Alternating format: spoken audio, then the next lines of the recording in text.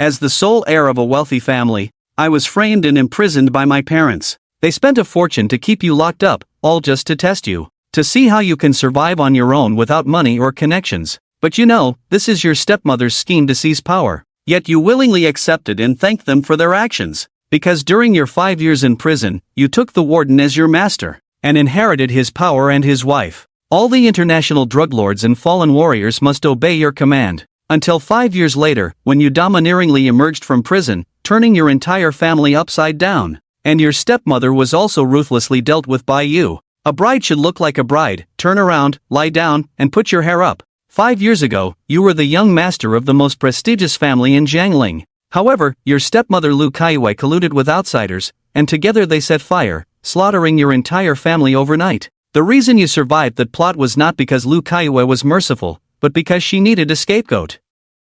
Under her manipulation, you became the instigator of it all, labeled as someone who coveted your stepmother's beauty. Your father publicly scolded you and kicked you out of the house. But you held a grudge, and that very night, you burned your father to ashes. Thus, your infamy spread throughout Jiangling, and you were soon captured and sent to Long Island prison for execution. However, your domineering actions caught the warden's attention. You ravaged your stepmother and wiped out your family, yet I believe no one can match you. I admire you.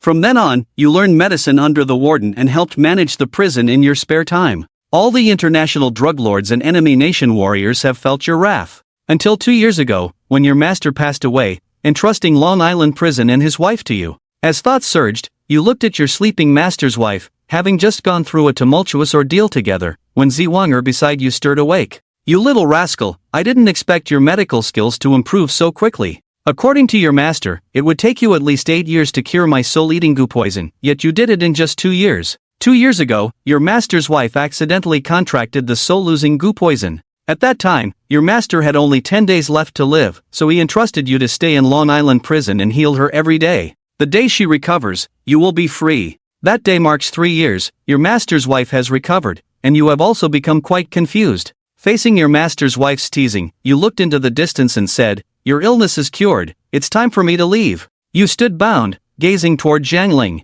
Ziwanger huffed, "I thought you were devoted to healing your master's wife out of sympathy for her suffering from the poison. But it turns out you just wanted to leave.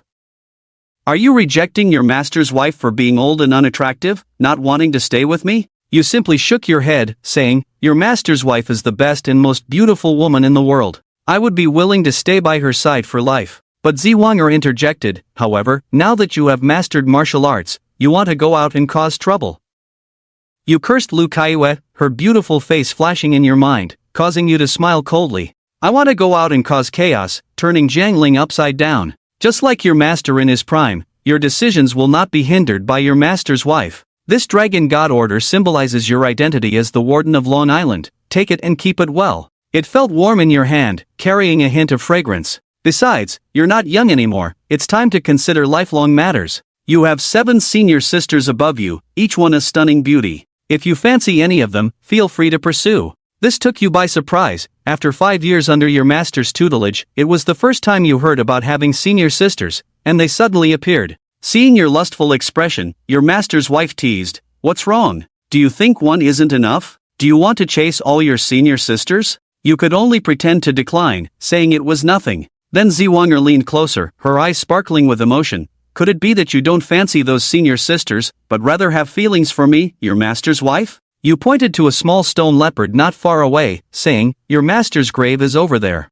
Ziwanger laughed sweetly, teasing you, "Aren't you the one who loves to say provocative things at his grave?" You felt a turmoil in your heart and quickly activated the Heavenly Eye Dragon God technique to steady yourself. Your master's wife was born with an enchanting charm, it's hard for anyone to resist. "Master's wife, don't tease me. I haven't even met my 7 senior sisters. Even if we meet in the future, I might not recognize them." Ziwanger then said seriously, "Don't worry, your 7 senior sisters have all dripped blood on the Dragon God Order. When you meet, it will react." Then she took out 7 letters from her pocket. "When you show them the letters, they will understand everything." In the end, you couldn't resist your master's wife's reluctance, staying for 3 days and nights of intimacy until both of you were exhausted, and only then did you accept the letters. You then approached a pitch-black helicopter, preparing to open the door and board. Zua ran over and shoved a blood-red bank card into your pocket, saying, "This is some pocket money your master's wife saved, use it." After some pleasantries, the helicopter took off, and 3 hours later, it landed in a wasteland. 5 years ago, this was the most luxurious mansion in Jianling. Now it looks like a desolate hell. Seeing this, tears streamed down your face. Father, little sister, I'm here to see you. You took out a bottle of white liquor and poured it on the scorched earth. Suddenly, you halted your steps. Someone was ahead. You hissed, "Who?" Anger flickered in your eyes. The shadow ahead was startled and fled, clutching what was in its hands. You stepped forward and appeared behind the shadow. In the next moment, you grabbed it from behind. "Who dares to harm my father?" Your voice was filled with murderous intent. The shadow paused, then slowly turned to meet your gaze. But upon seeing the person before you, your pupils narrowed in shock. "Qingming?" Gu Qingming tentatively called out, "Is it really you?" But before you could exchange pleasantries, an untimely phone rang. Glancing at the caller ID, a flicker of fear crossed Gu Qingming's pale face. "Brother, wait a moment, I need to take this call." He stepped aside, lowering his voice. "Qi Jie, can you give me a few more days? I will definitely bring you the money. You little brat, you better deliver today, or I won't hesitate to let you experience the irons burn again." With that, the call ended. While Gu Qingming was lost in confusion, you had already appeared behind her sister, who had been bullied. Just as Gu Qingming was about to deny it, her sleeve was rolled up, and just one glance at you made her heart ache. Her slender arm was a mess of blood and flesh, with some areas scabbed over while others had formed pus-filled sores. This was an arm that had been repeatedly pressed with a 120-degree iron. No wonder when she had just pinched her sister's arm lightly, it hurt so much. Then you snatched your sister's phone and redialed. Once connected, you directly asked, "Where are you?" On the other end, a pretentious female voice responded, "I didn't expect there would be a man beside Biao. I'm at Dianbei University. Are you preparing to bring me money?" Your voice was as cold as a long-lost soldier echoing, "I'm here to take your life." Upon hearing this, a carefree laugh came from the other end. "You think I'm Zhao Qi, easily scared?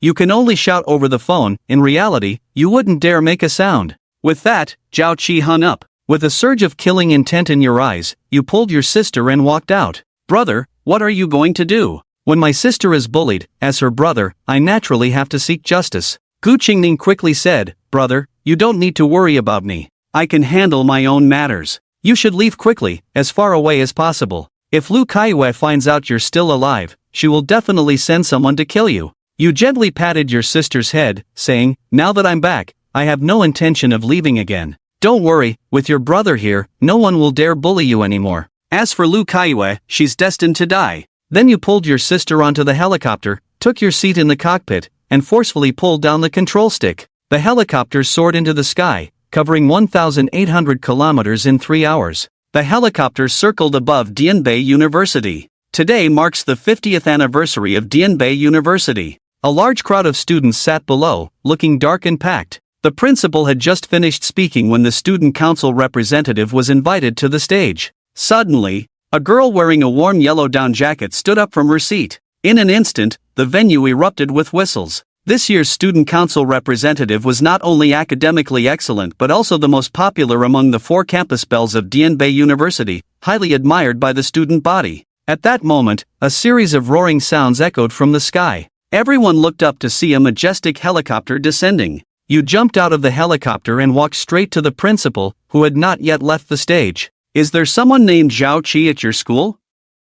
The principal assumed you were a young master from a wealthy family in Dianbei and did not dare to be disrespectful. He pointed ahead. "That girl standing up with a ponytail and bangs is Zhao Qi, our student council representative. Is there something you need from her?" You did not answer and turned to stride toward Zhao Qi. Everyone looked at the suddenly appearing young man with either curious or envious eyes. Who was he to arrive at the celebration in a helicopter? Such grandeur, he must be a young master from a prominent family in Dianbei. His identity was prestigious, and he specifically asked for Zhao Qi. No one knew for what reason. Needless to say, Zhao Qi was exceptionally charming. Her reputation had spread throughout Dianbei, attracting the pursuit of wealthy young lords. As your words fell, the crowd erupted in another round of whistles. Sitting next to Zhao Qi, Lu Yusen looked enviously. "It's really tough being your friend, Qi. Your boyfriend is already so outstanding, and now someone arrives in a helicopter to pursue you. This guy is even more handsome than your boyfriend. Why don't you take him and let me have your boyfriend?"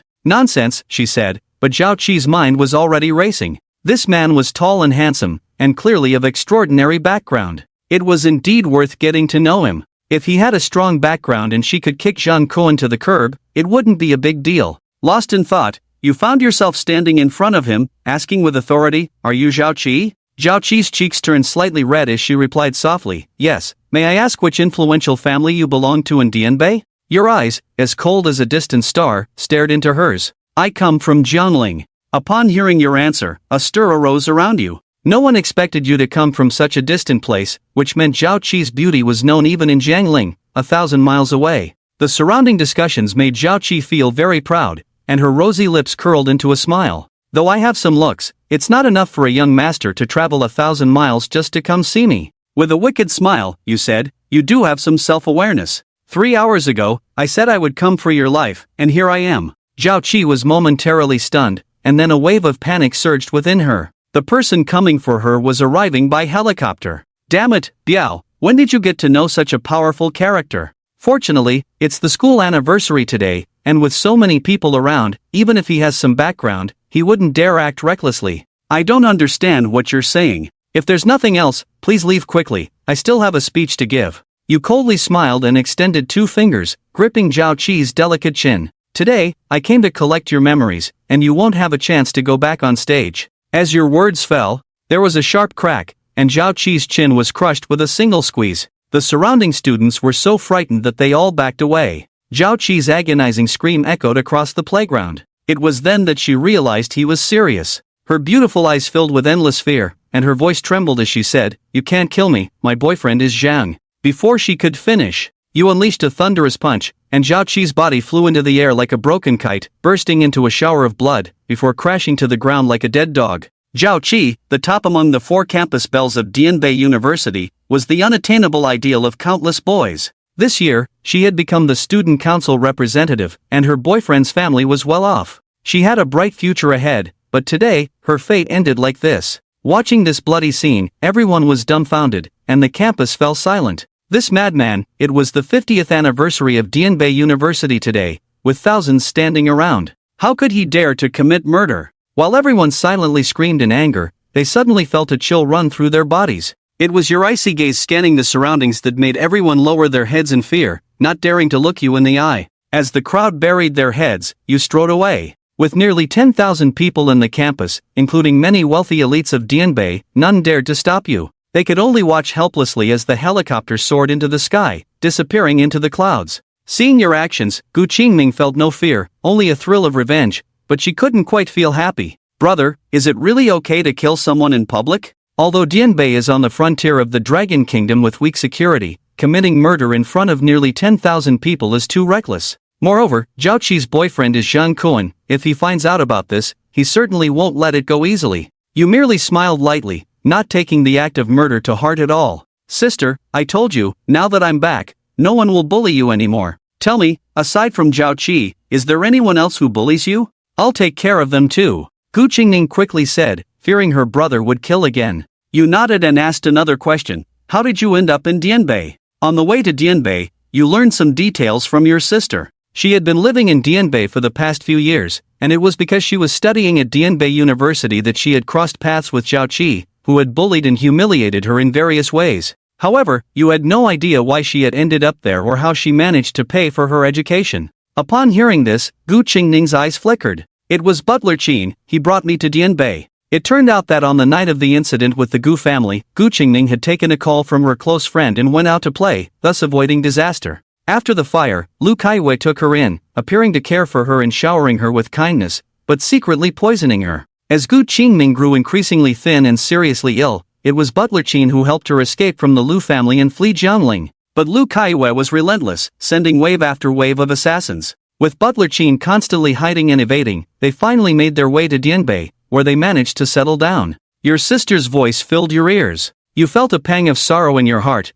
After 5 years of wandering, your sister had endured a hard life. Even though the flight was fast, a modest-sized residence appeared in your view. According to your sister, this was the place where Butler Qin's family took refuge. At that moment, several burly men surrounded Qin Huaijiang in the courtyard. "Old man Huaijiang, you've had quite a time these past 2 years. Your brothers have been looking for you." Qin Huaijiang sighed. "Why won't Lu Kaiwei let Qingming go? What kind of threat can a defenseless girl pose?" A middle-aged man named Du Xiong, who was leading the group, replied, "To cut the grass, you must remove the roots. If you don't understand this simple principle, it's clear you've lived to a dog's age. Enough talk. Hand her over immediately, and I might spare your worthless life, otherwise, I'll send you to the underworld." Unbeknownst to them, you had just entered, listening to their conversation, filled with anger. Today, none of them would get away. Brother Xion, this old man is full of tricks, otherwise, he wouldn't have been able to take Gu Qingning away from the G residence with his peak dark energy strength. In my opinion, we might as well just kill him.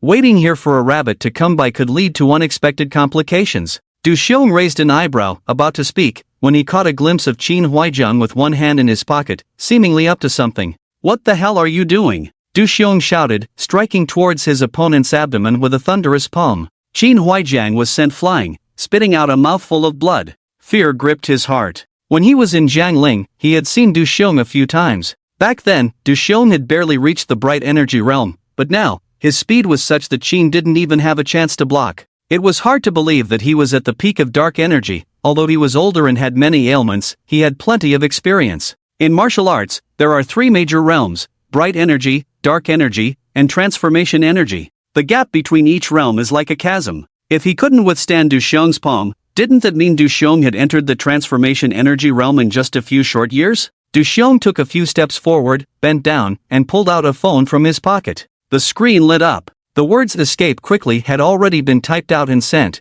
with the recipient noted as Qingning. Damn it! Du Xiong was furious, his eyes turning red in an instant. They had spent who knows how much effort tracking down to northern Yunnan, and now this old man had sent out information, making their efforts in vain. "Today, not only will I take your life, but I will also take the lives of your wife and daughter." Du Xiong's teeth ground together as he struck towards Qin Huaizhang's face. "What are you going to do?" At that moment, a delicate voice rang out from the doorway. Du Xiong paused, turned to look, and saw a withered face. 5 years of hardship had changed Gu Qingning's appearance significantly, but the mold was still recognizable, and he couldn't help but show a look of wild joy. "Gu Qingning, you came just in time. I was about to take your head to report back to the lady." The living Gu Qingning no longer needed to be taken to Jiangling, as one head would suffice to avoid complications. A flying knife had already spun through the air towards Gu Qingning's neck as he spoke. Gu Qingning was just an ordinary person. Before she could react, the knife was almost upon her. Suddenly, a hand reached out from behind her, grasping the knife's handle.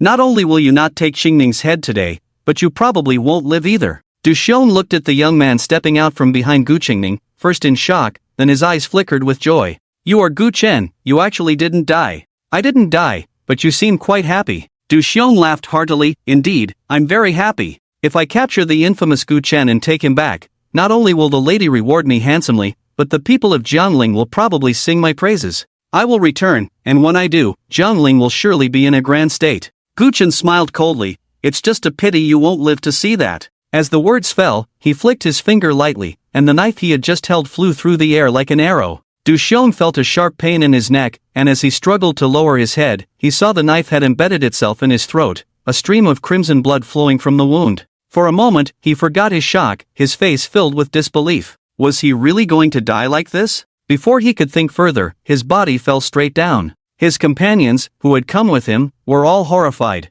After 5 years of cultivation, Du Xiong had gone from bright energy to transformation energy, and in Jiangling, he was considered a formidable figure. How could Gu Chen kill him as easily as swatting a mosquito? Just as they were in a daze, Gu Chen's voice suddenly reached their ears. "Are you planning to end it yourselves, or do you want me to send you on your way?" Everyone gritted their teeth and charged towards Gu Chen. Now it was a situation of life and death. They knew they were no match for Gu Chen, but they could only brace themselves and rely on their numbers, hoping to seize a slim chance of survival. Gu Chen chuckled lightly, his figure flashing as he lunged at the crowd, unleashing a flurry of punches. Like a tiger entering a flock of sheep. There were no screams, for wherever his iron fists landed, the person was instantly reduced to a mist of blood, unable to utter a sound. In the blink of an eye, the assassins were nearly all dead or injured, with only one survivor left, so terrified that he was trembling and wetting himself. He fell to his knees with a thud. "Young Master Gu, spare my life. I am willing to be your slave, to serve you and dedicate my life." "Be my servant? You think you're worthy?" Gu Chen said, but he had no intention of striking again. "I'll spare your life this once. Go back to Jiangling and tell Ji Kaiwe that I, Gu Chen, will soon meet her for a drink." The man felt as if he had been granted a reprieve and ran off like the wind. Gu Chen stepped forward and helped Qin Huaizhang up. "Uncle, Just that one word made Qin Huaijian's eyes turn red. He had worked for the Gu family for 20 years, watching Gu Chen grow up bit by bit. Before, he had never dared to even imagine seeing Gu Chen's corpse. Now, the living Gu Chen stood before him. Old servant Qin Huaijian, greetings to the young master. As he spoke, tears streamed down his face, and he wanted to bow deeply. Gu Chen was about to help him, but he saw the old steward sway and collapse. Gu Qingning was startled and nervously took out her phone to call an ambulance, but her brother stopped her. It's nothing serious, he just fainted from some injuries and emotional distress. I'll take care of it. Saying this, he hoisted the old steward onto his shoulder and entered the bedroom. As night fell, he emerged from the bedroom. The courtyard had been cleaned spotless by Gu Qingning, and there wasn't even a hint of blood in the air. Brother, is Uncle Qin better? Seeing him come out, Gu Qingning dropped the cloth and hurried over. Gu Chen nodded, he's about to wake up. A heart that had been hanging in suspense finally settled down, and Gu Qingning sighed in relief. That's good. For the past 5 years, Uncle Qin has taken care of me meticulously. If anything were to happen to him today, I really wouldn't know how to face Alwan. Alwan? With a little thought, a playful figure in a red dress jumped into Gu Chen's mind. The old steward had a daughter named Qin Luan, who had lived in the Gu residence since childhood, so she had a very close relationship with him and his sister.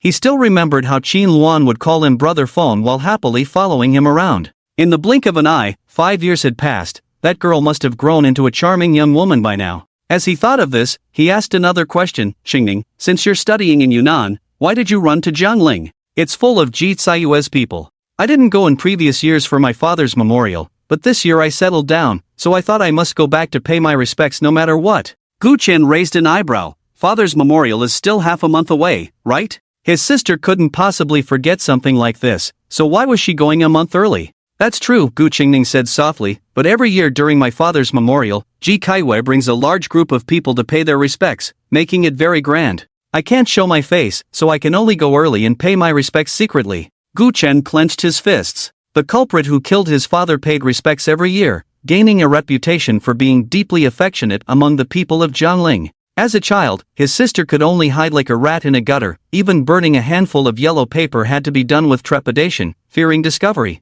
The image of his sister fleeing in panic that morning flashed in his mind, leaving him with an uncomfortable feeling. Dad, I'm back. At that moment, a crisp girl's voice rang out. A girl in a white dress walked in, a milk tea straw in her mouth. Seeing Gu Qingning at home, she was momentarily taken aback. Aren't you supposed to be in Jiangling? You're back so soon? Did you take the high-speed train? The journey of 1,800 kilometers would take nearly 20 hours by the old green train. Qin Luan knew that Gu Qingning had only arrived in Jiangling this morning, and if she were to return by the old green train, she definitely wouldn't make it back today. Gu Qingning shook her head. I took a plane. She had no intention of hiding her plans from Qin Luan, preparing to share the joy of reuniting with her brother, believing that Qin Luan would be very happy too. Unfortunately, before she could finish, she was interrupted by Qin Luan's sarcastic tone. Oh, as expected of the Gu family's young lady, you have money to fly. Then, her fair little hand reached out. What about the Tianshui Lao Jia you were supposed to bring? Jiangling's liquor wasn't widely known, but the locals loved it, especially the sorghum liquor produced by an old workshop on Tianshui Street, which was highly sought after. Before Gu Qingning went to Jiangling, Qin Luan had messaged her on WeChat, asking her to bring back 2 or 3 pounds of Tianshui Lao Jia. Gu Qingning had originally remembered this well, but the appearance of Gu Chen had such a huge impact on her that she had completely forgotten about it. It was only at this moment, when Qin Luan mentioned it, that she suddenly recalled, her face showing embarrassment. I forgot. Forgot? Although Qin Luan's expression didn't change much, a self-deprecating smile appeared at the corner of her mouth. Well, after all, I'm just a servant's child.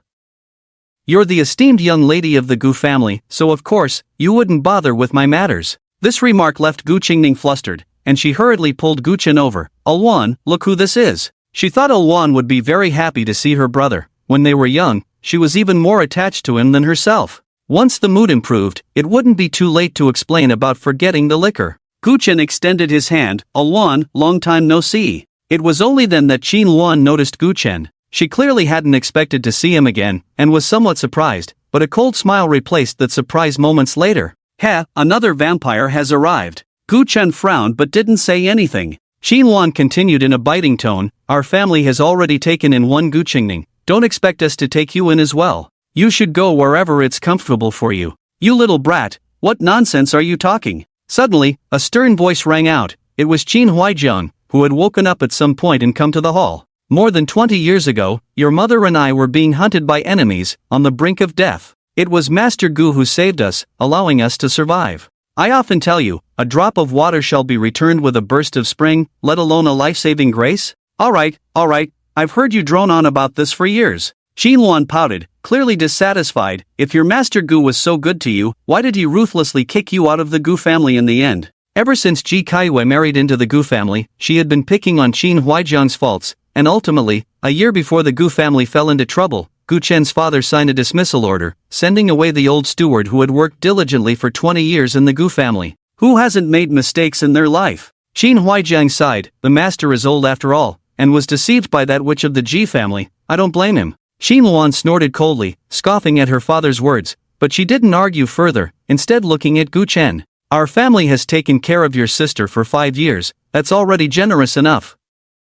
Don't expect us to take care of you too. Gu Chen lit a cigarette and said slowly, don't worry, I won't stay long. I don't care what your plans are, here, you can stay for at most a month. After a month, leave on your own. You're a grown man, don't make me look down on you, Qin Luan said, then turned and went straight back to her room. Qin Huaizhang sighed helplessly, it's my fault for not teaching my daughter properly. Xiaofeng, you mustn't take it to heart. Gu Chen smiled it off. What one lacks, one fears. He didn't come to the Qin family to live off others, and Qin Luan's words had no impact on him. Moreover, the old housekeeper had devotedly cared for his sister for 5 years, prioritizing her safety even in life and death situations. How could he possibly hold a grudge against Qin Luan over such a trivial matter? During dinner, Qin Huaizhang asked about Gu Chen's experiences over the past 5 years. On one hand, he wanted to know if Gu Chen had been well, and on the other, he was curious about how Gu Chen had survived and learned such extraordinary skills. Over the years, I've been in Long Island prison. Gu Chen spoke candidly to Qin Huaizhang, briefly recounting his experiences from the past few years. Hearing that Gu Chen had not only endured no hardships but had also trained in martial arts and medicine with a master, Gu Qingning and Qin Huaizhang were both very pleased. However, Qin Luan maintained a cold expression, her thoughts unknown. After taking a shower, Qin Luan returned to her room and received a call from Zhang Tao, inviting her to go shopping together the next day. Zhang Tao was a wealthy young man who had been pursuing Qin Luan recently. Although they were not officially a couple, their conversations had taken on a somewhat ambiguous tone. After chatting for a while, Zhang Tao noticed Qin Luan's lack of enthusiasm. Luan, did someone upset you? No, it's just that an annoying guy came to my house, Qin Luan replied, the Gu Chen I mentioned to you before. Zhang Tao responded with an oh, that young master from the Gu family in Jianling, right? Didn't you say he was executed long ago? Who knows what the situation is? Remembering Gu Chen's face, Qin Luan couldn't help but roll her eyes. They say he became the warden of Long Island prison, some kind of international drug lord, a god of war from an enemy country, and everyone has felt his wrath. Is that true? Zhang Tao was taken aback. He had heard of the infamous Long Island prison. If the other party was indeed the warden, he would definitely be someone worth befriending, even someone to curry favor with. Come on, that's clearly just bragging. He's a useless dog. If I slapped him, he'd be on the ground for 10 seconds and might not even get up. The next evening, after school, Gu Qingning went to Xianhajuan, the largest hot pot chain in northern Yunnan. 6 months ago, she started working at the chain store in the Cangdong district as a waitress. It was not only close to home but also offered generous pay. She only needed to work half a day in the evenings to earn 3,000 yuan. However, she was there to request leave that night and to advance some salary, as her brother had been in prison for 5 years, and she wanted to take him around northern Yunnan. Everything went smoothly until she was suddenly called out just as she was about to leave the store with her advanced salary of 3,000 yuan. Gu Qingning, come here and peel this plate of crayfish. Gu Qingning turned her head and caught sight of a few familiar figures, Wang Hui, Chao Guoping, Lu Yusen, and Li Ziang.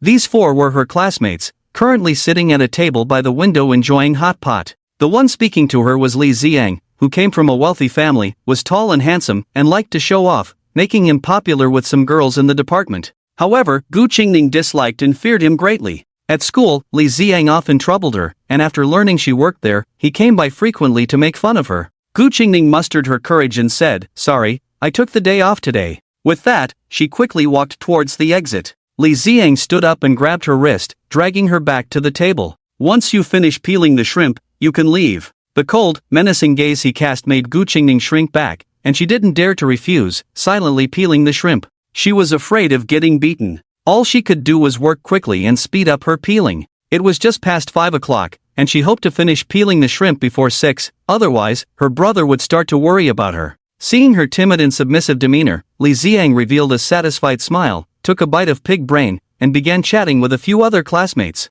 The conversation eventually turned to yesterday's school anniversary. That thug yesterday was too ruthless. Zhao Qi's body fell right next to me. Her intestines were all out. Wang Hui said. Lu Yusin chimed in, yeah, I was close by. He just pinched her chin with 2 fingers, and it shattered. Lu Yusin, you were the closest to Zhao Qi. What has she been up to lately to attract such a disaster? Chao Guoping asked. Lu Yusin tilted her head, hesitating. She hasn't done much, but if I had to say, she did burn Gu Qingning with an iron again. This time it was especially severe. A large patch of skin was burned off. Could it be, Wang Hui picked up the thread, that the thug is Gu Qingning's brother? The air suddenly fell silent, and a few seconds later, they burst into laughter. Li Ziang said, then I have to be careful. If Gu Qingning's brother sees me making her peel shrimp, wouldn't he peel my skin off? He looked at Gu Qingning. Gu Qingning, unwilling to talk to him any longer, placed the shrimp meat into a plate. I've peeled all the shrimp. I need to go. She glanced at the clock on the wall. It was 5:50. If she called a taxi, she should make it to the agreed location in time.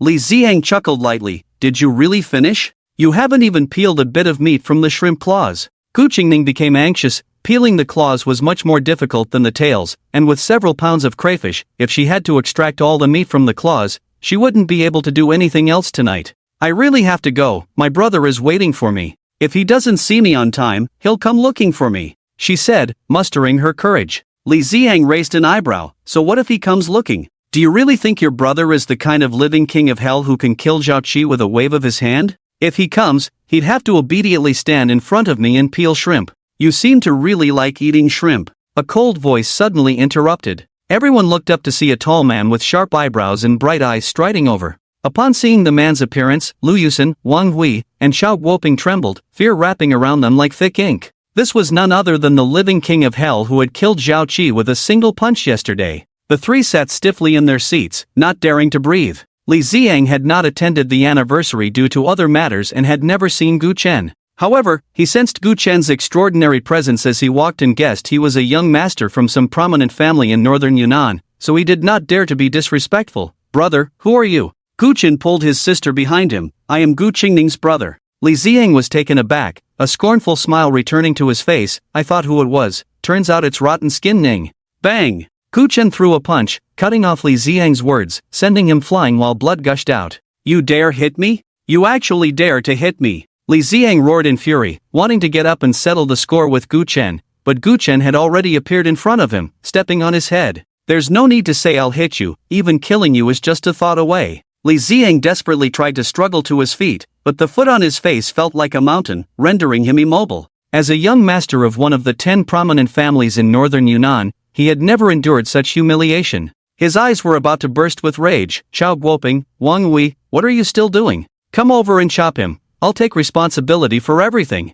The three remained seated, not daring to move until Gu Chen's cold gaze fell upon them. Only then did they rush over like madmen. Then, they all knelt before Gu Chen. Brother, it has nothing to do with us. We didn't mean to make things difficult for Qingning. It was Li Ziang who insisted on having Qingning stay and peel shrimp. You guys? Li Ziang was furious. He initially thought these people had come to help, but who knew they would bow down instead? However, he wasn't foolish and quickly pieced things together. The reaction of these three was too abnormal. It was just a fight. Why were they so scared? He even saw Lu Yusin, who usually had a lot of courage, scared to the point of wetting her pants. Who exactly was this man before him? You, who exactly are you? Gu Chen looked at Lu Yusin. You tell him. Lu Yusin was trembling in fear, struggling to speak. Zhao Qi. He killed him with one punch. Upon hearing this, Li Ziang was taken aback. No wonder Lu Yusin and the others were so terrified. A monster who dared to kill in front of thousands of people. What wouldn't he dare to do? Li Ziang felt a chill run down his back.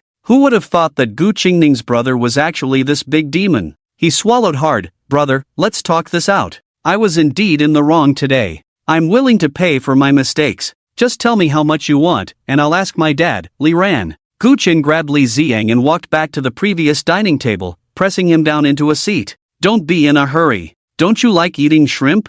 Finish the shrimp first, and then we can talk slowly. As he spoke, he poured the plate of peeled shrimp into the boiling red pot. Li Ziang felt a surge of joy. Indeed, mentioning his dad's name was effective. After all, his dad was a prominent figure in northern Yunnan. Even this demon had to be somewhat wary. He picked up his chopsticks, ready to take a bite of the shrimp, but Guchen slapped the chopsticks out of his hand. My sister peeled this lobster for you with her own hands. Shouldn't you pick it up and eat it yourself? Li Ziang's face changed in horror. Brother, don't joke around. This red pot is over 100 degrees. If I put my hand in, a piercing scream echoed through the hall. Guchen had already grabbed Li Ziang's forearm, plunging his entire right hand into the boiling red pot. In an instant, his palm was a bloody mess. Guchen looked at Lu Yusin and the others. From now on, when you see him, call him Rotten Skin Yang. Do you understand? The three were already numb with fear, their hair standing on end, and they dared not refuse. They all bowed their heads to the ground, repeatedly agreeing. Guchen snorted coldly and left with Gu Qingning. Upstairs, a woman in a qipao, as beautiful as a flower, chuckled lightly and pointed at Guchen's back, asking, Tianqing, what do you think of this person? Tianqing commented, Li Ziang won the championship at the Northern Yunnan University Taekwondo Championship. This person can knock him away with one punch, his foundation is not bad, and he strikes ruthlessly. He is a talent. It's just a pity that although the Li family is the weakest among the 10 clans in northern Yunnan, they are not ordinary people that can be provoked. This little guy won't see the sun tomorrow. The woman said, you go tell him that if he is willing to join the Red Clothes, we can guarantee he won't die. Tiancheng hesitated for a moment. Our Red Clothes have a minimum standard for recruits, which is at least dark strength. This kid is at most mid-bright strength. I'm afraid he doesn't even qualify to join. He's still young. Let him be an external member first and cultivate him slowly, the woman said calmly. Red Clothes was the largest underground force in northern Yunnan, and this stunning woman was the leader of Red Clothes, Pei Hongtang. Tianqing said nothing more, nodded, and turned to leave, but not long after, he returned. Tang Jia, that kid refused. Did you mention the name of Red Clothes? I did. I said Red Clothes was willing to take him in as an external member. He didn't say a word and just walked away. Pei Hongtang took a sip of white liquor. Letting a mere mid-bright strength kid enter Red Clothes is already an exception, and he dares to look down on it. He doesn't know what's good for him. After Gu Chen and his sister left the hot pot restaurant, they got into a taxi. Gu Chen said, I told you to quit your job at the hot pot restaurant. I can support you. That's different, Gu Qingning smiled. I'm not a 3-year-old child. I can't always rely on my brother. Gu Chen didn't continue the topic. You were bullied at school. Why didn't you tell Uncle Qin? Uncle has already suffered too much for me. I don't want to burden him with trivial matters. Besides, even if she told Uncle Qin, what difference would it make? Zhao Qi's boyfriend, Zheng Kuan, had a powerful background. He wasn't someone from a small family that could be provoked. But she couldn't say this to her brother. She was afraid he might do something foolish in a moment of impulse. Gu Chen played with his sister's hair. 5 years had passed, and his sister had become more sensible, even her face showing signs of weariness and pallor that didn't match her age. He secretly resolved to help his sister regain her former beauty, and he would also heal her skin condition. In fact, this was precisely why he hadn't returned to Jiangling immediately after killing Zhao Qi. The taxi stopped at a snack street, and Gu Qingning took Gu Chen to try some local delicacies from Yunnan. They then went to a mall, where she bought him a suit that cost over 2,000. Gu Chen initially wanted to pay for it himself. He had a job at Long Island Prison and earned a salary, plus he received gifts from the notorious inmates. Not to mention the bank card given to him by his teacher's wife. His own savings had already reached several million. However, his sister insisted, so he accepted it quietly. After all, it was her heartfelt gesture. He would leave her some money when he left Yunnan anyway. At the entrance of the mall, they unexpectedly ran into Qin Luan, who was followed by a young man with handsome features and a tall stature. He greeted Gu Qingning warmly and asked, Qingning, who is this beside you? This is my brother, Gu Chen. Gu Qingning briefly introduced him and then said to her brother, this is Zhang Tao, a good friend of Al Wan's. He has treated me to meals several times. Zhang Tao took the initiative to greet him. Hello, brother Feng. I heard from Al Wan that you just got out of prison yesterday? Gu Qingning, fearing her brother would be looked down upon, quickly added, my brother was wrongfully imprisoned. He's a really good person. I know, Qingning, you're a great girl, so your brother can't be that bad. Zhang Tao smiled. What I mean is, Brother Feng just got out of prison. We should celebrate. I happen to have a gathering at Donghuan Bar. Why don't we go together? Sure.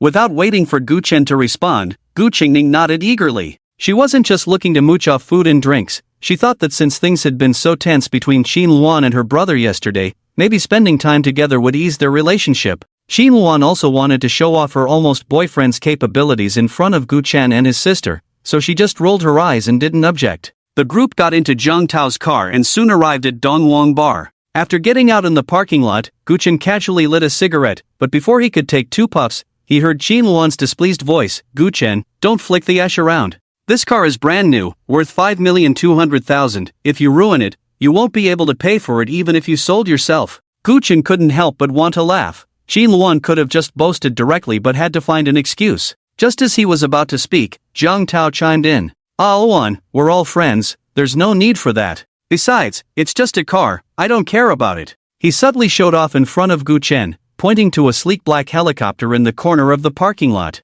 "My dream is that helicopter. If you want to buy a helicopter, just buy it, it's only a little over 100,000. This car could buy you 5 helicopters. Shinluan said. Zhang Tao shook his head. "1 million or so can indeed buy a helicopter, but it can't buy this one. This is the latest military-grade helicopter developed by the White Eagle Empire last year, with a starting price of 83 million. Hiss. Shinluan gasped. 83 million? That's so expensive? "Do you want to go up and sit in this helicopter?" Gu Qingning suddenly asked. Shinluan replied irritably, "Sit in it? Do you think this helicopter is yours?" "Yes," Gu Qingning nodded. "I wanted to say yesterday, Luan, I'm going back to Dianbei, and I'm taking this helicopter, it's my brother's ride." Yesterday, the helicopter hovered in the sky, and when it found no good landing spot, it stopped here. Gu Chen even paid a parking fee for it. Gu Qingning didn't expect this helicopter to be so expensive. She was quite happy. Initially, she had some doubts about her brother's words, about being guided by a master and sitting in a prison, which sounded too bizarre. But if her brother could afford such an expensive helicopter, it must be true. Shinluan couldn't help but laugh. "Gu Qingning, I find you're getting better at telling jokes." Gu Qingning hurriedly said, "I'm serious." Shinluan sneered. "Come on, I saw it. The suit he's wearing was bought with your money. If he were really rich, would he need to spend your money?" "Luan, this kind of thing concerns a man's dignity. How can you just say it out loud?" Zhang Tao gently reprimanded, then turned to say, "Brother Feng, I'm sorry. Luan speaks without thinking, don't take it to heart." Gu Chen secretly nodded. Yesterday, Xin Huaijiang mentioned that his daughter was getting close to Zhang Tao and asked him to keep an eye on things. So far, Zhang Tao seemed to have a decent character. The group entered the bar, and Gu Qingning was still tangled up about what had just happened. After taking a few bites of duck neck, she said, "My brother is rich, I just insisted on buying him clothes. And about that helicopter, if you want to sit in it, after we finish eating, let my brother take you for a spin." Shinluan didn't want to bother with her at all, but Zhang Tao nodded. "No need to sit, I trust your brother's capabilities." Not long after, 5 or 6 young men came to the booth and chatted for a while, then Zhang Tao followed them to play billiards. They had also invited Gu Chen, but he didn't agree. He was calculating what medicinal materials he would need for his sister's treatment and planned to buy some after the bar's gathering ended. By the billiard table, a purple-haired youth named Chen Long was wiping his cue and said, "Tao Gu, who's the young master sitting next to Gu Qingning? I've never seen him before." "What young master?" "He's Gu Qingning's brother, just out of prison. He looks decent, but in reality, he's broke. The clothes on him were bought by Gu Qingning." Chen Long was somewhat confused. "Then why were you calling him Brother Feng just now? What do you know?" Zhang Tao said, "I'm currently pursuing Qin Luan, just one step away. The Gu siblings hold some weight in Qin Luan's father's eyes, so I can't be careless." "Still haven't won her over? It's been half a year, right?" Chen Long was a bit surprised. Zhang Tao smiled nonchalantly. "The more it is like this, the more interesting it gets. I have a feeling that this Qin Luan, I won't get tired of playing with her for 2 months." Chen Long glanced at Qin Luan and secretly swallowed. "Can I have a go after 2 months?" Zhang Tao slapped him on the forehead. "Even though I play around, the women I've been with, even if I've let them go, you don't have the right to touch." The words were very straightforward, but Chen Long didn't dare to get angry. Although he was a rich second generation, he couldn't compare to Zhang Tao. The Zhang family ranks 7th among the 10 clans in Dianbei, with extremely strong power. At this moment, Zhang Tao changed the subject. "However, if you're really craving it, you can find Gu Qingning. I can introduce you. Tao Gu, don't get me into trouble." Chen Long waved his hands repeatedly. "That Gu Qingning, at 20, has the face of a 40-year-old. Every time I see her, I want to throw up." Zhang Tao replied, "When the lights are off, isn't it all the same? Don't be fooled by Gu Qingning's current appearance. She used to be the most beautiful woman in Jiangling. Moreover, she's a true rich girl. Xin Luan told me that the Gu family was much wealthier than our Zhang family." Chen Long clearly became interested. "A rich girl, huh? That could work. With her family's decline and looking so ugly, if I just show her a little warmth, wouldn't she obediently kneel before me like a dog? Ha, I just wonder if Gu Qingning is smooth or if she'll come on to me. The air behind them suddenly turned cold, and Shenlong felt an inexplicable panic. He turned around and saw a stern face. Feng, brother Feng, do you want to play a game? Playing ball is not as interesting as hitting you. Smack! Gu Chen raised his hand and slapped Shenlong, causing him to stagger and nearly fall to the ground. Zhang Tao frowned. Brother Feng, what are you doing? What am I doing? Do you think I'm deaf? Didn't you hear what he said? Zhang Tao was somewhat surprised. When did Gu Chen come up behind them? How much did you hear? Gu Chen replied, not a word missed. Zhang Tao's expression turned somewhat ugly. Gu Chen had heard their entire conversation. He coldly said, in that case, I can't be bothered to play along with you. Watch your mouth. If you dare to sow discord between me and Qin Luan, don't blame me for being ruthless. Of course, as long as you behave, I'll pretend I didn't see you slap Shenlong today. As soon as he finished speaking, there was another smack. Gu Chen slapped Shenlong hard again, knocking out his teeth and sending him flying 10 meters away. The few young men who came with Shenlong were all stunned. This guy was too bold. He not only completely ignored Zhang Tao's words but even slapped Shenlong again. This wasn't just hitting Shenlong, it was clearly a slap in Zhang Tao's face. The question was, how did he dare to do that? Didn't he know that Zhang Tao was the young master of the Zhang family, one of the 10 clans of Dianbei? At this moment, Zhang Tao's face was indeed flushed red, as if he had been slapped. Shenlong was just a lackey, he didn't care about him, but someone hitting his lackey in front of him was a different matter. Gu Chen, are you being a bit too arrogant? Gu Chen raised his hand and grabbed Zhang Tao's neck, lifting him high. Zhang Tao, I warn you, keep your distance from Qin Luan, or your fate will be worse than Shenlong's. Qin Huaijiang had protected his sister for 5 years, and he should also protect Qin Luan from harm. Gu Chen, what are you doing? Let go of Zhang Tao. Qin Luan rushed over from the booth, shouting. Gu Chen did not let go, calmly saying, Qin Luan, stay away from Zhang Tao in the future. This person has no intention of being sincere with you. What makes you say that? Qin Luan asked. What I heard. You're talking nonsense. Qin Luan was furious. You were sitting in the booth just now, and the pool table is so far from there. How could you hear what they were talking about? Not to mention that there was a huge DJ echo in the bar. Two people talking face to face might not even hear each other clearly. Gu Chen replied, I mentioned yesterday that I'm no longer the same. It's normal for my hearing to be a bit better than average. Besides, we grew up together. Think carefully, when have I ever lied to you?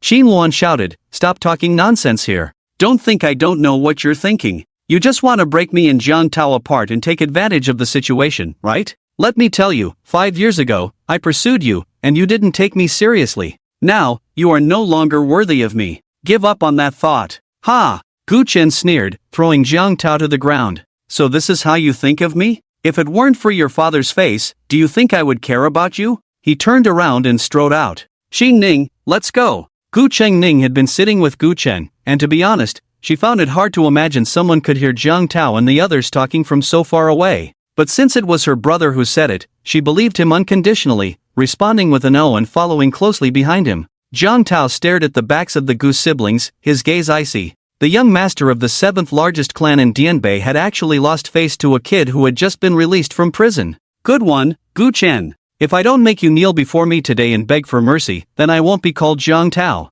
He picked up his phone and directly dialed a number. Hello, Uncle Li? I need your help with something. After leaving the bar, Gu Chen hailed a taxi and instructed the driver to take him to the largest medicinal herb market in Dianbei. After about half an hour of searching, Gu Chen couldn't help but feel disappointed. To help his sister regain her beauty, he needed some special herbs. This market was vast, but it only sold ordinary herbs. Just as he was about to head home and think of another way tomorrow, he found his path blocked by someone. At first, there were only 1 or 2 people, but soon more gathered, and eventually over 30 surrounded the street entrance, making it impossible to pass. They wielded iron rods and machetes, looking fierce and clearly there to cause trouble for Gu Chen. Gu Chengning felt a bit scared and hid behind her brother. Are you Gu Chen? A middle-aged man at the front asked, hands clasped behind his back. Daring to provoke young Master Zhang, I must say you have quite the guts. Suddenly, a figure pushed through the crowd. Dad, he's the one who crippled my hand. Kill him, kill him. This person was Li Ziang. The Li family operated a security company in Dianbei, supplying talent to major companies and controlling a group of elite forces. With this manpower, Li Ran, Ziang's father, had built a formidable reputation in Dianbei. That evening, when Li Ran received Zhang Tao's call, he brought his men over, while Li Xiang was supposed to be resting at home. However, hearing about the plan to attack someone, he couldn't contain his pent-up anger and followed along, wanting to take out his frustrations on tonight's unfortunate target, only to find out it was Gu Chen. This was truly a case of enemies crossing paths. Li Ran was taken aback and began to reassess the young man before him. After a moment, a sinister smile appeared on his face. "You're quite something. I was only here today to teach you a lesson on young Master John's orders. Now, immediately sever your own arms and kneel before my son to admit your mistake. If my son is in a good mood, I might give you a quick death." Gu Chen seemed not to hear his words, letting out a light sigh. "Li Xiang, I already spared your life once.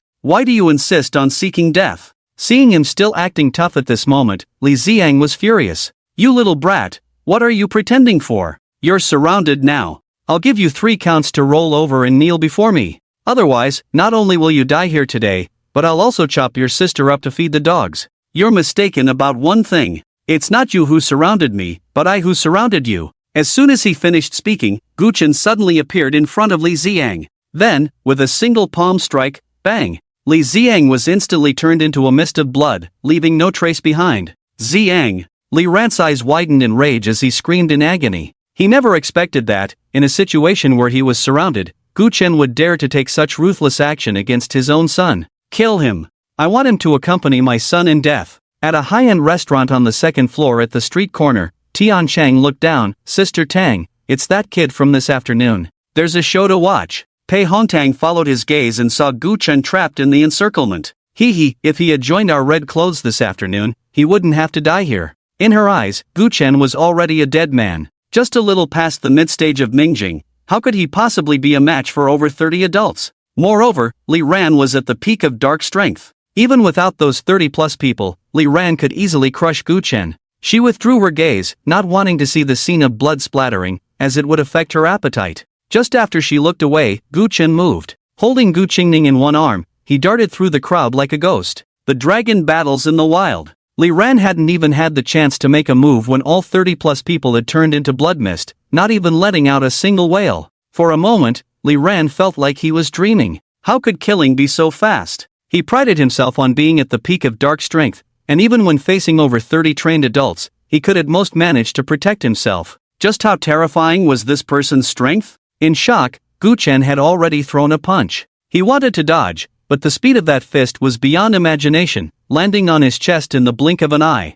Bang! His body flew back, crashing onto the concrete ground over 10 meters away like a dead dog. Gu Chen walked over. "Your bones are pretty tough. You didn't die from a single punch. But that's fine, if one punch didn't kill you, then I'll give you another." Li Ran desperately rolled over and knelt on the ground. "Brother Gu, spare my life, spare my life. I, Li Ran, am willing to serve you as my master for life." He couldn't die, absolutely couldn't die. Although the Li family had risen to be one of the top 10 families in Dianbei, they had long since fallen. As long as he was still alive, he could hold things together, but if he died, the entire Li family would soon fall apart. After all, there were countless families below wanting to replace the Li family. "Oh?" Gu Chen smiled. "I killed your son, and yet you want to serve me as your master?" Li Ran replied without hesitation. "He offended the master, he deserves to die. Besides, rest assured, I have more than one son. I won't let the entire family accompany him in death." "But what use are you to me?" Gu Chen asked. Li Ran said, "Although my Li family has fallen, we are still the 10th largest family in Dianbei,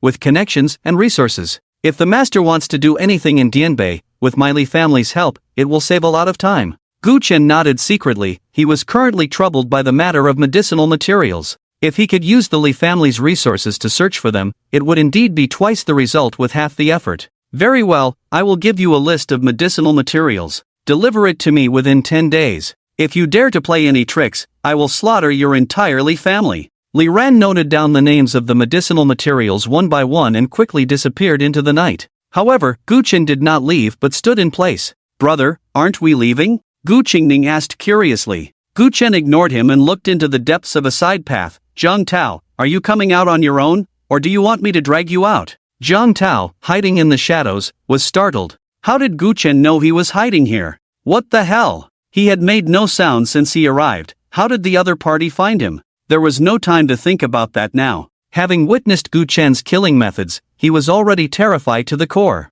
Although he pretended to be a suave gentleman in front of Qin Luan, he had done plenty of immoral things behind the scenes, but compared to what he had done, those actions were nothing. In just a few seconds, he slaughtered over 30 people. This man was like a demon crawling out of hell. He turned and ran, not even having time to pull Qin Luan beside him. Bang! After running for a while, his head suddenly crashed solidly into a wall, causing him to stagger back. He looked up and realized he hadn't hit a wall, but Gu Chen's chest. Gu Chen kicked him to the ground. Zhang Tao, why are you running? Zhang Tao's face was filled with terror. Gu Chen, let me go, let's settle our grudges once and for all. Slap! Gu Chen slapped him backhandedly, and Zhang Tao's 2 rows of teeth fell out, blood gushing from his mouth. In this world, those who provoke me have only one fate, death. Zhang Tao, both shocked and furious, shouted, Gu, my Jiang family ranks 7th among the 10 clans in northern Yunnan. If you dare to kill me, no matter where you run, the Jiang family will hunt you down until death. Gu Chen laughed, alright, I'll kill you and see what this so-called Jiang family in northern Yunnan can do to me. With that, Gu Chen threw a powerful punch.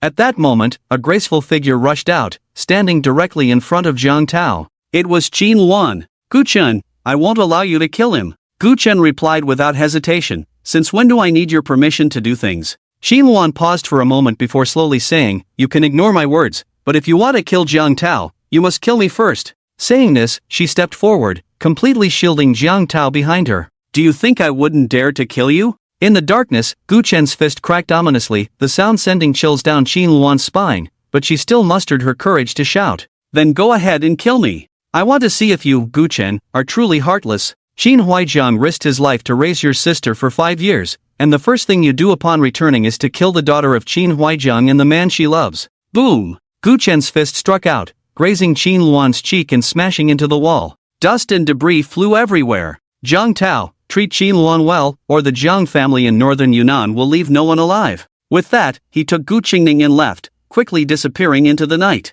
In the following days, Gu Chen hardly went out, various medicinal herbs being sent to the Qin family's small residence by Li Ran. Using these herbs, Gu Chen began to treat his sister's injuries. Meanwhile, Li Ran was also extremely busy these days. The herbs Gu Chen requested were mostly very precious. He wasn't short on money, but some herbs were available only at great effort. Today, his subordinates reported that the largest auction house in northern Yunnan was holding a temporary auction, featuring many rare herbs. Li Ran hurried over, spending extravagantly, totaling 13 million, to buy 5 herbs that Gu Chen needed. One of the herbs was even coveted by Pei Hongtang, but he did not back down, raising the price all the way until he secured it. This made Pei Hongtang very unhappy. That herb was dispensable to her, but Li Ran publicly clashing with her was clearly a sign of disrespect. After the meeting, Li Ran hurriedly took the herbs and was about to leave when Tian Qing appeared beside him, walking alongside him. Master Li, I, Hongyi, have done many favors for your Li family over the years.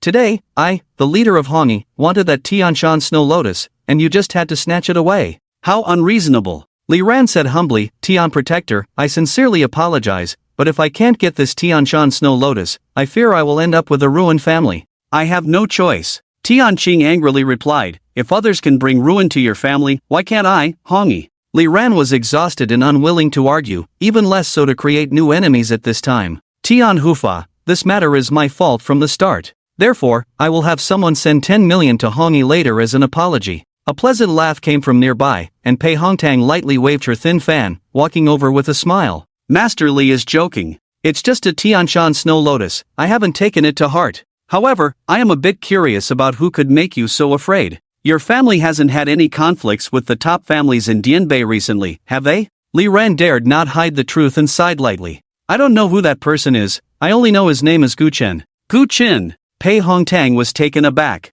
Wasn't that guy already killed by Li Ran? She suddenly remembered that day when she only saw Li Ran surround Gu Chen, but she hadn't paid attention to what happened afterward. However, Gu Chen was merely at the mid-stage of Mingjing. Even if he had miraculously survived, he couldn't possibly make Li Ran so fearful. She tentatively asked, aren't you his match? I can't take one of his punches. Just those few words shocked Pei Hongtang. Li Ran was at the peak of Anjing, yet he couldn't withstand a single punch from Gu Chen. What kind of strength did Gu Chen possess? Conservatively speaking, he must at least be at the early stage of Huajing, right? Hongyi had 4 great protectors, and the strongest among them was only at the late stage of Huajing. It was known that Gu Chen was only in his 20s. With his talent, as long as nothing unexpected happened, he would definitely reach the late stage of Huajing in the future. Pei Hongtang suddenly understood. No wonder Gu Chen had directly refused her invitation to join Hongyi before. It turned out he had real skills. Achieving the early stage of Huajing at such a young age indeed warranted pride,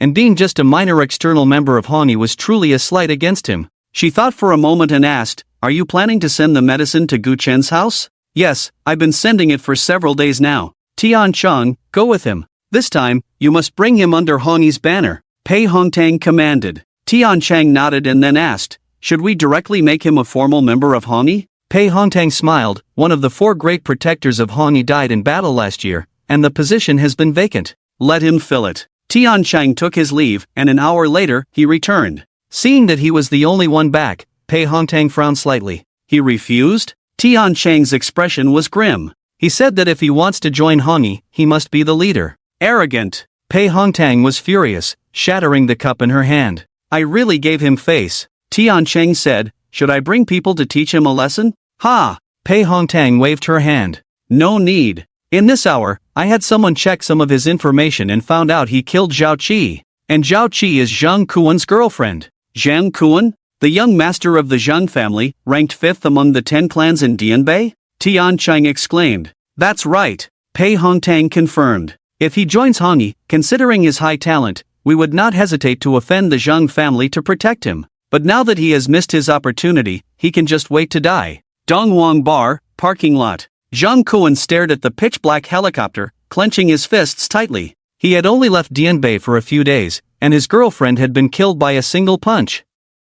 He couldn't quell his rage without tearing the culprit to pieces. He returned to Dianbei late last night and immediately began investigating with all the connections of the Zhang family. Soon, he locked onto the helicopter that Gu Chen was flying, but there had been no actual progress in investigating Gu Chen himself. "Guan Yu, have any suspicious individuals appeared?" Zhang Kuan asked. After learning that the helicopter was parked at Donghuang Bar, Zhang Kuan ordered the old steward of the Zhang family to guard the place and wait for an opportunity to act. Guan Yu wiped the bloodstains from his sleeve. "There are a few. I have questioned them one by one, and they are not the owners of this helicopter." Zhang Kuan looked behind Guan Yu and saw several mangled corpses lying there, clearly having undergone severe torture. However, he did not care about the lives or deaths of these people. "Keep guarding. I will urge the investigators to speed up." After saying this, he turned to leave but was stopped by Guan Yu. "Young master, I have something to say, though I'm not sure if I should." Seeing Zhang Kuan remain silent, he continued, "This helicopter, I had someone study it.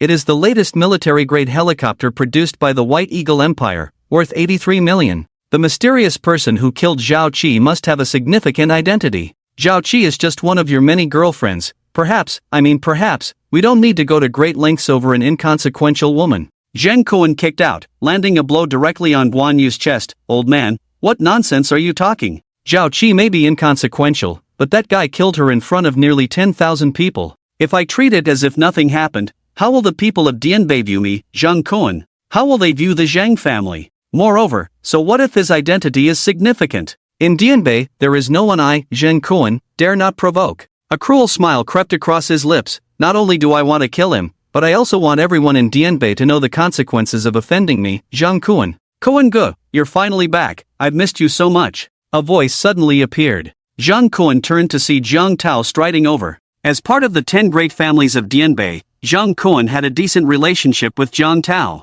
"Taozi, you came just in time," Zhang Kuan said. "Quickly mobilize your Zhang family's people to help me find someone." Zhang Tao waved his hand. "No need to be so troublesome. I came here today for this matter." Zhang Kuan was taken aback. "What do you mean? Do you know the owner of this helicopter?" "Not only do I know him, but I also know where he lives," Zhang Tao replied with a smile. Previously, Gu Qingning had mentioned that this helicopter belonged to Gu Chen, and at the time, he thought it was a joke. But after witnessing Gu Chen kill more than 30 people with a mere gesture, he realized that Gu Qingning was not lying. Haha, who would have thought that Gu Chen actually killed Zhang Kuan's girlfriend? After learning this news, Zhang Tao was incredibly excited and rushed to see Zhang Kuan. He originally wanted to deploy the elite forces of the Zhang family to take down Gu Chen, but Gu Chen's skills were extraordinary. Once a fight broke out, the Zhang family would surely suffer heavy losses. Now that he had Zhang Kuan as a weapon, it was like heaven helping him. Zhang Kuan was very excited. "Tell me where his house is. I'm going to catch him right now." "Catch?" Zhang Tao asked. "Kuan Ge, aren't you going to kill him directly?" Zhang Kuan said fiercely, "Killing him is too boring. He dared to kill my woman. I want him to wish he were dead but can't die. Hurry up and tell me where he lives. Zhang Tao quickly reported the address and added, I know he has a sister, she should be working at a hot pot restaurant right now. How about I go catch his sister and let Kuan-gu vent his anger together? Very well, let's do it. I'll go to his house, and you go to the hot pot restaurant, we'll act separately. After Zhang Kuan finished speaking, he left with Guan Yu. Zhang Tao got into his car and headed straight for Xianhe village in the Cangdong district. Qin family. Gu Chen slowly unwrapped the bandages that were wrapped around Gu Qingning. For several days, he had been treating his sister's injuries, while she had been lying in bed, her body covered in bandages, including her head. Fortunately, today, the treatment was basically finished, and it was time to check the results. As the bandages fell inch by inch to the ground, Gu Qingning's skin began to reveal itself. The originally dark and withered skin had vanished, replaced by smooth, tender, and delicate white skin. The traces of the festering wounds were nowhere to be found. Every inch of her skin could be deemed perfect. Upon closer inspection, one could even see the pink veins beneath her snow-white complexion. Gu Qingning stretched out her arms, gazing at her jade-like skin and those delicate hands, and couldn't help but be stunned.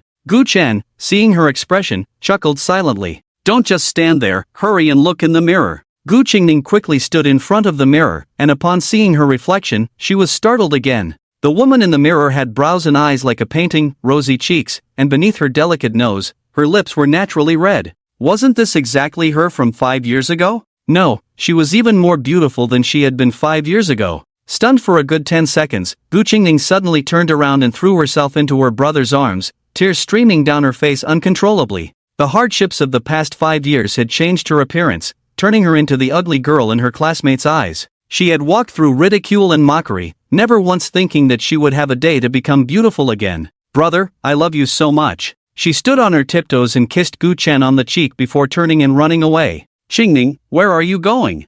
I haven't been to work for several days, if I don't go back, I might get fired. Perhaps too happy, she ran off like the wind, disappearing in an instant. Gu Chen smiled helplessly and walked outside as well. Now that his sister was better, it was time for him to leave Dianbei and head to Jiangling. Before he left, he planned to buy her a car. Taking the bus to school and work every day was both time-consuming and inconvenient. Zhang Tao arrived at Xianhe village but did not find Gu Qingning. After inquiring, he learned that she hadn't been to work for several days, likely spending all her time with Gu Chen. He wasn't in a hurry, directly ordering a hot pot while waiting for good news from Zhang Kuan. 20 minutes later, Zhang Kuan called. Taozi, are you messing with me? I came to the address you gave, and there's not a single person in sight.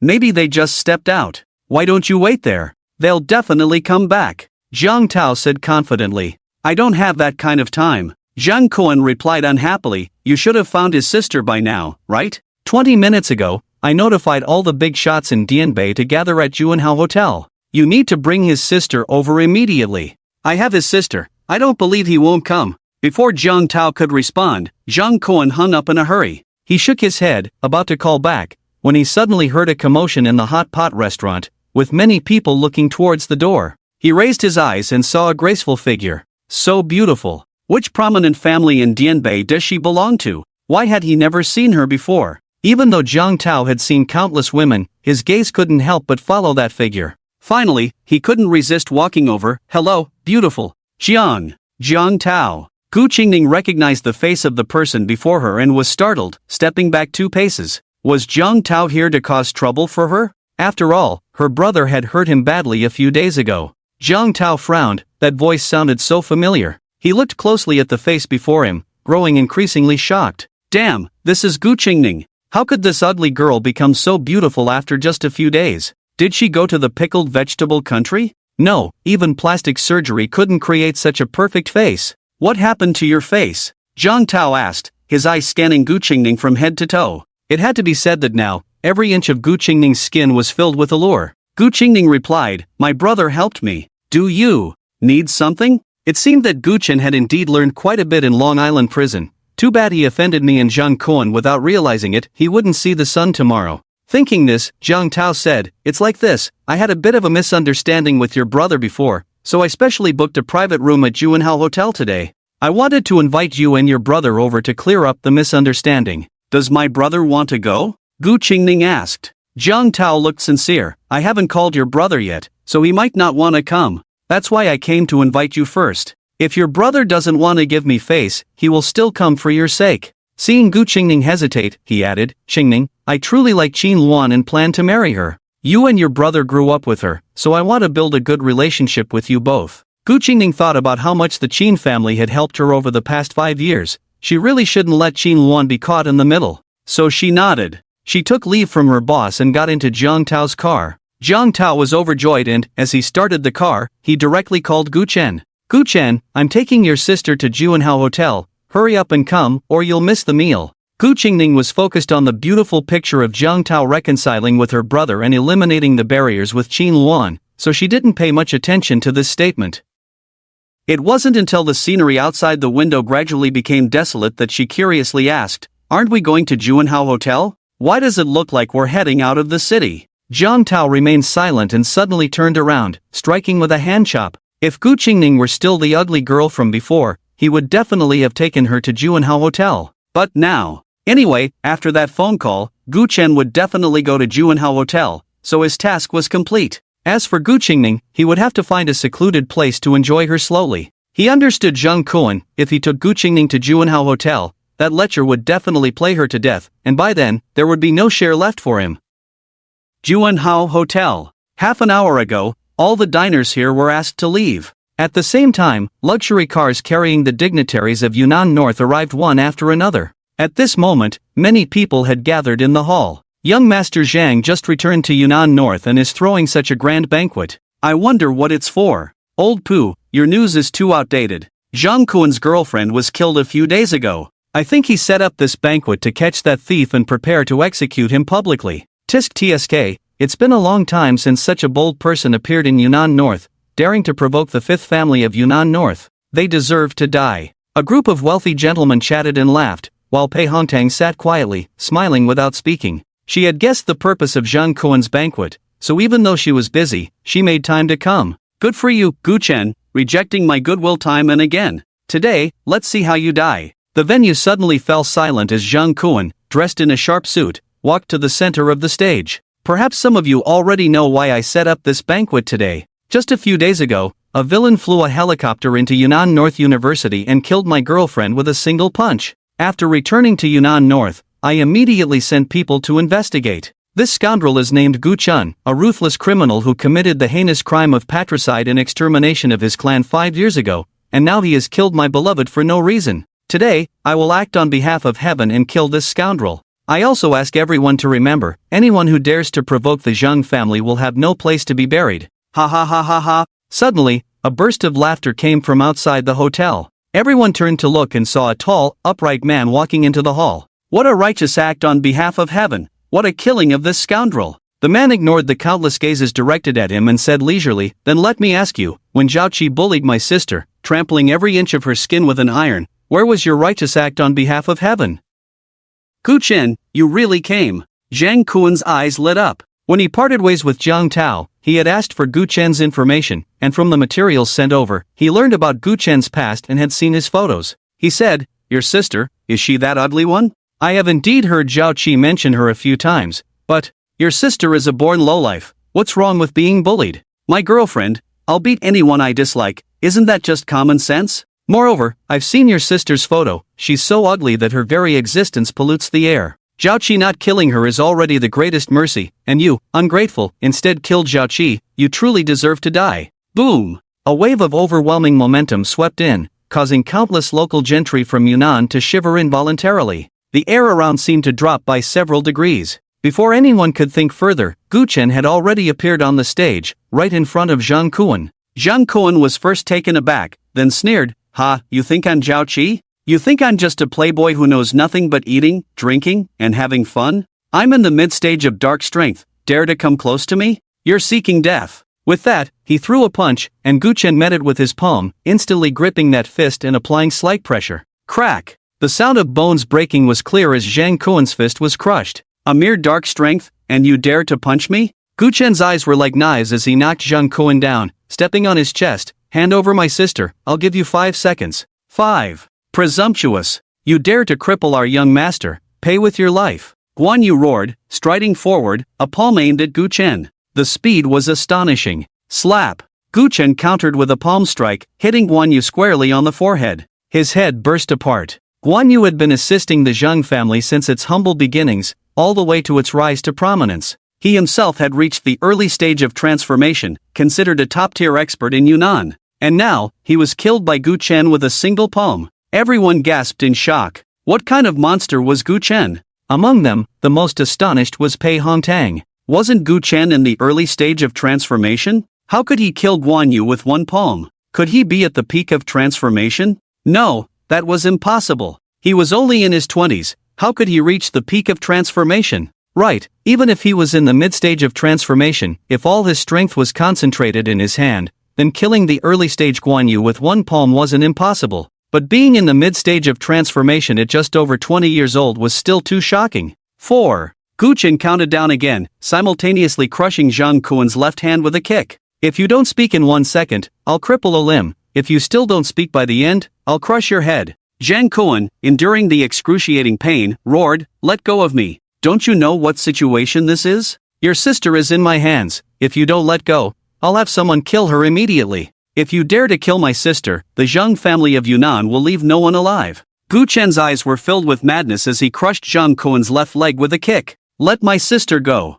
Facing Gu Chen's frenzied gaze, a great fear suddenly rose in Zhang Kuan's heart. This person was a madman. If he continued to act tough, he might really die here. He was precious and esteemed, how could he die here? Thinking of this, he hurriedly shouted, "Your sister is not with me." Gu Chen crushed his right leg with a kick. "Finish your sentence. If she's not with you, then where is she?" "I had Zhang Tao bring her to me," he agreed, "but he hasn't delivered her yet. That's all I know. I've told you everything." At the critical moment of life and death, Zhang Kuan surely wouldn't dare to lie. Gu Chen directly took out his phone and called Zhang Tao back, but the mechanical female voice informed him that the other party had turned off their phone. Without saying a word, he turned and left. Just as he was about to walk out of the hotel, Zhang Kuan reacted and shouted angrily, "Kill him! Kill him! Whoever brings me this bastard's head will be rewarded 30 million. Dozens of Zhang's trained assassins, who had previously been too afraid to act under Gu Chen's presence, now lost their hesitation with the heavy bounty on the line and swarmed towards Gu Chen. They were all at the mid-level of the dark strength stage, but they had experienced life-and-death battles, making them much stronger than the average mid-level fighters. Coupled with their numbers, even a master at the mid-level of the transformation stage would find it hard to survive against this pack of mad dogs. Gu Chen coldly smiled, casually flicking his wrist as dozens of silver needles shot out. The carefully trained mid-level assassins of the Zheng family were doomed. He didn't linger and strode away. Boarding the helicopter, Gu Chen headed straight for the Northern Yunnan Patrol Office. Qin Luan finished work early today and, feeling spirited, invited her friend Liang Fong to go shopping. Unknowingly, they wandered until nightfall and ended up on Hanzheng Street. The patrol office and many institutions were located here, and for girls, there wasn't much to shop for on this street. Glancing at the time, Qin Luan said, Fong, let's call it a day. We'll walk the streets together next time." Liang Fong suddenly made a shushing gesture. "Qin Luan, listen, there's a faint rumble." Qin Luan shook her head, thinking Liang Fong was being dramatic again. But soon she felt something was off. Above her, it seemed there really was a rumbling sound coming from afar. She quickly looked up and saw a black dot approaching, gradually enlarging. The rumbling grew louder, and the black dot became clearer. Qin Luan finally saw it clearly. It was a dark helicopter. She recognized it as the one parked at the Dongwang bar. Now, this helicopter was landing right in front of the patrol office. Many people were stunned by this scene. What the hell? Who is so impressive to fly a helicopter and dare to land it at the patrol office? Who needs to guess? It must be a big shot. Even the top families in northern Yunnan wouldn't act so arrogantly. Who cares? Let's take a video and post it on social media. Qin Luan also quietly took out her phone, aiming it at the all-black helicopter. She wasn't doing it to post on social media. Didn't Gu Qingning say that this helicopter belonged to Gu Chen? When she got home, she could show the video to Gu Qingning and slap that rich girl in the face. While she was thinking, the cabin door slowly opened, and a tall, upright figure stepped down. Liang Fong's eyes widened. "So handsome. Qin Luan, did you see? This man is so handsome. Let's get his WeChat." "Wait, no, you're prettier than me, you go ask him." "I'm afraid he won't give it to me." Qin Luan's expression was blank, but inside, she was in turmoil. The person stepping down from the helicopter was none other than Gu Chen. How could this be? This helicopter really belonged to Gu Chen? How was that possible? He had spent 5 years in prison. It was already a miracle that he was alive, How could he afford a helicopter worth 83 million? Thinking back to how she had mocked Gu Chen and his sister at the Dongwang bar, recalling her harsh words when Gu Chen first arrived in northern Yunnan, her face burned with shame. It felt as if she had been slapped hard. She didn't want to stay there for another second and turned to leave. Liang Feng, who had initially wanted to encourage her to ask for WeChat, looked confused but could only follow Qin Luan out in disappointment. Gu Chen had no idea that Qin Luan was among the crowd. His mind was solely focused on his sister's safety. He stepped out and walked towards the office of the Patrol Domain Division. To his surprise, 2 guards at the gate came forward and blocked his way. "Who are you, daring to flaunt your power at the entrance of the Patrol Domain Division? If you want to show off, go somewhere else to gain attention." They assumed Gu Chen was some big internet celebrity, doing outrageous things to attract views. After all, in this day and age, some internet stars would go to any lengths for fame. Gu Chen frowned. "I'm here to report a crime. My sister has been kidnapped." The guard sneered. "Are you kidding? Who the hell reports a crime by arriving in a helicopter?" Gu Chen initially wanted to slap them both, but realizing that time was of the essence and every second meant more danger for his sister, he suppressed his anger and took out the Dragon God token. "I am Gu Chen, the warden of Dragon Island Prison. Quickly summon the head of the Patrol Domain Division in Yunnan North to see me." As he spoke, he tossed the token. The guard took it, exchanging doubtful glances with his companion, and one of them said, "Wait here for a moment."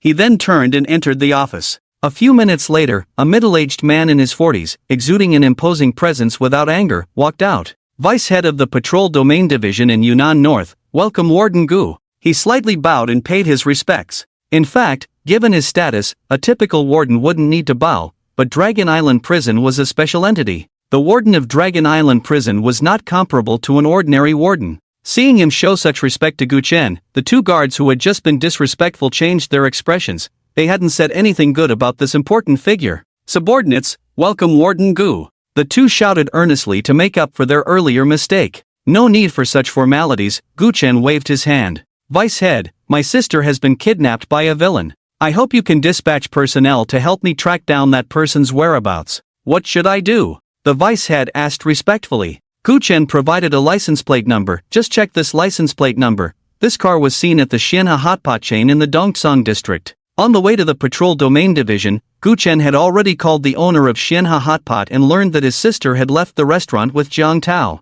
As for the license plate number, he had memorized it after riding in Jiang Tao's car during a previous visit to the Dongwang bar. The vice head wasted no time and immediately arranged for personnel to review the surveillance footage along the route. Since Jiang Tao hadn't deliberately avoided the cameras and there were enough personnel assigned, the results came out in just over 10 minutes. The vice head said, 20 minutes ago, this car appeared outside the West City Gate and continued westward, eventually disappearing from the camera's view. Beyond that, there are no more cameras. Gu Chen, unfamiliar with Yunnan North, asked directly, "Where do you think Jiang Tao would go?" The vice head replied solemnly, "There are many mountains outside Yunnan North, especially in the western suburbs, with peaks rising one after another. I think the other party must have gone into the mountains, but I don't know which mountain." Gu Chen furrowed his brow in thought for a moment, then suddenly took out his phone and called Qin Luan. He dialed several times, but the other party hung up directly. He then called Qin Huaijian. "Uncle, is Qin Luan at home?" "Yes, what's up?"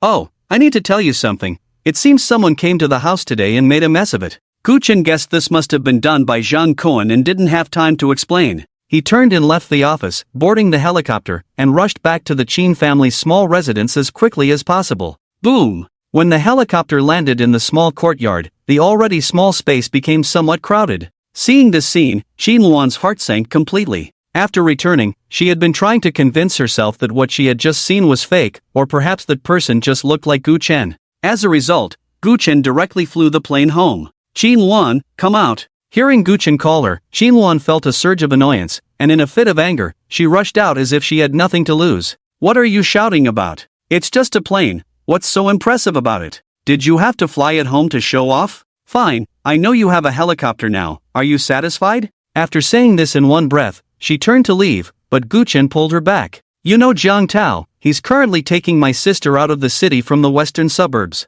Do you know where exactly he's going?" Qin Luan struggled a few times but couldn't break free from his grip. Furious, she shouted, "Why should I tell you?" Gu Chen raised his voice. "Qin Luan, I have no objections to any dissatisfaction you have with me, but Jiang Tao has kidnapped Cheng Ning. Are you just going to watch her get into trouble?" Xin Luan was startled by his gaze, recalling that Gu Chun had just flown the helicopter to the jurisdiction office, presumably to report the case. Sheng Ning had really been kidnapped by Jiang Tao. But what did that have to do with her, Xin Luan? Her mind raced, and suddenly she had a clever idea. I know which mountain Jiang Tao went to, but if you want me to tell you, you have to agree to one condition. You say. Xin Luan said, from today on, you and Gu Chengning are not allowed to stay at my house anymore. You can go wherever you want, but you must not step into my home. Gu Chen agreed without hesitation. I agree. Right now, everything else was trivial. His sister's safety was the priority. Xin Luan smiled with satisfaction. Jiang Tao should be going to Sanyu Mountain. He often took me to play at the top of that mountain.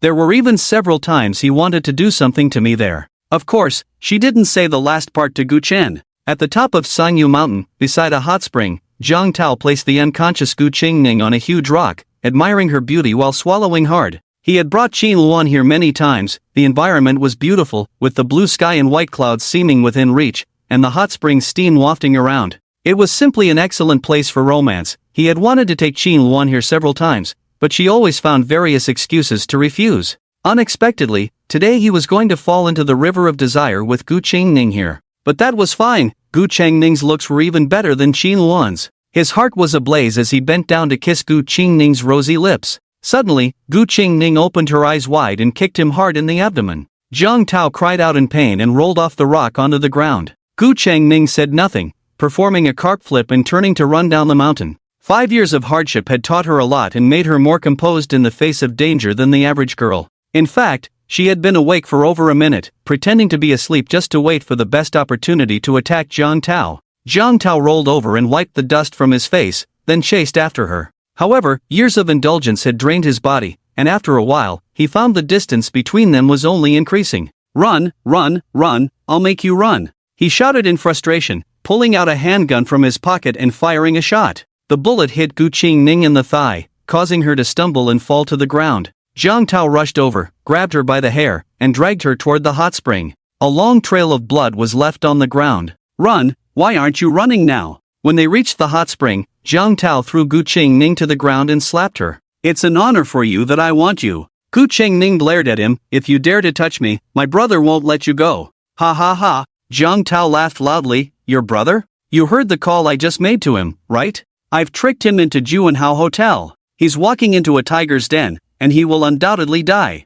You're talking nonsense, you're talking nonsense. Gu Qingning shouted, biting down hard on Jiang Tao's arm. Jiang Tao was furious, and after slapping her 5 or 6 times, Gu Qingning finally let go, exhausted. His arm was already covered in bloodstains. Gu Qingning's cheeks were swollen, and tears streamed down her face. It was because she had naively believed Jiang Tao's words that her brother had fallen into a trap. She regretted it deeply. Gu Qingning, how could you be so foolish? You not only harmed yourself but also pushed your brother into an irretrievable situation. Cry, cry, I like your tearful look. Jiang Tao sneered, lunging forward to tear at Gu Qingning's clothes. At that moment, a thunderous roar suddenly echoed from the sky. Jiang Tao looked up, his expression changing drastically. It was Gu Chen's plane. Gu Chen was actually alive. How could this be? After a moment of panic, he calmed down. Gu Chen must have discovered something amiss and followed him here instead of going to the Juanhao Hotel. But it didn't matter. No matter how skilled he was, he still feared a kitchen knife.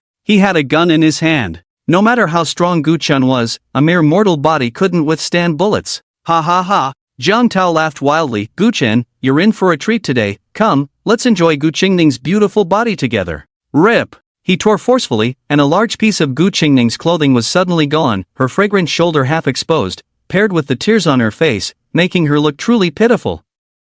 So white, so tender, I like it so much. Ha ha ha. Jiang Tao had already thought it through. It would take at least a minute or two for the plane to land, and that time was enough for him to humiliate Gu Qingning at will. When Gu Chen parked the plane and rushed out, he would shoot Gu Chen in both legs, letting that dog lie in a pool of blood, watching him play with Gu Qingning. But at that moment, a thunderous roar echoed from the sky. Jiang Tao, you deserve to die. Jiang Tao suddenly looked up, his eyes widening in shock. He saw Gu Chen leap down from the plane, heading straight for him. What the hell? The plane was at least 10 meters above the ground. Was this guy crazy, daring to jump down like that? Wouldn't he just turn into a puddle of mush? After the shock came extreme excitement. He laughed maniacally while firing several shots at Gu Chen. Bang bang bang! The bullet shot out instantly, heading towards Gu Chen. However, as Gu Chen plummeted, he boldly reached out and caught several bullets in his palm. Clap clap clap. The bullets were casually flicked away, instantly piercing Jiang Tao's shoulder. Blood gushed out. Jiang Tao let out a miserable scream, collapsing in a pool of blood. Damn it! Had he known Gu Chen could catch bullets, he wouldn't have wasted his time shooting? Now he regretted it deeply. However, it wasn't a fatal wound, he wouldn't die, but Gu Chen, he would have no way to survive. Closer. 5 meters. 3 meters. 1 meter. Yet, the scene he imagined of Gu Chen turning into a pile of flesh did not occur. Jiang Tao only felt a blur before Gu Chen was standing right in front of him, his gaze like a world-ending blade. At that moment, Jiang Tao's worldview was completely shattered. Why you? Are you human or a ghost? His voice trembled uncontrollably. Gu Chen's large hand directly covered Jiang Tao's forehead. You should go report to hell. As the words fell, his fingers closed. Jiang Tao's head burst like a split watermelon, shattered and oozing. This young master of the Jiang family, who had been rampant in northern Yunnan for years, was dead. At the same time, a deafening sound suddenly erupted, dust flying dozens of feet into the air, and the hot spring surged up over Tianjiang. The earth shook and the mountains trembled, sand and stones flying everywhere. It turned out that Gu Chen's plane had crashed onto the peak of Tsangyu Mountain. It was worth 83 million without a doubt. It fell heavily from a height of over 10 meters, yet it did not break apart or catch fire. It merely rolled a few times and tumbled down the mountain. At that moment, Gu Chen had no time to worry about the helicopter. He called Li Ran, urging him to drive to Tsangyu Mountain as quickly as possible. Gu Qingning, whether from being beaten or from excessive fright, had already fainted. Gently stroking his sister's swollen cheek, Gu Chen began to treat her wounds on the spot. Just as the bleeding from his legs stopped, Li Ran arrived in his car. Gu Chen took his sister and found a 5-star hotel, booking a presidential suite to stay in. In the middle of the night, Gu Qingning screamed and woke up. Her forehead was covered in beads of sweat. Gu Chen rushed over from another room. Qingning, what's wrong? Seeing her brother, Gu Qingning's tense nerves finally relaxed. It's nothing, just had a nightmare. By the way, brother, where are we? Gu Chen smiled wryly. Xin Luan didn't want us to stay at her place anymore, so I had to book a hotel. Sigh. Gu Qingning sighed. Brother, do you think Luan has changed a lot? Gu Chen nodded. She has indeed changed to the point where I barely recognize her. She wasn't like this before. Gu Qingning said, brother, you mustn't dislike Luan. The Qin family has suffered a lot to help me over the years. They worked at our house for so long and had decent savings, but because they had to take me along through all the hardships, when we got to northern Yunnan, they could only afford such a small house. Uncle Qin had to become a primary school teacher to earn some money. Even so, Luan never complained about me. She only changed because of that incident. What incident? Gu Chen raised an eyebrow. Gu Qingning replied, not long after we arrived in northern Yunnan,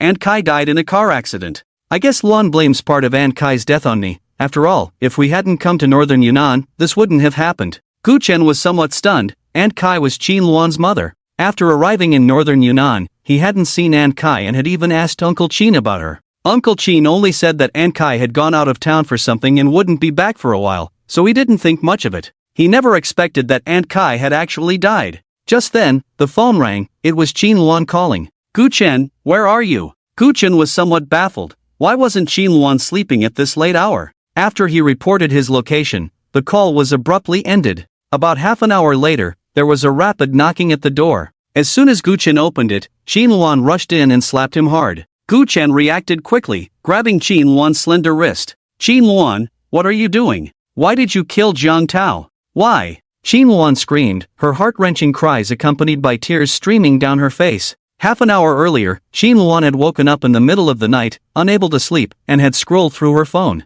To her shock, the news of Jiang Tao's death was everywhere. It turned out that the massive roar of the plane crash had attracted the attention of the villagers at the foot of the mountain. They hiked up overnight and discovered Jiang Tao's body. Some thrill seekers immediately started a live broadcast. Thus, the news of the young master of the Jiang family, the 7th largest clan in northern Yunnan, dying in the mountains swept across the entire region. The common folk were speculating about the cause of Jiang Tao's death. Opinions varied widely, but Qin Luan knew that it was Gu Chen who killed Jiang Tao. It couldn't have been anyone else. Gu Chen replied calmly. He tried to force himself on Qingning, shot her in the leg, and even attempted to humiliate her in front of me. Wasn't he deserving of death? Qin Luan rushed in like a madwoman, directly pulling open Gu Qingning's nightgown. Where is it? Just a scab scar. Don't tell me that in such a short time, you've healed the wounds caused by the bullet. Gu Chen shrugged. You might not believe it when I say this, but it's true. I told you on the first day I came that my medical skills are exceptional.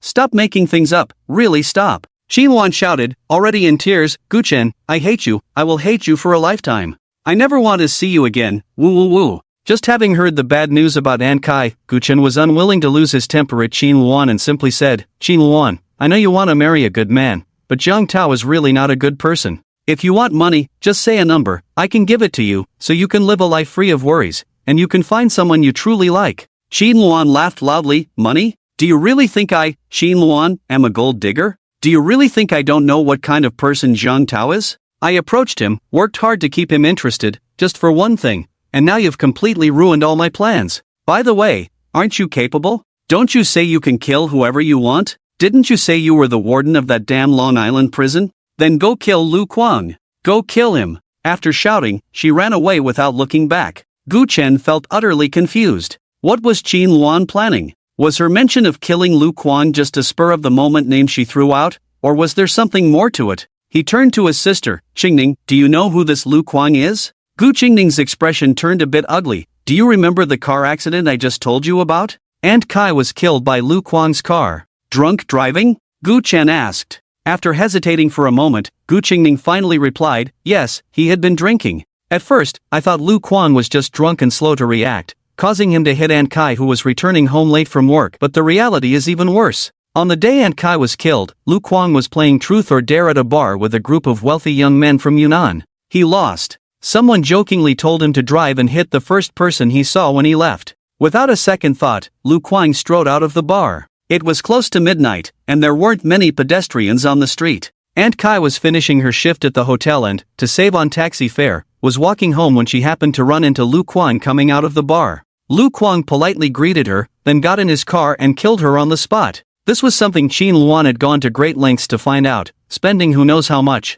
After the incident, the wealthy young men from Yunnan admired Lu Kuang to no end, while Lu Kuang simply said, just an ant. The Lu family ranks third among the 10 clans in Yunnan. In his eyes, the lives of the poor and destitute were indeed just like ants, or even less than that. If he wanted to kill, then he would kill. In contrast, he was more distressed about the blood splattered on his beloved car. Ha ha ha ha ha ha. After a long silence, Gu Chen suddenly burst into laughter. Indeed, Yunnan is full of heroes. Gu Qingning asked, brother, will you go kill him? Gu Chen stopped laughing. Of course, I, Gu Chen, specialize in killing heroes. Gu Qingning gently nodded, not saying much more. In fact, she had always felt very guilty about Aunt Kai's death. She had hesitated earlier, not telling her brother about this matter, fearing he would impulsively seek trouble with Lu Kuang. But now, having witnessed her brother's endless methods, she had no reason to stop him. Lu Kuang, this young master from the third largest family in Yunnan, who viewed human life as grass, should indeed pay the price for his actions.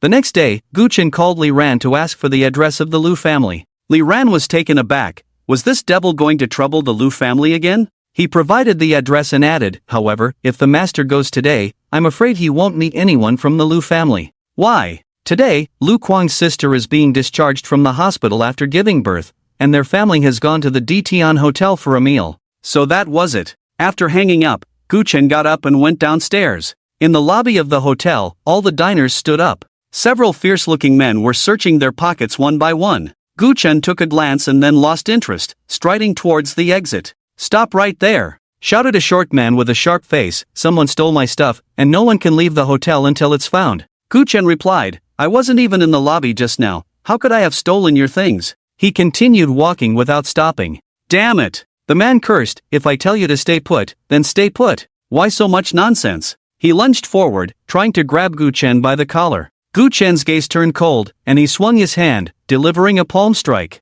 The man flew back 10 meters, his head ringing from the impact. You bastard, I'm Pei Nan, the brother of Pei Hontang. How dare you touch me? He got up, wanting to settle the score with Gu Chen, but found that Gu Chen had already vanished. Ha! Runs pretty fast, let's see if I can't kill you. He waved his hand, abandoning the lost items, and charged out with his gang. Seeing Gu Chen had already jumped into a taxi and sped away, they each got into their cars. 4 or 5 vehicles closely followed the taxi. Dtian Hotel. Today, it was booked exclusively by the Lu family. In the luxurious lobby, there were 2 or 3 tables occupied, mostly by members of the Lu family. However, there were also a few people who had close ties with the Lu family, such as Pei Hontang. Recently, Hong Yi had business dealings with the Lu family, so this time, with Lu Kuang's sister Lu Ji successfully giving birth, she brought gifts to congratulate them. After some pleasantries, they took their seats. After a few rounds of drinks and dishes, the formalities were over. Lu Ji said, "During my days in the hospital, I heard that there have been quite a few major events in Dianbei. The 10th-ranked Li family young master Li Xiang and the 7th-ranked Zhang family young master Jiang Tao have died, and the 5th-ranked Zhang family young master Zhang Kuan has had all his limbs disabled and is still lying in a coma in the hospital." Yes, all of this was done by a young man named Gu Chen, who is still at large and has not been captured, Lu Hai said after taking a sip of wine. He was the head of the Lu family, a true giant in Dianbei. Lu Ji asked curiously, "It's well known that the Dianbei Patrol Bureau is incompetent, so that's not surprising. What puzzles me is why the Jiang family, ranked 7th, and the Zhang family, ranked 5th, haven't taken action. Logically, they should have sent someone to turn Gu Chen into minced meat by now. Why is he still living well?" Lu Hai smiled. They found out that Gu Chen is the warden of Long Island Prison and didn't dare to act rashly. Lu Kuang exhaled a puff of smoke. "A mere warden, we in the Lu family have strong connections, killing him would be easy. But for the Zhang and Jiang families, it's a bit tricky. So last night, they specifically visited my father, hoping our Lu family would take action."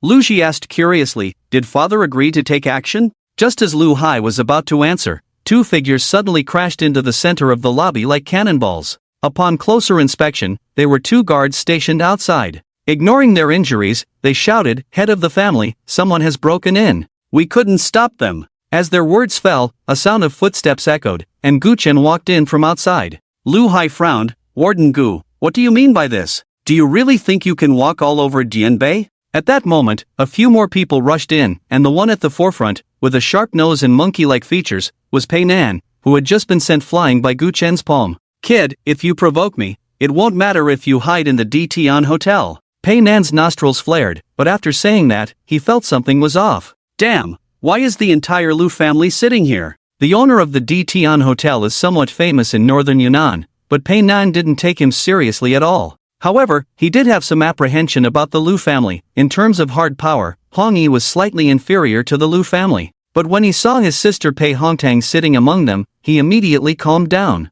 He clasped his fists and said, "Lu family head, this guy just slapped me, and when I tried to corner him, he actually hid in the Dtian Hotel. That's why I followed him in. Don't worry, I'll drag him out right now. Go cool off somewhere else." Lu Kuang picked up a chopstick and smashed it on Pei Nan's forehead. "You!" Pei Nan was furious. Lu Kuang was being too disrespectful, especially with his sister sitting right there. Pei Hongtang shouted, "What are you doing? Come sit next to me. Don't interrupt the Lu family head's questioning." Pei Nan had no choice but to obediently sit down. Lu Hai, understanding Gu Chen's background, naturally knew that the latter wouldn't hide in the Dtian Hotel out of fear of Pei Nan. "Tell me, why did you injure my Lu family's death warriors?" "If I wanted to hurt them, I would have done it without needing a reason," Gu Chen replied, his voice as calm as water. Lu Hai's forehead twitched with veins. He was the head of the Lu family, having dominated northern Yunnan for decades. Who dared to be so arrogant in front of him? He hadn't originally agreed to the Zhang and Jiang families' requests,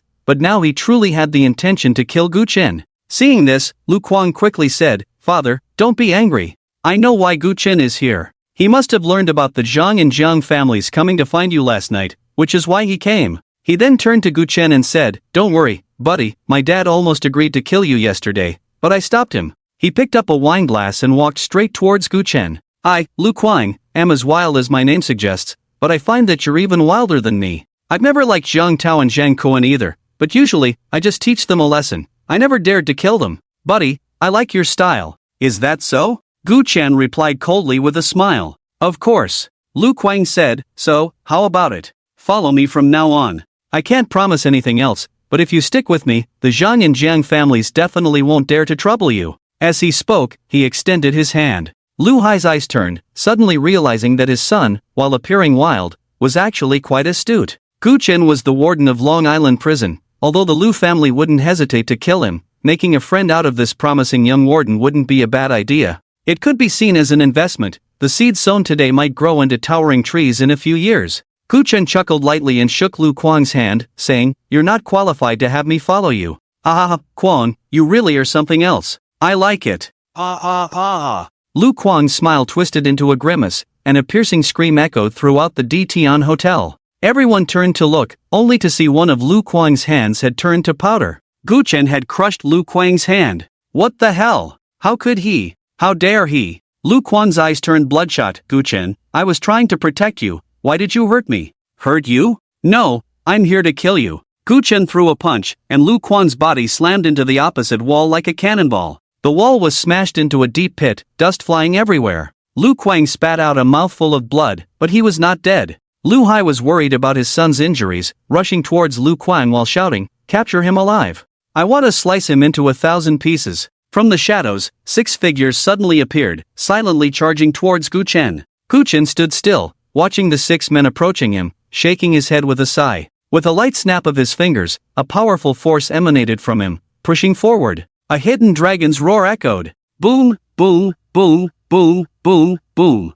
6 explosive sounds erupted like muffled thunder. Blood flowers blossomed on the 6 men, who were already dead beyond recovery. I came here today to kill Lu Kuang, and anyone who stands in my way will die. Gu Chen placed his hands behind his back and walked straight towards Lu Kuang. There were naturally more than 6 assassins hidden in the shadows, but upon seeing Gu Chen's snap of the fingers, the 6 mid-stage transformation assassins fell dead on the spot, leaving the others too terrified to move. Among them were 2 peak transformation assassins, equally frightened to the core. Killing with a snap of the fingers? They knew they could never achieve that. Externalizing your energy? Lu Hai looked at Gu Chen. No wonder you dare to be so reckless. You've already stepped into the master realm. In the martial arts world, there were bright energy, dark energy, and transformation energy. If one was fortunate enough to break through to transformation energy, they would truly be entering the door. After transformation energy came the Master, Grandmaster, and Extraordinary Master. Each major realm was further divided into 7 minor realms.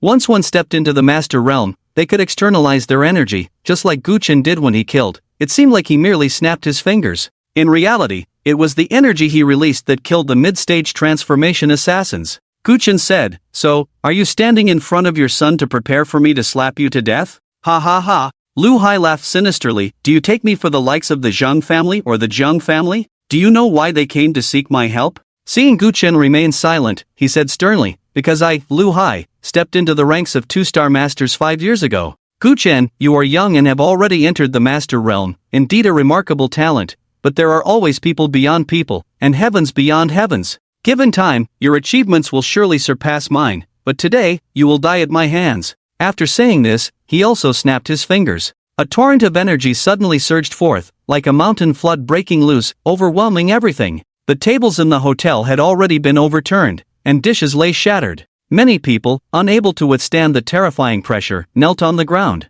This Gu Chen is finished. How dare he provoke our Lu family? It's been years since the family took action. If Gu Chen dies at the hands of the family head, it can be considered a worthy death. Humph, not even fully grown yet, and already so arrogant. What if he has exceptional talent? What if he is remarkable? My Lu family kills the world's greatest talents. Amidst the discussions, Gu Chen walked towards Lu Hai, facing the overwhelming energy. Strangely enough, such a surging force could turn any newly entered master into mush. Yet Gu Chen moved as if he were in an uninhabited realm. By the time he stood before Lu Hai's face had already turned pale with shock. Why are you unharmed? Because I am stronger than you. Gu Chen threw a punch, striking fiercely at Lu Hai's abdomen. Lu Hai's body was deeply embedded into the wall, and the life within him vanished in an instant. The head of the 3rd largest family in Yunnan, a 2-star master who had suppressed Yunnan for over a decade. Lu Hai. Dead. The Imperial Sky Hotel fell into a deathly silence. Their family head, just like that, died? What would happen to the Lu family now? One important reason the Lu family became the 3rd largest family in Yunnan was because of the top-tier combat power of Lu Hai. Now that Lu Hai was dead, where would the Lu family go from here? The title of the 3rd family in Yunnan was likely to be lost. Anger, fear, panic, hatred. In an instant, countless emotions intertwined in the hearts of the Lu family. Yet, no one dared to step forward and confront Gu Chen. A single punch had killed a 2-star master. Who would dare to provoke such a person? Gu Chen shook his hand, bent down, and locked eyes with Lu Kuang. Your father is dead. Now, it's your turn. Lu Kuang stared fiercely at Gu Chen, fully aware that he was doomed today. He did not plead for mercy, only squeezing out a few words through clenched teeth. Can you tell me why you want to kill me? Sure, Gu Chen chuckled lightly. I had nothing to do today and played chess with someone. Whoever loses has to agree to one condition from the winner. I lost, and the person who won said I had to kill the first person I saw after lunch today. You are the first person he saw after lunch, so your death is just bad luck. Lu Kuang was furious. Gu Chen was simply talking nonsense. He had slept at home all day and only came to the Dtian hotel after picking up his sister from the hospital. Not to mention outsiders, even his family hadn't seen him all day. He opened his mouth to curse angrily but suddenly felt that this reasoning sounded familiar. Suddenly, a long-forgotten memory surfaced in his mind. You are. However, he did not finish his sentence. Gu Chen had already twisted his head off and stuffed it into a black plastic bag. Then, he walked out as if nothing had happened. No one dared to stop him. Watching his retreating figure, everyone felt a chill run down their spines. A madman. Gu Chen was simply a madman. He actually came to kill Lu Kuang and Lu Hai just because he lost a game of chess. Meanwhile, Pei Hongtan's brother, Pei Nan, was already so scared that he wet his pants. He huddled in his chair, trembling. Witnessing the tragic deaths of the Lu father and son, he finally realized what kind of demon he had just provoked. So terrifying, I actually wanted to teach him a lesson just now? He muttered to himself, suddenly feeling that he had offended Gu Chen, and the other party had only slapped him. It was truly too gentle of a response. That night, as the lights came on and thousands of homes lit up, the Qin family, Qin Huaijiang and Qin Luan ate in silence, the atmosphere unusually heavy. Because Qin Luan had driven Gu Chen and Gu Qingning away, the father and daughter had already had a big fight that morning. After a few more bites of food, Qin Huaijiang put down his chopsticks and finally broke the silence. I'm going to pick up Xiaofeng and Qingning. No way! Qin Luan shouted, I never want to see Gu Chen again in my life. Qin Huaijiang was furious. You've gone too far, this family is not yours to control. He lifted his foot to leave. Qin Luan's resolute voice came from behind, Dad, if you insist on bringing Gu Chen and Gu Qingning back, fine. I'll leave. You go with them. From now on, Qin Luan, will no longer be your daughter. You. Qin Huaijiang was so furious that he trembled. I just don't understand. It's just a matter of adding 2 pairs of chopsticks. What are you really thinking? Suddenly, footsteps were heard outside. The father and daughter looked over simultaneously, only to see Gu Chen walking in with a black bag. Qin Luan immediately went into a rage. What are you doing here? Get lost, you're not welcome. Gu Chen was not angry. I came to deliver something to you. Who cares about your stuff? Get out of my sight, or don't blame me for turning hostile. Qin Luan shouted fiercely. Gu Chen said nothing, he just shook his hand, and something fell to the ground. The object rolled a few times before finally stopping at Qin Luan's feet. Upon seeing what was at her feet, Qin Luan's hair stood on end, her legs went weak, and she nearly collapsed to the ground. It was, unmistakably, a human head. Gu Chen, you, what do you mean by this? Are you threatening me? After all, she was a girl, and such a horrifying scene made Qin Luan stutter as she spoke. She looked up at Gu Chen, only to find that he had already left silently. Gathering her courage, she glanced at the severed head and suddenly froze. This was Lu Kuang's face. Due to their vastly different statuses, she had never seen Lu Kuang in person, but she had seen countless photos of him. This was the culprit who had killed her mother in a moment of careless laughter. Even if he turned to ashes, she would recognize him. The reason she had approached Zhang Tao was to one day get close to Lu Kuang and personally kill him. For this goal, she could wait 5 years, 10 years, even if it meant marrying someone she didn't like, Zhang Tao, she wouldn't mind. Of course, she knew that no matter how hard she tried, the hope of killing Lu Kuang was extremely slim. Lu Kuang had real skills. Even if one day she could get close to him, it would be difficult to kill him. But aside from this method, she truly couldn't think of a better way. Yet now, the head of her mother's murderer lay quietly at her feet. She had avenged her great grievance. Just yesterday, she had only said it in a fit of anger, but unexpectedly, Gu Chen had actually killed Lu Kuang. This was Lu Kuang, the young master of the third largest family in Dianbei. Tears filled her eyes unknowingly. Qin Luan cried out, Mom, that demon Lu Kuang is finally dead, finally dead. Beside her, Qin Huaijiang was already in tears. Wife, did you see? Xiaofeng avenged you, you can finally rest in peace. That night, the news of Lu Hai and Lu Kuang's deaths quickly swept across Dianbei. It shook the land once again. In just a few days, too many significant events had occurred in Dianbei. The 10 major families had encountered troubles one after another, and now even the 2-star master Lu Hai had died at Gu Chen's hands. Moreover, it was said that Gu Chen had sought trouble with the Lu family just because he lost a game of chess. For a time, Gu Chen's name became infamous in Dianbei. Whenever Gu Chen was mentioned, people would change their expressions. He was a pure madman. Once he went crazy, even the dogs on the street would get slapped. The next day, as Gu Chen woke up from bed, he heard a knock on the door. When he opened it, he saw Qin Luan standing outside in a purple long dress. She lowered her head, fiddling with her skirt, and after a long pause, managed to say, Gu-chen, can I come in and sit for a while? Gone was her usual fierceness. At this moment, she resembled her former self a bit. Gu-chen stepped aside. Xinluan walked in and took out a gift box from her pocket, handing it to Gu Qingning. What is this? Gu Qingning asked. It's for you. Gu Qingning opened it to find a delicate bracelet. This was something she had seen when she first arrived in Dianbei last year while shopping with Qin Luan, but it cost several thousand yuan, and she hadn't been able to bring herself to buy it. Wow, a Luan. I almost forgot about this bracelet. You actually remembered. Gu Qingning was very surprised and put the bracelet on. She looked left and right, unable to put it down. This made Qin Luan feel a bit embarrassed. It's not something valuable. My dad said to invite you all back for dinner tonight. You will go, right? Oh, Luan, even if you hadn't said that, I would have to go back today. This bed is so uncomfortable. Nothing beats my own bed. Qin Luan stole a glance at Gu Chen, and seeing that he had no objections, she breathed a sigh of relief. Not waiting until evening, in the afternoon, the Gu siblings returned to the Qin family's small house.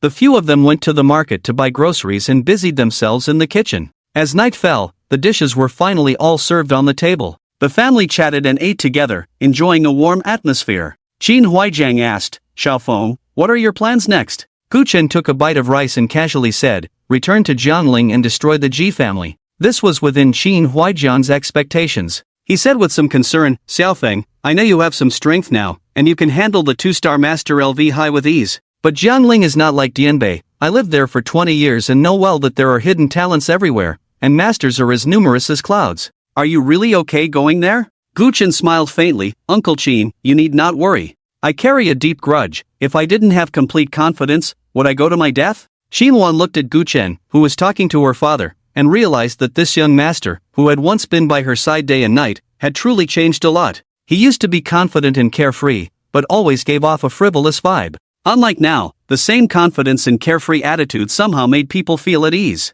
Gu Chen's gaze suddenly intertwined with hers. Why are you staring at me? Is there something on my face? Xinluan felt a bit embarrassed and stammered, I just noticed you changed a lot. Well, in your eyes, I must have changed quite a bit too, right? Gu Chen nodded. Yes, you've changed a lot. Upon hearing this, Xinluan felt a pang of regret. It seemed she had left quite a bad impression on Gu Chen during this time. Don't misunderstand, I mean you've become much prettier than before, Gu Chen added. Xinluan's fair face flushed instantly. She quickly changed the subject. I was thinking, how about we leave in a couple of days? The day after tomorrow is my mother's memorial. Gu Chen thought for a moment and agreed. He indeed should pay his respects at Aunt Kai's grave. After dinner, everyone returned to their rooms to rest. In the dead of night, Gu Chen's door was suddenly opened gently, and a figure slipped inside. Gu Chen instantly woke up. A familiar fragrance wafted into his nose. Without needing to open his eyes, he knew it was Qin Luan. He was a bit curious. Why was Qin Luan sneaking into his room in the middle of the night instead of sleeping?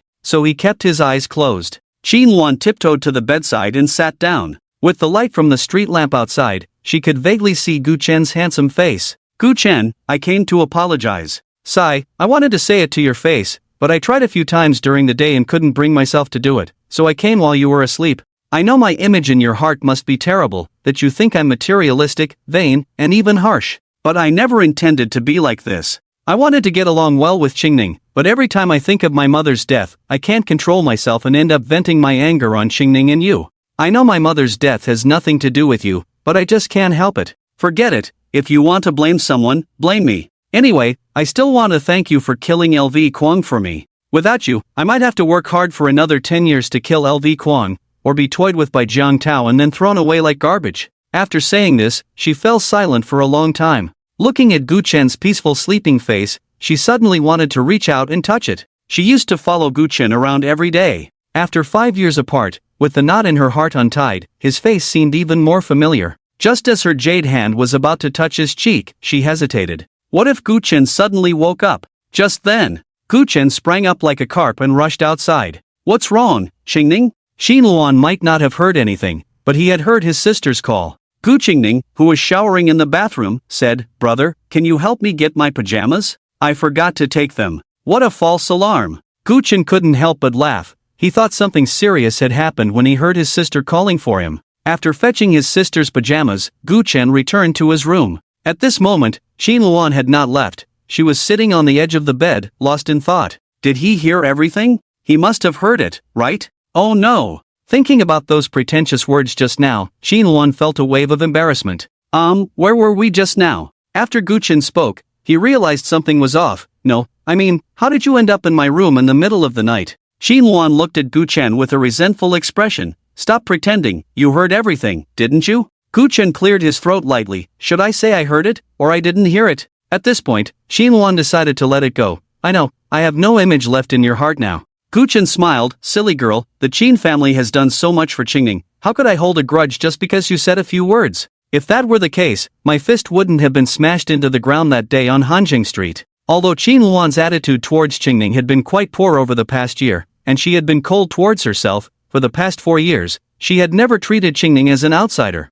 Without her and Uncle Qin, Qingning would have probably been captured and killed by Ji Kaiwe long ago. Hearing this, Qinluan felt a lot more at ease, but she didn't get up to leave. Aren't you going to sleep? Guchen asked, somewhat puzzled. I have a small request, Qinluan said cautiously. Can you tell me about the process of how you killed Lu Quan? I want to hear it. In the southern suburbs of Yunnan, there stood a magnificent mansion. This was a landmark building in northern Yunnan. It earned this honor not only because it cost 200 million to build, but also because it belonged to the first family of northern Yunnan, the Nangong family. At this moment, Lu Ji was pacing back and forth in the hall, repeatedly dialing a phone number. Her father had died yesterday, and she was at the scene. At that time, she was filled with fear and was intimidated by Guchen's aura, not daring to make a sound. After returning home, it took her a long time to regain her composure, and she hurriedly called her husband. That's right, she came from the third largest family in northern Yunnan and married the second young master of the first family in northern Yunnan. She lived a life of luxury that countless women dreamed of. The day before, she had given birth to a big baby boy for the Nangong family, and her status in the family rose sharply. Nangong Xiao, answer the phone. It's been 2 days, why haven't you picked up a single call? Lu Ji shouted while continuing to dial the phone. This time, the call finally connected. The voice of Nangong Xiao, the second young master of the Nangong family, came from the other end. Xiao Ji, you must be missing me too much, you've called me thousands of times in 2 days. Sorry, I've been on a mission in Mississippi these past 2 days, my phone has been off. Lu Ji yelled, Nangong Xiao, Dad is dead, Dad is dead. What, my dad is dead? Nangong Xiao was taken aback. No, my dad is dead. And my brother. Lu Ji shouted as she quickly recounted the events. Nangong Xiao was silent for a moment, then Lu Ji heard his cold voice. I understand, I will take a flight back as soon as possible, at the latest the day after tomorrow, I will arrive in northern Yunnan. Whoever dares to kill my father-in-law, Guchen, you must be tired of living. What did Xiao say? As soon as Lu Ji hung up the phone, Nangong Xiao's mother immediately asked. As the first family in northern Yunnan, the Nangong family's foundation was naturally extremely strong.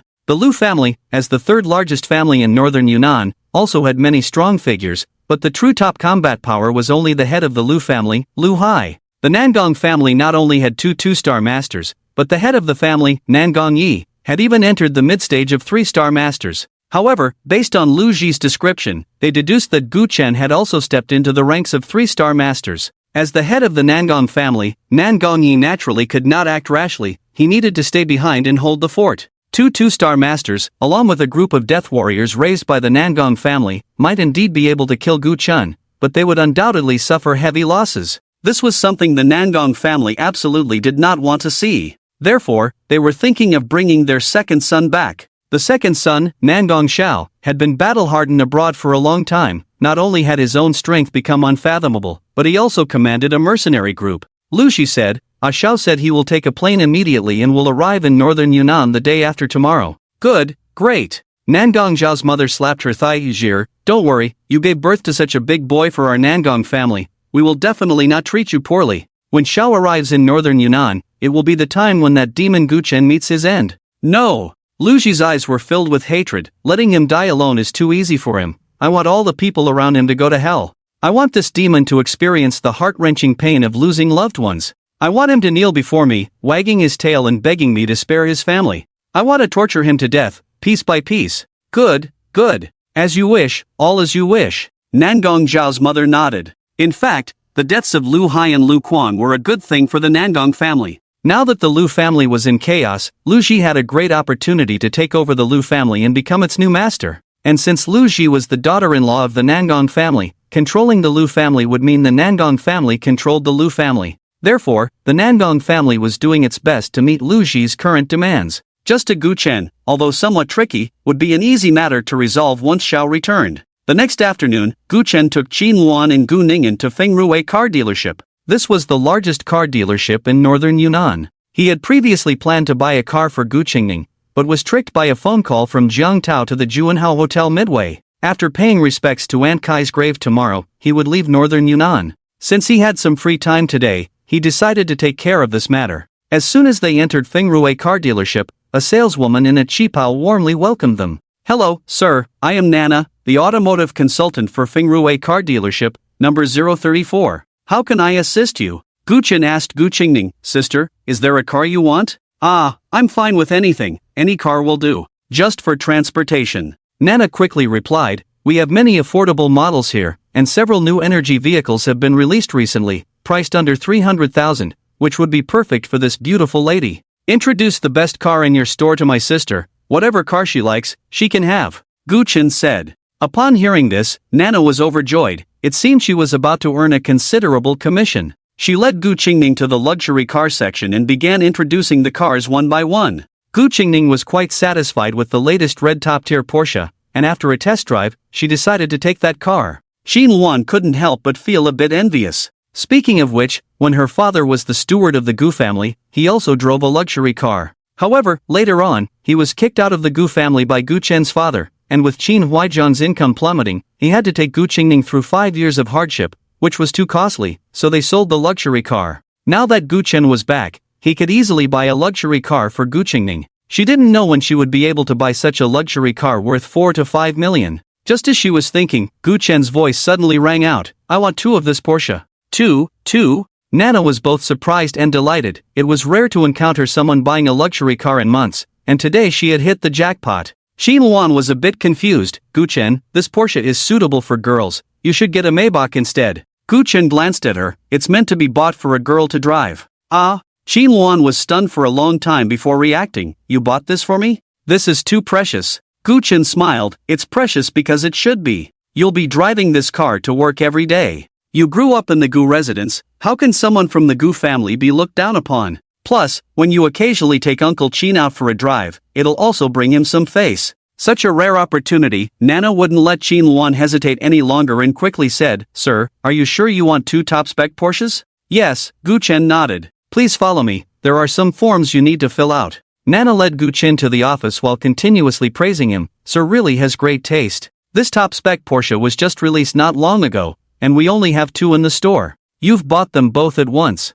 While Gu Chen was paying, Gu Qingning pulled Qin Luan back into the Porsche. "I drove just now it's your turn. Anyway, my brother is going to buy it, so you can try the feel." Qin Luan nodded with a smile and prepared to take a lap around the showroom. Just as she started, a sarcastic voice suddenly rang out. "Oh, isn't this Qin Luan? Testing a car, huh? So, Jiang Tao is getting you a new car?" From the voice, Qin Luan recognized it was Feng Yeye. "What's it to you? Hurry up and get out of my way, don't block my car." Qin Luan snapped unhappily. "Oh, still putting on a stinky attitude?" Feng Yeye crossed her arms. "Your car? Do you really think I don't know Jiang Tao is dead? Without Jiang Tao, what are you? A poor loser. Can you even afford this top-spec Porsche? You're not even worthy to sit in it. Get down." Feng Yeye was the daughter of a second-rate family from northern Yunnan. She had pursued Jiang Tao for a while, but at that time, Jiang Tao was busy chasing Qin Luan and didn't even bother to acknowledge her. Because of this, she had caused Qin Luan a lot of trouble, but unfortunately, when she tried to pick a fight once, Jiang Tao caught her and beat her up. This made Feng Yeye furious, and from then on, she regarded Jiang Tao and Qin Luan as her lifelong enemies. A few days ago, she heard that Jiang Tao had been killed in a particularly gruesome manner, and she was so happy she rolled around on her bed. She didn't expect to run into Qin Luan today. "Ha, what a narrow road for enemies." Qin Luan rolled her eyes. "Too bad Jiang Tao was still chasing me until the end. What about you, clown?" He. Feng Yeye sneered. "You think I care about Jiang Tao? Look who this is." She called out to a man in the distance, "Darling, come here." "Coming." A young man in casual clothes walked over and glanced at Qin Luan in the car. "Oh, it's Qin Luan." Qin Luan was taken aback for a moment before quickly recognizing him. He's Xin Nian. The He family from northern Yunnan ranks 8th among the 10 great families and is quite renowned. She had seen Yi Xinyan a few times when Zhang Tao took her to the nightlife scene. The He family and the Zhang family didn't get along well, and whenever Zhang Tao and Yi Xinyan met, it was always tense, though they had never really fought. See? Feng Yaya said, my boyfriend, Qin Luan, are you convinced? What's wrong with her? Why should I be convinced? It's not like I made you pursue Zhang Tao, you deserve to be beaten by him for causing me trouble. Besides, if I hadn't stopped him back then, Zhang Tao would have been even harsher. But Qin Luan was in a good mood today and didn't really want to argue. I'm convinced, Feng Yaya, you're so impressive. Now, can you move aside? I want to test the car. Feng Yaya was very pleased, but that alone wouldn't quell her resentment. Test drive? I don't think that's necessary. Anyway, Zhang Tao is dead, and you can't afford it, so get down. Qin Luan frowned. Whether I can afford it or not seems to have nothing to do with you. Feng Yaya was momentarily choked, her eyes darting, and she shouted, of course it has something to do with me. I came here today to buy this car. You're sitting in it, how am I supposed to buy it? Sorry, it's already been bought by me, Qin Luan said with a smile. Feng Yaya was too lazy to argue with Qin Luan, stepped forward, and reached for the car door. Qin Luan was quick and directly locked the door. Feng Yaya was furious, Qin Luan, get down here. Her loud shout drew the attention of others in the dealership. He Xinyan pulled her back. There's no need to shout and lower yourself. We can just call the dealership staff to handle this, he said, snapping his fingers. Nana, who had just come out of the office, immediately walked over. Sir, how can I help you? He Xinyan said, my girlfriend wants to buy this newly released top-spec Porsche, but this woman keeps hiding in the car. Please handle this quickly. If we get in a bad mood, we won't buy the car from your dealership. Nana looked troubled. Sir, why don't you choose another car? This one has already been bought by this lady. Are you kidding me? He Xinyan said, she's just test driving it, how can she buy it? You don't want to offend a customer, do you? He pointed to another Porsche, how about this? You quickly make her leave, do as I say, and I'll buy both of these top-spec Porsches. Honey, you're so good to me. Feng Yaya exclaimed joyfully, giving He Xinyan a peck on the cheek, then looking triumphantly at Qin Luan. The wheel of fortune has turned, now it's my turn. You're my girlfriend, who else should I treat well? He Xinyan said, wrapping his arm around Feng Yaya's slim waist. However, Nana's untimely voice reached his ears. Sorry, sir, these two top-spec Porsches have all been bought by this lady. At this, Feng Yaya couldn't hold back anymore and rushed over, grabbing Nana by the collar. Are you in cahoots with Qin Luan? I know her conditions clearly. Can she afford 2 cars? These 2 cars together cost 8 or 9 million. Nana hurriedly stepped back a few paces. Maybe I wasn't clear enough. A gentleman bought these 2 cars, but he came here with Miss Qin. At that moment, footsteps were heard from behind. Nana turned and pointed. Look, it's this gentleman. Since he's come out, he must have already paid. Feng Yaya looked up and saw a handsome, tall man striding toward them. He had an extraordinary presence. Her jealousy flared up. I was wondering how you could afford such luxury cars. Turns out you found a new boyfriend. Qin Luan, you really are a fighter among gold diggers. How long has Zhang Tao been dead, and you've already hooked up with a rich guy? Truly shameless. Slap. Suddenly, a hard slap landed on her face, the force making her lose her balance and fall to the ground. If you have the guts, repeat what you just said. Gu Chen's cold voice came from above. Feng Yaya instinctively wanted to retort, but when she met his eyes, which were as cold as a mountain's icy pool, the words she was about to say were swallowed back. She turned to look at He Xinyan with a pitiful expression. Honey, he hit me. He Xinyan frowned, and after a long pause, said, You are Gu Chen? This surprised Gu Chen a bit. You know me? Sorry for the offense, He Xinyan said, throwing down a sentence, and pulled Feng Yaya out.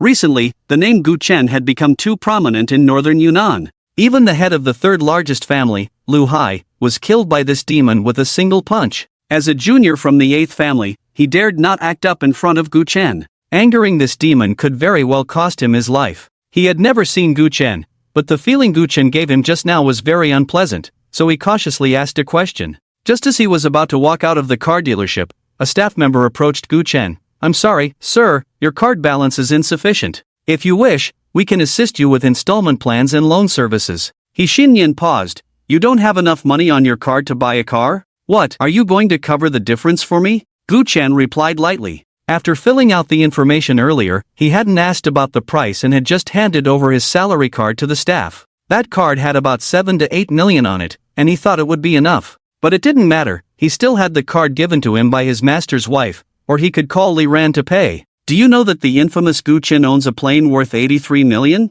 Hishinian said as he pulled Feng Yeye back. So, you, who can't even afford a few million for a car, dare to impersonate Guchen? Guchen smiled. So what? Hishinian's eyes flashed with menace as he spat on the ground. So, right now, lick up the spit on the ground and apologize to my girlfriend, or I will make you regret it. Not only had he hit his girlfriend, but he also impersonated Gu Chen and almost tricked him. Thinking of that panicked look just now, he felt a wave of humiliation. He was Hishinian, the young master of the 8th family in northern Yunnan. When had he ever been toyed with like this? Feng Yeye followed suit and spat on the ground. Xin Luan, since your boyfriend is going to lick my boyfriend's spit, shouldn't you also lick up my spit? That way, you two would truly be a match. At that moment, she felt very pleased. She had thought Xin Luan had hooked up with some rich guy again, but it turned out to be a loser pretending to be cool at a car dealership. Xin Luan, Zhang Tao is dead. You can forget about raising your head in front of me for the rest of your life. A cold glint flashed in Gu Chen's eyes, and just as he was about to act, he suddenly heard an extremely furious roar. Unfilial son, what are you doing? Hishinian turned around to see his father, He Zhang, striding towards him. Dad, what are you doing here? Hishinian was quite surprised. He Zhang had come to Fengrui car dealership to discuss some business matters with the owner, and upon entering the store, he had spotted his son. Without explanation, he raised his hand and slapped him. Unfilial son, kneel down. Hishinian was a bit dazed. Dad, I haven't caused any trouble recently, have I? Not yet, but aren't you causing trouble for me right now? He Zhang shouted. Do you even know who he is? Hishinian suddenly realized. Oh, Dad, don't worry, I'm being cautious. This guy is just a loser. He just tried to trick me into thinking he was Gu Chen, but luckily I was smart enough to see through his scheme. He Zhang was furious. He is Gu Chen. Don't joke around, Dad. Gu Chen is worth billions. How could he not afford a few million for a car? Dad, I know you want me to be more restrained lately, but this guy is flaunting his status and even slapped Yeye. I have to let him know how powerful I, Hishinian, am today. You don't even realize you're walking towards your doom. He Zhang trembled with rage. He is Gu Chen, he didn't deceive you. He Zhang no longer wasted words with his son. The head of the 8th family in northern Yunnan knelt down in front of Gu Chen with a thud. Mr. Gu, my son is unruly and has offended you. I am willing to apologize on his behalf. Please show mercy and do not harm my son. Saying this, he knocked his head on the ground 3 times. Blood was already seeping from his forehead. On that day at the Imperial Sky Hotel, he had been present and had witnessed Gu Chen kill the 2-star master Lu Hai with a single punch. He knew all too well the terror of this demon. If you lose at chess, you will go kill the Lu family. If you don't sincerely express your apologies at this moment, your son will surely die without a burial place. The He family only has this one seedling, and they are counting on their only precious son to carry on the family line. Gu Chen chuckled lightly. Apologize? Doesn't your son have a mouth of his own? He Zhang's heart skipped a beat, and he sternly reprimanded. Unfilial son, kneel down quickly. At this moment, Hishinian had already realized the seriousness of the situation. His father had always been proud. If he wasn't terrified to the extreme, he would never kneel and bow. He hurriedly complied, kneeling on the ground and repeatedly bowing to Gu Chen. Mr. Gu, I'm sorry, I didn't recognize the great mountain earlier, please let me go. He Zhang let out a slight sigh of relief. Mr. Gu, are you satisfied with this? Gu Chen replied indifferently, not enough. Keep bowing. He Zhang ordered without hesitation. Hishinian didn't hesitate either, continuing to bang his head on the ground. As the bloodstains on the ground increased and his son's head was about to be battered to pieces, Gu Chen still showed no intention of stopping. He Zhang grew anxious. Mr. Gu, this should be enough, right? Not enough. Gu Chen's hands were clasped behind his back as he spoke calmly. He Zhang took a deep breath and suddenly said to Hishinian, you created this mess, you must bear the consequences. Lick up the spit you just spat out. Ha! Hishinian's face changed. Licking his own spit? That was too disgusting. But looking at Gu Chen, who stood before him with an imposing presence, an inexplicable fear spread in his heart. After hesitating for a moment, he gritted his teeth, changed from kneeling to lying on the ground, and extended his tongue to start licking his spit. And you! He Zhang glared at Feng Yeye. Get down and lick. I won't, that's too disgusting. Before she could finish her sentence, He Zhang pressed her head down. Her beautiful face was pressed firmly against her own spit. This scene left Nana both shocked and nauseated. She wanted to vomit, but having undergone professional training, she held it in with all her might and finally managed to suppress it. At that moment, she heard Gu Chen's voice. This is my other card, take it and swipe. She turned her head to see Gu Chen handing her a blood-red bank card. Why was this bank card blood red? It looked so eerie. What kind of bank issues a card with such a design? As Nana's mind raced with thoughts, she reached out to take the card from Gu Chen's hand. Just then, He Zhang rushed over like a madman, shoving a bank card into Nana's hand. Use my money, use my money. Gu Chen glanced at him. What do you mean by this? He Zhang quickly smiled. Today my son was blind and offended Mr. Gu. I'll pay for these 2 Porsches on behalf of Mr. Gu. Consider it an apology. Gu Chen smiled. You're quite understanding. He Zhang hurriedly replied. It's only right. I just hope Mr. Gu won't find it bothersome. Alright, I'll accept the cars, but I have a piece of advice for you. Gu Chen put the blood-red bank card back into his pocket. Don't be two-faced. If you think of revenge after going back, your He family will only end up worse than the Lu family. He Zhang was drenched in sweat. Mr. Gu, your skills are extraordinary. Even if I had 100 guts, I wouldn't dare to hold a grudge against you. Gu Chen said nothing more and drove away with Qin Luan and Gu Qingning. That night, at Daliang International Airport, a private jet landed with a loud roar. As the cabin door opened, a strong middle-aged man stepped down with a fierce aura. Following him were more than 20 armed men in military attire, stepping steadily behind the middle-aged man. This scene attracted quite a few travelers waiting at the airport. Who is this? What a grand display! Are they filming a movie? Guns are banned within the borders of the Divine Dragon. How dare these people flaunt firearms here? It must be a movie. Those guns are probably props. Someone in the crowd interjected. You must be outsiders. You don't even know that Nangong's second son, Nangong Xiao, is here. Ha, the Nangong family is the leading family in our northern Yunnan, no different from a local emperor. It's not surprising to see such a grand spectacle. Nangong Xiao has been fighting abroad for years. How could he allow his subordinates to carry fake guns? That would be a laughingstock. But they wouldn't usually be so arrogant. This time, carrying guns must be aimed at that demon Gu Chen. And Gu Chen is indeed audacious, continuously offending the 10 clans of northern Yunnan. Now he has provoked the real god of death. He might end up with no place to be buried. Amidst the crowd's discussions, a graceful figure rushed past and directly threw herself into Nangong Xiao's arms, sobbing uncontrollably. It was Lu Ji. Nangong Xiao stood like a statue, allowing Lu Ji to cry her heart out. After a long while, as Lu Ji's cries softened, he said, Don't worry, my wife, I won't let your father and brother die in vain. I will capture Gu Chen alive, and then you can deal with him as you wish. Lu Ji choked out, One Gu Chen isn't enough. I want all his relatives to accompany my father and brother in death. Alright, as you wish. Nangong Xiao ordered in a deep voice, immediately spread the word among the 10 clans of northern Yunnan. Anyone who provides information on Gu Chen's whereabouts will be rewarded 80 million. Anyone who provides information on Gu Chen's relatives will also be rewarded 80 million. A scar-faced man asked, My lord, should we spread the news throughout the city? Such an enticing reward, once it's announced, all the people of northern Yunnan will take action, and that thief Gu Chen will surely have nowhere to hide. Nangong Xiao waved his hand, no need. If the commotion is too great, and Gu Chen gets scared and quietly runs away, then it will be no fun. His subordinates received the order and began to take action. Lu Ji nestled in Nangong Xiao's embrace. Honey, didn't you say you wouldn't arrive until tomorrow?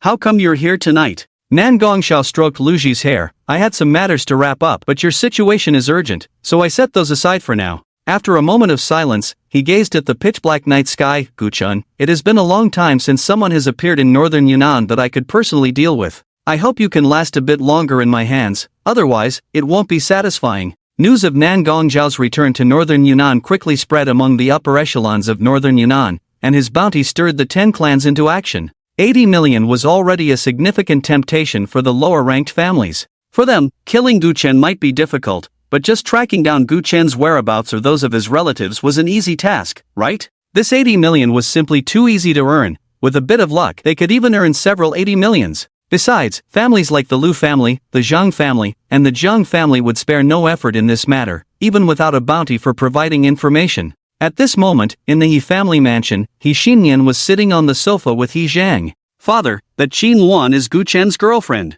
Should we go to Nangong Xiao? Not only can we get 80 million, but we can also vent our anger. No, He Zhang directly rejected. Gu Chen is so young yet has become the warden of Dragon Island Prison. This person is certainly not simple. We shouldn't get involved in this mess. Seeing his father's serious tone, He Xinyan dismissed the idea. What are you afraid of? Feng Yeye walked out of the bedroom. She had been eavesdropping on the father-son conversation by the door. At this moment, someone rushed out impatiently. Nangong Xiao is so powerful, I even heard he brought a mercenary group of over 20 people to northern Yunnan. Is he really afraid he can't kill Gu Chen? Shut up! He Zhang shouted, if it weren't for you stirring up trouble today, I wouldn't have lost nearly 10 million for nothing, and my son wouldn't have been humiliated in public. Do you still want to provoke Gu Chen? Do you want my son to die, want the Yi family to be destroyed? He Xinyan also said, yeah, listen to your father, he won't harm us. Feng Yaya replied with an oh, then stepped outside. He Zhang hurriedly shouted, where are you going?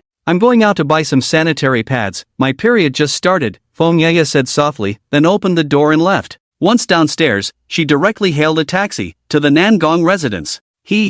Humiliated during the day, now she had a chance for revenge. If she didn't seize this opportunity, wouldn't she be a fool? Xin Luan, right? Gu Chen, right? You want me to lick your boots, huh? If I don't take care of you two dog lovers, then I won't be called Feng Yaya. As for whether the Yi family would find out she had snitched, she wasn't worried. He Zhang and He Xinyan were merely scared out of their wits by Gu Chen. As long as Gu Chen was dead, what did it matter if they knew she had informed on them? At that time, they wouldn't blame her, instead, they would praise themselves fiercely. The car quickly arrived at the Nangong residence, and upon learning her intentions, the servants quickly let her in. Feng Yaya hurriedly revealed that Gu Chen had a girlfriend. Very good, do you know where she lives? Yes, her home is in the Shandong district. Great! Nan Gongxiao stood up, once I catch Qin Luan, the 80 million will be transferred to your account without a penny less. Can I make another request? Feng Yaya said cautiously. Nan Gongxiao's expression was unchanged. I didn't expect you to be so greedy that 80 million isn't enough for you.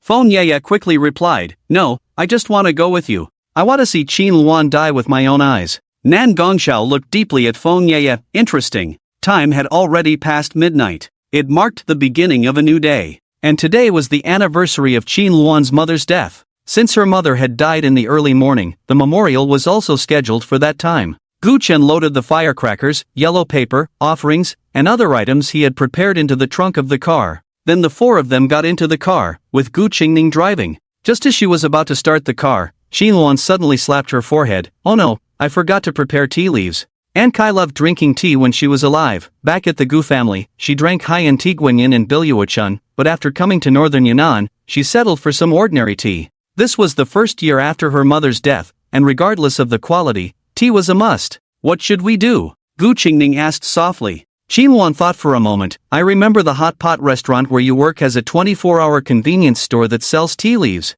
I'll go buy some. Gu Chen said, I'll go with you. No need, Qin Luan waved her hand. You, Qingning, and my dad go up the mountain first. I'll catch up after I buy the tea leaves. It won't take long since you bought me a car. After saying that, she opened the car door and jumped out. Luan, you haven't driven in a while, be careful on the road, Gu Qingning said. Qin Luan rolled her eyes. You're the same, be careful yourself. With that, she returned to the small house of the Qin family. In her room, she grabbed the car keys, and suddenly remembered something, slapping her forehead again. Almost forgot this too. How can I go to my mother's grave without it? As she spoke, she rummaged under her bed and pulled out something. It was the head of Lu Kuang. At this moment, the head was starting to smell a bit, but Qin Luan didn't care and directly tossed it into the trunk. Just then, the roar of a car engine mixed with the sound of footsteps approached. Qin Luan's heart skipped a beat as she reached out to close the trunk lid. Baiyu! A flash of spark erupted from the silenced gun's muzzle. The bullet whizzed past Qin Luan's head and embedded itself in the wall of the courtyard. Dirt flew everywhere. Move again, and the bullet will go into your head. Cold sweat broke out on Qin Luan's forehead, her heart raced, and she obediently raised her hands. No one wants to die, and she was no exception. Are you Qin Luan? A man in a military green coat stepped in front of Qin Luan. He was more than a head taller than her, looking down at her with an overwhelming presence. Feng Yaya immediately jumped out. That's right, she is Qin Luan, Gu Chen's girlfriend. Qin Luan instinctively replied, who told you I was Gu Chen's girlfriend? Feng Yaya slapped Qin Luan across the face. What are you pretending for? Weren't you all high and mighty this morning? Now that you're in trouble, you immediately want to distance yourself from Gu Chen? TSK, Qin Luan, you are simply the pinnacle of gold diggers, refreshing my understanding. The slap felt very satisfying, and Feng Yaya was getting into it, wanting to hit again. Suddenly, a chill swept over her, and she turned her head just in time to meet Nangong Zhao's cold gaze. She shrank her neck and silently retreated behind Nangong Xiao. At that moment, a subordinate pulled out Lu Kuang's head from the trunk. Master, here is the head of young Master Lu. Nangong Zhao's expression remained unchanged. Very good, it seems you indeed have a close relationship with Gu Chen. Take her away. As Qin Luan was pushed into the car, Nangong Xiao sent out invitations to the upper circles of Dianbei. Have you heard? In half an hour, Nangong Xiao will hold a special auction at the Zhangmao auction house, and there is only one item for auction. What kind of auction is being held at this late hour? Sigh, I really don't want to go. Not going? Do you dare to ignore Nangong Xiao's invitation? Do you want your head hanging on the city gate of Dianbei tomorrow? Exactly. Besides, Nangong Xiao is making such a big deal out of it. I guess it must be related to Gu Chen. It wouldn't hurt to go see the excitement. Late at night, the originally quiet streets of Dianbei suddenly filled with luxury cars. Members of the 10 major families, including some second-tier families, all mobilized. The target was only one direction, the Zhangmao auction house. Zhangmao auction house, the largest auction house in Dianbei, belongs to the Yun family, the fourth largest family in Dianbei. At this moment, it had been requisitioned by Nangong Xiao. Inside the hall, the lights were bright. Many people were already seated in the audience. On both sides stood a group of strong men armed to the teeth. They were, of course, Nangong Xiao's subordinates. Seeing that most of the people had arrived, Nangong Xiao pressed his hands down, and the crowd immediately quieted down. I have returned to Dianbei this time, and I believe everyone knows why. Gu Chen, this demon, killed my wife's father and brother. In Dianbei, no one can provoke our Nangong family, even if Gu Chen is a peak 2-star master, or even a 3-star master, or even if Gu Chen is the warden of Long Island Prison, it cannot be an exception. A wave of cheers erupted from the crowd. Especially from the Zhang and Jiang families, their cheers were the loudest. Zhang Haoguang, the head of the Zhang family, said, "So, young Master Nangong invited us here so late because he has already captured this thief Gu Chen?" Nangong Xiao shook his head. "No rush, if I kill Gu Chen all at once, what would be the point?" He clapped his hands, and immediately 2 subordinates brought Qin Luan up. At this moment, Qin Luan was tightly bound by an iron chain, her clothes wrinkled deeply. Nangong Xiao said, "Ladies and gentlemen, I will first kill Gu Chen's relatives one by one, and only then will it be Gu Chen's turn. Only in this way can I relieve the hatred in my heart." He paused for a moment and then said, "Of course, I know that many of you here have deep-seated grudges against Gu Chen. I can't just seek revenge for myself, so I specifically organized today's auction. Qin Luan is the only item up for bid at this auction. As long as you have enough money, you can freely trample and ravage Gu Chen's girlfriend's body." A wave of whispers erupted from the audience. After a while, Zhang Shiqin, the head of the Zhang family, said, "Young Master Nangong, can't you capture a few more? With just one Qin Luan, fighting over her will only be enough for one person to vent their anger." Nangong Xiao laughed. "Although there is only one of her, she has many parts to her body. I must declare in advance that you cannot bid on Qin Luan's head. I want to keep that for my wife to vent her anger. As for the other parts of her body, feel free to bid.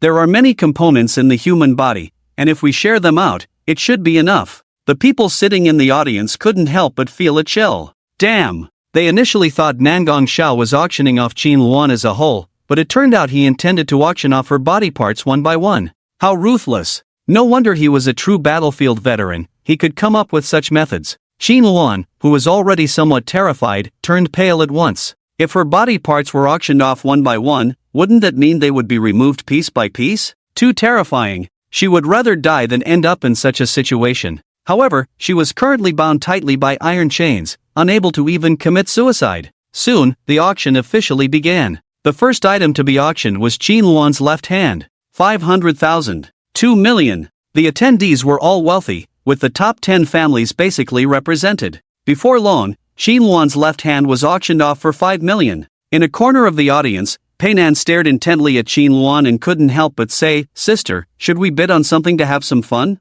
This is Gu Chen's girlfriend." Pei Hongtang replied, "I remember after you came out of the Dtian hotel, you were so scared that you didn't go out at all. You even had several servants guarding the door at night. How come you're not afraid of Gu Chen now?" Peinan said, "What's there to be afraid of? With Nangong Xiao here, Gu Chen won't last long." Pei Hongtang fell silent. Would Gu Chen really be defeated by Nangong Xiao? To be honest, from the first day she met Gu Chen, he had shocked her time and again. Each time, she thought he was doomed, yet he crushed his opponents with absolute strength every time. She had a vague premonition that even Nangong Xiao might not be able to do anything to Gu Chen. She even felt an impulse to secretly call Gu Chen and inform him that Qin Luan had been captured and brought to the Zhangmao auction house. Gu Chen, who had descended upon Yunnan to stir up trouble, and the second young master of the renowned Diankue family, who had seen many battles.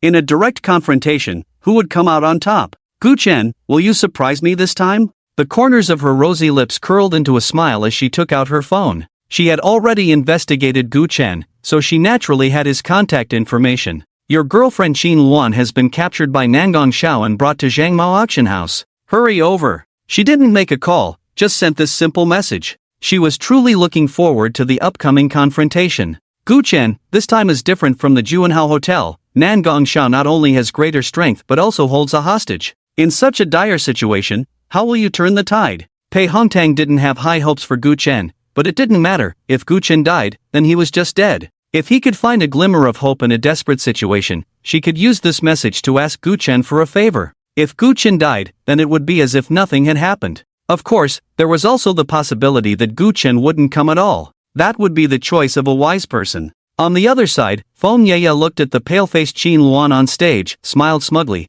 and then went to the restroom. She directly called He Xinyan. Hubby, didn't you receive any news? Nangong Xiao has invited all the celebrities from Dianbei to the Zhangmao auction house. Now, out of the 10 clans in Dianbei, 9 have come, and only our He family hasn't shown up. He Xinyan's voice came from the other end. Gu Chen was captured? No, it's Qin Luan. Young Master Nangong said he wants to slowly torment Gu Chen, starting with his girlfriend today. Right now, several people are fighting over Qin Luan's left hand. I heard a bit of gossip that you were the one who brought Nangong Xiao to capture her? He Xinyan said. That's right. Feng Yeye said proudly. How about that? I'm impressive, right? Before she could finish her sentence, He Xinyan interrupted her. My father and I have packed some things and are preparing to drive away from Dianbei to avoid the limelight. You'd better take care of yourself. After saying that, the phone line went dead with a busy signal. Feng Yeye was stunned for a moment, then immediately exploded with anger. What's wrong with you two? Nangong Xiao has brought a mercenary group back, and now he has Gu Chen's girlfriend in his hands. Do you really need to be that scared? Just running away like this? With this kind of courage, I really doubt how you two managed to get into the 10 clans of Dianbei. She sulked back to the audience, glaring fiercely at Qin Luan. It was just that the 80 million promised by Nangong Xiao hadn't arrived yet, otherwise, she would have to participate in the bidding. In front of Qin Luan, she wanted to toy with her body parts. As time passed, the atmosphere of the auction became increasingly heated. All of Qin Luan's limbs had been auctioned off, including some organs, which had also found owners. The most ruthless bidders were naturally the Zhang and Zhang families. For instance, Zhang Haoguang spent 10 million to buy Qin Luan's hands. Zhang Shiqin even secured one of Qin Luan's legs and 2 kidneys. If I remember correctly, there's still 1 heart left to be auctioned, and I want that heart. No one else fight me for it. If you do, I'll get angry. After winning another part, Zhang Shiqin said loudly. Nangong Xiao shook his finger. No. Qin Luan's heart is reserved for my wife, so today's auction ends here. But don't worry, everyone, I heard Gu Chen has a sister. Tomorrow, I will bring his sister over. For those who didn't have enough fun today, we continue tomorrow. Cheers erupted from the audience. So, the first cut on Qin Luan must be made by my wife. After my wife vents her anger on her face, those of you who won items can come up and take them. Come up on stage. Upon hearing this, Zhang Shiqin and Zhang Haoguang were both excited. This meant they could personally sever Qin Luan's hands and feet. One of them had lost a son, and the other had a son lying in the hospital, uncertain of life or death. Now, being able to strike at Gu Chen's girlfriend was a form of revenge. Nangong Xiao ignored the whispering crowd and waved to Lu Ji in the audience. Wife, come up. Lu Ji's lips curled into a cruel smile as she lifted the hem of her elegant gown and walked toward the stage. Just then, a cold voice suddenly echoed from the entrance of the auction hall. I think that's unnecessary. The hall, which had been somewhat noisy just moments ago, fell silent at that instant. Everyone turned to look at the source of the voice and saw Gu Chen walking step by step toward the stage. The demon who had turned Dianbei upside down in recent days. Alone at the banquet. TSK.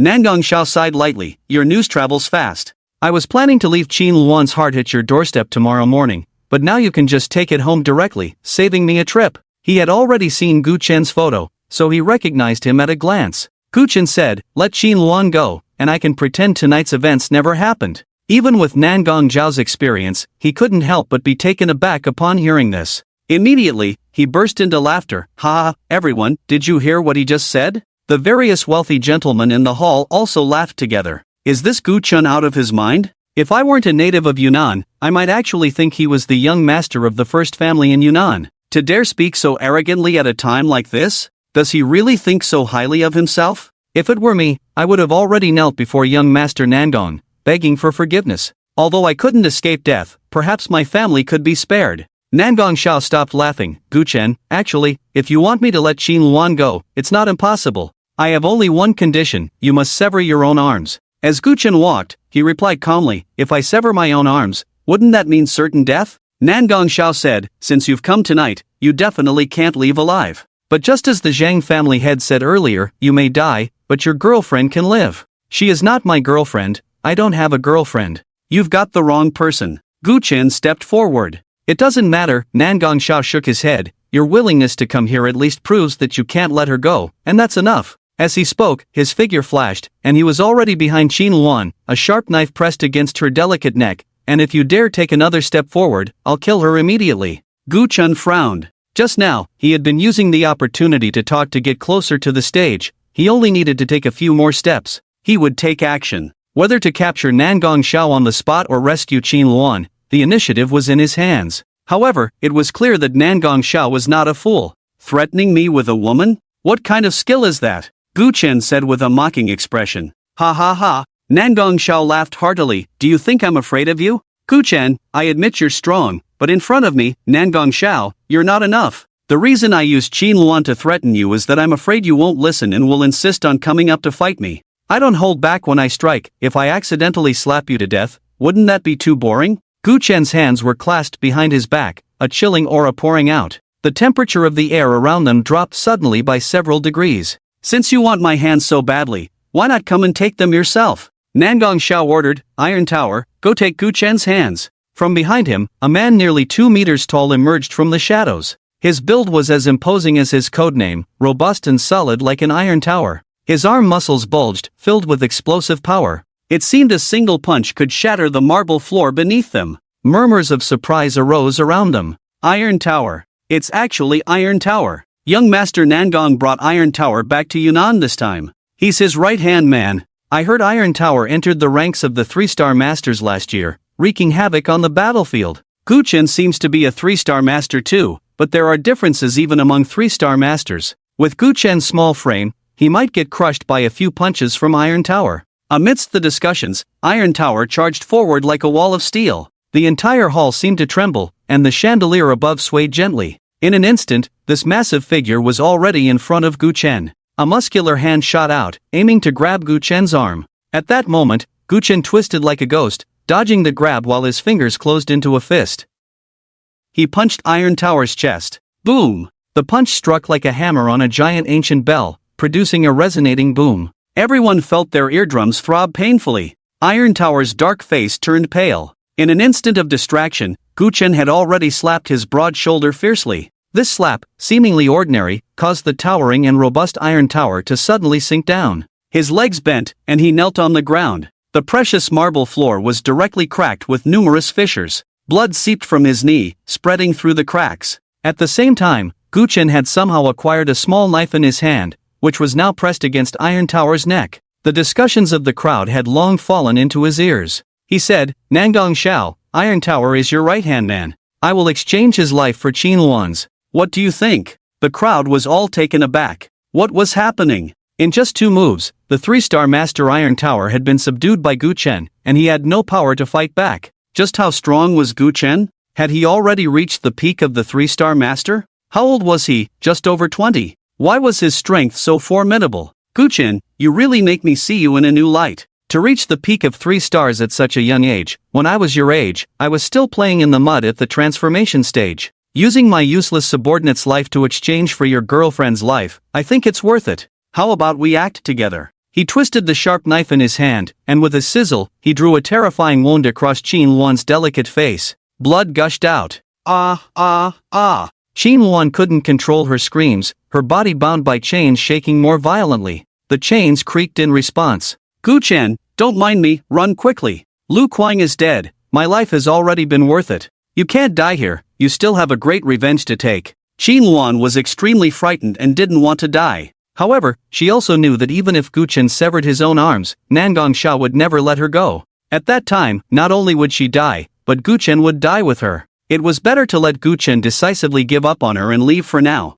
At least he could find a chance to take revenge for her. Moreover, if Gu Chen really died here today, her father and Chang Ning would also not escape Nangong Xiao's clutches. Ha ha ha. Nangong Xiao laughed maniacally. So touching, really so touching. Your girlfriend's spirit of self-sacrifice truly moves me. He slashed at Qin Luan's face again. I just couldn't help but come for another cut. By the way, why aren't you making a move? Hurry up, give Iron Tower a couple of cuts on the face too, that would be fair. We agreed to act together. Gu Chen frowned. You win. He kicked Iron Tower's back, and the 2-meter-tall figure immediately shot towards the stage like a cannonball. Nangong Xiao smiled coldly. Gu Chen, after years of fighting on the battlefield, I can't handle a headstrong youth like you? Iron Tower was at the early stage of the 3-star master, considered his top combat power, and had assisted him for many years. He was truly a right-hand man. He didn't seem as indifferent to Iron Tower's life and death as he appeared. Just as Nangong Xiao was secretly pleased, his expression suddenly changed drastically,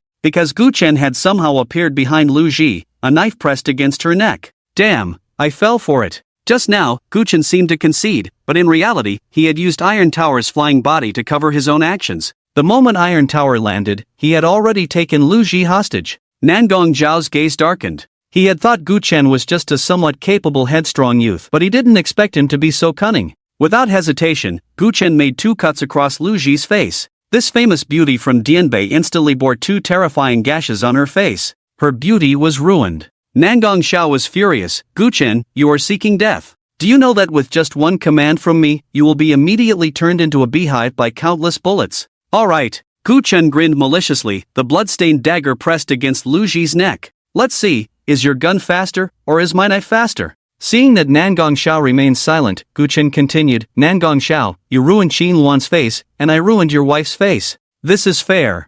I'll say it again, if you let Qin Luan go, I'll let your wife go, and I can promise that as long as you do so, I won't hold tonight's events against you. Not hold it against me? Nangong Zhao's eyes seemed to spit fire. What are you, to dare speak so arrogantly? Ji La. Gu Chen slashed at Lu Ji's face again. I'm too lazy to waste words with you. If you keep stalling, I'll kill her directly. You wouldn't want your son to be born without a mother, would you? Arrogant. Too arrogant. Gu Chen came here today, facing certain death. Who would have thought he would turn the tables? You. Nangong Xiao was so furious that veins bulged on his forehead, his eyes bloodshot. Despite this, his mind was racing. He certainly didn't want his son to be born without a mother, but now that Lu Ji's face was ruined, he was unwilling to let Gu Chen and Qin Luan go just like that. Gu Chen didn't give Nangong Xiao a moment to breathe. I'll give you 1 minute to think. If you still don't accept my proposal, I'll kill your wife. After all, this was Nangong Zhao's territory. Delays could lead to changes. Nangong Zhao's gaze was dark and wavering.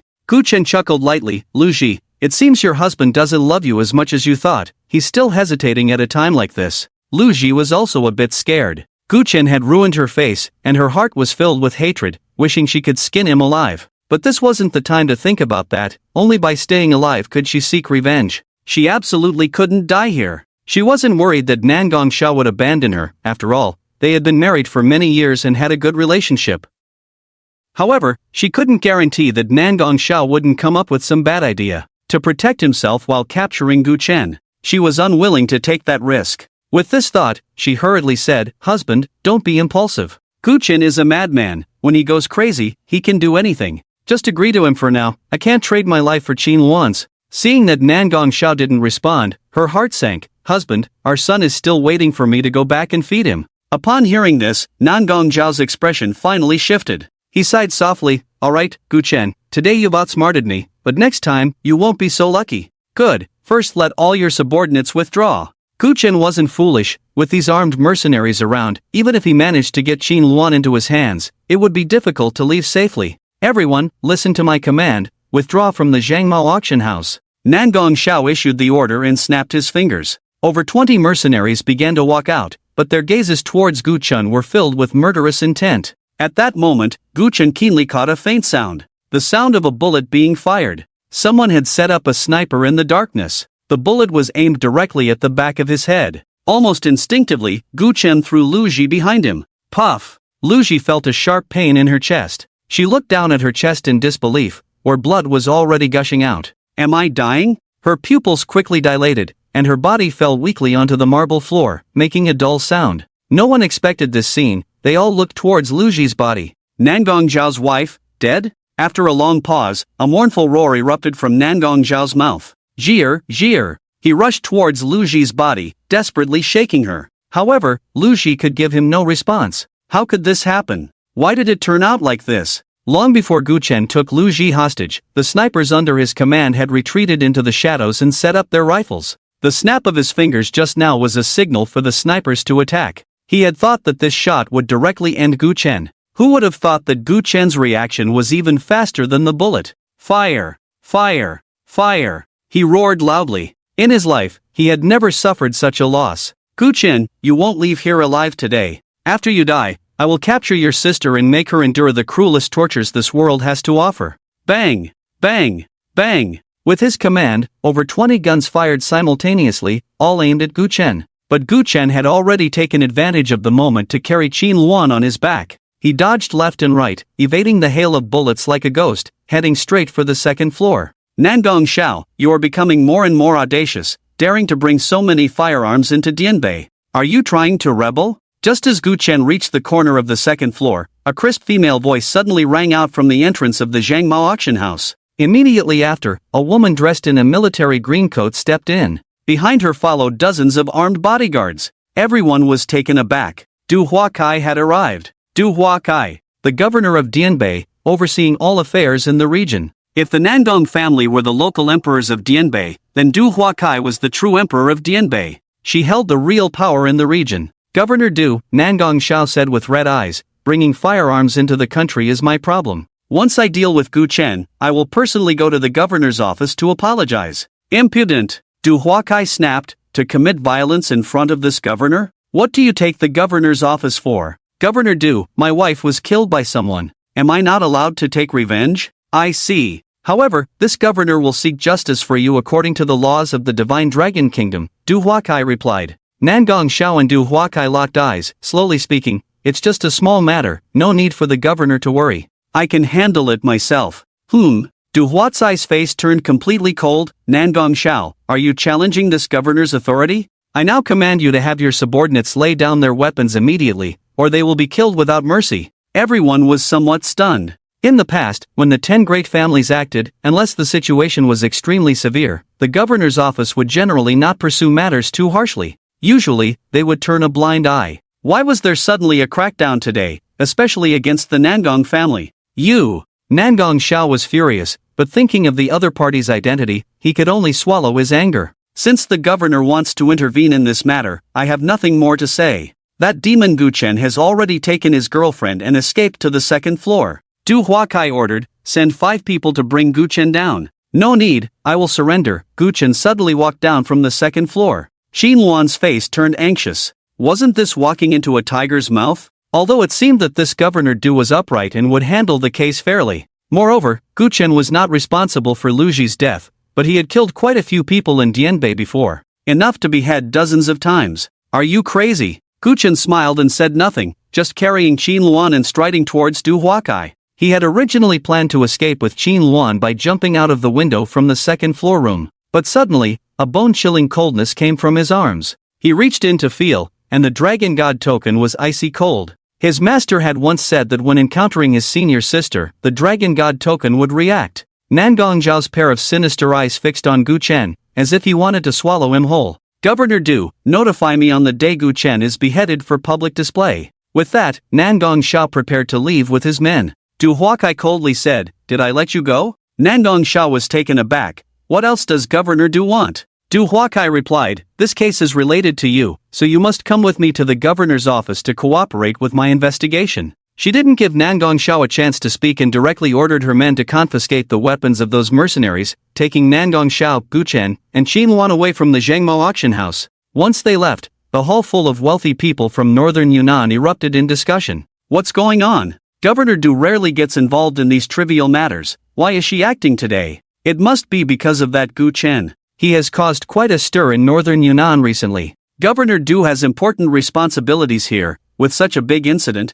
she has to take action. That makes sense, but why take Nangong Xiao as well? I remember the Nangong family has always had a vague relationship with the governor's office. Needless to say, it's just for show. Nangong Xiao brought so many firearms into the country, and with so many witnesses, Governor Du has to put on a show. Everyone felt this reasoning was quite valid. It was likely that Governor Du would only symbolically punish Nangong Shao, but as for Gu Chen, he clearly couldn't escape death. For a moment, whether they were there to watch the excitement or had deep-seated grudges against Gu Chen, everyone felt a sense of regret. Pei Hongtang was no exception. In just a few days, Gu Chen had stirred up a bloody storm in northern Yunnan, with the young masters of the 10 major families either dead or injured, and many terrified. Even Nangong Shao from the first family couldn't gain any advantage in front of Gu Chen. Gu Chen, with your talent, if you acted more discreetly and had a steadier temperament, your future would be immeasurable. What a pity. In the northern Yunnan governor's prison, in a spacious cell, several prisoners were bowing and scraping around a middle-aged man.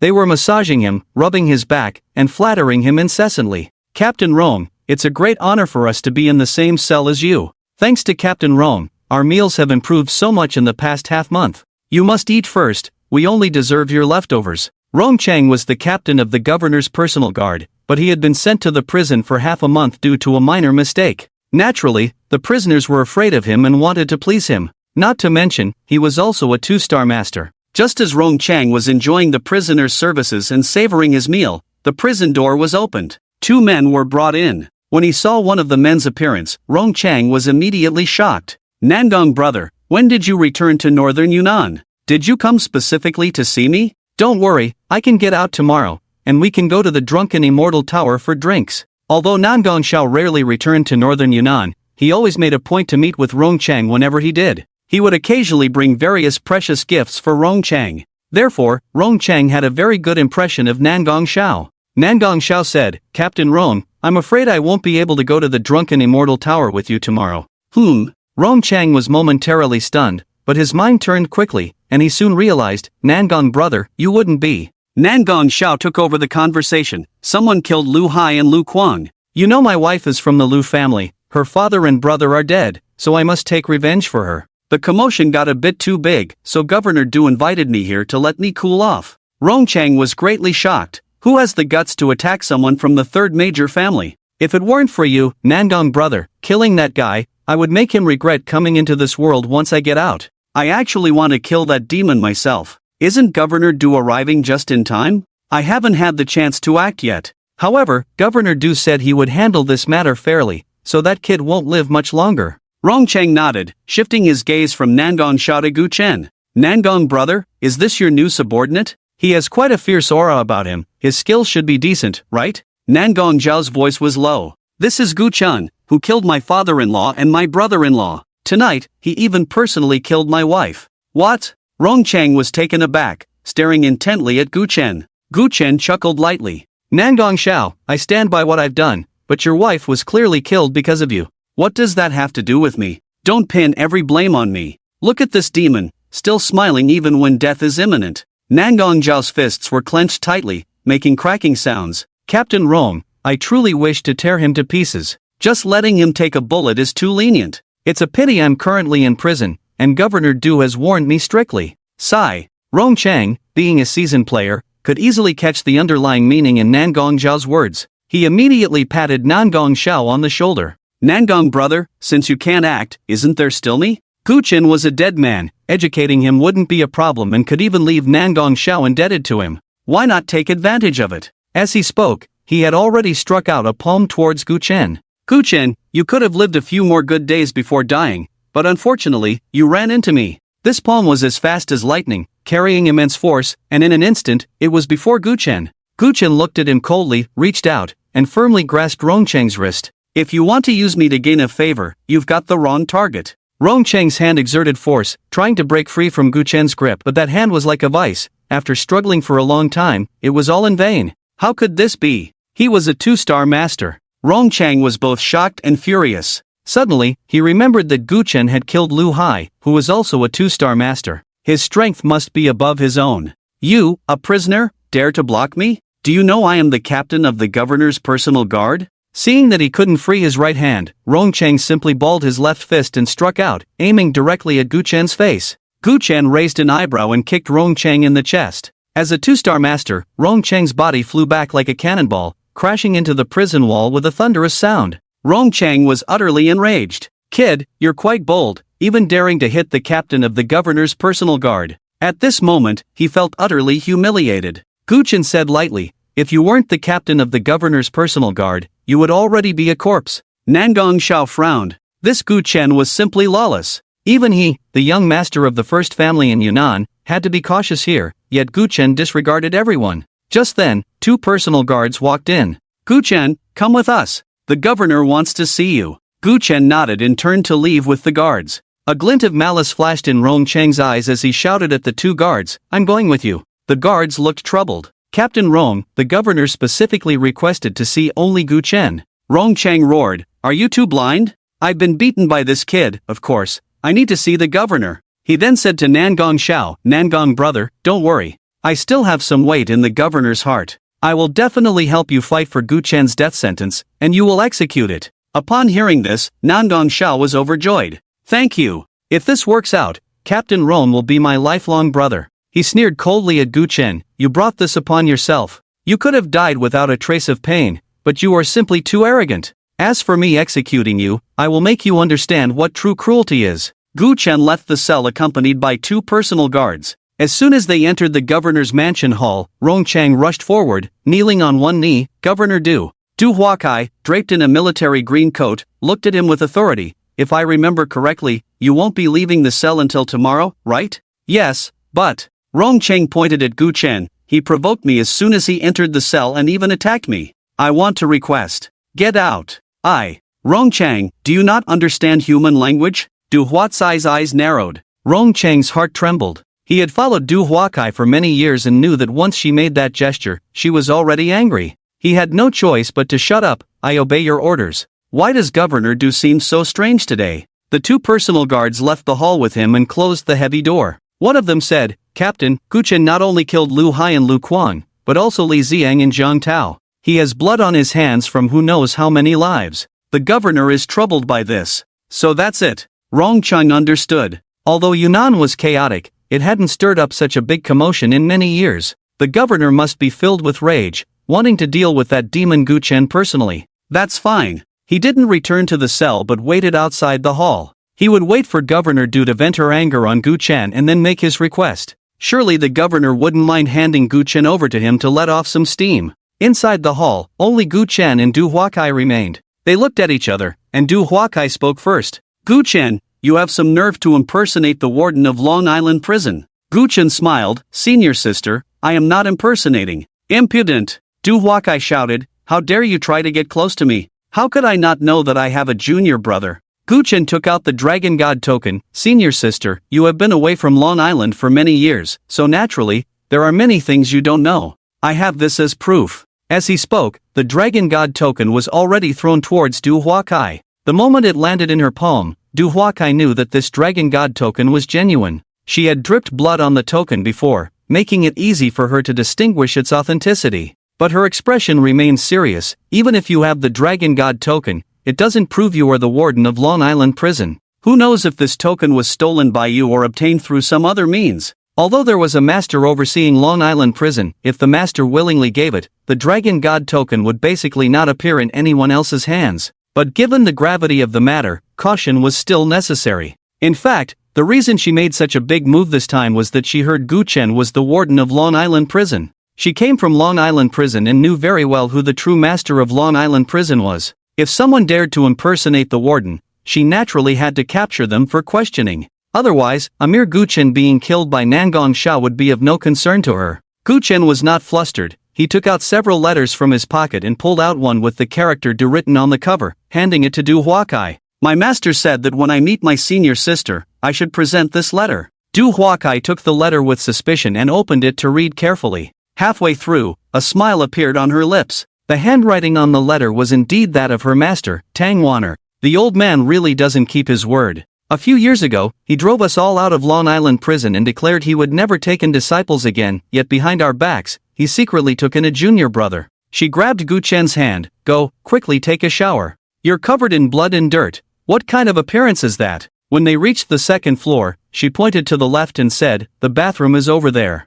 You go wash up first, and I'll find you some clothes. Gu Chen nodded in agreement. He was covered in a lot of blood from Lu Ji and Qin Luan, sticky and uncomfortable. However, as soon as he entered the bathroom, he was taken aback. The decor of the bathroom was filled with a feminine touch, even the tiles on the floor and walls were pink. More importantly, various types of women's intimate clothing were hanging inside, dazzling to the eyes. He took a few steps back out. Senior sister, is there another bathroom? No, I live alone in the governor's mansion, and the servants all live outside. Why would I need so many bathrooms? What, you don't want to use the bathroom that your senior sister has used? Guchen quickly clarified, how could that be? It's just that I'm a big man, and it feels a bit strange to shower in there. Besides, senior sister, we just recognized each other, and you're being too bold. However, before Guchen could finish his thought, he was interrupted by Du Huakai, then hurry up and wash. I haven't heard any news about the Dragon Island prison for a long time, mainly because Master doesn't allow inquiries.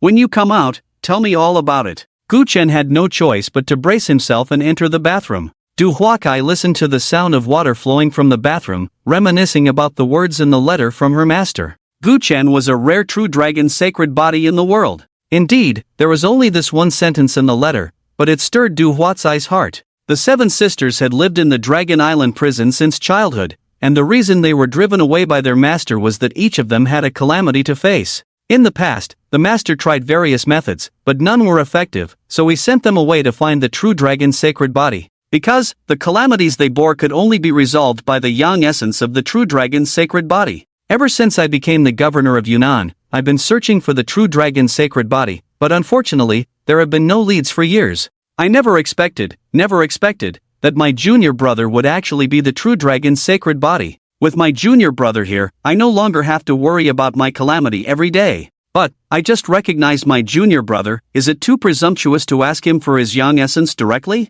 She rolled her eyes and suddenly came up with a plan. She hurried into the bedroom, took off her military coat, and rummaged through the wardrobe for suitable clothes. When Guchen was almost done showering, the doorknob of the bathroom suddenly started to shake up and down. Immediately after, he heard Du Huatsai's dissatisfied voice. Junior brother, are you guarding against thieves in there? Why did you lock the bathroom door? Senior sister, what's wrong? Du Huakai said, what else could it be? Hurry up and open the door, I found a set of clothes for you. You can just leave it outside. I just want you to open a crack. What? You don't think your senior sister wants to peek at you, do you? I'm the governor, and I have no interest in men. That said, you are my junior brother, so what's wrong with me taking a look? Forget it, the clothes are at the door, remember to wear them. Am I not supposed to wear them? After getting dressed, Guchen felt a wave of refreshment. However, when he saw Du Huakai sitting on the sofa, he was momentarily stunned. Just a moment ago, Du Huakai was still wearing a military coat, long pants, and military boots, exuding the authority of a superior. Now, she was only in a light yellow short skirt, the hem barely covering her knees. Her jade-like legs were slightly together, with a bit of the skirt caught in between. Her delicate collarbone was hidden beneath cascading black hair, barely visible. A face even more beautiful than Luji's wore a faint smile. In just a few minutes, Du Huakai transformed from the imposing governor into the gentle neighborly sister. Junior brother, how long are you planning to stare at your senior sister? Du Huakai suddenly spoke, her voice soft and gentle. Guchen suddenly came to his senses, feeling a bit awkward. I thought someone like senior sister wouldn't wear such a sweet short skirt. Do you think I want to wear an ugly and stuffy military coat? But in front of outsiders, I can only dress like this to maintain my image. However, since you are my junior brother, I can dress casually. She patted the sofa. Come here and tell me about things on Dragon Island. Guchen sat down beside Du Huakai, organized his thoughts, and began recounting from the moment he was taken to the Dragon Island prison. There wasn't much to say. Most of his time in the Dragon Island prison was spent either cultivating or managing the prisoners during his free time. It only took him a couple of hours to briefly cover his 5 years of experience. He also told Du Huakai about the news of their master passing away 2 years ago. Senior sister didn't seem as heartbroken as he had imagined. According to her, everyone has to die eventually, and besides, the old man lived for over 100 years, so it's a good thing that he passed away peacefully. Guchen was taken aback. It was the first time he learned about his master's age. He didn't expect him to be over 100. Did that mean his master's wife was at least in her 80s or 90s? That shouldn't be the case. If she were in her 80s or 90s, how could she look like a beautiful woman in her 30s? Du Huakai suddenly said, Junior brother, after 5 years of hard cultivation, what level have you reached now? Well, I don't really know. Anyway, my master's wife once said that in this vast world, not many people are my match, Guchen replied honestly. Du Huakai stood up. Come on, let me test your strength. But, I'm afraid I might hurt senior sister. Do you think I got to be the governor of Yunnan North by being weak? I'm the pinnacle of combat power in Yunnan North. Come on, show me what you've got. Gu Chen had no choice but to stand up as well. Du Huakai wasted no time and launched a swift kick aimed at Gu Chen's head. Gu Chen didn't expect senior sister to attack without any warning. In a moment of distraction, her leg was already right in front of him. He focused his gaze, raised his arm, and swiftly grabbed Du Huatsai's ankle. With a gentle twist, Du Huatsai's delicate body spun in the air, falling backward. Not bad, Du Huakai said appreciatively, but just as she was about to hit the ground, her abdomen suddenly exerted force, and her body sprang back up, throwing a punch at Gu Chen. The punch was small but incredibly powerful. In that instant, the force radiated outward. The decorative items on the coffee table were instantly sent flying, crashing to the ground. Gu Chen also threw a punch in response. He intended to meet Du Huatsai's strength head-on but was worried about hurting her. In a split second, he shifted his punch a few inches to the left. The next moment, Gu Chen felt as if he had punched a cloud. Du Huakai flew backward, her body crashing heavily onto the dining table behind her. The immense force caused the table to slide across the floor until it finally stopped against the solid wall. Gu Chen's expression changed, and he hurried over to help senior sister up. Du Huakai said irritably, "Junior brother, you could have been gentler." Didn't senior sister say she was the top combat power in Yunnan North? So I used my full strength. In reality, fearing he might hurt Du Huakai, Gu Chen had only used 50% of his strength. Since senior sister claimed to be the top combat power in Yunnan North, he thought using 50% would allow them to fight evenly. Who knew that this top combat power in Yunnan North couldn't even withstand his 50%? But he certainly couldn't say that out loud. Otherwise, senior sister would lose face. You really don't know how to cherish a lady, Du Huakai muttered. Gu Chen awkwardly rubbed his nose. Fortunately, senior sister only grumbled that one sentence and didn't dwell on the topic any longer. Has master taught you the yellow dragon exploration technique? Gu Chen replied, I have mastered it. The yellow dragon exploration technique is a massage method used for healing and saving lives. Once mastered, it can resolve most difficult ailments with ease. Now that you've injured senior sister, you must heal me, Du Huakai said. Of course. Du Huakai pulled Gu Chen into her bedroom and then lay down on her back. Come on. Seeing the waves of her figure, Gu Chen felt a bit awkward. Senior sister, you can lie on your stomach. I was injured on my front, why should I lie on my stomach? Du Huakai asked, dissatisfied. Senior sister, you have an internal injury, lying on your stomach is fine, and it's easier for me to work. Moreover, although senior sister looked quite disheveled from the beating, he had only used half his strength, so she wasn't seriously hurt. To be honest, with senior sister's strength, she could recover in a few days. However, since she asked him to heal her, he couldn't refuse. Reluctantly, Du Huakai turned over. Gu Chen approached, his hands resting on the fabric of Du Huatsai's short skirt. Even through the layer of cloth, he could feel the delicate and smooth skin. He really didn't know how senior sister maintained her skin. For someone who practiced martial arts, hers was even better than that of an 18-year-old maiden. As he thought this, his fingers began to move. With his movements, Du Huakai felt a warm current entering her body, as if her internal organs were being soaked in a gentle spring. A mischievous glint flashed in Du Huatsai's beautiful eyes. She deliberately let out a few soft sounds. Gu Chen felt a bit flustered. Senior sister, please be a little quieter, it's hard for me to concentrate. Well, if you're giving such a comfortable massage, how can I help it? Besides, I haven't made any strange noises, have I?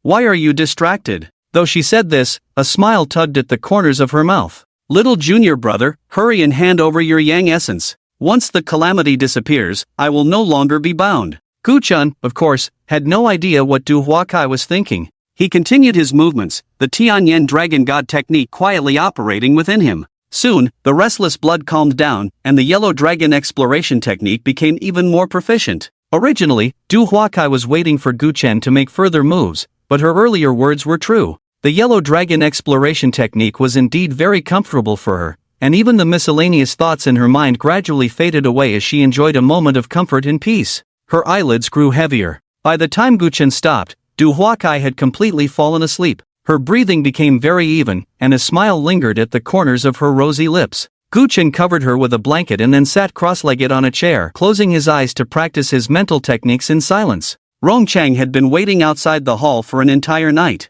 In the latter half of the night, he could no longer hold on and leaned against the wall for a short nap. But when he woke up, the two doors of the hall were still tightly shut. He frowned and asked the guard at the door, "It's been a whole night, has Governor Do not come out?" Receiving a negative answer, he asked again, What about Gu Chen? Has Gu Chen come out? No, the guard replied. How could this be? Even if Governor Du wanted to teach Gu Chen a lesson, she couldn't possibly do it for an entire night, right? The second floor of the governor's mansion was where Governor Du lived. Although she had received guests, she had never kept them inside for a whole night. Not to mention, Gu Chen was a man. His mind raced, and suddenly he thought something was wrong and rushed inside. The two guards' expressions changed. Captain Rome, you must not. Governor Du has said that without her orders, no one is allowed to enter. Rong Chang shouted urgently, get out of the way. Governor Du might be in danger. He knew that his thought was somewhat ridiculous. After all, Governor Du could become the governor of northern Yunnan, and his personal strength was undoubtedly unquestionable. But Gu Chen was by no means an ordinary person. He could kill a two-star master, Lu Hai, with a single punch, and he could also escape unscathed under the muzzles of countless guns. Who knew what his true strength was? Governor Du would never allow any man to stay in her residence for an entire night. It was very possible that Gu Chen had already poisoned her. The two bodyguards were taken aback. Impossible, right? There's nothing impossible about it. Gu Chen is a madman. He has killed so many people, you know that. He can do anything. The expressions of the two bodyguards changed drastically. Their Governor Du wouldn't really die quietly, would she? The two quickly made way. Rong Chang rushed in directly, taking the lead. Seeing that the hall was empty, his heart sank sharply, and he hurried toward the second floor. The living room on the second floor was in disarray. Cups and dishes were scattered on the floor, shattered into pieces. It was a complete mess. Rong Chang's heart sank to the bottom. Governor, Governor! He shouted while opening one door after another on the second floor.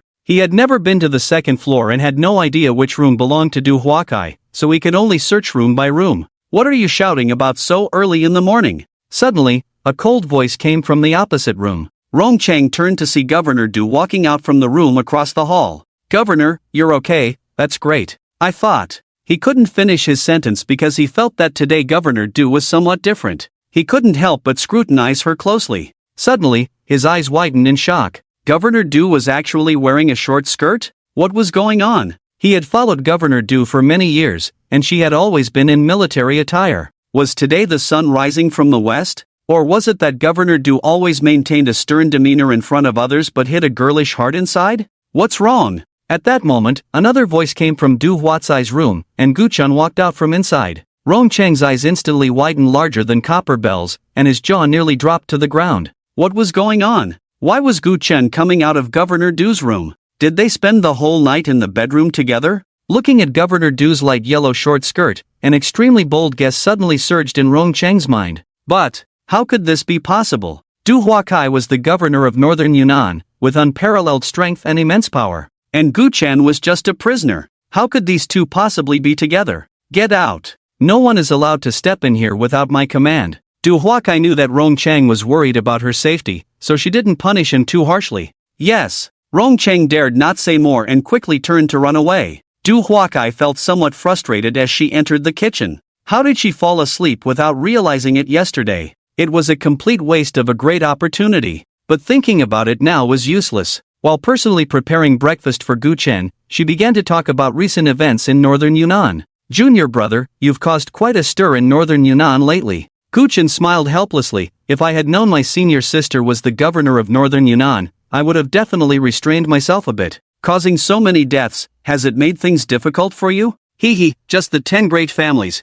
I don't take them seriously. On my territory, you can do whatever you want. Not to mention that you only killed this many people. Even if you wiped out all 10 great families, what would it matter? Gu Chen said, I haven't gone that insane yet, and I have my own reasons for killing those people. If my senior sister wants to hear, I can share. Gu Chen had never cared about others' opinions, but his senior sister was different. Little did Du Huakai know, she extended her delicate fingers, gently resting them against his lips, and softly said, little junior brother, do whatever you want. No matter the consequences, your senior sister will bear them for you. Gu Chen didn't know what to say. Her words left him somewhat flattered and astonished. Although they were nominally senior and junior siblings, they had only met for the first time yesterday. Du Huakai saw through his thoughts. You are the only male disciple under Master. Now that Master has passed away and the mistress is guarding Dragon Island, if we senior sisters don't pamper you, who will? After a pause, she added, do you want to personally kill Nangong Xiao? Yes. Gu Chen answered without hesitation. If he hadn't arrived in time, Qin Luan would have likely been torn apart by Nangong Xiao. Du Huakai nodded and called Rongcheng over. Rongcheng, from now on, you will fully cooperate with Gu Chun in whatever he needs to do, understood? Rongcheng knelt on one knee, understood. Du Huakai said to Gu Chen, go ahead. After you finish, take Qin Luan back first, but you must come back to the governor's office tonight. I have something to discuss with you. The matters that couldn't be resolved yesterday must be tackled again today. Gu Chen and Rongcheng left the governor's office and returned to the prison. You go bring Nangong Xiao to your office, and I'll go get Qin Luan. Yes. Rongcheng's voice was loud as he took out his walkie-talkie to have his subordinates assist Gu Chun in everything, then went to find Nangong Xiao. Nangong brother, come with me to my office. Nangong Xiao was overjoyed upon hearing this. It seemed Rongcheng had already taken care of things. Upon arriving at the office, he looked around and saw no one, feeling somewhat puzzled. Where's Gu Chen? He'll be here soon. Sure enough, a few minutes later, not only did Gu Chen arrive, but the disfigured Qin Luan also came. Seeing Qin Luan's shattered face, Nangong Xiao thought of his deceased wife, Lu Ji. Before Lu Ji died, her beautiful face had been slashed 3 times by Gu Chen. Gu Chen, you deserve to die. Do you know how much I loved my wife? Today, I will let you taste the pain of losing a loved one. Nangong Zhao's eyes turned bloodshot, and in a flash, he lunged towards Qin Luan. In an instant, countless torturous methods to torment Qin Luan flashed through his mind. He wanted Gu Chen to watch Qin Luan die before using the same methods to send Gu Chen on his way. Only then would it be enough to honor the unclear death of his beloved Heir. Suddenly, a sharp pain shot through his lower abdomen, and Nangong Xiao was sent flying out. The office desk collapsed with a loud crash, and 2 computers shattered into pieces, screens scattering everywhere. Nangong Xiao got up from the ground, his face as dark as water. Gu Chen, since you don't like standing, I'll break your limbs so you can lie down and taste this despair. Gu Chen chuckled lightly. Do you have that kind of strength? I was just caught off guard by your sneak attack. I admit I'm no match for Governor Du, but dealing with you is as easy as pie. Boom! As these words fell, a mighty aura surged from Nangong Zhao's body, shooting into the sky. His black hair stood on end, moving without wind. He resembled a demon god, descending upon the world. Rongcheng was taken aback. You've already entered the ranks of 5-star masters. He remembered that half a year ago, Nangong Xiao had just reached the peak of 4-star master. Who would have thought that in just 6 months, his strength had advanced again? Nangong Xiao did not respond, striding forward like a dragon or tiger, appearing before Gu Chen in an instant, ready to make a move. Gu Chen had already anticipated this, and he threw a punch with great force. This punch seemed to have a dragon's roar. Boom boom boom. Explosive power suddenly erupted in Nangong Zhao's chest. Nangong Zhao's muscles rippled, and his bones cracked inch by inch. He was sent flying again. Like a pile of mud, he crashed to the ground, unable to rise again. But he was not dead. Gu Chen walked over, squatting in front of him. Nangong Xiao, it's time for you to go down and reunite with your wife. Nangong Xiao was filled with a mix of fear and dread. Throughout his life in the military, he had never encountered such a powerful opponent. Why was Gu Chen able to be this strong? In a direct confrontation, he couldn't even withstand a single punch from the other party? What kind of monster was this person? Coming back to his senses, he immediately shouted with the little strength he had left, Captain Rong, hurry and call someone in, this madman Gu Chen wants to kill me. Rongcheng took a deep breath, neither pulling out a walkie-talkie nor leaving the place. He simply turned his head to look out the window, as if he could neither see nor hear anything happening inside the office. Nangong Xiao was not a fool. Seeing this, he suddenly understood a lot. He forced a bitter smile. Gu Chen, who on earth are you? A person who dared to kill in front of the captain of the governor's personal guard, someone even Governor Du wouldn't dare to touch. What kind of extraordinary background must he have? Nangong Xiao knew that he was undoubtedly going to die today, but before dying, he had to understand which giant he had offended. You don't have the right to know, Gu Chen said lightly, then called Qin Luan over and tossed her a short knife. You do it. Qin Luan was taken aback. Me? He ruined your face, don't you want revenge? Qin Luan glanced at Rongcheng, who still seemed to be looking out the window as if he hadn't heard anything, and a surge of determination rose in her heart. With a swift motion, she stabbed Nangong Xiao's face with the knife repeatedly. That handsome face, once sharp as a knife, was instantly unrecognizable. Nangong Xiao, a master of the 5-star generation, the second young master of the first family in northern Yunnan. Dead. Captain Rong, I'll leave the body to you to handle, Gu Chen said. Rongcheng quickly replied, it's part of my duty, how can it be a trouble? Gu Chen nodded, no longer lingering, and left the governor's mansion with Qin Luan. Along the way, Qin Luan was very downcast, keeping her head down and silent. Gu Chen asked, "What's wrong? Isn't killing Nan Gongxiao enough to vent your anger?" "It's not, it's just my face, my face." Luan couldn't continue, her eyes reddening. Despite desperately holding back, she couldn't stop the tears from flowing. As they ran over the wounds on her face, the pain was unbearable. "Chen, am I going to have to live with this ugly face for the rest of my life? I'm so scared." Chen comforted her, "Don't worry, I can heal you." "Really?" Luan was somewhat skeptical. "Isn't Qingning a living example? You've seen the changes in her, right?" The image of Gu Qingning's beautiful face unconsciously appeared in Luan's mind. She instantly turned her tears into a smile. Chen could restore Qingning's beauty to the peak of 18, he could definitely restore her appearance to what it once was. After returning home, Qin Huaijiang, who hadn't slept all night, finally felt relieved when he saw his daughter return safely. Chen called Li Ran and instructed him to immediately send some medicinal materials to the Qin family. By the time they returned home after paying respects to Qin Luan's mother, the medicinal materials had all been delivered.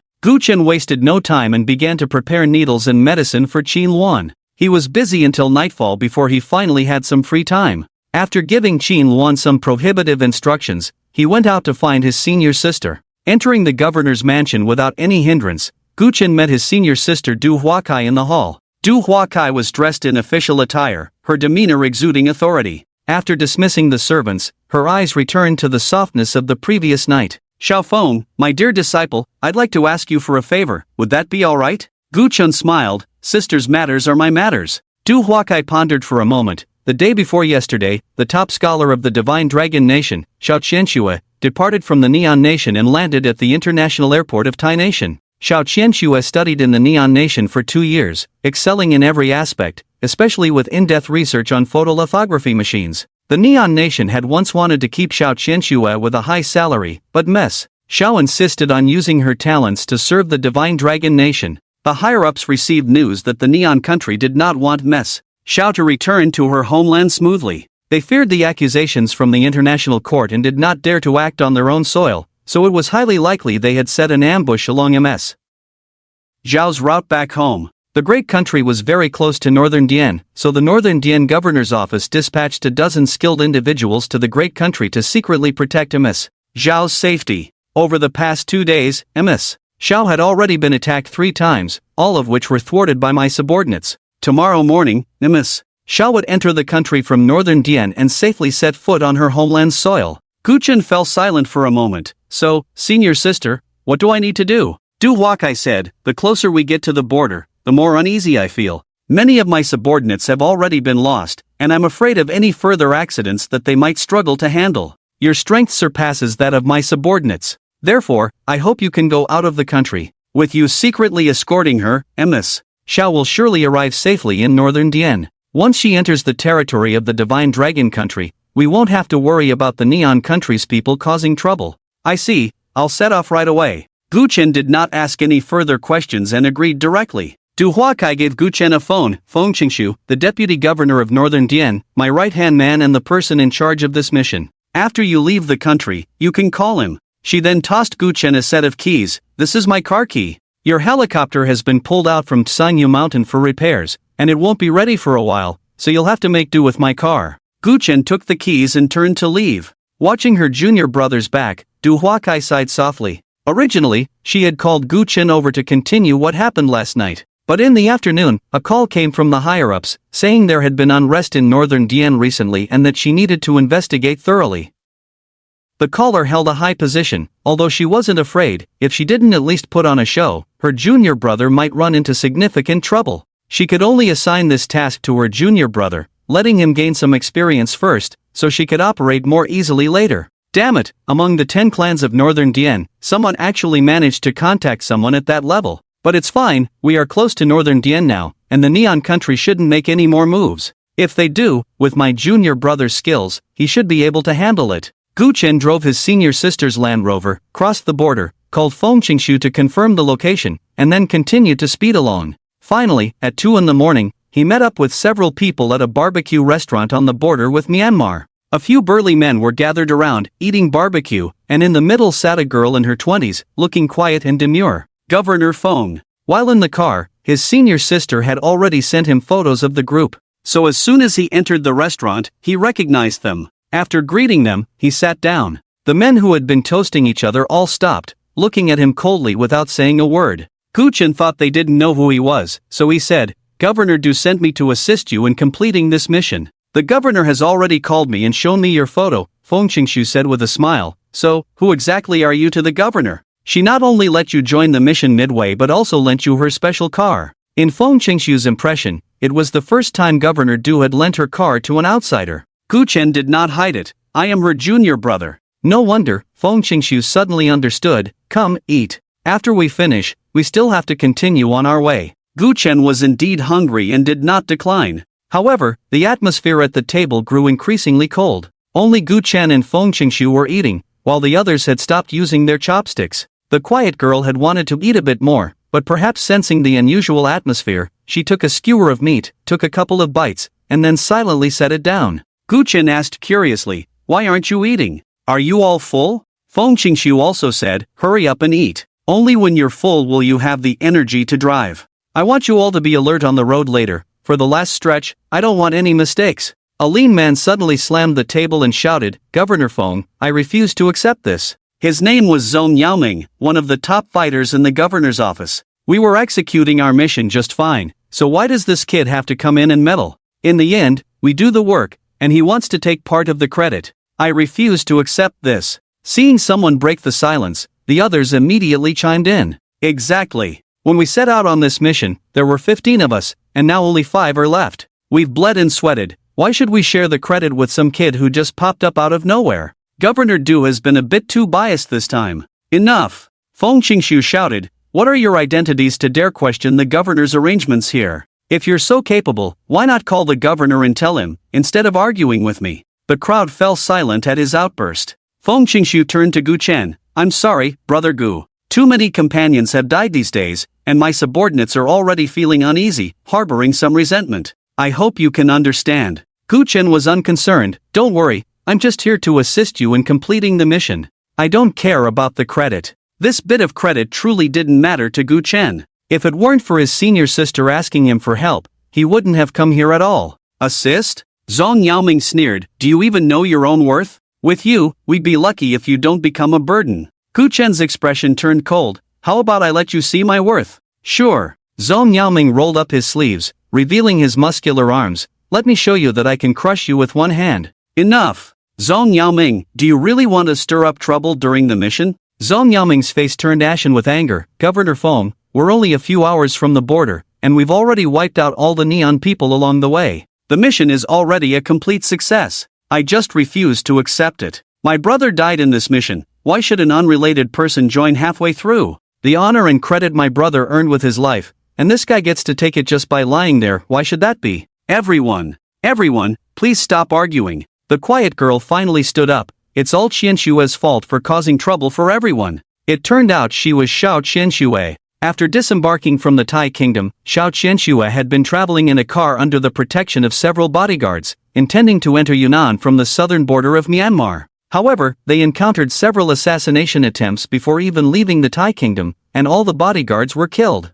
Fortunately, the Yunnan side was prepared and managed to rescue Xiao Qianxue. After that, while traveling, they surrounded Xiao Qianxue's car in the middle, like a copper wall and iron bastion. They reached the southern border of Myanmar, not far from home, but after traveling for a long time, they had no choice but to stop and eat something. "Shut up!" Zhong Yaoming yelled. "It's all because of you that so many of us died. I really don't know what your value is." Xiao Qianxue lowered her head, remaining silent. Suddenly, a roar of engines came from outside the shop. Several neon men with handlebar mustaches and long swords rushed in. "Ha, foolish people from the Divine Dragon Kingdom, do you think you're safe just because you've reached the border? Little do you know, you will never set foot on the land of the Divine Dragon Kingdom again." Feng Qingshu's expression darkened. He didn't expect the neon people to refuse to give up. "Zhong Yaoming, you take Miss Xiao out the back door first. We'll handle things here." He could sense that the few neon people who had come were not weak. With Xiao Qianxue left here, they would have to divide their attention to protect her.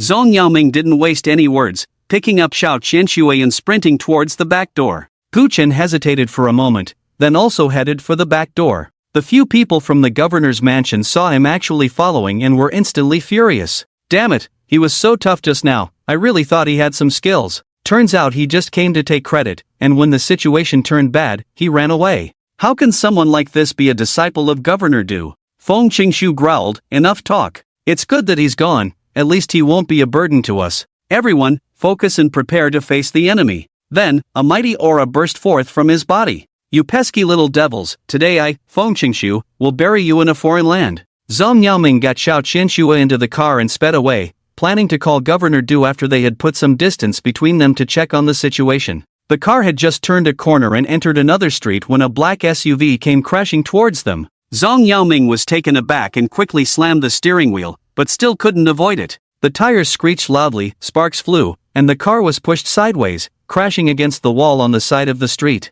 Two neon people jumped out of the SUV, looking smug. Run, where do you think you're going? Since we neon won't allow Xiao Qianxue to set foot in the dragon country, she can never go back. Zhang Yaoming punched through the windshield, pulling Xiao Qianxue out from inside. Miss Xiao, you go first. Xiao Qianxue replied with a okay and turned to run. She knew she was powerless and staying here would only be a burden. Once she was far away, Zhang Yaoming finally breathed a sigh of relief and turned his sharp gaze towards the two neon people. With me from the Yunnan governor's mansion here, you can't harm Miss Xiao in the slightest. Ha ha ha. The two neon people erupted in thunderous laughter, their overwhelming aura pouring out. Zhang Yaoming's face changed in shock. You are all 3-star masters. He was barely at the peak of 2-star master. How could he be a match for two 3-star masters? One of the neon people said, kneel down and serve our neon country, and I will spare your life. Zhang Yaoming roared, wishful thinking. Today, even if I die, I will take you down with me. Ha ha ha ha.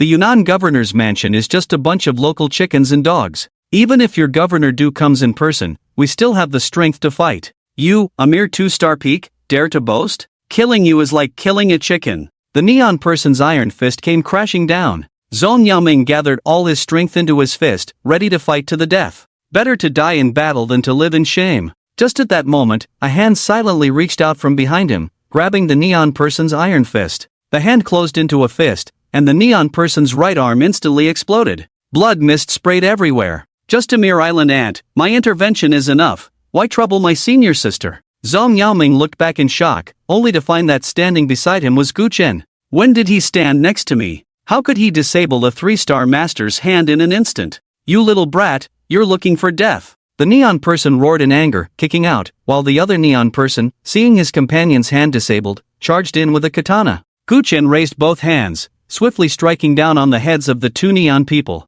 Crack! Crack! Two heads shattered into pieces. Gu Chen glanced at Zhang Yaoming, and in a flash, he had disappeared into the night. Zhang Yaoming stood there, dumbfounded. These were two 3-star masters. Even though he had resolved to fight to the death, he had no confidence in surviving 10 rounds against them. Yet, in an instant, they had perished at Gu Chen's hands. In a foreign land, now separated from the officials of the Yunnan province, Xiao Qianxue felt like a rootless floating weed, unsure of where to escape. She could only run towards the crowded places. As she dashed into a main street, 2 cars roared towards her from a distance. Xiao Qianxue, now you're all alone. Why bother wasting your energy? The neon people in the car shouted wildly while arrogantly honking the horn. Fear gripped Xiao Qianxue's heart, but her feet did not stop. She turned and rushed into a nearby small inn. She absolutely could not be killed. If she died here, wouldn't those who died for her be sacrificed in vain? She sprinted up to the second floor of the inn, pulled open a window, and jumped down without hesitation. Splash! She landed hard on the solid ground. Enduring the intense pain in her body, she got up and continued to run, but a sharp pain shot through her ankle. Her foot was broken. Hurry, hurry, she jumped out of this window, chase her. You filthy bitch, the neon country gave you such generous treatment, yet you want to go back home, how ungrateful. When we catch her, don't kill her right away. I heard the women of the divine dragon country are very moist. Let's have our fun before we kill her. Right, we need to record a video and post it online. The people of the divine dragon country will be furious when they see it. From the second floor window came the unbearable sounds. Xiao Qianxue felt a deep sadness and despair. The neon people had already set a trap. Tonight, she could hardly escape death. The shouts of the neon people faded, and footsteps approached from behind. It seemed someone had already jumped down from the window, ready to take her life. She no longer hesitated, pulled out a dagger from her waist, and aimed it at her delicate neck. Even if she had to die, she could not be defiled by the people of the neon country. This was the only thing she could do. However, a steady and strong hand seized her petite wrist. No matter how hard she struggled, the dagger, just inches from her neck, could not advance a single bit. Xiao Qianxue was utterly despaired. She couldn't even die. Tears streamed down her face as she screamed, "You beasts, despicable neon people, may you not die a good death. Today, I, Xiao Qianxue, am humiliated. One day, my divine dragon country will make you pay in blood for your debts." However, the imagined humiliation did not come. Her dagger was knocked away, and in the darkness, that person carried her on his back and walked out of the alley. Xiao Qianxue was filled with suspicion, peering closely. In the dim light outside the alley, she saw a young and handsome face. Wasn't this the young man who had driven the Land Rover and joined the mission halfway? Did those neon people all die? After hesitating for a moment, she asked. "They're dead. What's your name?" "Gu Chen." Xiao Qianxue silently remembered this name. She didn't know where Gu Chen was taking her, but she didn't ask. Just leaning against this solid back gave her a sense of security. The tense string in her mind completely relaxed at that moment, and her head tilted. She fainted. The barbecue shop. The fierce battle was in full swing, and the shop was a mess. Boom! Oda Masanobu threw another punch, smashing into Feng Qingshu's chest. Wounded and battered, Feng Qingshu could no longer hold on and collapsed into a pool of blood. "Feng Jun, being able to fight with me for so long, I must say, I admire you." Oda Masanobu stepped on Feng Qingshu's face. "With your strength, I could have kept you under my command to serve the Neon Country, but unfortunately, you have the blood of the Divine Dragon Country in you, so I can only ask you to die." Feng Qingshu glared at Oda Masanobu. "A man born in this world fears not death. Today, I die here, but Mess Xiao can safely return to the territory of the Divine Dragon Country, and that is enough." Dying at the hands of the Neon people, Feng Qingshu was unwilling. But the opponent was a peak 5-star master, while he was only a mid-level 5-star master. To have held on until now was entirely due to his tenacious willpower. Oda Masanobu laughed heartily. "How pathetic, truly pathetic, foolish people of the Divine Dragon Nation. Do you think Xiao Qianxue can escape my 5-finger mountain? Let me tell you, we have long set up a net of heaven and earth here. Besides us, there are 6 or 7 other strong individuals from the Neon Nation. Although they are all 2 or 3-star masters, it seems that only one peak 2-star master is escorting Xiao Qianxue. Tell me, how can Xiao Qianxue survive?" Feng Qingshu's eyes were about to burst with rage. He had suspected that Oda Masanobu, upon seeing Xiao Qianxue being taken away, did not split his forces to pursue because he had already made preparations. "Oda Masanobu, I curse you." Feng Jun, your frantic anger is truly delightful, so just wait a bit longer to die. I look forward to seeing the expression on your face when Xiao Qianxue's corpse is placed before you." Just then, a sound of footsteps approached. Oda Masanobu looked up and saw Gu Chen carrying Xiao Qianxue walking towards him. He remembered this young man. Not long after Xiao Qianxue was taken away, this young man had also left. "What happened to my subordinates?" Gu Chen replied, "I killed them." Oda Masanobu was momentarily stunned, but instead of getting angry, he smiled. "Not bad, young man. I couldn't tell at first glance that you had the strength to kill 2 or 3-star masters. How about we make a deal? You hand Xiao Qianxue over to me, and I will let Governor Feng go." Feng Qingshu shouted, "Don't listen to him, run as far as you can." "Shut up." Oda Masanobu stepped down hard, directly deforming Feng Qingshu's face. "All right," Gu Chen said, "you come and take her." Oda Masanobu shook his head. "You bring her to me." Gu Chen nodded and continued to walk towards him. Feng Qingshu shouted, "Gu Chen, how can you trust the Neon people? They are inherently treacherous. If you hand over Miss Xiao, not only will he not let me go, but he will also kill you too.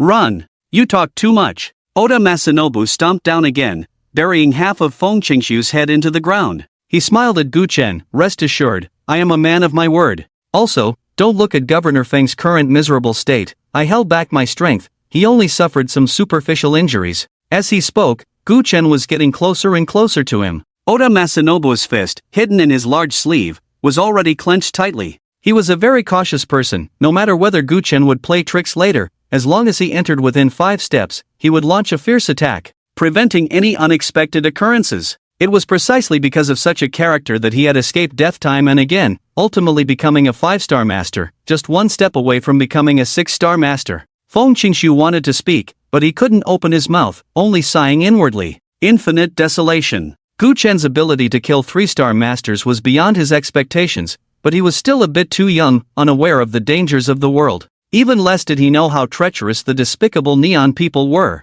Finally, Gu Chen had entered within 5 steps. A sinister smile flashed across Oda Masanobu's lips, and his fist shot out like lightning from his sleeve, like a venomous snake striking. However, he was fast, but Gu Chen was even faster. Before Oda Masanobu could see clearly, a fist had already covered his entire field of vision. This punch, containing immense power, the heavens and earth changed color. Boom! Oda Masanobu's brain splattered. The headless corpse slowly fell to the ground. Dust flew up. The surroundings fell silent. Everyone's minds were somewhat unable to comprehend. Oda Masanobu was a peak 5-star master. Why did he return to the underworld with just one punch? Several sounds of breaking air rang out. 8 silver needles glimmered under the stars and moon, piercing through the foreheads of the remaining neon people with each breath. At this point, all 12 neon people who had come to assassinate Xiao Qianxue tonight were dead. Looking at the bodies sprawled across the ground, Deputy Governor Feng Qingshu of Yunnan was momentarily speechless. So this is Governor Du's Jr.? Truly a hero of our time. Zhong Yaoming had rushed over from a distance at some point. He helped lift Feng Qingshu, whose head was half buried in the dirt, not daring to glance at Gu Chen. He had seen from afar the scene where Gu Chen had smashed Oda Masanobu's head with a punch. At this moment, he felt a burning pain on his face. If it weren't for Gu Chen, he feared he wouldn't have survived in front of those 2 3-star masters. If it weren't for Gu Chen, Deputy Governor Feng would likely have died tonight. Not to mention Xiao Qianxue, who would surely have been ground to dust by the neon people. Feng Qingshu rubbed his head and said to Zhong Yaoming, "Why are you standing there? Hurry up and apologize to Brother Gu." Zhong Yaoming quickly bowed deeply to Gu Chen, stammering out some words of gratitude. Gu Chen waved his hand. "You are all trusted aides of my senior sister. If you truly feel guilty, then assist her well in the future and never question any of her decisions." Taking advantage of the night, the group got into the car and headed towards Yunnan. The few left behind with Oda Masanobu had sustained serious injuries, but fortunately, no one else had died. As they got closer to Yunnan, the atmosphere became quite cheerful. Finally, at 7 in the morning, the convoy entered Yunnan, and after another half hour, they stopped at the Yunnan governor's office. Gu Chen handed Xiao Qianxue over to his senior sister, chatted for a bit, and then returned to the Qin family. He called Li Ran and instructed him to summon the 10 clans. Unless something unexpected happened, they would leave Yunnan tomorrow. He had one last thing to do. After waking up in the afternoon, he continued treating Qin Luan, and just as he was about to finish, Li Ran's call came in. "Master, I have called a meeting of the 10 clans for tonight at 8 o'clock at the Zhangmao auction house, at 8 o'clock in the evening." The Zhangmao auction house was brightly lit. The heads of the 10 clans in Yunnan had all arrived. 2 days ago, they had also been here, witnessing the clash between Gu Chen and Nangong Xiao. In the end, both were captured. Looking back now, the scene from that day was still vivid. It was evident that Gu Chen would surely be executed. It had already been 2 days. Why was there still no news of Nangong Xiao being released? As the crowd whispered among themselves, Li Ran had already taken the stage. The head of the 7th clan, Jiang Shichin, said, "Li Ran, do you know that the 10 clans meeting cannot be held unless it is a matter of life and death?" Li Ran replied lightly, "Clan leader Jiang, I am holding this meeting precisely to save your necks." He continued, "My master has safely left the Yunnan governor's office. He demands that anyone who bid on Miss Qin Luan at the auction must double their bid, or face death without mercy." The audience fell into a dead silence. It was an open secret that Li Ran served Gu Chen. When Nangong Xiao had opened the auction, he had tied up Li Ran to prevent him from leaking information. Several families that were at odds with Gu Chen planned to kill the Li family once Nangong Xiao was released. But today, as the lowest-ranking member of the 10 clans, how dare Li Ran openly threaten them? If he didn't have backing, how could he be so bold? Could it be that Gu Chen really had come out of the Yunnan governor's office? Thinking about how there had been no news of Nangong Xiao for 2 days, everyone felt a chill run down their spines. Suddenly, a sharp voice rang out, "Li Ran, as one of the 10 clans of Yunnan, your son was killed by Gu Chen, yet you still serve him. Do you have no shame?" Li Ran frowned and looked towards the speaker. It was Feng Yeye. Since the beginning of her interactions with Yixinyan, Feng Yeye had been flaunting her relationship, eager for the whole world to know. Because of this, when Li Ran was unable to reach Yi Zhang and his son by phone, he called Feng Yeye instead. "However, Feng Yeye, why are you here? I called you to notify the head of the He family to come. This is a meeting of the 10 clans, not a place for you to step foot in." Those 2 cowards haven't been heard from since they sneaked away that night. "Do you think I don't want to call?" Feng Yeye couldn't reveal the truth and insisted, "My husband and father-in-law are both unwell, so I'm here on their behalf. As the future lady of the 8th clan, why shouldn't I come?" She changed her tone. "Li Ran, do you take us for fools? Gu Chen has been captured by Governor Du and can never step out of the governor's prison again. I see you're afraid of retaliation from the 10 clans, so you're burning your boats, trying to swindle us for some money before you run away, right?" Upon hearing this, The heads of the 10 clans felt a sudden clarity. You can't deny, there is a possibility. In an instant, everyone began to argue. Li Ran wanted to stop them, but no one was listening. Until a tall figure stepped into the hall. The world instantly fell silent. Gu Chen had arrived. There was no need for words, just his presence in front of everyone, standing at the pinnacle of the 10 clans in northern Yunnan for years, sent chills down their spines. Finally, Gu Chen walked onto the stage. Just now, I overheard a few things outside. It seems you are not very willing to pay. That's fine, there are 8 of you here. If any of you are unwilling, just raise your hand. I, Gu Chen, will not force you. In the hall, the heads of the 10 clans didn't even need to raise their hands, they were careful with their breathing. It was a joke, raising a hand meant they wouldn't have to pay, but their lives would likely be forfeit here. What puzzled the heads of the 10 clans was that aside from Li Ran standing behind Gu Chen, there were clearly 9 people sitting below. Although the head of the 3rd clan was dead, they had sent a proxy head to attend. But why did Gu Chen say there were only 8 people sitting below? The man who stirred up storms in northern Yunnan couldn't possibly miscount people. Could it be that he didn't count Feng Yeye? That made sense. Feng Yeye had not yet married He Xinyan, so strictly speaking, she couldn't be counted as one of the 10 clans. Li Ran spoke up, Master, I must respectfully remind you that Feng Yeye represents the 8th clan by coming here. Feng Yeye bit her silver teeth, Gu Chen, on the day of the auction for Qin Luan, I didn't bid, but I can offer 10 million on behalf of the 8th clan. At that moment, she regretted it deeply. Had she known Gu Chen had really come out, she shouldn't have said those things earlier. No, she shouldn't have come tonight at all. Now she could only hope that Gu Chen would spare her life for the sake of 10 million. If 10 million wasn't enough, then she would just hand herself over to Gu Chen. Being noticed by the young master of the 8th clan, her looks were certainly not something an ordinary girl could compare to. If she just got a fever, as long as Gu Chen was a man, he wouldn't be able to bear killing her. However, it seemed Gu Chen hadn't heard her words at all, his fingers clenched, and he threw a punch through the air. Feng Yeye's seat was already empty. Only a thick mist of blood lingered in the air. Feng Yeye, which Feng Yeye? He asked Li Ran. Li Ran was startled, subordinate miscounted, there are only 8 people sitting below. The heads of the 10 clans turned pale with shock. No wonder Gu Chen only mentioned 8 people. It turned out that from the moment he stepped into the hall, he had already regarded Feng Yeye as a dead person. This man, is he really not a demon crawling out of hell? Gu Chen's voice rang out again. Are you all not calling to have someone send money? Are you planning to make me go with you? Everyone was startled. The head of the 7th clan, Jiang Shiqin, took out his phone and immediately dialed a number, shouting, send 30 million to Zhangmo auction house right now, hurry up.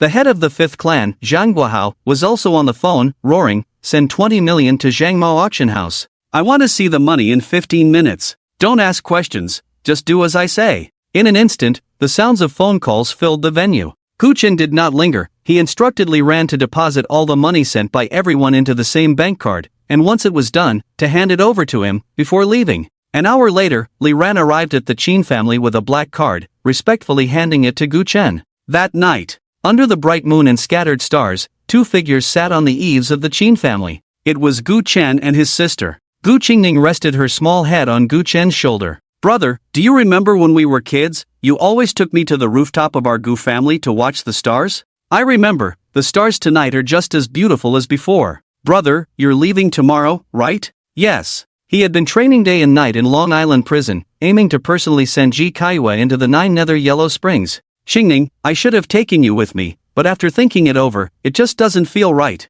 I don't want to leave any leverage in someone else's hands. Gu Qingning nodded in understanding. I know, brother, but you promised me, take me to the rooftop of the Gu family one more time, let me see the stars of my childhood again. Gu Chen rubbed his sister's head, okay, I promise you. Ji Kaiwa will die, and the Gu family's mansion will rise again. Xingning, by then, I will return to Dianbei and take you home. Gu Qingning gazed at the vast night sky. With the gentle breeze and bright moon, she hoped to reunite with her brother someday. The next day, Dianbei International Airport. Since Gu Chen's helicopter was still under maintenance and could not be flown, he had to choose to take a flight back to Jiangling. Qin Luan, Qin Huaixiang, and Gu Qingning came to see him off. Gu Chen handed the bank card that Li Ran had given him yesterday to his sister. Xingning, there are 70 million in here, enough for you to live without worries. You can join the class at Xianhe Zhuang if you want, and it's completely fine if you don't. Gu Qingning understood her brother's good intentions and carefully took the card, then pulled out a small jade pendant from her pocket. Brother, this jade pendant is for Lin Ruochu, please take it to her. Lin Ruochu? A graceful figure appeared in Gu Chen's mind, the best friend you played with a few years ago? Gu Qingning nodded. 5 years ago, during that massacre, I received her call, which saved my life.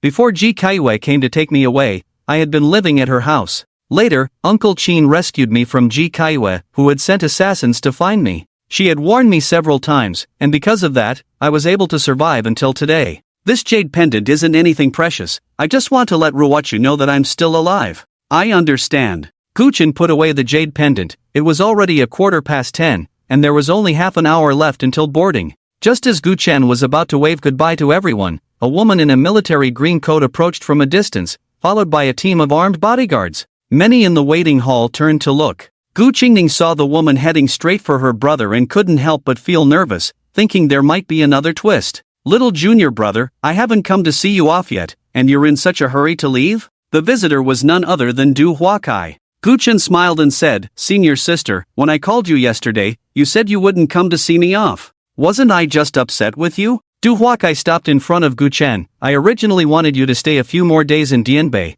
but you insisted on leaving in such a rush. Gu Chen was about to speak when she waved her hand. Alright, I figured out why you're so eager to go to Jiangling. Don't embarrass your senior sister. Since you're going, this battle only allows for victory, not defeat. She then took out a ring. Additionally, this ring is for you. It's a space ring, although the space isn't large, it can hold quite a bit, very convenient. Gu Chen had heard about this space ring from his master's wife and knew it could store all inanimate objects. It was indeed convenient, but also incredibly precious. This is too valuable. Valuable? It was confiscated from the Nangong family, not my own, Du Huakai said dismissively. Hearing this, Gu Chen took it and put it on. After a moment's thought, he said, Senior sister, since you're here, let me introduce you. This is my sister Gu Qingning, and this is our family's former steward and his daughter. They will be living in northern Yunnan for a while, so I hope you can protect them. In fact, this was precisely why Gu Chen felt at ease leaving his sister in northern Yunnan. With his senior sister, the governor of northern Yunnan, who would dare bully his sister? I've already nagged about it 7 or 8 times on WeChat. Are you annoyed? You can rest assured. If anything happens to Qingning in northern Yunnan, I'll offer my head to you as a ball to kick, is that alright? Seeing the two chatting happily, Xin Luan could no longer hold back. Gu Chen, who is this? Gu Chen replied, the governor of northern Yunnan, my senior sister. Xin Luan's eyes widened in shock. Wow! The governor of northern Yunnan is actually Gu Chen's senior sister. No wonder Gu Chen surrendered so easily that day, and no wonder the captain of the governor's guard obeyed him without question.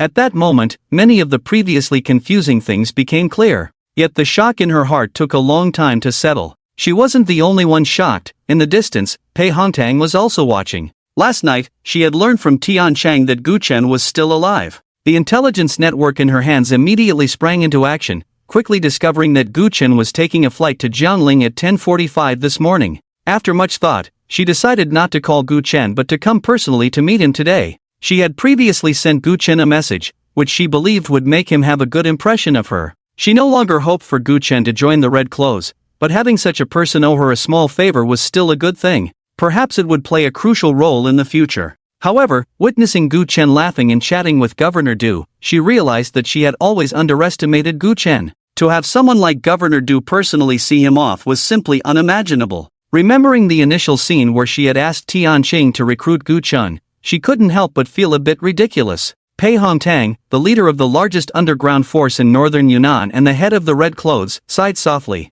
She turned to leave. Tian Chang beside her said, Leader, since you're here, why not go over and say hello? Pei Hongtang smiled wryly, forget it, a person like him is beyond our reach. She felt a bit disappointed, such a remarkable talent, yet she had never truly spoken a word to him. It was indeed a regret. Meanwhile, Gu Chen finally bid farewell to everyone, passed through security, and headed off into the distance. Du Huakai watched Gu Chen's back and thought, little junior brother, hurry up and deal with Ji Kaiwei, your senior sister is still waiting for you to return and resolve your calamity. She turned to chat a few words with Gu Qingning, agreeing to go to Juanhao Hotel for dinner together that evening, and then left first. Once in the Land Rover, she asked Feng Qingshu, how did the matter I instructed you about last night go? Last night, she had instructed Feng Qingshu to list the term Gu Chen as a prohibited word online and simultaneously delete all information related to Gu Chen from the northern Yunnan internet. The reason for this decision was that Du Huakai had thought it through carefully. On one hand, it can provide an explanation to the above, and on the other hand, Gu Chen's trip to Jiangling will inevitably be investigated from all sides. The less others know about the information regarding the junior disciple, the more beneficial it will be for him. Feng Qingshu nodded and said, "There is no information about Gu Chen on the internet in northern Yunnan." Ji Zhong's Ji family. Ji Kaiyue, dressed in luxurious attire, leaned gracefully against a sandalwood chair. Her delicate jade-like hand toyed with a white chess piece, hovering as if about to drop. Ji Kaiyue, the most beautiful woman in Jiangling, married Gu Rinchang, the head of the Gu family who was already 50 years old, at the age of 25. This caused a sensation throughout Jiangling. 5 years after marrying into the Gu family fell into turmoil, and overnight, the once prominent Gu family scattered like the wind. Once, Jiangling was the territory of the Gu family. Since Gu Rencheng settled in Jiangling, the Gu family had ruled for a full 25 years. That was the era belonging to the Gu family. The major families of Jiangling paled in comparison to the Gu family. However, in a single night, an era came to an end. After the collapse of the Gu family, the major clans of Jiangling shone brightly, resembling a scene of great contention.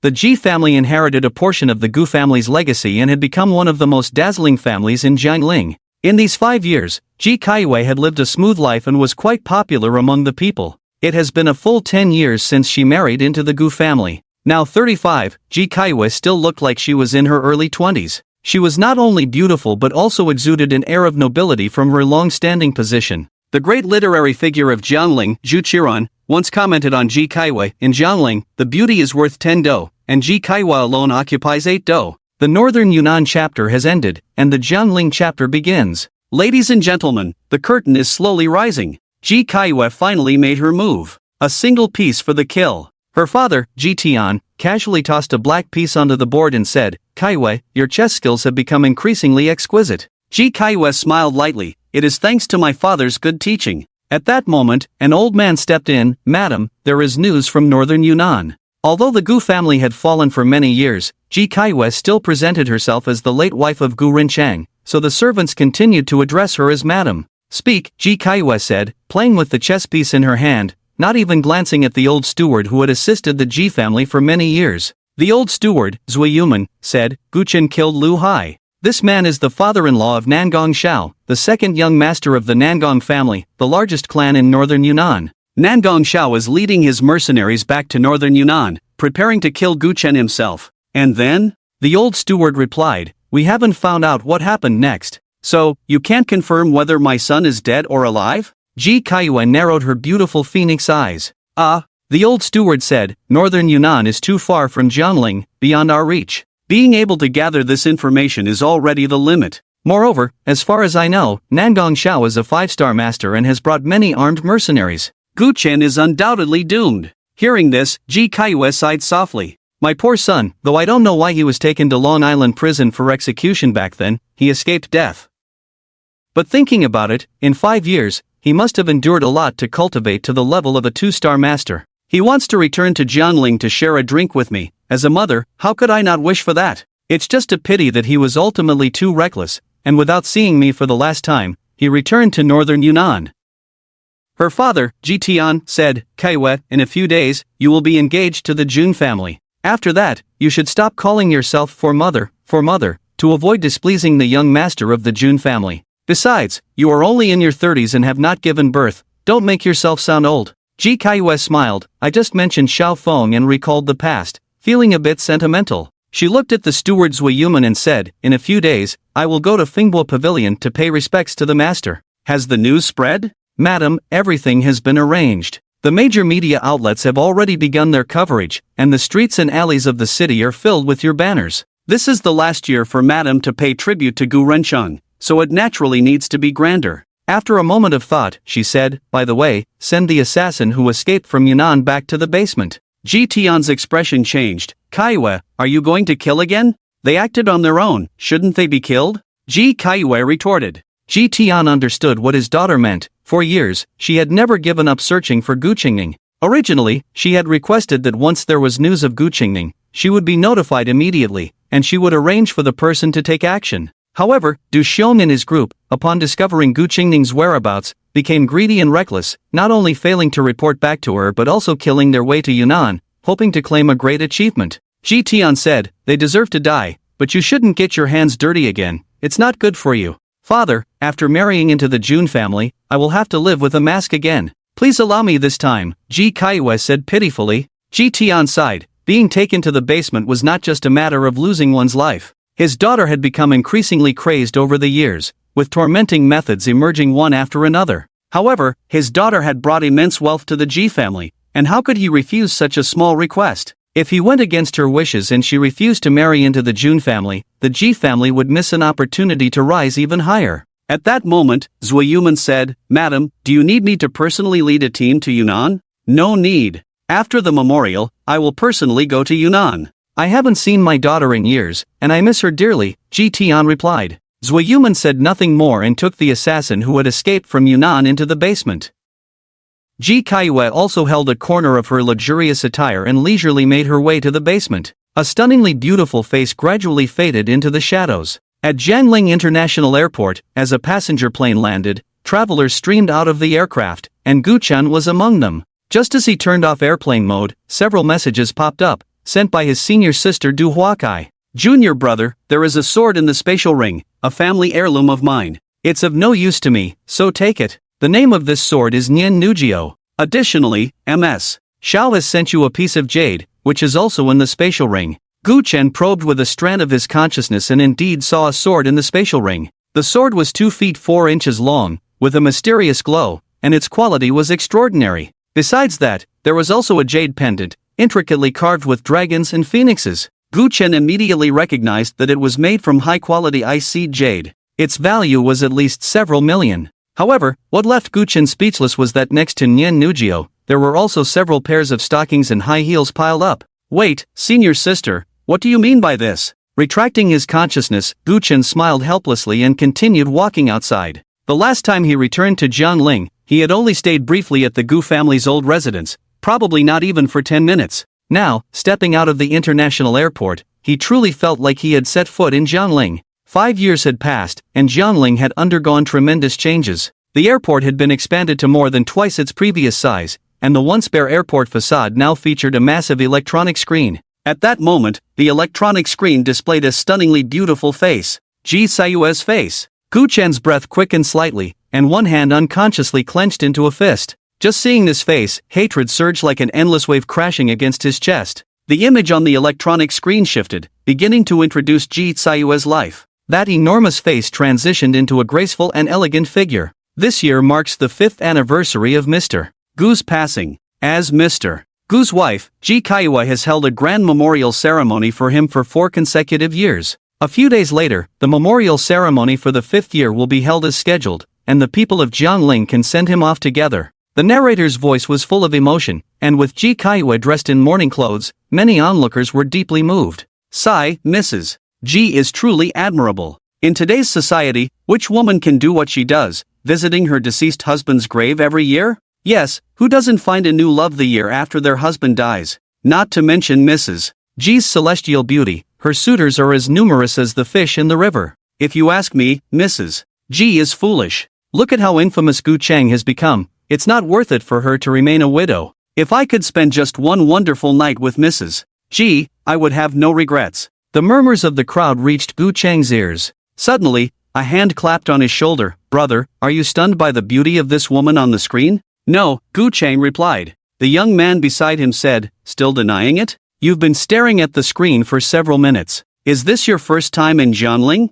To be honest, I was transferred here for work around this time last year, and I saw Mrs. Ji here too. Damn, I was in the same state as you. Gu Cheng asked, has this Mrs. Ji never remarried? No, Mrs. Ji is deeply devoted to Mr. Gu. I reckon she plans to remain a widow for life. Honestly, there's no need, 5 years is enough. The young man paused and suddenly said, damn, you asking that means you might have thoughts about Mrs. Ji, right? Brother, let me be honest, give up on that idea. Over the years, countless wealthy young men have pursued Mrs. Ji, and she hasn't even glanced at them. We ordinary folks aren't even worthy to carry her shoes. Gu Cheng smiled, I came to Jiangling for her to carry my shoes. Oh wow, you really know how to boast. The young man said, but brother, you shouldn't say that. I only heard it. If others hear it, especially those wealthy young masters, your life might be in danger. The young man wanted to say more when a girl walked over. Wang Hong, can't you wait for me?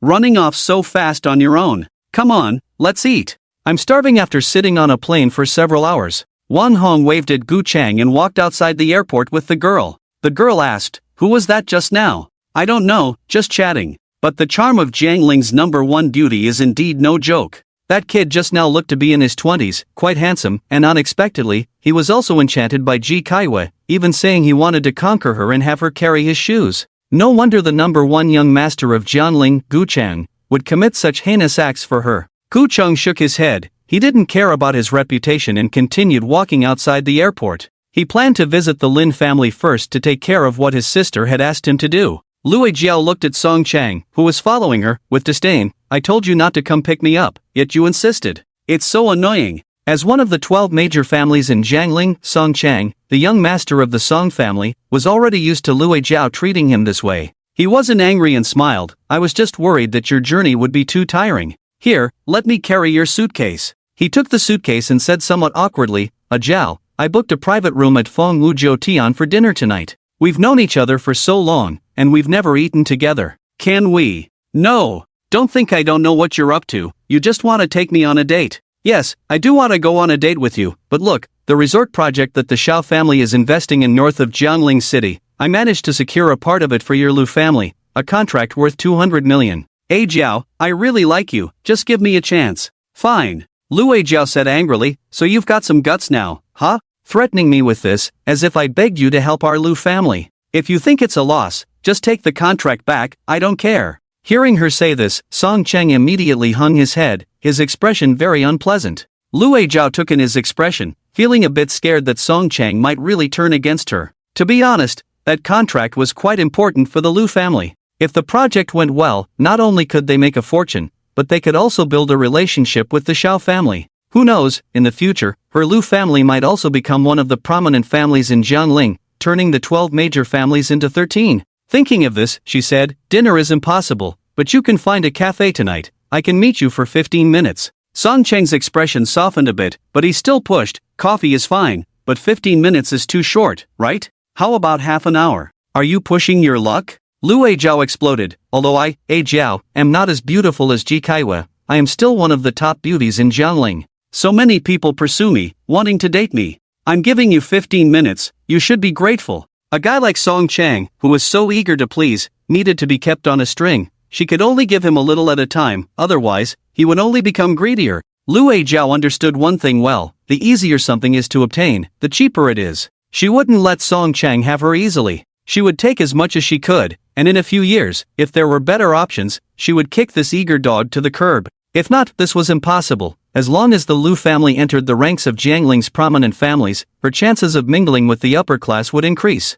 With her looks, wouldn't she easily attract someone even more handsome and wealthy? The Song family was ranked 11th among the 12 major families in Jiangling, the bottom of the barrel. She wouldn't even look at them. Seeing Song Cheng still hesitating, Lu Jiao's eyes darted, and she walked a few steps to a tall, handsome man. It was Gu Chen. Hey, am I pretty? Gu Chen frowned, not saying a word. Lu Jiao felt a surge of pride. See, I told you I'm a top beauty. This clueless guy is completely stunned by my looks. But when she tilted her head back and saw Gu Chen's handsome face, her breath caught. So handsome. Lu Jiao had initially wanted to pretend to scare Song Cheng into submission, but now, she was genuinely interested. Are you free tonight? I'd like to invite you for a cup of coffee, she said. Having such a handsome man around as a second-tier admirer wouldn't be bad at all. Upon hearing this, Song Cheng panicked. Jiao, I'll agree, just 15 minutes. Lu Jiao replied, you're finally being sensible, but I already have plans today, you'll have to wait until tomorrow.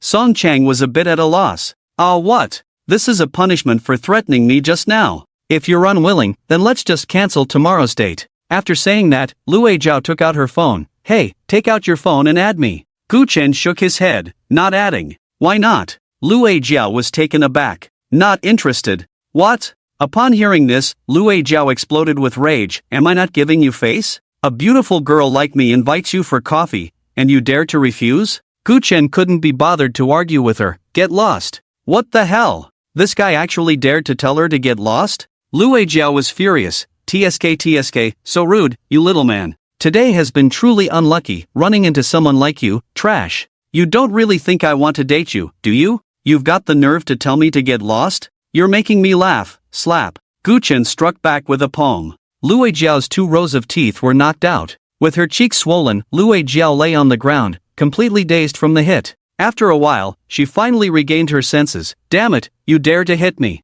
I've grown up this big, and my parents wouldn't even lift a finger against me, yet you dare to hit me. Seeing Gu Chen had already walked far away, Lue Jiao instinctively wanted to chase after him, but her whole body was in excruciating pain, and she couldn't get up. She could only shout at Song Chang, what are you standing there for? Didn't you see me being bullied? Song Chang's face was as dark as water. He took a few steps forward and grabbed Gu Chen by the collar. Who gave you the guts to hit a Jiao? Gu Chen glanced at him. Song Chang, back then, you didn't even have the courage to look up at me. I never thought you'd be so bold now, daring to speak to me like this? Meeting Gu Chen's calm and deep eyes, Song Chang felt an inexplicable chill run down his spine. This person felt so familiar. Had he seen him somewhere before? Unconsciously, his grip loosened. Gu Chen hailed a taxi and left. Lue Jiao finally got up, limping towards Song Chang, her small fists pounding against his chest in a frenzy. Why are you so useless? You're the young master of the 11th great family in Jiangling, yet you're scared to the point of not daring to let out a peep just because a young punk said something. Are you even a man? Feeling embarrassed, Song Chang quickly tried to explain. He just revealed my name. I suspect his identity isn't simple, Lue Jiao asked. Suspect? You've attended many gatherings of the Jiangling elite, haven't you seen this person before? No, I haven't. 5 years is enough time to blur many things, especially since when Gu Chen was making waves in Jiangling, Song Chang was just a teenager. Hearing this, Lue Jiao exploded with rage. Then what are you afraid of? Your Song family is one of the great families in Jiangling, in the spotlight. Isn't it strange that others recognize you? I don't care, Lue Jiao, won't swallow this anger. You hurry up and have someone take care of that lowly man. But then she seemed a bit deflated. But we don't even know his name, how are we going to find him? Song Cheng quickly said, this is the airport, there are surveillance cameras. With my identity, I can easily have the airport pull up the footage. Once we get the footage, I'll have Master Hong mobilize people to find him. Jiao's eyes lit up, and she said happily, good, let's do it. If you handle this well, I'll not only go with you to Feng Wuzhou Tian for a meal, but I'll also accompany you to the movies. Upon hearing this, Song Chang seemed to be invigorated, quickly walking towards the airport. Gu Qingning and Lin Ruochu were very close friends, which is why Gu Chen often spent time with them, frequently visiting the Lin family with his sister. He was naturally very familiar with the location of the Lin family residence. Soon, a familiar building appeared before his eyes. However, the main door was tightly locked, and there was no one around. A sense of foreboding rose in Gu Chen's heart as he recalled the phone number Lin Ruochu had used 5 years ago. He immediately dialed it. To his surprise, after 5 years, this phone number was still reachable. Hello, hi. A slightly weak voice came from the other end. Is this Ruochu? Gu Chen asked. There was a moment of silence on the other end. Yes, who are you? I'm Gu Chen. Where are you now? I'm at Lin's building materials. Gu Chen let out a sigh of relief and instructed the driver, go to Lin's building materials. President Lin, have you made a decision? In the president's office of Lin's building materials, a middle-aged man spoke. He was Lu Chen, the head of the Lu family. The Xiao family is planning to build a resort project in the south of the city, with a total investment reaching an astonishing 3 billion. The Lu family is fortunate this time to get a share of the pie. A value of 200 million. That's already a considerable amount. Once this project is completed, not only can they make a huge profit, but they might even gain the favor of the Xiao family. From then on, they could soar to great heights. This time, Lu Qin is representing the Lu family to negotiate business with the Lin family. To successfully complete the project at hand, he needs a significant amount of building materials. Lin Ruochu's father, Lin Beishan, shook his head. Master Lu, the purchase price you offered is simply too low. If we sign a contract at this price, we won't make any profit. Lu Chen replied, President Lin, don't think I don't know. The price I'm offering is still higher than your cost price. Lin Beishan said, but I still have to pay the employees' salaries. The purchase price you offered, after deducting the cost of the materials and labor, really won't make any money. Lu Chen smiled, at least it won't be a loss, right? No way. If Master Lu was willing to raise the price by another 20%, I'll sign the contract, Lin Beishan said. 20%? Are you crazy? Lu Chen was somewhat annoyed. Lin Beishan said, the Xiao family's resort project is about to start, and the prices in the building materials market are rising sharply, with supply unable to meet demand. Master Lu, the price I'm giving you is already very favorable. Humph. Lu Chen snorted coldly. Lin Beishan, you know that my Lu family is currently very close to the Song family, one of the prominent families in Jiangling. Let me make it clear today, your building materials can only be sold to me, no one else will buy from your company. With that, he turned and left. After he walked far away, Lin Ruochu came in. Dad, what should we do now? I have indeed heard that Lu Ajiao and Song Chang are very close. If Song Chang has the Song family blacklist us, then. She had already heard the entire conversation outside. Although Lin Beishan felt a bit anxious, he still comforted her. Lu Ajiao hasn't officially become Song Chang's girlfriend yet. Maybe Song Chang is just playing around. Ruochu, don't worry. The building materials market is very hot right now. Our products won't have trouble selling. He changed the subject, looking at his daughter with concern. Ruochu, I told you to rest at home. Why didn't you listen and came to the company? Lin Ruochu smiled lightly. I was just idle at home. Dad, you know I'm not someone who can sit still. By the way, Dad, I just received a call from someone. Who? Brother Gu Chen. Gu Chen? He called too. Wait, you mean that Gu Chen? Lin Beishan suddenly jumped up from his chair. The voice sounded somewhat similar. Lin Ruochu said seriously. Could it be someone's prank? Lin Beishan was uncertain. Everyone in Jiangling knew that 5 years ago, the young master of the Gu family, Gu Chen, had been taken to Long Island prison for execution. Uncle Lin, Ruochu, long time no see. Just then, Gu Chen walked in from outside. After taking a taxi to Lin's building materials, he directly stated that he wanted to find Lin Ruochu.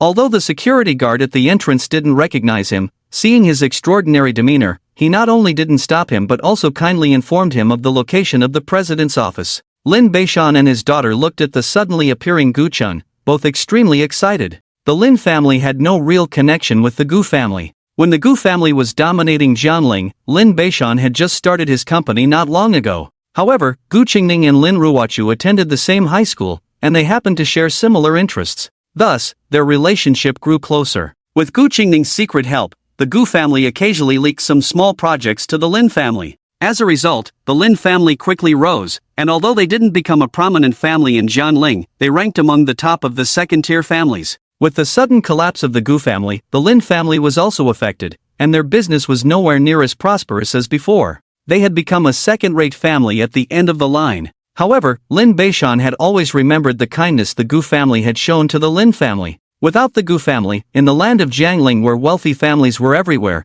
it was a delusion for the Lin family to aspire to be a third-rate family, let alone a second-rate one. Xiaofeng, it's really you. You're not dead, this is simply wonderful. Lin Beishan's eyes turned red with excitement, his voice trembling. It's truly a blessing from heaven. Come on, let's hurry back home. I'll host a welcome dinner for you. Uncle Lin, Gu Chen spoke up. Lin Beishan grabbed Gu Chen's hand. What's wrong? You used to come to my house with your sister every few days, and now that you've grown up, you're too good for us? Gu Chen shook his head. I just went to the Lin family residence and found the front door tightly locked. What about Auntie? Having learned from Aunt Kai's experience, Gu Chen was cautious. Back then, he and his sister not only had a close relationship with the Lin family, but after the Gu family had their troubles, his sister even stayed with the Lin family for a while. Not to mention, when Ji Kaiyue sent people to hunt down his sister, the Lin family had warned them multiple times. He was afraid the Lin family would be implicated because of this. She's been tending to a small vegetable garden not far from the Lin family. She goes there every day to fuss over it, and no one can stop her.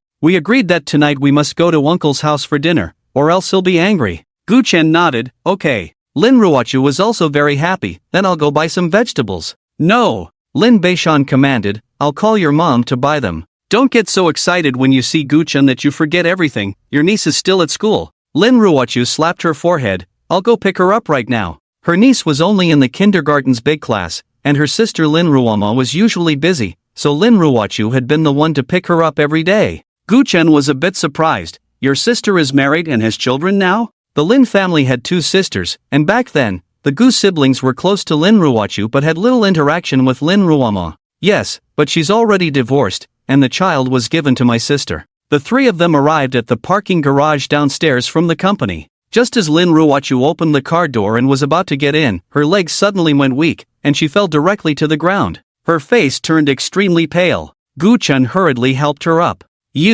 I'm fine, just an old problem, it'll pass if I endure it a bit, Lin Ruochu forced a smile. Gu Chen said, let me drive, you sit in the passenger seat. Okay.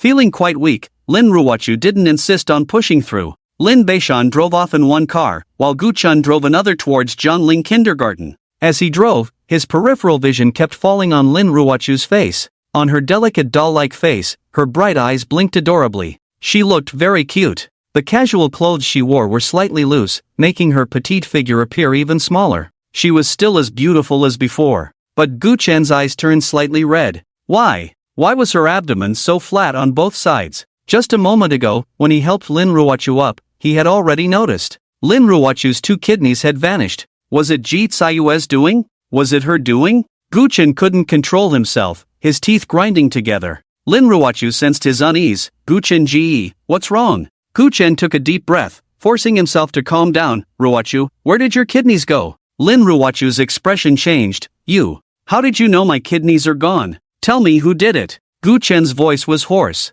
After a moment of silence, Lin Ruochu sighed softly. It was me who got sick, and the doctor had no choice but to remove both of my kidneys. In the past 2 years, thanks to Dr. Wu's secret methods of treatment, otherwise I fear I would have long since left this world and would never see Brother Guchen again. Her eyes were already red, and her body trembled slightly. Guchen said, I know this isn't the truth. Tell me, who did it? Was it Ji Kaiue? No. Lin Ruochu hurriedly denied it, but she didn't dare to meet Guchen's gaze. At that moment, the car had stopped in front of the kindergarten. Lin Ruochu got out of the car, saying, Today is a happy day, let's not talk about this. Brother Guchen, wait here for a moment, I'll go pick up little Tuanzi and be back soon. I'll go with you. No. Lin Ruochu was afraid Guchen would bring up the kidney issue again, so she jogged into the kindergarten. Seeing that Guchen didn't follow, she quietly breathed a sigh of relief. She arrived at her niece's class but didn't see her. Just as Lin Ruochu was puzzled, Teacher Li approached.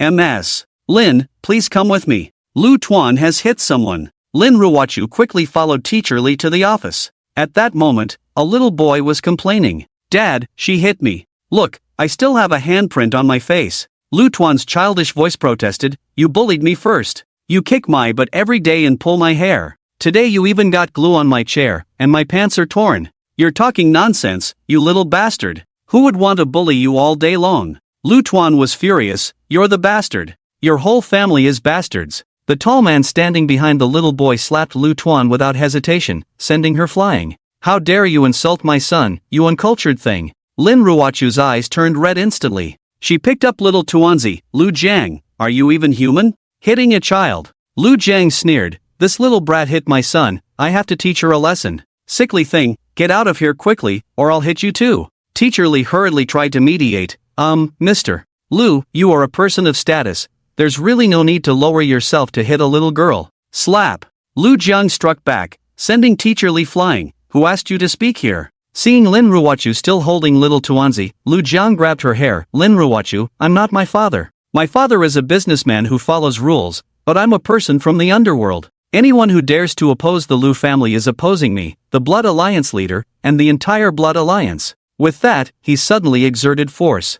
Bang! Lin Ruochu's forehead slammed hard against the corner of the desk. Blood gushed out. Auntie! Lu Tuan screamed and ran over, wanting to help Lin Ruochu up. But she was only 4 years old, so she had no strength at all. Lin Ruochu gasped for breath. You came for the contract. Lu Jiang sneered, pulling Lu Tuan away and stepping on Lin Ruochu's abdomen. Do you think I have the time to pick up a child? Go back and tell your father, if he knows what's good for him, he should sign the contract quickly. Otherwise, this leader will make your Lin family restless. Don't let it be that the Lin family doesn't make any money, and you, this sickly thing, end up being the first to be played to death by me. He spat a mouthful of thick phlegm on Lin Ruochu's face and left. Lu Tuan wiped her tears while cleaning the blood and dirt off Lin Ruochu's face. So sensible it was heart-wrenching. At that moment, Teacher Li got up from the ground. Ms. Lin, let me take you to the hospital. Thank you, no need. Lin Ruochu struggled to get up from the ground. I'm fine, and there are important guests at home today,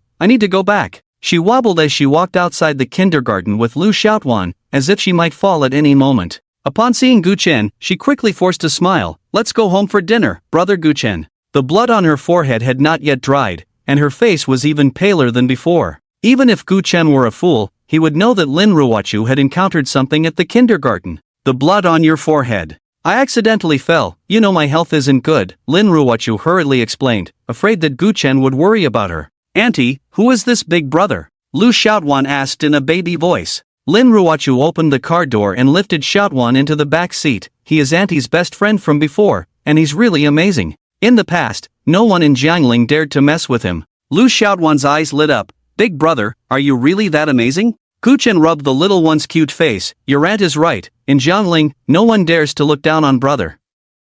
Wow, so amazing. Can big brother help Xiaotuan teach that bad guy a lesson? Just now, a big bad guy hit Auntie and even spat on her face. Lu Xiaotuan, don't talk nonsense. Lin Ruochu shouted anxiously, then said to Gu Chen, don't take the child's nonsense to heart. Lu Xiaotuan shouted, I'm not talking nonsense. I'm not talking nonsense. Tears streamed from her beautiful big eyes. Auntie was hit so badly just now. That bad guy is really too despicable.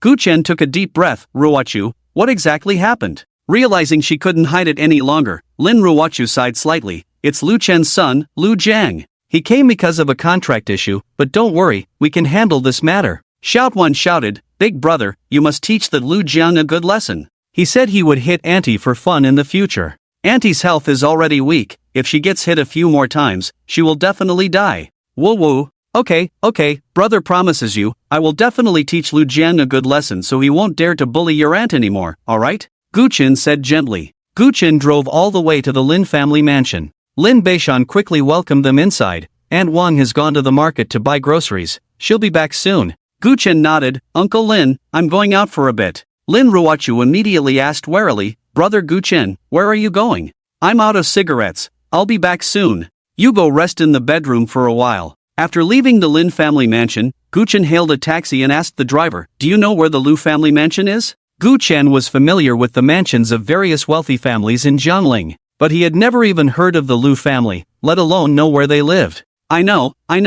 Recently, the Lu family got a big project worth 2 billion from the Xiao family, and they're about to soar to new heights. Many people are rushing to curry favor. I've driven there several times. Jiangling Lu family. After sending off a batch of guests, the head of the Lu family, Lu Chen, was in high spirits. TSK, the number of visitors has been increasing lately. It seems everyone is sharp-eyed and knows that my Lu family is about to rise. At that moment, his son Lu Zhang's voice came from outside. This is nothing. In a few days, there will be even more visitors. Son, what do you mean by that? Do you have good news? Lu Chen asked. Lu Zhang smiled. Father, just today, Lord Hong has appointed me as one of the 8 Hall Masters of the Blood Alliance. Lu Chen was overjoyed. Good, very good. Today is a double celebration. Let's drink together. And that's not all, Lu Zhang said. This afternoon, didn't you call me to say that old Lin Beishan wouldn't sign the contract? I gave his daughter a little scare today. Which daughter, Lin Ruomo or Lin Ruochu? Lu Zhang smiled and briefly recounted the events that had taken place in the kindergarten. Lu Chen pondered for a moment and said, Son, this Lin Ruochu is a sickly child. You can't just hit him. Be careful not to cause a death. What if I do? I'm the newly appointed leader of the Blood Alliance. Lu Zhang scoffed. Ha ha ha. Lu Chen laughed heartily. That's true. It seems the fortune belonging to our Lu family has arrived. Given time, our Lu family will surely become the new aristocracy of Jiangling. I'll order the servants to fetch some wine. Tonight, we won't return until we're drunk. What kind of good wine is it? Let me have a taste too. A voice suddenly interrupted. Lu Chen focused his gaze and saw a young man strolling in from outside. He felt somewhat displeased. It's late. My Lu family does not receive guests. Come back tomorrow. Recently, there had been many visitors to the Lu family, and he regarded this young man as just another sycophant. Gu Chen chuckled lightly. Since I've come today, I will definitely drink this wine. Impudent. Lu Chen's expression turned cold. Someone, throw this unruly and arrogant fool out.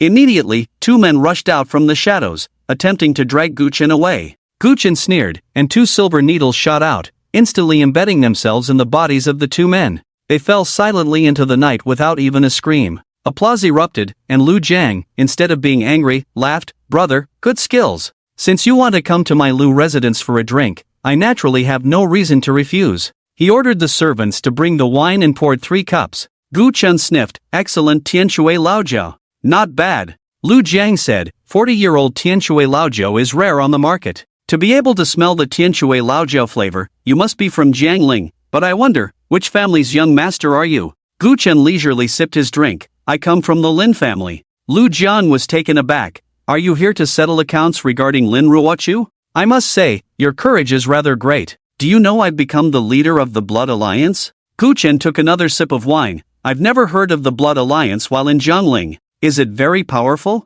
Ha ha ha ha ha. Lu Jiang laughed loudly, a hint of ferocity flashing in his eyes. You dare to cause me trouble without even knowing what the Blood Alliance is? Someone, cut off this ignorant fool's limbs and throw him out to feed the dogs. Suddenly, more than a dozen people rushed out from the courtyard towards Gu Chen. You think these people can take me down? Gu Chen said. Lu Jiang replied, these are all death warriors raised by my Lu family. They can chop you into meat paste in an instant, kid. Before he could finish his threat, his pupils suddenly constricted. He saw Gu Chen crush the wine glass in his hand and casually throw it back. Countless shards of glass flew like stars, instantly embedding themselves in the necks of the crowd. Before they could even get close, the death warriors raised by the Lu family for many years all returned to the underworld. Lu Jiang's heart felt as if it were bleeding. These death warriors were all at the peak of the dark energy level. Raising even one of them cost an unimaginable amount of money. And now, more than a dozen were dead. Kid, you will not step out of the Lu residence today. Lu Jiang's eyes blazed with fury as he prepared to strike. But just as his hand was raised, Gu Chen's iron fist had already ruthlessly landed on his chest. Boom! The stone chair beneath him instantly turned to ashes. His chest caved in completely, and he fell to the ground, spitting out a mouthful of blood. Lu Jiang looked at Gu Chen in disbelief. How could this be? He was at the peak of the transformation level. How could he not even have a chance to strike in front of Gu Chen? You are a master. Gu Chen did not answer his question. He simply squatted down in front of him, his eyes flashing with killing intent. Lu Jiang was greatly alarmed. You can't kill me. I am the leader of the Blood Alliance. You killed me. The Blood Alliance will not let you go. We are one of the 3 giants of the underground forces in Jiangling. The leader is even a 2-star master. Before he could finish his words, Gu Chen had already reached out with both hands and ruthlessly crushed his jaw. The 2 shards of the wine glass in his hand were thrust into Lu Jiang's mouth and stirred violently. Lu Jiang's tongue was directly shattered. His mouth was filled with blood. I heard you like to spit. Spit one more for me to see. Lu Jiang desperately shook his head, his eyes filled with pleading. He had just become the leader of the Blood Alliance for a day. How could he be willing to die like this? At that moment, Lu Chen hurried over. Without hesitation, he knelt on the ground with a thud. Don't kill my son, he knows he was wrong. He won't dare again. Please spare my son's life. You know you were wrong? Gu Chen smiled at Lu Jiang. Lu Jiang nodded desperately, but kept his head bowed low. Those resentful eyes were hidden in the shadows. Damn it! How dare you treat me like this? How dare you treat me like this? Let you be arrogant for a while. When I bring thousands of brothers from the Blood Alliance to attack the Lin family, I will make you wish you were dead, unable to survive. Smack! His thoughts came to a halt because Gu Chen had already stomped on his head, crushing it. Lu Jiang, one of the 8 Hall Masters of the Blood Alliance. Dead. Xiao Jiang. Lu Chen wailed, collapsing over his son and crying bitterly. After crushing Lu Jiang's head, Gu Chen's gaze fell on Lu Chen. Lu Chen shivered and quickly wiped away his tears. Struggling to control his emotions, he said with a flattering expression, Don't kill me, I won't take revenge, absolutely not. I swear. Gu Chen's expression was emotionless. Really? My Lu family is about to soar. I won't be foolish, and I'm still young. I can have more. After a moment's thought, he added, Don't you like to drink? My family has a lot of Tianshui old cellar wine. Wait here, I'll go get some for you. Stalling for time? Gu Chen smiled coldly. Lu Chen's face stiffened, and he forced a smile. What are you talking about? I don't understand. Gu Chen, I heard your call earlier. Just now, after he had killed a dozen of the Lu family's death warriors, Lu Chen had quietly retreated to a distance. He called the people from the Blood Alliance. Although it was far away, Gu Chen heard it clearly. Seeing he could not hide it anymore, Lu Chen's fierce demeanor emerged, gritting his teeth. Beast, if you have the guts, stay here and wait for the Blood Alliance to come. Not only will I not stay here, but I will also kill you before I leave. Gu Chen's tone was calm. You crazy man is also afraid? Lu Chen roared. I'm just in a hurry to go home for dinner. As Gu Chen spoke, he had already grabbed Lu Chen's neck. Lu Chen screamed frantically, You killed my son. The Blood Alliance will only kill you for revenge. If you dare to kill me, not only you, but the Lin family will also suffer. Gu Chen gradually increased his strength, grinning, Then let me see how the Blood Alliance will kill me. Beast! You won't have a good death. With a soft thud, the world fell silent. Lu Chen's neck had been brutally twisted by Gu Chen. Lu Chen, head of the Lu family, dead. Gu Chen clapped his hands, turned, and disappeared into the boundless night. Lin family, Including Wang Shueme, Lin Beishan, Lin Ruoma, and Lu Xiaotuan, 4 people were all gathered outside a room, anxiously waiting. Finally, the door opened. An old man walked out from inside. "How is my daughter?" Lin Beishan hurriedly asked. This old man was the divine Dr. Wu who had been treating Lin Ruochu. He sighed and shook his head. "I have done my utmost. Whether she can wake up depends entirely on Miss Lin's fate." Upon hearing this, Aunt Wang immediately fell to the ground, wailing loudly. "Oh, why is my life so bitter? Just as my daughter's illness was about to get better, she was beaten by that scoundrel Lu Jiang, causing her condition to worsen. I can't go on living. I can't go on living." Gu Chen returned to the Lin family. He saw the table filled with dishes, but not a single bite had been taken. The Lin family members sat in the living room, sighing heavily. Only Lin Ruochu was nowhere to be found. "Uncle Lin, where is Ruochu?" Gu Chen asked. "How can you still ask? Isn't it all your fault?" Wang Shueme jumped up from her seat. Gu Chen was somewhat confused. What exactly had happened? He had only been out for a couple of hours. Lin Beishan said, "Shueme, don't say that. It was clearly Lu Jian who acted. What does it have to do with Xiaofeng?" Not long after Gu Chen left the Lin family, Lin Ruochu fell into a coma. Lin Beishan immediately called his eldest daughter, Lin Ruoma. As Lin Ruoma rushed home, she called Dr. Wu. While Dr. Wu was treating Lin Ruochu, Lu Xiaotuan recounted everything that had happened in the kindergarten to everyone. Wang Shueme shouted, "Why don't you blame him? A grown man can't even protect a woman. What good is he?" Lu Xiaotuan said, "Grandma, it's not like that. Big brother wasn't even there at the time, and he already promised to help me teach that bad guy a lesson." "What can he use to teach a lesson? Do you think he's still the young master of the Gu family?" Wang Shueme shouted impatiently. "Wang Shueme, shut up." Lin Beishan slammed his hand on the coffee table, making the teacups rattle. He sighed, "Xiaofeng, don't blame your Aunt Wang. She just. At this point, he couldn't continue, his throat choked up, and his eyes turned red. Since half a year ago, when his daughter had both kidneys removed, she had been living in pain, often tossing and turning at night due to excruciating pain, unable to sleep. He had seen it all, but when his daughter faced them, she always wore a faint smile. She reserved her best side for her family. She treated the whole world with kindness. But now, she was dying. Lin Beishan finally couldn't hold back any longer. The 50-year-old man was in tears. "I'm going in to see Ruochu." Gu Chen took a deep breath and walked into the room, where he saw Lin Ruochu lying on the bed. Her beautiful eyes were tightly closed, her cheeks pale. There was not a trace of color. He rolled up the deep purple shirt Lin Ruochu was wearing a few inches, revealing a flat abdomen without an ounce of excess flesh. Then, his hands gently rested on it. Feeling the emptiness on both sides of Lin Ruochu's abdomen, Gu Chen's breath became uncontrollably chaotic. A raging anger burned fiercely in his chest. He immediately activated the Tianyan Dragon God technique to suppress the restless emotions. Spiritual energy surged at his fingertips, quickly penetrating through the skin pores, deeply entering Lin Ruochu's body. It must be said, Dr. Wu truly deserved his reputation as a divine doctor. A person without 2 kidneys was almost certain to die. But Dr. Wu, with his superb medical skills and rare medicinal materials, had managed to keep Lin Ruochu alive until now. However, today, Lu Jiang's violence had completely extinguished the last breath Lin Ruochu had. It was normal that Dr. Wu couldn't save her. One could say that 99.9% of doctors in the world would be helpless in the face of Lin Ruochu's situation. Fortunately, he was the remaining 0.01. Gu Chen's hands occasionally changed positions, gliding over her delicate skin, while at the same time, streams of pure spiritual energy warmed every inch of Lin Ruochu's body. Suddenly, a loud shout came from behind Gu Chen. "Gu Chen, what are you doing?" It was Lin Ruochu's mother, Wang Shueme. Gu Chen naturally said, "I'm treating Ruochu, my medical skills are exceptional, and she will wake up soon."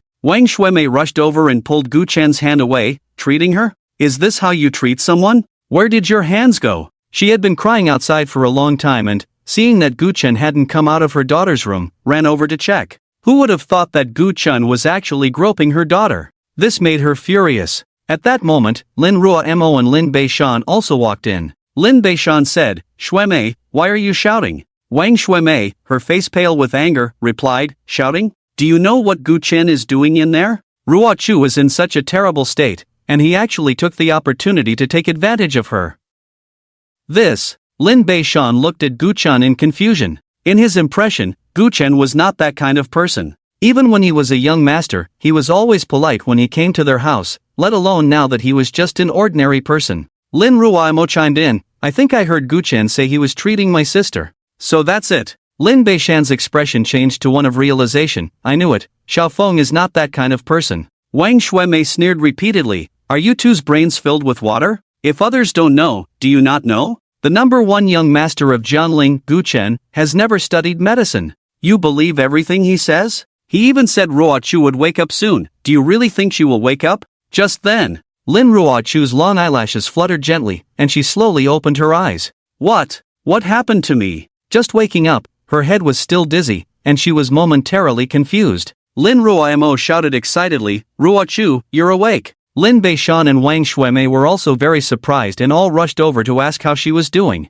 Seeing that their daughter was no longer in serious danger, Lin Beishan said to his wife, Wang Shuimei, you misunderstood Xiaofeng, he wasn't taking advantage of Ruochu, he cured her. Wang Shuimei was left speechless. Come on, Xiaofeng, let's go eat. Lin Beishan called everyone to the dining table in the living room. However, when he saw the dishes on the table, he immediately felt displeased. Shuimei, I told you that Xiaofeng was coming over for dinner tonight. What kind of dishes did you buy? It looks like a full table, but I can hardly see any meat. Wang Shuimei replied defiantly, do you have any idea how much money we've spent on Ruochu's treatment over the years? Just one blood lotus costs over 100,000, having this much to eat is already good. Lin Beishan said, the Xiao family's resort project is about to start, our company's building materials will sell well, and then we'll have money. Then let's talk about it when we have money. Wang Shuimei slammed the table, anyway, there are only these dishes, eat them or not. Lin Beishan sighed, Xiaofeng, I'm sorry, I've put you in a difficult position.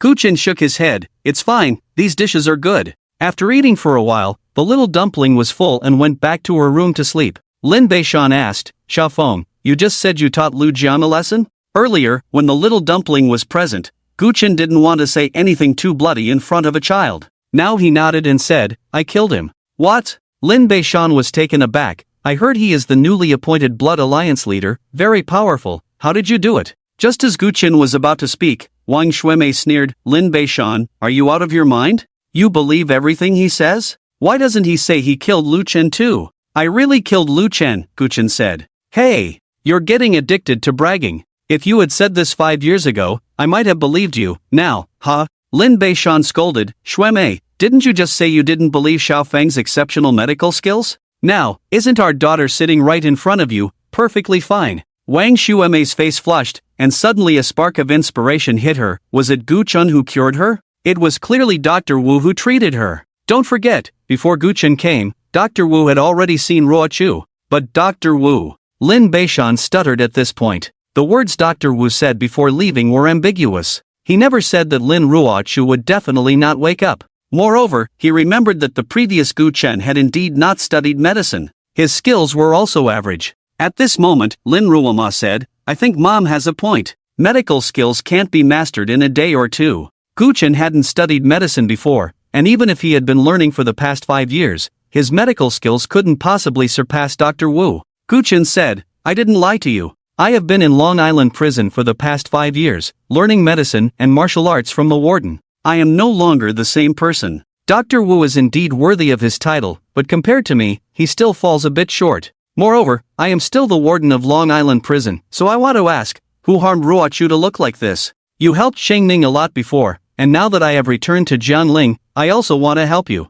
While speaking, he took out a token. It was engraved with a vividly detailed dragon head. It was the Dragon God token. What nonsense about being the warden of a prison, I've never even heard of it. Guchen, how come I never noticed you were someone who liked to take credit for others' achievements? It was clearly Dr. Wu who cured Ruochu, yet you insist it was you. Are you afraid I'll kick you out and leave you homeless? Don't worry, I, Wang Shuime, am not someone who forgets things. Yugu family helped our Lin family before, so I, Wang Shuime, will naturally provide you with 3 meals a day, but you listen well, keep your distance from my daughter. Wang Shuime said sarcastically. Lin Ruoma said, Mom, say less. Guchen has it hard too, going from Jiangling's top young master to an ordinary person. Anyone would feel upset. What he says is just so we don't look down on him. Enough. Lin Beishan slammed the table, you all say less. Are you still going to eat? At this moment, Lin Beishan's phone rang. A company wanted to purchase building materials from him, offering a price much higher than Lu Chen's. He spoke a few words on the phone and then said to everyone, I'll step out for a bit, you all keep your mouths shut and don't upset Xiaofeng. He then told Gu Chen, Xiao Feng, stay here peacefully. If Aunt Wang dares to point fingers at you again, just tell me, and I'll deal with her. After saying that, he hurried off to Lin's building materials. Once he was far away, Wang Shuemei slammed her bowl down. This family is unbearable. I've worked hard to serve him for so many years, and he still wants to hit me. You scoundrel Lin Beishan, dare to hit me and see if I don't divorce you. Gu Chen ignored her and turned to Lin Ruochu. Ruochu, do you believe me? I believe. Lin Ruochu nodded vigorously. Then tell me, who took your 2 kidneys? I'll help you get revenge. Gu Chen said coldly. Lin Ruochu replied, anyway, it wasn't Ji Kaiyue. Gu Chen, you mustn't provoke her. Although she has a lot of power in Jianling, as long as you keep a low profile, she shouldn't be able to find you. But if you appear in front of her, you will definitely die. Lin Ruoma sighed, Gu Chen, right now, it's not just Ji Kaiyue, any wealthy family in Jianling is someone you can't afford to offend. What good does it do to tell you? Half an hour earlier. At 7 o'clock in the evening, a spirited woman dressed in a black leather jacket and tall boots jumped out of a car and stepped into the Lu family. This woman was named Ning Yushi, the second in command of the Blood Alliance. Since its establishment 2 years ago, the Blood Alliance had rapidly expanded and had quickly become one of the 3 giants of Jiangling's underground world. Ning Yushi, as a mere woman, was able to become the second in command of the Blood Alliance, which showed her extraordinary capabilities. Lu Jiang, you just became one of the 8 Hall Masters of the Blood Alliance today, and tonight is the promotion ceremony. Why didn't you answer my call? As she spoke, she continued to walk inside. Not only did no one respond, but she also caught a faint smell of blood. A cloud of suspicion rose in Ning Yushi's heart as she quickened her pace toward the interior. The further she went in, the stronger the smell of blood became. When she saw the dozen or so corpses lying on the ground, her beautiful pupils trembled violently. How could this be? Not only had the death warriors raised by the Lu family been killed, but even the father and son of the Lu family had died on the spot, their deaths extremely tragic. Without saying a word, she directly called the Blood Alliance. Master Hong, something has happened. Shortly after, Master Hong arrived with a team of people. His aged face was dark and uncertain. I remember the Lu family has surveillance cameras. Check it for me. Ning Yushi wasted no time and immediately arranged for personnel to retrieve the surveillance footage. However, she held little hope in her heart. The murderer was ruthless and had killed so many people, clearly not wanting the matter to be exposed. Would they be foolish enough not to destroy the surveillance? What she didn't expect was that the surveillance was intact. The cameras near the garden had captured all the footage clearly. Moreover, the surveillance had audio recording capabilities. Even the words spoken by the young man were recorded verbatim. Good. Very good. Daring to kill my Blood Alliance Hallmaster, young man, you are not worth mourning.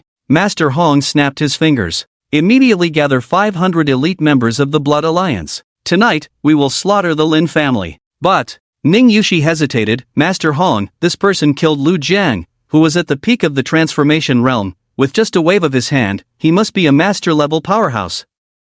Hong Qi narrowed his eyes. What, are you afraid? No. Ning Yushi denied. I was just thinking, rather than killing him, why not recruit him and make him a Hall Master of our Blood Alliance? This way, the strength of our Blood Alliance will rise to a new level. Besides, Lu Jiang himself only became a Hall Master through backdoor means. I think it's unnecessary. Master Hong snorted coldly. Since you know Lu Jiang became a Hall Master through backdoor means, you should also know that his sister is very close to the Song family. The Song family is one of the prominent families in Jiangling. What do you think the Song family would feel if we recruited the murderer into the Blood Alliance? Ning Yushi said, our Blood Alliance might not necessarily lose to the Song family. Why fight? Can't I just kill this young man directly? Hong Qi's voice was icy, offering his head to the Song family. Our Blood Alliance avenges our grievances and also makes the Song family owe us a favor. Isn't that wonderful? But, Ning Yushi wanted to say something, but was directly interrupted by Hong Qi. Do as I say. Ning Yushi could only respond, yes. Soon, the 500 elite members of the Blood Alliance marched toward the Lin family. Passers-by on the road quickly stepped aside upon seeing this scene. The Blood Alliance was likely to unleash a massacre tonight. No one knew which unfortunate soul would suffer. Ning Yushi drove the car, her brows tightly knitted. Finally, she opened her phone, pulled up WeChat, and found the profile picture she had added 6 years ago, with the note Young Master Gu prominently displayed. Quickly escape, the Blood Alliance is heading straight for the Lin family with 500 elites and 7 Hallmasters. Escape as far as you can. After seeing this message successfully sent and marked as read, she quietly breathed a sigh of relief. Young Master Gu, I can only help you this far. Finally, The 500 elite members of the Blood Alliance, in a grand display, stopped outside the Lin family estate. Hong Chi turned around to face the crowd. His old face was filled with authority. Brothers of the Blood Alliance, today, our newly promoted hall master was tragically killed at home. What do you say, should we kill the murderer? Kill! Kill! Kill! The roar of the 500 elite members of the Blood Alliance shook the heavens, and the earth trembled. Nearby residents hurriedly turned off their lights and closed their windows in fear. On Luoping Street at 7:30 in the evening, the bright lights were suddenly extinguished, plunging the area into darkness. What sound is that? The thunderous roar outside startled Wang Shueme, who was sitting indoors. Immediately after, a growl echoed, Lin Beishan, you dare to send someone to kill my Blood Alliance's leader. Come out and die. Wang Shueme suddenly recalled what Gu Chen had said earlier, her face filled with disbelief. You really killed Lu Jiang? It's over, it's completely over. Gu Chen, you are too impulsive. Even if you've learned some skills over the years, ultimately, two fists can't fight four hands. Now our Lin family is going to be ruined because of you. From the earlier deafening roar, at least a few hundred people had come outside. How could Gu Chen possibly stand against so many? She feared he would be turned into minced meat on the spot. Next, it would be their Lin family's turn. Lin Ruochu shouted, Mom, how can you say that? Gu Chen went to find Lu Jiang to help me. I don't care about the reason. Now that the Blood Alliance has brought so many people here, our Lin family is finished. As she spoke, she began to cry uncontrollably. Gu Chen said, Auntie, Ruochu, don't worry. Since I dared to take Lu Jiang's head, I naturally won't fear the Blood Alliance. You can stay here at ease. I'll be back soon. He stood up and left, and in the blink of an eye, he was outside the courtyard, leaving Lin Ruochu with no chance to stop him. Outside the courtyard, under the bright moonlight, 500 elite members of the Blood Alliance glared angrily at Gu Chen. And Gu Chen stood tall, hands behind his back, facing 500 elite members without a trace of fear. Ning Yushi looked at Gu Chen standing opposite her, her heart racing uncontrollably, almost bursting from her chest. She couldn't believe it. 6 years had passed, and young Master Gu still had the same charisma. In a daze, she was transported back to that night 6 years ago when the #1 young master of Jiangling stood like this, scaring nearly 1,000 people into fleeing without a fight. But Ning Yushi understood that the era belonging to the Gu family had ended. Once, others feared Gu Chen because of the Gu family's name. Now, that was absolutely impossible. She felt a bit anxious. Clearly, she had sent a message to Gu Chen, and he should have seen it. Why wasn't he running away? Amid her chaotic thoughts, Hong Chi's old and authoritative voice rang out, Young man, you have quite the courage. Hearing that I have arrived, not only do you not flee, but you also come out on your own. Gu Chen chuckled lightly. Why should I run? Hong Chi laughed heartily. At least you have some self-awareness, knowing that after killing my Blood Alliance's leader, no matter how big Jiangling is, you can't escape. So, will you end it yourself, or shall I, Hong Chi, send you on your way? Just as Gu Chen was about to speak, he saw Ning Yushi suddenly kneel on the ground. Master Hong, Yushi has followed you for 2 years, always loyal. Now, I have one request. Hong Chi's wrinkled face showed some impatience. Wait until I take this scoundrel's head before discussing your matter. Ning Yushi quickly said, I am here to plead for him. 6 years ago, he saved me, so I hope, Master Hong, that you can consider that Yushi has diligently assisted you for 2 years and spare his life. Hong Chi squinted, remaining silent for a long time, seemingly contemplating the words of the second-in-command of the Blood Alliance. Suddenly, the 6th leader of the Blood Alliance shouted, Master Hong, we absolutely cannot let this person go. I have recognized his identity. He is Gu Chen. Gu Chen? The name sounded somewhat familiar to him, but he couldn't recall where he had heard it. The 6th leader continued, Master Hong, you have only been in Jiangling for 2 years, so you may not know. Gu Chen is the young master of the Gu family, the #1 clan in Jiangling 5 years ago. He killed his father and exterminated his clan. Everyone in Jiangling wants him dead. If we kill him, the Blood Alliance's reputation will soar in Jiangling, and we can even present his head to Ji Kaiwei. By allying with the Ji family, the foremost power in Jiangling, we will unify the underground world of Jiangling, and it will be just a matter of time. Upon hearing this, Hong Chi's expression brightened. Unifying the underground of Jiangling was something he had long dreamed of. Yushi, it seems today cannot go as you wish. Ning Yushi shouted, No, young Master Gu Chen is definitely not a parasite. For these years, I have been investigating the events of that year. Ji Kaiwei is the true culprit. Hong Chi sneered, I don't care whether he really committed parricide or not, as long as the people of Jiangling see him as a heinous criminal, that is enough. As for Ji Kaiwei, if she is indeed the mastermind, she surely wouldn't want to see a living Gu Chen. If I take Gu Chen's head, wouldn't that be a great achievement? Ning Yushi bowed her head earnestly. Master Hong, I beg you, for my sake, spare young Master Gu Chen's life. At this moment, tears welled up in her beautiful eyes. Since stepping into the martial world, Ning Yushi had not cried again. Hong Chi's face was expressionless. Someone, take the second in command back to rest. She is unwell today. Immediately, two hall masters stepped forward, intending to capture Ning Yushi. However, Ning Yushi rolled on the ground and suddenly stood in front of Gu Chen. Her long hair flowed, and her voice rang out. Today, whoever dares to kill young Master Gu Chen must first step over my body.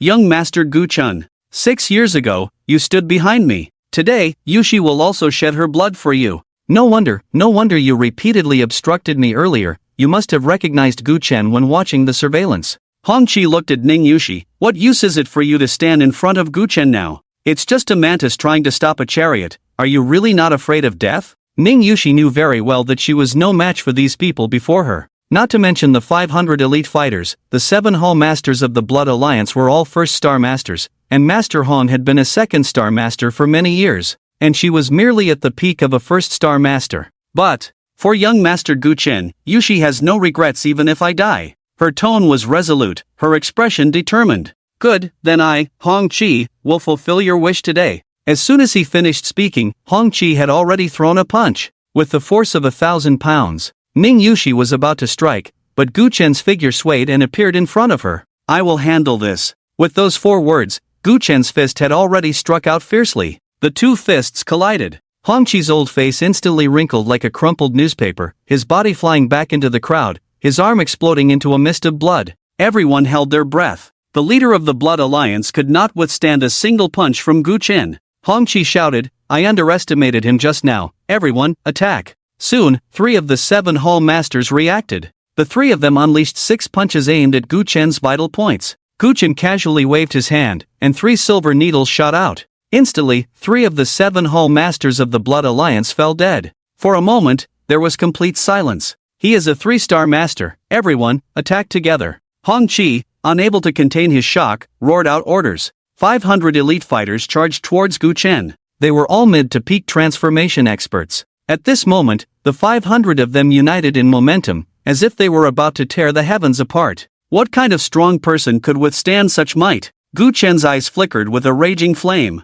With a roar, his voice thundered, You insignificant ones, kneel before me. A majestic pressure accompanied his roar, overwhelming. The 500 elite fighters of the Blood Alliance could not help but bow down. One roar determined the universe. How could there be someone in this world with such transcendent power? Hong Chi, who had been in the martial world for over a decade, had never heard of such a thing. At this moment, he regretted it deeply. If he had another chance, he would definitely listen to Ning Yushi and spare Gu Chen. No, he wouldn't even have come here tonight. It was too late to say all this now. He felt no fighting spirit in his heart and pretended to kneel on the ground, slowly moving back towards the crowd. No matter what, he had to save his own life first. Unfortunately, before he could take 2 steps back, Gu Chen appeared before him like a ghost, stepping on his head and pinning it to the cement floor. Hong Chi, where do you think you're running? Hong Chi quickly put on a flattering smile. Gu, young Master Gu, I was rude tonight. I, Hong Chi, am willing to serve you like a dog or horse in the future, even if it means going through fire and water.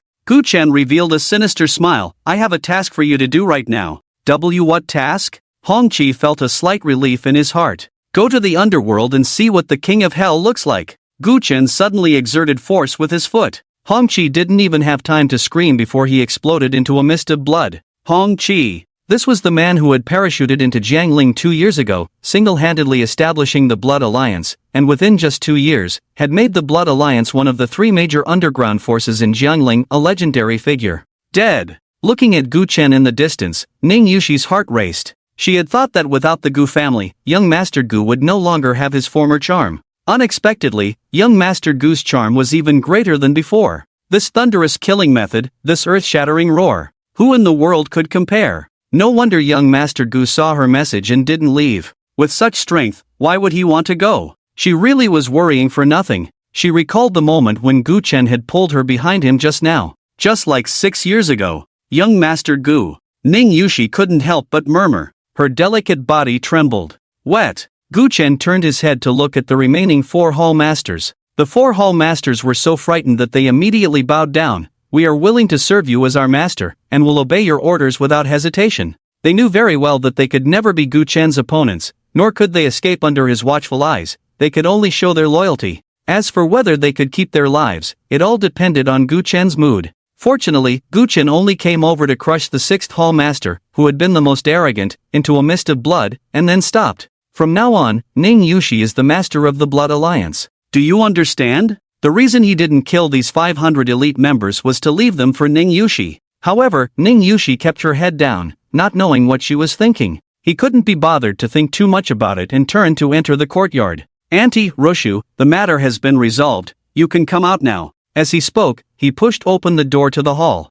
But no one responded to him. The entire mansion was empty, not even a trace of the little dumpling, and the back door was open. Gu Chen smiled bitterly, knowing that Wang Xueme and the others didn't believe him and had already fled while he went out to face the enemy. He shook his head helplessly and exited the room. When he saw that the members of the Blood Alliance were still kneeling in place, Ning Yushi had not left either. He couldn't help but ask, "Aren't you guys leaving?" At this moment, Ning Yushi had already regained her composure and said, "Young Master Gu, you are more suited to be the leader than I am. I can assist you." Gu Chen waved his hand, "I don't have time to be the leader, you take on that role." Ning Yushi was somewhat at a loss. "I was presumptuous. Whether it was the old you or the current you, I can't be of any help." Gu Chen didn't know what kind of thought process Ning Yushi had, but he didn't want to say much to her. He had no particular impression of this woman, but just now, she had willingly given her life for him. "You can be the leader for now. I might occasionally need the Blood Alliance, so don't let me down."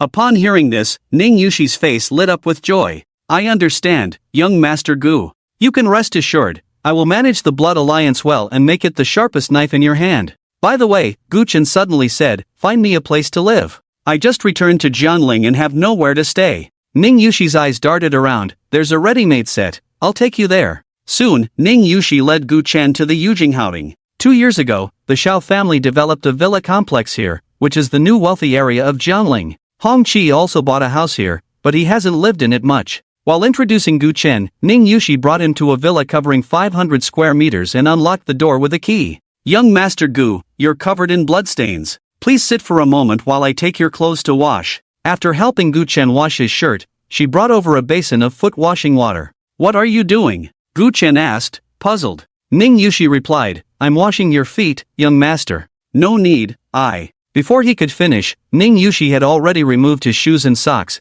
placing his feet into the basin. The water was at just the right temperature. It was clear she had tested it carefully. Looking at her delicate hands, Gu Chen thought for a moment and decided to let her continue. At that moment, Gu Chen was bare-chested, his perfect muscle lines fully exposed. Ning Yushi's face flushed slightly, and she dared not look, fearing that something inappropriate might happen again. "Young Master Gu, 6 years have passed, and I never expected that I, Ning Yushi, could stand by your side. This is truly..." "By the way," Gu Chen suddenly asked, "when did I save you?" "I don't remember." Ning Yushi hurriedly said, "That's natural. At that time, you were the richest young master in Jiangling, while I was just a child from an ordinary family." That year, Ning Yushi was 15, forced by her family's situation to work part-time in a bar, but was asked by a middle-aged man to sleep with him. Ning Yushi refused vehemently and was beaten by the man. At that time, Gu Chen and his good friend Chu Yuanhe were in the bar. Chu Yuanhe couldn't stand it and taught the middle-aged man a lesson. The man was furious and called the second-in-command of the largest underground force in Jiangling at the time, the Feitian Society.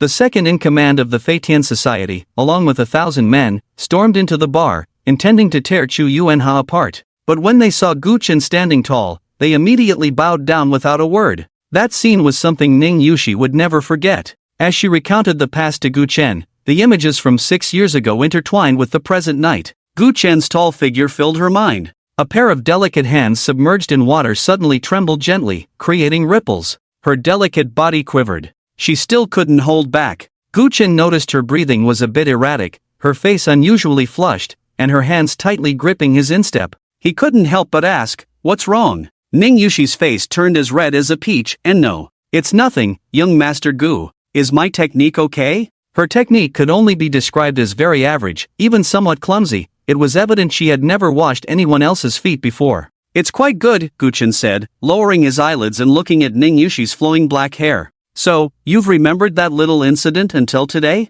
Ning Yushi replied, "Perhaps for you, it was indeed a trivial matter, but it was crucial for my life. Moreover, you later supported my education, and the old butler of the Gu family, Uncle Chin, saw my potential and helped me open my meridians, allowing me to embark on the path of a martial artist. Gu Chen had no recollection of any of this. Then why did you abandon your studies? At your age, you should be in university. Ning Yushi said somewhat shyly, I'm not cut out for studying, and I don't want to waste time in school. I want to take revenge for the Gu family and clear young master's name. Unfortunately, despite my struggles and efforts over the years, I'm still too far behind Ji Kaiwa. Gu Chen couldn't help but ruffle her hair. You've done very well already. From now on, leave it to me. Thinking of Ji Sayua's current status in Jiangling, Ning Yushi felt uneasy. She opened her mouth to speak but recalled the events of the night, which calmed her down. Young Master Gu Chen, regarding the Gu family's fire, I haven't found much, but over the past few years, Ji Kaiwa has been stirring up trouble in Jiangling, leaving behind some clues.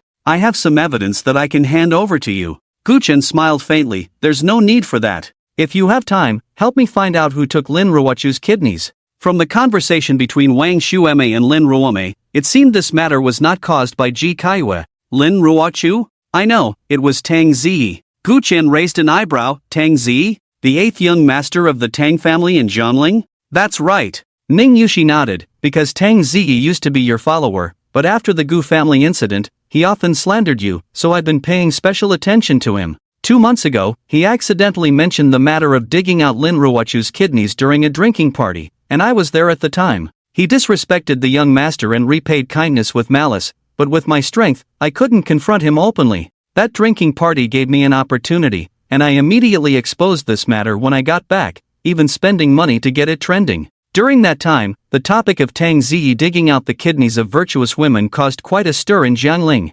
Watching the reputation of this young master of the Tang family plummet day by day, Ning Yushi felt secretly pleased. Unfortunately, the good times didn't last long. Within a few days, the trending topic was suppressed, and related discussions were cleared overnight. Gu Chen took a towel to wipe his feet and put on his clothes again. It seems I need to meet an old friend. Ning Yushi said, he should be out right now. You know this too? Gu Chen was somewhat surprised. Ning Yushi replied, today, the Blood Alliance was supposed to hold a promotion ceremony for Lu Jiang at Fengwuzhoutian, but we received news that young Master Tang booked the entire Fengwuzhoutian for a party, so we had to change the venue. I see. Gu Chen left the room and got into Ning Yushi's car. Ning Yushi sat in the driver's seat, stepped on the gas, and headed straight for Fengwuzhoutian. Lu Ajiao stood outside Fengwuzhoutian. Song Chang, you're not trying to trick me into a date, are you? Is there really a gathering of young masters at Fengwuzhoutian today? After parting with Song Chang in the afternoon, she went to play mahjong with a few sisters, and it was only half an hour ago that Song Chang told her about the party, so she came over with some skepticism. I'll tell you, I won't go on a date with you until that useless man at the airport is dealt with. If I find out you're lying to me, the consequences will be severe. Song Chang said, Ajiao, we've known each other for so long, when have I ever lied to you? In fact, Tang Ziyi called me this afternoon. I just didn't answer because I was busy retrieving airport surveillance footage. I only saw the news in the Jiangling Rich Young Master Group half an hour ago. You've always wanted to attend a gathering of the wealthy, and today is a good opportunity. Lu Ajiao asked, did you send the surveillance to Lord Hong? What did he say? I sent it. Lord Hong hasn't replied yet, and I don't know if he saw it. After the party, I'll remind him. After saying this, he took Lu Ajiao into Fengwuzhoutian. The first floor of Fengwuzhoutian was empty. The second floor was filled with guests. When the two reached the second floor, a young man immediately approached them. Song Chang, you're really late, the party is already halfway through. The charming woman in his arms said, I see, young Master Song just came out from the hotel.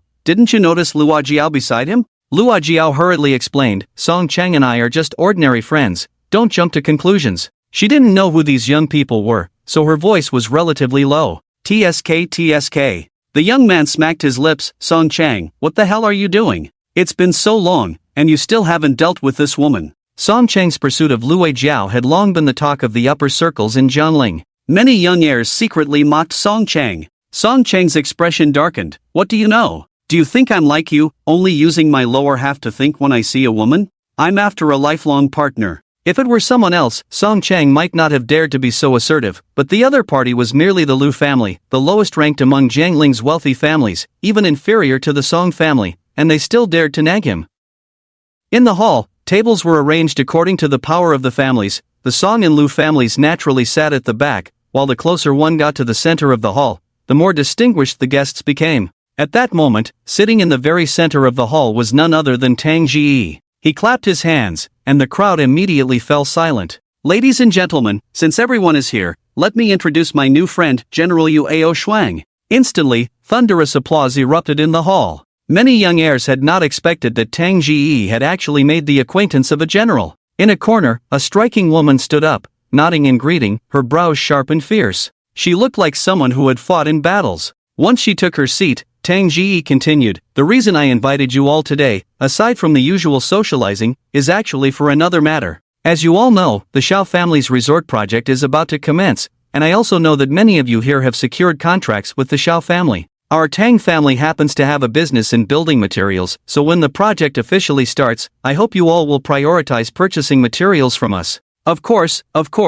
Brother Tang, you and I are brothers. I'll definitely have my dad buy from your family. What's the difference where we buy? The costs are going to be incurred anyway, so it's best to buy from someone we know. Besides, Tang family's building materials have always had a good reputation." On the surface, everyone was smiling, but inside they were cursing. Tang family's building materials were indeed well reputed, but they were really terrible. The quality was 20% worse than others, and the price was 20% higher. If there was a choice, no one would want to buy from the Tang family. But now, the Tang family was not only thriving in Jiangling but had also made the acquaintance of a general. Even if they wanted to refuse, they had to consider whether they had the power to do so. Seeing the flattering expressions on everyone's faces, Tang Ji revealed a sly smile. He said a few more words and then left the hall, heading towards the restroom. A middle-aged man followed behind him, flattering him, "Young master, your methods are truly impressive. You've only met General Yu once, yet you've managed to have her stand up for the Tang family. Now, the elders of the major families, seeing General Yu's face, probably won't dare to refuse this business." Tang Ji smiled. "No matter where you are, those who know how to leverage their position can go further." The middle-aged man replied, "Exactly. Just like years ago when you were still by Gu Chen's side, back then, the Gu family was powerful, and you leveraged their influence. Later, when the Ji family rose, you smeared Gu Chen's name and borrowed the Ji family's power. Otherwise, how could the Tang family have jumped from the 8th wealthy family to the 4th in Jiangling?" Tang Ji frowned. "Don't mention Gu Chen, it's bad luck." Suddenly, he stumbled, nearly falling. Ahead, a girl's startled cry rang out, followed by the sound of cups shattering on the ground. Many drinks splashed onto Tang Ji's pants. "Are you blind?" Tang Ji's expression turned cold as he looked at the waitress who had fallen to the ground. The waitress was named Wang Ru. A sophomore in college, she was working part-time at Fengwu Jiutian. As she got up from the floor, she repeatedly apologized. The middle-aged man waved his hand dismissively. "No need to apologize. Now, go buy me a pair of the same pants immediately." Wang Ru was taken aback. I'm really sorry, but I don't have much money. Can I buy a slightly cheaper pair?" Slap. The middle-aged man slapped Wang Ru directly. "Cheap pants? My young master only wears Armani. Whether you ask your parents or borrow from online loans, I want to see those pants within half an hour, otherwise." But it was him who bumped into me. "I'm already willing to compensate," Wang Ru said softly. Just now, she was carrying a plate to the kitchen when Tang Zi bumped into her. Tang Zi squinted her eyes. "Are you saying it's my fault?" Wang Ru mustered her courage. "The fact is, it is. Just because you have money, does that mean you can be unreasonable? Just because you have money, can you do whatever you want? Anyway, I don't have money to compensate you for the pants, I'm going to get busy." After saying that, she really walked away. The middle-aged man wanted to grab her, but was stopped by Tang Zi. "Young master, are we just going to let this go?" the middle-aged man asked. "Let it go?" Tang Zi smiled slyly. No. Tomorrow, you find a few people to take turns with this little girl. She's grown up enough to understand the harshness of society. If she doesn't understand, I'll teach her. In the hall, Yu Aoshang sat in her seat, drinking in silence. Her attendant, Zhang Yan, asked, "Sister Shang, you don't seem very happy." "Not happy? Of course not." She had come to Jiangling on a business trip, staying only 2 or 3 days, and she didn't know how Tang Zi found out she was in Jiangling and sent an invitation for her to attend tonight's party. She originally didn't want to come, but Zhang Yan was very eager to see the upper class of Jiangling. Although they were superior and subordinate, they were more like sisters in daily life, so she agreed. Who knew that Tang Zi had ulterior motives? With her intelligence, she could see that Tang Zi was using her as a platform. Clearly not familiar with each other, yet she was taken advantage of. That feeling was very unpleasant. However, she was too lazy to explain the intricacies to Zhang Yan. Suddenly, Jiang Nian called out, "Sister Sean, look who's here." Yuashan looked up and saw a tall figure with sharp eyebrows and bright eyes striding in from outside. It was him. In the afternoon, she and Jiang Nian had just come out of Jiangling International Airport. They happened to witness Gu Chen publicly hitting Lue Jiao, so she had a deep impression of Gu Chen. Jiang Nian clenched her fists. "No way, I hate men who hit women the most. I didn't react this afternoon, but now that I see him, I have to beat him up." As she said this, she was about to get up but was pulled back by Yuashan. "We're here in Jiangling for work, don't create unnecessary trouble." Just as Jiang Nian was pulled back down, Lue Jiao's voice suddenly rang out. "Damn, the guy down there. What a narrow road for enemies." Gu Chen glanced at him without saying a word, continuing to walk toward the center of the hall. The originally noisy hall gradually quieted down with Gu Chen's appearance, to the point where a pin drop could be heard. Finally, under everyone's gaze, Gu Chen sat in the seat that originally belonged to Tang Zi. "Everyone, long time no see, hope you are all well." The surroundings fell silent, and the young masters of the wealthy families looked at Gu Chen as if they had seen a ghost. Only Lue Jiao was shouting, "Hey, you think you're something? I'm telling you, you're finished. You dare to sit in young Master Tang's seat? Just wait for young Master Tang to come over and break your legs." "Oh," Gu Chen smiled, "you think I don't deserve to sit in this position? Of course. Even Song Chang doesn't deserve to sit there, what makes you think you do?" Gu Chen looked at Song Chang. "Song Chang, why don't you tell me, can I sit in Tang Zi's seat?" Song Chang looked at Gu Chen, who was seated in the highest position, and felt a shiver run down his spine. At the airport, he had barely recognized Gu Chen. But when Gu Chen sat in the most central and conspicuous spot in the hall, the vague memories suddenly became crystal clear. Many years ago, it was this man who always sat at the center of the crowd. Countless young masters from Jiangling, no matter how glamorous and splendid they appeared outside, paled in comparison before him. At social gatherings and business balls, as long as he was present, no one dared to sit in the main seat. Not for any other reason, just because he was Gu Chen, the young master of the Gu family.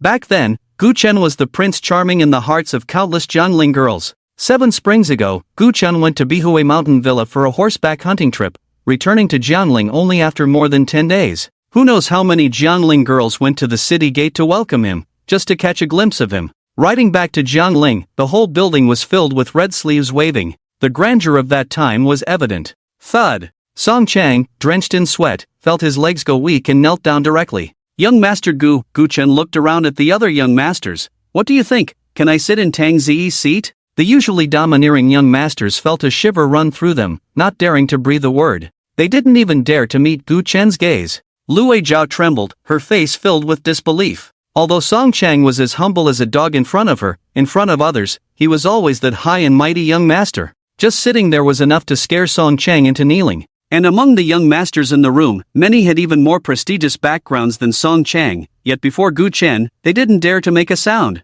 Even she, no matter how foolish, understood that the lower-class man she spoke of was not simple at all. Her voice trembled slightly. "Song Chang, who exactly is he?" "Young Master Gu from Jiangling. No need to mention me, even Tang Zi back then was only worthy of carrying his bag and polishing his shoes." Hiss. Lue Jiao gasped. As a local of Jiangling, she had never seen Gu Chen, but she had heard plenty of legends about this young master. During the years Gu Chen was active in Jiangling, which young master dared to speak loudly in front of him? No wonder these people were so frightened. But soon, she realized something was off and kicked Song Chang in the butt. "What are you doing? So what if he is Gu Chen? The Gu family has long since vanished, now he is just a parasital villain, like a rat crossing the street, everyone wants to kill him. What are you afraid of?" One sentence was like a wake-up call, rousing someone from a dream. Without the Gu family, what was there to fear about Gu Chen? Song Chang awkwardly touched his nose and got up. The once quiet hall became noisy. "Damn. It's been 5 years, and young Master Gu still has his charm, making me think the Gu family still stands at the peak of Jiangling. What year is it now? Didn't Gu Chen die? Why is he back from the dead? Who cares? I just know that Gu Chen's return to Jiangling means there's a good show to watch. Even without the Gu family, I wonder what kind of waves the once unparalleled young Master Gu can stir up." Amidst the discussions, Lue Jiao could no longer hold back and shouted angrily, "Gu Chen, I haven't settled the score with you for slapping me." Gu Chen chuckled lightly, "Not slapping you to death is already my greatest mercy." "That's hilarious." Lue Jiao scoffed, "Do you think you're still the #1 young master of Jiangling? If you're still dreaming, then I, Lue Jiao, will bring you back to reality today." She then turned to Song Chang. "Song Chang, now is your time to shine. As long as you take care of Gu Chen, I'll go watch a movie with you tomorrow. Song Chang had long lost his sense of fear. Everyone, I came in a hurry today and didn't bring my bodyguards. I'll borrow yours for a while, and I promise to repay you handsomely in the future. No one opposed him. The young masters of the wealthy families present had been suppressed by Gu Chen for too long. They were eager to see the once invincible young master of Jiangling being thoroughly trampled on the ground. In an instant, more than 20 bodyguards in black suits stepped forward. Song Cheng shouted, Gu Chen, I almost fell for your tricks just now. Come over quickly and apologize to a Jiao, and perhaps I can still leave you, the former young master of Jiangling, with a shred of dignity in face. Gu Chen rubbed the armrest of his chair and said calmly, with these country bumpkins, you dare to speak to me like this? Song Cheng's heart trembled, a sense of ominous premonition rising within him. Gu Chen's demeanor was far too calm. Lue Jiao sneered, still putting on a show here. Who doesn't know that the young master of the Gu family has never practiced martial arts? These 20 or so bodyguards, while not top-tier fighters, are all carefully trained by various wealthy families, more than enough to turn you into a pig's head. With her command, the 20 or so bodyguards charged at Gu Chen with fierce looks in their eyes. In an instant, countless attacks came rushing at Gu Chen like a storm.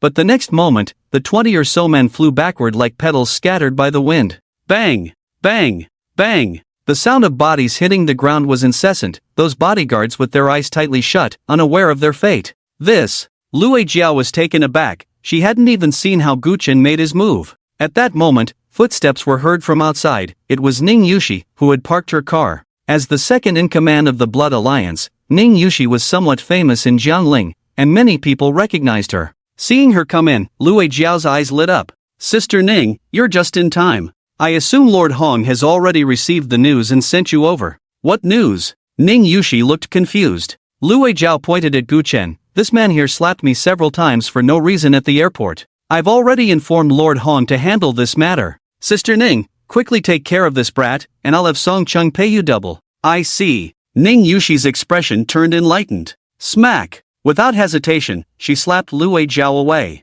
Lue Jiao looked bewildered. No, I asked you to deal with Gu Chen. Why are you hitting me? Ning Yushi said, from today on, the Blood Alliance only listens to young Master Gu Chen's orders. You want me to deal with young Master Gu Chen? What are your intentions? Lue Jiao's mind was shaken. Gu Chen had just returned to Jiangling and had already brought one of the three major underground forces, the Blood Alliance, under his command? How could this be possible? Could it be that Lord Hong and Gu Chen are old acquaintances, or has Lord Hong, who has stirred up the storm in Jiangling for 2 years, been killed by Gu Chen? Clap, clap, clap. Suddenly, a round of applause came from outside. Tang Ziyi walked in. Brother Feng really has a good hand, just returned to Jiangling and made the Blood Alliance submit. Tang Ziyi stopped 10 meters away from Gu Chen, locking eyes with him. But Brother Feng, you're sitting in my spot, could you please move? Gu Chen said, Shaoyi, you finally came, I've been waiting for you for a long time. Shaoyi? That's quite an old nickname. Tang Ziyi smiled. Compared to that,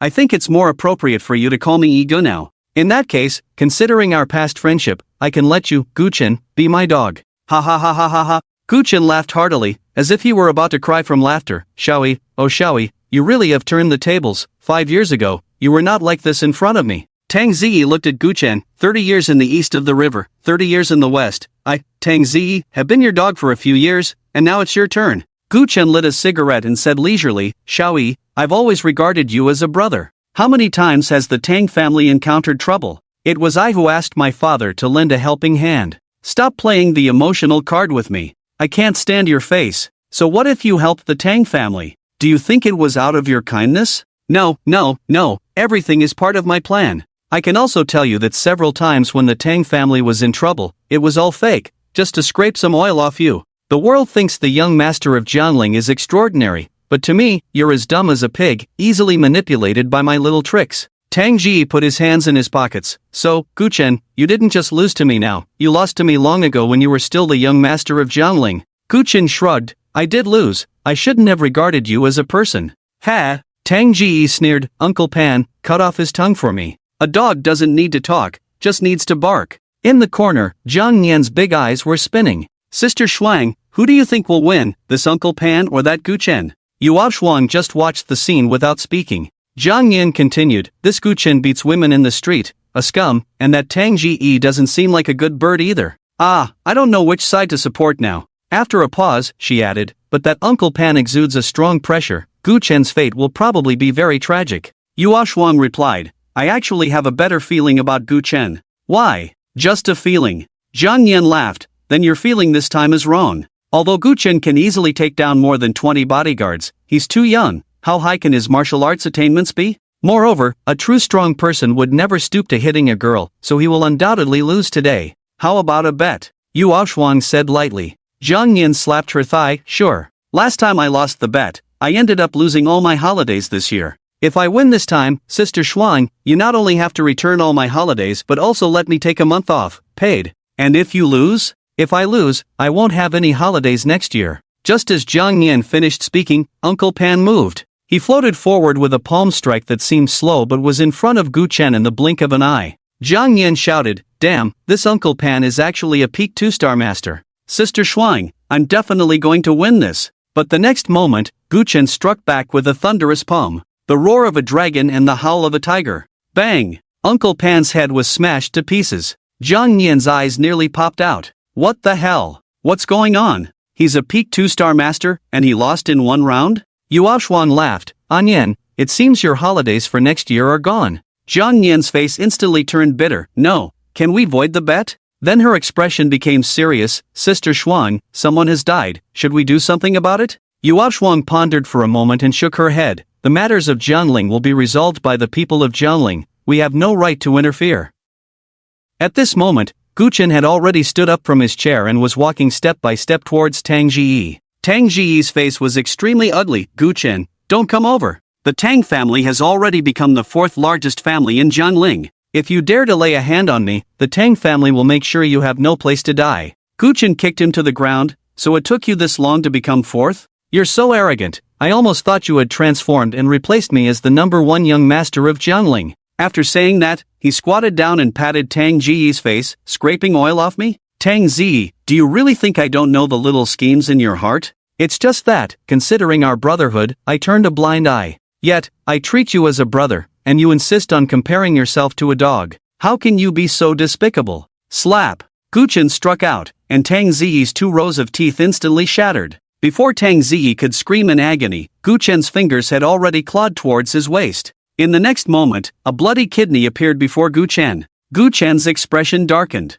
This was not Lin Ruochu's kidney, because Tang Ziyi's kidney area showed no signs of surgery. Gu Chen, unwilling to give up, pulled out another kidney, which also did not belong to Lin Ruochu.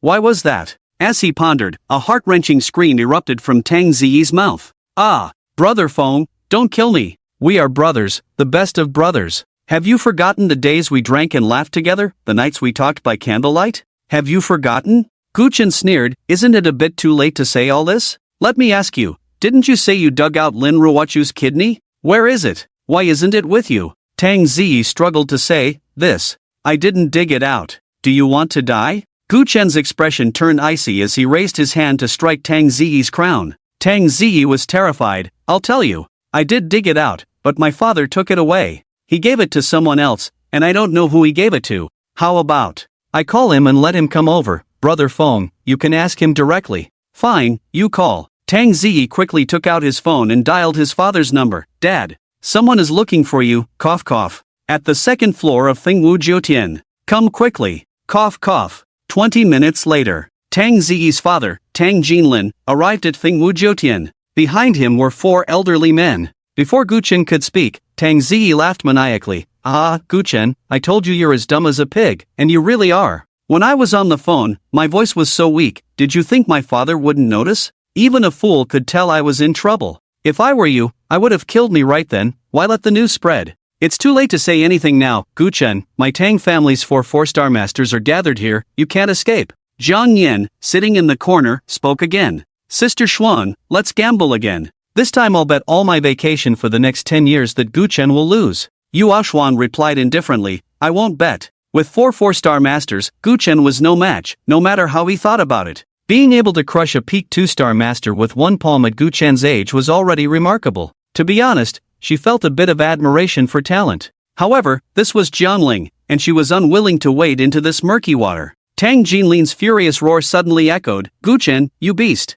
How dare you dig out my son's 2 kidneys? I want you dead. I want you dead. Tang Ziyi shouted, no, father, don't kill him. He coughed up blood, looking at Gu Chen with a crazed expression. Gu Chen, don't worry, I will never kill you. I will chop off your limbs and imprison you. I want you to watch me step by step reach the pinnacle of Jiangling. Gu Chen, look up to me. My future will shine brighter than your past. When autumn comes on the 8th of September, my flowers will bloom and kill all others. Gu Chen, I want you to look up to me. Alright, as you wish, Ziyi, your father will comply. Tang Jinlin gritted his teeth. But at that moment, a clear, slightly ethereal voice rang out from outside. My son, who dares to touch him? Everyone turned to look. Suddenly, Ji Kaiyue, dressed in splendid attire, strolled in leisurely. Ji Kaiyue. This stunning woman, known for her beauty that could overshadow 100 flowers and dominate the elegance of Jiangling, is now the actual helm of the foremost family in Jiangling. She has arrived. Following Ji Kaiyue were a dozen or so martial artists clad in black robes, exuding a terrifying aura. Tang Jiling was momentarily stunned, then said, Madam Ji, I know you are deeply loyal and compassionate. Even if your son has committed heinous crimes, you still cherish old feelings and wish to protect him. But look, Gu Chen is truly beyond redemption. Let's not even mention the events from 5 years ago, just look at what he has done since returning. He killed my son's attendant and even brutally extracted my son's 2 kidneys. He took a deep breath. If this child is not dealt with, he will surely become a future calamity. Madam Ji, you understand righteousness and should know that my killing Gu Chen tonight is not just for revenge, but also to eliminate a threat to the people.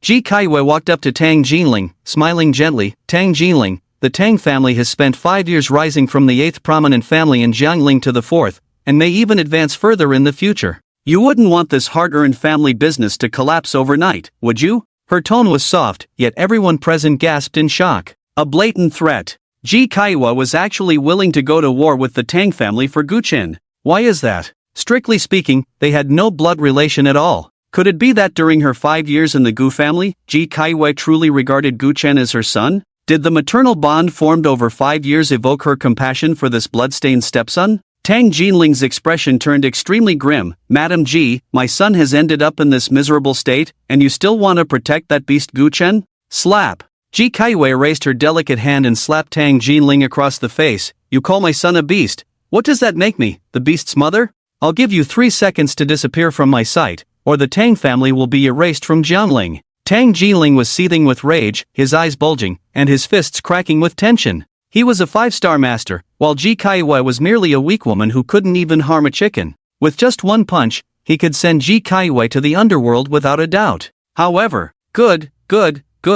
Madam Ji, I will remember this slap. Tang Jiling repeated the word good 3 times, turned, and left with the injured Tang Ziyi, sweeping his sleeves as he went. He could easily send Ji Kaiyue to the realm of bliss with a single punch. Yet, he did not dare. The power that Ji Kaiyue represented and her reputation in Jiangling loomed over him like a mountain, leaving him with no courage to strike. After he left, Ji Kaiyue smiled again, hands behind her back. Everyone, I have reunited with my little Feng after a long time, and there are some things I wish to say. I believe you wouldn't want to hear us mother and son chat about family matters, would you? The young masters of the prominent families could tell this was a dismissal and did not dare to linger, turning to leave. Once outside, the young masters of Jiangling, who had been silenced by Ji Kaiyue, erupted in discussion. What the hell is going on? Isn't Gu Chen the one who killed his father and wiped out his clan? Why has Madame Ji shown such deep affection for Gu Rencheng these years? Shouldn't she want to eliminate Gu Chen at once? I think it's precisely because Madame Ji has such deep feelings for Gu Rencheng that she is protecting Gu Chen. After all, no matter how heinous Gu Chen's actions are, he is still the only surviving flesh and blood of Gu Rencheng. Now that you mention it, that does seem possible. Sigh, Madame Gu is really so gentle. I'm dying. When will I find such a good wife? Beautiful, virtuous, kind, and willing to remain loyal despite being a widow for so many years, still preserving her chastity. On the 2nd floor of Feng Wujiu Tian, apart from the dozen black-robed figures, only Gu Chen and Ji Kaiyue remained. Ji Kaiyue had the waiter bring in some food and wine, then elegantly sat down in her fine clothes. Xiaofeng, I never expected you to still be alive. It must have been tough these past few years. In my memory, you were never this thin. Gu Chen's cold gaze fell on her. Ji Kaiyue, there are no outsiders here, so why put on an act? I just saved your life, and while I don't expect your gratitude, can't you at least call me mother? You used to never call me by my name. As soon as she finished speaking, Gu Chen's figure flickered and appeared right in front of her. Slap! A hand struck Ji Kaiyue's beautiful cheek without hesitation. Ji Kaiue stumbled and fell to the ground, blood seeping from the corner of her mouth. You bastard! The man in black was furious and was about to attack Gu Chen, but Ji Kaiue waved her hand to stop them. She struggled to get up, her delicate fingers lifting the wine jug to pour 2 cups. Xiaofeng, a few days ago, I received news that you were still alive. At that time, you had someone send me a message saying you wanted to drink with me, so when I heard you return to Jiangling tonight, I rushed over. But you seemed to not welcome me. Gu Chen grasped her silk-like neck tightly. Ji Kaiue, I advise you not to call me your son again, or I will crush you right now. His grip tightened little by little. Ji Kaiue's breathing became rapid, and her fair cheeks flushed with a hint of oxygen deprivation. She parted her red lips and struggled to speak. Xiaofeng, I know that since I married into the Gu family, you have been dissatisfied with me and unwilling to acknowledge me as your mother. But I was indeed your father's wife for 5 years, and that fact cannot be changed. Even now, I am still your father's widow. If I don't call you my son, what else can I call you? Do you want me to call you brother or little brother? Then, she leaned closer to Gu Chen's ear and whispered, moreover, if you kill me today, what a pity that would be. The day after tomorrow is your father's death anniversary. Rather than dying unnoticed in a corner, wouldn't it be better for me to die in public, in front of your father's tombstone? That's what you want, isn't it? Her warm breath brushed against Gu Chen's ear, but it felt like a venomous snake's tongue, cold and chilling. Gu Chen stared at her and suddenly laughed. He leaned in close to Ji Kaiue's ear and softly said, yes, Ji Kaiue, killing you like this would be too regrettable. You should die in public, in front of my father's tombstone. For 5 years, I've been looking forward to this day. Ji Kaiue, your time is about to collapse in 2 days, cherish it while you can. His smile gradually morphed into a twisted grin as he slapped Ji Kaiue's beautiful face twice with force. Then, he turned and left. Ji Kaiue stared blankly at Gu Chen's retreating figure, her brows slightly furrowed. A man in black said, Madam, are you just going to let him go? After all these years, he's the first to dare hit you. Madam, give the order, and I will bring you his head. Ji Kaiue smiled gently. My son is in his rebellious phase, what's wrong with him hitting his mother? I have no objections, but you do? The group of men in black didn't know what to say. Ji Kaiue extended her hands to tidy her slightly disheveled hair. As she walked towards the outside, she softly murmured, Xiaofeng, I have laid a net for you. The day after tomorrow, how will you kill me? The one who will die will only be you. The cold moonlight spilled onto the ground, reflecting 2 shadows. Luo Jiao and Song Chang. Song Chang lowered his head, looking dejected as he said, Jiao, I'm sorry, but I'm afraid I can't help you take revenge. With Ji Kaiue protecting Gu Chen, even though Jiangling was large, how many dared to lay a hand on Gu Chen? Even the 4th prominent family, the Tang family, could only suffer in silence before Ji Kaiue. What was his Song family, ranked 11th, worth? No need, Song Chang, don't make it difficult for yourself. I thought about it, and in the afternoon, it was my fault first, which led Gu Chen to strike me. Moreover, a villain like him, who kills without a second thought, only slapped me, that was already exceptionally merciful. Remembering the legend of Gu Chen killing his father and exterminating his clan, recalling Uncle Pan, whose head was smashed by Gu Chen's slap, and Tang Zi, who had her kidneys ripped out, Luo Jiao felt a chill run down her spine. But aside from that, she felt a bit proud. Gu Chen was a ruthless killer, yet in the afternoon at the airport, despite her bad tone and arrogant attitude, he only slapped her. Why was that? She pondered and asked Song Chang, do you think I'm pretty? Pretty, of course you're pretty. In my eyes, you're the #1 goddess in Jiangling, even Ji Kaiue can't compare to you. Luo Jiao felt increasingly proud. Then tell me, does Gu Chen think I'm pretty? That's why he tolerated my arrogance and only slapped me. Moreover, just now in the hall, he could have easily killed me, but he didn't. My goodness, could it be that Gu Chen has taken a liking to me? Is he trying to attract my attention by slapping me? What are you talking about? Song Chang looked bewildered, unable to comprehend how Luo Jiao reached that conclusion. But even if he likes me, I wouldn't like him. A killer like him, I'm not interested, not to mention the Gu family has long since vanished, he must be poor as a church mouse now. Yes, he's no longer the young master of Jianling he once was. Not to mention comparing with my Song family, even with your Lu family, he's like a mayfly facing the vast sky, Song Chung quickly replied. But then Luo Jiao said, however, Ji Kaiue is currently protecting him, treating him like a son. Doesn't that mean that the Ji family's assets also have a share for him? Ji Kaiue is so loyal and righteous, she might even let him take over the Ji family and become the future heir. If that's the case, given time, he could be the #1 young master in Jiangling again. Wow, possessing immense wealth and such skills, he's practically a super male god. Whoever marries him will be happy for a lifetime. Song Chang's face darkened. Jiao, you wouldn't be falling for that Guchen, would you? Lue Jiao was taken aback, then realized she had said too much. To be honest, if Guchen really became that way in the future, it would indeed make her heart flutter, and it was very likely that Guchen had taken a liking to her as well. This was simply mutual attraction. However, she wasn't foolish, the situation was still unclear, and it wasn't time to kick Song Chang aside just yet. How could that be? What do you take me, Lue Jiao, for? Lue Jiao rolled her eyes deliberately. You've pursued me for so long, and I'm still evaluating you. Do you think I would fall for someone I've only known for a day? Song Chang, do you think I'm a casual woman? Song Chang quickly apologized. I'm sorry, Jiao, I didn't mean it that way. At the same time, he felt a sense of relief. Thank goodness. If the goddess he had pursued for so long ended up being taken by Guchen with just a slap, that would be too ironic.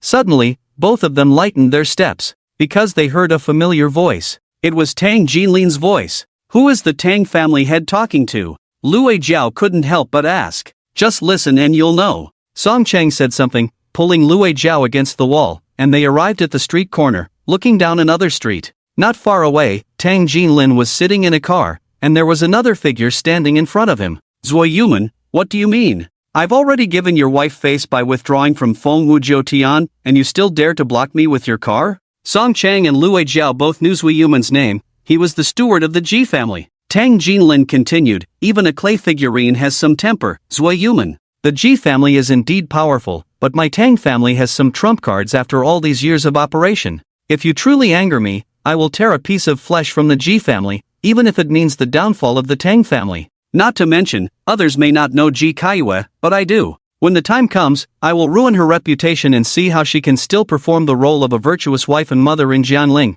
and how she can still establish a chastity archway. Now, get out of my way, I need to take my son to the hospital. Zui Yuman smiled, since you know the details of my wife, you should be even less angry, Tang family head. Today's matter was arranged by my wife for a reason. Rest assured, it won't be long before you are wronged. At most, the day after tomorrow, Guchen will undoubtedly die. Is that true? Tang Jinlin asked, half in disbelief. Zui Yuman took out a small gift box and handed it over. My wife is handling things, so you can rest assured. Also, this is a small token from my wife to the Tang family head. I hope you will accept it. Tang Jinlin opened it to find a construction material purchase contract. For this time Xiao family's resort project, the Ji family took the largest share, a full one. 5 billion contract. Now, the Ji family wants to buy construction materials from the Tang family. The profit from this is unimaginable. Ha ha ha, good, as expected of Madame Ji. Then I will wait to see the good show. After accepting the item, Tang Jinlin said no more, drove off, and quickly disappeared into the night.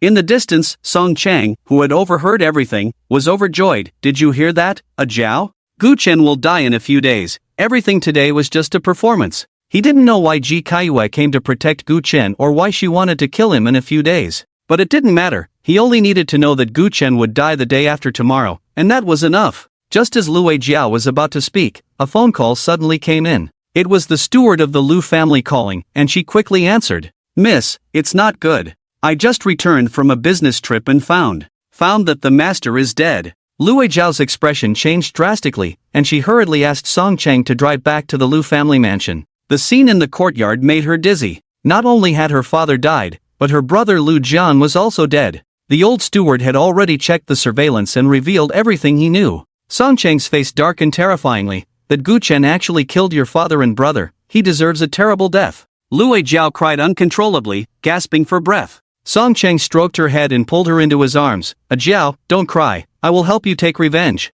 Revenge? Woo-woo, how to take revenge? That Guchen can easily kill a peak 2-star master. He is probably already at the strength of a 3-star master. Your Song family only has one early 3-star master and a few 2-star masters. How can you compete with Guchen? Even if you could, it would come at a painful cost. Let's forget it, woo-woo. Song Chang felt warmth in his heart. It seemed that after pursuing a Jiao for so long, he had gained some weight in her heart. After all, even with blood feuds right in front of her, she was still considering the Song family. Song Chang said, we don't need to touch Guchen at all. Anyway, Ji Kaiyue wants him dead the day after tomorrow, so he won't survive to the day after tomorrow. Then what did you mean by revenge just now? Lue Jiao asked, wiping her tears. Song Chang's expression was cold and heavy. That Guchen came to your father and brother with murderous intent because of Lin Ruochu from the Lin family, so we will deal with the Lin family. Just wait, I will have someone capture all the members of the Lin family right away. Don't! Luo Jiao hurriedly said, you should wait until Gu Chen is dead before you act, otherwise, if he goes crazy, I'm afraid the Song family won't have a good outcome either.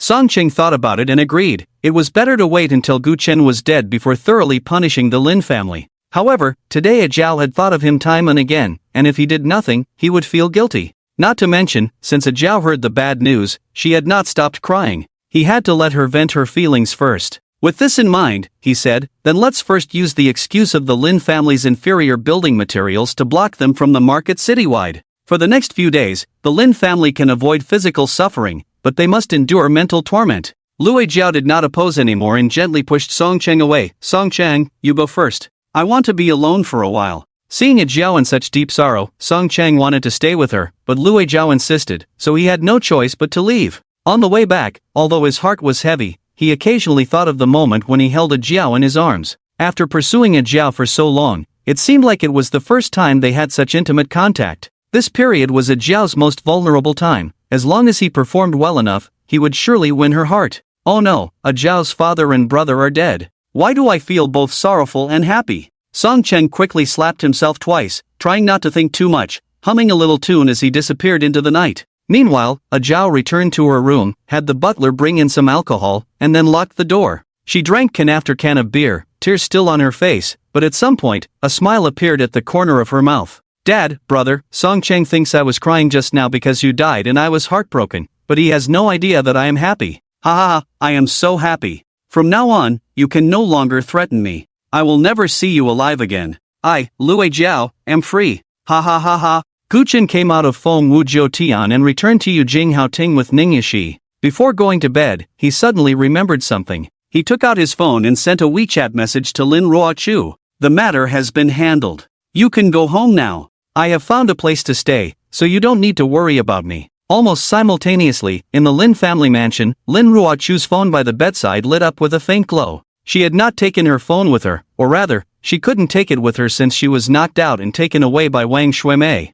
At this moment, in a shabby hotel, Lin Ruomei looked at her unconscious sister lying on the bed and said uncertainly, Mom, is it really okay to just knock Ruochu out and bring her out like this? Wang Shuimei snorted coldly, do you think I wanted to knock her out? It was her stubbornness that made her refuse to leave, insisting on going out to explain to those people. That's the Blood Alliance. They kill without blinking, how could they reason with us? Lin Ruomei sighed, I'm just afraid that Ruochu will resent you when she wakes up. Let her hate me. I'm doing this for her good. Besides, that Gu Chen claims to be the warden of Long Island Prison. Maybe when the Blood Alliance hears his name, they'll just run away, Wang Shuimei said somewhat guiltily. At that moment, Lin Beishan's phone suddenly rang. Wang Shuimei quickly answered, and before she could speak, Lin Beishan asked, Shuimei, where are you? What about Xiao phone? It's so late, you guys aren't out having a late-night snack, are you? You're home? Wang Shuimei exclaimed, aren't the Blood Alliance people there? I finished dealing with the company's matters. Where else can I go if I don't go home?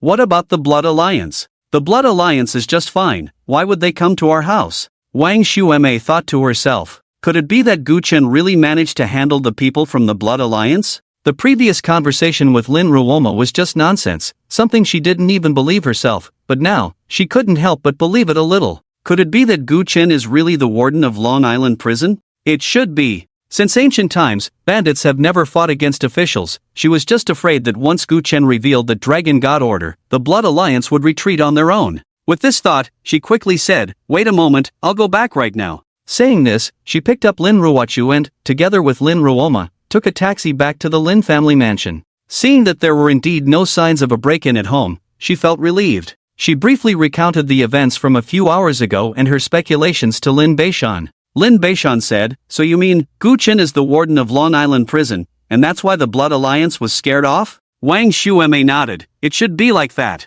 If the Blood Alliance really killed Gu Chen, they would definitely rush into our house to find us, but there are no signs of a search here. Lin Beishan breathed a sigh of relief. As long as Gu Chen wasn't dead, that was good. He then said, then why did you run? You could have just waited at home for Xiaofeng to resolve the matter. Hey! Wang Shuimei slapped her thigh. How was I supposed to know he was really the warden of Long Island Prison? Lin Beishan sighed. Xiaofeng must have seen you running away with someone, so he got angry and didn't stay at home. You should call Xiaofeng tomorrow and apologize. He was trying to help our family, but you keep being suspicious and sarcastic. Wang Shuemei interrupted him directly. If anyone needs to apologize, it's you. I'm not going. You. What about me? I'm going to sleep. With that, Wang Shuemei patted her backside and returned to her room. The next morning, Wang Shuemei was awakened by a piercing scream. It was the voice of her eldest daughter, Lin Ruoma. Wang Shuemei hurriedly ran out. What happened? What's going on? Lin Ruoma trembled as she pointed to the ground outside the courtyard. Mom, look.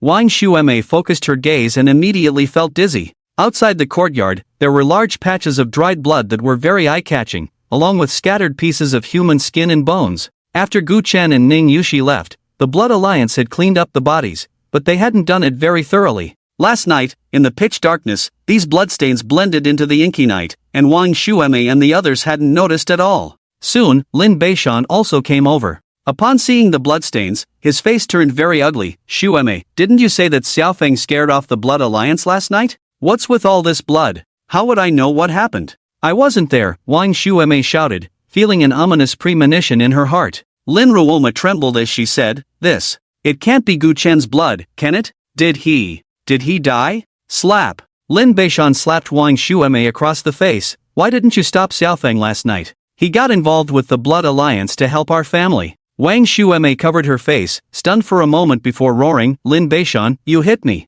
You actually hit me. For an unrelated outsider, you hit me? He ran out to seek death on his own. What does that have to do with me? Divorce. I can't live like this anymore. Today, Wang Shuemei, am going to divorce you. Lin Ruoma quickly said, Mom and Dad, don't get too worked up. Right now, Gu Chen is missing. We haven't seen him alive or dead. Just based on this pool of blood, we can't necessarily conclude that he's dead. Let's try to contact him first. Lin Beishan nodded, then suddenly remembered that he didn't have Gu Chen's contact information at all. He hurriedly rushed into the room to wake up his second daughter, Lin Ruochu. However, after shaking her for a long time, Lin Ruochu showed no response. If it weren't for the faint sound of breathing from her nostrils, she would be indistinguishable from a corpse. Lin Beishan was furious and slapped Wang Shuemei, who had just entered, across the face. Look at what you've done. Ruochu is already weak, and you knocked her out. This time, Wang Shuemei didn't scream. She rushed over to push her daughter's body, trying to wake her.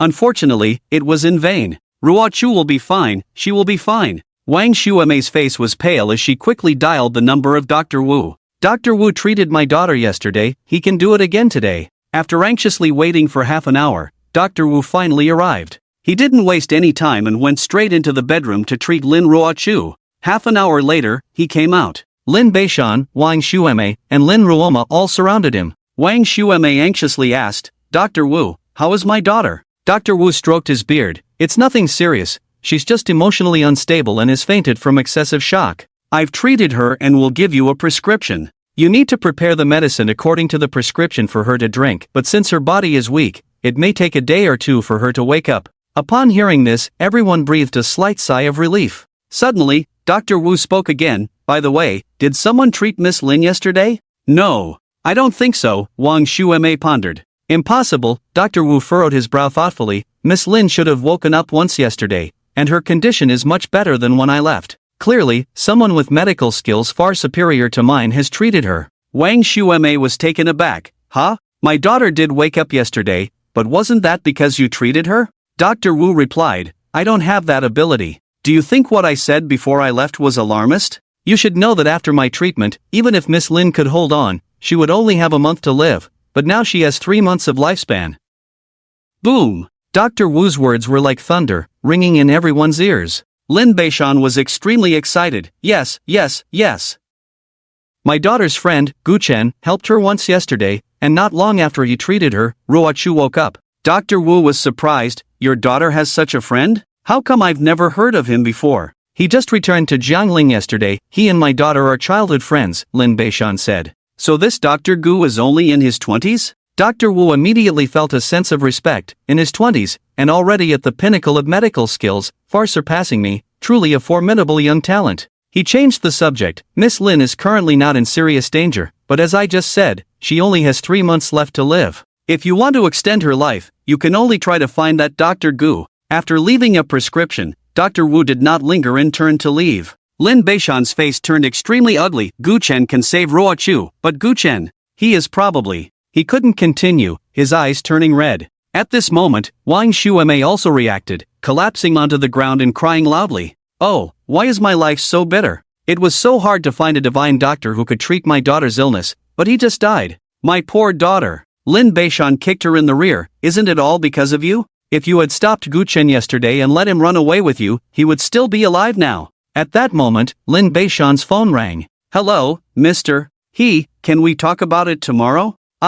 What? The contract signed last night is void? What? A ban? Soon, Lin Beishan's right hand fell weakly to his side, and his phone dropped to the ground without him noticing. Lin Ruoma, trembling with fear, asked, Dad, what happened? Taking a deep breath, Lin Beishan said, the Song family from the Jiangling aristocracy has issued a notice saying that the building materials our family sells have problems, announcing a citywide ban on our Lin family building materials. Upon hearing this, Wang Shuemei cried even harder. Oh, that damn Song family, they never even bought building materials from us, and yet they say our materials have issues. Before she could finish her sentence, her eyes rolled back and she collapsed to the ground. The series of blows caused her to faint directly. At noon, Gu Chen slowly woke up from bed, and after washing up, he went downstairs with Ning Yushi. There were several restaurants with good food near Yujinghaoding, and Ning Yushi planned to take Gu Chen to try them out. Just as they walked down the stairs and had not yet exited the community, a voice filled with surprise suddenly came from nearby.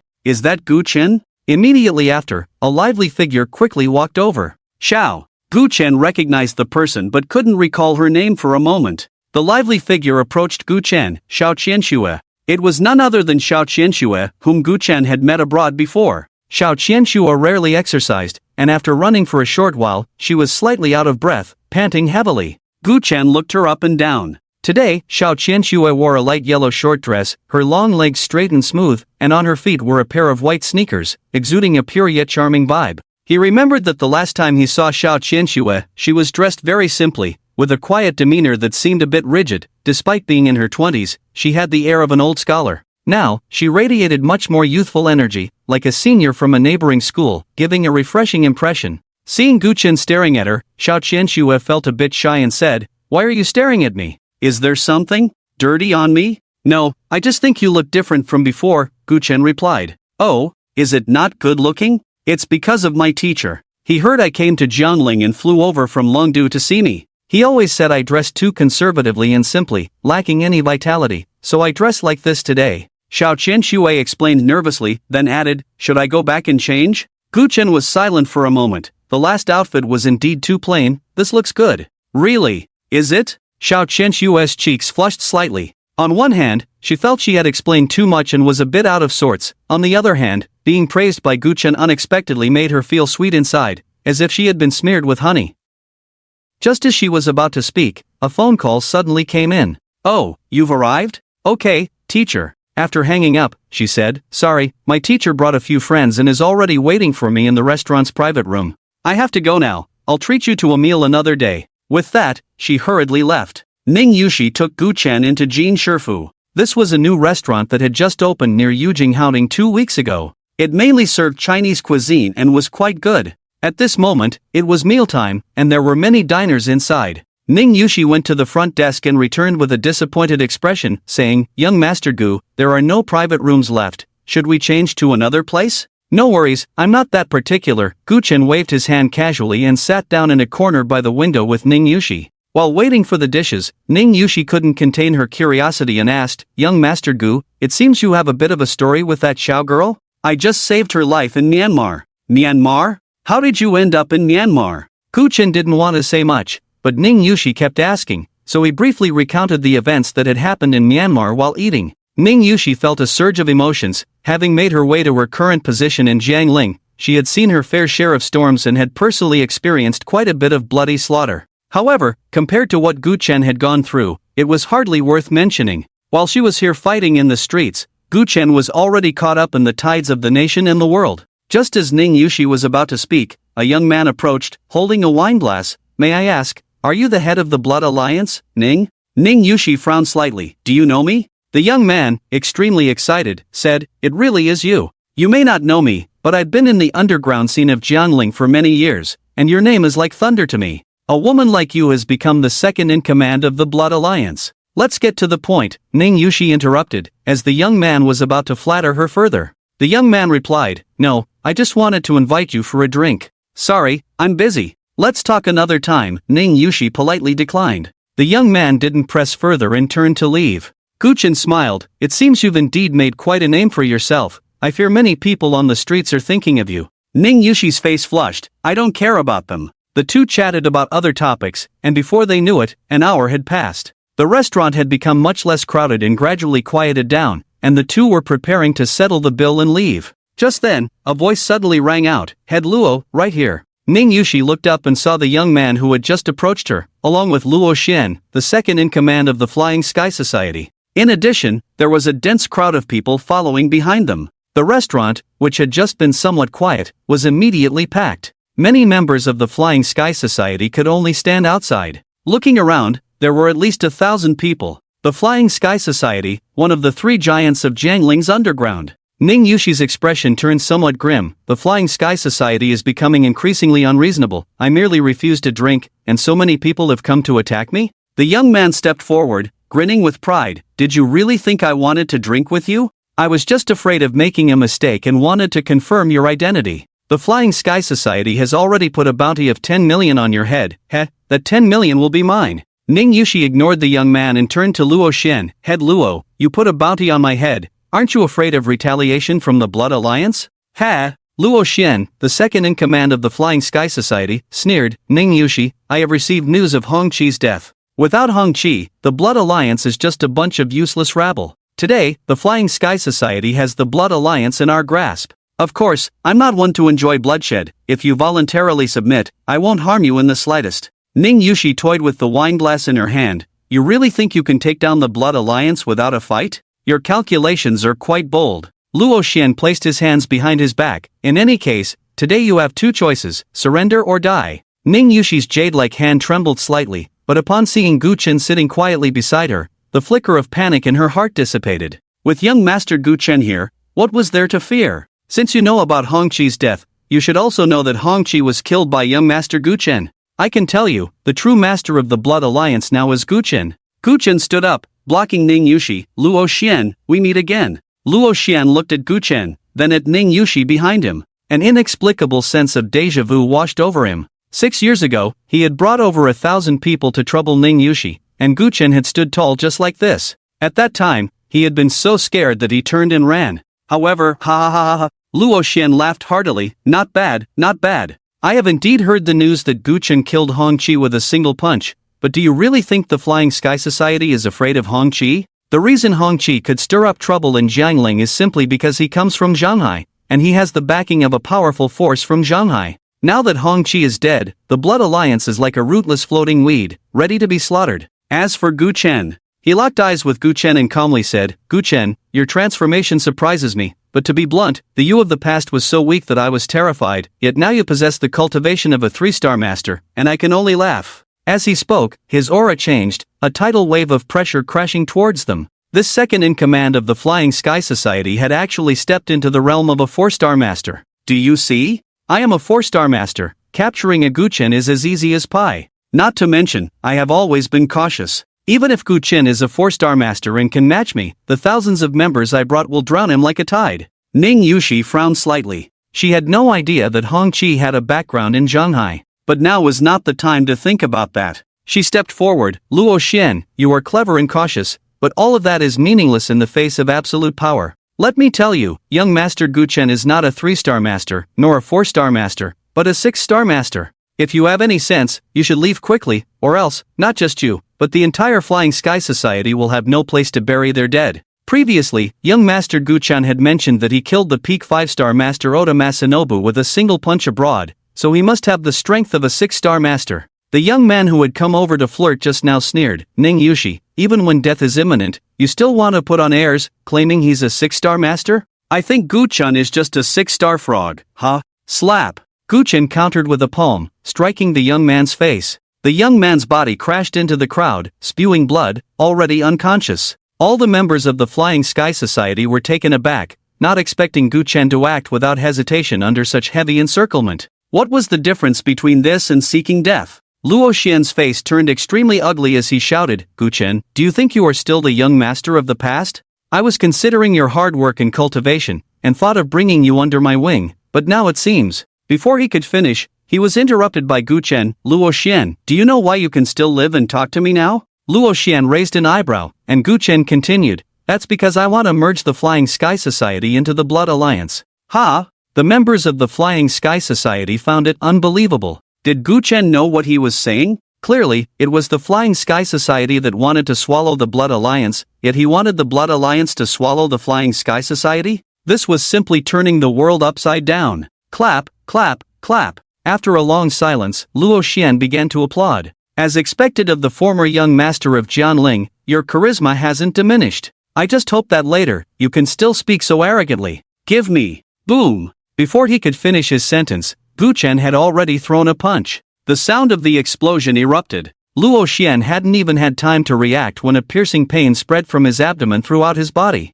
He curled up like a shrimp, crashing into the crowd like a cannonball. The crowd scrambled to help Luo Xian up, but Luo Xian was already pale with shock. Could it be that Gu Chen was truly a 6-star master? No, absolutely impossible. How could there be such a young 6-star master? It was simply unheard of. Moreover, he knew that Gu Chen hadn't even stepped onto the path of a martial artist 5 years ago. To reach the 6-star master level in just 5 years? What a ridiculous joke. Gu Chen, I have a newfound respect for you. However, I still refuse to believe that you can reach the realm of a 6-star master. Today, you will die. He was about to order everyone from the Flying Sky Society to join in and directly strangle Gu Chen when he suddenly heard a delicate shout. Who dares to touch Gu Chen will have to deal with me, Xiao Qianxue, and my Xiao family. Immediately after, Xiao Qianxue, dressed in a light yellow short skirt, rushed down from upstairs and stood in front of Gu Chen. Luo Xian frowned. The Xiao family, the one that parachuted into Jiangling 2 years ago and built the Yujing Haoding,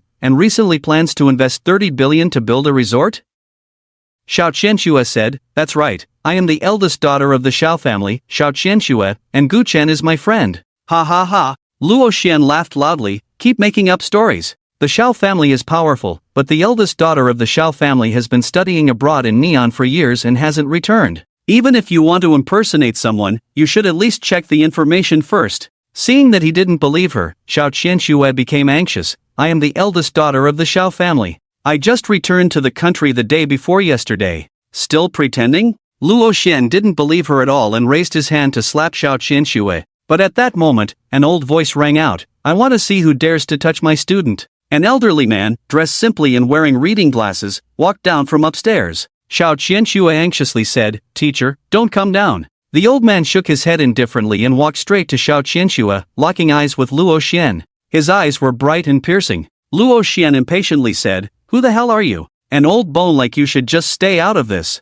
The old man replied calmly, I am Huang Shuli, the chief academician of the Kyoto Academy of Sciences. Xiao Qianxue, fearing that Luo Xian and the others didn't understand the gravity of the situation, quickly added, My teacher led and perfected the 2nm chip technology and has published dozens of highly influential papers in international authoritative journals on fundamental physics. He is truly a national treasure. Huang Shuli said, Young man, fighting and killing is not a good thing, hurry up. Before he could finish, Luo Xian swung his hand and slapped Huang Shuli across the face. What nonsense about chips and physics? What does that have to do with me? The slap was heavy, and Huang Shuli staggered back, nearly falling. However, Luo Xian was relentless and kicked at Xiao Qianxue. Physics, huh? Academy of Sciences, huh? National treasure is. A piercing scream suddenly erupted. Gu Chen had already struck out with a palm. Luo Xian's leg was shattered by the blow. Luo Xian, you have chosen your own death. Gu Chen's tone was cold, and he threw another fierce punch.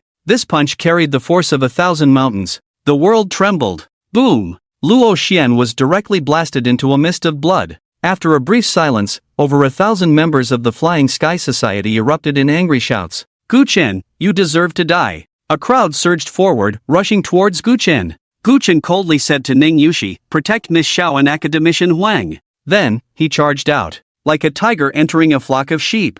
Boom boom boom. Blood mist filled the air. The entire Jinshifu restaurant turned into a hellish battlefield. Everyone was dumbfounded. Why were over 1,000 people unable to defeat just Gu Chen? Fear wrapped around the remaining members of the Flying Sky Society like thick ink. They no longer hesitated and turned to flee. Want to run? Gu Chen's expression was icy. His figure flickered and he instantly caught up. He had intended to keep the Flying Sky Society to strengthen the Blood Alliance, but now, that was no longer necessary. After another round of slaughter, Xiao Qianshua's startled voice suddenly came from behind. Teacher, don't scare me. Teacher, wake up. Gu Chen frowned and turned back to Xiao Qianshua's side. He saw Huang Shuli with his eyes tightly closed, foaming at the mouth, and his body slightly convulsing. Xiao Qianshua anxiously asked, "What happened to my teacher?" After being slapped by Luo Xian, Huang Shuli fainted. Xiao Qianshua was already extremely worried, thinking that once Gu Chen resolved the current situation, she would take the teacher to the hospital. Who knew it would suddenly turn out like this? If something happened to the teacher on her side, then Xiao Qianshua couldn't bear to think further. "Let's go to my house first," Gu Chen said, carrying Huang Shuli as he walked towards Yujing Haoding. Ning Yushi called the Blood Alliance to have them handle the aftermath at Jinshifu, then left with Xiao Qianshua and Gu Chen. Back at home, seeing that Xiao Qianshua was almost in tears from anxiety, Gu Chen comforted her, "Don't worry, with me here, your teacher will be fine." After saying that, he laid Huang Shuli flat on the bed and inserted 36 silver needles into various acupoints on his body. The spiritual energy surged from his fingertips, penetrating deep into Huang Shuli's body. In less than 15 minutes, Huang Shuli finally stopped convulsing and quieted down. But the next moment, his body began to shake even more violently, and his face turned completely dark. He was exhaling but not inhaling. Xiao Qianshua was horrified. What is happening?" Gu Chen had no time to pay attention to her and shouted, "You vile creature, come out." Countless spiritual energies gathered into a sea within Huang Shuli's body.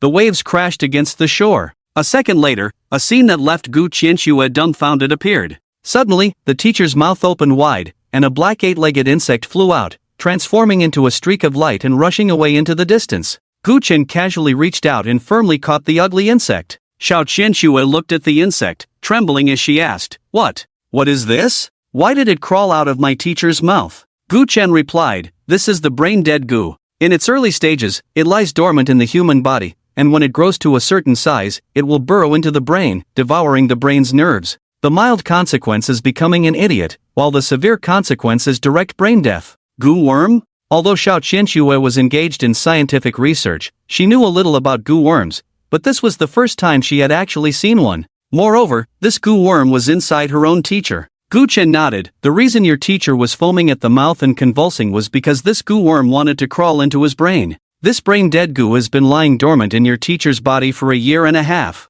It would have taken another 6 months to mature, but it found the host's body weak, so it took the initiative to attack. After all, for a brain-dead Gu, the host's brain is more delicious than any delicacy." After explaining, Gu Chen's spiritual energy surged in his palm. The brain-dead Gu was instantly reduced to ashes. Xiao Qianshua was greatly shaken. Her teacher held a transcendent status in the scientific community of Longdu, who dared to be so bold as to extend their hand here. It seemed that once the teacher woke up, she must remind him. She took a deep breath. "Gu Chen, thank you so much. If it weren't for you, Teacher Huang would probably be in grave danger." Saying this, she took out a bank card, wanting to give it to Gu Chen as a token of gratitude. Gu Chen waved his hand. "No need for such formalities. Your teacher was slapped because of me in the first place. That's different." Xiao Qianshua said, "If you hadn't discovered this Gu worm lurking in the teacher's body, the consequences would have been unimaginable once the Gu worm truly matured. The White Eagle Empire has always imposed a technological blockade on the Divine Dragon Nation, firmly controlling high-end chip technology.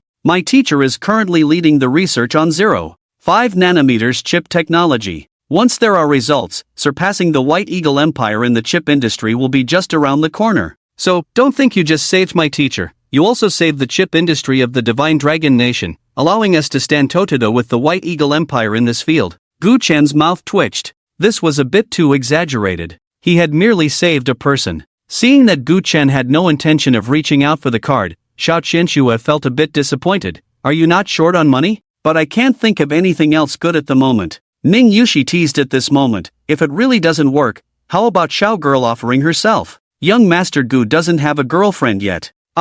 This. Xiao Qianshua's fair face suddenly flushed red, and she was at a loss for words, not knowing what to say. Gu Chen shot Ning Yushi a glare. "Don't listen to her nonsense. How about this? If you really want to thank me, just help take care of Lin's building materials." "Lin's building materials?" Xiao Qianshua's big eyes were filled with confusion. Gu Chen said, "Isn't your Xiao family working on a resort project? The owner of Lin's building materials has an old relationship with me. If you can help, then help. If you can't, it's fine." Xiao Qianshua nodded. "Okay, I'll go back and tell my dad." Half an hour later, Huang Shuli woke up. Xiao Qianxue took him away. Hearing the sound of the door gently closing, Ning Yushi said, "Young master, your standards are too high. Xiao girl is quite beautiful, and her background is really strong. The Xiao family, which parachuted into Jiangling 2 years ago, is on par with the Ji family in strength, and her teacher is the unparalleled academician Huang. I feel you two are quite a match." The key is that Gu Chen had saved Xiao Qianxue once before. As long as they interacted more, they would surely spark love.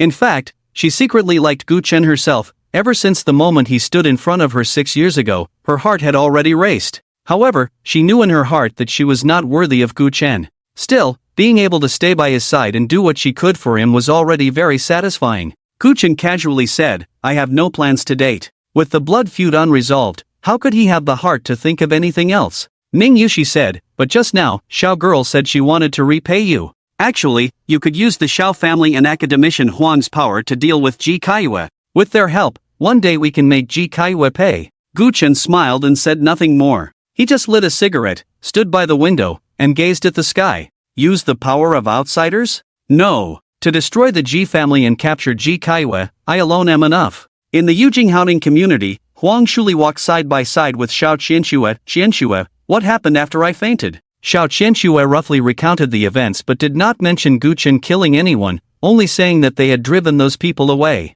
The scene was too bloody, just thinking about it now made her scalp tingle, and there was no need to scare her teacher further. In the end, she said, "Teacher, when you return to Longdu, you must investigate thoroughly who is trying to harm you." According to Gu Chen, the Gu worm was placed in her teacher's body a year and a half ago, which might be hard to trace, but this matter must be taken seriously. Huang Shuli nodded, "I understand." After a moment of silence, he added, "That Gu Chen kid is not bad, I support you being with him." "Ha?" Xiao Qianxue was taken aback. What was this about? Then she heard Huang Shuli say, "Don't think I can't see it. You like that Gu Chen kid, right?" Xiao Qianxue hurriedly denied it. "Teacher, don't say that." Huang Shuli laughed, "You've never been very bold. Just now at Jinshifu, when you saw Gu Chen in danger, you actually dared to rush over recklessly and confront so many people. I was young once too, can't I see that little thought in your heart? Moreover, just now while eating in the private room at Jinshifu, you mentioned Gu Chen at least 10 times. You probably didn't even notice it yourself, did you?" "Did I?" Xiao Qianxue was startled. Huang Shuli patted Xiao Qianxue's shoulder. "Teacher has actually been worried about your lifelong affairs, afraid that you would focus too much on academic matters and waste your prime years. Now that you have someone you like, I can rest easy. Keep it up, I won't be long before I return to Longdu, and I hope the next time I come to Jiangling, I can taste your wedding candy." Xiao Qianxue couldn't help but say, "You just met Gu Chen once, and you're already at ease with me marrying him? He's capable and can heal, isn't that good? Besides, I trust my student's judgment." Huang Shuli laughed heartily, hands behind his back, and strolled slowly towards the outside of Yujing Haoding. Xiao Qianxue pinched the hem of her skirt. "Could it be that I really like Gu Chen? It shouldn't be. How long have we known each other?" Time flew by, and it was the next day. When the people of Jiangling opened their doors to go out, they were surprised to find that it had snowed all night, and it still hadn't stopped. This year's snow came a bit too early. It was only early autumn. People speculated that it must be Madame Ji's deep affection for Gu Rincheng that moved the heavens, resulting in this heavy snowfall. That's right, today is the anniversary of Gu Rincheng's death. The road to Fengbo Pavilion was crowded with people. Everyone was waiting for the funeral procession led by Ji Kaiyue. Meanwhile, a short video went viral on Jiangling's social networks. The content of the video ranged from Gu Chen digging out Tang Ziyi's kidney to Ji Caiyue's appearance, and then to Gu Chen knocking Ji Kaiyue over with a single palm strike. The video's popularity broke 1 million views in a short time. The comments below surged wildly. Many of the Jiangling citizens waiting on the road to Fengbo Pavilion were also watching this video. Damn, isn't that Gu Chen? He was executed 5 years ago, how is he still alive? What the hell, how can this beast hit Madame Ji? My fists are clenched. This Gu Chen returned to Jiangling and dug out young Master Tang's kidney, such cruel methods, and yet Madame Ji is still willing to protect him. As a result, he repays Madame Ji like this? Madame Ji shouldn't have been sentimental and saved this beast. If it were me, I would have directly sent Gu Chen to the Jiangling patrol office and had him executed. The citizens gritted their teeth at Gu Chen, cursing loudly. Tang family. Tang Jinlin looked at the video that suddenly leaked this morning and suddenly realized. The knot that he couldn't figure out the night before was now clear. No wonder Ji Kaiyue went to save Gu Chen. It turns out it was to gain a good reputation. Lying in bed, extremely weak, Tang Ziyi gritted her teeth and said, I just want to know when Gu-chen will die. Soon, I think, at most after the anniversary ceremony, Ji Kaiue will send someone to capture and kill Gu-chen. She deliberately released this video, on one hand, to elevate her reputation in Jianling, and on the other hand, to expose Gu-chen's ugly face to the public. Thus, when she kills Gu-chen later, the citizens of Jianling will only applaud. And anything that comes out of Gu-chen's mouth will not be believed by anyone. Ji family. Ji Tian looked at his daughter, who had changed into a white mourning outfit, and asked, Kaiue, will Gu-chen really show up at the anniversary ceremony today? Ji Kaiue smiled, he will come. Even if he was hesitating before, after watching this morning's video, how could he not come? Moreover, I have prepared another surprise for him. Her expression turned serious as she said, Father, are the means you prepared for executing my unfilial son today all in place? Ji Tian nodded, it's ready, but Gu-chen is at most a 3-star master, do we really need to make such a big deal out of it? Are you overestimating him? Ji Kaiue smiled and said, being cautious is never a mistake. Once I kill Xiaofeng, I will personally go to northern Yunnan and take Qingning's head. Everything will then settle. At that moment, the Ji family's steward, Zui walked in from outside. Madam, the time has come. Ji Kaiue stood up, picked up the portrait of Gu Runcheng from the table, and walked slowly outside. My lord, it's not that I want to kill Xiaofeng in front of your grave, it's just that if I don't force him to come and create a scene, I won't be able to act. Smack! Ning Yushi slammed her phone down on the table. Damn, I knew Ji Kaiue had bad intentions the night before last. Now that the video is so hot, I'm afraid the people of Jianling will see you as the villain.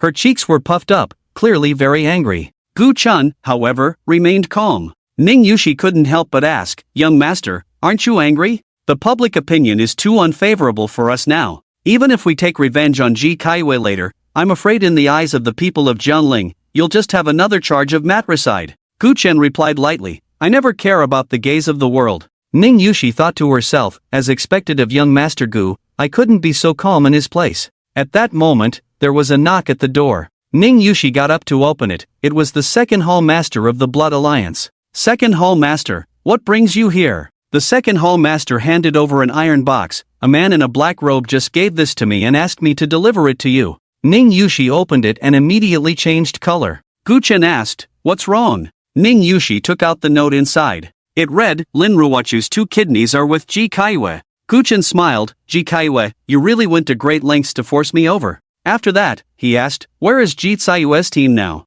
Ning Yushi glanced at the clock, which showed 9 in the morning. At this time in previous years, Ji Kaiue should be nearing Fingwa Pavilion. Then I should go, Gu Chen said, standing up and walking outside. Ning Yushi was taken aback, clearly not reacting. Young master, where are you going? Gu Chen's voice came from outside, to Fingwa Pavilion, to kill Ji Kaiue. Ning Yushi anxiously said, young master, this is clearly Ji Tsayue's trap. I'm afraid Fingwa Pavilion is surrounded on all sides. You absolutely cannot go today. Killing Ji Kaiue is not urgent, we can take our time. Gu Chen's voice was calm and steady. Trap or not, it doesn't matter. Just prepare lunch at home, I'll be back soon. With that, he turned and disappeared into the snowstorm. Outside Fingwa Pavilion, people were still angrily denouncing Gu Chen. Suddenly, fireworks erupted in the distance. Amidst the explosions, Ji Kaiue, dressed in mourning clothes and holding Gu Rencheng's portrait to her chest, approached Fingwa Pavilion.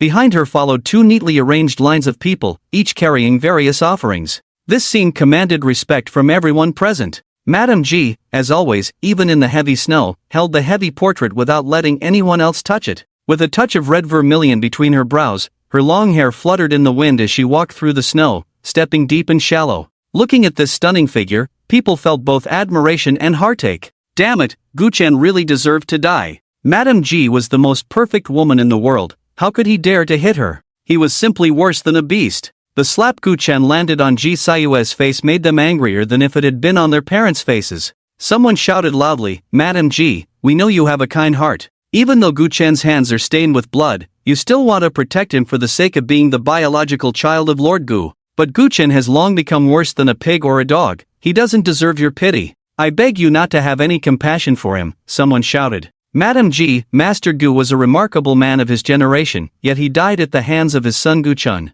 It is a tragedy of the human world. I believe that even in the underworld, he wouldn't want to see you oppressed by that beast. Therefore, you should kill him. Yes, kill him today. Use his head to honor the spirit of Master Gu. Yes, kill Gu Chen. Kill Gu Chen. The voices of the crowd started off chaotic but gradually unified. Kill Gu Qin! Kill Gu Qin! Kill Gu Qin! The roar surged higher and higher. It was like a mountain calling and a sea roaring. Deafening. Ji Tsayue's lips curled slightly. Little wind, now the entire Jiangling wants to rid itself of you quickly, and there's nothing a mother can do. However, you better come and cause a scene at the memorial today, that way, killing you will align more with the people's will. The funeral procession slowly moved forward, finally arriving at the Fenghua Pavilion. Ji Kaiyue stepped forward, her body disappearing into the pavilion. The Fenghua Pavilion was not just a pavilion but a private cemetery, built 3 months after Gu Ren's death. Funded by the Ji family, the materials used were all the best.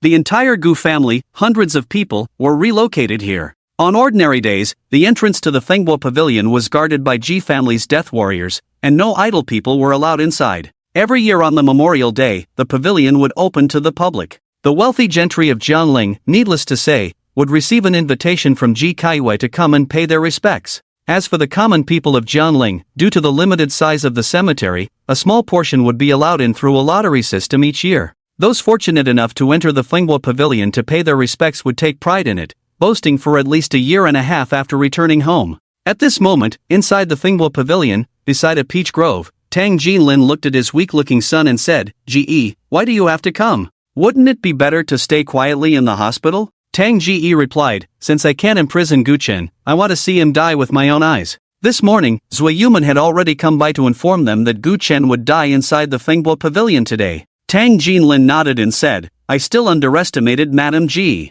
With just one video, she has the people of Jiangling in the palm of her hand. Listen to the thunderous roar of the people. If what Madame Ji says is true, and Gu Qin really comes to disrupt the memorial ceremony, then her killing Gu Qin is simply what the people want. After today, I'm afraid Ji Tsayue's name will truly stand at the pinnacle of Jiangling." He sighed slightly. "Though Madame Ji is a woman who couldn't harm a chicken, I feel ashamed, truly ashamed." Tang Ji, however, looked worried and asked, "Will Gu Qin really come to the Fenghua Pavilion today?" His father, Tang Jinlin, replied, "If Madame Ji says he will, then he will. Just as Madame Ji says Gu Qin will die today, he won't survive until tomorrow." At that moment, a young man walked over. "Hello, Mr. Tang." Tang Jinlin glanced at him, having no impression of him, and asked, "Who are you?" "My name is Wang Hong, from Tianrui Technology. Last year, our company undertook a project for your family, and I was the project manager. We drank together at the celebration banquet after the project was completed, and you even praised me," Wang Hong said, handing over his business card.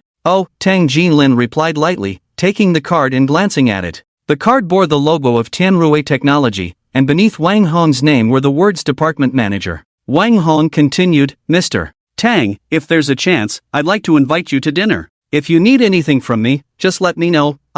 Before he could finish, Tang Jinlin casually threw the business card to the ground. "You, a mere department manager, what could I possibly need from you? Wait until you climb to the position of president before handing me your card." Wang Hong's face was filled with embarrassment. "I'm sorry to disturb you, General Tang." He bent down to pick up the business card on the ground and let out a slight sigh. Yesterday, he had been fortunate enough to win the chance to attend the ceremony at Fenghua Pavilion, and he had been excited all night. It was known that on the day of the memorial ceremony, many prominent figures from Jiangling gathered at Fenghua Pavilion. This was a great opportunity to expand his network. It was said that 2 years ago, a disabled girl had won the chance to come to Fenghua Pavilion and ended up being favored by a wealthy man, who took her home as a concubine. He didn't expect to catch the eye of a rich heiress, he just hoped to meet some big shots, which might help his career. Unfortunately, these big shots seemed hard to approach. He had already been turned away 4 or 5 times in a row. He had thought that since he knew Tang Jinlin, he could come over to make his presence felt,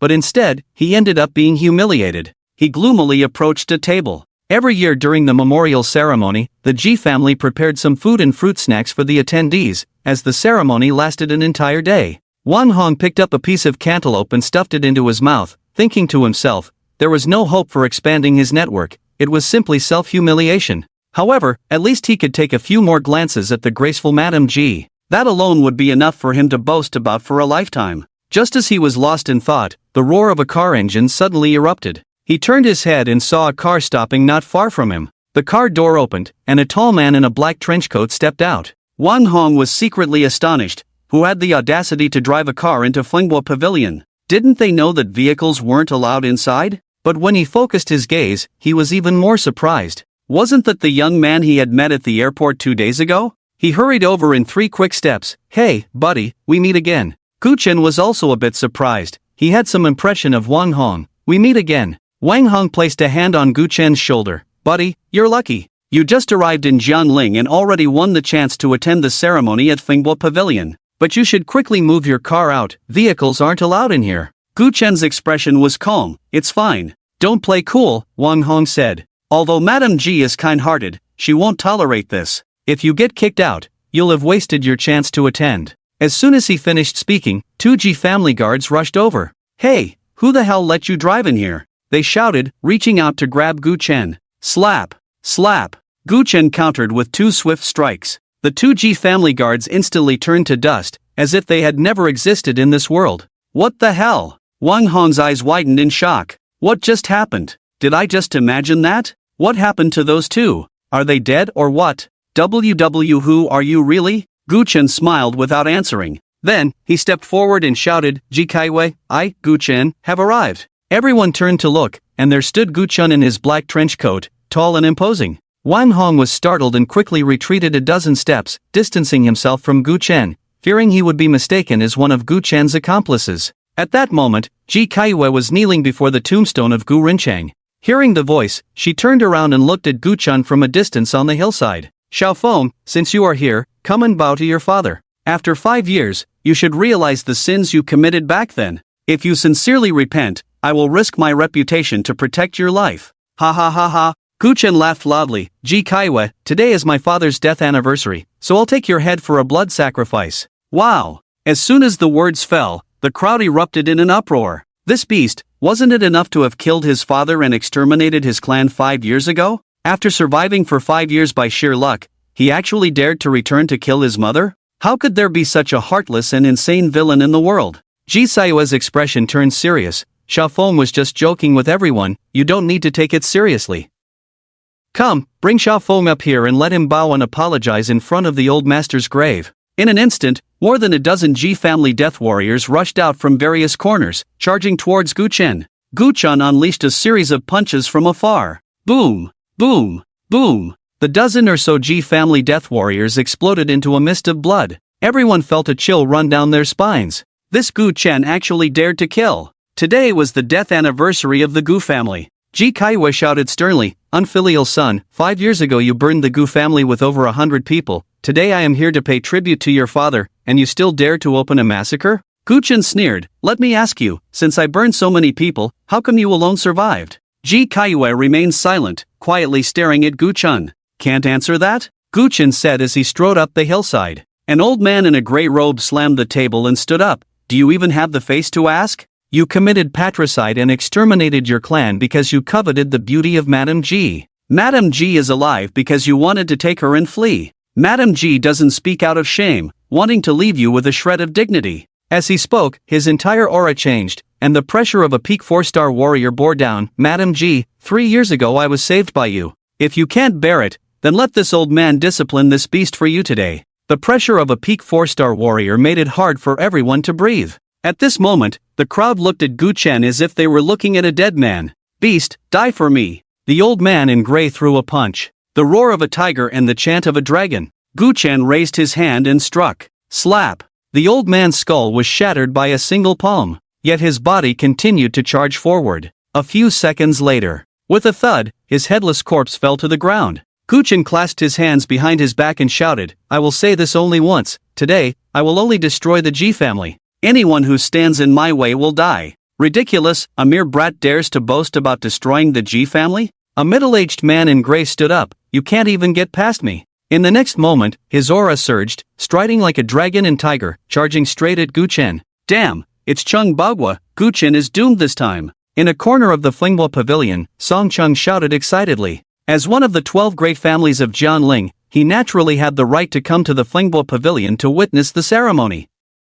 In previous years, he had looked down on joining this commotion, but he felt that this year's death anniversary ceremony would definitely be tumultuous, so he brought Lu Ajiao along. Lu Ajiao asked, who is this Chung Bagua? Song Chang replied, an elder of the Jiangling Martial Alliance, said to have reached the mid-5-star level years ago, and now, he is likely at the peak of 5 stars, even stepping into the 6-star master realm. Moreover, he has extremely rich combat experience, known as invincible at the same level. If he strikes, Gu Chen will undoubtedly die. While they were talking, Chang Bagua had already closed in on Gu Chen. A mere 5-star master, with my lightning 8 whips, 1 whip is enough for you to return to the underworld. He swept a whip kick towards Gu Chen, fierce and unmatched. The sound of an explosion rang out. In front of me, you can't even unleash a single whip. Gu Chen casually reached out and firmly grasped the sweeping whip leg. Then, his 5 fingers closed together. A chilling sound of bones shattering echoed. Chang Bagua's right leg was crushed. Ah! A piercing scream resonated through the air above the Fenghua pavilion.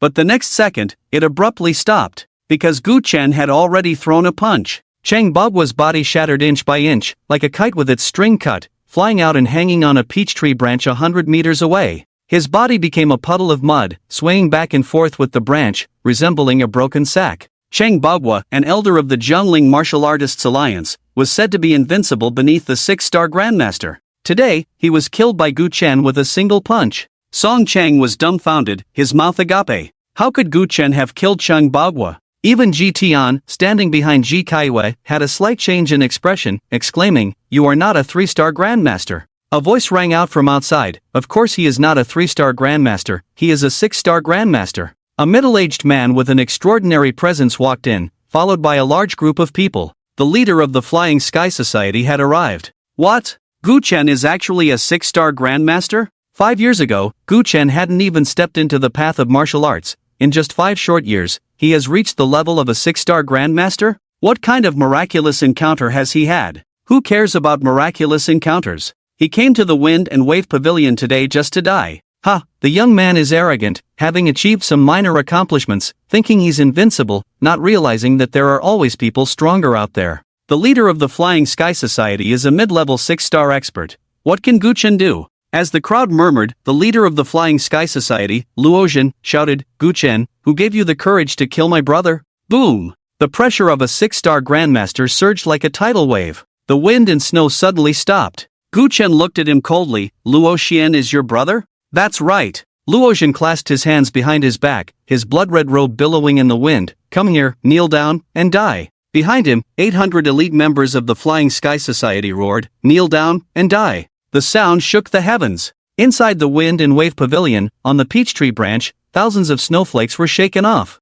Gu Chen smiled coldly. "Luozhen, who gave you the courage to seek revenge for your brother?" Boom! To everyone's astonishment, Gu Chen not only refused to kneel but also threw a punch. So reckless, too reckless. The fierce light in Luozhen's eyes surged. "You're seeking death." A punch wrapped in wind and snow smashed toward Gu Chen's fist. Boom! With a muffled grunt, Luozhen was sent flying. He crashed into the crowd behind him. He didn't die, but he crushed a dozen hidden strength martial artists. Blood mist splattered everywhere. The members of the Flying Sky Society were all dumbfounded. Their leader couldn't even withstand a single punch from Gu Chen? Is the gap between 6-star Grandmasters really this vast? Charge, charge! Luozhen roared, bouncing back up from the ground, his energy surging, charging toward Gu Chen again. The other elite members of the Flying Sky Society also reacted, all rushing toward Gu Chen. On the hillside, Ji Tian stroked his chin. Although the 800 elites of the Flying Sky Society are mostly low-level martial artists of hidden strength and transformation, they have the advantage in numbers, not to mention Luozhen leading them.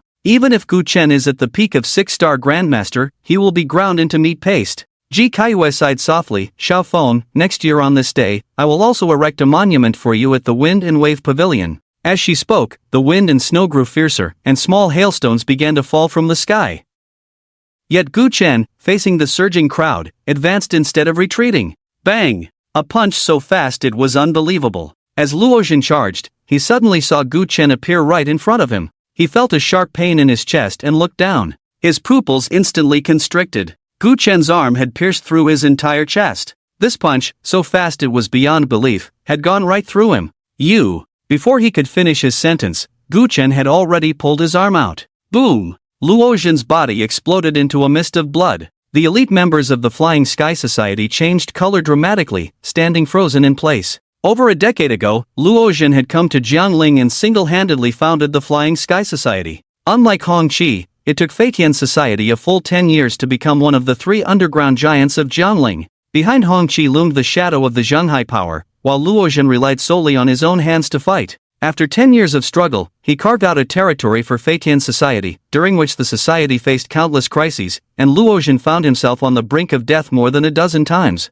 Yet, each time, Luotian turned danger into safety. In the hearts of everyone in Feitian society, Luotian was a god. He could be knocked down, but he would never be defeated. Every fall was the beginning of him becoming stronger. However, today, Luotian was killed by Gu Chen with 2 punches. The leader was dead, and the dream of unifying Jiangling's underground was shattered. Faith collapsed. It was over, everything was over. Their morale wavered, but Gu Chen gave them no chance to breathe, his figure darting forward, fists flying. 1 step, 1 kill, every step claimed a soul. Boom, boom, boom. Blood mist filled the air. Wails echoed across the land. The white snow was stained a blinding red. Gu Chen, drenched in blood, resembled a demon crawling out of hell. He stood tall amidst the mountain of corpses and sea of blood, gazing at Ji Kaiwei. Ji Kaiwei, what other tricks do you have? His voice rumbled like thunder, his aura overwhelming. Just as Ji Kaiwei was about to speak, a furious shout suddenly came from outside the pavilion. Bold madman,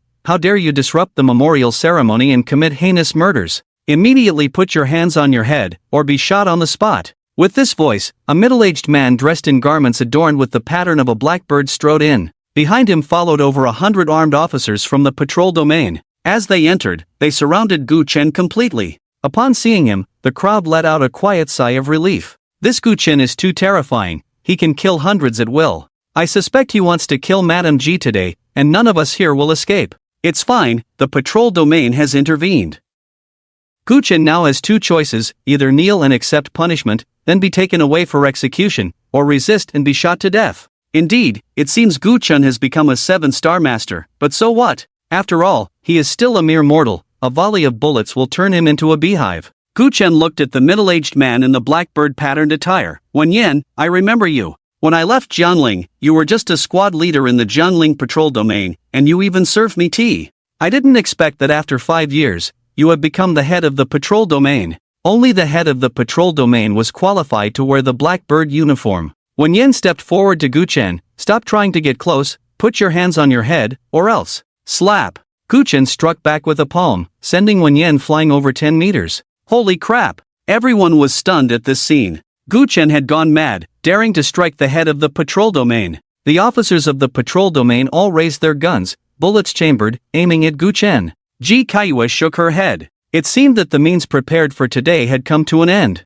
There was no need to bring out the remaining tactics. At this moment, with a single command from Wen Yan, how could Gu Chen not die? However, facing over 100 guns, Gu Chen remained calm. He simply pulled out an object and tossed it to the ground. The immense force created a deep pit in the snow, and then the object bounced into Wen Yan's palm. I am the warden of Long Island Prison. Today, this prison is handling a case here. Take your men and get lost. Wen Yan's hand was smashed to a bloody pulp, but his pupils trembled uncontrollably. This was actually the Dragon God order. A spirited female officer shouted, "What nonsense, warden, don't talk here." Slap.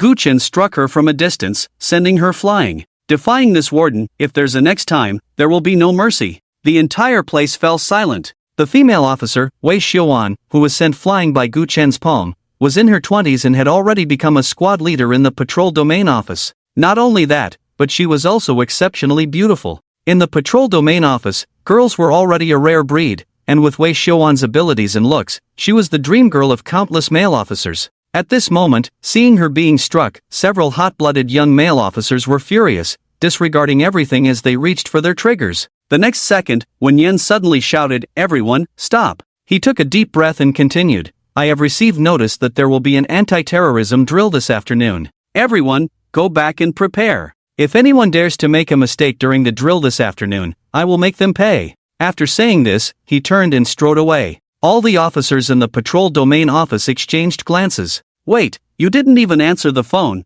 how did you receive the notice?" They thought to themselves, feeling various degrees of dissatisfaction, but the command of the chief could not be ignored. They could only reluctantly put away their weapons and leave with Wen Yan. Outside the storm pavilion, Wei Xiuan huffed angrily, "Chief, what's going on? It's just a little warden, right? And he's not even from our Jiangling, what's there to be afraid of?" Wen Yan sighed, "No need to ask. You just need to know that the words warden of Long Island Prison carry weight like 1,000 pounds, and that's enough. Not to mention these junior officers, even he had only learned about the existence of Long Island Prison after becoming the chief of the Patrol Domain Office during a high-level meeting. Many people in the world knew that the warden of Long Island Prison was not ordinary, but exactly how formidable it was, only the true high-ranking officials of the Patrol Domain Office knew. The warden of Long Island Prison controlled the Patrol Domain Office across the world. He was the leader of the pack. Inside the storm pavilion, Luo Jiao looked at Guchen standing against the wind, breathing rapidly, her face flushed.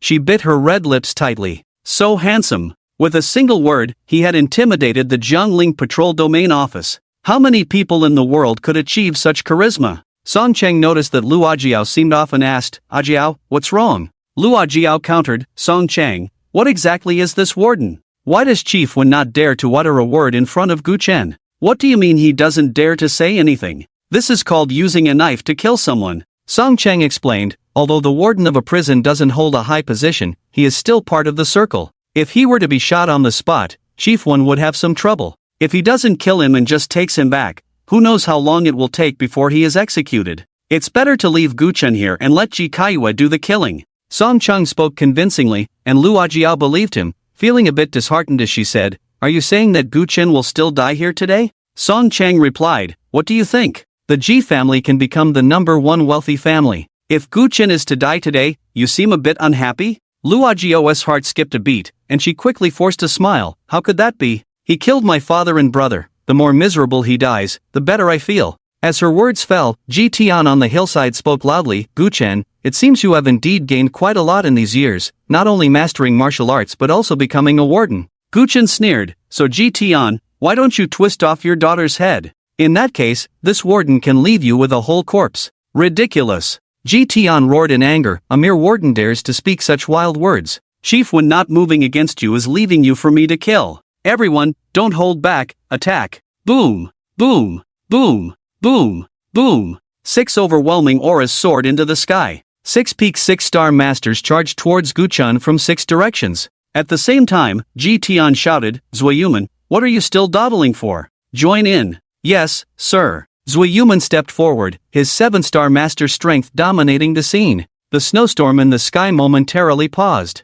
Wait. At that moment, another delicate voice rang out. Dressed in a long skirt, Xiao Qianxue stepped out from the pavilion, holding an umbrella. Behind her followed an elderly man with white hair and beard. Ji Tian did not know Xiao Qianxue, but he recognized the old man. You are the Xiao family's elder, Li Gaoming. Correct, the old man nodded, exuding a relaxed aura. This is my young lady, Xiao Qianxue. During the memorial ceremony for Ji Kaiyue, Xiao Qianxue's father had come last year, but this year he had urgent matters to attend to, so he sent Xiao Qianxue in his stead, allowing her to meet the local wealthy elites of Jiangling. Xiao Qianxue initially wanted to refuse, but upon hearing her father's words that Ji Kaiyue was a rare beauty, a sight not to be missed, she felt it would be a lifelong regret if she did not see her in person. Since she had nothing else to do, she agreed. She was supposed to arrive by 8, but when she was about to leave, she recalled Gu Chen's words from the previous day. On a whim, she ran back to put on makeup and change her clothes. It was only now that she arrived. As soon as she did, she was met with a terrifying scene. Gu Chen stood amidst a mountain of corpses and a sea of blood, surrounded by 6 6-star masters and 1 7-star master, all intent on killing him. She knew that Gu Chen was merely a 6-star master, and with such an assault, he could hardly escape death. Xiao Qianxue stepped forward, Uncle Ji, Gu Chen is my friend. Could you please give the Xiao family some face and let him go? Ji Tian's expression changed. Damn it, how did Gu Chen get involved with the Xiao family again? At this moment, Ji Kaiyue spoke up, Miss Xiao, do I not wish for Xiao Feng to live? But today, he came to kill during my memorial for the old master. My death is of little consequence, but he has already slaughtered countless people today. How can I let him go? As her words fell, Xiao Qianxue's heart shook violently. She looked at Gu Chen in disbelief. In the past 2 days, she had heard some gossip in Jiangling. She knew that Ji Kaiyue had a stepson who had once killed his father and wiped out his clan. But she had never imagined that Gu Chen was actually Ji Caiyue's stepson. Gu Chen. You are the Gu Chen who killed his father and wiped out his clan 5 years ago? Xiao Qianxue looked at Gu Chen, her expression complex. Just as Gu Chen was about to speak, Ji Tian shouted again, Miss Xiao, it seems you know Gu Chen, but he has concealed much from you. I know you have a pure heart, but Gu Chen is cunning and deceitful. It is entirely normal for you to be deceived by him. After a pause, he continued, however, now that you know the truth, do not entangle yourself with this demon any longer. The Xiao family is a scholarly family, and you are a talented woman of your generation. Getting too close to Gu Chen will only tarnish your reputation and the Xiao family's name. This, Xiao Qianshua's expression changed repeatedly, her heart filled with indecision. Li Gaoming, without saying a word, pulled Xiao Qianshua and headed outside. Miss, since there has been a change during today's memorial, we should not stay here any longer. I will take you back. On the other side, Ji Tian shouted sternly, attack. The 6-6-star masters surged forward again, along with a 7-star master, Sui Yuman. 7 people charged at Gu Chen from 7 different directions. Yet Gu Chen stood in the center, unmoving. Tang Jinlin's eyes sparkled with astonishment. 10 years ago, if someone had said that the Ji family could produce 6 6-star masters and 1 7-star master, they would have been laughed at. Tang Ziyi nodded. Indeed, 10 years ago, the Ji family was still an insignificant family, yet with Ji Madam's efforts alone, they became the #1 wealthy family in Jiangling. Gu Chen, oh Gu Chen, facing 7 people attacking you, why do you remain motionless? Are you scared, silly? Ha ha ha, you never expected the Ji family to have so many experts, did you? He seemed to envision Gu Chen being turned into a mist of blood by the combined assault of the 7, and he couldn't help but laugh heartily. As a result, he inadvertently pulled at his wound and spat out a mouthful of blood. Meanwhile, Xiao Qianshua suddenly cried out, Uncle Li, let go of me. She bit down on Li Gaoming's arm. Although Li Gaoming was not afraid, he still released Xiao Qianshua. Miss, what do you mean by this? Xiao Qianshua said, help Gu Chen. I believe he is not the kind of person who would kill his father and destroy his clan. There must be another reason behind this. Miss, don't be foolish. The snow has turned red, which shows that this boy. I beg you, Uncle Li, I have never asked you for anything since I was a child, just this once, trust me. Xiao Qianshua's voice choked, tears already welling up. The thought that Gu Chen might die at any moment made her heart race. At this moment, she couldn't care about anything else. The reputation of the Xiao family, her own reputation? That could be discussed later. Alright, since the miss has said so, then I, an old man, will take action today. Li Gaoming's energy surged, revealing his mastery as a 7-star master. However, I can only block Sui Yuman for him. With that, he moved like lightning. In an instant, he appeared in front of Sui Yuman, delivering a palm strike that was like a mountain crashing down. Sui Yuman threw a punch. The 2 strikes collided. Li Gaoming's right arm sleeve tore apart inch by inch, turning to ashes in an instant. He was sent flying back over 10 meters, his palm feeling a burning pain. Looking down, he found his flesh was a bloody mess. Li Gaoming was shocked. You have reached the mid-level of 7 stars, how is this possible? Half a year ago, you were clearly at the peak of 6 stars, and in just half a year, you have jumped to the mid-level of 7 stars. Sui Yuman laughed, Li Gaoming, come and fight me again. Fight? Fight my ass. Li Gaoming rolled on the ground and returned to Xiao Qianshua's side. Miss, I have made my move, but I am no match for Sui Yuman. Let's go. If Xiao Qianshua were in danger, he would risk his life to save her from peril. But he had no ties to Gu Chen, who was infamous in Jiangling. He had already done enough by striking once for the sake of the miss. No. Xiao Qianshua firmly refused, but after just 2 words, she was knocked unconscious by Li Gaoming's palm and carried away. Watching Li Gaoming's retreating figure, Sui Yuman's lips curled into a cold smile. Gu Chen, now even Xiao Qianshua has abandoned you. Are you ready to die? Sui Yuman, the one who will die is you. Suddenly, a low sigh reached Sui Yuman's ears. He was startled and turned to see Gu Chen's face. That handsome face was almost pressed against his own. What the hell? Wasn't Gu Chen surrounded by 6 6-star masters? Even if those 6 couldn't kill him, they should be able to hold him off for a while, right? He glanced out of the corner of his eye and his pupils constricted violently. The 6 6-star masters, whom the Ji family had invested so much effort and money to cultivate, had already been killed. What on earth was happening? He and Li Gaoming had only exchanged 1 move, and Gu Chen had already killed 6 6-star masters? What kind of monstrous being was this? Sui Yuman was confident he could take down 6 6-star masters, but it was impossible to do so easily. Could it be that he? His thoughts were abruptly cut off as Gu Chen's fist came crashing toward him. Sui Yuman dared not be careless, raising his left arm to block, while at the same time, his right hand struck toward Gu Chen's crown. In a short time, he was both defending and attacking. Most of his energy gathered in his left arm. As long as he could block Gu Chen's punch, even if his right palm's attack couldn't kill Gu Chen, it would at least seriously injure him. The next moment, crack, crack, the sound of bones shattering echoed. Sui Yuman's left arm disintegrated, and he flew out like a dead dog, crashing into the ground and creating a deep pit on the hillside. Zueyuman, killing you is like killing a chicken. Gu Chen's aura was overwhelming as he rushed toward Zueyuman's landing spot. Zueyuman was horrified. Disregarding his injuries, he scrambled out of the pit and fled into the distance. At the same time, he shouted, "You two, quickly reveal yourselves and join me in slaying this beast." Two men in kimonos, each wielding a katana, darted out from the peach grove and appeared beside Zueyuman. Both exuded a powerful aura of mid-level 7-star masters. "Zuo-san, you really are a failure, to be defeated by a mere kid with a single punch that broke your arm," said one of the younger men. Zueyuman had come to a halt, forcing a bitter smile. "Mr. Hinata Manya, do not underestimate him. Gu Chen is very likely at the peak of the 7-star master level. The three of us must unleash our killing moves if we hope to take him down." "Ha ha ha." Hinata Manya laughed heartily. "Do you know what kind of existence I am in my homeland?" The other man, Kitahara Chikujuru, chimed in. Manya-kun became a mid-level 7-star master at just 25, recognized as the greatest genius of Hokkaido, a true child of heaven. "How can a mere Jiangling compare to our Hokkaido? This Gu Chen is at most a mid-level 7-star master. You cannot defeat him simply because you are old and past your prime." Zueyuman was enraged. "Kitahara Chikujuru, if you say that, then go kill Gu Chen and see whether I am old or if Gu Chen's realm is above mine." Kitahara Chikujuru drew his katana. "Then I will let you, old man, witness the power of us neon people." With that, he lightly tapped his toes and rushed towards Gu Chen. "Kid, today, I, Kitahara Chikujuru, will let you know that even among mid-level 7 stars, there are differences. Die." At this moment, Gu Chen had reached the hillside. He looked at Kitahara Chikujuru charging towards him, a cold smile appearing at the corner of his mouth. Then, he kicked a tombstone at his feet. Boom! The 1,000-pound tombstone was uprooted, swirling with the raging snow, and was pushed horizontally towards Kitahara Chikujuru. Kitahara Chikujuru's expression changed drastically as he tried to dodge. But the speed of the tombstone was simply too fast. Ah! The next moment, a piercing scream echoed throughout the wind and wave pavilion, then abruptly stopped. Kitahara Chikujuru had been crushed into a pulp.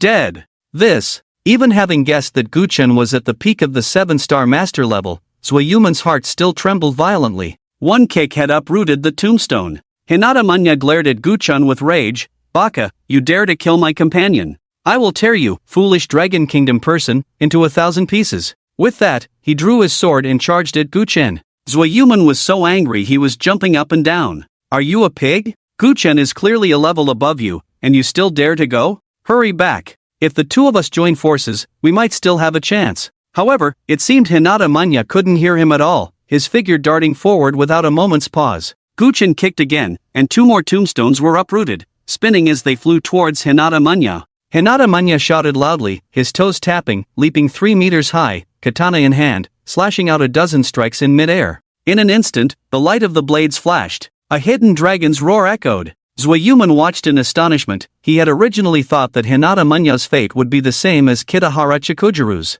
To his surprise, as those dozen strikes were unleashed, the 2 massive tombstones were actually shattered into pieces. He couldn't help but exclaim, "What kind of sword is this? Cutting through a tombstone weighing over 1,000 pounds is easier than cutting tofu?" Hinata Manya wore a proud expression. "This sword is called Duanlong, forged by Hokkaido's top swordsmith Tenmaku Akawari using a century-old fine iron, taking 49 days to create. It cuts through iron like mud. A single strike can break waves." Zueyuman's eyes lit up. With this sword, killing Gu Chen would be a piece of cake. Although Gu Chen was strong, he was still unarmed. No matter how skilled one is, they fear a kitchen knife. Moreover, what Hinata Manya held was not an ordinary kitchen knife, but a true divine weapon. "That's right, but unfortunately, you will never get the chance to see it," Hinata Kanya said as he suddenly swung his katana, Duanlong, which flew from his hand and pierced through Zueyuman's chest in an instant. Blood gushed forth. Zueyuman felt a sharp pain in his heart, and breathing became difficult. He looked in disbelief at Hinata Kanya, who was walking towards him step by step,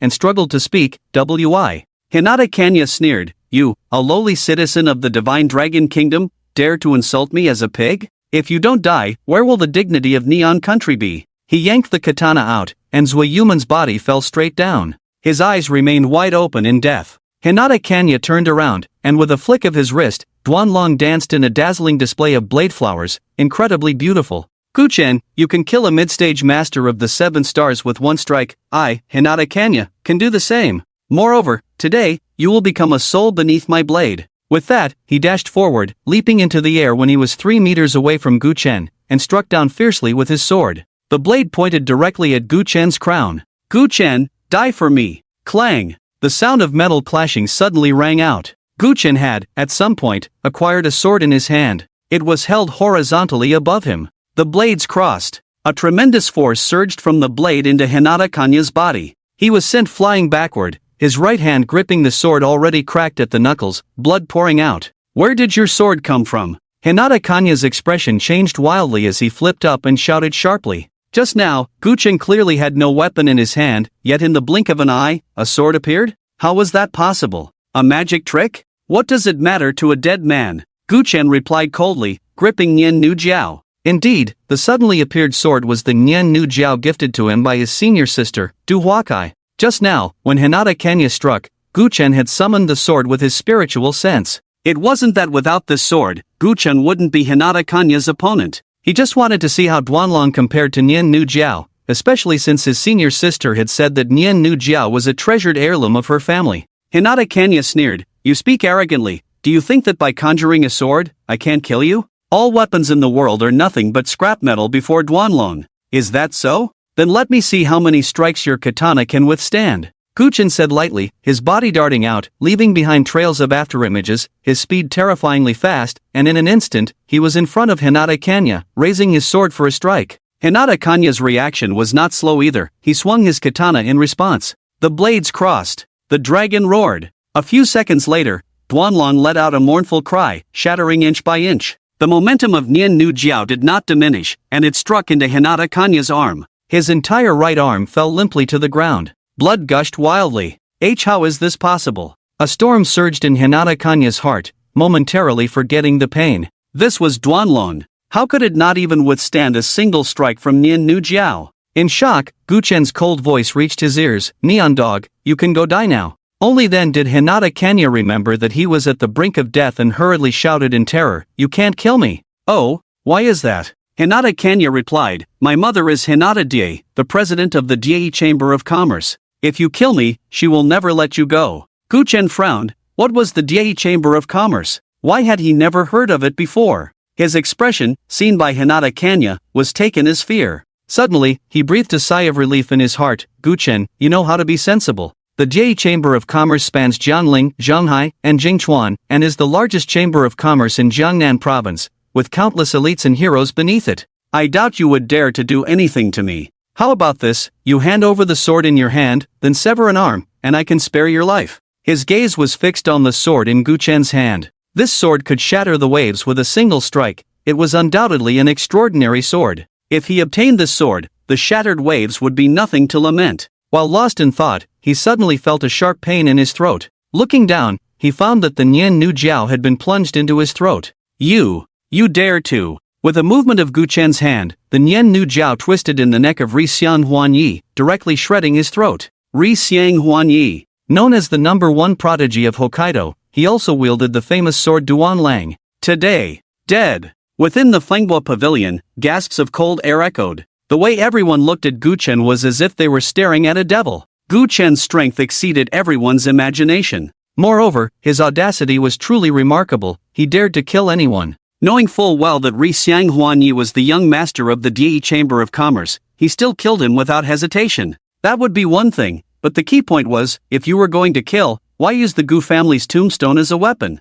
Those buried here are all your Gu family members. This was not just patricide and clan extermination. Was he preparing to dig up graves and desecrate corpses? A demon, he was simply a demon. Gu Chen kicked Ri Xiang Huanyi's body away, sword in hand, and stepped toward Ji Kaiwei. "Ji Kaiwei, is this all the means you have today?" Ji Kaiwei's expression was calm. "Xiao Feng, it seems you must kill me today." "That's right, today, you must die." Gu Chen's face twisted in rage as he lunged toward Ji Kaiwei. Ji Tian did not hesitate, taking Ji Kaiwei and fleeing backward. Just then, a rumbling sound echoed from the sky. Everyone looked up and saw a private helicopter descending from above. Finally, the helicopter landed beside Ji Kaiwei, and a man in a white suit, with an ordinary appearance, stepped out of the cabin. Although he looked ordinary, his demeanor was extraordinary, and one glance revealed that his identity was anything but simple.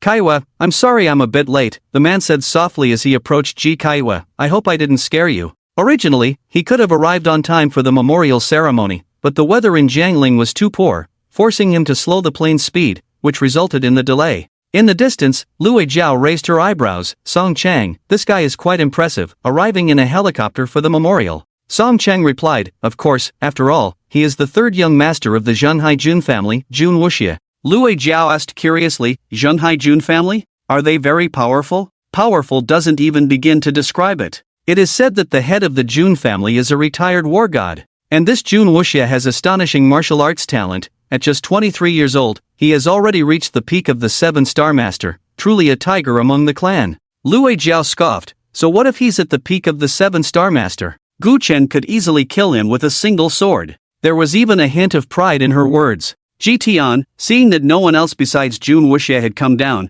couldn't help but feel a bit nervous. Wuxia, are you the only one who came? Jun Wuxia smiled and replied, to kill Gu Chen, is one of me not enough? Ji Tian naturally knew that his future son-in-law had reached the peak of the 7 stars. However, Gu Chen is also at the peak of the 7-star master level. Bei Yuan Qianzi Lang and Ri Xiang Huanyi both died at his hands. The sword in his hand is not simple either. It shattered the famous sword Duanlang with a single strike. Jun Wuxia looked around and finally noticed that the Fengbo pavilion had already been stained red with large patches of blood. But he was not shocked or panicked. Instead, a wicked smile curled at the corners of his lips. If I can't kill Gu Chen on my own, then with this added, will it be enough? He pointed to the sky, and everyone immediately looked up. Instantly, their pupils constricted. No wonder Jun Wuxia's helicopter had already landed, yet there was still a roaring sound coming from above. It turned out there was another plane in the sky. Presumably, it was filled with the warriors of the Jun family. Jun Wuxia looked at Gu Chen. You really are something, Gu Chen.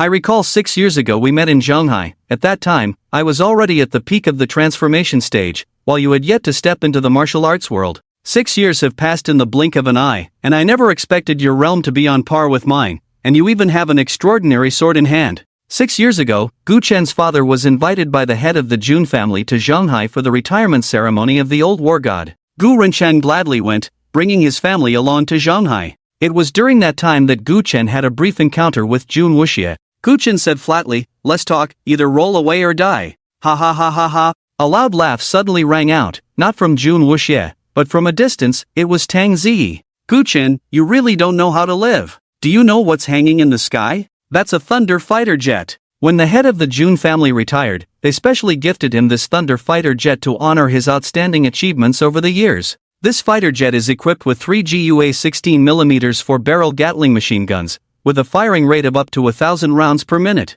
No matter how strong you are, what can you do? When 4 Gatling machine guns fire simultaneously, you will be turned to dust. Ha ha ha ha. Jun Wuxia looked at Tang Ziyi with some surprise. You know quite a bit. Tang Ziyi quickly replied, I have admired your father for a long time, so I understand better than most the power of the Jun family.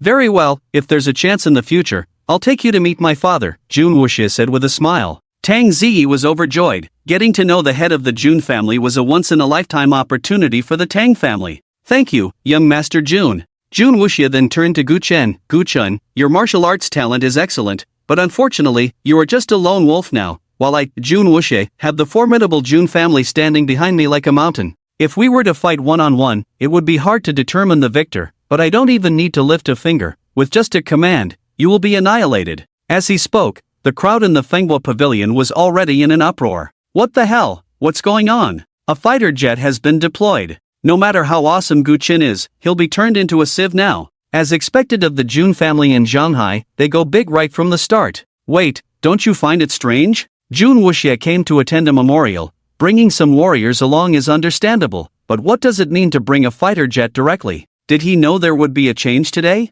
What else could it be? Just showing off. If I had a fighter jet at home, I'd take it out for a stroll every day. Among the crowd, there were those who were astonished, those who were excited, and those who were horrified. Jun Wuxia whispered, Kaiwei, how did I perform? You asked me to bring warriors, and I directly stole my dad's fighter jet. He was waiting for Ji Kaiwei to praise him, but her beautiful eyes were fixed on Gu Chen not far away. At this moment, she had reached the other side of the hill, while Gu Chen stood by the tombstone of Gu Rinchang. Xiaofeng, I really don't want to kill you on this day, nor do I want you to die in front of your father's grave, but your actions have truly disappointed me. Now, kneel and bow 3 times to your father, sincerely repent, and although you will still die today, I can bury you beside your father. Gu Chen's expression was calm. Jun Wuxia, To win a smile from a beauty, you dare to steal your family's fighter jet, but unfortunately, in the end, it's just a futile effort. Although Jun Wuxia spoke softly, his words did not escape Gu Chen's ears. What do you mean? A bamboo basket fetching water is all in vain.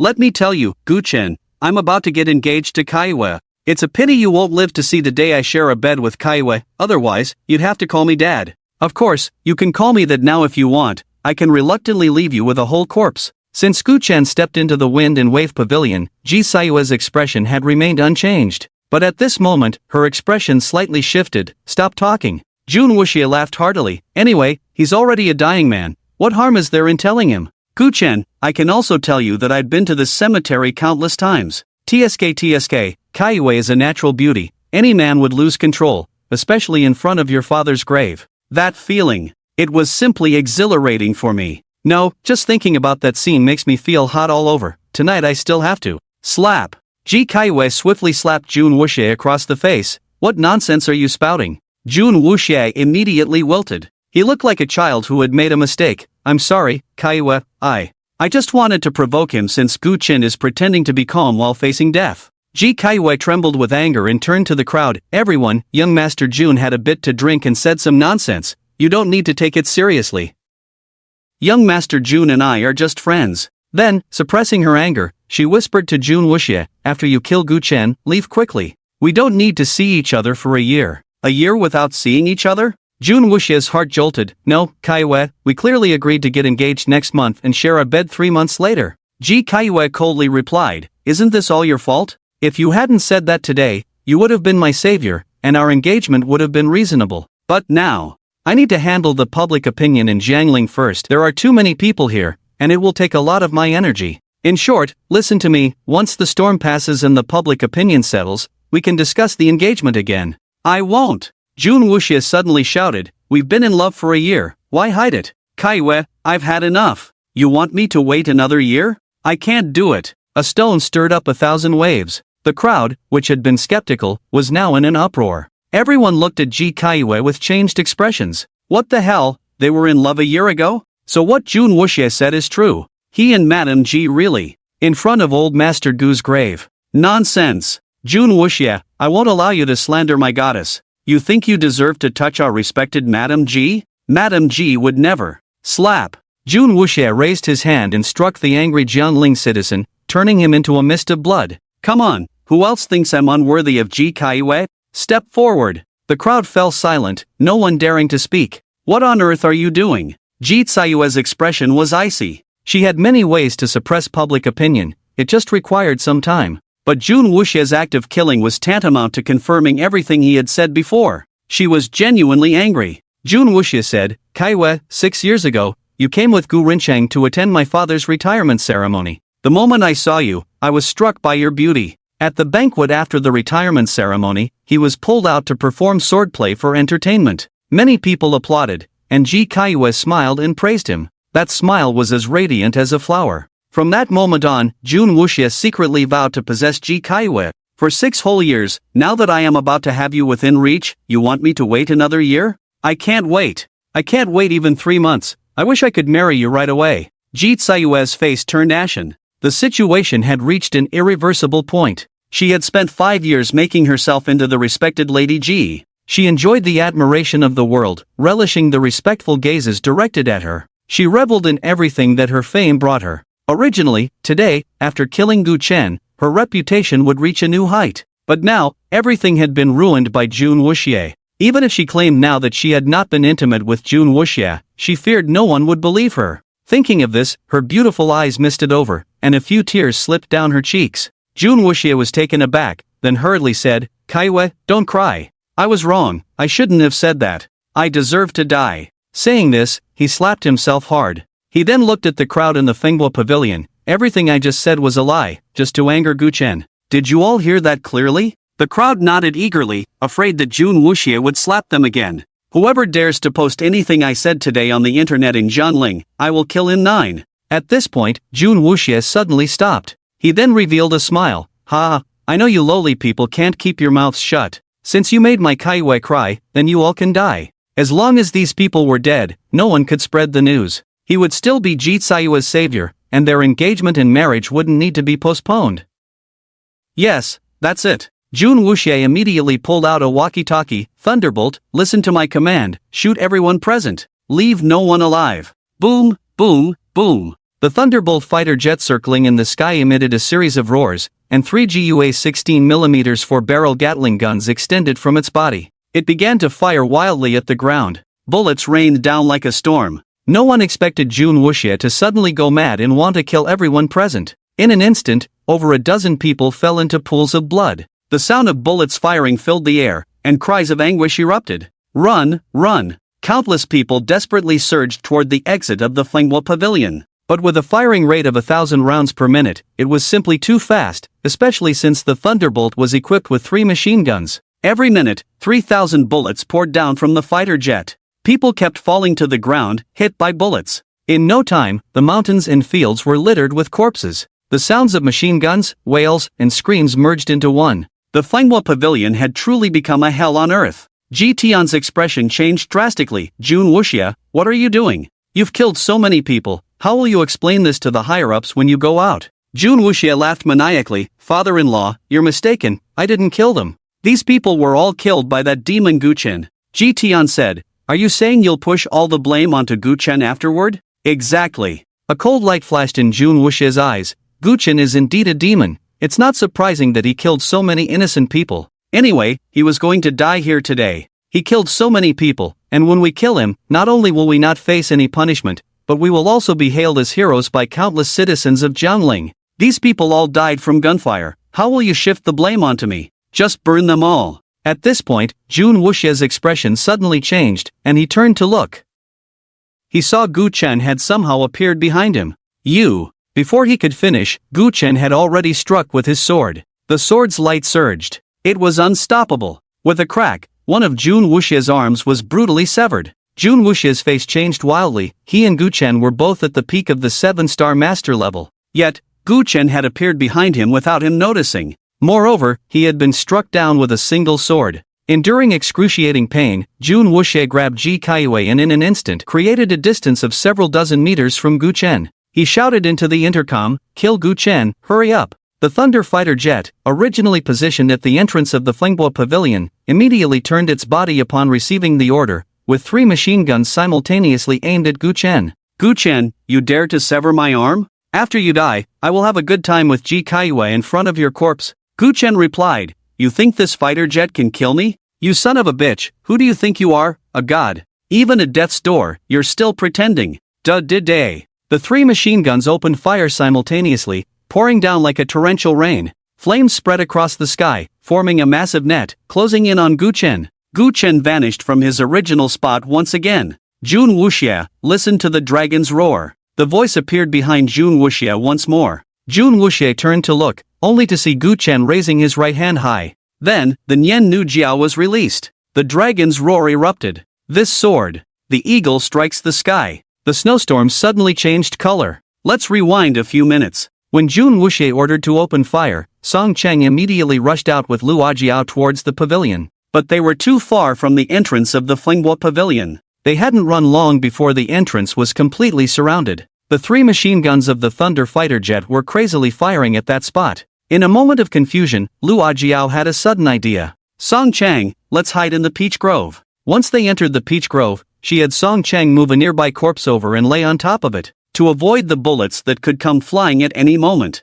After doing all this, Song Cheng felt a bit more at ease. He couldn't help but praise, Jiao, you're really smart. Where did you learn this? From Kang'an Shinju, Luo Jiao replied casually, her eyes scanning the opposite hillside. Where is Gu Chen? Is he dead? Behind Jun Wuxie, he severed one of Jun Wuxie's arms. Song Cheng pointed. Following his finger, Luo Jiao looked and saw Jun Wuxie fleeing rapidly with Ji Kaiwei, while the Thunder Fighter jet was speeding towards Gu Chen, its 3 machine guns aimed directly at where Gu Chen stood. In an instant, her heart leaped to her throat. Song Cheng gleefully said, this time Gu Chen is completely finished. Jiao, your father and brother can rest in peace now. As soon as he finished speaking, the 3 machine guns spat out crimson tongues of fire, charging towards Gu Chen. Gu Chen's figure instantly disappeared, reappearing behind Jun Wuxie, and then raised his sword high. Luo Jiao exclaimed, what a fast movement. But why is he holding up the sword? Does he think he can shoot down the Thunder fighter jet with it? Song Chang laughed. Ajiao, your imagination is so rich.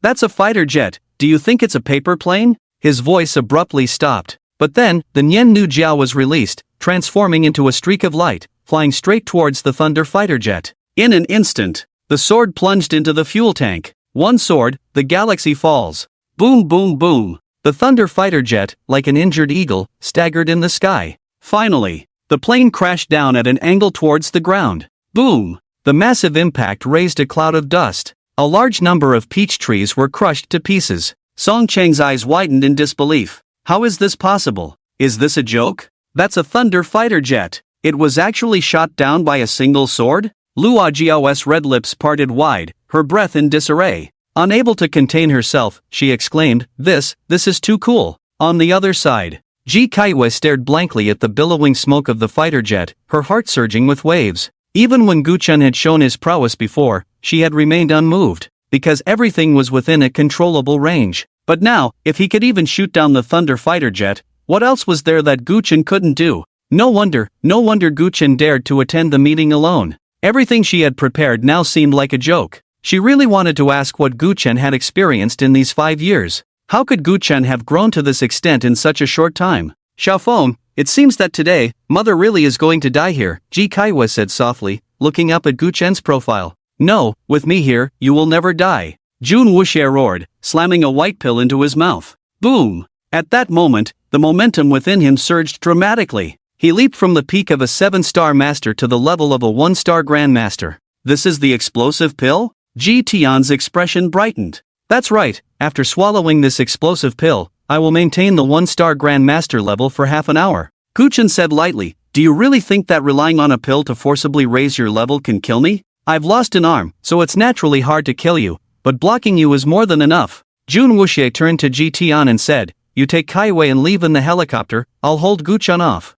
Without a word, Ji Tian picked up Ji Kaiwei and fled towards the helicopter. As they got closer to the cabin, Ji Kaiwei turned her head and smiled charmingly, Xiaofeng, you and I, mother and son, will meet again. Next time, I will make sure to turn you to ashes. Gu Chen looked at her stunning face from afar. Do you really think Jun Wuxie can stop me? Gu Chen, stop being so arrogant. You no longer have that good sword in your hand. I can not only block you but also kill you. Jun Wuxie's right hand surged with energy, a punch carrying the might of a 1-star grandmaster, aimed at Gu Chen. The tiger roared in the mountains. Gu Chen's expression was indifferent as he threw out a punch of his own. The two fists collided, and an explosion erupted. Boom! Jun Wuxie's body flew back like a kite with a broken string. Jun Wuxie's heart surged with shock. The explosive pill was his trump card. He hadn't taken it earlier due to its severe side effects. Not only would he drop a small level afterward, but recovering his cultivation would be as difficult as ascending to the heavens. He had originally gritted his teeth to take this pill, thinking he could hold off Gu Chen, and if luck was on his side, it wasn't impossible to kill Gu Chen with a punch after a few rounds. Who would have thought he would be sent flying by Gu Chen's punch? Gu Chen flew in front of Jun Wuxie, stepping on his head. Have you thought of your last words? Jun Wuxie laughed heartily. Gu Chen, if you have the guts, kill me. The wrath of the Jun family will make you regret being born into this world. Boom! Gu Chen stomped down, and Jun Wuxie exploded into a mist of blood, leaving no trace behind. Jun family's third son, Jun Wuxie, dead. Jun Wuxie's scream before death sent chills down Ji Tian's spine. This devil Gu Chen even killed Jun Wuxie. Fortunately, they were only a few steps away from the helicopter. He dashed forward, bringing Ji Kaiwei into the cabin, and turned to pull the door shut. Just as the door was about to close, a hand suddenly slipped in. Ji Tian, where do you think you're running? The voice was like 1,000-year-old ice, as if it floated up from hell. Go to hell! Ji Tian, knowing he was no match for Gu Chen with his 4-star master strength, suddenly pulled out a handgun from his waist. Bang! Bang! Bang! Bang! Bang! 5 shots fired directly at Gu Chen's face. Gu Chen raised his other hand, and Nian Nu Jiao instantly blocked in front of him. He drew out sword flowers, and the 5 bullets spun continuously with the sword flowers. Ji Tian's pupils constricted sharply. This Gu Chen had even pulled that sword from the fighter jet before chasing them. Not only that, but he could also control bullets with the sword? What terrifying power was this? Xiaofeng, speaking of which, you still have to call me Grandpa, considering. Go to hell, Grandpa. Gu Chen let out a low growl, striking the back of the Nian Nu Jiao sword, and 5 bullets instantly shot into Ji Tian's body. Ji Tian's body swayed and then fell straight down. The head of the Ji family, Ji Tian, dead. Gu Chen completely pulled open the cabin door and leaped up. As he casually kicked Ji Tian's corpse down, he stepped towards Ji Kaiyue. At this moment, Ji Kaiyue's stunningly beautiful face was pale. Xiao Feng. For mother. Before she could finish her words, Gu Chen had already stabbed a sword into her waist.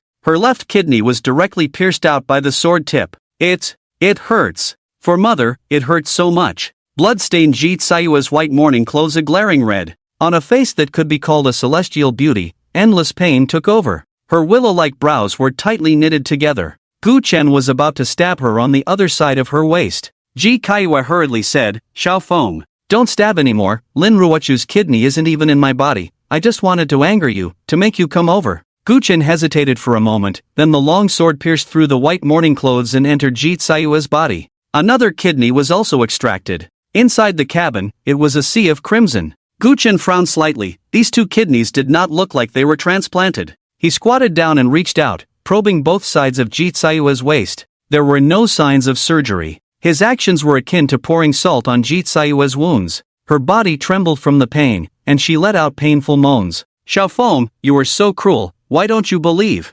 mother's words? Gu Chen slapped her face. Tell me, where is Lin Ruochu's kidney? Who else was involved in the extermination of the Gu family back then? The Gu family had once been at the height of power. How could they have been destroyed by just the Ji family? Ji Kaiyue forced out a bleak smile but remained silent. Are you waiting to die? Gu Chen asked. Ji Kaiyue replied, Xiao Feng, I can tell you anything, but I have only one request. Can you let me die in peace? I have worked hard for 5 years to become the beloved Madame Ji of Jiangling, and I hope it can always exist in the hearts of the people. Gu Chen said nothing. Ji Kaiyue softly said, Xiao Feng, considering it, we have been mother and son for 10 years. With 10 years of maternal affection, I have only this one request. As long as you agree, I can tell you anything. Ha! Gu Chen let out a cold laugh. Ji Kaiyue, do you think that if you don't tell me, I won't be able to find out myself? Ji Kaiyue's expression turned cold. Then kill me. Ji Kaiyue, I used to think you were just putting on an act, but now I realize how much you value your reputation. Death pales in comparison. Originally, you were bound to die today, but now, I've changed my mind. Since you destroyed everything I had back then, how could I let you die so easily? Not only will I not kill you, but I will also let you live for another month. In that month, everyone involved in the extermination of the Gu family will die. And the people of Jiangling will know what kind of person you, Ji Kaiyue, truly are. The respected Madame Ji will die, while the Ji Kaiyue who was spat upon by countless will be recorded in the annals of Jiangling. Ji Kaiyue, I want you to witness all of this while living, and then die in endless torment. You! Ji Kaiyue's face turned ashen, trembling with rage. Moments later, she spat out a mouthful of blood. It seemed she thought of something and reached for her waist with her jade-like hand. Gu Chen, you wish. Anyway, once I'm dead, I won't hear those who curse me. She resolutely attempted to take her own life. Since I stepped into Jiangling, your life and death have been in my hands. Gu Chen struck Ji Kaiyue's heart with his palm, pouring immense spiritual energy into her body. Ji Kaiyue rolled her eyes and fainted completely.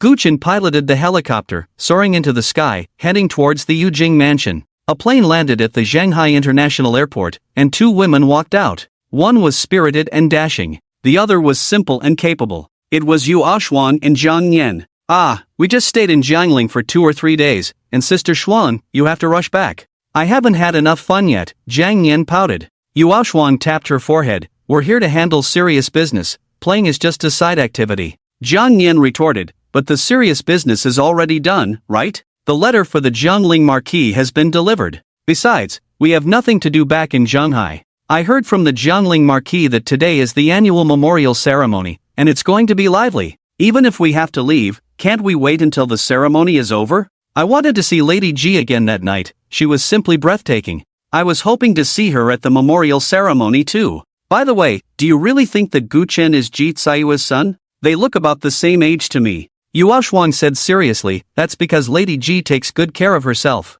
And how can you say we have nothing to do? In a month and a half, the International Military Arms Conference will be held in Shanghai. Our trip to Jiangling is also to discuss this with the Jiangling Marquis. As for us, we need to hurry back for special training to aim for a good ranking at this military arms conference. Especially you, I've already earmarked a spot for you. Are you planning to embarrass me at the conference by not training hard? Jiang Yan looked distressed. Alright, training it is. I'll take down 10 Guchens with one punch. Xiao Qianxue suddenly woke up from her bed. The surroundings were incredibly familiar. Blue wallpaper, a pink wardrobe, and a dazzling crystal chandelier. This was her bedroom. Qianxue, you're awake, a sweet voice rang out. Come, have a bowl of hot porridge. Xiao Qianxue turned her head and was instantly surprised. Yuro, how did you get here? Sitting at the head of the bed was her university classmate and good friend, Huang Yuro. Huang Yuro smiled. I heard you came back from abroad, so I rushed over from Shanghai.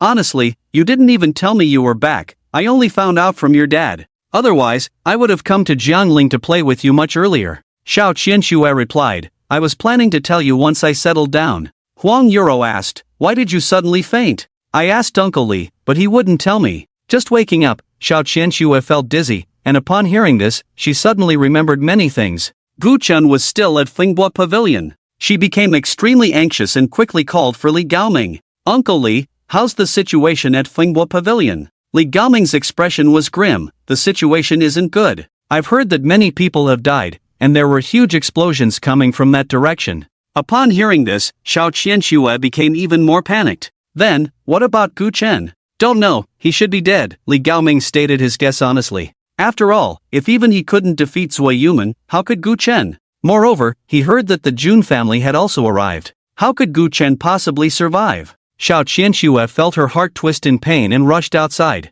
No way, Gu Chen will definitely not die. Li Gaoming quickly grabbed her. Miss, Finghua Pavilion is very dangerous right now. It's already been sealed off. Please don't act impulsively. Xiao Qianxue shouted. I'm not going to Finghua Pavilion. I'm just going to stroll around Yujing Mansion. She knew where Gu Chen's home was, and she wanted to go there to check. What if Gu Chen was at home? Seeing Xiao Qianxue lose control of her emotions, Li Gaoming assured her that they wouldn't go to Finghua Pavilion and stop trying to hold her back, just following behind her. Huang Yuro quickly followed as well. She found it a bit strange who could make her good friend lose control of her emotions like this. This had never happened before. Gu Chen, sounds like a man's name? Could it be that Qian Shui is in a relationship? No way, she just returned to the country. Xiao Qianxue hurriedly ran and walked, finally arriving at the villa where Gu Chen lived. The door was not closed, but at that moment, she hesitated to go in. What if Gu Chen wasn't inside? What if something really happened to him? Hey, Miss Xiao, what brings you here?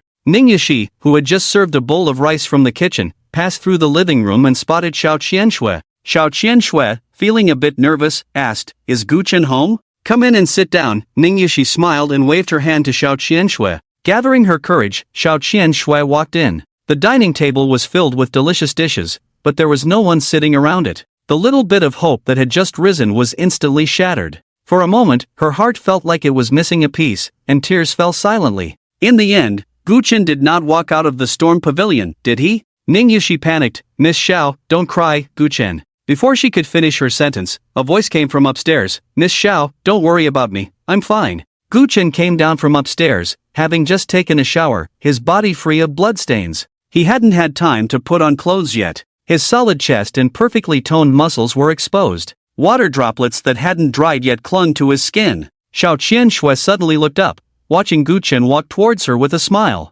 Excitement, thrill, joy. Various emotions surged into her mind, and without thinking, she leaped into Gu Chen's arms. I thought you were dead. Gu Chen was a bit taken aback, completely not expecting Xiao Qianxue to jump at him. At that moment, he couldn't push her away, allowing her hot tears to spill onto his chest. Outside the door, Huang Yuro's mouth was agape, wide enough to fit 2 duck eggs. My goodness, Qianxue is really in love. No way, is this still the good friend I used to know? In college, Qianxue was famous for being both a top student and a campus beauty, truly talented and beautiful, with suitors coming in droves. But Qianxue never gave them a second glance. It wasn't that she thought those suitors weren't worthy, she was just completely focused on her studies and had no interest in dating at all. But now, Xiao Qianxue had actually thrown herself into a man's arms. Big news! After being stunned for a long time, she immediately took out her phone and started snapping pictures of Gu Chen and Xiao Qianxue. The sound of the camera's shutter was incessant.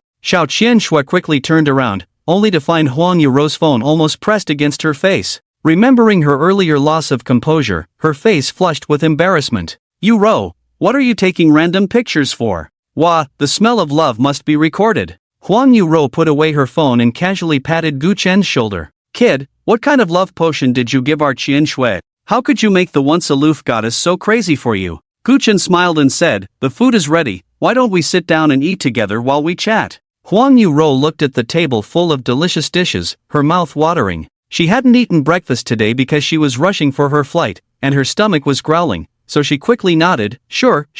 Not only was there free food, but she could also hear gossip, so Huang Yuro was more than happy. Who would have thought that Xiao Qian Shui would say, I don't think that's necessary. Yuro, you and Uncle Li should go back first. I have something to discuss with Gu Chen. Huang Yuro's eyes widened, no way, are you forgetting your friends for a guy? Xiao Qian Shui didn't have time to explain and pushed her outside. I'll make it up to you tonight. She now had a pile of questions she wanted to ask Gu Chen, but those topics were all very sensitive. She didn't want her best friend to view Gu Chen through colored glasses. Once Huang Yuru and Li Gaoming left, Xiao Qian Shui couldn't care less about eating. Gu Chen, what on earth is going on? 5 years ago, were those things really done by you? Gu Chen asked, do you believe me? Xiao Qian Shui nodded firmly without hesitation, as long as you say it, I will believe it. 5 years ago, Ji Kaiwei colluded with outsiders and killed my entire family. 5 years later, I returned for revenge, Gu Chen said. Upon hearing this, Xiao Qian Shui let out a long sigh of relief in her heart.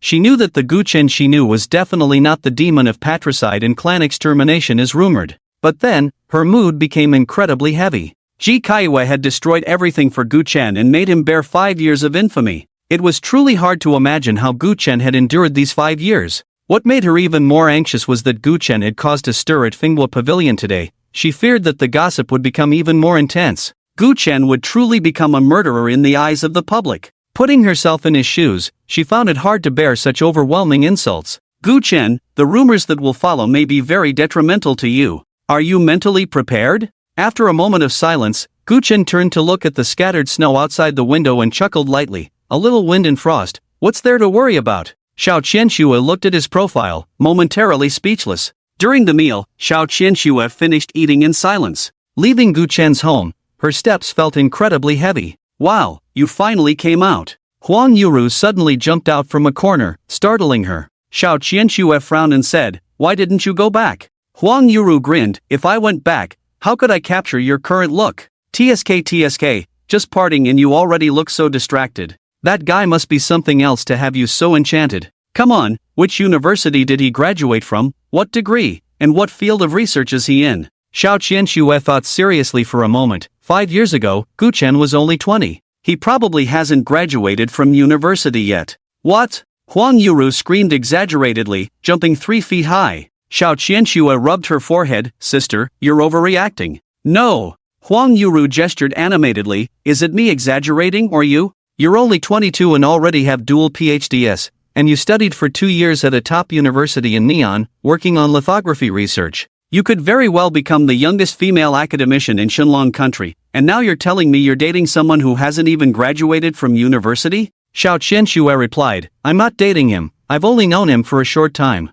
He saved me. Huang Yuru paused for a moment, I see, that makes sense. A talented girl like you, even if you lower your standards to find a boyfriend, you can't settle for someone who hasn't graduated from university. Qian Shui, you must think carefully about your lifelong matters, don't confuse gratitude with love. Xiao Qian Shui lowered her head and thought for a moment, her eyes revealing an unusual sparkle. I hadn't thought it through before, but now I think I really like him. What? Huang Yuru screamed again, jumping 3 feet high. Xiao Qian Shui ignored her good friend and quickly walked home. A person's excellence doesn't necessarily have to be proven by their education. From Myanmar to northern Yunnan, from northern Yunnan to Jiangling, from Jinshifu to Finghua Pavilion. She had known Gu Chen for a short time, yet it felt as if they had experienced so much. Thinking of everything Gu Chen had endured alone over the past 5 years, and what he would soon have to bear, she felt an impulse to cry. Gu Chen, you have shouldered this alone for so long. Now, I, Xiao Qian Shui, will stand shoulder to shoulder with you.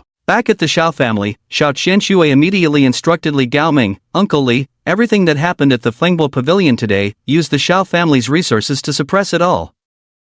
This, Li Gaoming hesitated, there were simply too many big shots at the Finghua Pavilion today.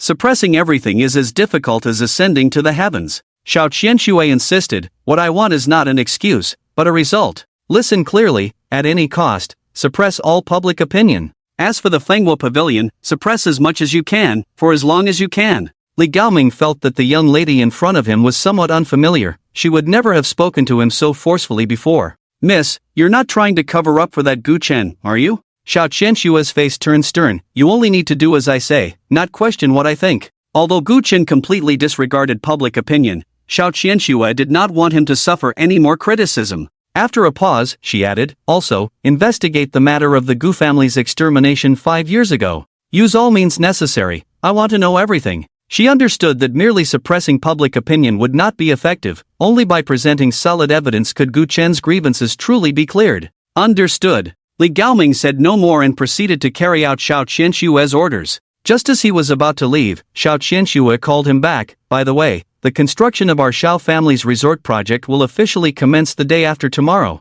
There will be a groundbreaking ceremony. Send an invitation to Lin's Building Materials, asking them to attend, and make Lin's Building Materials our special partner for the resort project. All resort collaboration units must prioritize purchasing from Lin's Building Materials." Li Gaoming accepted the order and left. Soon, news regarding the Fenghua Pavilion was deleted from the Jiangling network at lightning speed. On the other side, Gu Chen was completely unaware of the Xiao family's actions. Not long after Xiao Qianshua left, he went upstairs. At this moment, Ji Kaiyue, covered in blood, was lying on the bed, unconscious. He reached out and checked under her delicate nose. Her breathing was weak, but there was no immediate danger to her life. To be safe, he pressed his palm against Ji Kaiyue's chest, using his immense spiritual energy to seal her wounds. In fact, Gu Chen had many ways to help Ji Kaiyue recover faster. However, it was unnecessary. He only needed her to be alive, just a breath was enough. After thinking for a moment, Gu Chen said to Ning Yushi, "Bind Ji Kaiyue's limbs with chains, don't let her commit suicide.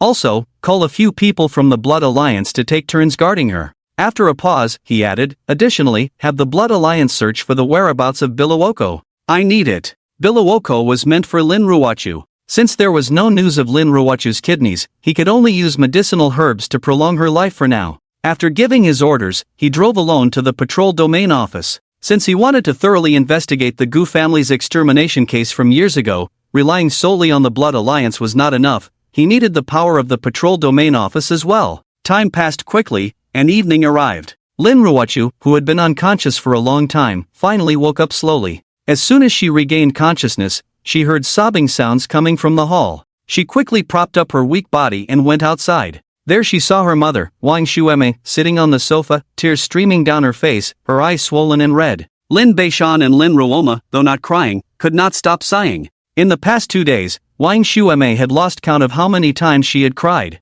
Due to Lin's building materials being banned, Lin Beishan had a mountain of problems at the company and had been working 2 all-nighters. He had just gotten home not long ago and was wide awake. With so many worries, how could he sleep? As for Lin Ruoma, she had taken leave these past 2 days, as both patients at home were relying on her care. "Mom!" Lin Ruochu called out softly, filled with confusion. The whole family immediately turned to look at her, and Wang Shueme burst into tears again. "Oh, Ruochu, you finally woke up. Our family has been waiting for a good thing for days." At that moment, Lin Ruochu recalled everything that had happened that night, and her heart filled with anger and worry for Gu Chen's safety. But seeing her mother crying so hard, she could only ask what had happened at home. Lin Ruoma quickly recounted the events. Gu Chen was dead. The company had been blacklisted. The 2 pieces of news struck Lin Ruochu like a bolt from the blue, and she nearly stumbled and fell to the ground. She was dazed for a moment, then rushed into her bedroom and took out her phone. She intended to call Gu Chen, but as soon as she unlocked her phone, she saw a message from him. She hurried out of the bedroom. "Dad, Mom, you must have misunderstood. Gu Chen is not dead." Wang Shueme, who was crying, stopped her tears. "Impossible." Then she saw the WeChat message from Gu Chen on the phone screen. "Try calling him," Lin Beishan urged, his voice a bit tense. Lin Ruochu quickly complied, and before long, the call connected. "Ruochu." It was Gu Chen's voice. At that moment, Lin Beishan, Lin Ruoma, and Wang Shueme were all overjoyed. Hearing Gu Chen's voice was like hearing heavenly music. Lin Beishan was happy that Gu Chen was alive, while Wang Shueme was relieved that her daughter was saved. At that moment, Lin Ruochu didn't know what to say to Gu Chen, so she chatted casually for a few moments before hanging up. "Shueme, let's invite Gu Chen to dinner," Lin Beishan suddenly suggested. "You should apologize to Gu Chen properly." Wang Shueme wiped her tears. "He's not dead, why should I apologize?" Just as Lin Beishan was about to speak, Lin Ruoma interjected, "Mom, you should apologize to Gu Chen." Our attitude towards him has indeed been a bit poor. Gu-chan hasn't come to our house these days, he must be angry with you. Besides, Ruwachu's illness relies on Gu-chan for treatment. If you don't apologize, what if Gu-chan refuses to treat Ruwachu? Remembering the past, Wang Shueme couldn't help but blush, feeling a bit embarrassed. Yes, I should apologize, it's all my fault for misunderstanding Xiaofeng. Regardless, the Lin family finally had some good news, and their mood improved a little. Lin Beishan quickly went to book a hotel and asked Lin Ruwachu to call Gu-chen. At 6 o'clock in the evening, the four of them arrived at Fengwu Jiutian. Originally, due to financial constraints, Lin Beishan only wanted to sit in the lobby, but Wang Shueme acted out of character. What lobby? Let's go to a private room and order some good dishes. Lin Beishan was a bit surprised. He knew Shueme's temperament. Ever since the family fell on hard times, she had been pinching every penny. Now she wanted to go to a private room at Fengwu Jiutian? The minimum consumption for a private room there was 20,000 yuan. Seeing his expression, Wang Shueme pouted. Xiaofeng has helped us so much, dealing with the Lu family's troubles, helping Ruwachu with her illness, and driving away the blood alliance. Since we're inviting him to dinner, how can we be stingy? At the same time, she thought to herself. Xiaofeng is now a warden, and his medical skills are excellent. If he could be my son-in-law, not only would Ruwachu find a good match, but I would also gain face. Thinking this, she said to her youngest daughter, Ruwachu, call Gu-chen again and tell him we've arrived. He should come quickly. Lin Ruwachu responded with an "Oh. Hello, Gu-chen Gij, we've booked a private room at Fengwu Jiutian. How long until you arrive? Soon." At that moment, Gu-chen was in an archive room at the patrol domain office. The head of the patrol domain, Wen Yan, was bowing his head and pouring tea for him. Gu-chen placed his phone on the table. From noon until now, he had been at the domain patrol office. Originally, he had come to the office for Wen Yan to investigate a case for him, but unexpectedly, Wen Yan revealed some surprising news. The previous head of the domain patrol office had found the Gu family massacre case too suspicious and had ordered a secret investigation. Indeed, he had uncovered many clues. According to the files Gu-chen had reviewed that afternoon, the former head had already gathered evidence of Ji Tsayue's crimes, and another person also appeared in the documents. Jiangling Su Anhua. The Su family was not a wealthy family in Jiangling, but it was a prominent clan. The current wealthy families in Jiangling had risen in the past decade or two, while these clans had been rooted in Jiangling for hundreds of years. However, due to missing a series of modern opportunities, they had declined. Yet even in decline, these clans were not comparable to the ordinary wealthy families of Jiangling. After all, they were families with a history spanning hundreds of years. A starving camel is still bigger than a horse, and they had their own depth. Su Anhua was the head of the Su family. Looking at the densely packed text in the files, a fierce light flickered in Gu-chen's eyes. There are 4 major clans in Jiangling. I fear that back then, it wasn't just the Su family that colluded with Ji Kaiwe. Why didn't the former head continue the investigation? Wen Yan respectfully replied, the former head finished this investigation and then mysteriously died. It is also because of this that I was able to rise to the current position of head of the Jiangling Domain Patrol Office after years of effort. Did you climb up through hard work, or by currying favor with the Ji family or other families? Gu-chen suddenly asked. At that moment, Wen Yan felt a chill envelop him. Cold sweat instantly soaked his back. He knelt on the ground with a thud. Please spare me, Gu Warden, I had no choice. After a full 10 seconds, Gu-chen said lightly, get up. He didn't care how Wen Yan had risen. This person had been just a small captain 5 years ago and should have nothing to do with the Gu family massacre case. Moreover, he still needed the domain patrol office to work for him.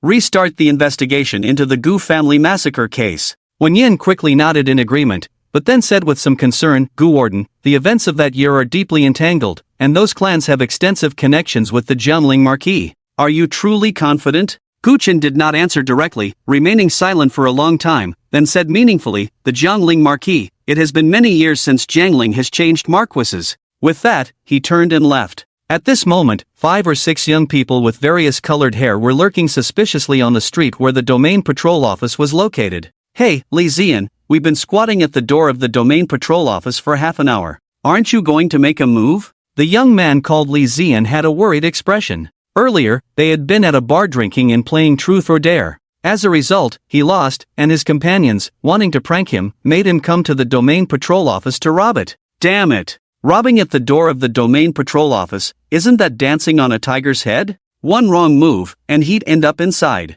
But for the sake of face, he still gritted his teeth and came. However, after being here for a while, he hadn't dared to make a move. At that moment, he saw a man in a trench coat coming out of the domain patrol office. Suddenly, he had an idea. Well, although it's called robbery, it doesn't specify what to rob, right? Someone asked, "What do you plan to rob?" Li Zian stared at the young man and grinned. "I think the trench coat looks nice. I want it." Saying this, he strode over to the young man. "Hey, brother." Gu Chen, just coming out of the domain patrol office, glanced at Li Zian. "Is there something you need? Brother, where did you buy that trench coat? It looks pretty cool. How about letting me borrow it for a bit?" Gu Chen frowned, was about to speak, but suddenly stopped. His gaze fell ahead. There, a figure was walking towards this side with their head down. Just as the person was about to brush past him, Gu Chen suddenly spoke up. "Su Jiaming, you see me and don't even say hello?" Su Jiaming, the young master of the Su family, the son of Su Anhua. Today, there was a change at Finghua Pavilion, and the Su family had secretly received the news. Rumor had it that the young master of Jiangling, who had disappeared for 5 years, had returned to Jiangling, causing chaos at Finghua Pavilion, injuring and killing countless people. However, the news was suppressed by an invisible hand, and there wasn't much they could find out. Thus, Su Jiaming volunteered to visit the inspection division, as he had heard that the Jiangling inspection division had also been to Finghua Pavilion today. Surely, he could obtain useful information from the inspection division. To keep a low profile, he came alone. But who would have thought that just as he was nearing the inspection division's entrance, he would run into Gu Chen? It seemed the rumors were true. He had to quickly relay the news back to the Su family, gathering all their firepower to eliminate Gu Chen. After all, the Gu family massacre case also involved the Su family. He pretended not to hear and continued walking forward, planning to slip by unnoticed. But Gu Chen's hand was already pressing on his shoulder. "Su Jiaming, you treat me as if I'm nothing. Die." The word had barely escaped his lips. Boom! Gu Chen had already thrown a punch, directly piercing through Su Jiaming's chest. Su Jiaming looked at Gu Chen in disbelief, and then the light in his eyes quickly faded as his body slumped to the ground. Li Zian, who had his hand on Gu Chen's shoulder, stared blankly at Su Jiaming's corpse. For a moment, he was at a loss. Gu Chen crouched down, twisted Su Jiaming's head off, and then looked at Li Zian. "Didn't you just say you wanted my trench coat?" And no. Under Gu Chen's gaze, Li Zian's legs went weak, and he fell directly to the ground. Heaven! He killed someone with a wave of his hand, right at the entrance of the inspection division. This person is definitely a devil. And I actually wanted to steal the devil's trench coat. He wanted to beg for mercy, but he didn't even have the courage to open his mouth. Gu Chen shook his head and returned to the inspection division, instructing Wen Yan to properly take care of Su Jiaming's head. Su Jiaming was just the beginning. Everyone involved in the Gu family massacre must die. But at this moment, he first needed to go eat at Fingwu Jiutian. After studying for half a day outside, the Lin family finally ordered their dishes and then headed towards the private room. Suddenly, an untimely voice rang out. "Oh, isn't this Xuemei? What wind blew you to Fingwu Jiutian?" Upon hearing the voice, Wang Xuemei's heart sank. She was all too familiar with this voice. Qi Guifang, her high school classmate. Recalling the past, they were both the school's top beauties, excelling in their studies, often compared by their classmates, and neither was willing to back down, secretly competing with each other. Later, Wang Xuemei and Qi Guifang both got married. Wang Xuemei married Lin Beishan, while Qi Guifang married Zhou Shunan. Although the Lin family had the support of the Gu family and had been developing well, the Zhou family was already among the prominent families of Jiangling. Since getting married, Wang Xuemei had been completely overshadowed by Qi Guifang, who would always throw sarcastic remarks at her during class reunions. This made Wang Xuemei very uncomfortable, and eventually, she simply stopped attending class reunions. What class reunion? It was more like a competition. She originally thought that with the help of the Gu family, the Lin family would eventually surpass the Zhou family, and then she could finally hold her head high. Who would have thought that before the Lin family could rise, the Gu family collapsed first? After that, the Lin family's situation worsened, and Wang Xuemei completely lost her spirit. Every time she saw Qi Guifang, she would avoid her. Right now, Wang Xuemei didn't want to deal with Qi Guifang, pretending not to hear and quickening her pace. Qi Guifang was not willing to let her go and quickly followed her. "Wang Xuemei, are you lost? The restroom is over there." Wang Xuemei replied impatiently. "Qi Guifang, are you sick? Who said I was going to the restroom? I'm going to the private room to eat." "You? Eating in a private room?" Qi Guifang sneered. "Do you really need me to expose the Lin family's current situation? You're almost bankrupt and still dare to eat in the Feng Wu Jiu Tian's private room? Oh, so you're going to the bronze private room? That's fine, after all, even a poor person can afford it if they grit their teeth. You only deserve to eat in that kind of poor person's private room. You!" Wang Shuimei was so angry her teeth itched, and for a moment, she couldn't find a retort. The bronze private room was the lowest tier at Fengwuzhou Tian, and she knew that Qi Guifang always ate in the diamond private room when she came back. She had Qi Guifang's WeChat and couldn't help but sneak a peek at her moments. At that moment, Lin Ruochu suddenly said, "Qi Guifang, where we eat has nothing to do with you, right? Little girl, how do you talk to your elders? I'm at least of the same generation as your mother. Can't you even call me aunt?" Qi Guifang said discontentedly. Lin Ruochu replied, "I won't respect someone who disrespects my mother." Ha! Qi Guifang sneered, "So uncultured, no wonder you got your kidney taken. If it weren't for your weak body, I'd have slapped you twice to teach you a lesson for your mother." Smack! Suddenly, Qi Guifang's body flew backward. 2 rows of teeth instantly shattered. Getting up from the ground, Qi Guifang shouted angrily, "Who the hell has the guts to hit me?" Then she saw a tall young man standing in front of her. His cold eyes fell on her, sending chills down her spine. You are Gu Chen?" After a long pause, she finally stammered out those few words. "Yes." Wang Shuimei shouted, "It's Gu Chen. Let me tell you, even though Gu Chen is no longer the young master of Jiangling, he has become a prison warden. He can deal with you in a minute. Now disappear from my sight, or I'll have my son-in-law beat you until you can't find your teeth." Qi Guifang didn't say anything and turned to run. It wasn't that she was afraid of the warden, but she had heard about Gu Chen's deeds of patricide and extermination over the years. This guy was a big devil, killing without blinking. If she stayed a few more seconds, what if Gu Chen twisted her neck? That would be too much of a loss. Watching Qi Guifang's embarrassed back, Wang Shuimei laughed heartily. What a relief, such a relief. Thank you, Xiao Feng. I've wanted to beat up this Qi Guifang for years. The group entered the private room, and Wang Shuimei apologized to Gu Chen for her earlier behavior. "Xiao Feng, Auntie's attitude towards you wasn't very good before. I hope you can understand. So much has happened over the years." Sigh. As she spoke, tears began to fall. Gu Chen didn't take it to heart and said, "Auntie, you all helped Cheng Ning a lot in the past. How could I hold a grudge over a few of your words?" Hearing this, Wang Shuimei felt a little relieved but still toasted Gu Chen several times. "Xiao Feng, Auntie knows she was wrong. I will treat you sincerely in the future."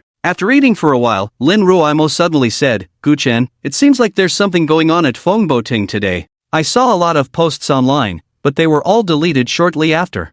It seems someone broke into Fengboting." Upon hearing this, Gu Chen briefly mentioned his visit to Fengboting today. Although he left out many details, just a few words painted vivid pictures in everyone's minds. Just as they were getting into it, Gu Chen's phone suddenly rang. It was Ning Yushi calling. "Young master, there's news from the Bilawoko." After exchanging a few words with Ning Yushi, Gu Chen stood up. "Uncle, Auntie, Ruochu, Ruoimo, let's call it a day. I have something to attend to, so I'll be leaving first. By the way, you don't need to worry about the Lin family's building materials being blacklisted. I've already spoken to the Xiao family, and they've agreed to help." Just as he was about to leave, he suddenly remembered something and pulled out a jade pendant like a magic trick. "Ruochu, this is the jade pendant Qing Ning sent you." Lin Ruochu was momentarily stunned, then overjoyed. "Qing Ning is still alive?" Nodding, Gu Chen turned to leave. Watching his back, Wang Shuimei found herself liking him more and more, and quietly said to Lin Ruochu, "Ruochu, you need to put in more effort."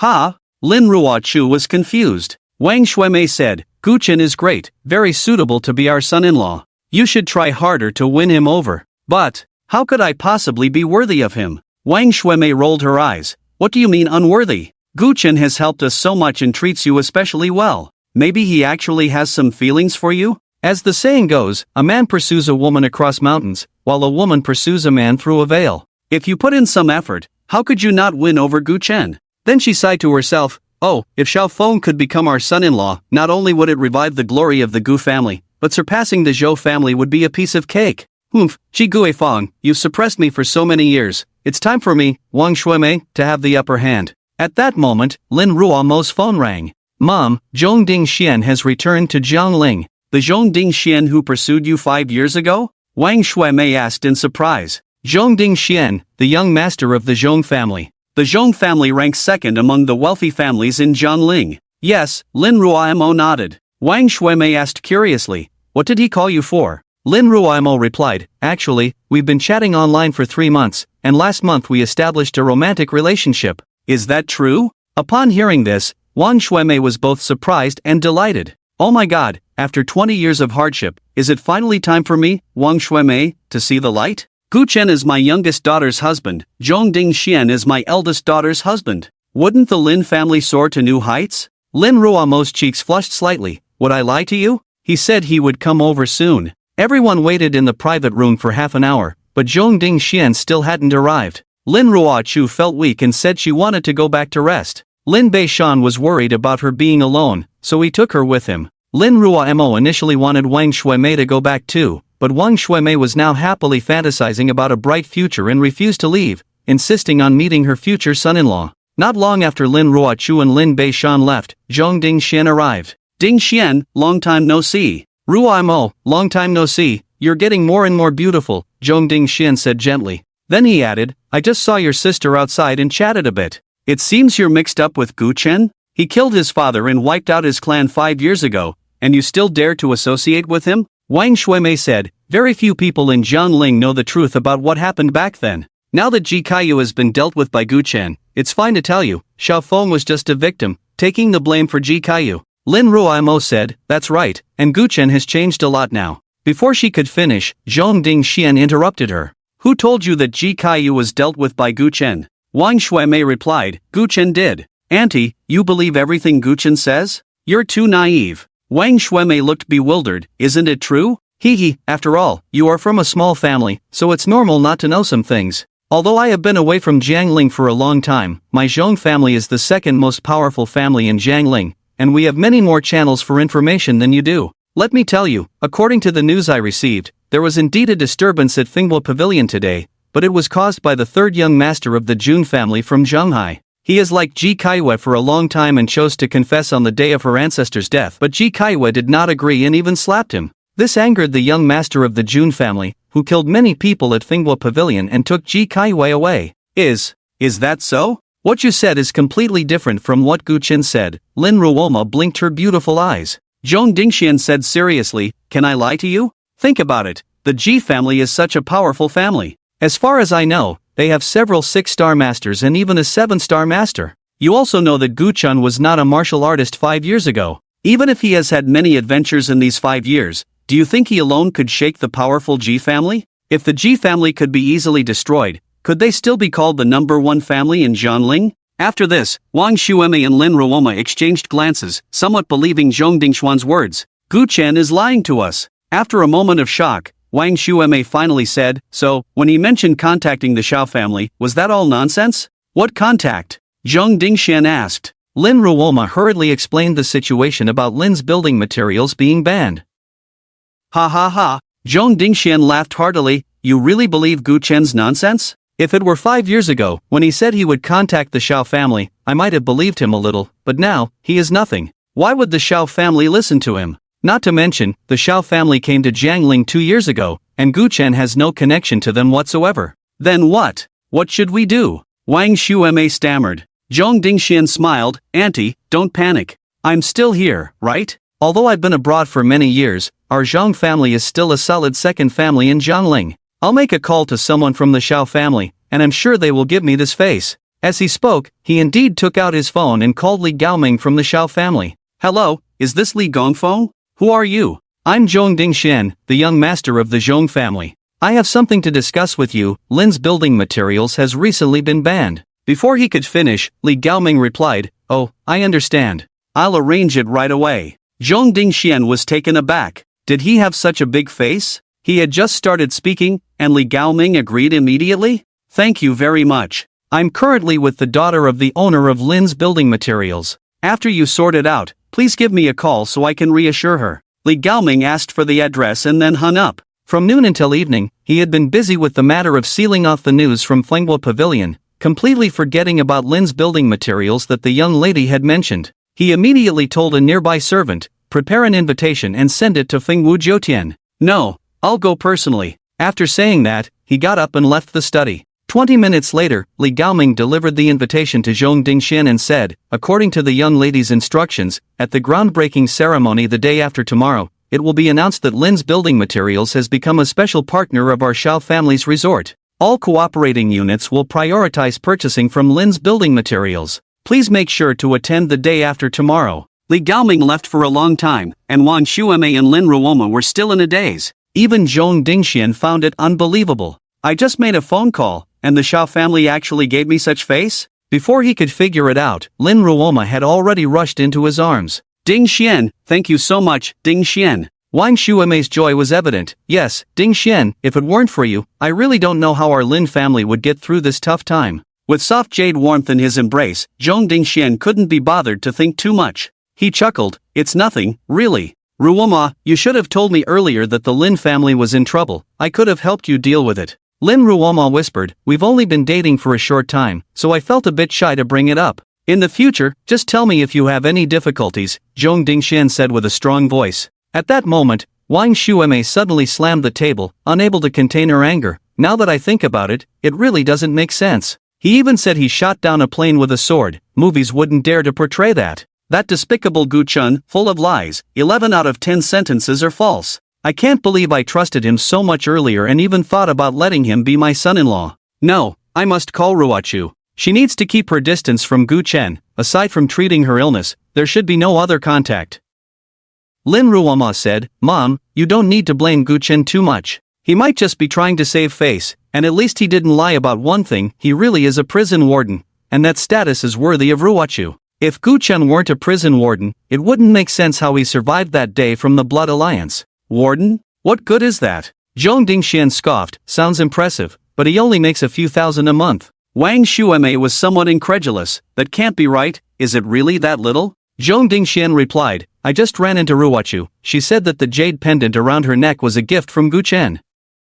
You all know that my Zhong family started in the jade business. That pendant looks like trash, worth only a few $100 from a street vendor. If he's so poor as to give that kind of thing, how much do you expect him to earn each month? Auntie, the Lin family has already connected with the Xiao family. Once the resort project starts, the Lin family will soar to new heights. By then, what kind of good man won't Ruochu be able to find? Why would she settle for a down-and-out young master from Jiangling? Right, you're right. Ruochu should indeed marry someone better, Wang Shuemei agreed, then added, let's first tell Ruochu and the old man about the Xiao family's invitation to the groundbreaking ceremony. They'll definitely be happy to hear it. Just as she was about to take out her phone to call, Lin Ruoma stopped her. Mom, forget it. You know how Dad and my sister feel about Gu Chen, they will definitely believe him unconditionally. We'll end up pulling each other's hair and causing chaos at home. Who knows, they might even say Ding Xian stole Gu Chen's credit. I think it's better to wait until the day after tomorrow and take them directly to the site.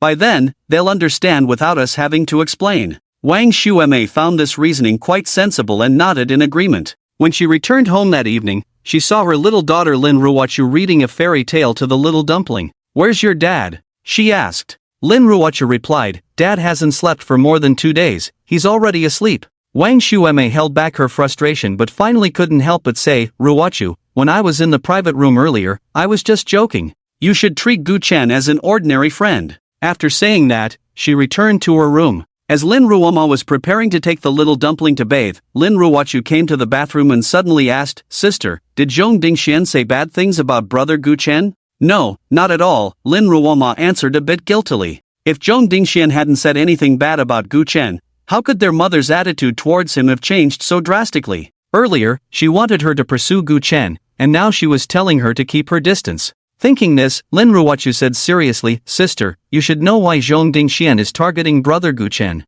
I advise you not to believe his words. 5 years ago, Zhong Dingxian crazily pursued Lin Ruome, but at that time, Lin Ruome did not like him. In order to win her over, Zhong Dingxian forcibly dragged her into a hotel. It was Gu Chun who personally intervened, not only rescuing Lin Ruome but also beating Zhong Dingxian up, ultimately exposing this young master of Jiangling's second wealthy family online. Zhong Dingxuan's reputation became utterly tarnished overnight in Jiangling. Lin Ruome said, It's been 5 years, people can change. Dingxian has already apologized to me for that incident. Do you believe him? Lin Ruochu said, somewhat angrily. Sister, you should break up with Zhong Dingxian quickly. He is not a good person, being with him will only harm you. Enough! Lin Ruome suddenly shouted with red eyes, I won't allow you to speak about Dingxian like that. You should take care of your own matters. I don't need you to worry about mine. Saying this, she slammed the bathroom door shut with a bang. Lin Ruochu sighed slightly, feeling a sense of frustration in her heart.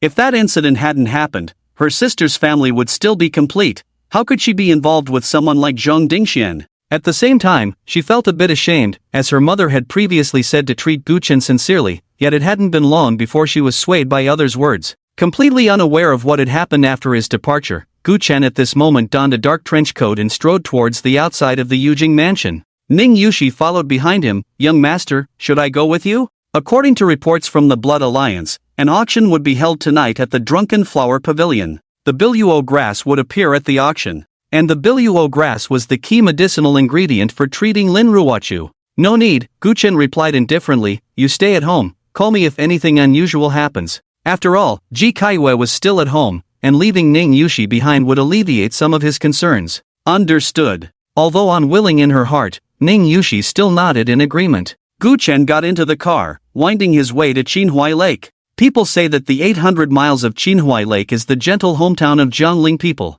This is true. On the shimmering surface of the lake, hundreds of boats of various sizes floated. These boats were antique, with lively figures on their decks. The spring scenery was infinitely beautiful. Indeed, this was Jiangling's most famous place of pleasure. Each boat was a place of fleeting romance. Jumping out of the car, Guchen stood by the Qinhuai Lake, hands clasped behind his back. In the past, he often came here, but he only went to the Drunken Flower Pavilion. As his thoughts turned, his gaze fell upon the largest boat in the middle of the Qinhuai Lake. This large boat was far more luxurious than the others, its body draped in satin, adorned with countless beautiful flowers, complemented by enchanting lights, creating a scene of vibrant colors. This was the Drunken Flower Pavilion. On Qinhuai Lake, countless places of fleeting romance competed for beauty, but only the Drunken Flower Pavilion had the best wine, the most beautiful music, and the most exquisite courtesans.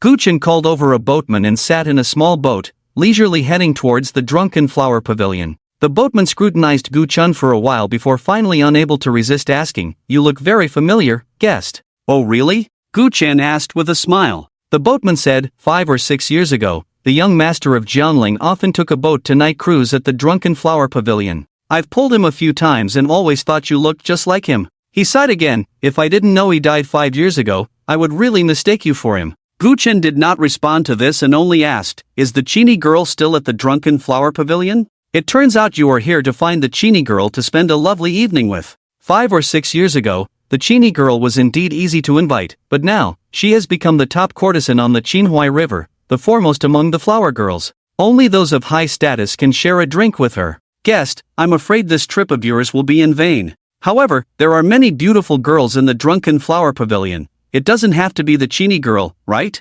When the lights are off, it's all the same, ha ha ha." As they spoke, the Drunken Flower Pavilion had arrived. The boat of the Drunken Flower Pavilion had undergone special design modifications, with a dedicated spiral staircase for those on the small boat to board. As Guchen stepped onto the boat, he was stopped by 2 people. Tonight, the Drunken Flower Pavilion is holding a large auction. Only those with invitations may enter. Guchen smiled and said, "Since when did I need an invitation to enter the Drunken Flower Pavilion?" The 2 were momentarily taken aback, then began to size up Guchen. One of the older employees, who had worked at the Drunken Flower Pavilion for 10 years, suddenly exclaimed, You are young Master Gu?" Guchen placed his hands behind his back. "Now that you know my identity, you should understand that with my face, I can enter and exit the Drunken Flower Pavilion at any time." "Ha!" The old employee suddenly sneered, "You really think too highly of yourself. In the past, you indeed spent money like water here, but now, this place is no longer one you can step into."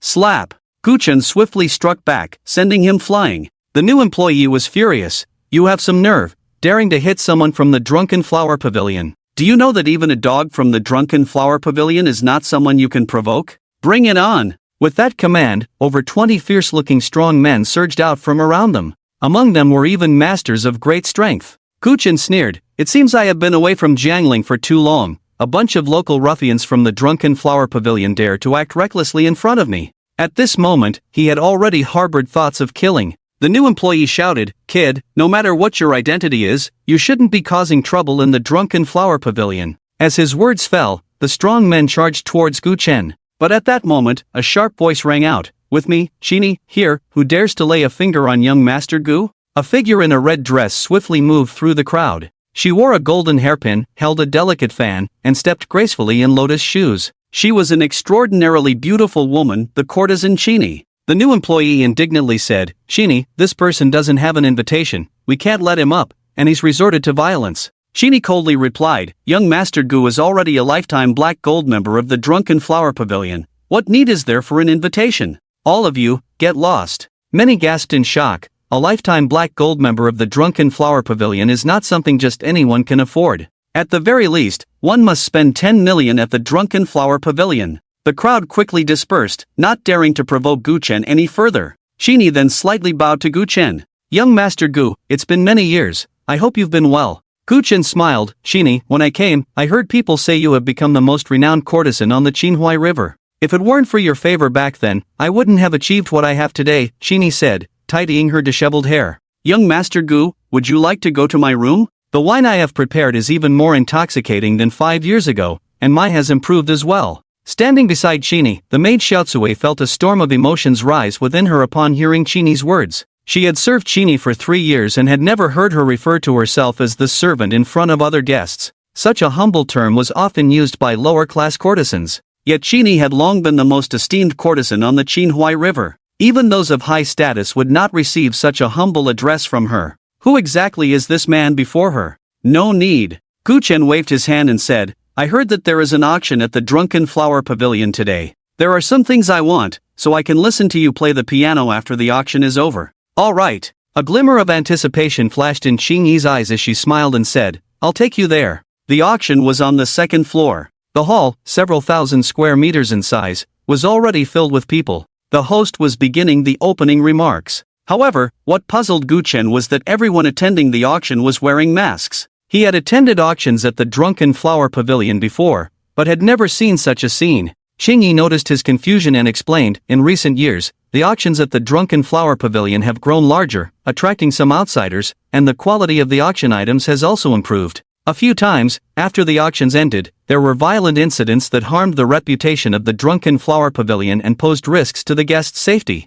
Therefore, the Drunken Flower Pavilion prepared these masks. Since the masks were introduced, the incidents of items being snatched after the auction have decreased significantly. After all, if no one knows who won the bid, there's no way to snatch the items. Young Master Gu, if you were going to participate in the auction, you should wear one too. It's safer, and besides, you carry a notorious reputation. It wouldn't be good for anyone to see your true face. But she didn't say this part out loud. She simply took a ghost mask and prepared to put it on Gu Chen herself. However, Gu Chen dodged away. There's no need for that. Only the weak need to hide their identities. True strength doesn't require such measures. I sit here. Who would dare to rob me? Xingyi smiled gently, as expected of young Master Gu. Your demeanor remains as impressive as ever. She then turned to Xiao Chui and said, Xiao Chui, go tell those people over there that all of young Master Gu's expenses tonight will be charged to my account. Ah, Xiao Chui was taken aback. In the Drunken Flower Pavilion, it was always men spending money on Qingyi. When had she ever spent money on a man?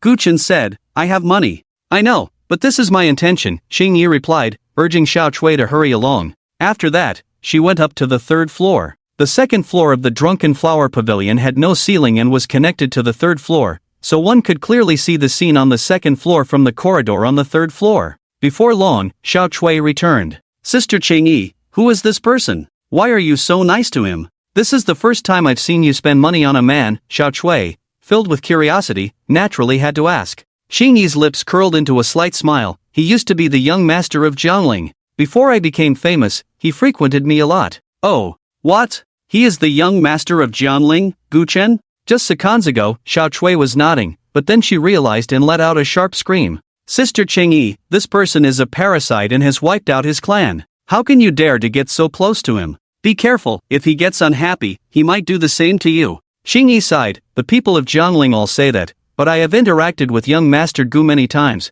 and I believe he is not that kind of person. It's just a pity that here on the Qinhuai River, I can hardly control my own fate, let alone do anything to help him. Xiao Chui nodded thoughtfully. She didn't know Gu Chen, but she understood Sister Qingyi well and trusted her words. After a moment of thought, she suddenly grinned mischievously. Sister Qingyi, then young Master Gu must be quite impressive, right? Otherwise, why would you have thought about him for so long? Qingyi's beautiful eyes revealed a hint of nostalgia. 5 years ago, I was just a courtesan, selling my art, not my body.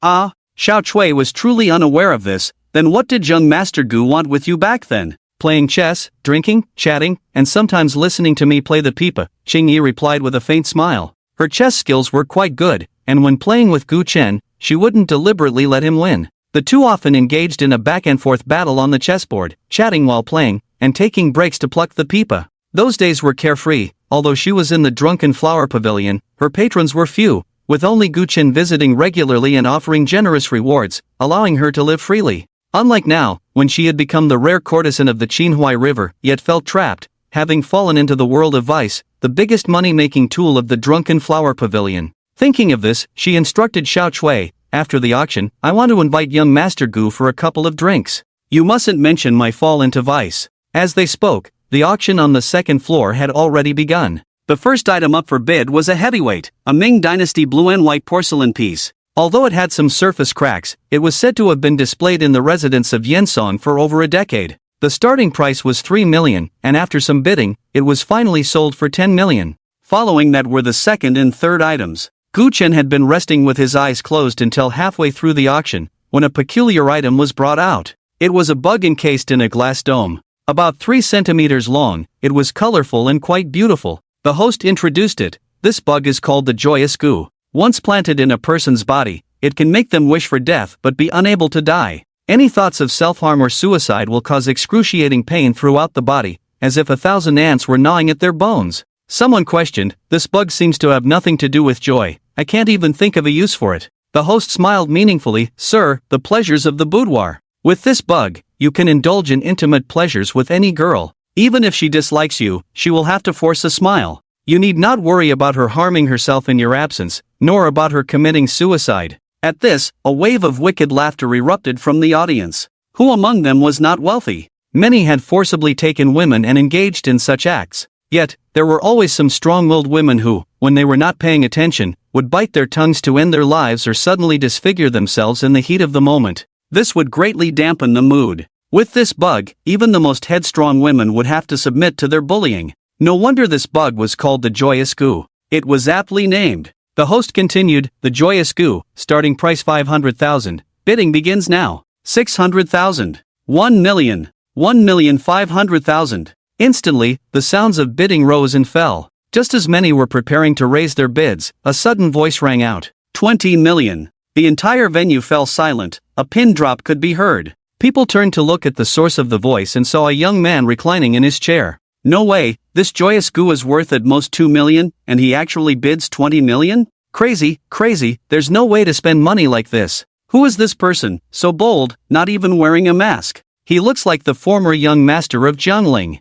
Indeed, the one who bid for the Joyous Goo was Gu Chen. However, he did not intend to satisfy some perverse desire. He planned to give it to Ji Kaiwa. With this bug, he would not have to worry about Ji Kaiwa finding ways to end her life. Her life and death must be firmly in his hands. Although everyone present was wealthy, their money did not come easily. They were unwilling to spend so much on a Joyous Goo. Gu Chen got his wish and successfully acquired the Joyous Goo. Meanwhile, not far from Gu Chen, 2 masked men were peering in his direction. If they removed their masks, Gu Chen would recognize them at a glance. These two were Tang Jinlin and his son Tang Ziyi. When Jun Wuxie ordered the attack, Tang Jinlin was the first to rush out with his son. He was, after all, a 5-star master, and all the common people standing in front of him were struck dead by a single poem. After he emerged, he heard that tonight at the Drunken Flower Pavilion, there was a chance to bid for the Bilawoko. He immediately brought his son along. After all, his son's 2 kidneys were already gone, and the renowned Dr. Wu from Jiangling said that as long as they obtained the Bilawoko, they could extend Tang Ziyi's life by 6 months. Damn it, how could Gu Chen appear here? He actually escaped too. Tang Jinlin clenched his fists, disbelief in his voice. But thinking about it, it was understandable. The situation at that time was too chaotic, and with Gu Chen's abilities, it was not difficult for him to escape amidst the turmoil. Tang Ziyi said in a panic, Dad, let's hurry and leave. If Gu Chen finds me, he will definitely kill me. He could not forget that night when Gu Chen had dug out his kidneys, that fierce gaze. Tang Jinlin replied, don't panic, we're wearing masks, Gu Chen won't recognize us. Another item was brought up for bidding. It was indeed the Bilawoko. After the host briefly introduced the effects of the Bilawoko, the bidding began. The starting price for the Bilawoko was 1 million. People began to call out prices one after another. The price soared to 4 million before the number of bidders noticeably decreased. Although the Bilawoko was a rare medicinal herb, it was worth at most 5 million. Seeing that the time was right, Tang Jinlin opened his mouth to bid 8 million, intending to secure the Bilawoko. After all, it concerned his son's life. A few extra million meant nothing to him. However, before he could speak, Guchen suddenly interjected, 50 million. Instantly, a gasp of cold air rose from the audience. This wasn't how it was supposed to be. You can't play like this. You want to bid 1 million for something worth 100,000? 50 million for something worth 5 million? Who are you playing with? No one in the room continued to raise their bids. Tang Jinlin's expression hidden beneath the mask was extremely ugly. Just as the host was about to bring down the gavel, he finally couldn't hold back and gritted his teeth, shouting, 60 million. To save his son's life, he was willing to spend any amount. And 60 million was something he, as the head of Jiangling's fourth largest family, could certainly afford. However, as soon as he announced his bid, Guchen immediately followed up with 100 million. At the same time, Tang Jinlin felt a pair of cold eyes sizing him up from top to bottom. Who else could it be but Guchen? Tang Ziyi felt his scalp tingle and said in terror, Dad, stop bidding. We've been discovered. Let's run quickly. I don't want to die. But without this Bilawoko, you won't live much longer either. Before Tang Jinlin could voice this thought, Tang Ziyi said, we don't need to compete with Guchen for this. Let's find President Qianye. He's on the ship now. As long as he steps in, not only will the Bilawoko be ours, but Guchen will also die. Tang Jinlin's eyes lit up, and he immediately stopped bidding against Guchen, pushing Tang Ziyi to leave quickly. In the hall, whistles had already begun to sound. My God, 100 million for a small Bilawoko? Are you kidding? Some wealthy individuals who had rushed in from out of town to attend the auction were sizing up Guchen, wondering where this rich young master had come from. At this moment, seeing Guchen steal the spotlight at the auction, Xiao Chui was about to explode with anger. This stupid Guchen really doesn't treat other people's money as money. You've made a name for yourself, but what about Sister Qingyi? She's been working her life away at this drunken flower pavilion and hasn't saved up this much money. She angrily said, Sister Qingyi, I think we don't need to spend money on this Guchen anymore. You treat him as a friend, but he sees you as a fool. Originally, because Qingyi had a fondness for Guchen, she had some good feelings towards him, but now, all that was left was disgust. This Guchen, if it weren't for Sister Qingyi intervening, he would probably have been thrown into the Qinhuai River to feed the fish by now. Not only is he ungrateful, but he also uses Sister Qingyi as an ATM to show off. How infuriating. Let him show off. When he can't come up with the money later, let's see if he doesn't get laughed at. Little did she know, Qingyi simply took out a card from her bosom and instructed Xiaocui, you go settle Gu Gongzi's bill. Xiaocui clenched her fists. But, Sister Qingyi, do you have that much money? This guy spent 21 million in one go just to show off. Qingyi remained unfazed and said, it should be enough. Over the years, many young masters have given me antique paintings, and I've sold them. 21 million is about right. But what if he continues to bid? Xiaocui asked. Qingyi thought for a moment and replied, then you just tell the auction house that I will pay back the remaining amount bit by bit. Even if he spends another 21 million, with my current reputation, if I work hard for 3 to 5 years, I should be able to pay it off. As she walked towards the auction house, Xiaocui felt as if her heart was bleeding. Watching Sister Qingyi spend money on a man who only cared about showing off was more painful than being killed. But this wasn't her money, all she could do was comply and curse Guchen in her heart. Just as she left, another maid approached from the depths of the third floor. Miss Qingyi, the vice president of the Die Chamber of Commerce wants to see you. Qingyi took a deep look at Guchen below and turned to leave with the maid. Guchen, sitting on the second floor, felt something and turned to see only Qingyi's back. He didn't think much of it. Because of the unexpected gain of the Joygu, he didn't rush to leave after winning the bid for the Biluo grass, thinking he might find other treasures.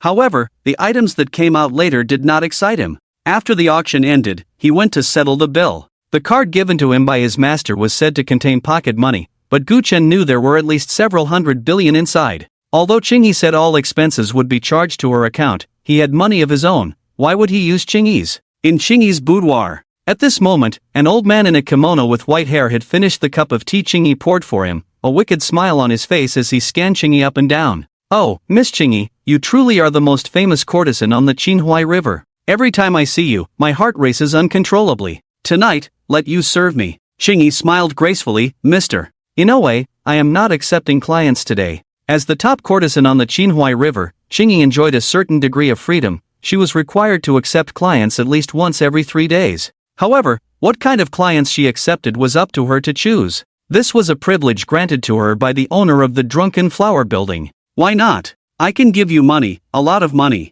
How about 2 million? You just need to accompany me for one night to earn 2 million. Chingy shook her head. Sorry, Mr. Inoue, I really am not in the mood today. If you finished your tea, please leave. I have other clients to attend to. What do you mean, you'd rather attend to other clients than me? Inoue's expression turned cold. Xiaotsue, standing nearby, said unhappily, yeah, you a neon ghost, our sister Chingy wouldn't entertain you. Xiaotsue. Chingy was about to stop Xiaotsue and explain to Inoue when a loud slap echoed. Inoue had slapped Xiaotsue across the face. What are you, daring to speak disrespectfully in front of me? The slap seemed light, but Xiaotsue was sent flying, blood oozing from the corner of her mouth. Chingy's anger surged instantly, but wary of the other party's identity, she could only swallow her anger and say, Inoue Gichi, if Xiaotsue spoke out of turn and you hit her, I have nothing to say. But now, please leave. Leave? Inoue Gichi sneered, revealing a mouthful of yellow teeth. I haven't had my fun with you yet, so how could I leave?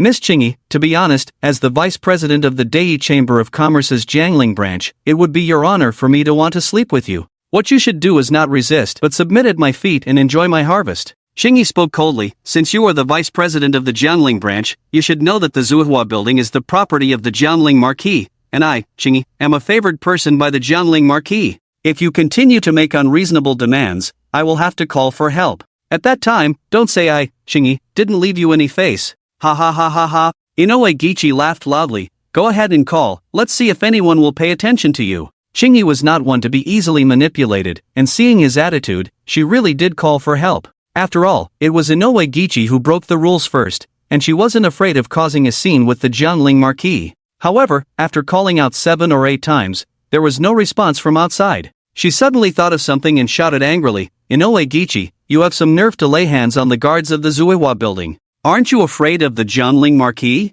Inoue Gichi waggled a finger dismissively. No, I didn't lay hands on anyone on the ship. It's just that they don't dare to come in. Pausing, he said with interest, today, I specially visited the Jiangling Marquis and brought him a great gift. The Jiangling Marquis was very pleased and agreed to let you, the courtesan of Qinhuai Lake, accompany me for a night. Tell me, if the Jiangling Marquis has agreed to this, how could his subordinates dare to defy it? You're lying. Chingy didn't believe Inoue Gichi's words at all. The Jiangling Marquis promised me that I could freely choose my guests, and as long as I didn't want to, I wouldn't have to entertain anyone. Inoue Gichi directly pulled something out of his pocket. You won't shed tears until you see the coffin. Take a look at what this is. Chingy took it and saw that it was the Jiangling Marquis' order. Miss Chingy, you really shouldn't think too highly of yourself. In the eyes of the Jiangling Marquis, you are merely a tool for him to gather wealth. Do you really think your status in his heart is that high? Just think about it, you're just a seller of flesh. The Jiangling Marquis usually rewards you with a couple of smiles, and you really think you're something special? Chingy was left in a daze. How could this be? The Jiangling Marquis had clearly promised her that she could freely choose her guests and would never force her to spend the night with a neon person. Why did he suddenly change his mind? She suddenly screamed, no, I don't want to sleep with a neon person, I don't want to. Then she turned and fled towards the room. Inoue Gichi's eyes flashed with cold light, and he struck out with a palm. Chingy stumbled and fell to the ground. Fucking dead bitch, wanting to be a whore while still trying to set up a monument? Are we neon people any weaker than the short people of the Shenlong country? Just wait, I'll let you see how powerful neon people are. As he spoke, he pounced on Chingy like a hungry tiger. Chingy quickly grabbed a chair beside her and threw it at Inoue Gichi. Inoue Gichi remained unfazed and punched out. Boom! The well-crafted chair shattered into pieces with a single punch. Before Chingy could think further, Inoue Gichi had already pinned her down. Rip!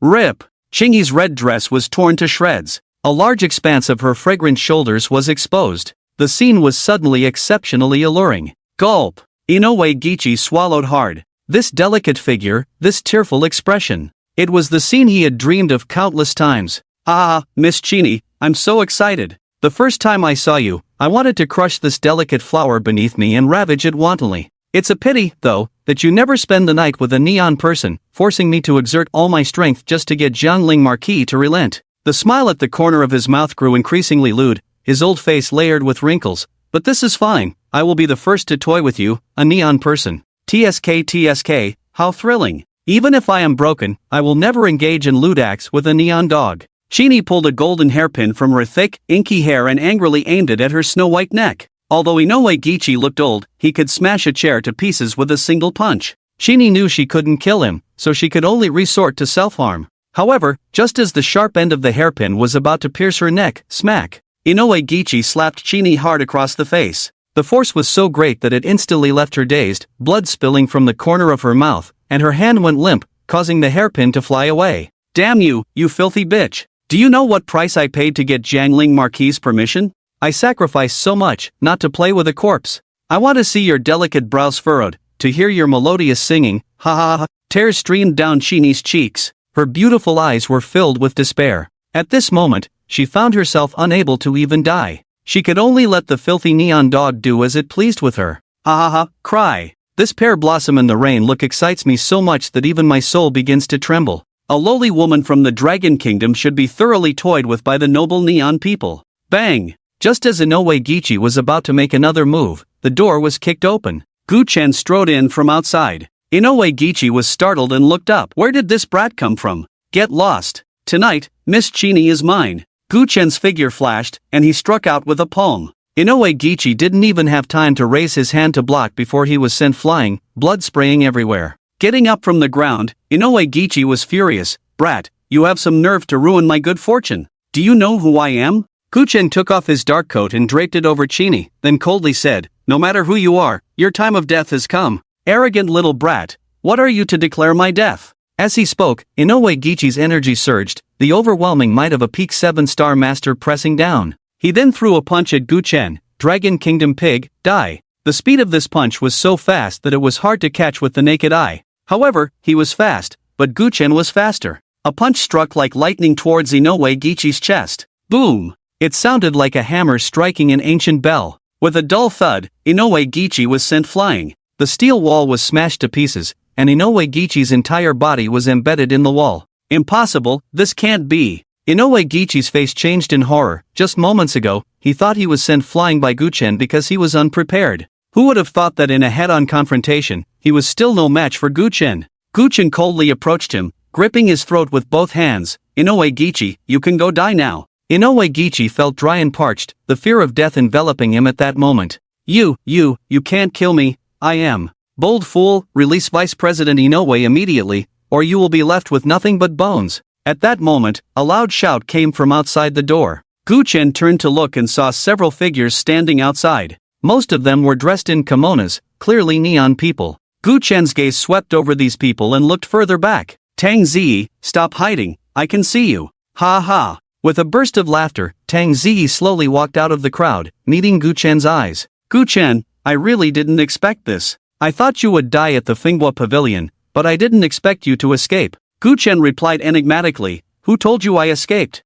Tang Ziyi was taken aback, then laughed even louder. Are you trying to say that not only did you dodge the rain of bullets from the Thunder Fighter, but you also killed Jun Wuxie and walked away unscathed? Gu-chen said calmly, not only did I kill Jun Wuxie, but I also shot down the Thunder Fighter with a single sword. After a brief silence, a thunderous laughter erupted at the entrance. It wasn't just Tang Ziyi laughing, even those from the neon were laughing. What nonsense is this Dragon Country pig talking? Shot down a fighter jet? I could punch a carrier to pieces. I've heard that people from the Divine Dragon Country love to boast, but I didn't expect it to be this exaggerated. Amidst the crowd's jeers, the leader, a man in his 50s from Neon, raised his hand to silence them. Instantly, all sounds vanished. The leader from Neon said, Kid, I am Qianye Xiong, president of the Dei Chamber of Commerce's Jiangling branch, and the one you just injured is Vice President Inoue. I hope you understand the seriousness of the situation. Right now, let Inoue go. Although you can't escape the living punishment, you can avoid the death penalty.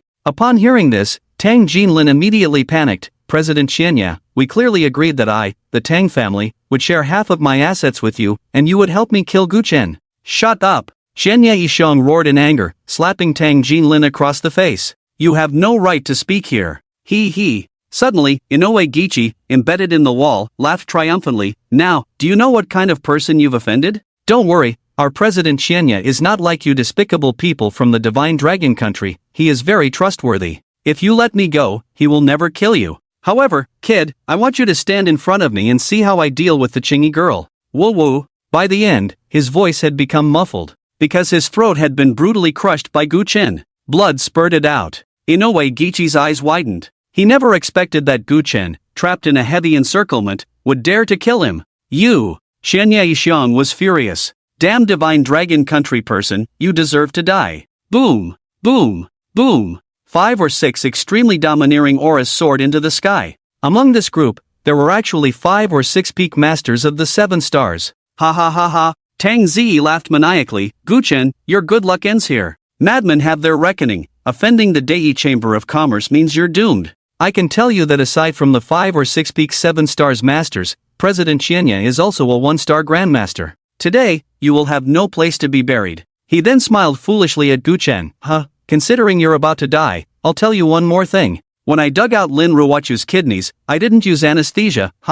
So, how about it? Are you wishing to tear me to pieces now? Unfortunately, you will never have that chance again. In an instant, Guchen's expression transformed into that of an unparalleled fierce blade. He was furious. Having her kidneys brutally taken, how much pain must Lin Ruwachu have felt at that time? And since his return, Lin Ruwachu had never mentioned it. Why did you do this to Ruwachu? Guchen's voice was somewhat hoarse. Why? Tang Zi sneered. Because she was close to you. To be honest, when that big shot asked me to find kidneys, I matched several usable sources. But I just have to use Lin Ruwachu's. Seeing her in such immense pain, it's as if I see you. TSK, thinking about it now, it still intoxicates me. Guchen looked at him, speaking each word deliberately. Tang Zi, I won't let you die. I want you to experience all the torments of this world. Xianye Yishiong said sharply, damn Dragon Kingdom pig, do you think too little of me? Today, here, do you think you can still walk out of the drunken flower pavilion alive? Just as he finished speaking,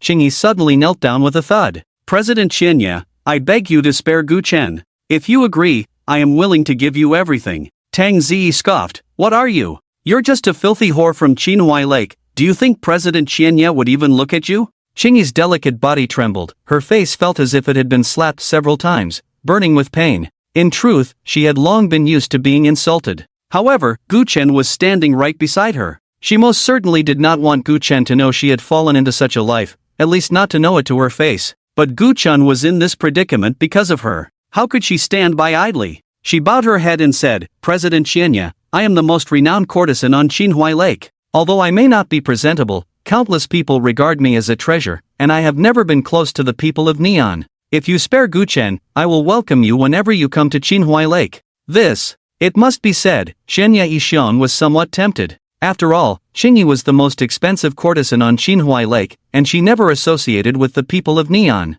The reason the vice president was able to gain the permission of the Marquis of Jianling was that he had provided precious intelligence about the Neon Kingdom in exchange. Such opportunities may not come again. But now, if he spared Guchen, Qingyi would be his own. This made Xianye's old lecherous heart waver. Tang Zi saw the situation and quickly shouted, President Xianye, the vice president died at Guchen's hands. And didn't I just tell you, the young master of the Dei Chamber of Commerce? Slap. Xianye Yishiong slapped Tang Zi across the face, shut up. Then, he looked meaningfully at Qingyi, Miss Qingyi, if you truly wish for this, I will spare Guchen's life. After all, he is just a dog, not even 1/10,000th as important as you. Tang Zi was so furious she spat blood, unable to hold back her curses. Stupid neon bastard, can't you move on from a woman? Your own people are being killed, and yet, bang! Xianye Yishiong kicked out, sending Tang Zi flying. If it weren't for Tang Jilin's quick reflexes to catch her, she would have surely fallen to her death. However, just as Xianye Yishiong prepared to take Qingyi's hand,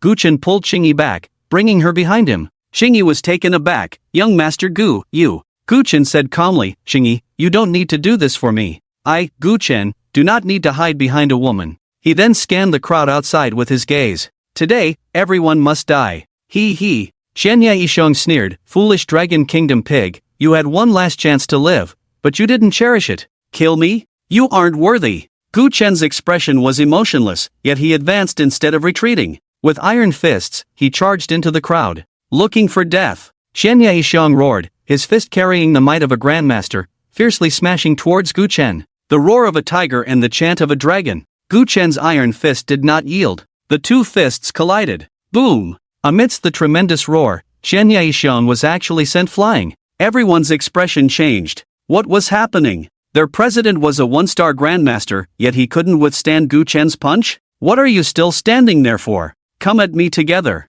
A storm surged in Xianye Yishiong's heart. This was too exaggerated. He had cultivated to the level of a first-star grandmaster, taking a full 40 years. And this young man before him, how old could he be? 23? 25? What gave him the right to be so strong? Unfortunately, the time left for him to ponder was running out. Because, in Gu Chen's hand, he had somehow acquired a sword. It was the Nian Nu Jiao. As Gu Chen leaped into the air, beams of swordlight slashed down. In an instant, the sound of dragon roars filled the air. Those peak 7-star grandmasters were actually knocked off their feet, crying out in despair. In the blink of an eye, there were already casualties everywhere. Xianye Yixiong's face changed in horror. He knew he was no match for Gu Chen. At this moment, he couldn't care less and turned to flee. As long as the Green Mountains remained, there was no fear of running out of firewood. Tang Ziyi saw him running away and quickly grabbed his thigh with one hand. President Xianye, take me with you. I can't be caught by Gu Chen. Get the hell away,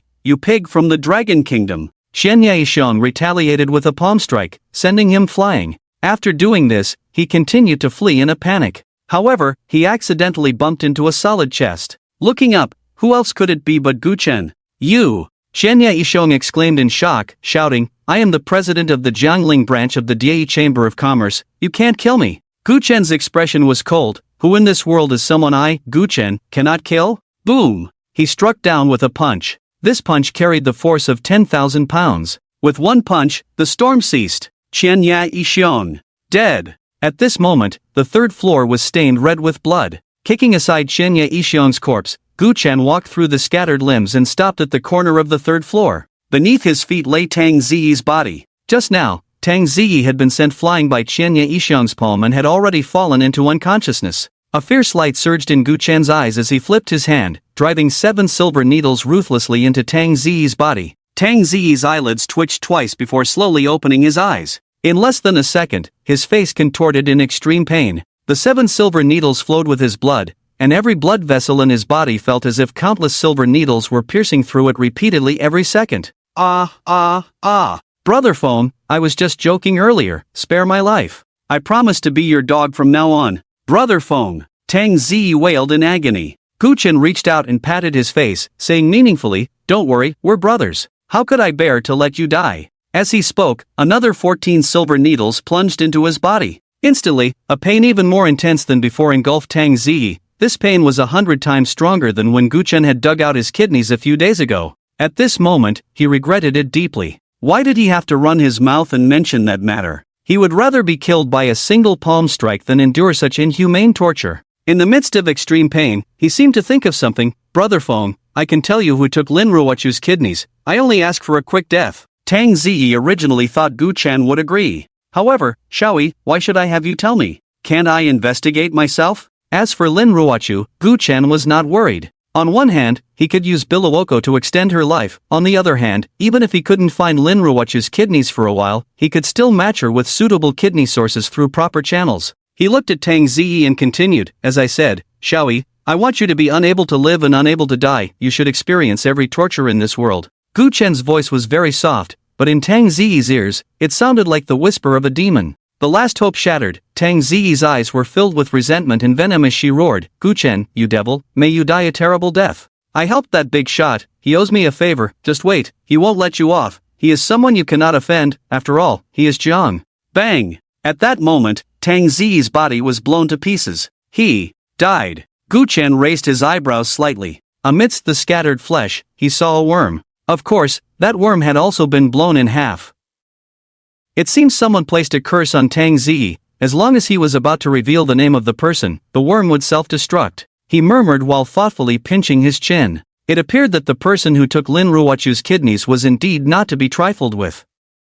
At that moment, a panicked shout came from Qingyi's room. Sister Qingyi, what's wrong? Don't scare me. Gu Chen suppressed his thoughts and stood up, walking towards Qingyi's room. On the way, he also saw Tang Jinlin's corpse. In the earlier chaos, Tang Jinlin had already been killed by his sword. Upon entering the room, he saw Qingyi lying on the floor, already unconscious. Meanwhile, Xiaotsui was frantically trying to lift Qingyi onto the bed, but her strength was too small, and after struggling for a long time, she couldn't move her. Gu Chen walked over, let me do it. Xiaotsui nodded repeatedly, okay, I'll go call a doctor. No need for that, Gu Chen said as he flipped his hand to take out 12 silver needles, placing them on various acupoints on Qingyi's body. Seeing him perform the needlework seamlessly, Xiaotsui couldn't help but exclaim, young master, I didn't expect you to know medicine too. Then, with a worried expression, she asked, Sister Chingy, Gu-chen replied lightly, you don't need to worry, Chingy received 2 slaps and has some minor internal injuries, it's nothing serious. Having just witnessed Gu-chan's extraordinary martial arts, Xiaotsui naturally believed his words without doubt. She breathed a sigh of relief and went out to start cleaning up the corpses and blood on the floor. Half an hour later, the 3rd floor of the cabin was spotless. Even the smell of blood was gone. After finishing everything, she happened to see Gu-chen walking out of the room and couldn't help but ask, is Sister Chingy awake? Almost, Gu-chen said while taking out his phone from his coat. He had been busy treating Chingy and hadn't noticed that Ning Yushi had called him. He called back. What's wrong? Ning Yushi's voice came from the other end, young master, Ji Kaiwa has woken up. And then? She tried to bite her tongue to commit suicide. Although I stopped her, she bled a lot and has now fainted. The situation is very dire. I'll be back right away. Inside the room, Chingy had already woken up and, seeing Xiaotsui come in, asked, where is young Master Gu? He went outside. He treated you for half an hour and should be a bit tired. He needs to catch his breath. Then, Xiaotsui added, Sister Chingy, no wonder you can't forget about young Master Gu, he is so impressive. Not only does he know medicine, but his martial arts are also so formidable. If it were me, I would be moved too. Shut up, Chingy smiled at the corner of her lips. 5 years ago, young Master Gu didn't know these things. Then he must have gone through a lot in these years. He must have many, many stories. Xiaotsui rubbed her hands, a bit excited and a bit expectant. When young Master Gu comes back, you must ask him. I want to hear the gossip. Otherwise, let him talk while I play the pipa? Chingy teased, feeling a hint of temptation in her heart. In the past, the young master loved to listen to her play the pipa the most. Great, great. Xiaotsui raised both hands in agreement. However, after talking for a long time, they still didn't see Gu-chen come in. Chingy couldn't help but feel a bit puzzled, saying, it's been over 10 minutes, why hasn't young Master Gu come in yet? Xiaotsui, go out and take a look. Alright, Xiaotsui replied and went out. A few minutes later, she returned to the room with a somewhat awkward expression. Chingy asked, why are you alone? Where is young Master Gu? Xiaotsui said, I heard from the guards that young Master Gu has already left.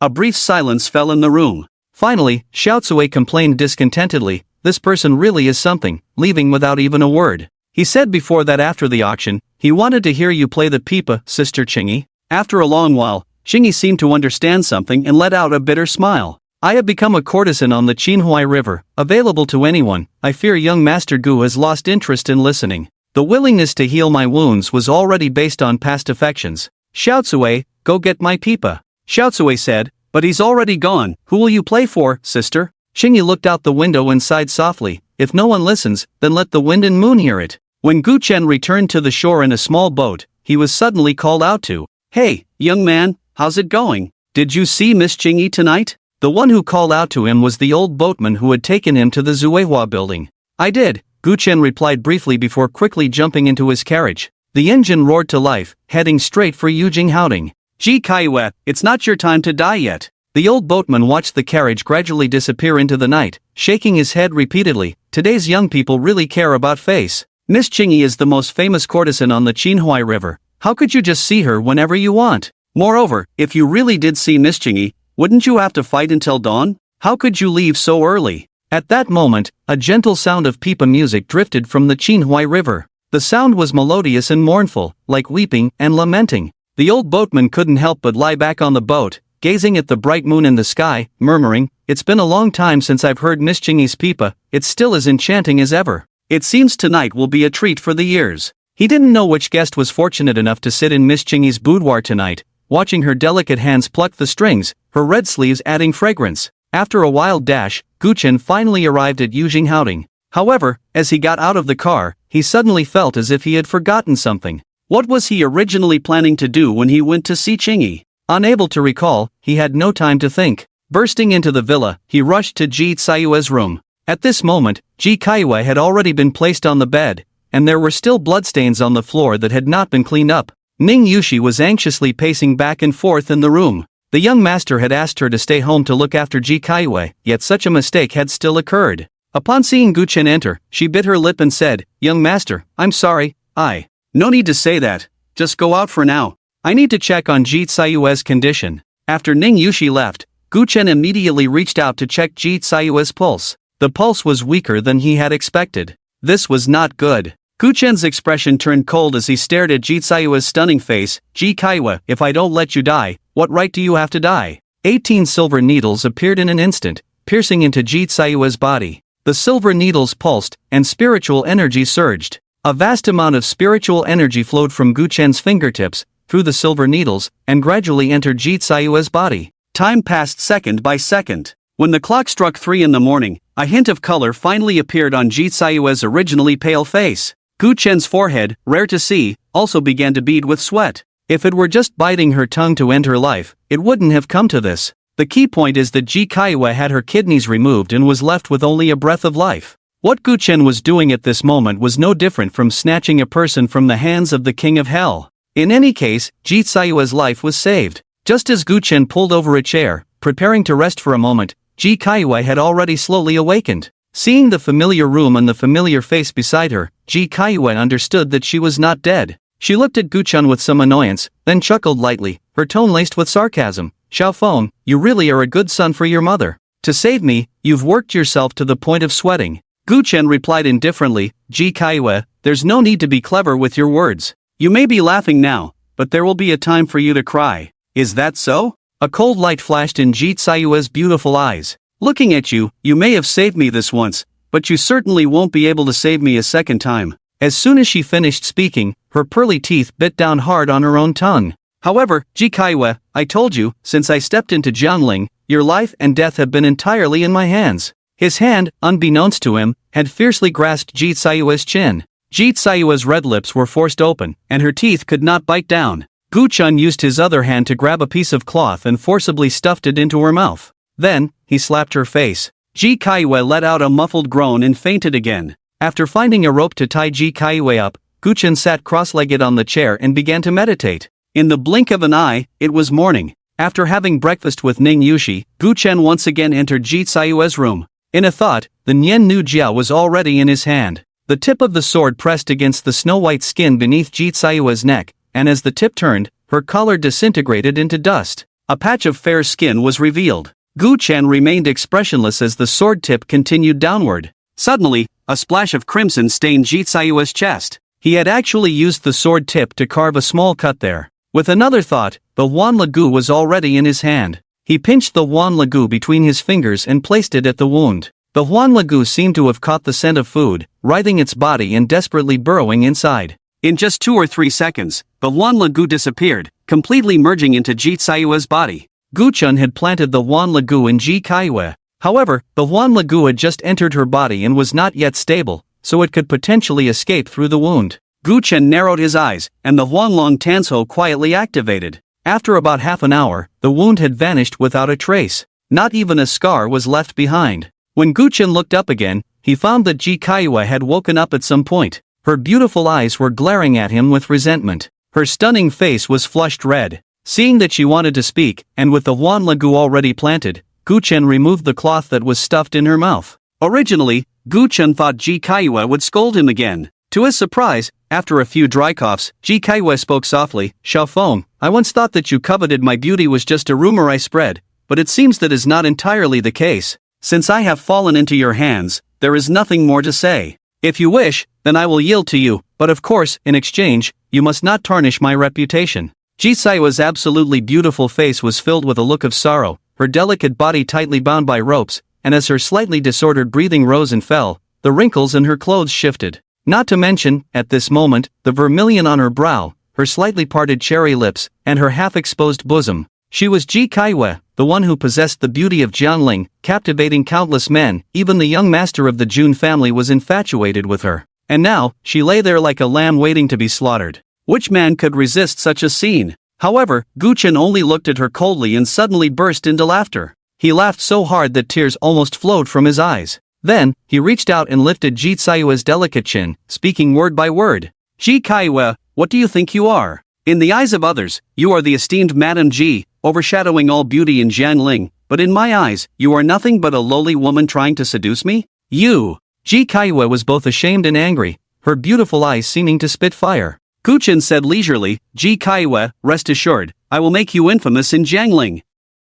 Also, I will let everyone in Jiangling know about your affair with Jun Wuxie at the Fenghua Pavilion. Ji Kaiwa shouted, I didn't. That was all nonsense from Jun Wuxie, he just said that to provoke you. Although I want to marry Jun Wuxie, during the year we dated, I didn't even let him hold my hand. Gu Chen looked at her coldly. Do you think I would believe that? At his words, the usually composed Ji Kaiyue became increasingly anxious. What I said is true. When I was dating Jun Wuxie, I once said that I would only give myself to him when we got married. That's why he was so eager to marry me, and when he heard that our wedding was postponed by a year, he went mad. Gu Chen said with a hint of intrigue, so, you are indeed loyal to my father? Ji Kaiyue pondered for a moment and replied, at least until I remarry, I am still the respected Madam Ji. If I were to have an affair with Jun Wuxie and someone caught wind of it, it would be very detrimental to me. Therefore, during this year of dating Jun Wuxie, I hardly met him at all. Of course, there is another reason, things that are too easily obtained are often not cherished.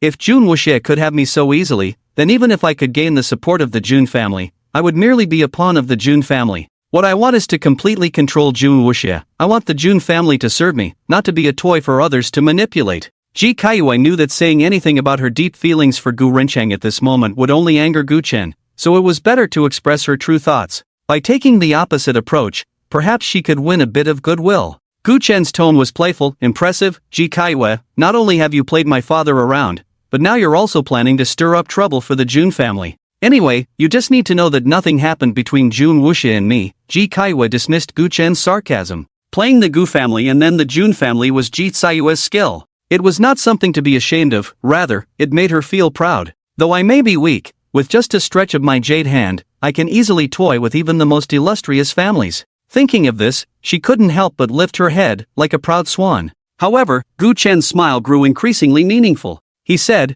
but the truth of the matter is often not important. What matters is the truth that I present to others. As long as the people of Jiangling believe that you and Jun Wuxie are having an affair, then you are having an affair. You. Ji Caiyue's phoenix eyes widened, her beautiful gaze almost shooting fire. Her delicate body struggled desperately. It seemed that if she weren't bound by ropes, she would surely pounce on Gu Chen and fight him to the death. Is it necessary to be this furious? Isn't this exactly what you did to me 5 years ago? Gu Chen looked at Ji Kaiyue coldly, speaking word by word. Slowly, Ji Kaiyue stopped moving. Yes, 5 years ago, it was under her manipulation that Gu Chen became the true culprit behind the Gu family's massacre, bearing an immense infamy. For 5 years, which Jiangling citizen mentioned Gu Chen without spitting on the ground and cursing him as scum. Now, retribution has come. She too would bear the infamy that did not belong to her. After a while, she looked at Gu Chen with resentment. Xiaofeng, you won't live for many days. Those who participated in the extermination of the Gu family back then,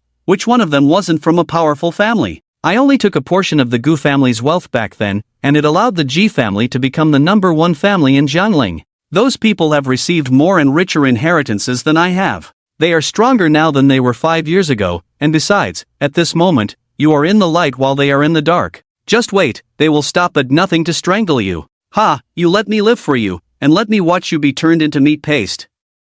Do you really think the enemy is in the dark while I am in the light? Gu Chen pulled out a cigarette and lit it leisurely. Back then, the Su family of Jiangling also participated in the extermination of the Gu family, am I right? Ji Kaiyue was taken aback. It had only been a day since Gu Chen caused a commotion at Finghua Pavilion. How could he have found out about the Su family so quickly? Ji Kaiyue, the good show has just begun, don't be anxious. You are both an audience and a performer. Don't you like acting? A month from now, the new Gu family cemetery will rise, and at that time, I want you to carry my father's coffin for me. When the time comes, in front of all the people of Jiangling, remember to act pitifully and shed a few more tears. Ji Caiyue's expression changed drastically. She cared most about her reputation, and Gu Chen not only wanted to ruin her reputation but also to make her appear in the public eye again.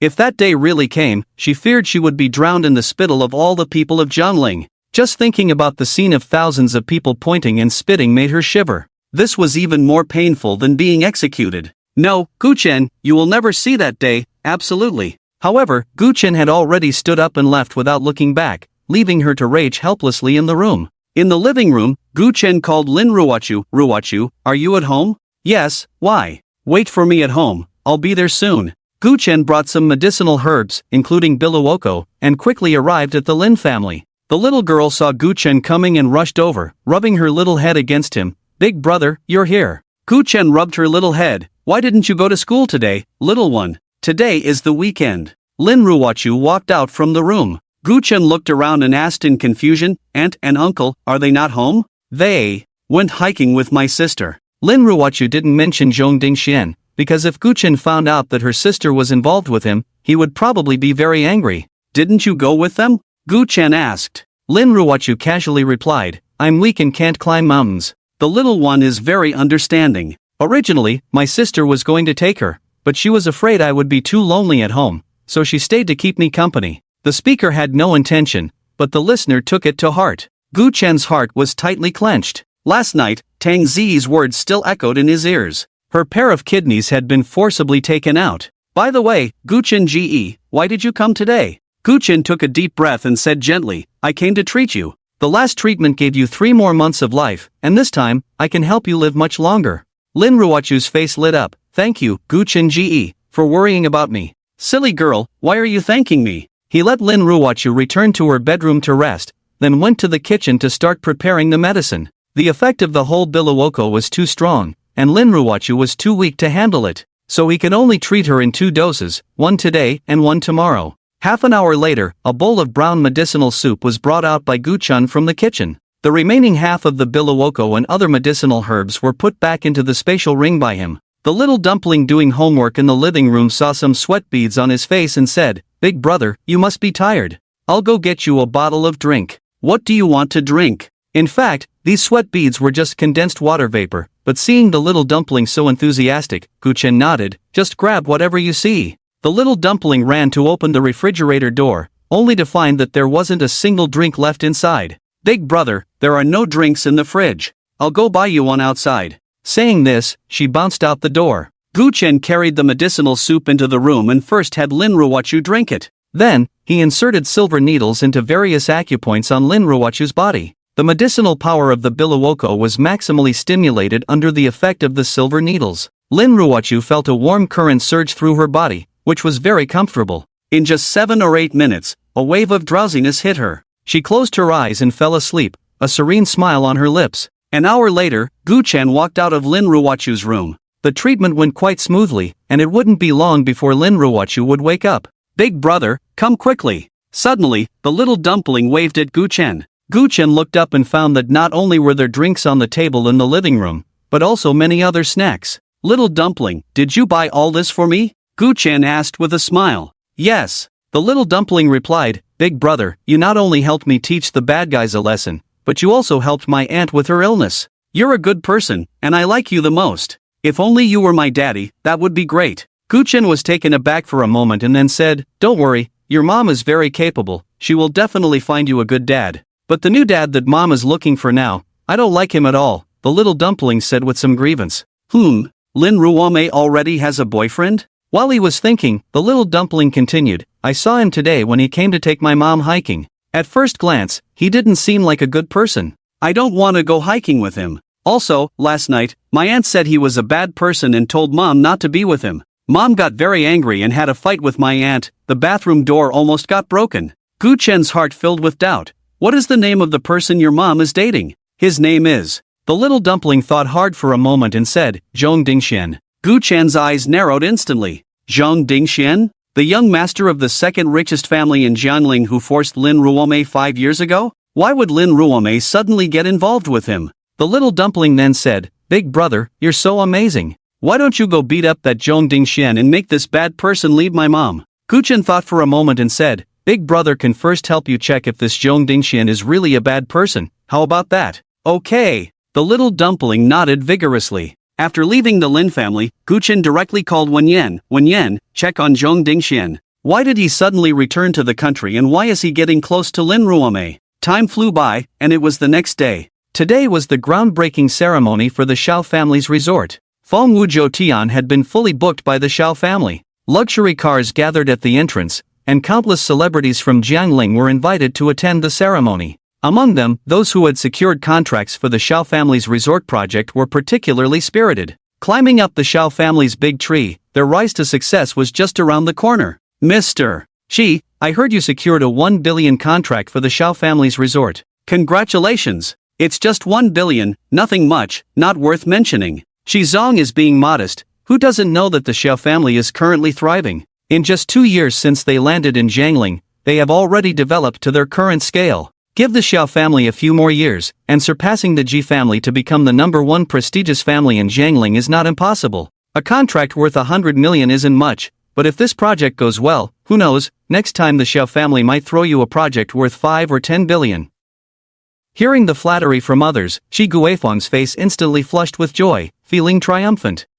Once we enter Fengwuzhoutian later, I must take some beautiful photos and send them directly to Wang Shueme on WeChat. Won't that old witch be furious? Lost in her delightful thoughts, she caught a glimpse of a familiar figure out of the corner of her eye. Oh, Wang Shueme, what are you doing here? Upon seeing Qi Guifang, Wang Shueme immediately raised her head, looking haughty. What? Just because you can come, I can't? Qi Guifang retorted sarcastically. Wang Shueme, is your brain not functioning? Today, Fengwuzhoutian has been booked by the Xiao family, you must know that, right? What? Are you planning to drag your family to the poor box at Fengwuzhoutian for a meal? To be honest, today you don't even have the qualification to enter Fengwuzhoutian. Lin Ruochu, who was beside Wang Shueme, shot a glare at Qi Guifang. Qi Guifang, are you looking for trouble again? You spent quite a bit to fix that tooth, didn't you? You! Remembering how she had been sent flying by Guchen 2 days ago, Qi Guifang felt a twinge of fear, but soon turned her anger into a smile. That's right, I do need a beating today.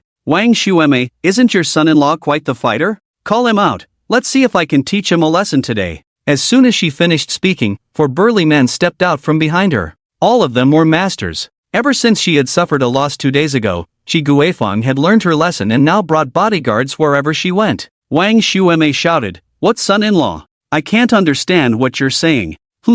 Didn't you say Guchen was your son-in-law 2 days ago? Why are you so eager to distance yourself now? At that moment, a voice rang out, if Guchen wants to be my mother-in-law's son-in-law, he has to be worthy of it. Qi Guifang looked up and was momentarily stunned, because standing next to Wang Shueme was actually the young master of Jiangling's second prestigious family, Zhang Dingshuan. Seeing her expression, Wang Shueme couldn't help but smile triumphantly. Exactly, Guchen wants to be my son-in-law, but I don't think highly of him. Dingshuan is my good son-in-law. After a pause, she continued, now you know why I'm here at Fengwuzhoutian, right? Let me tell you, my Lin family is about to soar. My son-in-law has already made arrangements with the Xiao family, directly making my Lin family a special partner for this resort project. All companies must prioritize sourcing from my Lin family, and that includes you, Qi Guifang. As soon as these words were spoken, a huge uproar erupted at the entrance of Fengwuzhoutian. Many people cast envious glances at Wang Shueme. It seems the Lin family is really about to take off.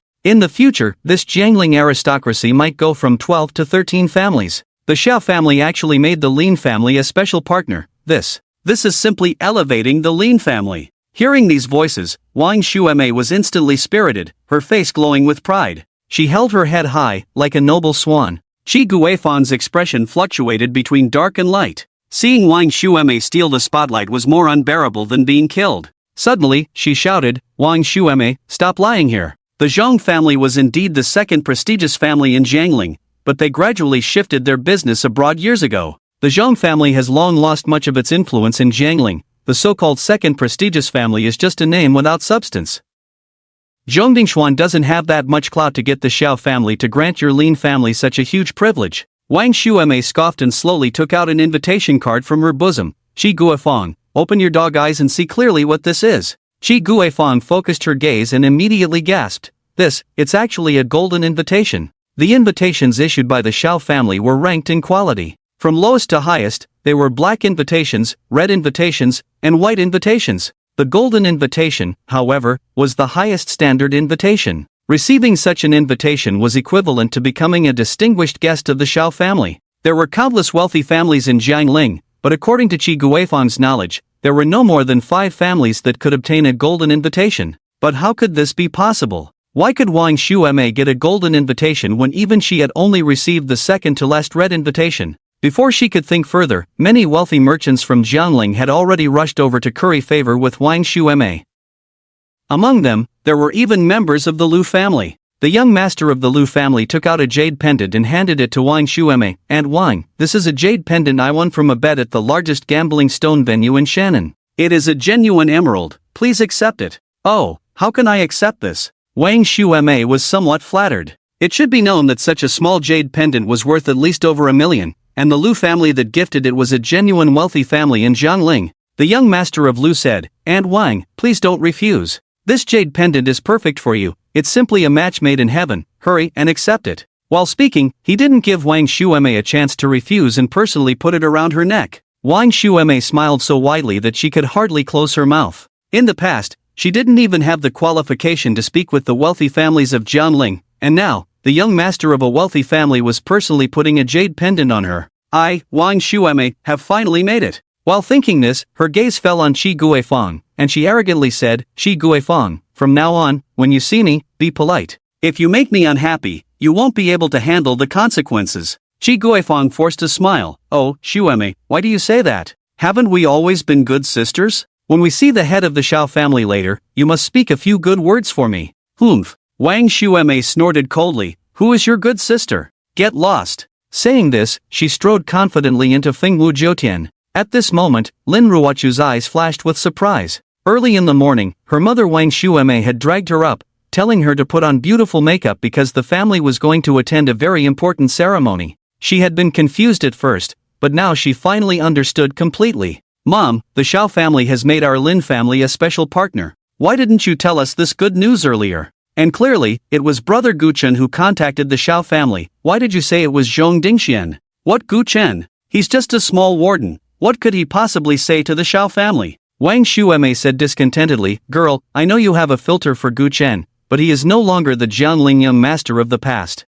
Wake up to reality." Lin Ruochu ignored Wang Shueme and instead glared at Zhong Dingxian. "It must be you." That day when brother Gu Chen was leaving, he clearly said he had already contacted the Shao family. "You really have no shame, just came back and stole brother Gu Chen's credit." Wang Shueme instantly exploded. "Ruochu, how can you speak like that? If it weren't for Ding Xian, our Lin family would be on the brink of bankruptcy. What kind of attitude is this? Apologize to Ding Xian immediately." Zhong Dingxian, however, said, "Aunt, I did make some mistakes in the past, and it's normal for Ruochu to have a prejudice against me. However, if I show her this, she will understand." He flipped his hand to take out his phone and open a video, which was the surveillance footage from that night at Fengwu Jiutian, capturing the entire process of Li Gaoming coming to deliver the invitation. After the video finished playing, Lin Ruomo spoke up. "Ruochu, the reason we kept this from you was to avoid a dispute. Now that you've seen the truth, you should understand that Gu Chen is just talking nonsense. You are too naive and too quick to believe him.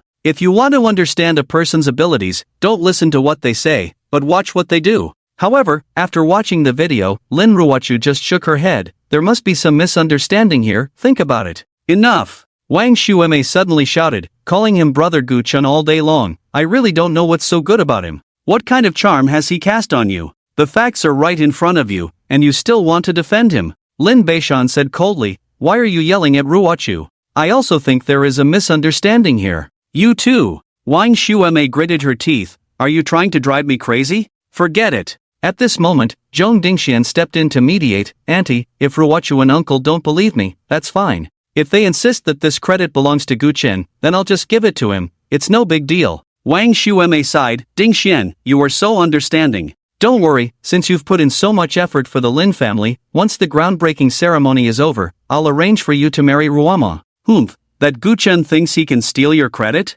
No way." Hearing this, Zhong Dingshuan's mouth stretched into a grin. "Ha, Gu Chen, 5 years ago, you targeted me in every way, and now it's my turn to step on your head. Don't worry, we'll settle our scores slowly. And as for Lin Ruochu, this naive girl, you trust him so much, huh? Just wait until I take over the Lin family and see how I mold this girl into my shape." The more he thought, the more Zhong Dingshuan's mind swayed. The Lin family's pair of sisters could be said to be stunning. If he played a double game with them, it would be simply exhilarating. Just as he was thinking, a commotion suddenly arose in the crowd. A graceful figure walked out from the Phoenix dance in the 9 heavens. It was Xiao Qianxue. Xiao Qianxue looked around and waved towards Wang Shueme. "Is that Aunt Wang? Come here, come here. I've been waiting for you for a long time." Wow! The young lady of the Xiao family actually came out personally to welcome the Lin family. The Lin family is really impressive. The wealthy gentleman of Jiangling, seeing this scene, cast envious glances at Wang Shueme and the others again. Wang Shueme's eyes widened, and she hurriedly said, "Dingxian, why didn't you tell me that Miss Xiao would come out to greet us? I'm completely blank right now and don't know what to say to her." Zhong Dingxian also frowned. When did I, Zhong Dingxian, become so important? You have to know that Xiao Qianxue is not only the daughter of the Xiao family but also a pillar of the nation, and for her to come out personally to greet us. Could it be that I am so handsome that Miss Xiao has developed feelings for me? It must be. Zhong Dingxian was quite confident in his looks. As he walked towards Xiao Qianxue with Wang Xueme and the others, he quietly reminded them, Auntie Ruoma, let me give you a heads up. We will be collaborating with the Xiao family for a long time, so please don't mention Gu Chen in front of Miss Xiao. Lin Ruochu interrupted. Why can't we mention him? Are you afraid of exposing yourself for stealing Gu Chen's credit? Zhong Dingxian replied. What kind of international joke are you making? I'm thinking of the Lin family. No matter whether Gu Chen has done anything wrong or not, his reputation is already in tatters. Miss Xiao is a top-notch research talent, a true pillar of the nation. Do you think someone like her can tolerate any sand in her eyes? What if she finds out about your connection with Gu Chen and refuses to cooperate with the Lin family anymore? As he spoke, they had already reached Xiao Qianxue, and everyone respectfully greeted her. Xiao Qianxue looked around but did not find Gu Chen, feeling a bit strange. Aunt Wang, I heard that your family has a good relationship with Gu Chen. Is that true? Wang Xueme was about to nod but suddenly remembered Zhong Dingshuan's reminder and quickly said, No, we are not familiar with Gu Chen. Xiao Qianxue was taken aback for a moment and then said, But I heard that your family used to have a good relationship with the Gu family. Lin Ruochu was about to speak when Zhong Dingxian interjected, That was ages ago. Gu Chen is a parasite and has committed countless atrocities. The Lin family has long severed ties with him. Xiao Qianxue's expression turned somewhat unpleasant as she looked at Wang Xueme and asked coldly, Is that so? Yes. We have long drawn a clear line with Gu Chen. He came back to Jiangling a few days ago and wanted to come to my house for dinner. How could I agree? I kicked him out without even giving him a drop of water. Wang Xueme said emphatically. After a long silence, Xiao Qianxue uttered two words, Very good.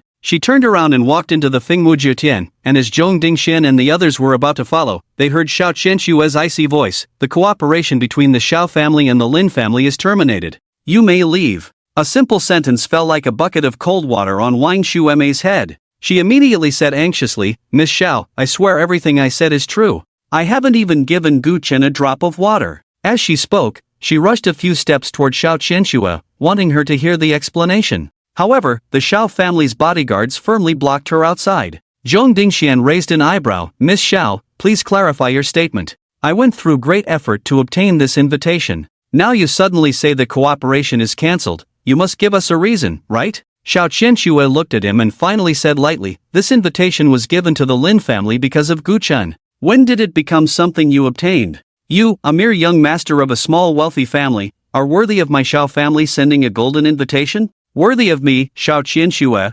personally coming out to welcome you? Do you think too highly of yourself? Zhong Dingxian stood there in shock, completely unable to believe his ears. This invitation was given because of Gu Chen? How could that be? He took a deep breath. Miss Xiao, if I did something wrong, you can tell me directly. Why use Gu Chen to humiliate me? I, the young master of Jiangling's second wealthiest family, if I can't obtain your Xiao family's invitation, how could a fallen waste like Gu Chen, a once great young master of Jiangling, have the virtue or ability to gain the Xiao family's favor? Miss Xiao, let me kindly remind you to take back your words. After all, Gu Chen is a parasite and a scoundrel, while you are a favored daughter of heaven, a pillar of the nation. If others misunderstand your relationship with Gu Chen, it will be a devastating blow to your reputation in future. Xiao Qianxue's chest heaved violently as she took a few steps toward Zhong Dingxian. With a frosty expression, she spoke each word clearly. Zhong Dingxian, listen to me clearly. Not only will I not sever ties with Gu Chen, but I will also be with him.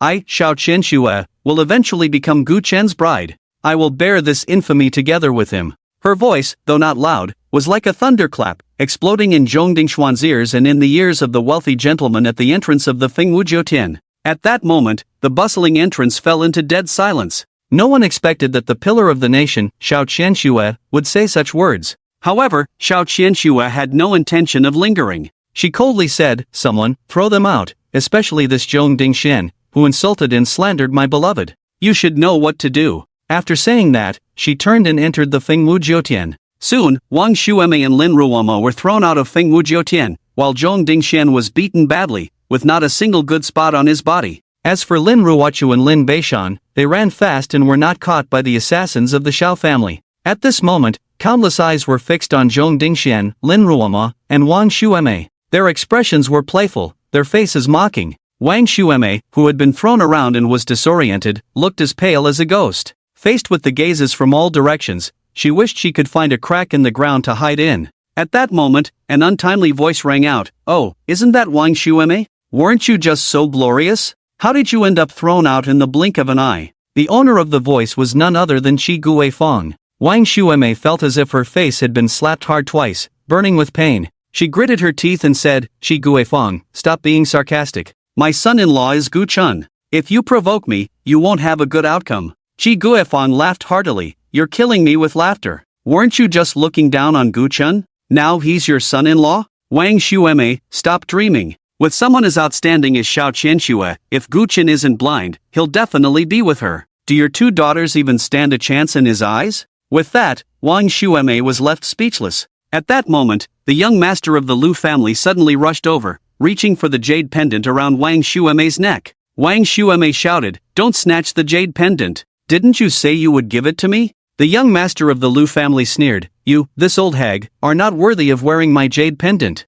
Even if I give it to a dog, it would be better than giving it to you." The jade pendant was snatched away, and Wang Shueme's neck was painfully choked, while Chi Guifeng took the opportunity to kick her twice. Watching her in such a sorry state, everyone burst into laughter. The mocking laughter pierced Wang Shueme's heart like a sharp knife. In an instant, her eyes dimmed. All her spirit seemed to be drained away at that moment. She sat on the ground, disheveled, and cried out loud. Why? Why did she not believe Gu Chen's words and instead trust Zhong Dingxian? If she had brought Gu Chen along today, or at least called to clarify beforehand, then she would have been basking in glory. Unlike now, not only had she lost the opportunity to cooperate with the Xiao family, but she had also become the laughingstock of countless people. At this moment, she regretted it deeply. But alas, there is no medicine for regret in this world. Inside the Yujing Houting, Ning Yushi had just finished making lunch and was about to call Gu Chen downstairs to eat when her attention was suddenly drawn to the content on the television. Hello, dear audience.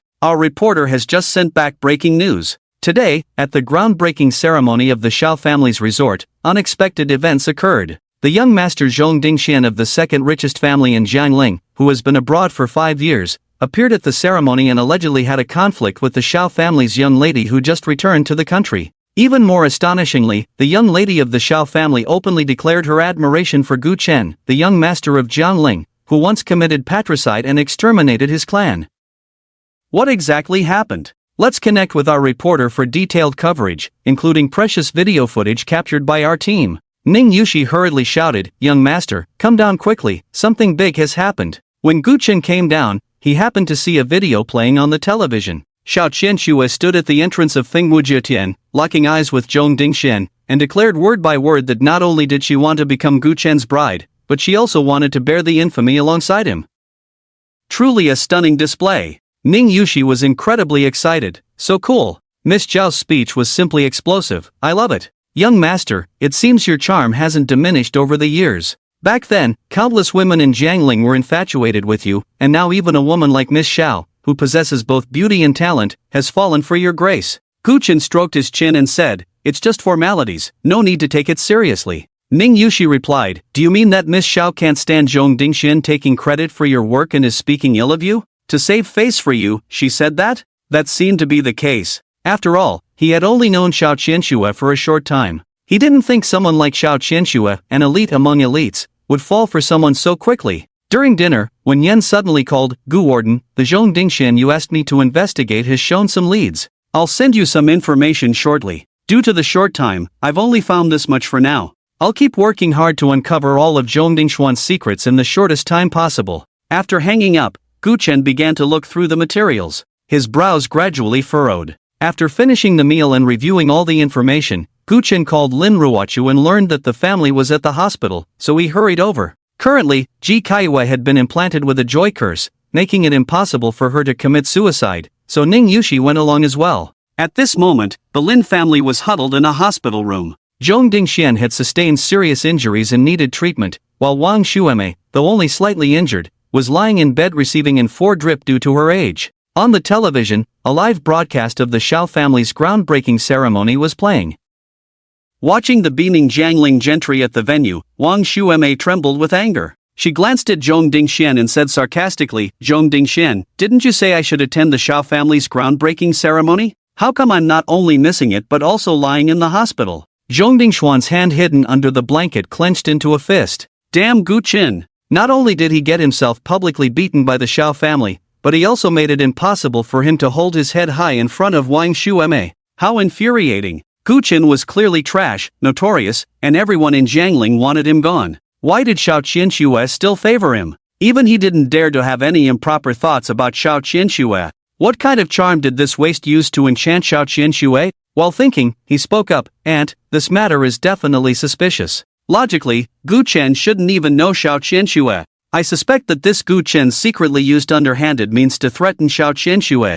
You should think about it. What kind of person is Shao Qianxue? How could she possibly take a liking to a useless young master like him? Wang Shueme cursed, shut your mouth. Gu Chen is a dragon among men, capable of shooting down fighter jets with a single sword. It's perfectly normal for Shao Qianxue to like him. As for you, it was one thing before, but now you still refuse to admit that Gu Chen is better than you and that you stole his credit? Zhong Dingxian scoffed, I've said it before, shooting down a fighter jet with a single sword is pure nonsense. Ah. Enough, Dingxian, say less. Lin Ruome interrupted him and then said to Wang Shueme, Mom, don't blame Dingxian. Regardless, his intentions are good. He's also trying to help the Lin family, and he got injured today. Wang Shueme snorted coldly, go turn off the TV, out of sight, out of mind. Lin Ruome stood up to turn off the TV, but Zhong Dingxian suddenly grabbed her. Wait, it seems the head of the Shao family has something to say. At this moment, Shao Ran, the head of the Shao family, stood on the first floor of Fengmujitian, facing countless Jiangling gentry and cameras, and began to speak. Everyone, you must have heard what my daughter said at the hotel entrance earlier. What I want to say is that you should know that Qianxue has always been devoted to academics and has been blank in matters of the heart, which is why she was deceived by Gu Chen's flowery words and said some inappropriate things. Rest assured, everyone, I have already reprimanded her, and she has deeply recognized her mistakes. I can also assure you all that I, Shao Ran, would never marry my daughter to the infamous Gu Chen. The hospital room fell into a dead silence. After an unknown amount of time, a thunderous laugh erupted from Zhong Dingxian. Ha ha ha, what did I say? Auntie, you saw it too, right? Shao Qianxue was deceived, which is why she said those nonsensical things. Humph, I said it, with that trash Gu Chen, as long as Shao Qianxue isn't blind, she could never like him. At this moment, he felt an immense sense of relief inside. His laughter grew even more unrestrained, to the point where tears streamed down his face from laughing. But just then, a cold voice came through. Zhong Dingxian, what is so funny? Why don't you share it with me? Everyone looked up to see Gu Chen and Ning Yushi walking in from outside. Zhong Dingxian stared at Gu Chen, a smile on his lips. Gu Chen, I was wondering how you dared to return to Jiangling. It turns out you plan to use the naive Shao Qianxue to climb up the towering Shao family tree. Unfortunately, Shao Qianxue is foolish, but the head of the Shao family is not. He stepped closer to Gu Chen. Since you no longer have the Shao family as your backing, then we should settle our accounts. 5 years ago, you ruined my reputation, forcing me to leave Jiangling. Today, I hope you kneel before me. If you do, perhaps I might spare your worthless life. Gu Chen looked at Zhong Dingxian with interest. You want me to kneel? That's right. Zhong Dingxuan's gaze was fierce. At this moment, I command you to kneel. Gu Chen was about to slap the arrogant Zhong Dingxian to death when suddenly, slap. Wang Shueme rushed over and slapped Zhong Dingxian across the face. How dare you speak to Gu Chen like that? Who do you think you are to make him kneel? Zhong Dingxian looked at Wang Shueme in disbelief. Auntie, are you out of your mind? You saw the live broadcast earlier, right? This Gu Chen deceived Shao Qianxue with sweet words. Wang Shueme shouted, if he can deceive Shao Qianxue with sweet words, then you should have the ability to deceive someone too. But you can't, all you can do is get beaten by Shao Qianxue. Zhong Dingxian, let me tell you, the Shao family giving up on Gu Chen is their loss. And you are not even worth a single hair on Gu Chen. Zhong Dingxuan's forehead throbbed with veins, and he was about to explode with anger. He couldn't understand why Wang Shueme was acting so out of character, protecting Gu Chen like this. Fine. Zhong Dingxian took a deep breath. Since the Lin family is protecting you so much, then for their sake, I won't hold you accountable for the past. Let's wipe the slate clean. Saying this, he stormed out angrily. But Gu Chen grabbed his shoulder. Did I let you go? You. Slap. Gu Chen's large hands suddenly pressed down. Boom! Zhong Dingxuan's knees crashed hard against the ground. The floor cracked. Blood flowed freely. Zhong Dingxuan's screams echoed throughout the entire hospital room. Lin Ruoma's pupils suddenly constricted, and she rushed madly to Zhong Dingxuan's side. "Gu Chen, are you crazy?" Ning Yushi said irritably. He was so arrogant earlier, demanding the young master kneel. Now the young master is just returning the favor. Lin Ruoma's eyes glistened with tears as she shouted angrily, but Gu Chen didn't actually kneel. Besides, even if he had to make Dingxian kneel, it shouldn't be this brutal. His knees are shattered. Gu Chen said calmly, "Lin Ruoma, I came here today to show you Zhong Dingxuan's true colors." As he spoke, he had Ning Yushi take out her phone and pull up the information that Wen Yan had found. As Lin Ruochu, Lin Ruome, and others gathered to review the information, Ning Yushi said, the Zhong family and Jiangling started laying out plans for the White Eagle Empire 4 years ago, with a massive transfer of assets. 2 years ago, Zhong Dingxian married the daughter of an oligarch from the White Eagle Empire, and they have not divorced to this day. Lin Ruome's eyes widened in disbelief. No, this is impossible. This information must be fabricated by you, Gu Chen, to deceive me. Gu Chen replied, Lin Ruome, I don't want to say harsh things, but you should know that you are already divorced and have a child. Zhong Dingxian is a wealthy heir. Why would he want to be with you? He is most likely just playing with you. Wake up. He wanted to say more, but Lin Ruome suddenly shouted, Gu Chen, I know Zhong Dingxian took your credit, and you're angry, but he didn't do it on purpose. He was thinking of the Lin family too. You're a grown man, is it necessary to be so petty? Besides, he has already paid the price for taking your credit. Why do you want to break his knees? Why do you want to slander Dingxian like this? Slap. Wang Xueme slapped Lin Ruome across the face. What Gu Chen said is true. Don't be with Zhong Dingxian anymore. This guy is married and still trying to seduce you. Break up with him immediately. Impossible. Lin Ruome covered her red face. Dingxian wouldn't lie to me. Gu Chen is the real liar. Why is he investigating Dingxian for no reason? He doesn't even know that Dingxian has returned to Jiangling. Mom, Big Brother is not a liar. At that moment, the little dumpling said in a childish voice, I asked Big Brother to investigate. Lu Xiaoduan, when did you learn to lie? Lin Ruome scolded sharply, her expression extremely angry. The little dumpling shrank her head, feeling wronged and dared not speak again. Gu Chen coldly stared at Lin Ruome. I reminded you out of respect for your sister Lin Ruochu. Since you won't listen, I won't waste my breath on you. In the end, you'll be the one getting played, not me. After saying that, he turned and left. Ning Yushi glanced at Lin Ruome. What a foolish love-struck brain. Don't end up being sold by the Zhong family and still smiling while counting the money. At that moment, Lin Ruochu chased after him. Gu Chen, don't worry, I will definitely persuade my sister not to get involved with Zhong Dingxian. Wang Xueme also said, that's right, if that Zhong guy dares to bother my daughter again,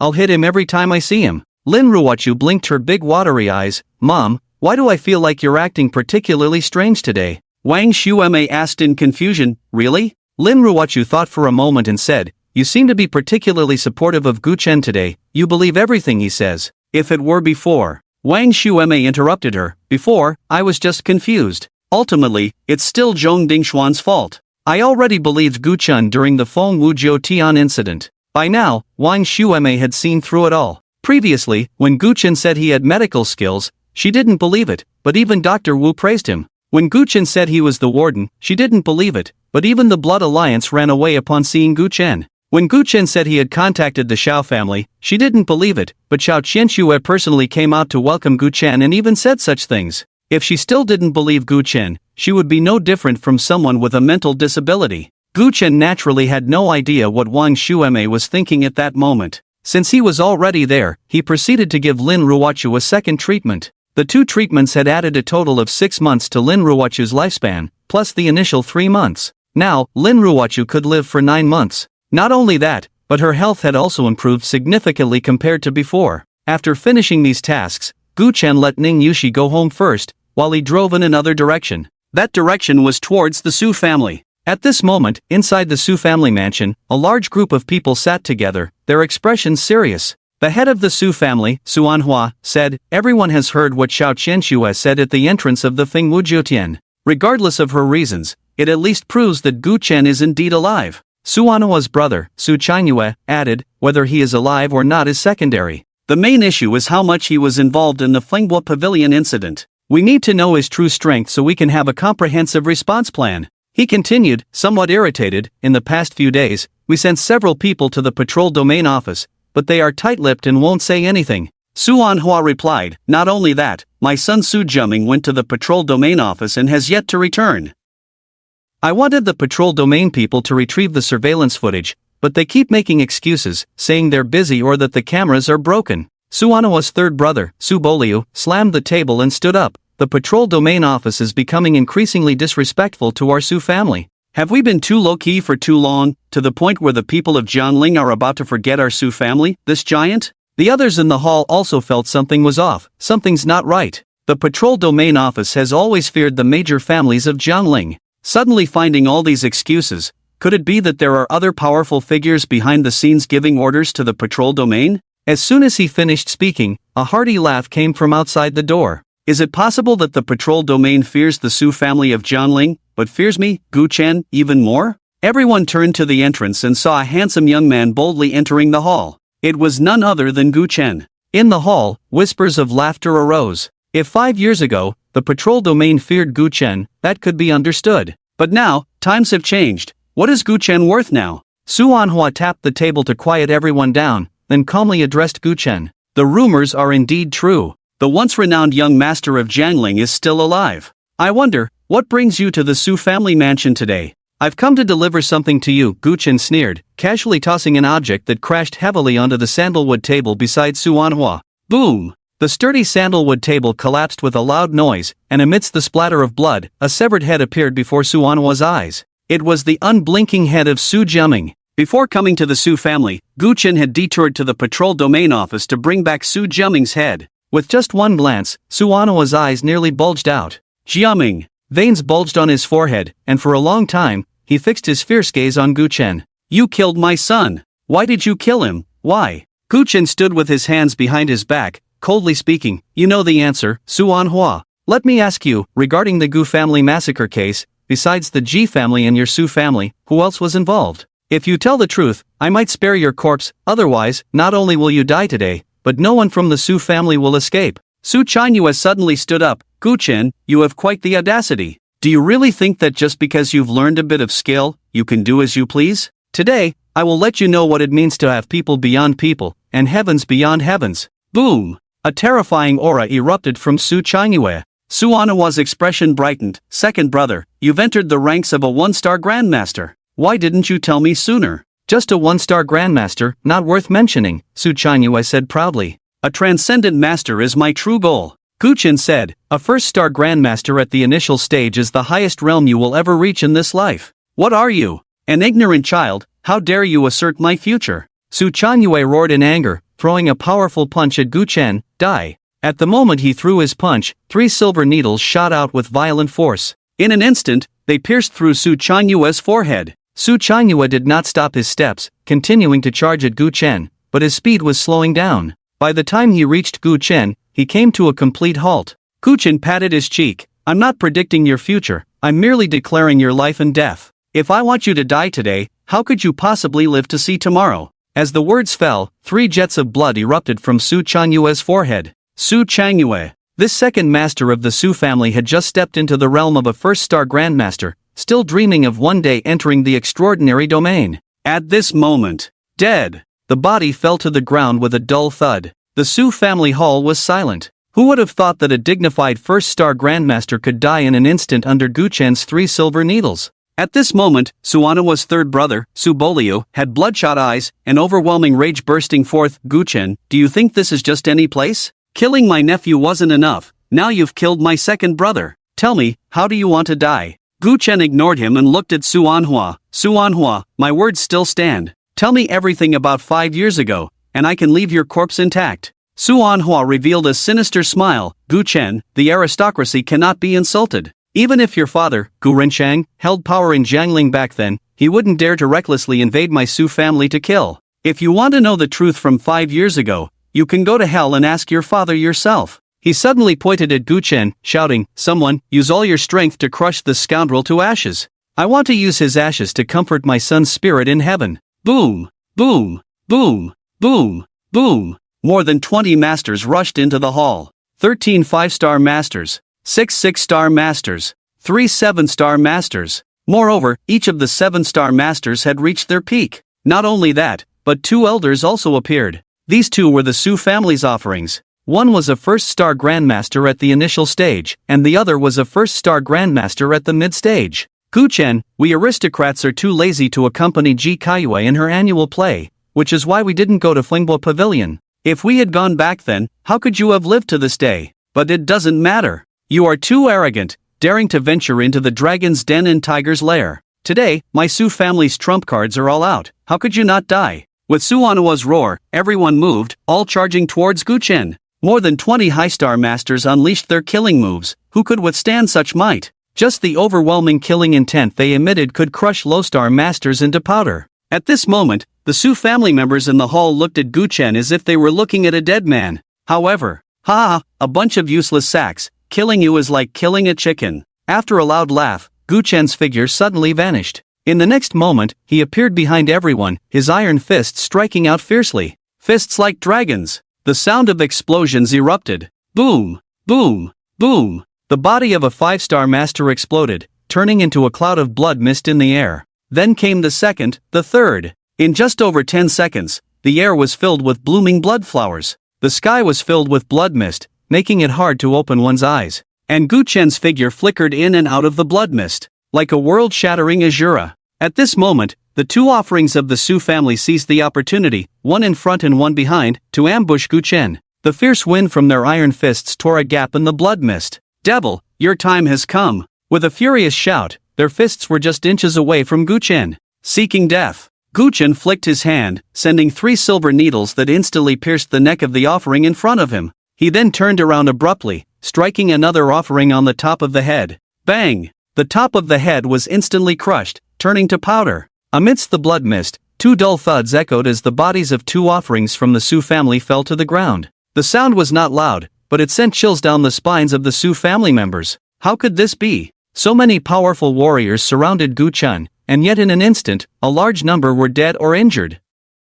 What a joke! Among them were 2 one-star grandmasters, who had been in that realm for many years, far beyond the likes of Su Changyue, who had just stepped into the one-star grandmaster level. Why had Gu Chen become so formidable in just 5 years? As everyone was lost in thought, Gu Chen stepped out of the blood mist, advancing step by step towards Su Anhua. At that moment, Su Anhua was terrified and turned to flee. Quick, stop Gu Chen. Everyone, block Gu Chen. He ran frantically towards the hall, just as he collided with someone. It was a lean young man who frowned. Father, why are you running so fast? What happened? Su Anhua grabbed him and ran. Xingyun, run. Gu Chen has come back. I don't know why he has become so strong. He has already killed many of our Su family. Even the 2 offerings we temporarily hired have been slain by him. Upon hearing this, the young man's eyes instantly filled with overwhelming battle intent. Is that so? Just in time, I just broke through. I want to see if this Gu Chen can withstand even one of my moves. Boom! Su Qingyun erupted with supreme pressure.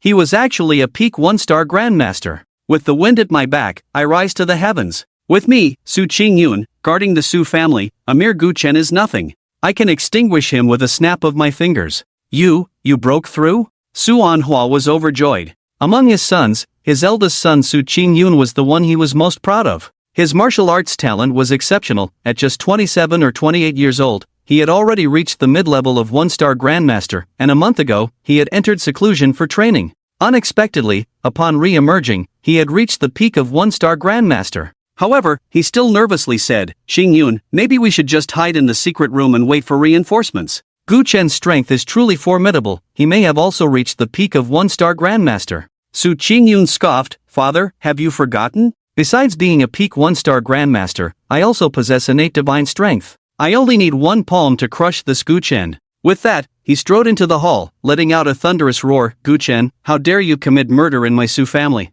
You will die without regret. What, are you here to die too? Gu Chen asked with a smile. The one who will die is you. Su Qingyun moved, already reaching a corner of the hall. With a clap of his hands, a large cauldron in the corner rumbled. He grasped one corner of the cauldron and lifted it effortlessly. Gu Chen, this dragon whisker colorful phoenix cauldron is the treasure of my Su family. Today, dying beneath this cauldron will be your honor. Everyone gasped in shock. The 3,000 gene cauldron seemed like a toy in Su Qingyun's hands. Today, even if Gu Chen were not crushed by the cauldron, it would be hard for him to survive in Su Qingyun's hands. In the next moment, Su Qingyun's muscles bulged, his energy surged, and he released the cauldron. Gu Chen, die for me. Boom! The cauldron, carrying terrifying might, smashed towards Gu Chen. However, Gu Chen not only did not evade but kicked out as the cauldron approached. Clang, a huge and resonant sound exploded in everyone's ears. They felt a sharp pain in their eardrums. The dragon-beard colorful phoenix cauldron shot out at an incredibly terrifying speed. Su Qingyun's expression changed drastically. He wanted to dodge but was simply too late. Boom! His body was directly slammed into the wall by the massive cauldron. The wall cracked like a turtle shell. The 3000 gene dragon beard colorful phoenix cauldron was firmly embedded within the wall. Blood dripped down, falling onto the ground. Su Qingyun looked down at his body, which was smashed to a pulp. It seemed he couldn't believe it all. I am the pride of the Su family, why can't I even withstand a single move from Gu Chen? His thoughts came to a sudden halt at that moment. In just a few seconds, his gaze lost all its brilliance. Su Qingyun. This pride of the Su family had reached the peak of a one-star grandmaster at the age of 28, and he was born with divine strength. Given time, he would become an unparalleled weapon for the Su family in expanding their territory in Jiangling. Today, dead. Gu Chen's gaze did not linger on Su Qingyun but instead looked deeper into the hall. At this moment, Su Anhua had vanished without a trace. He raised an eyebrow and casually grabbed a younger member of the Su family. What's your name? The young Su family member trembled in fear, his legs going weak. I. Su Lin. I don't want to waste time looking for Su Anhua, you should know where he's hiding. Lead the way. Su Lin dared not defy Gu Chen's orders and quickly led the way. As Gu Chen raised his hand, he shot out 30 silver needles, piercing the bodies of 10 younger members of the Su family present. Stand here and don't move, or you'll die. He then followed Su Lin deeper into the hall. Once he left, the 10 younger members of the Su family exchanged fearful glances. Should we run while this monster isn't here? Didn't you hear him say that if we run, we'll die? Do you believe everything he says? He's clearly trying to scare us. If you're not running, I am. As he spoke, one of the younger members of the Su family dashed toward the door. Seeing him about to escape, the others were momentarily tempted. But just as this young member stepped outside, bang! His body exploded, turning into a mist of blood. Gu Chen's yin-yang divine needle could save lives, but it could also take them. The other 9 younger members of the Su family gasped in horror, losing all courage to flee. At this moment, inside the Su family's secret chamber, Su Anhua and Su Boliu exchanged a glance, both seeing a hint of fear in each other's eyes. This Gu Chen is just too perverse. Su Boliu took a deep breath and spoke. Su Anhua said, it's fine, with Qingyun holding him off outside, our priority is to quickly seek help from other families and have them send people to subdue Gu Chen. Su Boliu nodded in agreement. What you said is absolutely right. This Gu Chen is too terrifying. Although Qingyun is powerful, he can probably only suppress Gu Chen, but killing him is quite difficult. As he spoke, he took out his phone. Just then, the door to the secret chamber slowly opened. What's going on? Su Boliu was startled. Could it be that Gu Chen has already chased us here? Su Anhua replied, how could that be? Gu Chen doesn't know the password to the secret chamber door. It must be that Qingyun killed Gu Chen and has come back to report good news. A voice sounded, Father, Father. The speaker was none other than Su Lin. So it's little Lin. Su Anhua breathed a sigh of relief, as his second son, Su Lin naturally knew the password to this secret chamber. What's the situation outside? Su Lin swallowed hard. Big brother is dead. What? Su Anhua's eyes widened in disbelief. Su Qingyun was the trump card of the Su family. How could he have died at Gu Chen's hands in such a short time? How is that possible? Little Lin, don't joke with me. If Qingyun is dead, how could Gu Chen not have chased after us? Su Anhua, how do you know I didn't come? A voice rang out from behind Su Lin. Gu Chen stepped forward slowly, hands clasped behind his back, standing before Su Anhua. Now, can you tell me everything about the Gu family from 5 years ago? I'll tell you, 5 years ago. A sinister smile suddenly appeared on Su Anhua's face as he stepped back, shouting, I said you bastard, Su Lin, what are you waiting for? Bang bang bang bang bang. 5 gunshots rang out, almost in sync with Su Anhua's furious roar, instantly closing in on Gu Chen's back. Su Anhua laughed loudly, Gu Chen, you're still too young to fight me. With just a glance, my son knows what to do. Hee, want to know the truth from 5 years ago? Go to hell and ask your good father. Is that so? Gu Chen replied coldly. The Nian Nu Jiao suddenly gripped in his palm, turning it back towards the rear. Clang clang clang clang clang. 5 bullets struck the Nian Nu Jiao, sparks flying. Gu Chen sharply slapped the back of the sword. The 5 bullets flew back, instantly piercing into Su Lin's body. Everything happened in the blink of an eye. Su Lin didn't even make a sound before collapsing into a pool of blood. He was dead beyond recovery. Su Anhua looked at Gu Chen in terror. How could this be? How did that sword suddenly appear in his hand? How could his reaction be so fast? Su Lin was standing right behind Gu Chen, ready to strike, and the bullets left the chamber in less than a second, capable of killing Gu Chen. But Gu Chen actually reacted in time. What kind of monster is this? But then, boundless grief and anger overwhelmed him, and he roared, Gu Chen, you beast, all 3 of my sons have died at your hands. Even if I become a ghost, I won't let you go. Gu Chen's expression remained calm. Su Anhua, from the moment I stepped through the door, I told you to honestly confess, yet you refused to listen. Su Changyue, Su Qingyun, Su Lin, they did not die by my hand, but by your arrogance. Su Anhua opened his mouth but didn't know what to say. A wave of regret surged through his limbs. Why? Why didn't he listen to Gu Chun from the start and reveal the truth of that year? If he had, perhaps his brother, his son, wouldn't have had to die. And what about those masters the Su family had cultivated over the years? Couldn't they have been spared? At that moment, Gu Chen's voice came again, Su Anhua, tell me everything about the Gu family massacre 5 years ago. If you satisfy me with your answer, I might just let those younger members of the Su family in the hall go. Su Anhua fell silent for a moment, a trace of malice flashing across his face, suddenly raising his hand and striking his own crown fiercely. Slap! Blood gushed out. His eyes glared at Gu Chen with resentment. Gu Chen, you've destroyed my Su family's century-old foundation, and you still dare to seek the truth from me? Fine, I can tell you, but you have to come to hell to ask me. Ha ha ha ha. His laughter was sharp and piercing, the whole person appearing mad. A few seconds later, his laughter ceased, and he collapsed into a pool of blood. Dead. Gu Chen frowned. Even he hadn't expected Su Anhua to disregard the lives of his clan and choose to take his own life. He looked at Su Bolio, 7 silver needles instantly piercing into the other's body. Speak the truth of that year, or I'll make you wish for death. The extreme pain twisted Su Bolio's face. I don't know much about what happened back then, it was all handled by my elder brother. I only know that after the Gu family was exterminated, my brother had a honeymoon period with the Sun family.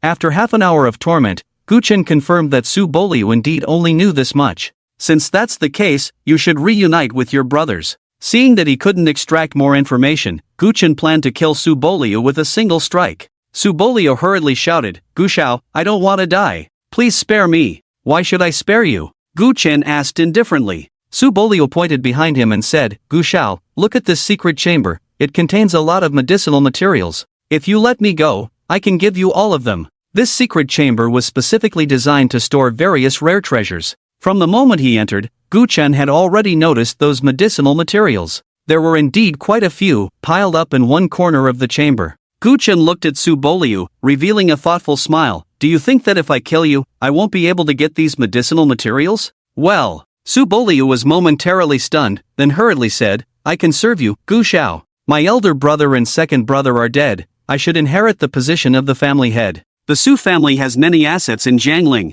and several companies as well. I can give you half of the profits every year. In order to save his life, Su Bolio was willing to risk everything. Gu Chen thoughtfully stroked his chin, and after a while, he had made up his mind. Su Bolio, I hope you can be a good dog. With that, he allowed Su Bolio to leave the secret chamber first, then waved his hand, storing all the medicinal materials in the space ring. When he arrived in the main hall, Su Bolio was already there, welcoming Gu Chen with the remaining younger members of the Su family. Gu Chen said, Su Bolio, since you have become my dog, I will give you your first task. Just give the orders, master. Su Bolio replied with vigor. Rebuild the Gu family residence, and also, on the peak of Maishan, construct a cemetery. I want to bury the souls of the Gu family. After that, he planted 3 silver needles into Su Bolio and the younger members of the Su family. Do not try to cheat or play tricks. If you do well, I can spare your lives. But if you dare to escape Jiangling halfway, death is the only path that awaits you. After finishing these tasks, Gu Chen walked to the wall, grasped the ear of the Longshu Kaifengding, and with a surge of muscle, pulled the 3,000-pound cauldron out of the wall. He held the large cauldron and strode out of the Su family. When he reached his car, he mentally summoned the giant cauldron into the space ring. This trip to the Su family had indeed yielded significant gains. The mastermind Su Anhua had been dealt with. Although he had not uncovered the entire truth from 5 years ago, at least he had some clues. The Sun family of Jiangling would be his next target. The Longshu Kaifengding was a treasured heirloom of the Su family, but the Su family did not know how to use it, treating it merely as an antique for display in the hall. In reality, this cauldron was an excellent choice for alchemy. The medicinal materials accumulated in the Su family's secret chamber for 100 years had also been completely swept away. As for the surviving members of the Su family, he had no intention of killing them all today. These people would be like Ji Kaiwe. In a month, at the memorial ceremony he presided over, they would carry the coffin for the souls of the Gu family. After returning to Yujing Haoding, Gu Chen briefly recounted his trip to the Su family to Ning Yushi. Ning Yushi curiously asked, "Young master, why did you choose to build the new Gu family cemetery on Maishan?" Gu Chen intertwined his fingers and said solemnly, "My father liked the environment there." The night before the Gu family's incident, Gu Chen's father had taken him to Maishan. He said that this would be his next project, to build a large summer resort there, and that they would come often in the future. Since his father liked it, he would bury him at the peak of Maishan, forever accompanied by the green mountains and clear waters. At the Xiao family villa, Xiao Qianxue was continuously knocking on the door from inside her room. "Father, you've kept me locked in since noon. Are you not going to let me leave the room? How long do you plan to keep me locked up?" The door swung open, and Xiao Ran stood at the entrance, his face cold and indifferent. "As long as you promise me to have no further contact with that Gu Chun, I will no longer interfere with you." "That's impossible," Xiao Qianxue rejected without a second thought. "You!" Xiao Ran's forehead throbbed with veins. "What's so good about this Gu Chen? Don't you know he killed his father and wiped out his clan, yet you still get involved with him?" "He told me he didn't kill his father or wipe out his clan. It was all a scheme by Ji Kaiwe," Xiao Qianxue replied. Xiao Ran snorted coldly. "You believe everything he says? Besides, even if it were Ji Caiyue's scheme, the key is how the world views Gu Chen. You are the pillar of the nation and will be entering the Longdu Academy of Sciences. Being with someone like him will ruin your reputation." Xiao Qianxue shrugged it off. "So what? Why do you care so much about the world's opinion? Gu Chen has never cared about these things." "Oh," Xiao Ran said, "if he doesn't care so much, then why did he ask you to help cover up the crimes of Fengbo Pavilion?" The Xiao family has spent so many resources these past few days to help him suppress everything related to Fengbo Pavilion. "Do you think I'm deaf and blind, unaware of this?" Xiao Qianxue said, "He never forced me, I willingly did this, and everything he did at Fengbo Pavilion was for revenge." All right, Xiao Ran laughed in anger. "Since it's not a crime but a righteous act, then I see no need to hide it." "Just right, after the ceremony at noon, I will have Li Gaoming withdraw all the resources of the Xiao family. In 3 to 5 days, Gu Chen's feats at Fengbo Pavilion will reach the ears of every person in Jiangling." "Dad, how can you do this?" Xiao Qianxue was somewhat angry, her voice raised significantly. "Didn't you say Gu Chen doesn't care about the world's opinion? Didn't you say everything he does is just for revenge? I'm helping you spread Gu Chen's good name. But, if possible, it would be better to wait until the truth comes to light before releasing the news. Moreover, Gu Chen told me that it wasn't just the Ji family that destroyed the Gu family back then. The less news that leaks out about Fengbo Pavilion, the better it can hide Gu Chen's strength, which is also very beneficial for his revenge." "Revenge?" Xiao Ran scoffed. "Do you know what Gu Chen has done?" "According to reliable information I have received, he not only killed Ji Kaiwe but also the young master of the Di Chamber of Commerce, Hinata Huanai, killed the elder of the Jiangling Martial Alliance, and even killed Jun Wuxi of the Zhang Jun family. Any one of these forces could easily wipe out Gu Chen." Xiao Qianxue was somewhat stunned. That day, she hadn't asked about the details of Fengbo Pavilion at Gu Chen's home and had no idea he had killed so many prominent figures. Suddenly, she panicked. The Di Chamber of Commerce, the Zhang Jun family, each one was a colossal entity. If those people learned of Gu Chen's actions and came to settle accounts, then Gu Chen would surely be doomed. "Father, how can you do this? Knowing that the news of Fengbo Pavilion leaking out will put Gu Chen in great danger, you still do this?" "No, I must see Gu Chen immediately and have him leave Jiangling at once." Now that the news was unsealed, those powerful forces would undoubtedly take action, and there was little time left for Gu Chen to escape. "Don't even think about it," Xiao Ran said sternly. Hearing her father's resolute refusal, Xiao Qianxue knelt on the ground with a thud. "Father, I beg you, Gu Chen once saved my life. Haven't you always taught your daughter to be grateful?" "You!" Xiao Ran was furious. "It's precisely because he saved your life that I turned a blind eye when you helped him. Who knew you would be so infatuated with him? Look at what you've become. For a Gu Chen, you're out there spouting nonsense and kneeling in front of me. Is this still the Qian Shui I know? I fear that if I let you see that Gu Chen again, you might just elope with him." With that, he waved his sleeve and shut Xiao Qianxue away again. Li Gaoming cautiously said, "Sir, if you do this, the young lady might hate you." Xiao Ran closed his eyes and remained silent for a while before saying, "Let her hate me. I can't allow my outstanding girl to get mixed up with a pile of filth in a gutter. I don't know what kind of love potion Gu Chen has fed Qianxue to make her so devoted to him, but it doesn't matter, Gu Chen won't live much longer. Give Qianxue 3 to 5 months, and she'll naturally be able to move on from this relationship. Late at night, Xiao Qianshue's room was opened, and Li Gaoming entered with steaming hot food. Miss, you haven't eaten anything for a day. Please eat a little. Xiao Qianxue turned her head. Uncle Li, can you give me my phone? I want to call Gu Chen. At that moment, her face was haggard, and her eyes were red and swollen, not knowing how many tears she had silently shed. Li Gaoming sighed. Miss, please don't make it difficult for me. The master doesn't allow it. Xiao Qianxue fell silent, biting her thin lip, and tears streamed down her face again. Li Gaoming shook his head helplessly, placed the food on the table, and turned to leave. Time passed, and it was dusk the next day. Li Gaoming entered Xiao Qianshue's room again, and every meal he brought had not been touched. The room was dark, and with the light filtering in from the corridor, he saw a small figure curled up in the corner. Sigh, miss, why do this to yourself? If you don't eat, your health will collapse. Xiao Qianxue looked up at Li Gaoming. After 2 days without food or water, her complexion was sickly pale, and her once rosy lips had lost all color.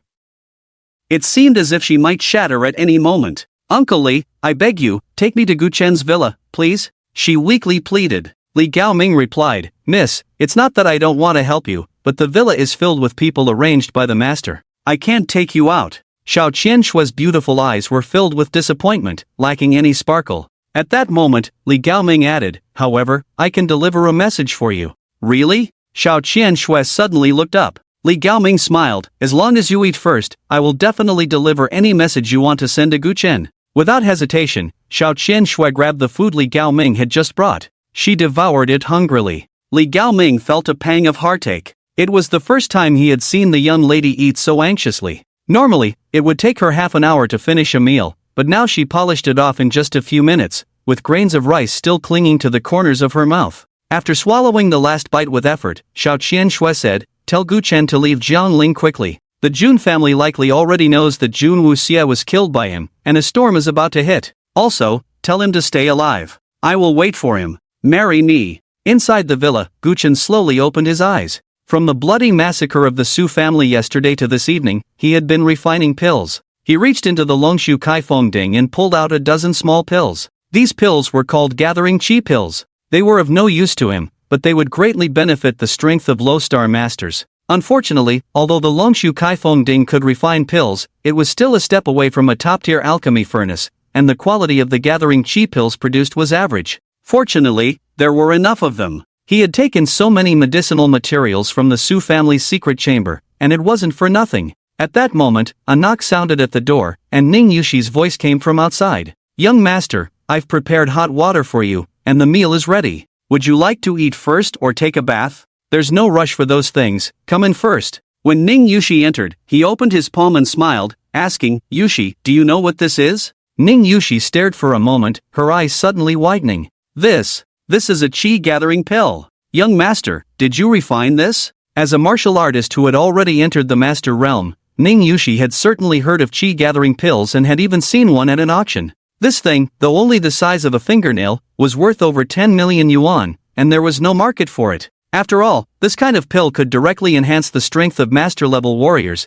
and every time it appeared, countless martial artists would fight over it fiercely. Come, eat all these chi-gathering pills. Gu Chen instructed Ning Yushi to sit in front of him. Ah, this is too much, such a precious thing. Ning Yushi's heart raced. For a martial artist, a single chi-gathering pill was a rare treasure, and now the young master wanted her to eat more than a dozen at once. It would be a lie to say she wasn't tempted, but she also felt she wasn't worthy of it. Gu Chen said, no matter how precious a pill is, it was refined for people to consume. Besides, with you by my side, you will inevitably encounter danger. I don't want to come home one day and find you half dead. Ning Yushi felt warmth in her heart and stopped hesitating, taking the more than a dozen pills and directly putting them into her mouth. In no time, a violent energy began to rampage within her body. The pain made her face turn pale. Her back was soon drenched in cold sweat. Although chi-gathering pills were good, one could only take one at a time, and there needed to be at least a half-month interval before taking another.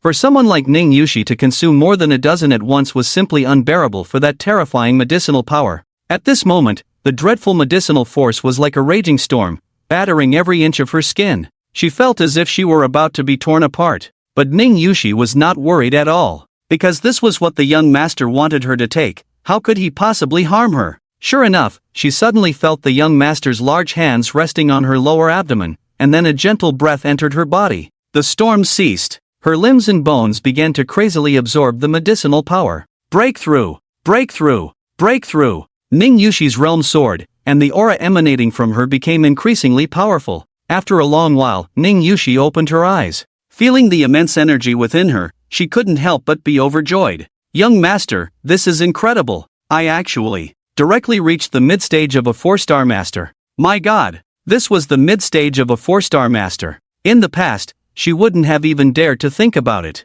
Gu Chen smiled and said, this is just the beginning. When I suppressed the medicinal power in your body earlier, I also helped you clear your meridians a bit. It will be much easier for you to cultivate in the future. At that moment, there was a knock at the door. Li Gaoming had arrived. Upon seeing Gu Chen, he didn't engage in much small talk and simply said, the Xiao family has withdrawn all resources and will no longer block the news of the Flinghua Pavilion incident. The Jun family from Shanghai and the Die Chamber of Commerce could come for your head at any time. The young lady is worried for your safety and hopes you can leave Jiangling as soon as possible. Gu Chen was taken aback. He had previously wondered why the news in Jiangling had been so quiet after the Flinghua Pavilion incident, and now he understood that Xiao Qianxue had put in a lot of effort behind the scenes. Seeing Gu Chen's reaction, Li Gaoming assumed he was considering where to escape and was about to mention Xiao Qianxue's second instruction. But he heard Gu Chen calmly say, in this vast world, who could take my head? Go back and tell your young lady not to worry about me. Li Gaoming sighed inwardly.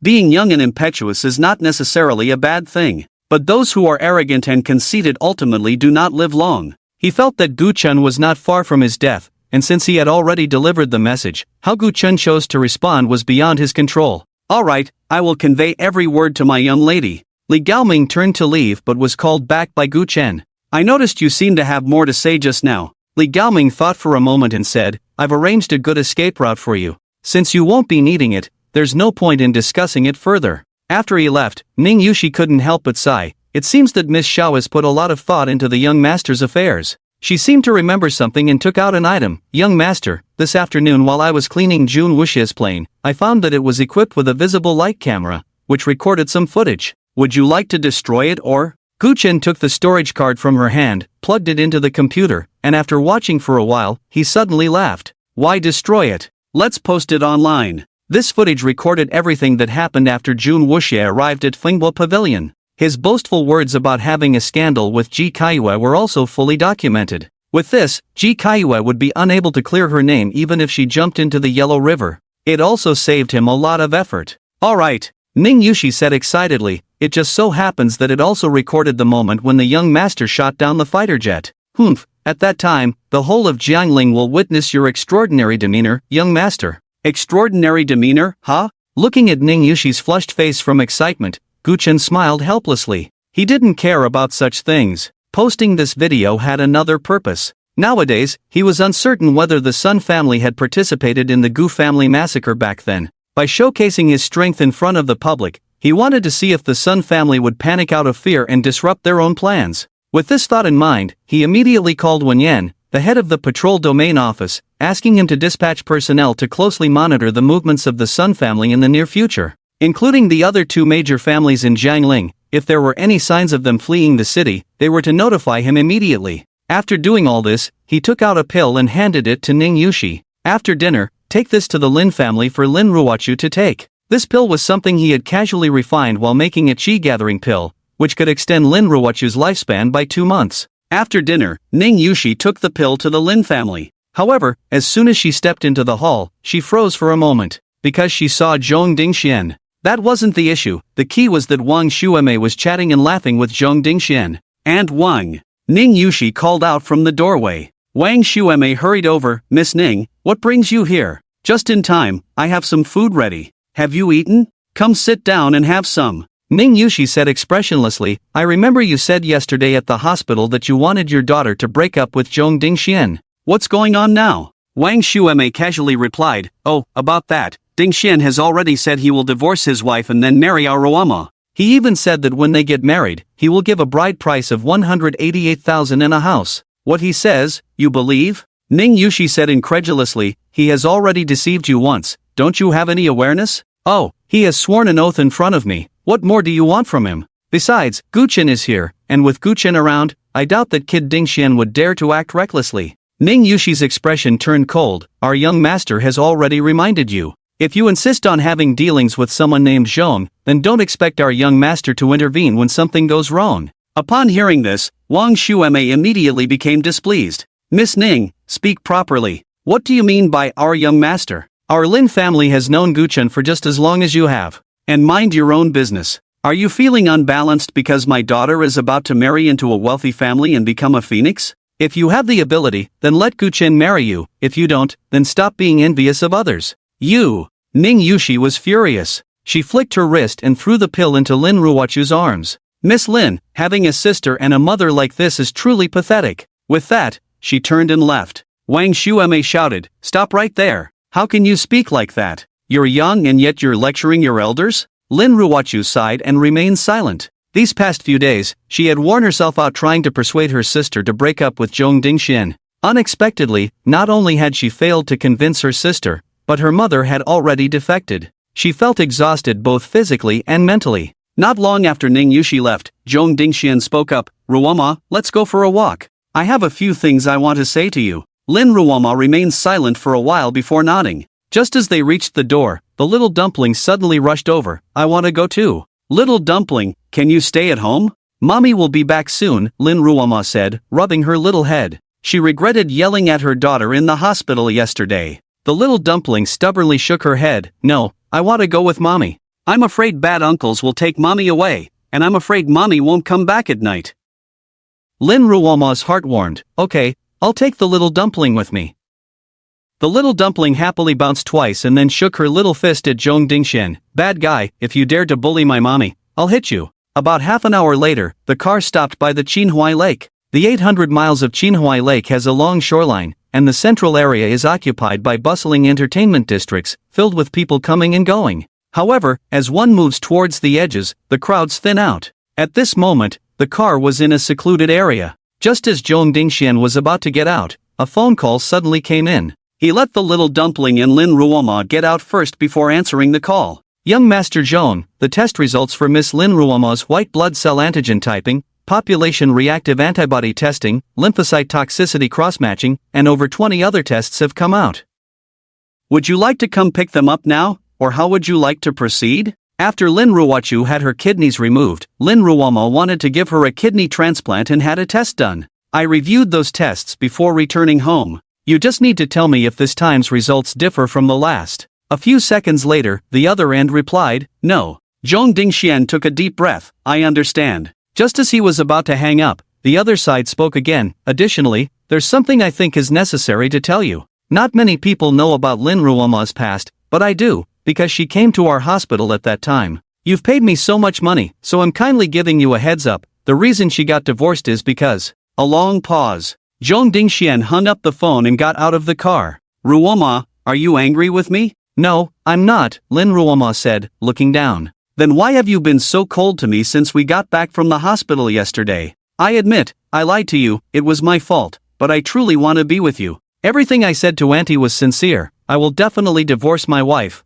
Please believe me." Lin Ruoma remained silent for a long time, not saying a word. Seeing this, Zhong Dingxian immediately knelt on one knee. "You know, 5 years ago I made a mistake and was publicly punished by Guchen, forcing me to leave Jiangling. After that, my family followed me overseas, but developing abroad is incredibly difficult. If I hadn't married that woman, my entire family might not have made it to today. However, in my heart, I have always had you, otherwise, I wouldn't have done such a foolish thing 5 years ago. Today, 5 years later, my love for you remains unchanged. Rest assured, I will divorce that woman." He took out a ring. "This is a ring from Nyoyu, the largest jewelry store, with only 200 pieces limited worldwide. Before I returned to the country, I put in a lot of effort to get it. Ruoma, do you want to wear it? The moment I saw this ring, I thought it really suits you." Lin Ruoma was somewhat moved. "Dingxian, I already have a child. Is it really worth it for you to do this?" Zhong Dingxian replied, "I told you long ago that I don't mind.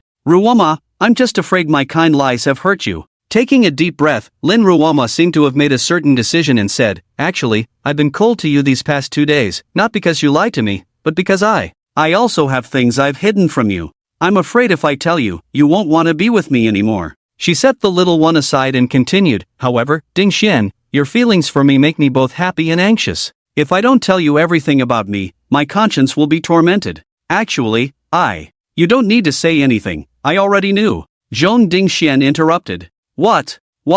Lin Ruomo looked at him in disbelief, unable to believe her ears. After a moment, she stammered, you already knew, and you still want to be with me? Why not? Zhong Dingxian shrugged. It's not your fault, and even though you haven't spoken to me these past few days, you've been doing your best to take me to the hospital to heal. If it weren't for that, my leg wouldn't have healed so quickly. You're a good girl. As he spoke, he pulled Lin Ruomo into his arms. At that moment, Lin Ruomo felt as if everything was a dream. The moonlight was more beautiful than on any other night. But in the next second, she suddenly felt a pain in her neck. She immediately fainted. The little one, watching from a distance, saw her mother suddenly collapse and rushed over in a few steps. You bad guy, what have you done to my mom? As she spoke, she waved her little fists, trying to hit Zhong Dingxian. Zhong Dingxian sneered, that's right, you're absolutely right. I'm a bad guy. From the day I returned to Jiangling, Lin Ruomo was destined to have no place to be buried. Slap! He slapped the little one hard across the face, sending her flying.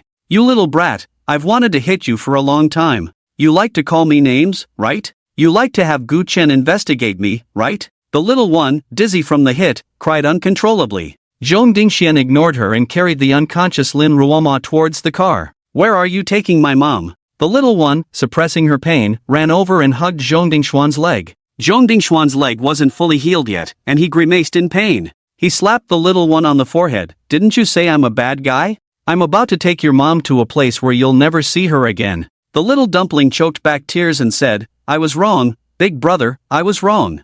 I won't say you're a bad person, will you let my mom go? Zhong Dingxian sneered, that's not possible. Since you're a bad person, you have to be one to the end. Today, not only will your mother be taken away by me, but even you, little brat, won't escape. After knocking the little dumpling unconscious, Zhong Dingxuan's phone rang again. I heard that Xiao Qianxue is also in Jiangling at this moment. If possible, bring her over too. Yes. Zhong Dingxian replied respectfully. That night, a group of men in black broke into the Xiao family villa, injuring many of the Xiao family's martial artists, and took Xiao Qianxue away under the cover of darkness. After that night, Zhong Dingxian disappeared in Jiangling, and no one knew where he had gone. Time flew by, and 2 days passed in the blink of an eye. During these days, news about the Fenghua Pavilion was continuously exposed online, causing a stir throughout the city, with many related topics trending. Hashtag Guchun stormed into Fenghua Pavilion and killed multiple high-star masters. Hashtag Feitian Society's big boss Luozhen was killed by Guchen with 2 punches.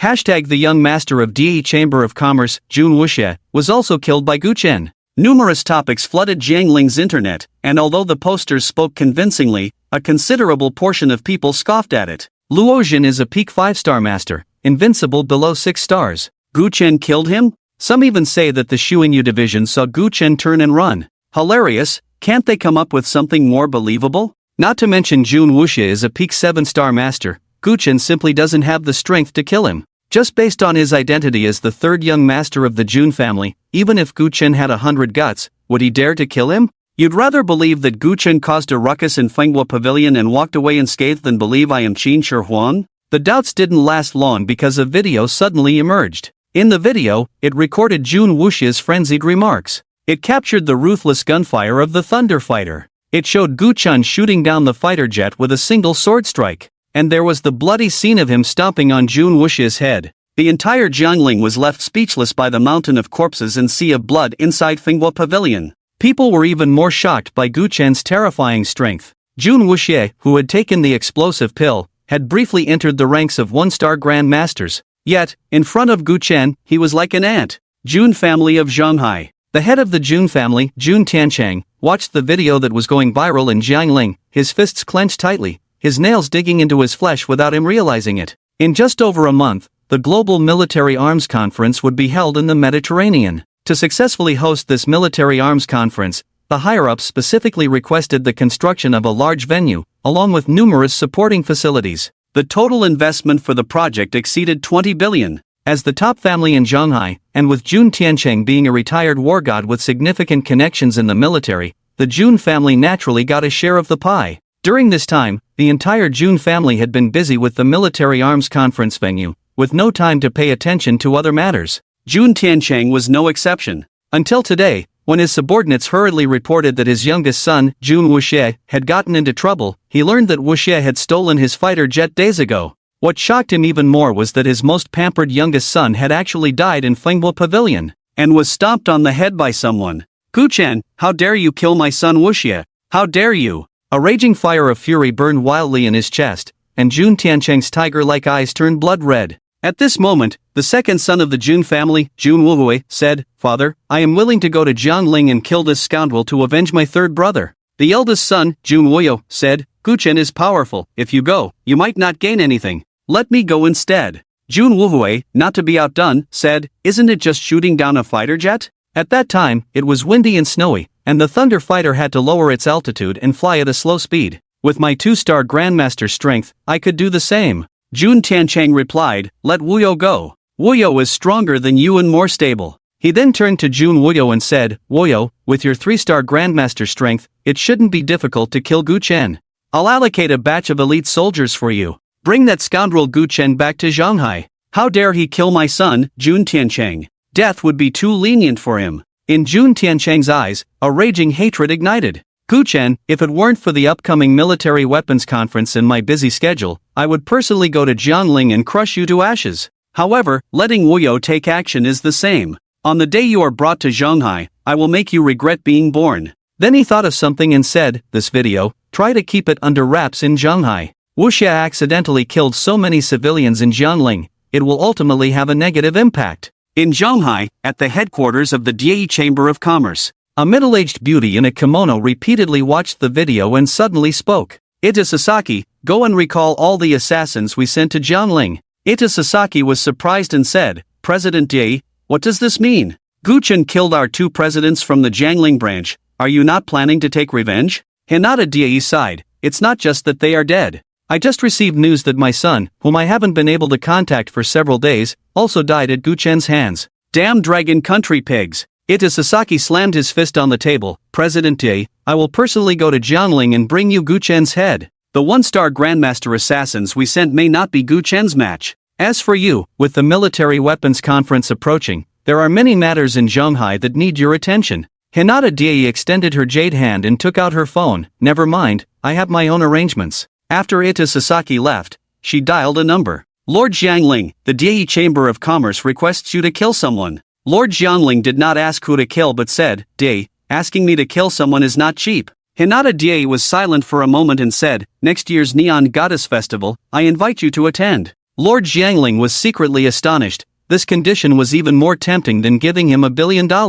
Who is it that makes you willing to use the entry qualification of the Goddess Festival to kill him quickly? Hinata Dai lightly uttered 4 words, "Jiangling, Guchun." "Good." Lord Jiangling laughed heartily, "I agree to kill this boy for you, but due to the military weapons conference, I have already taken my troops away from Jiangling to train at Huqiu. The day the training ends will be the day Guchen dies." While dark currents surged outside, at this moment, Guchen was in the same room as Ji Kaiyue. Due to being implanted with the Joigu, Ji Kaiyue gained limited freedom. She no longer had to be bound by chains or ropes and could move freely within the villa. Moreover, Guchen even gave her a mobile phone so she could check online content at any time. However, Ji Kaiyue didn't need to. She was afraid to see the negative comments about her. A few wouldn't matter, but if there were countless, she would truly break down. Unfortunately, with Guchen around, everything was out of her control. Guchen raised his hand, and 5 silver needles shot into her body. Ji Kaiyue immediately stiffened, sitting on the bed.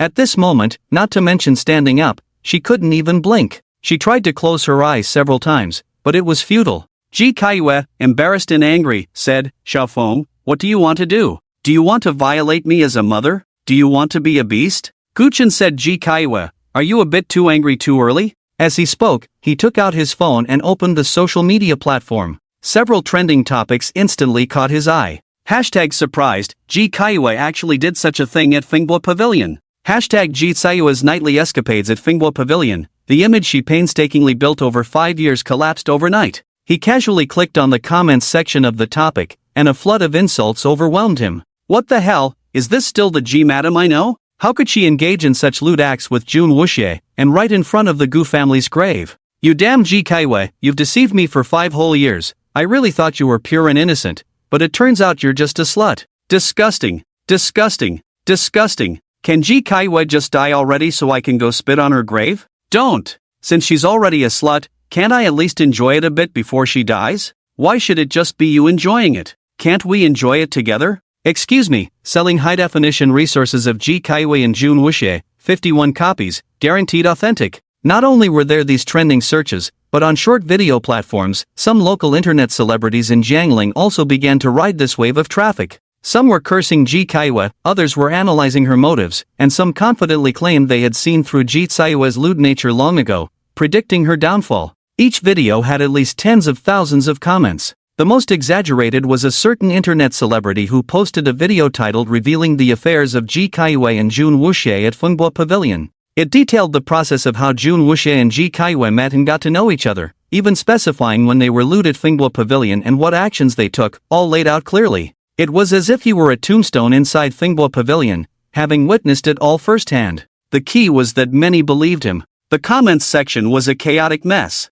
Damn, this made me feel something. I have to say, Ji Kaiwe is indeed beautiful. Every lonely night, I lean on her photo to relieve myself. No wonder Jun Wuxie died so early. After all, being shy with a beauty like Ji Kaiwe would take at least 10 years off your life. I used to be afraid to say it, but now I can say it freely. Every year when I see Ji Kaiwe carrying a portrait to Fenghua Pavilion, I wish I could crawl under her skirt. You see her, I see her legs. Bro, you really know how to play. When Guchen turned to look at Ji Kaiwe, he found that she had tears in her eyes. Pearly tears streamed down her bright and beautiful cheeks. It was heart-wrenching. The image she had painstakingly crafted over 5 years had now collapsed with a bang. Although she had been mentally prepared, seeing it all unfold and the unbearable comments flooding her mind, Ji Kaiwe still couldn't accept it. From now on, there would be no more Madame Ji in Jiangling, only the slut Ji Kaiwe. After a long while, she slowly said, Xiao Feng, I regret it. Regret destroying my whole family? No! Ji Kaiwe gritted her silver teeth. Back then, after I destroyed the Gu family, I shouldn't have let you go. 5 years ago, for my mother, I should have turned you to ashes. Guchen smiled. No, if it were someone else, they might indeed have killed me directly, but you wouldn't, because you need me as a scapegoat. If I weren't the demon coveting my stepmother's beauty, how would you have deceived the entire Jiangling and become the lofty, pure Madame Ji? Ji Kaiwe was momentarily speechless. Indeed, long before she began planning the destruction of the Gu family, Gu Chen had become her chosen scapegoat. For this, she had often entered Gu Chen's room alone, even creating small misunderstandings in public. Before the Gu family was wiped out, some crazy rumors had already begun to circulate. Afterwards, with just a little manipulation, all the blame fell onto Gu Chen as if it were a natural consequence. After a while, Ji Kaiwe suddenly said, Xiaofeng, although I haven't taken action against Lin Ruochu, I know who took her kidneys. If I tell you who it is, can you give me a straightforward answer? There's no need for that, Gu Chen replied. Why not? Gu Chen initially wanted to say he would investigate, but changed his mind and said, because I already know who took her kidneys. Ji Kaiwe was taken aback. You already know it was the young Marquis? I underestimated you, I didn't expect you to find out so quickly. Gu Chen's heart stirred.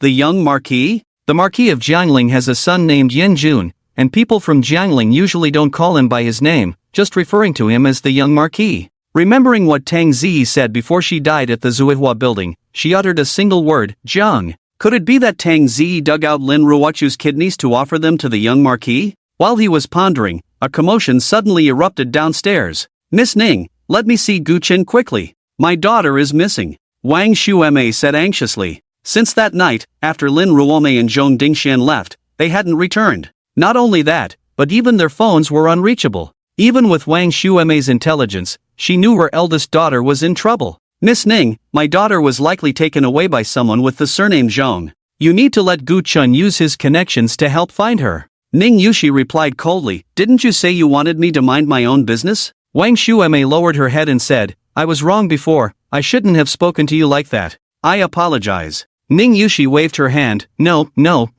I can't accept your apology. Besides, your daughter might be living a luxurious life in the White Eagle Empire with Zhong Dingxian right now. If I intervene, someone might say I'm envious. Wang Xueme grew impatient. Why are you so petty? I've already apologized. What more do you want? Of course, my daughter will live well in the White Eagle Empire, but that slippery guy with the surname Zhong secretly took my daughter away. I suspect he doesn't want to pay the betrothal gifts. How about this, you quickly give Gu Chen a heads up, and once Zhong Dingxian is found and pays the betrothal gifts, I'll give you 100 or 80,000.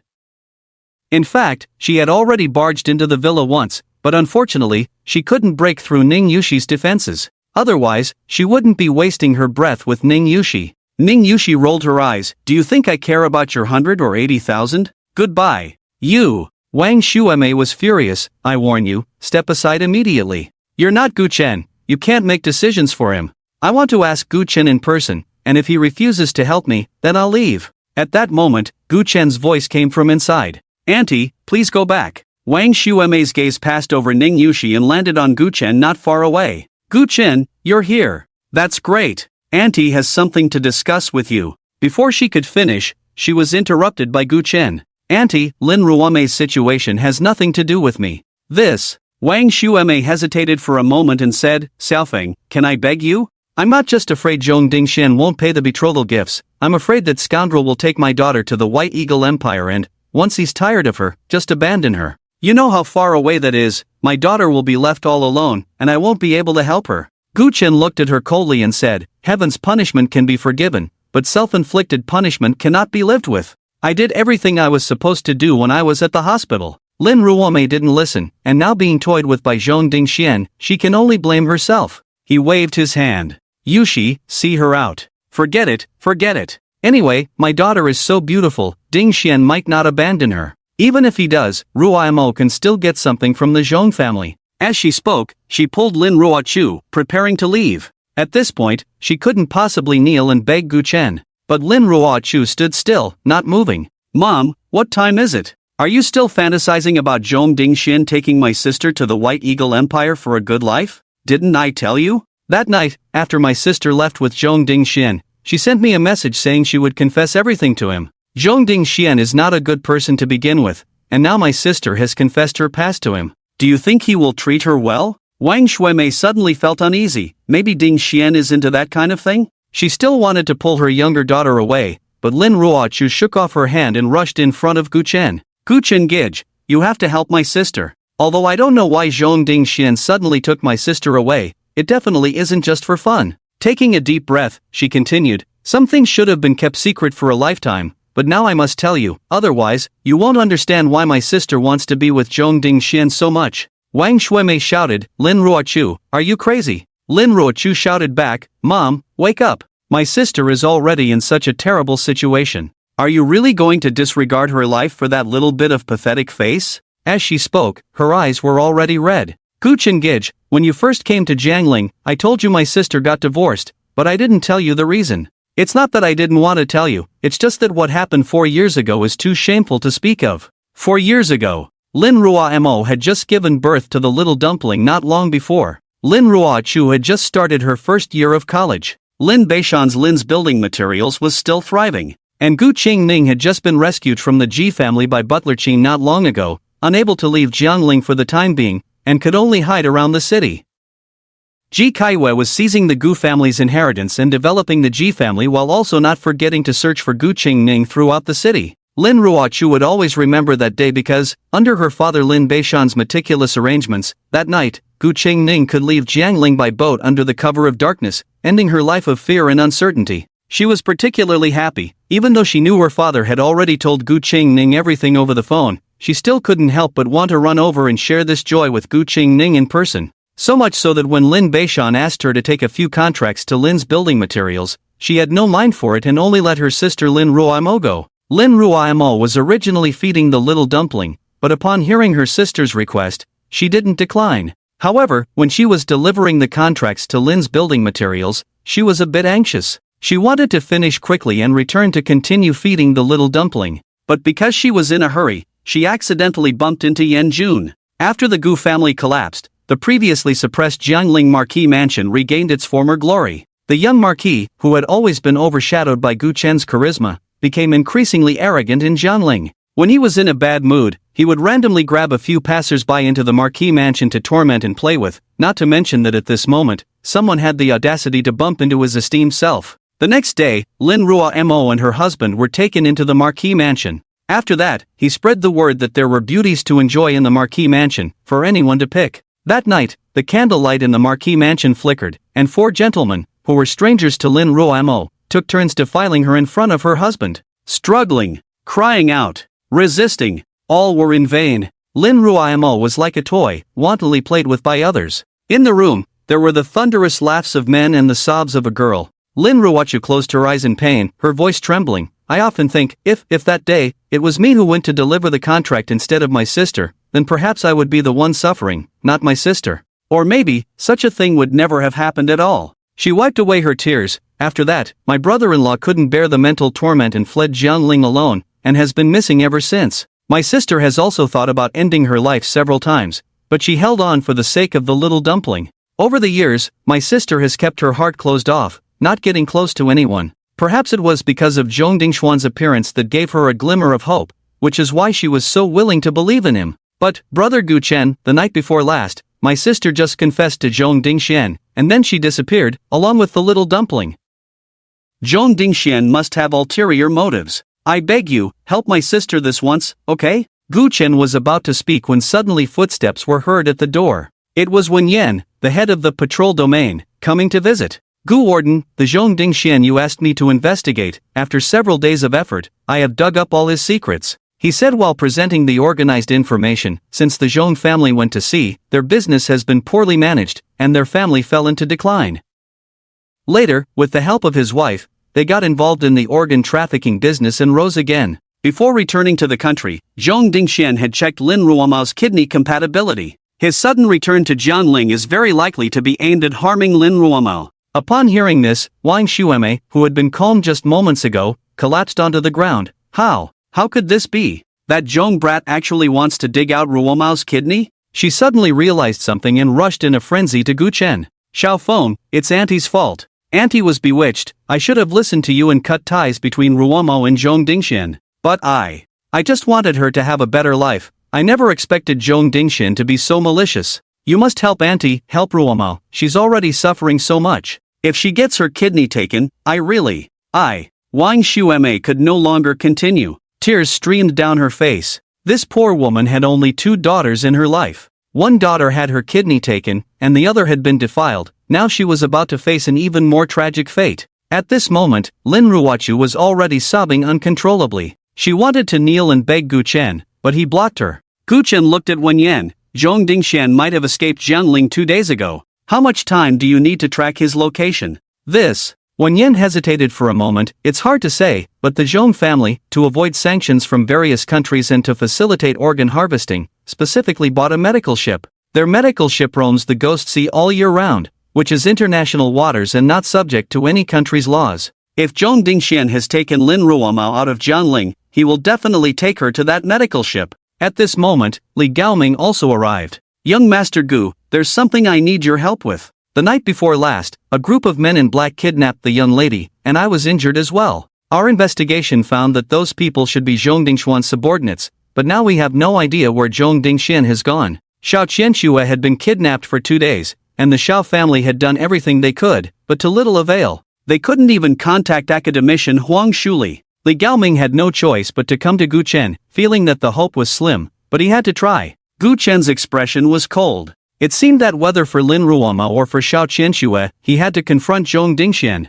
Gu Chen instructed Ning Yushi to take good care of Wang Xueme and her daughter, then piloted the helicopter straight into the sky. It headed directly for the Ghost Sea. Ghost Sea, Zhong family's medical ship. Lin Ruoma slowly regained consciousness. After being knocked out by Zhong Dingxian that night, she had been injected with anesthetics and only now was her awareness returning. What met her eyes was a steel deck. The salty sea breeze filled her nostrils. She endured the pain throughout her body and sat up, only to realize that all around her was an endless expanse of ocean. Where am I? She looked around in confusion, feeling a wave of panic. It wasn't until she saw that familiar figure that her heart calmed down a little. You're awake. Zhong Dingxian walked in front of Lin Ruoma, looking down at her from a height, and then a hint of a smile appeared on his lips. Welcome to the Ghost Sea, my kingdom. Lin Ruoma didn't understand what Zhong Dingxian was saying. She only said, Dingxian, hurry, take off the chains on my hands and feet, they're so uncomfortable. Zhong Dingxian, however, spoke with a hint of intrigue. Those chains were put on you by me.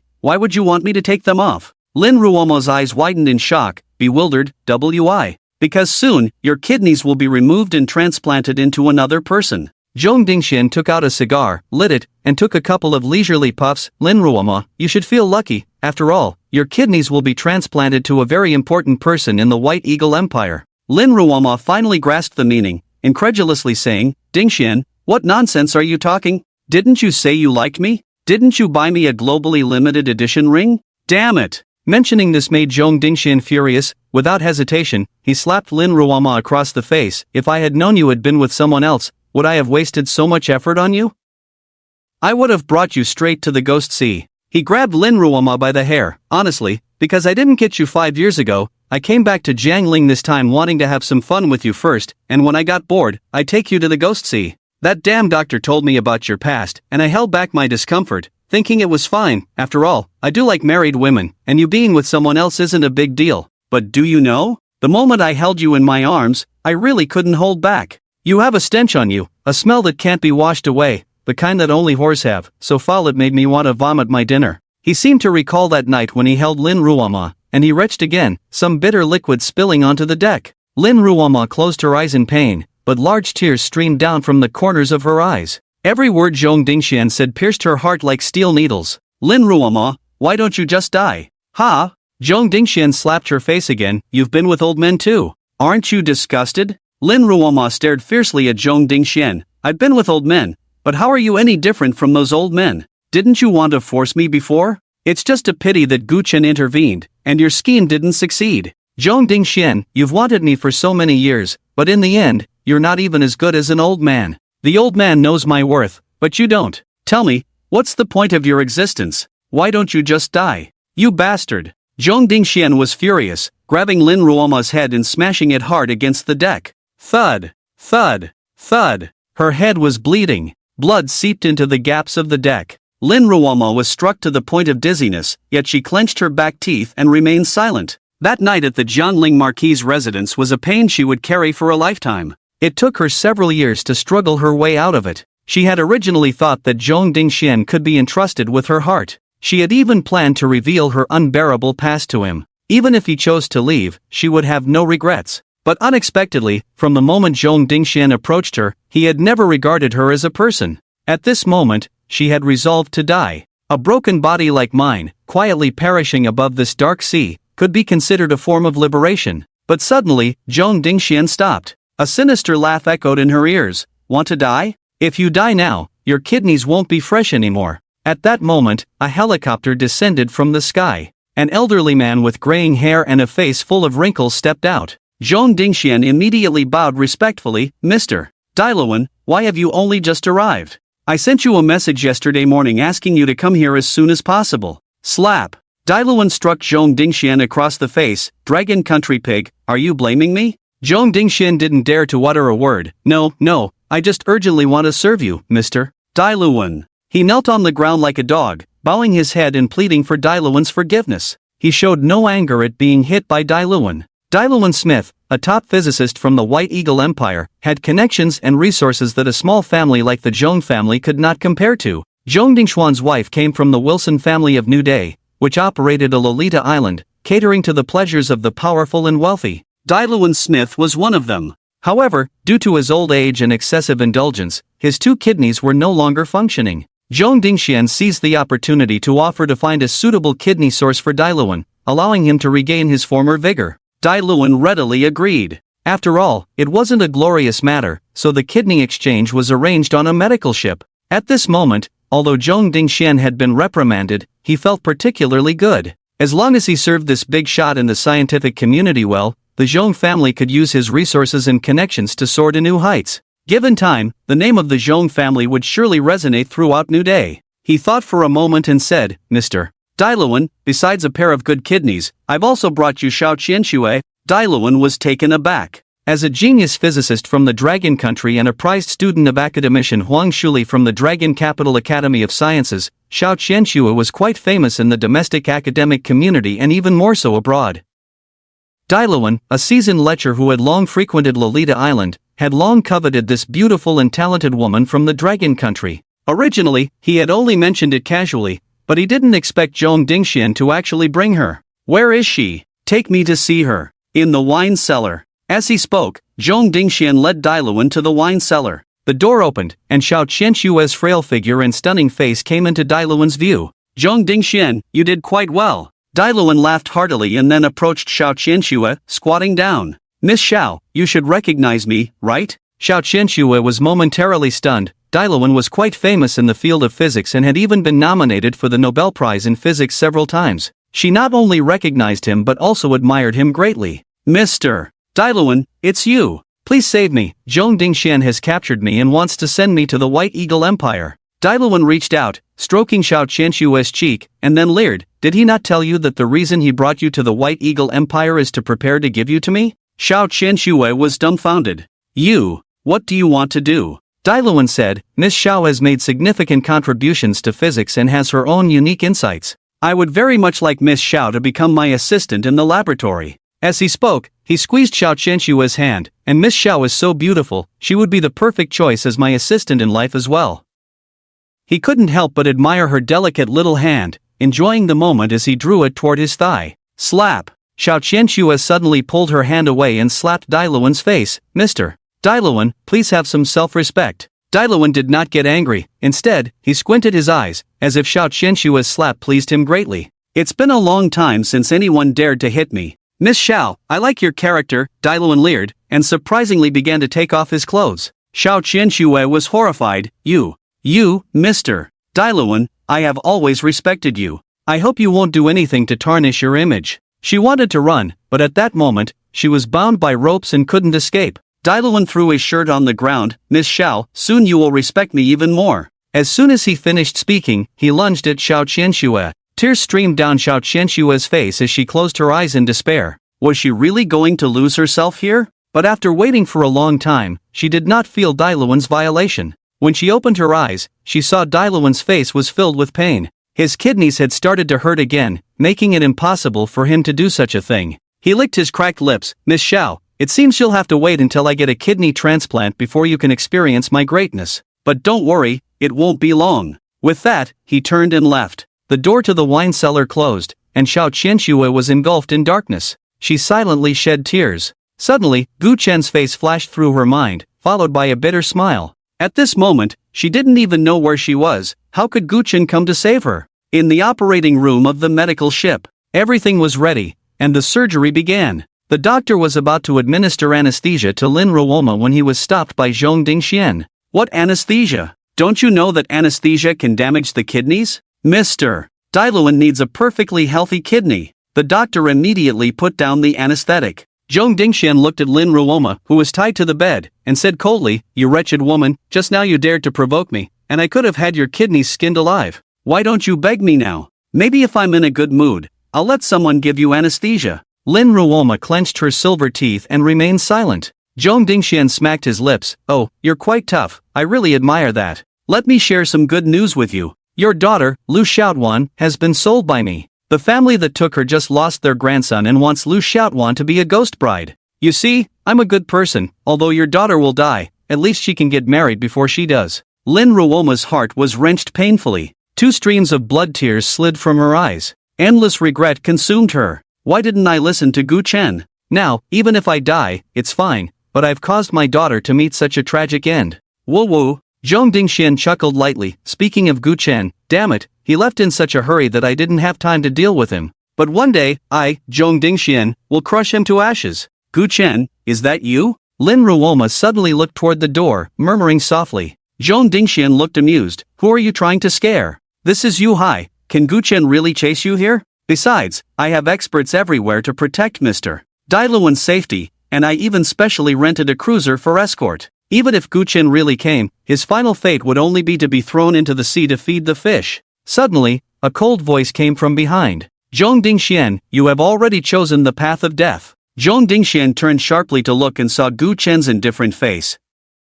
What the hell? How did this guy get on the ship? But soon, he calmed down. This was his territory. Gu Chen, you really have some guts, daring to venture into the dragon's lair. Little do you know, this is your burial ground. With his command, another door of the operating room was pushed open, and a dozen fierce-looking white martial artists surrounded Gu Chen. After all, this was a medical ship sailing in international waters, stained with countless blood. Therefore, the ship's hull and cabin were specially designed, and a group of elite forces raised by the Zhong family was stationed on board year-round to deal with various emergencies. A tall white man stepped forward, mockingly saying, "Yellow-skinned pig, daring to act wild on the Zhong family's medical ship, die for me." Before the words even fell, a punch was already flying towards Gu Chen's face. Tiger roars and dragon chants. Zhong Dingxian laughed proudly. "Gu Chen, I've heard some rumors these past few days that you killed the peak master of the Seven Stars sect, Jun Wuxie. Tell me, if I bring you head to Jun Tiancheng, the head of the Jun family, how much benefit will he give me?"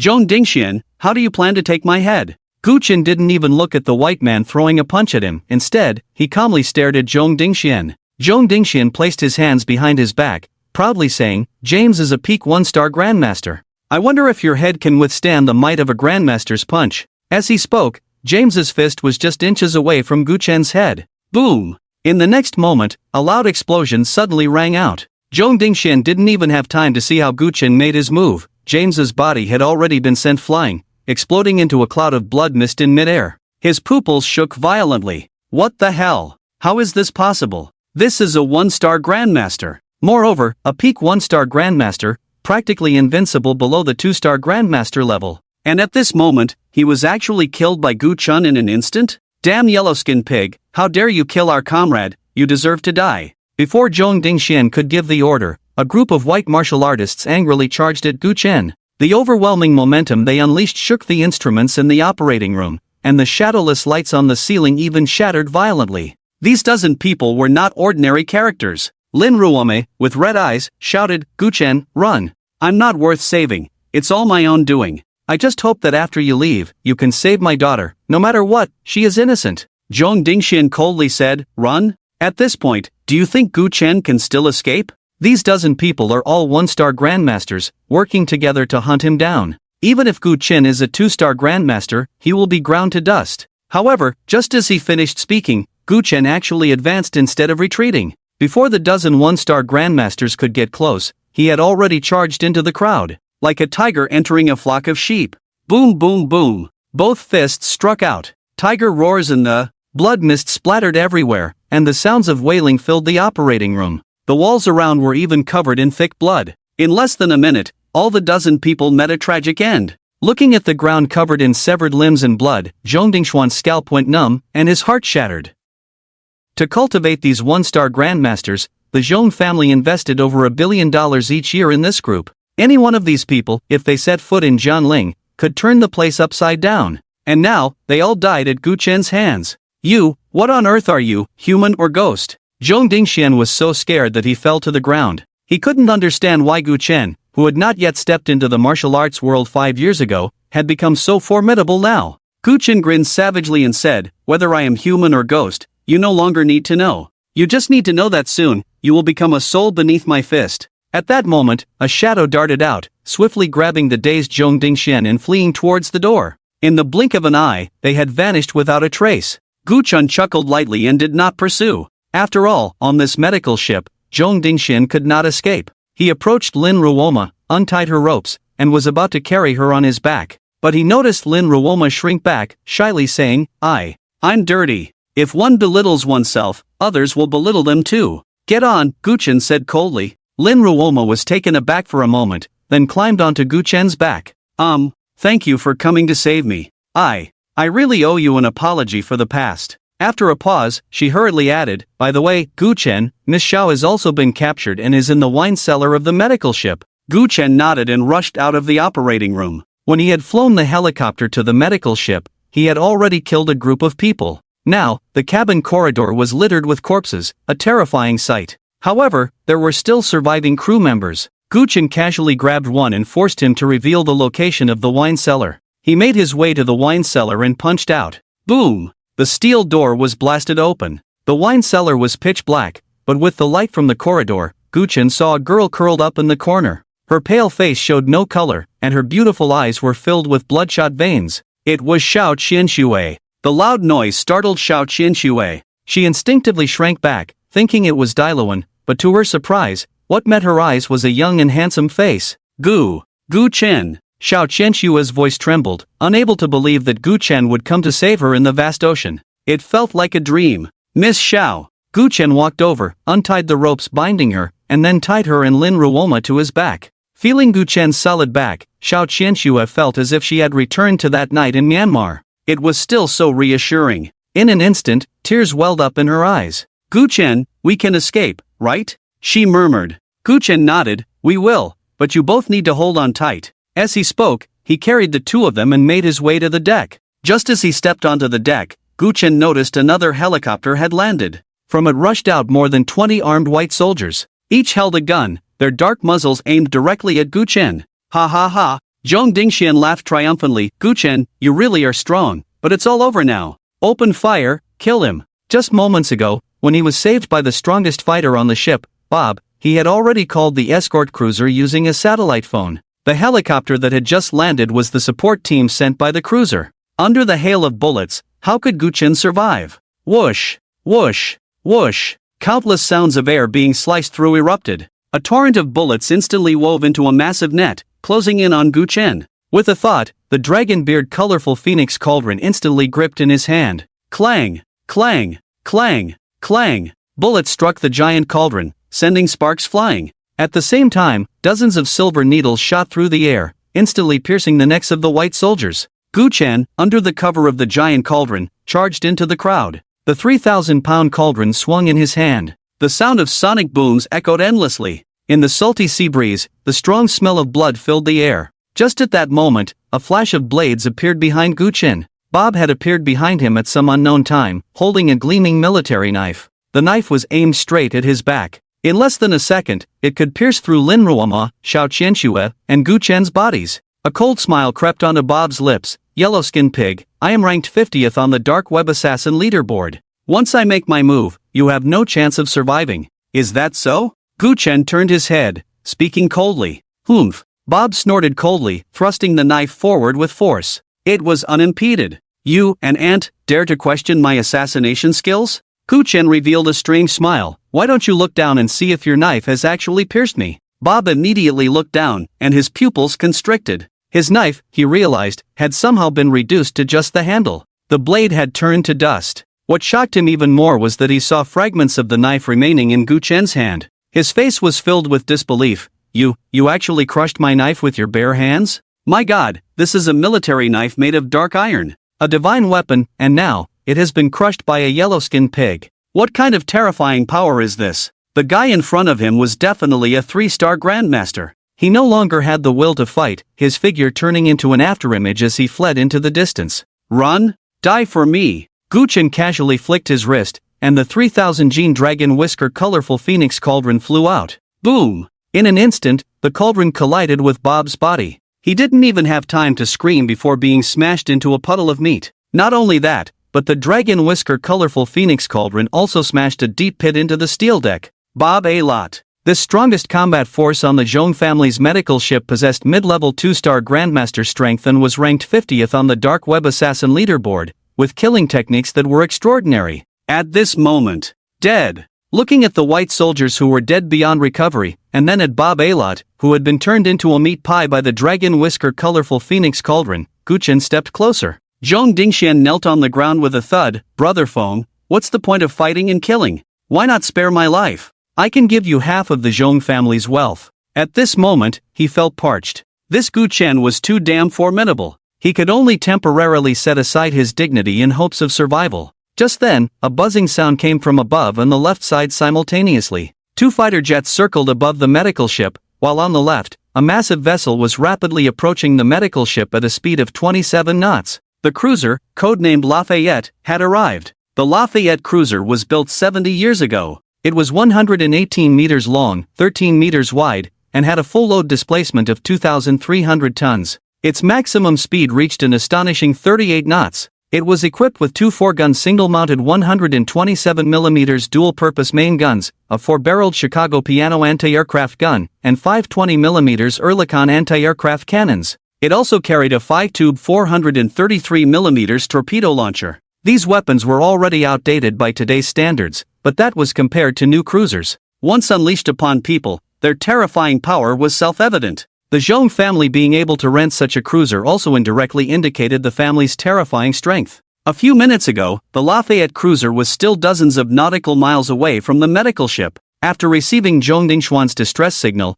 it dispatched helicopters for support while hastily making its way here. At this moment, the two main guns on the cruiser had adjusted their angles, their dark muzzles aimed directly at Gu Chen's face. Two new fighter jets from the White Eagle Empire circled above the medical ship, their cannons protruding from the fuselage aimed at Gu Chen. With just one command, fire would engulf everything above and below. The net was cast, and Gu Chen had nowhere to escape. Seeing this, Zhong Dingxian jumped up in a panic and fled backward. At the same time, a thunderous laugh erupted from his mouth. Ha ha, Gu Chen, your time has come. Gu Chen, however, remained calm and intriguing, saying, Zhong Dingxian, are you not begging me to spare your life? I'll beg your mother. Zhong Dingxian cursed, you, a dying man, think you deserve my plea. As he spoke, he pulled out a satellite phone and shouted, fire! Fire! Kill Gu Chen! The cruiser and the fighter jets were about to act when, at that moment, an unexpected voice suddenly rang out. Who the hell dares to fire? I'll take their life. Zhong Dingxian turned around to see Dailuan Smith walking out of the cabin, holding a satellite phone. This was the phone Zhong Dingxian had given him, just in case. Upon hearing his command, the cruiser and the fighter jets all halted their actions. After all, Dailuan was a big shot in the scientific community of the White Eagle Empire. No one dared to offend him. Zhong Dingxian, impatient, said, Mr. Dailuan, what are you doing? This Gu Chen is a demon, if you don't kill him, he will kill us.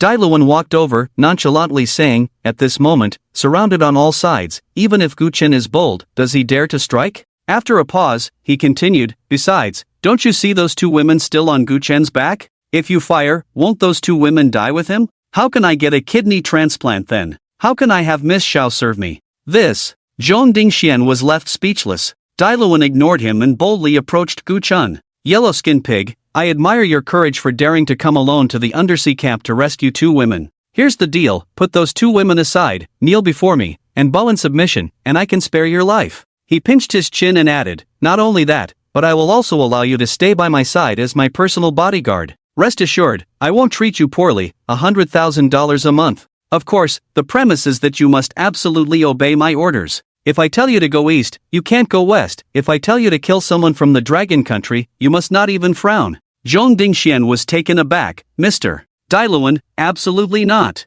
This Gu Chen is cunning and treacherous. Keeping him by your side will bring endless trouble. At this moment, Zhong Dingxian only wanted Gu Chen dead. Gu Chen's arrival today had caused him tremendous losses. If Gu Chen turned misfortune into fortune and ended up living a lavish life by Mr. Dailuan's side, it would be even more unbearable than killing him. Slap.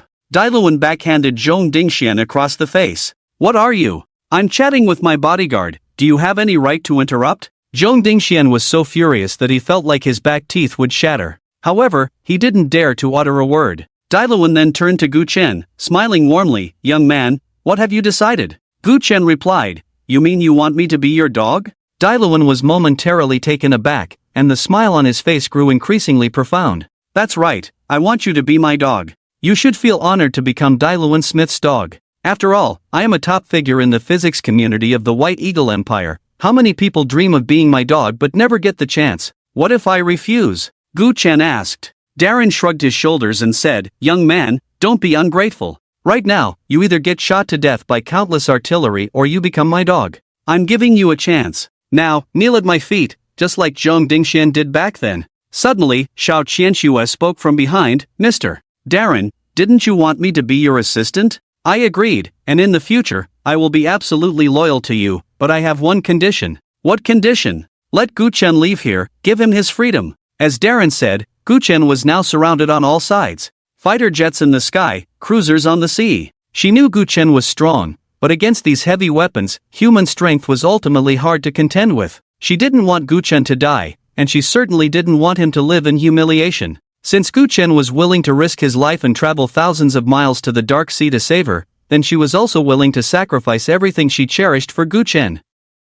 As long as I give this yellow-skinned pig his freedom, you are willing to be my assistant, and you will do whatever I ask? That's right. Xiao Qianxue nodded firmly. Good. Darren's eyes roamed over Xiao Qianxue, and he finally grinned lewdly, yellow-skinned pig, I didn't expect you to be quite good at charming girls. An elite like Miss Xiao, renowned overseas, even I am captivated by her beauty and talent, which is why Zhong Dingxian captured her. I didn't expect she would actually be willing to give up her dignity for you. Let go of Miss Xiao and Miss Lin, and you can take your helicopter and roll out." Xiao Qianshue's eyes were filled with tears as she choked out, "Gu Chen, let me down." She knew very well. This farewell meant that although both she and Gu Chen could live, it would be difficult to meet again in this lifetime. Unexpectedly, Gu Chen not only didn't let her down but instead chuckled lightly, "Miss Xiao, I once had Li Gaoming tell you that in this vast world, no one can take my head. It seems you don't quite believe it." As he spoke, he stepped forward, his large hand suddenly reaching out. Puff! Darren felt a sharp pain in his chest.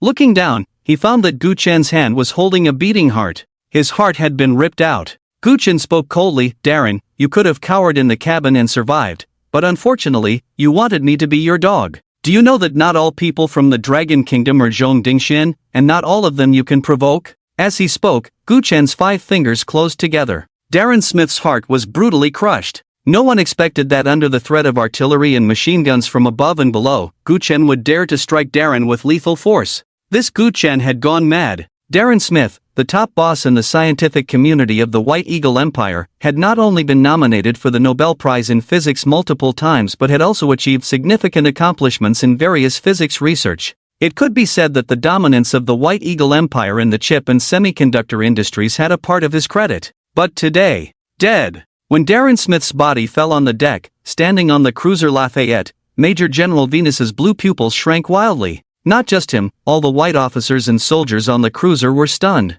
That was Mr. Darren. He actually died so easily? And he died at the hands of a young person from the Dragon Kingdom. Was this Dragon Kingdom person insane? Had he lost his mind? Did he not know what Darren meant to the White Eagle Empire? Don't you know you've already been surrounded? How could this Dragon Kingdom person? How dare he? Until the voice of Zhong Dingxian shouting fire came through the satellite phone, everyone finally woke from their dream. Major General Venus shouted, "Fire! With the fierce artillery of our White Eagle Empire, let's tear this madman of the Dragon Kingdom into pieces." As the words fell, 2 4-gun single-mounted 127mm main guns simultaneously opened fire on the Zhong family's medical ship. Shells whistled across the sea, crashing down onto the deck with a thunderous roar. At the same moment, 2 helicopters circling in the sky also opened fire. 628mm J-26A cannons, firing at a rate of 1,500 rounds per minute, crazily swept across the deck. Boom!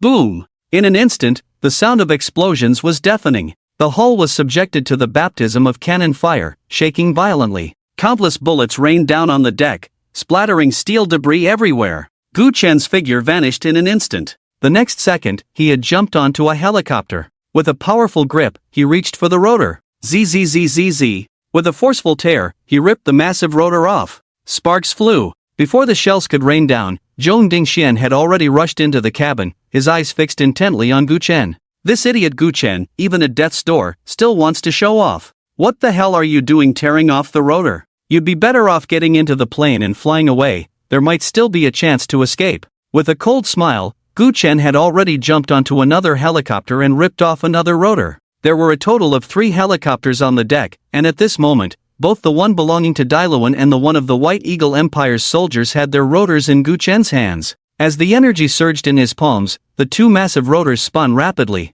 Seconds later, the blades of the rotors created countless afterimages in the air. The hair of Xiao Qianxue and Lin Ruomo was wildly whipped by the frenzied airflow, their clothes flapping loudly. Gu Chen leaped, dodging a hail of bullets, and stood atop the dragon beard cauldron, gazing up at the 2 fighter jets in the sky. Watching this scene, Major General Venus furrowed his brow in the distance. What is that pig from the Dragon Kingdom doing? It seems he wants to use the 2 rotors to bring down the planes in the sky, his aide replied, but as soon as he finished speaking, he laughed. The other white soldiers also burst into laughter. That arrogant yellow-skinned pig, there's a limit to stupidity. Does he think he's Iron Man?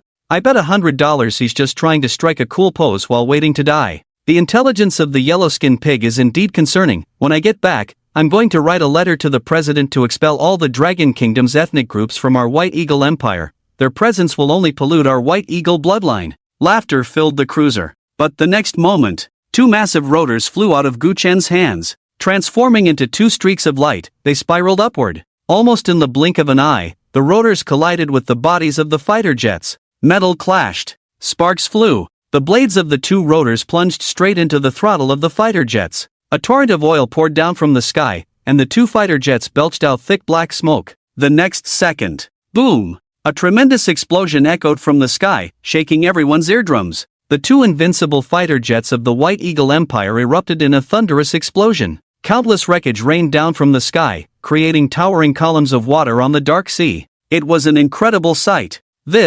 How is this possible? This pig from the Dragon Kingdom actually did it. Oh my god, what am I seeing? William, tell me this isn't real. Sir, I must be dreaming. How could the Dragon Kingdom people be so powerful? Chaos erupted on the deck of the cruiser, and the white soldiers would rather not have woken up at that moment than believe what their eyes were seeing. Major Venos shouted, "Shut up! Immediately unleash all firepower and tear this Dragon Kingdom person to pieces. This Dragon Kingdom person is too terrifying. He absolutely cannot be allowed to leave the Ghost Sea alive, or it will bring endless trouble to our White Eagle Empire in the future."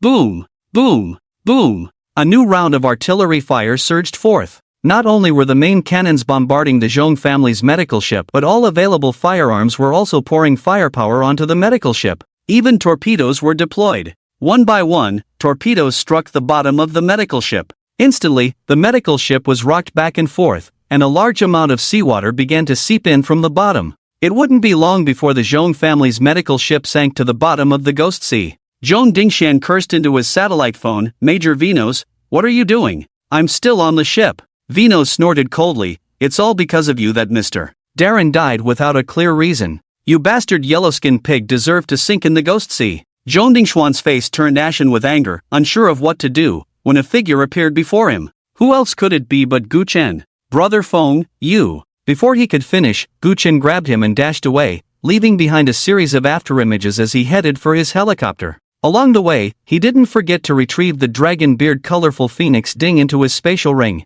Just as they approached the helicopter, a shell suddenly flew over, about to strike the helicopter's fuselage. If the shell hit the helicopter, even if Gu Chen was strong, he would still fall today in the Ghost Sea. After all, he couldn't fly at the moment. The thought of bringing a group of people back to land from the Ghost Sea was nothing but a pipe dream. In a critical moment, Gu Chen's mind shifted, and he grasped the Nian Nu Jiao in his hand. He struck the back of the sword hard against the shell. A hidden dragon's roar echoed. The shell was instantly sent flying back, crashing onto the deck of the cruiser in an instant. Boom! The shell exploded with a thunderous sound. Before Venos could react, he was torn to pieces by the explosion. Venos George. This soon-to-retire naval major had a glorious record and had frequently received orders from superiors to lead fleets into the territorial waters of the Divine Dragon Kingdom, provoking them repeatedly. Today, dead. Venos's death threw the white soldiers into chaos. By the time everyone reacted, Gu Chen had already vanished into the clouds atop the helicopter.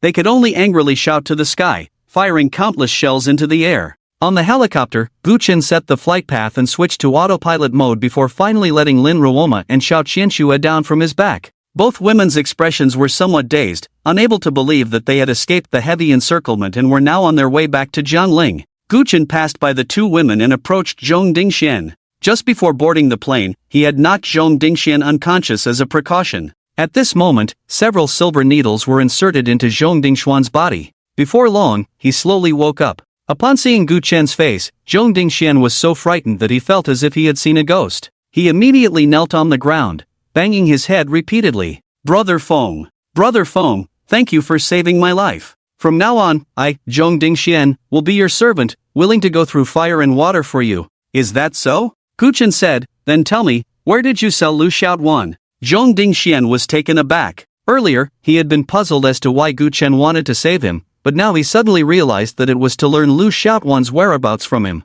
Did that mean that if he told Gu Chen where Lu Xiaoduan was, he would die? With this thought, he spoke up, Brother Feng, I directly handed Lu Xiaoduan over to a human trafficker. I don't know where she is now. Don't worry, once we reach Jiangling, I have a way to contact the traffickers. At that time, I will do everything I can to help you find Lu Xiaoduan. For now, he could only find a way to survive. As long as he was alive, he still had a chance to escape from Gu Chen's side. Unfortunately, his plans were good, but Gu Chen did not let him have his way. He directly pulled open the helicopter's cabin door and dragged Zhong Dingxian over. Since you don't know Lu Xiaoduan's whereabouts, what use do I have for you? Zhong Ding was lying on the ground, his head being pulled out of the cabin. The howling wind made his face tremble left and right. In his line of sight, there was an endless expanse of ocean. If he were thrown down from here, the outcome was needless to say. Zhong Dingxian was terrified. Brother Feng, I'll tell you, I know where Lu Xiaoduan is. Oh, let's hear it. Zhong Dingxian cautiously asked, if I tell you, you won't throw me down, right?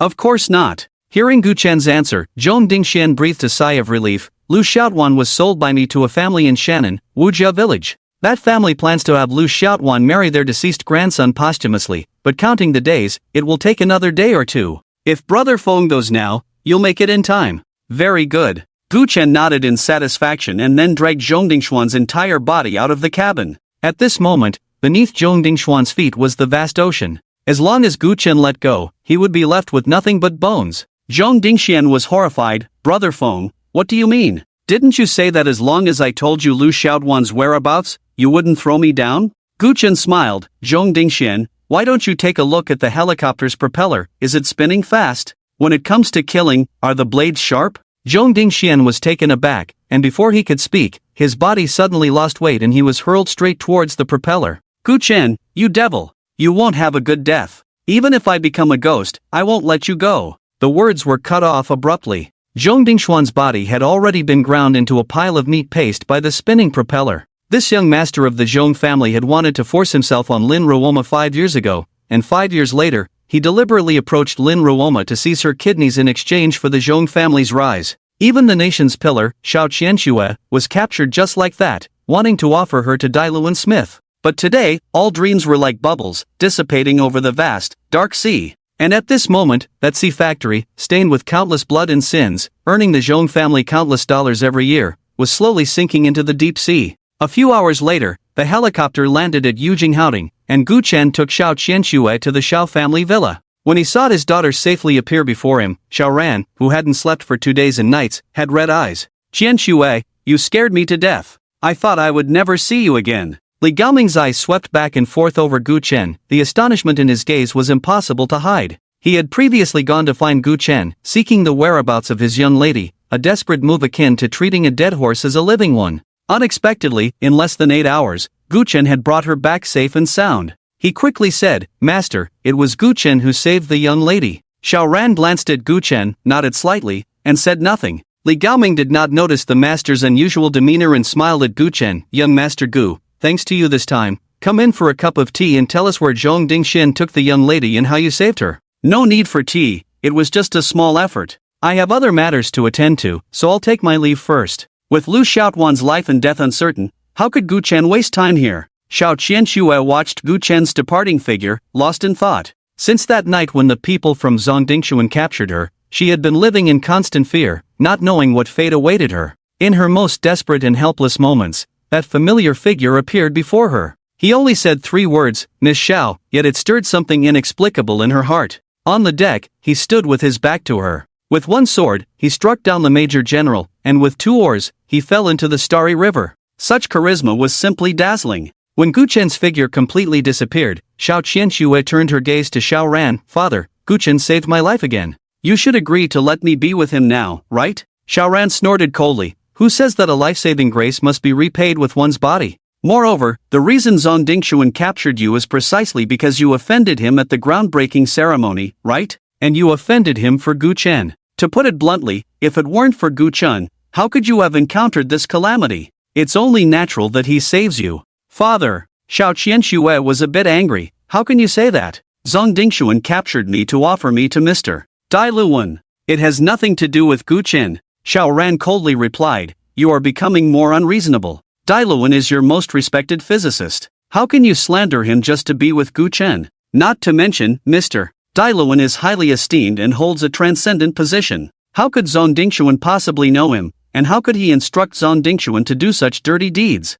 Realizing he had spoken too harshly, Xiao Ran sighed and said earnestly, Qianxue, I am doing this for your own good. Gu Chen is a dying man. If you continue to entangle with him, there will be no good outcome. Xiao Qianxue opened her mouth, wanting to speak of Gu Chen's extraordinary demeanor on the ship, but she figured her father wouldn't believe it anyway. So she said, Father, since you always think Gu Chen will die, why don't we make a bet? If Gu Chen is still alive in a month, you will no longer stop me from being with him. If you agree, then for this month, I won't see Gu Chen or have any contact with him. Are you sure? Xiao Ran's gaze was piercing. Gu Chen was able to rescue you from Zhong Dingxuan, which shows his considerable strength, but the Jun family and the Die Chamber of Commerce are not something a small Zhong family can compare to. Xiao Qianxue replied, just say whether you want to bet or not. Alright. Xiaoran nodded, as long as you don't contact Gu Chun or meet him in this month, as you said, if Gu Chun can live for a month, I will no longer interfere with your relationship with him. It's a deal. A smile curved at the corners of Xiao Qianxue's mouth.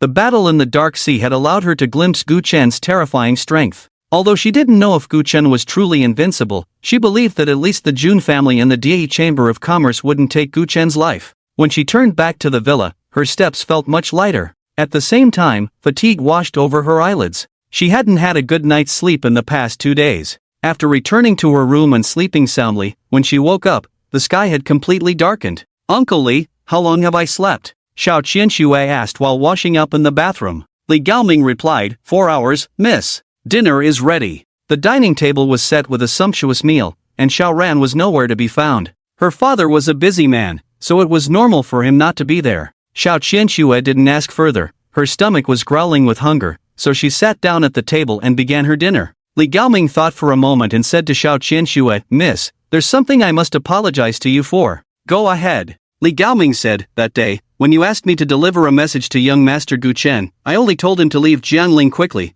but I didn't convey the second message you asked me to. About that, it's fine. Xiao Qianxue felt a flush rise to her cheeks. That day, she thought Gu Chen was going to escape from Jiangling, unsure of when they would meet again, which was why she had Li Gaoming convey such words. Looking back now, it seemed rather abrupt. After all, if one were to put it plainly, she and Gu Chen weren't even officially a couple. When I have the chance in the future, I'll tell Gu Chen myself, Xiao Qianxue said softly. Meals must be eaten bite by bite, and paths must be walked step by step. Let's start with a confession. By then, Gu Chen, will you agree to spend your life with me? The corners of Xiao Qianxue's rosy lips unconsciously curled into a smile, her beautiful eyes filled with longing for the future. At that moment, Li Gaoming asked, by the way, miss, I noticed young Master Gu seemed hurried, as if he had something important to attend to. Xiao Qianxue naturally knew that Gu Chen was likely piloting a helicopter, heading to Wujia village in southern Shanxi to rescue little Tuanzi. Southern Shanxi was a good 2,000 kilometers away from Jiangling.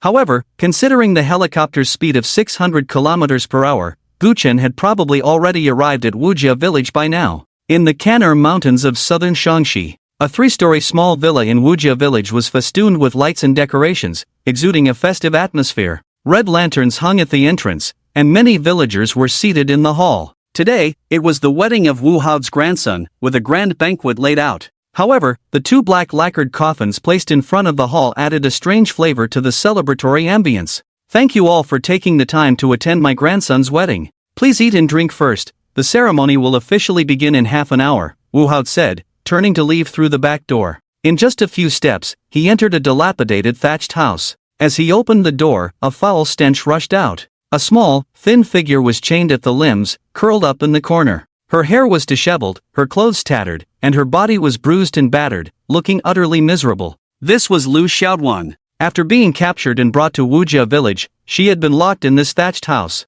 It was needless to say that she couldn't even eat, let alone relieve herself, except within the confines of this few square meters of space. Over the past few days, she had lost count of how many times she had cried for help, her voice hoarse. But no one came to save her. Each time she shouted for help, it was met with a brutal whipping from Wu Hao. Now, she dared not cry out anymore. It hurt too much. For the past few hours, Lu Xiaoduan had felt her head growing heavier. She had a fever, her forehead burning fiercely. It wasn't until the chains on her body clanked that she realized Wu Hao had arrived. Little girl, I'm taking you out, Wu Hao said as he began to unlock the chains binding her limbs. Lu Xiaoduan's eyes lit up with a glimmer of hope. Grandpa, are you going to let me go? Don't worry, my family has money, I can have my mom give you a lot. Before she could finish, Wu Hao interrupted her with a sinister smile. No, you need to marry my grandson. Don't worry too much, I've prepared a fine coffin for you. You'll be very comfortable lying in it. Lu Xiaoduan's eyes widened in terror. Grandpa, no. I don't want to live in a coffin, I'm afraid. That's not up to you. Wu Hao snorted coldly, picking up Lu Xiaoduan and striding toward the hall. In a fit of desperation, Lu Xiaoduan bit down hard on Wu Hao's arm. Taking advantage of his momentary pain, she broke free from his grasp, hit the ground, and scrambled to her feet, frantically running toward the exit. Unfortunately, she had barely taken a few steps when Wu Hao caught up, kicking her in the back. Then, he rained down slaps on her. You little wretch, running? I spent 200,000 to buy you, how dare you try to escape? He crouched down, grabbing Lu Xiaotuan's hair, and said with a fierce expression, tell me, are you still going to run? No, I won't run, Lu Xiaotuan said in fear. From now on, be honest with me. When we get to the wedding, you will bow when I tell you to, and say whatever I tell you to say. Do you understand my words? I understand. Wu Hao said no more, taking Lu Xiaotuan all the way to the second floor, where he spoke to his wife. Give her a bath, make her clean and tidy. Since she is going to be my Wu family's granddaughter-in-law, she must look beautiful. Otherwise, when she gets to the underworld, my dear grandson might not like her. Wu Hao's wife, Feng Chulan, looked at him with disdain. You old fool, you made this little brat so dirty, covered in filth, and now you want me to wash her? Why don't you wash her yourself? Shut up, hurry up and wash her. I still have to go down and socialize with those villagers. After saying this, Wu Hao threw Lu Xiaotuan to the ground and turned to leave. Feng Chulan pinched her nose, trying to suppress her disgust as she carried Lu Xiaotuan into the room. But Lu Xiaotuan said, Auntie, I'm dirty, please don't touch me, I'll wash myself. You little brat, trying to be clever with me?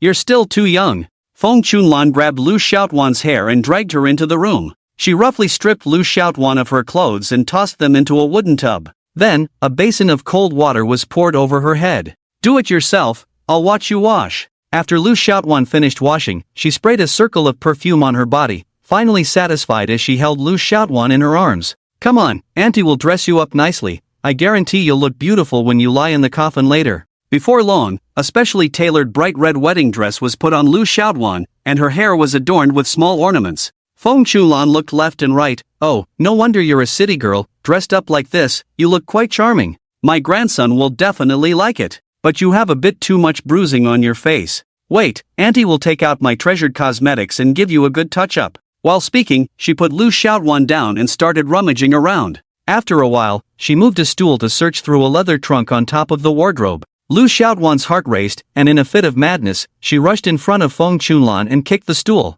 Crash! The already old stool tipped over, and Feng Chulan's head hit the floor with a thud, instantly knocking her unconscious. Lu Xiaotuan trembled as she said, Auntie, I'm sorry, I'm really sorry, but I don't want to be locked in a coffin. I want to go back and find my mom. As she spoke, she turned and ran away. Half an hour later, Feng Chulan woke up, looked around, and not seeing Lu Xiaotuan, she realized something was wrong and rushed downstairs. Old man, it's bad. That little brat has run away. Upon hearing this, Wu Hao exploded with rage. What the hell have you been doing? You can't even keep an eye on a child? Feng Chulan, feeling wronged, replied, who knew that little brat had such a wicked mind? I kindly went to get cosmetics for her, and she actually tricked me. Wu Hao didn't want to waste any more time with her and turned to the villagers in the hall. Everyone, my granddaughter-in-law has run away. Please help me find her. Since they were all from the same village, it was only natural to help. The villagers didn't hesitate and hurriedly left Wu Hao's house. Some began searching in the dark, while others ran home to call out the men and women in their families to help look.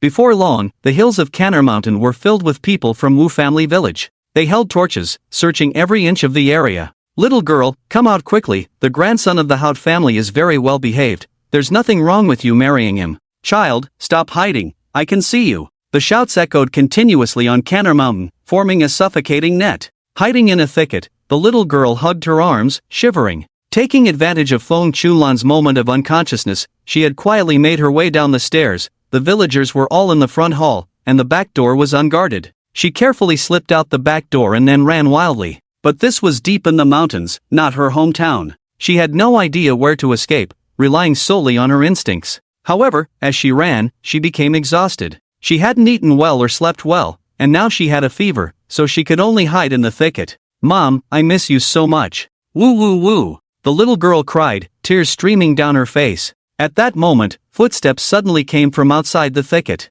The little girl looked up and saw the face of a strange woman. Little friend, why are you hiding here? Lu Xiaotuan's scalp tingled, and she fell to her knees with a thud. Auntie, please help me. I've been kidnapped to the mountains. Can you take me out? Or let me call my family. I remember my mom's number, my aunt's number, my grandma's number. Oh dear. The middle-aged woman said with some difficulty, I don't have a phone on me. How about this, you come home with me first, and I promise not to let anyone else find you. Lu Xiaotuan was overjoyed. Thank you, Auntie, you are so kind. The middle-aged woman hugged the small Lu Xiaotuan and hurried away. When the two dark coffins in the hall came into Lu Xiaotuan's view, When the old faces of Wu Hao and Feng Chunlan appeared before her eyes, a wave of extreme fear surged from her heart into her limbs. With a trembling voice, she asked, "Auntie, you said you would take me home. I trusted you so much. Why did you lie to me?" "Home?" The middle-aged woman sneered. "Old Wu Hao bought you. This is your home." One sentence, like cold water, splashed onto Lu Xiaotuan's heart.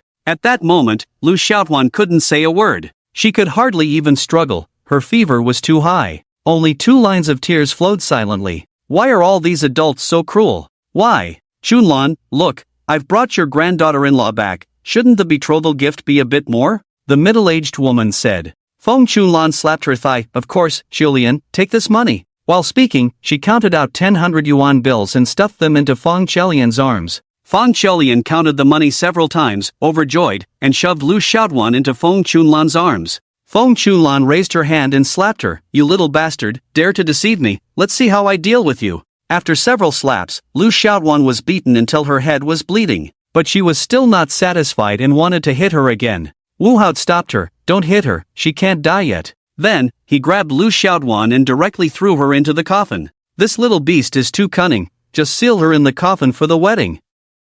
The coffin lid came down, and inside the coffin, it instantly became pitch black. Thud, thud, thud. That was the sound of nails being driven into the coffin. Each strike echoed both on the coffin and in Lu Xiaotuan's heart. The little girl was completely desperate, her small body curled up into a ball, her cracked lips softly murmuring, "Mom, Aunt, Grandpa, Grandma, and Big Brother, I'm going to die. I hope I can be reborn quickly. Maybe in a few years, I can see you all again. Xiaotuan, with your big brother here, you won't die." Suddenly, a voice rang out. Lu Xiaotuan felt the coffin shake, and the lid that was pressing down on her instantly vanished. A handsome face met her gaze. "Big brother?" Lu Xiaotuan asked, uncertain. Am I already dead?" Gu Chen reached out a large hand and pulled her into his embrace. "I told you, I'm here, you won't die." I know Big Brother is super strong." Xiaotuan smiled sweetly at Gu Chen. "Where did this little brat come from? Put her down." An angry roar suddenly erupted, and Feng Chunlan rolled up her sleeves and charged at Gu Chen, wanting to snatch Xiaotuan back. But she was stopped by Wu Hao. Although the young man in front of him looked thin, he and his old partner were both over 50. In a fight, they might not be able to match him. "It seems you are this little girl's relative?" he asked. Gu Chen did not answer him but countered, "The injuries on Lu Xiaotuan, were they all caused by you?" "Impossible," Wu Hao replied. "When we found her, she was already like this." "Oh?" Gu Chen said with a smile that didn't reach his eyes. "Then what does it mean to put her in a coffin?" Wu Hao began to fabricate a story without even a draft. "This is a custom in our southern Shaanxi, to put her in a coffin and pray to the shaman for blessings. It can heal her wounds. This little girl is quite pitiful, covered in injuries and running a fever. If we don't call the shaman, she might lose her life." Xiaotuan shouted angrily, "Big brother, he's lying. He was the one who captured me. They put me in the coffin because they want me to be a ghost bride for their dead grandson." Feng Chunlan said discontentedly, "Little girl, how can you lie? We just brought you back today, saw you were dirty and smelly, and even specially gave you a bath to make you look pretty. Don't slander good people.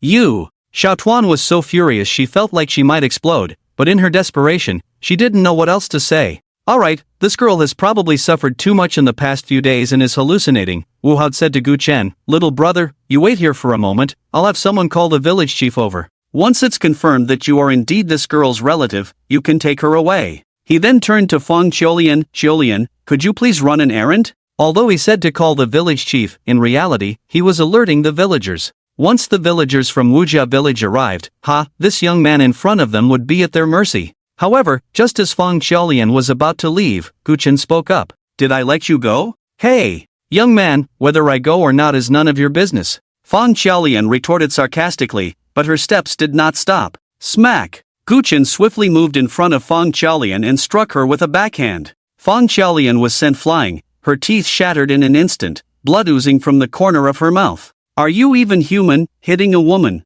Feng Qiaolian was furious, getting up from the ground, wanting to grab Gu Chen's collar and throw a tantrum. But she suddenly heard Gu Chen say, "You should be thankful I didn't kill you with one slap." His voice was soft, but his cold gaze made Feng Qiaolian's scalp tingle, and her steps involuntarily halted. This rural woman had a premonition that if she dared to act recklessly again, he would truly strike her down. Gu Chen approached Wu Hao and coldly said, "Kneel down and apologize to Lu Xiaotuan." "I'll kneel to your mother." Wu Hao grabbed a hoe from the wall and swung it straight at Gu Chen's head. Gu Chen raised his hand and squeezed, the hoe snapping in two as his other hand slammed down on Wu Hao's shoulder. Bang! The immense force caused Wu Hao to lose control of his body, and he fell to his knees right in front of Gu Chen. Before Wu Hao could even scream in despair, Gu Chen pressed his head down and slammed it against the ground. In just a moment, blood was already gushing from Wu Hao's forehead. "Grandpa, stop pressing. I'll knock my own head. I'll do it myself," Wu Hao shouted, fearing that if this continued, he would knock his own head to death.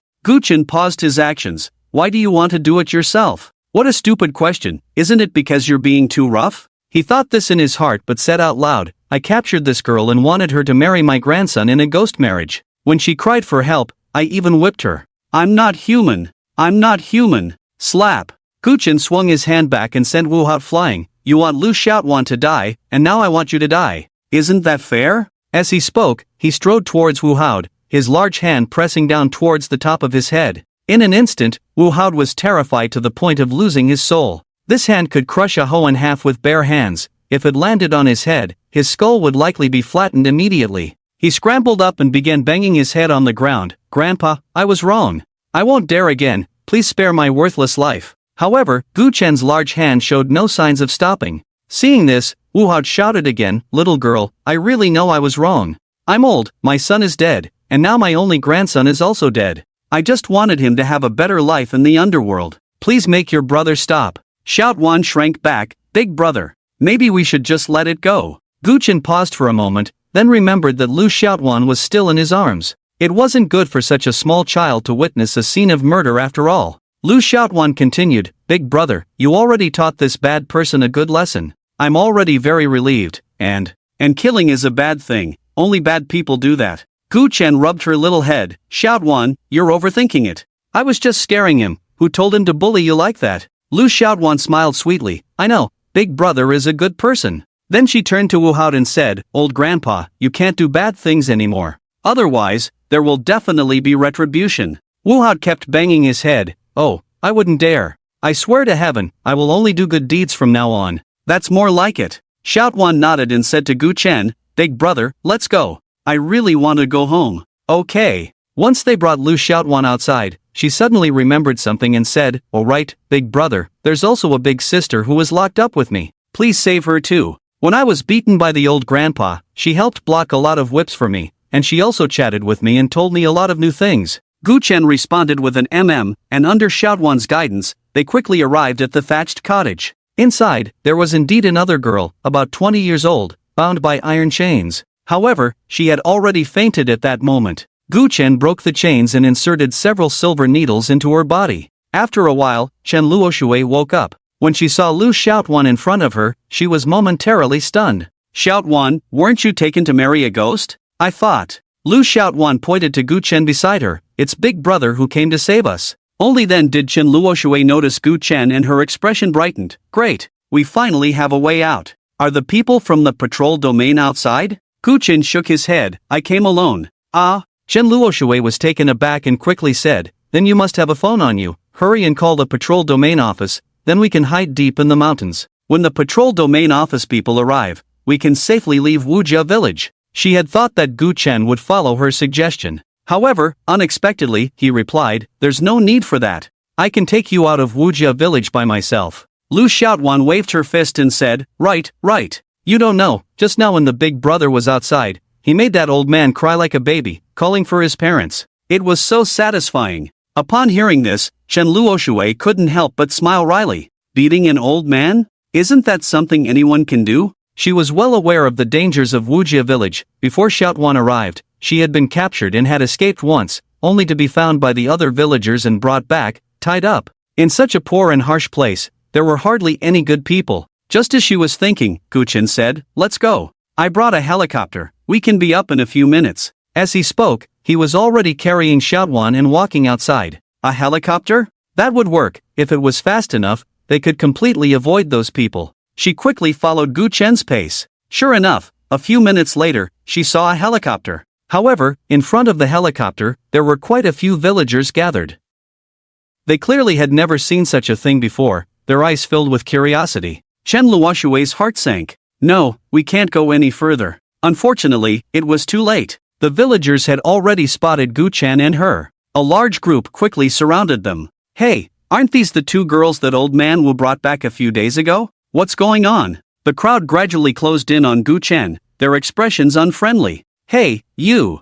You look unfamiliar. What are you doing in our Wujia village? Lu Xiaotuan quickly explained, uncles and aunties, this is my brother. He came to save me and my big sister. We were both captured by an old man and brought to the village. Captured? Didn't you mean bought? A rough-looking man coldly retorted. Lu Xiaotuan was a bit confused. What's the difference? Anyway, Big Brother is taking us home, so please let us through. Ha! A cold laugh suddenly rang out. It was Feng Qiaolian. You were bought by old Wu Haod, so now you are all part of our Wujia village. Unless old Wu Haod lets you go, you won't step out of Wujia village. A rugged man named Wu Dazhuang suddenly said, Wife, what's wrong with your face? It's all red and swollen, and your teeth. Feng Qiaolian was about to answer when there was a commotion at the back of the crowd. Moments later, two figures appeared in front of Gu Chen and Xiaotuan. It was Wu Haod and his wife, Feng Chunlan. Xiaotuan's eyes lit up. Grandpa, hurry and let these people through. Let through? Wu Haod smiled sinisterly. Little girl, do you know that any woman or child bought into our Wujia village is destined to live here for the rest of their lives?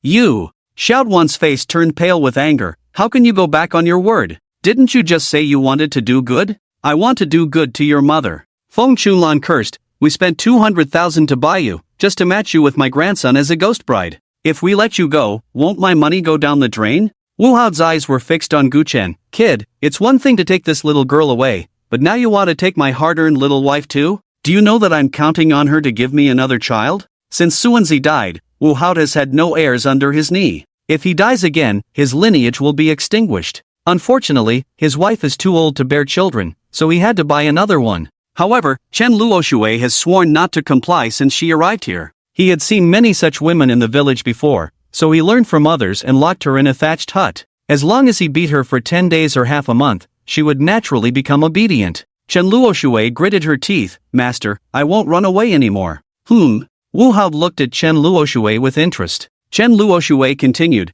aren't you just trying to continue your lineage? I can bear you a child, as long as you let them go. These past few days, she had watched the little one suffer repeatedly, and her heart ached. She couldn't bear to see a little girl, only a few years old, lose her life for no reason. They were now trapped in a heavy siege and couldn't escape, so she quickly thought of a way to let Lu Xiaotuan leave. As for herself, she could only find an opportunity to end her own life. She would rather die than give birth to a child for an old man. Unexpectedly, the little one said, Sister Luoshui, don't do this. I told you, Big Brother is very capable, he will definitely take us away from here. Gu Chen smiled, Xiaotuan is right. Are you tired? Why not take a nap? When you wake up, we might already be home. As he spoke, Gu Chen's fingers gently tapped on the little one. Instantly, a wave of drowsiness surged up, and the little one closed her eyes. He. Wu Haod sneered, go home. This is their home. Kid, you dared to make me kneel just now. Now, kneel in front of me and give me 100 kowtows.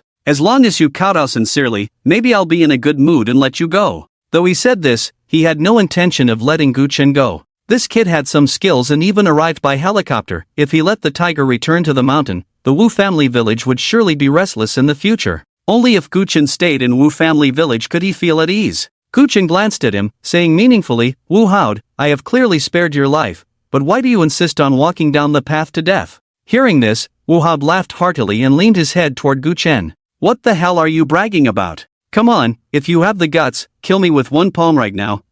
Slap. Gu Chen swiftly struck Wu Haod on the crown of his head. Wu Haod's headless corpse stood still for a moment before crashing to the ground, kicking up a cloud of dust. At that moment, Wu family village was deathly silent. No one expected Gu Chen to be so bold. Surrounded by so many villagers, he actually dared to kill. Was this guy out of his mind? Chen Luoshui's eyes widened in shock. Feng Chunlan was the first to react, roaring, you little brat, you've got the guts to kill my husband. Gu Chen replied calmly, not only will Wu Haod die today, but you won't escape either. When he saw Lu Xiaotuan covered in injuries, Gu Chen had already harbored thoughts of killing. However, considering that Lu Xiaotuan was too young, he had suppressed his murderous intent and only slightly taught the ignorant old couple a lesson. Who would have thought that these two, not knowing what was good for them, would change their faces the moment they saw the crowd? Then he couldn't be blamed for being ruthless. He was about to strike Feng Chunlan dead. What are you doing? Chen Luoshui finally couldn't hold back and shouted. If you had knelt and kowtowed, you could have left here with Xiaotuan. Now, you've killed someone. Even if I'm willing to sacrifice myself, I can't save you and Lu Xiaoduan. She looked at Lu Xiaoduan in Gu Chen's arms, unable to hold back her tears. Sigh, why can't you just let go of your pride? Is a man's dignity really that important? Before you act, at least think about Xiaoduan. She has suffered so much these past few days, and she was just about to return to Jianling, to escape from this sea of suffering, but you pushed her into the abyss again. Gu Chen said, do you think that if I kneel, they will let me and Lu Xiaoduan go? Aren't you being a bit too naive? Chen Luoshui retorted, so you think that by killing these two people, you can leave Wujia village? At this moment, hundreds of villagers surrounded Gu Chen, and more villagers rushed over to inquire, the crowd growing larger. 300 people, 700 people, 1,000 people, 2,000 people. The entrance of Wujia village was completely blocked. Not just here, but the entire Canner Mountain was filled with people. There were at least 2,000 of them. Chen Luoshui felt a sense of despair. Look, the mountains are full of people, tell me how you plan to leave? Gu Chen chuckled lightly, it's simple, just kill my way out. Ha ha ha ha ha. A burst of frenzied laughter suddenly erupted, and Feng Chunlan looked at Gu Chen with a twisted expression. What are you pretending for? With so many people in Wujia village, a single spit from each of us could drown you, and you still think you can kill your way out? You little brat, you don't think that by killing my old man, you can become invincible, do you? Kid, just wait, today I will not only crush you to ashes but also skin that little girl in your arms and turn her into a human pig. Gu Chen kept one hand behind his back and spoke coldly. Feng Chunlan, do you think a bunch of useless drunks can kill me? A little bug that doesn't know the heights of heaven and earth dares to say that the people of Wujia village are useless drunks? Do you know how our villagers came to be? Before Gu Chen could respond, Feng Chunlan proudly declared, it's not just because the people of Wujia village have the surname Wu, but also because many of us have been practicing martial arts for generations. She raised her arm and shouted, men of Wujia village, show this kid just how strong we are. Boom, boom, boom, boom, boom. In the next moment, countless imposing auras surged into the sky. Gu Chen sensed a bit. 690 Mingjing martial artists, 322 Anjing martial artists, 116 Huajing martial artists, 6 one-star masters. It seemed that southern Shanxi and Jiangling were quite different. In the villages around Jiangling, if 1 or 2 martial artists emerged, it would be a miracle. No wonder these people were so reckless in trafficking women and children, they had their backing. Seeing Gu Chen silent, Feng Chunlan assumed he was afraid and became even more smug. Kid, do you still think the people of Wujia village are useless drunks? You can break a hoe with your bare hands, but any martial artist from Wujia village can do that. As she spoke, she raised her arm again. Villagers, my old partner was brutally killed today. I hope everyone can help and take this little beast down to ashes.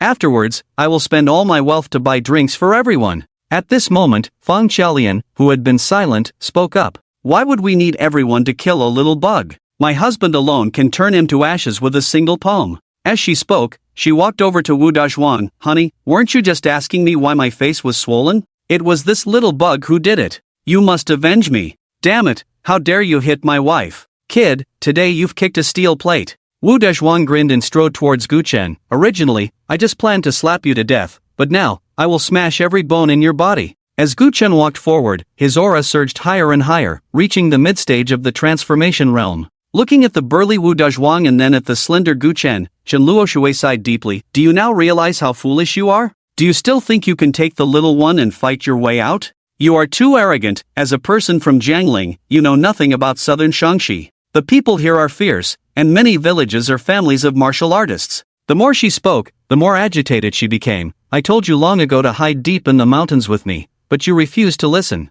Now look what's happened. The little one clearly had a chance to return to Jianling, but your arrogance has put her in danger. At this point, she had already closed her eyes, unwilling to witness Gu Chen being cruelly tormented by Wu Dazhuang. The next moment, she heard a crisp crack. Then came the heavy sound of a body falling to the ground. As expected, Gu Chen's scream did not come. Instead, there were gasps of shock and sounds of people inhaling sharply around her. What was happening? Didn't Wu Dazhuang say he would torture Gu Chen? Did he misjudge his strength and accidentally kill him with a single blow? She couldn't help but open her eyes. Then she saw Wu Dazhuang's corpse. This burly man had a fist-sized hole in his solid chest. He had been punched through. She looked at Gu Chen's hands and saw them stained with blood. You killed Wu Dazhuang with one punch? Chen Luoshui said, somewhat incredulously. However, Gu Chen did not respond to her. Under the cold moonlight, one of his hands was once again behind his back as he surveyed the villagers of Wujia village scattered across the mountains. Killing you is like killing a chicken. I will give you 10 seconds to get out of the way, or next year on this day will be your death anniversary. Facing the countless martial artists, he showed no fear whatsoever. At that moment, Chen Luoshui's heart raced. Could it be that this guy really had the ability to wipe out all the martial artists in the area? But how was that possible? Kid, it's not like no one has come to our Wujia village looking for someone before, but you are the first to dare to kill here, and you even killed our Wujia village's martial artist. You truly don't know how to live. It's just one Wu Dazhuan that you killed, what's there to be arrogant about? Our Wujia village has thousands of martial artists, killing you would be like killing a chicken. A one-star master shouted angrily. Everyone, charge together. Use their 3 heads to honor Wu Hao and Wu Dazhuan. After saying this, the one-star master took the lead, transforming into a streak of light, charging towards Gu Chen, Lu Xiaotuan, and Chen Luoshui. Thousands of martial artists followed closely behind. The mountains were filled with people. The murderous intent soared to the sky, startling the grass and trees.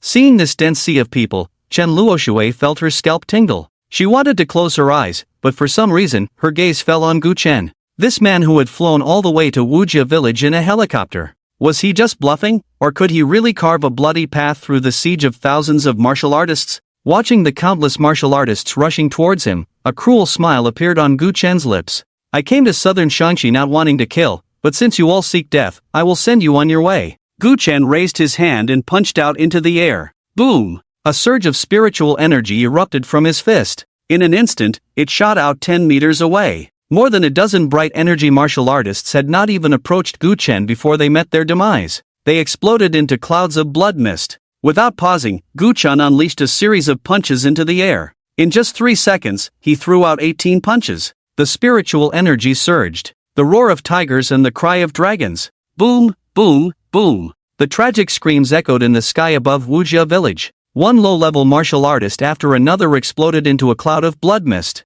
This is the release of vital energy. You are a master. A one-star master couldn't help but exclaim. Gu Chen grinned savagely. Now you know fear? Fear? The one-star master shouted. What nonsense are you talking? So what if you are a master? Vital energy can run out. With so many martial artists in our martial family village, we can exhaust your vital energy even if it takes time. By then, you will be nothing but a lamb waiting to be slaughtered. He then waved his hand. Everyone, charge with all your might. He can't hold out much longer. Kill this dog master, and tonight, we will drink to the head of a master. The martial artists, who had been somewhat timid, suddenly surged with fighting spirit. The cries of battle rose again. Countless martial artists charged towards Gu Chen once more. Ha ha ha, Gu Chen laughed loudly. You want to drink to my head? In all of southern Shaanxi, even the mountains bow low before me. You dare to speak such wild words? As he spoke, he unleashed another 18 punches. Each punch shook the mountains and seas. The sky was filled with blood mist, and the martial artists of the martial family village fell in droves.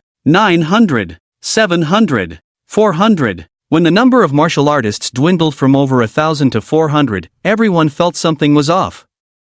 This guy from Jiangling had no idea how many punches he had thrown, yet, he showed no signs of weakness whatsoever. On the contrary, his fists were getting faster. How much vital energy did he still have left inside him? Finally, the one-star master who had just spoken couldn't help but say, You are not a master, you are a grandmaster. Gu Chen threw another punch from a distance, turning his body into blood mist. When did I ever say I was a master? Hiss. At that moment, everyone gasped in shock. A grand master. This guy was actually a grand master. No wonder his vital energy was so overwhelming, as if it would never run out. This group of martial artists, the highest among them being a one-star master, were like ants before him.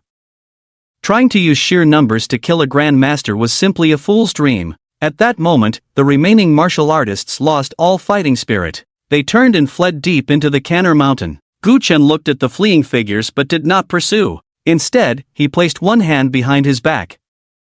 These people were all ants. He had no desire to kill them, but unfortunately, they insisted on seeking their own demise. However, while these people could live, one person had to die. His figure suddenly flashed and blocked the path of an escaping old woman. Feng Chunlan, where do you think you're running? Feng Chunlan was startled and fell to her knees with a thud. Sir, I was wrong, sir. I'm old and won't live many more years. Please, spare me, let this old lady have a way out. Gu Chen said, Did you not just say you would grind my bones to ashes and turn Lu Xiaotuan into a human puppet? Feng Chulan forced a smile. Oh, I was just joking with you, don't take it seriously.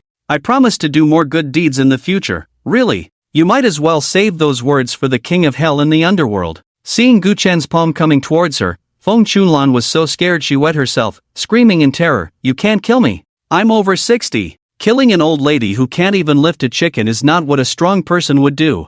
Gu Chen chuckled lightly. "You kidnapped a 4-year-old child to matchmake for your grandson, isn't that something only a person could do?" As soon as he finished speaking, his palm came crashing down. Feng Chulan didn't even have time to scream before she exploded into a cloud of blood mist. He looked down at Lu Xiaotuan in his arms. At that moment, Lu Xiaotuan's little face was flushed red. She had a high fever. Large beads of sweat mixed with sticky bloodstains covered her small face. "Let's go, big brother will take you home." Saying this, he took a step forward and walked towards the helicopter. Suddenly, a fierce wind arose. The thick mist of blood was blown away, along with the sweat and blood on Lu Xiaotuan's face, and Gu Chen's dark coat fluttered in the wind, his tousled hair wildly dancing. Chen Luoshui stared blankly at Gu Chen's back, the shock and horror in her heart beyond words. She had never imagined that a person could be this strong. Over 1,000 martial artists. What an enormous force that was, yet in front of this man, even 1,000 martial artists found it hard to approach him. More than 700 martial artists had died. Nearly 400 martial artists had fled in panic. If he wanted, it seemed that tonight, not a single martial artist from Wujia village would survive. Xiaotuan had always said that Gu Chen was formidable, and Chen Luoshui thought it was just childish talk. Now she understood that what he said was not false. Just as her thoughts drifted, a voice cut through the blood mist and reached her ears. "Don't waste time, come up." She looked up to see Gu Chen holding Xiaotuan, standing at the helicopter door, gazing at her from afar. His flowing hair, dark clothing, and handsome face reflected in Chen Luoshui's pupils under the moonlight. She suddenly felt a bit flushed. Just as she was about to speak, Gu Chen had already stepped into the helicopter. Chen Luoshui could only jog up to the aircraft. Once the helicopter took off, she softly said, I'm sorry, I didn't know you were that strong earlier, I thought. Anyway, I'm really sorry, and also, after I said all that about you, you still want to take me home, thank you." Gu Chen glanced at her. "You helped Lu Xiaotuan block the whip. It's only right that I take you home.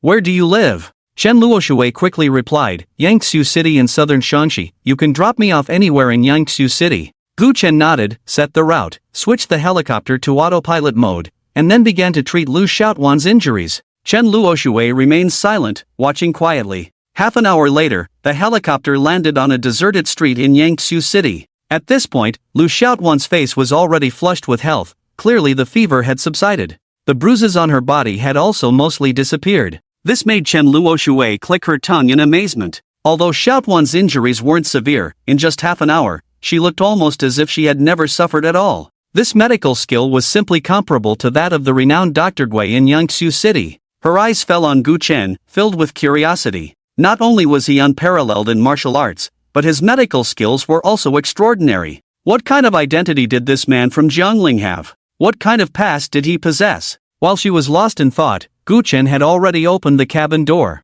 Chen Luoshui knew it was time for her to leave. At this moment, she felt a hint of reluctance. It wasn't anything else. She felt that Gu Chen was too mysterious, and there was an impulse to stay by his side and explore all the secrets he held. But the thought quickly faded. After all, she had been missing for many days, and her family must be very worried about her now. She needed to hurry home to reassure them. Chen Luoshui thought for a moment and said, "You saved me, why not come to my house as a guest? I will treat you with the highest courtesy, and I also want to repay you properly. What kind of reward do you want? I will do my best to fulfill it." "No, I need to go back to Jiangling." Gu Chen shook his head in refusal. Upon hearing this, a hint of disappointment flashed in Chen Luoshui's eyes. "Then, can you tell me your name?" Gu Chen replied lightly, "I am in Jiangling, you are in southern Shaanxi. If fate allows, we will meet again in the future. If not, knowing my name is of no use to you." Chen Luoshui stuck out her tongue. This man was truly heartless. After all they had been through together, he wouldn't even tell her his name. How infuriating. However, if he was heartless, she couldn't be ungrateful. She forced a smile and took off a delicate phoenix pendant from her neck.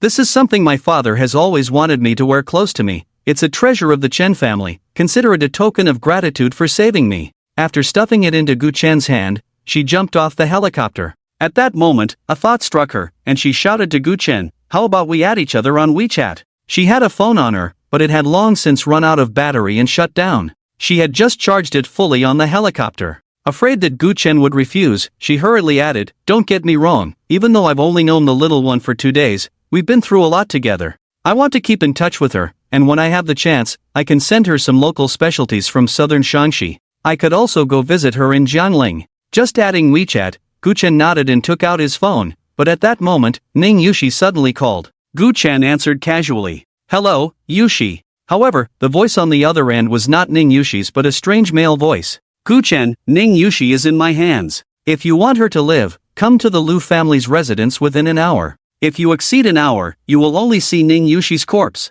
After saying that, the call was abruptly disconnected. Gu Chen's expression shifted unpredictably. Without even glancing at Chen Luoshui, he slammed the cabin door shut. Soon, the helicopter soared into the sky, disappearing above Yangtze City, leaving Chen Luoshui alone, disheveled in the wind. "What? Are you sick? I just looked down to get my phone, and you ran away? If you don't want to add me, you don't have to. You took out your phone, played a trick on me, and then flew away in a helicopter. What does that mean?" After complaining to herself for a while, she couldn't help but lower her head in frustration. "Sigh, I really am a failure. I couldn't even get a name or WeChat." She hailed a taxi, and after about 10 minutes, she stood in front of a luxurious mansion. Soon, a middle-aged man rushed out of the mansion. This was Chen Luoshui's father, the head of the Chen family, Chen Bin. The moment he saw his daughter, tears streamed down his face as he pulled Chen Luoshui into his embrace. "Luoshui, where have you been these past few days? I've turned southern Shaanxi upside down looking for you."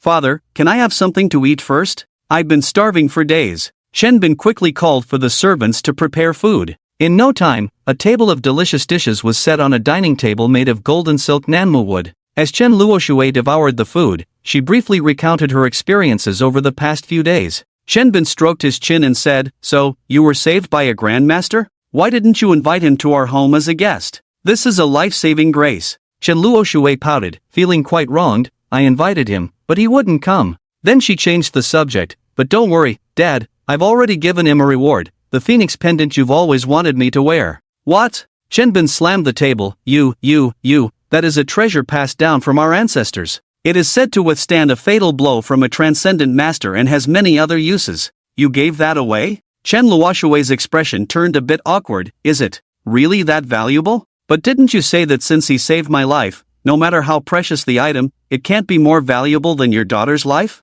"Fine," Chen Bin said, "if it was given, then it's given. If it can help us befriend a grandmaster, that would be a blessing for the Chen family." "You have his contact information, right?" "No, I don't." "Then what is his name?" I don't know." Chen Bin's forehead throbbed with veins. If the person sitting in front of him wasn't his own daughter, he would have wanted to slap her twice.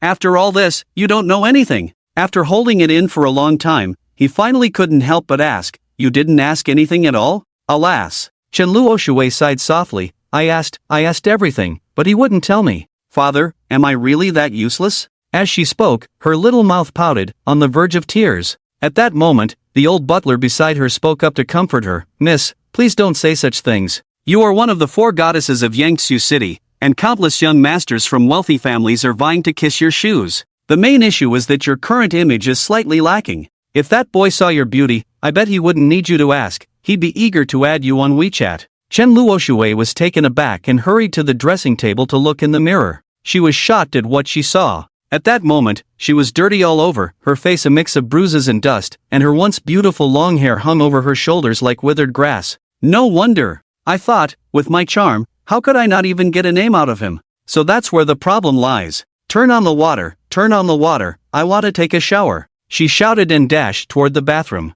"Humph, just wait until I take a shower, dress up nicely, and stand in front of you. I don't believe you can still say no. You, boy, won't you be begging me to dinner? The kind that can't be chased away." But at the same time, she felt a bit anxious. Jiangling, southern Shaanxi, 2,000 miles away. Is it really possible for me to see that man again? In the hall, the old clock buzzed. The time had reached 2 o'clock in the morning. Reflecting on what his daughter had just said, Chen Bin's eyes flashed with a ruthless glint. He had long heard about the trafficking of women and children in Wujia village, and in recent years, it had become increasingly rampant. He hadn't taken it seriously at first, but who would have thought these people would dare to kidnap his own daughter? He called the butler over, his voice cold and sharp. take people to Canner Mountain and wipe out Wujia village. On the plane, Gu Chen called back. Who are you? The voice on the other end replied with 3 words, Jun Wuyo. So it was someone from the Jun family. Gu Chen's expression turned a bit cold. I'm in southern Shaanxi right now. I can't get back in an hour.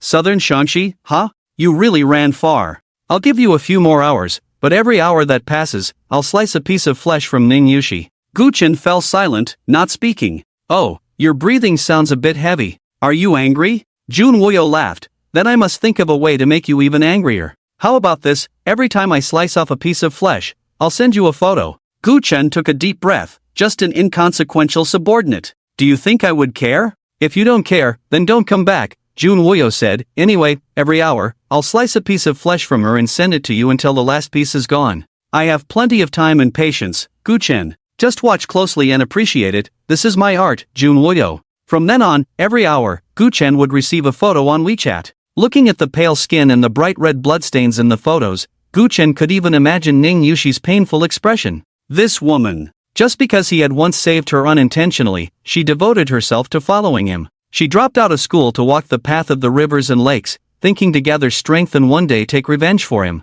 After he returned to Jianling, she even knelt in front of Hong Qi to plead for him. When Hong Qi refused, she resolutely stood in front of him, using her life to prove her intentions. After that night, she followed him closely, diligently doing everything he asked. And now, the flesh on her body was being sliced off piece by Jun Wuyo, enduring unimaginable pain. Rage burned fiercely in Gu Chen's chest. His hands were clenched into fists, nearly crushing the airplane's control stick. His eyes were bloodshot, fixed intently on the pitch-black night. Jun Wuyo, I want you to have no place to die. It was 6 o'clock in the morning. A faint light appeared on the horizon. The Lu residence was eerily quiet. A man in a white suit sat in the hall, eyes closed in meditation. Apart from him, 28 men in black stood silently in the hall, like statues.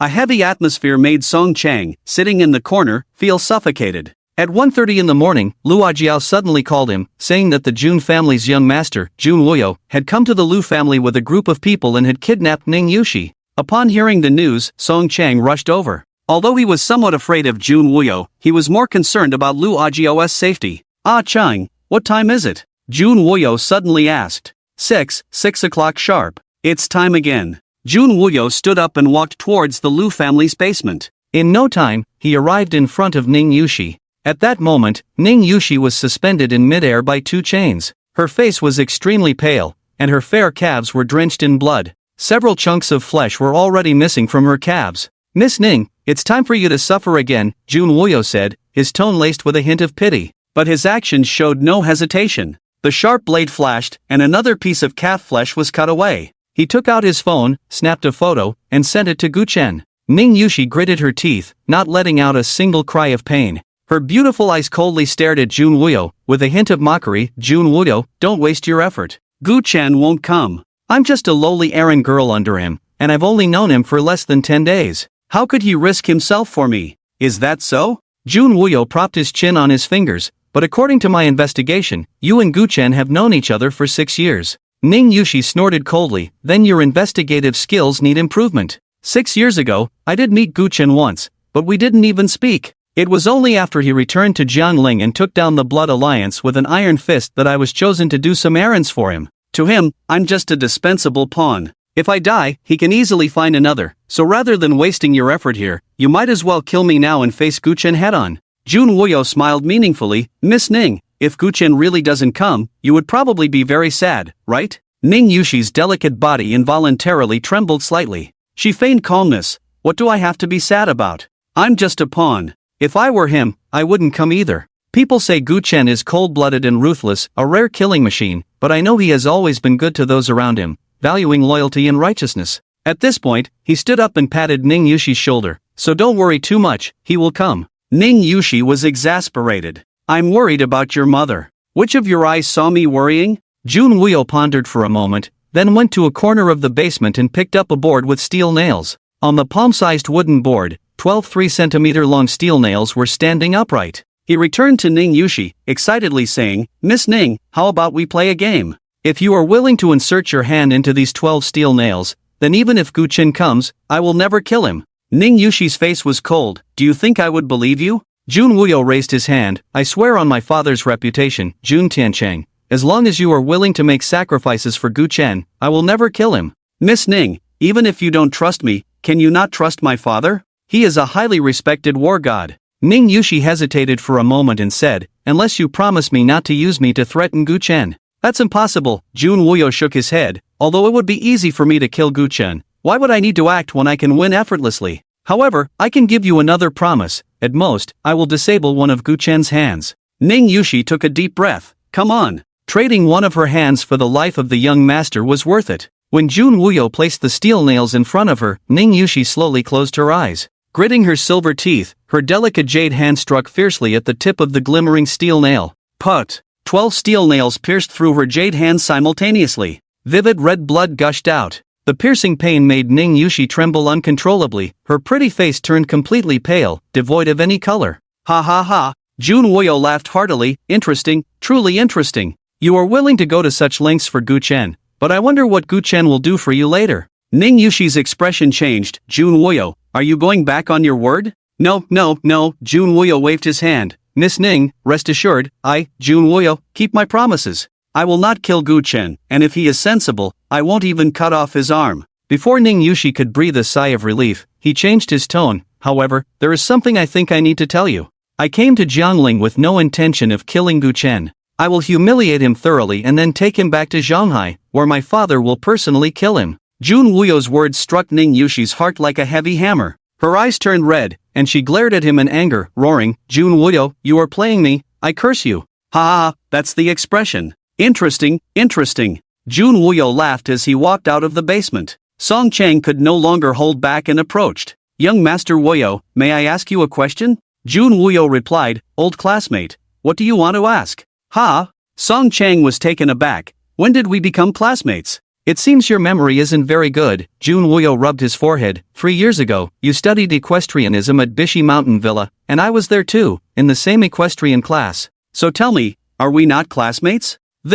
Song Chang scratched his head. 3 years ago, he indeed practiced equestrianism in the same class as Jun Wuyo, but he gave up after half a month, finding it too tiring, and they had exchanged fewer than 5 words during that time. Does that count as being old classmates? Jun Wuyo's voice rang out again. Alright, you've asked what you needed to ask, now go prepare breakfast. Song Chang's forehead twitched with veins. Damn! That's not what I wanted to ask. I wanted to ask why you came to the Lu family. You can target Gu Chen all you want, but why come to the Lu family? However, he didn't dare to go against Jun Wuyo's words and could only walk dejectedly toward the kitchen. Just then, footsteps came from upstairs. Lu Ajiao came down. Jun Wuyo said, Miss Lu, why are you up so early? I usually wake up early, Lu Ajiao replied, somewhat timid in front of Jun Wuyo. His identity was indeed a bit intimidating. Jun Wuyo sat at the table, lightly tapping his fingers on the surface. You're lying. According to my investigation, you usually sleep until 1 in the afternoon. Lu Ajiao was startled. I'm sorry, no need to apologize to me. It must have been my disturbance last night that startled you, causing you to have an uneasy sleep. Jun Wuyo raised his head, his enchanting eyes landing on Lu Ajiao. However, Miss Lu, do you know why I chose to bring Ning Yushi here instead of going elsewhere? I don't know. Lu Ajiao answered honestly. Jun Wuyo smiled. I heard that your father and elder brother were brutally killed by Gu Chen. Is that true? Lu Ajiao nodded. That is indeed the case. Jun Wuyo said, so, I specifically chose the location of Gu Chen's death to be at your home, allowing you to witness your enemy's demise with your own eyes. In this way, it can be considered as avenging you. What do you think? That would naturally be very good. Lu Ajiao said with some confusion, but I don't understand, I have no acquaintance with young Master Jun, why are you being so kind to me? Jun Wuyo replied, did I not say? I am an old classmate of a Chang, and you are the girl A Chang has been thinking about. Your family was killed, so I should avenge you. Lu Ajiao forced a smile, then thank you, young Master Jun. I still have one thing I don't understand. What is the screen hanging on this wall for? On the wall directly facing the entrance of the Lu family hall, there hung a huge screen. This was something Jun Wuyo had ordered to be hung up as soon as he arrived at the Lu family. This? Jun Wuyo said lightly, it's for live broadcasting. Gu Chen killed your family for no reason, and his methods were extremely cruel. I not only want him dead, but I want him to die in front of the entire Jianling populace. Lu Ajiao's heart trembled. Was Jun Wuyo making such a big deal out of this? At that moment, Jun Wuyu spoke again. Miss Lu, when facing the camera later, you must recount your experiences in detail, so that the people of Jiangling understand what kind of monster Guchen truly is. If you are avenging third brother, then just avenge him. Brother, why do you have to complicate things? Suddenly, a voice rang out. Everyone looked up to see a man in a brown suit striding in through the door. Jun Wuyu frowned. Jun Wu Hui, what are you doing here? Indeed, the newcomer was the second son of the Jun family, Jun Wu Hui. Jun Wu Hui smiled. Brother, I knew you wouldn't bring Gu Chen back to Shanghai as father requested. After all, Gu Chen is an unprecedented killing monster. If you were to slay this monster in front of all the people of Jiangling, your name would surely echo throughout the entire Jiangling. Not only that, with the military conference approaching and all the big shots coming to Shanghai, with a little maneuvering, your name could even reach the ears of the national leader. Indeed, Jun Wuyu had deceived Ning Yishi. From the moment he arrived in Jiangling, he only intended to bring Gu Chen's corpse back to Shanghai. Jun Wuyu said, if I gain a good reputation, doesn't that mean the Jun family gains a good reputation? From your tone, it sounds as if I, Jun Wuyu, am playing some kind of scheme. Oh. Jun Wuhui stepped in front of Jun Wuyu. Brother, please don't misunderstand. If you want to kill Gu Chen in Jiangling, I wholeheartedly support it. However, this reputation for eradicating evil should also include my share. Before Jun Wuyu could respond, Jun Wuhui turned to Lue Jiao. As for my third brother, he has killed too many innocent people in Jiangling. Using his name for revenge is not appropriate, at least not for our Jun family. So, my brother found you. Later, when facing the camera, you should embellish and exaggerate Gu Chen's deeds, and cry a little harder. In short, make it as tragic and miserable as possible. Do you understand? With Lue Jiao as a living example, combined with Gu Chen's already tarnished reputation, I'm afraid the entire Jiangling would be eager to eliminate Gu Chen. By then, it would be a natural progression for the Jun family to take action and kill Gu Chen. Not only that, but the glorious reputation would also fall entirely upon them. They would have avenged their grievances and gained fame, and with a little maneuvering, they might even attract the attention of high-ranking figures. It could be said to be killing three birds with one stone. Jun Wuyu's expression fluctuated. He hadn't expected that his thoughts would be completely seen through by his second brother. What infuriated him even more was that the other party had so bluntly revealed everything to Lue Jiao. Jun Wuyu had always preferred not to expose his true intentions when doing things. As the eldest son of the Jun family, he had both depth and means. Unlike Jun Wuhui, who was as straightforward as a pig, he couldn't understand why his father always favored such a fool. At this moment, Jun Wuhui said, Elder brother, I really don't understand why you like to keep things hidden. Isn't it better to be clear about your intentions? Do you think that if you tell Lue Jiao your true intentions, she would turn against you? With a thud, Lue Jiao knelt down directly, tears welling in her eyes, and said, Gentlemen, I, Lue Jiao, have an irreconcilable feud with Gu Chen. No matter what reason you have to kill Gu Chen, he is my benefactor, and I will naturally do my utmost to assist you. Rest assured, I will perform well later. Jun Wuyu said expressionlessly, Song Chang, use your Song family's resources to immediately spread the news throughout Jiangling, saying that the Jun family from Shanghai has come to Jiangling to slay the demon Gu Chen. Song Chang, who had been listening for a long time, immediately perked up and nodded vigorously. He had long wanted to avenge Lue Jiao. However, Gu Chen's strength was too terrifying, and he could only think about it in his heart. At this moment, being able to contribute to the effort to kill Gu Chen excited him greatly. Jun Wuhui approached Lue Jiao and carefully examined her pretty face.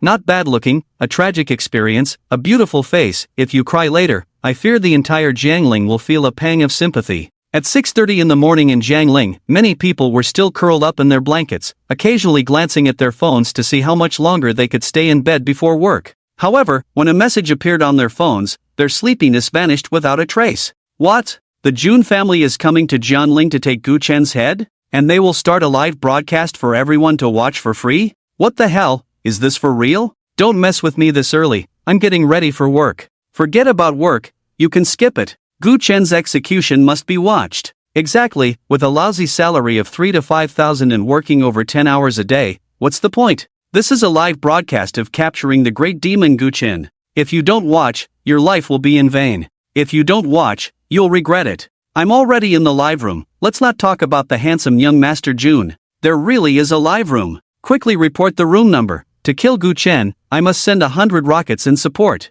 John Ling, still in a sleepy haze, was stirred into a frenzy by this sudden news. The Jun family, one of the prominent families in Shanghai, with a war god at the helm. Today, the Jun family takes action to eradicate evil. How could Gu Chen possibly escape death? Sorry, I'm sick and feeling a bit unwell, but I forced myself to write a chapter. I can't go on. This morning, whether at a breakfast shop, on the subway heading to work, or lying in a villa preparing to battle with a lover for another 300 rounds, everyone picked up their phones and entered the same live room. The title of the live room was Eradicating Evil and Upholding Justice. 10,000, 20,000, 100,000. 200,000. In a short time, the live room had already attracted 200,000 viewers. Keep in mind, it was still not yet 7 in the morning. The barrage in the live stream was chaotic. A dance of the city, it got intense, and when I woke up, that demon Gu Chen was about to die. The rabbit only eats grass near its burrow. How lively. It turns out I'm not the only one in Jiangling wishing for Gu Chen's death. Now I can relax. A leaf blocks the eye. I've already bought a set of firecrackers that make 10,000 sounds. The moment Gu Chen's head hits the ground, I'll set them off immediately. A dance of the city, count me in. I'm going to buy some right now. Snow flies with the wind, this is really funny. What if Gu Chen doesn't die, but instead, the Jun family members do? A leaf blocks the eye, stop talking nonsense. My Jun family's eldest and second young masters are a powerful duo, backed by countless elite warriors. How could they lose to Gu Chen? How could they die in Jiangling? What a ridiculous joke. A dance of the city, exactly, Gu Chen is just a clown. I've heard others analyze it. That whole thing about shooting down a helicopter with one sword is all bullshit. Young Master Wuyo could take him down in minutes. The words of A Leaf Blocks the Eye and A Dance of the City resonated with countless people. In the live stream, countless barrages flew out in agreement. The screen was filled with mockery and glee. It was as if they could already see Gu Chen's miserable death. Inside the Xiao family villa, Xiaoran looked at the barrage on the screen, a look of satisfaction on his face. Xianxue, it seems I'm not the only one who thinks Gu Chen will die today, many share my view. Although the old war god of the Jun family isn't here today, I've heard that young masters Wuyo and Wuhui are both powerful, one a 3-star grandmaster and the other a 2-star grandmaster, not to mention they have so many experts with them. Once Gu Chen steps into the Lu residence today, he will undoubtedly die. This morning, Xiaoran got up early, originally planning to go to the company, but then he saw the headline news on his phone. The Jun family arrives in Jiangling to capture and kill Gu Chen. He didn't go to the company but immediately called his daughter to wake her up. He wanted her to witness Gu Chen's death with her own eyes. Hearing her father's words, Xiao Qianxue merely smiled faintly. Father, Gu Chen won't die. You have no idea how strong he really is. Oh, Xiaoran said, didn't Gu Chen kill a 3-star grandmaster when he came to rescue you before? No, Xiao Qianxue answered honestly. Then where does your confidence come from? In her beautiful eyes, there was a look of longing. If you had seen how he fights in person, you would naturally have this confidence. He possesses an aura that looks down upon the world, with a demeanor that charges forward without hesitation. As if, where the heart desires, the body follows, and nothing is impossible. How could such a person possibly be defeated by the Jun family? However, Xiao Qianxue didn't want to say much to her father, as he wouldn't believe her anyway, so why waste breath? He. Xiaoran sneered. I've seen the video of Gu Chen at the Fenghua Pavilion. He does have some strength, but unfortunately, it's not enough in front of Jun Wuyo. Xiao Qianxue ignored her father and looked at the phone screen instead. The barrage was still crazily insulting Gu Chen, while Jun Wuyo was being praised to the heavens, as if he had become the embodiment of justice. Xiao Qianxue was very displeased. Although she knew Gu Chen wouldn't care about others' opinions, seeing these people so unrestrained still made her furious. Especially the Jun family. Coming from a wealthy family, Xiao Qianxue naturally guessed the intention behind Jun Wuyo and the others starting the livestream. Want to use my beloved as a stepping stone? Not only will you die today, but your reputation will also be in tatters. With this thought, her delicate fingers danced on the screen, and soon, a barrage was edited and sent out. Snow flies with the wind, you're all too ridiculous. Let's not even talk about Gu Chen's character. When did the Jun family become the embodiment of justice? Have you all forgotten how Jun Wuxie suddenly went mad at the Fenghua Pavilion, ordering fighter jets to indiscriminately fire on the citizens of Jiangling? Jun Wuxie has killed so many people in Jiangling, he deserves to die. Gu Chen killing him is an act of justice, and the Jun family coming to avenge him clearly shows they are all cut from the same cloth. As soon as this comment appeared, the screen fell silent. Because in the video released by Gu Chen, there was indeed a scene of Jun Wuxie ordering the Thunder fighter jets to shoot civilians. The Fenghua Pavilion almost instantly turned into a hell on earth. And Gu Chen, he crushed Jun Wuxie to death with a single kick. So, does this mean Gu Chen is the righteous one, while the Jun family is the evil one? At that moment, a sobbing sound came from the screen. Luo Jiao began her performance. Tears streamed down her beautiful eyes as she choked on her words about her experiences. She had encountered Gu Chen at the airport and wanted to invite him to dinner, but was instead sent flying with a slap. Not only that, but when she returned home that night, she found her father and elder brother tragically dead in their home. And the murderer was none other than Gu Chen. Everyone, I don't know what I did to offend Gu Chen. I was just having a quarrel with Song Chang and wanted to vent my anger by casually pulling someone in for dinner. I never dreamed that the person I pulled in would be Gu Chen. I never expected that just because I delayed him a little, he would want to kill my entire family. I regret it so much, I really regret it. If I could turn back time, I would never provoke this demon. Woo woo, she cried harder and harder, gasping for breath. Her tear-streaked face would make anyone's heart ache, not just men, but even women. At this moment, she choked out, "Everyone, young Master Wuyo is not here to avenge his third brother. He knows very well that Jun Wuxia is deeply guilty and deserves to die. But if Jun Wuxia deserves to die, doesn't Gu Chen deserve to die too? He is capricious. When he is in a good mood, he slaps people a few times, and when he is in a bad mood, he wipes out entire families. A demon like this, doesn't he deserve to die? Think about it. How many evil deeds has Gu Chen committed since he came to Jiangling? Even without mentioning the personal grudges he has with Ji Kaiyue and Fenghua Pavilion, he is still guilty of heinous crimes." Her words ignited a storm of comments. "Poor girl, if I were her, I would have probably gone mad by now. So tragic, that damned Gu Chen deserves a terrible death. I wish I could eat his flesh and drink his blood." Gu Chen relies on his mediocre skills to act recklessly, killing without restraint, angering both gods and men.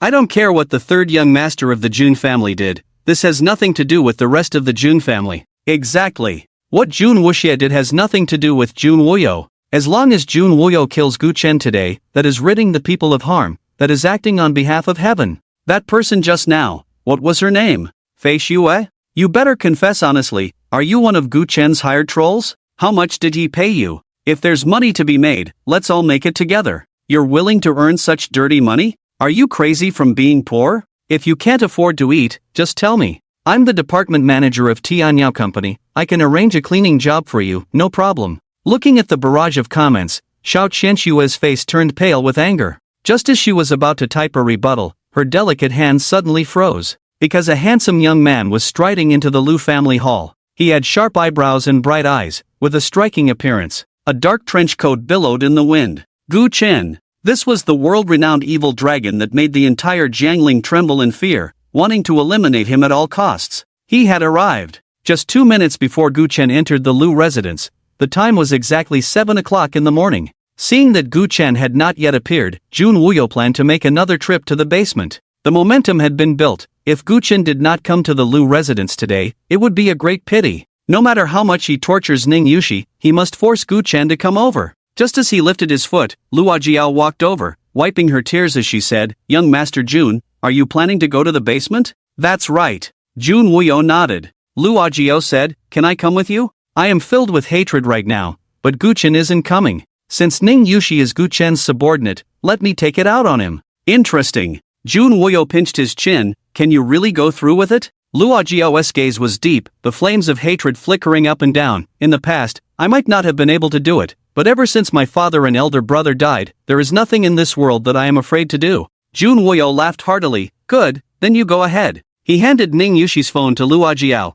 "After you're done, take a picture and send it to Gu Chen. Be as cruel as possible. You know, if you're not cruel, Gu Chen might just hide like a turtle." Luo Jiao took the phone, tucked it into her bosom, and walked towards the basement. Watching her figure, a barely noticeable smile crept onto Jun Wuyo's lips. "Interesting, very interesting. Since you, Luo Jiao, are going to the basement, then let all of Ning Yushi's wounds fall on you. After all, you are blinded by hatred, and doing something so cruel, no one will say anything against you." As Luo Jiao's figure disappeared into the basement, Gu Chen, clad in a dark trench coat, entered the Lu family's hall. Originally, the number of people in the live stream had been stuck at over 200,000. But with Gu Chen's arrival, the number suddenly skyrocketed. 290,000, 350,000, 420,000. In a short time, the number of people in the live stream had surged to over 400,000. Even in my dreams, I can wake up laughing. Ha, damn, Gu Chen really dares to come? Today, let you know how to write the word death. Xingcheng Yiwu, don't say it, but Gu Chen is actually quite handsome. If he hadn't done so many heinous things, I wouldn't mind letting him be my boyfriend. Fengqing Buyao Wang, clearly, he narrowly escaped death 5 years ago, yet he insists on returning to Jianling to stir up trouble. Gu Chen, if you don't die, who will? My son Manhwa is destined for greatness. This time, justice will surely triumph over evil. The Jun family of Zhenghai will restore a bright world to Jianling. Gu Chen, your time of death has come. Gu Chen was naturally unaware of these comments. As soon as he entered, his gaze fell on Jun Wuyo. Jun Wuyo, now that I am here, shouldn't you hand over my people? Jun Wuyo sneered. I don't think I've ever said that if you came here, I would let them go. Before Gu Chen could speak, Jun Wuyo's younger brother, Jun Wuwei, interjected, Gu Chen, you kill innocents and wrongfully slay the good. Today, you came to the Lu family, so kneel down immediately and bow your head in repentance to Lu Jiang and Lu Chen. If you do so, our Jun family might still leave you with a whole corpse. Gu Chen chuckled lightly, his tone intriguing. How long has it been since Lu Jiang and Lu Chen died? They have become good people now? Who gave them that title? Impudent! Shouted Song Chang, standing beside Jun Wuyo. Gu Chen, you came to the Lu family for no reason to kill my future father-in-law and brother-in-law, and you still have the nerve to argue? Kneel down immediately, or else, if young Master Jun gets angry, your blood will splatter 100 feet. Song Chang had waited too long for this moment. He was eager to see Gu Chen kneeling on the ground, confessing his sins. Not for himself, but to seek justice for Lu Ajiao. Unexpectedly, Gu Chen didn't even glance at him, only staring at Jun Wuyo, speaking each word clearly. Jun Wuyo, if you release Ning Yushi now, I will only kill you. But if you don't release Ning Yushi, everyone you brought today will die. The rabbit loves to eat the grass by its nest, reversing the heavens. This Gu Chen is simply reversing the heavens. It was the young master of the Jun family who surrounded you with his men, not you surrounding the young master of the Jun family. Do you think you're a god, killing everyone with just a word? A leaf blinds the eye, who can't talk big? This Gu Chen is always thinking about showing off. Later, when he gets beaten like a dead dog by a group of people, I'll see how he continues to act tough. A dance that captivates the city. Don't talk nonsense, there's no need for a group of people. Just my young master Wuyo can capture and kill Gu Chen alone. Of course, young Master Wuyo is a 3-star Grandmaster, he only needs to make a slight move, and Gu Chen will be turned into minced meat. As the barrage of comments flew up, Jun Wuyo finally spoke softly. Gu Chen, do you really think that by acting tyrannically in a small Jiangling, you are invincible in the world? Do you dare to speak arrogantly in front of me? Gu Chen clasped his hands behind his back. Jun Wuyo, whether I'm speaking arrogantly or not, won't you know if you fight me fairly? It doesn't matter if it's just you or everyone present together. But shouldn't you let the people go first? Jun Wuyo, threatening me with an innocent woman isn't a skill. Only by defeating me in a fair fight can you make a name for yourself and shake Jiangnan. Gu Chen spoke with a blank expression, but his heart was filled with murderous intent. If it weren't for Ning Yushi still in Jun Wuyo's hands, he would have already acted and bloodied the entire Lu residence. Just as Jun Wuyo was about to speak, a mocking voice suddenly rang out at the door. Innocent? You, Gu Chen, are an unprecedented killing demon. What good can your subordinates be? She follows you around, doing whatever she wants, aiding and abetting evil. Even if young Master Jun flays her alive, that would be mercy. Everyone looked up to see an elderly man in tang suit, around 60 years old, walking in. Following him were more than a dozen imposing martial artists. Gu Chen's gaze darkened slightly. Sun Laifu, I didn't expect you to come today. This is quite a pleasant surprise. Sun Laifu, the head of the Sun family. Did his arrival today mean that he was also involved in the Gu family massacre 5 years ago? Pleasant surprise? A martial artist behind Sun Laifu snorted coldly. Today, you will be buried in the Lu residence. What's there to be happy about? Gu Chen ignored him, his eyes fixed on Sun Laifu. Today is a matter between me and the Jun family, yet you, Sun Laifu, have come to meddle. You seem to want me dead. It seems you can't escape the connection to the Gu family massacre back then.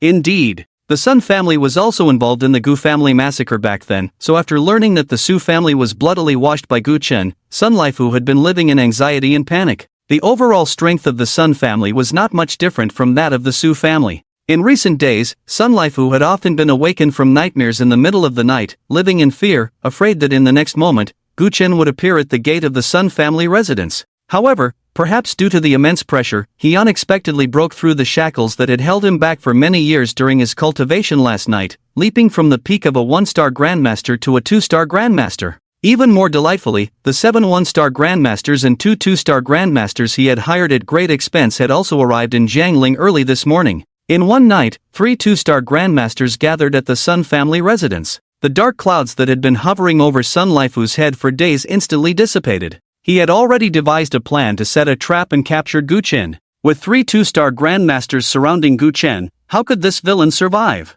However, before he could make a move, Jun Wuyo had already arrived in Jiangling, aiming to take Gu Chen's head. After receiving the news, he immediately rushed over with his men. 5 years ago, the destruction of the Gu family bore the shadow of the Sun clan. Today, with the last remaining sprout of the Gu family tragically dead, how could the Sun clan stand by and watch? 5 years ago, by participating in the extermination of the Gu family, the Sun clan reaped immense benefits. Now, by taking part in the strangulation of Gu Chen, the Sun clan could gain an even greater reputation. Thoughts surged in his mind, yet Sun Laifu said, "Gu Chen, what nonsense are you spouting? The great fire that consumed the Gu family back then was caused entirely by you. The whole of Jiangling knows this. Why must you act like a clown, splattering mud on my head?" His expression turned serious. "Gu Chen, not only did you commit patricide and annihilate your clan 5 years ago, but today, you are also running rampant in Jiangling. You caused a ruckus at the Fenghua Pavilion, stained the drunken flower tower with blood, and nearly wiped out the entire Su family.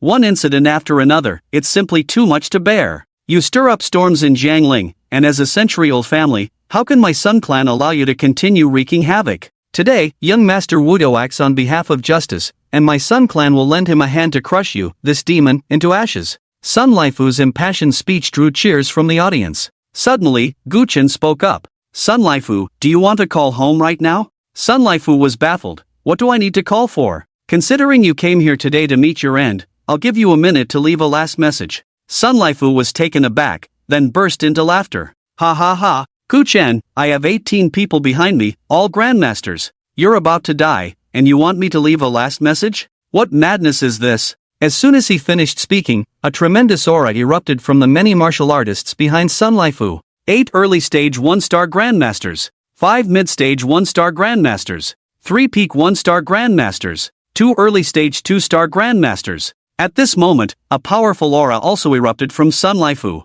Another 2-star grandmaster added to the mix. Jun Wuyo glanced at him and said, "Not bad, Sun Laifu. I saw you last year in Shanghai. At that time, you were still a peak 1-star grandmaster. I thought you would remain at that level for life, but unexpectedly, at over 60, you've made another leap to become a 2-star grandmaster." Sun Laifu cupped his fists towards Jun Wuyo, humbly saying, "Just lucky, just lucky." He then turned to Gu Chen, a smug look on his face. "Gu Chen, do you know that today, even without young Master Wuyo lifting a finger, my Sun clan alone could turn you into ashes? Now tell me, who needs to leave a last message, you or me?" 10 seconds, Gu Chen said calmly. "What?" Gu Chen glanced at him. "You have 10 seconds to leave a last message." Sun Laifu was furious. "You ignorant fool. Gushan, Zheng Xing'an, you 2-star grandmasters, come with me to break this brat's limbs. Leave the head for young Master Wuyo." Jun Wuyo said, "Sun Laifu, let your people join in." Sun Laifu laughed heartily. "Young Master Wuyo, there's no need for that. I'm afraid there are too many people. If we're not careful, we might accidentally kill this kid.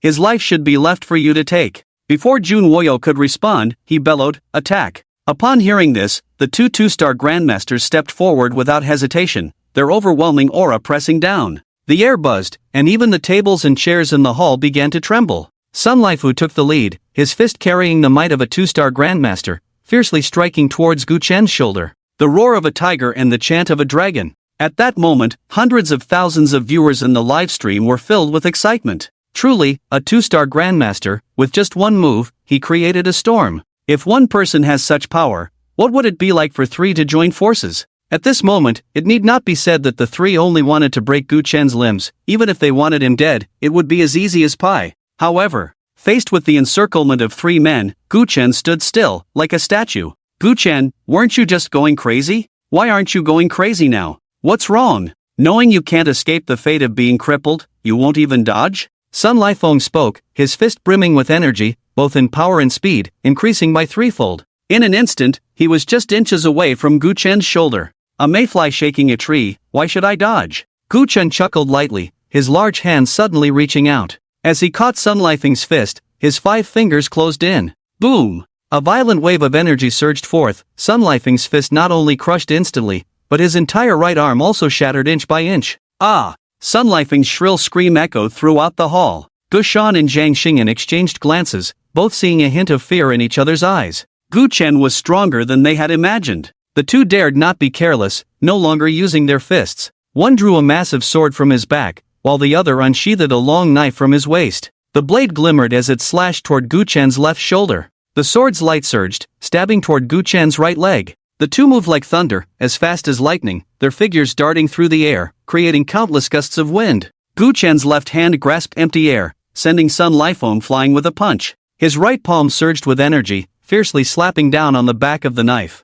At the same time, his left foot hooked, disarming the incoming long sword, and then he stomped down hard on the sword's body. Everything was completed in the blink of an eye. In the next moment, the long knife trembled, the massive sword wailed, instantly turning to powder. The two second-star grandmasters simultaneously cursed inwardly. Such a thunderous assault, and Gu Chen could easily defuse it with his bare hands. It was evident that their strength was vastly inferior to Gu Chen's. They turned to flee, but Gu Chen's large hands had already pressed down on the back of their heads. Want to run? Die for me! With this light shout, Gu Chen's hands suddenly exerted force. Boom! The heads of the two second-star grandmasters violently collided, exploding into a mist of blood. Cough cough. Sun Lifeng spat out blood, crawling up from the ground. After exchanging two moves with Gu Chen, he had not only lost an arm, but his chest was also caved in, and now he was heavily injured, with no strength left to fight. Just as he got up, he saw the bodies of Gu Shan and Zhang Xing'an lying in a pool of blood,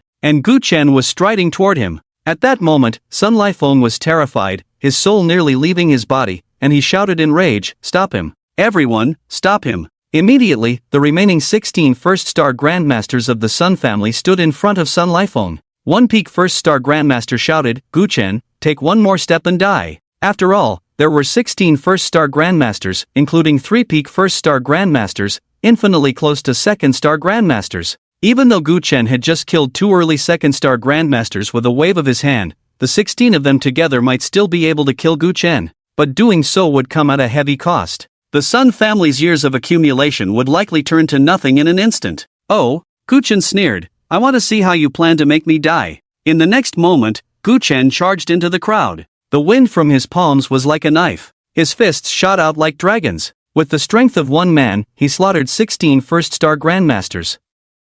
As if entering a no man's land. Boom boom boom. Clouds of blood mist blossomed. The sounds of explosions were incessant. Watching this scene, Sun Lifeng's eyes were about to burst, his heart twisted in pain. 9 of these 16 first-star grandmasters were trained by the Sun family themselves. Countless efforts spent. His eyes turned blood red, and he roared, "Gu Chen, you have destroyed decades of accumulation for my Sun family in an instant, you deserve to die."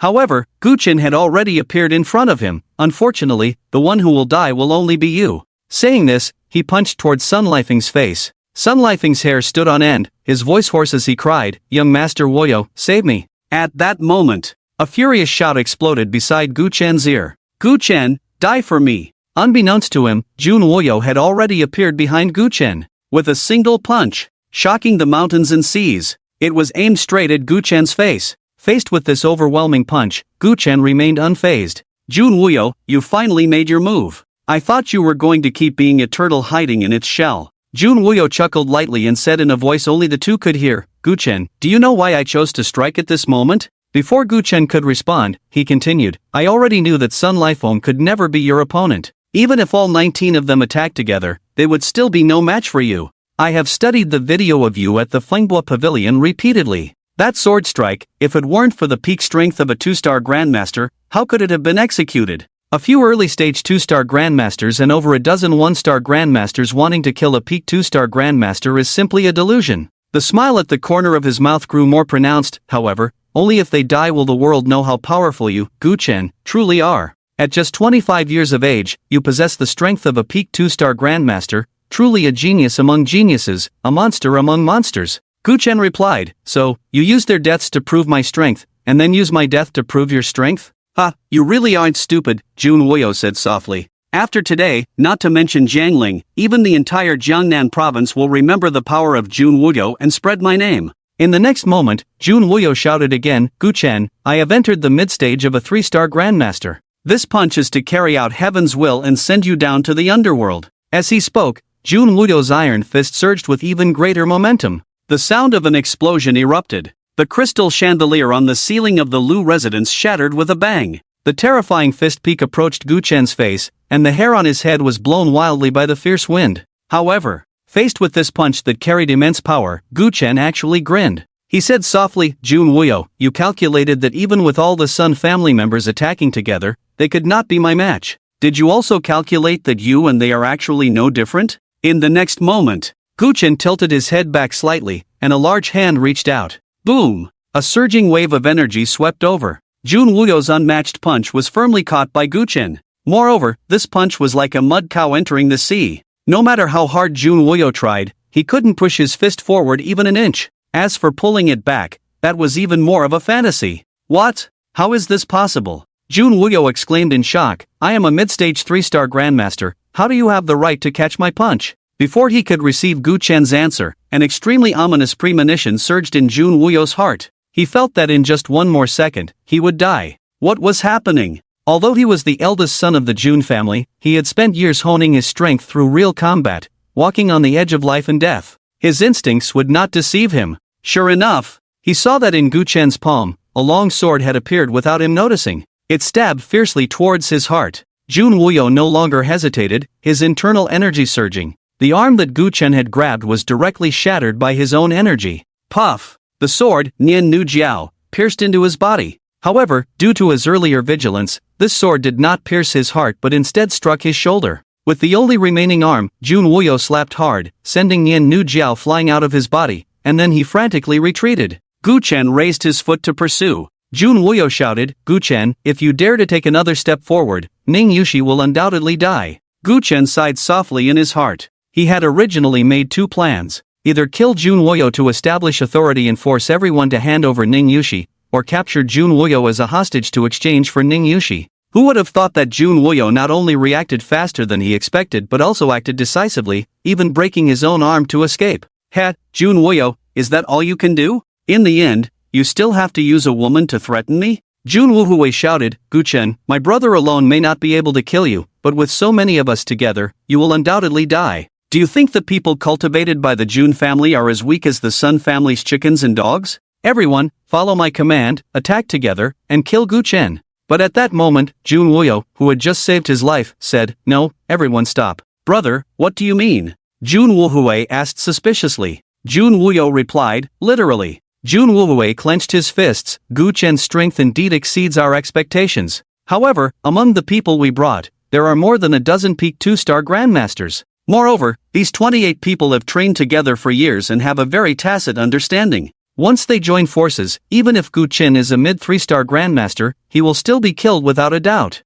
Mid-3-star Grandmaster? Jun Wuyo's face darkened. His strongest punch, which could summon wind and rain, was met with Gu Chen's hasty response, yet Gu Chen was able to grasp the wind and rain in his palm. How could he possibly be a mid-3-star Grandmaster? Perhaps to outsiders, it seemed Gu Chen barely caught his punch, but only he knew how powerful Gu Chen's palm truly was. As long as the opponent had a thought, his fist would be crushed instantly. And that sword that suddenly shot out, like a venomous snake striking. If he hadn't been alert, he would never have been able to react. Even now that he had escaped danger, he still felt a chill down his spine, cold sweat pouring down. Just a little more, and he would have been dead. To easily annihilate a mid-3-star Grandmaster with a flip of his hand, how could you still think that Gu Chen's strength is on par with mine? This guy, I'm afraid, has already reached the peak of 3-star Grandmaster. No, he might even have reached the 4-star Grandmaster realm. Even if they risked everything, they could never kill a peak 3-star Grandmaster, let alone a further 4-star Grandmaster?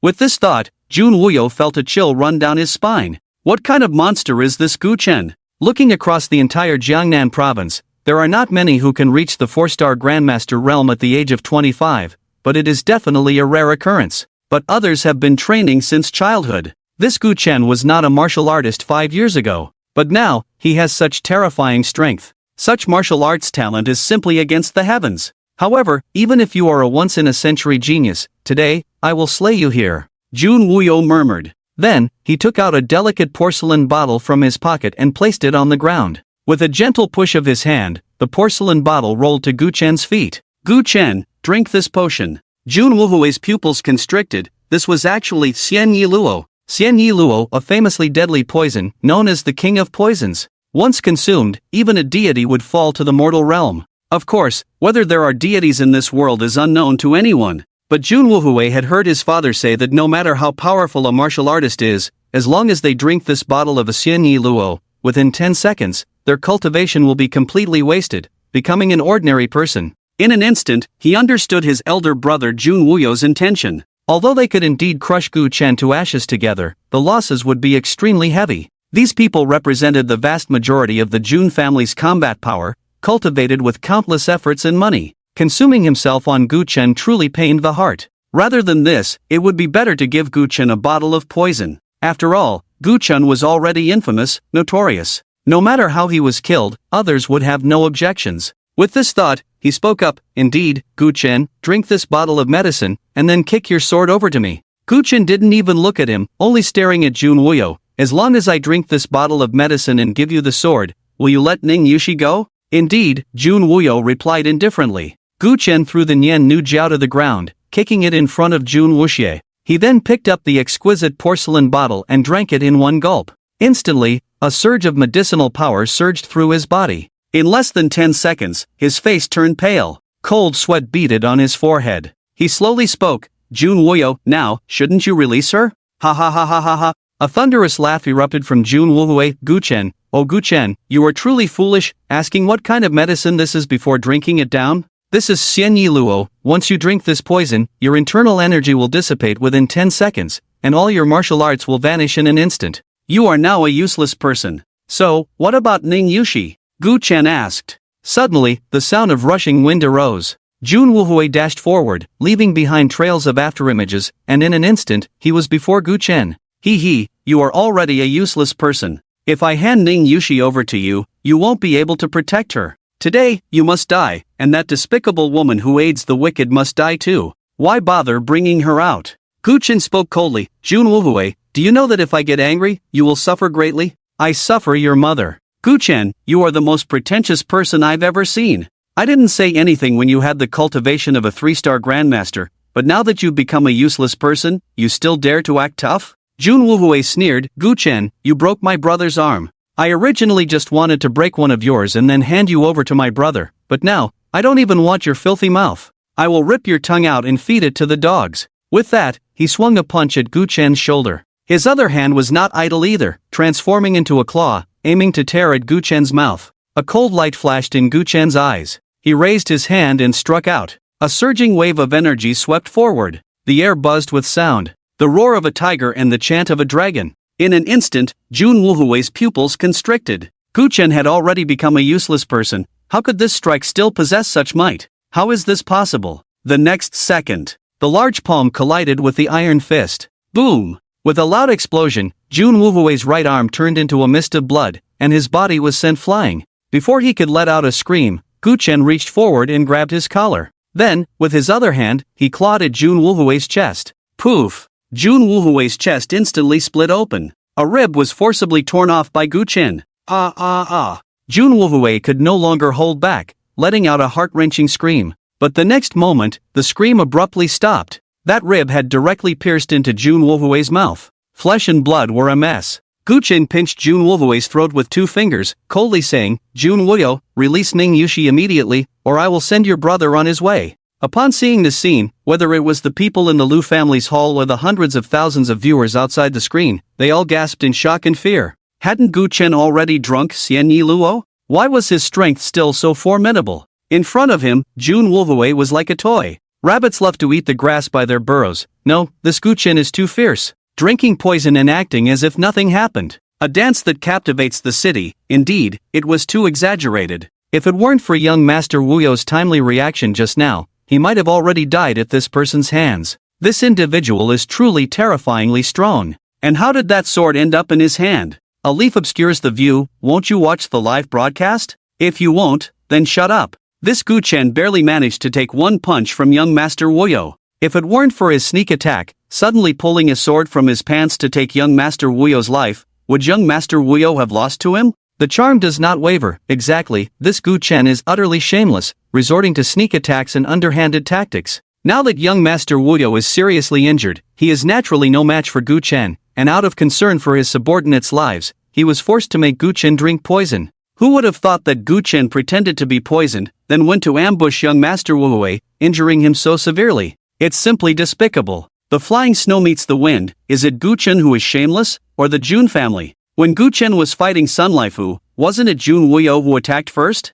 The Jun family insists that as long as Gu Chen drinks the poison, they will release him. Did they keep their word? The Jun family is deceitful and shameless. Are you blind? Xiao Qianxue was truly infuriated by these comments and couldn't help but curse. My son, the pain of twisting is a sign of great potential. I say, flying snow meets the wind, come report to my Tianyao group tomorrow. Stop trying to clear Gu Chen's name, aren't you tired? Flying snow meets the wind, the department manager of Tianyao group, right? You don't need to come to work tomorrow. My son, the pain of twisting is a sign of great potential. Oh, you're still pretending. You're a loser, so poor you can't even afford a meal, yet you dare to shamelessly tell me to get lost from Tianyao group? You've really made me laugh. This is just online. If we meet in reality, brother will teach you a lesson. The comments scrolled rapidly, while in the hall, Jun Wuyo's face was terrifyingly dark. Why does Xian Yi Luo have no effect on you? Gu Chen's expression was calm. To hone his extraordinary medical skills, he had tasted countless deadly poisons on Dragon Island and was already immune to all toxins.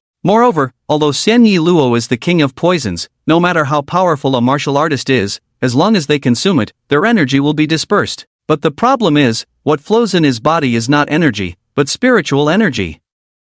Xian Yi Luo only brought him slight effects, which were quickly dissipated by countless spiritual energies. He did not answer Jun Wuyo's question, only saying, hand over Ning Yushi, and I will release Jun Wuyo. Jun Wuyo said quietly, why should I trust you? Gu Chen replied, do you think I'm like you, untrustworthy? Jun Wuyo said, how about this, you sever an arm, and I will exchange hostages with you. At the same time, the energy within him quietly circulated, waiting for an opportunity. Gu Chen laughed, Jun Wuyo, your demands are a bit too much. It seems I can only send your brother on his way. Jun Wuyo said, Gu Chen, if you want to kill him, then go ahead. As long as my brother dies, Ning Yushi will have no chance of surviving. I can tell you, Ning Yushi has suffered greatly for you, even piercing her own palm with a steel nail to plead for my mercy to spare your life. Think carefully, my Jun family's sons are not just Wu Hui, but there is only one subordinate who is utterly loyal to you. Gu Chen's heart was fiercely tugged. His starry eyes turned red. The killing intent around him seemed to solidify. He never expected that Ning Yushi would go to such lengths for him. Hurry, sever an arm. Jun Wuyo coldly commanded, just now, my brother was the one shouting not to return Ning Yushi to you. I never said anything like that. At this moment, I swear in the name of my father, Jun Tianchang, as long as you sever an arm, I will immediately return Ning Yushi to you. Then, we will fight honorably to the death. Gu Chen took a deep breath, just about to make a move. Even though he had lost an arm, he could still annihilate everyone present. But at that moment, an unexpected figure entered the Lu residence from outside the hall. It was Lu Jiao. Gu Chen, I have rescued Ning Yushi. She got straight to the point. What? Gu Chen was taken aback. Lu Jiao continued, I pretended to say I was going down to teach Ning Yushi a lesson, but in fact, I rescued her. There is a secret passage in the basement of our Lu residence that leads outside. Before anyone could react, another clear voice came from outside. Young master. Ning Yushi stepped into the hall, her steps a bit unsteady, her beautiful face slightly pale. But she wore a faint smile. She had seen everything Gu Chen had done for her. She had thought that perhaps she held some weight in the young master's heart, but not too much. Yet the young master had done so much for her. Although she was injured, she felt inexplicably happy. The figure she had always pursued was willing to support her one day. This was something she had never dared to dream of before. Gu Chen's gaze fixed on her left hand, which was covered in blood, horrific flesh wounds one after another, lined up in rows. You have suffered. His voice was a bit hoarse. Ning Yushi said, I once said I would wholeheartedly assist the young master, and I was not joking. At that moment, a thunderous roar suddenly erupted. Lu Jiao, do you know what you are doing? Your whole family died because of Gu Chen, yet you are helping this murderer, and you have betrayed my trust in you. How can you, how dare you? The speaker was none other than Jun Wuyo. At this moment, he was furious. Gu Chen's strength exceeded his expectations, which he could still accept, but Lu Jiao's sudden betrayal was something he had never anticipated. Not to mention him, the entire live broadcast room was in an uproar. People couldn't understand why Lu Jiao would help her father's murderer. What was going on? How did Gu Chen manage to do this? Why were his subordinates so loyal to him? Why did the girl who had a blood feud with him resolutely stand by his side? Lu Jiao's beautiful eyes fell on Jun Wuyo. Gu Chen did kill my father and elder brother, but their deaths were naturally due to their own actions. Gu Chen only kills those who deserve to die. As for my betrayal of your trust, Jun Wuyu, I told you before going to the basement, after my father and elder brother died, there is nothing I, Lue Jiao, would not dare to do in this world. Her words were powerful. Jun Wuyu looked at her deeply and suddenly laughed. It seems Ning Yishi was right, I really should improve my investigative skills. Gu Chen stepped forward, his gaze like a world-shattering blade. Unfortunately, you no longer have that opportunity. Is that so? Jun Wuyu sneered. Gu Chen, do you really think you have won this round today? Just as his words fell. Boom, boom, boom, boom, boom. 28 black-clad men erupted with overwhelming momentum. 16 mid-level 2-star grandmasters. 12 peak 2-star grandmasters. These 28 people had not even a single early-stage 2-star grandmaster among them. The foundation of the Jun family in Shanghai was indeed extraordinary. Their imposing aura was overwhelming, filled with endless killing intent. It seemed that in the next second, they would strike and grind Gu Chen into meat paste. Facing this terrifying pressure, ordinary people simply could not withstand it. Song Chang, standing in the corner, directly knelt down with a thud. Lue Jiao naturally could not escape either. However, even though she knelt on the ground, she let out a cold snort. Jun Wuyu, with this group of useless rabble, you think you can kill Gu Chen? Don't make me laugh to death. A man in black roared, shut your mouth, you wretched woman. Earlier, in front of the camera, you were so certain that you would make Gu Chen pay for his blood debts, and now you run to his side to serve him. Luo Jiao replied, if I don't do this, how can I gain Jun Wuyu's trust? Besides, even if I am despicable, I am still better than a bunch of lunatics from the Jun family. How many innocent civilians died when Jun Wuxie went on a killing spree in the Fenghua Pavilion? The Jun family came to Jiangling to take revenge for Jun Wuxie, yet they still need a grand excuse. I am just cooperating with you. If I don't, I fear my fate will be worse than Ning Yushi's. Nonsense! I see that you, this wretched woman, have already been bewitched by that demon Gu Chen. You have no reason to live in this world anymore. Die! As soon as the man in black finished speaking, he swiftly drew a handgun from his pocket and fired 3 shots at Luo Jiao. Luo Jiao's face turned pale. After all, she was just an ordinary person, and at the moment of life and death, endless fear surged in her heart. Just then, she felt her body lighten. Gu Chen had moved like lightning, grabbing her shoulder with his left hand and pulling her back. At the same time, his right arm's muscles bulged. Jun Wuhui was directly thrown out by him. Bang! Bang! Bang! 3 bullets pierced into Jun Wuhui's body. The intense pain caused his whole body to spasm, and his face twisted in agony. He wanted to scream, but the half-broken rib lodged in his throat blocked all sound. Young Master Wuhui! The man in black reached out to catch Jun Wuhui, his eyes filled with rage. He actually killed Jun Wuhui. This. His body trembled with fear. Even if he could really kill Gu Chen and return to Shanghai, he would still face the death penalty from the family head. No! This is all Gu Chen's doing. What does it have to do with me? Fear instantly transformed into boundless fury. He shouted, everyone, join me to kill Gu Chen and avenge young Master Wuhui. The 28 men in black were about to rush towards Gu Chen when Jun Wuyu's cold shout stunned everyone. I don't recall telling you to act. The man in black who had just fired said anxiously, young Master Wuyu, if we don't act now, when will we? Slap. Jun Wuyu countered with a palm strike, am I the eldest of the Jun family, or are you? You dare to instruct me? The man in black was momentarily dazed, but in front of Jun Wuyu, he didn't dare to be reckless. He knelt down with a thud. Young Master Wuyu, I know I was wrong. Jun Wuyu looked at the other men in black. You all kneel down, and channel all your internal energy back to your dantian. The remaining 27 men in black immediately bowed their heads without a word. The next moment, a terrifying force surged forth. Boom! Boom! Boom! Boom! Boom! Blood flowers suddenly bloomed. Each of the 28 men in black had a bloody hole appear in their lower abdomen. Their dantian shattered. Energy burst forth. At this moment, Jun Wuyu opened his mouth wide. The surging energy from the air rushed madly into his mouth. It was as if a great whale was sucking in water. His momentum soared higher and higher. As the bodies of the 28 men in black fell heavily to the ground, a vast pressure erupted from Jun Wuyu's body. Brother, what are you doing? Jun Wuhui struggled to pull the rib from his mouth, incredulously shouting. His life was tough. Although he had lost an arm, had a rib broken, and was shot 3 times, he still hadn't died. He was just severely injured and had lost all fighting power. He originally wanted to get up and hide behind everyone to watch the Jun family's death warriors battle Gu Chen. But instead, his elder brother had killed all 28 death warriors. Jun Wuyu's eyes sparkled with a mysterious light. Brother, you don't know, just now when I sparred with Gu Chen, I discovered that his strength is far beyond that of a mid-level 3-star grandmaster. Even if these people teamed up, they would not be a match for Guchen. Rather than letting them be killed by Guchen, it would be better to use them for my own purposes.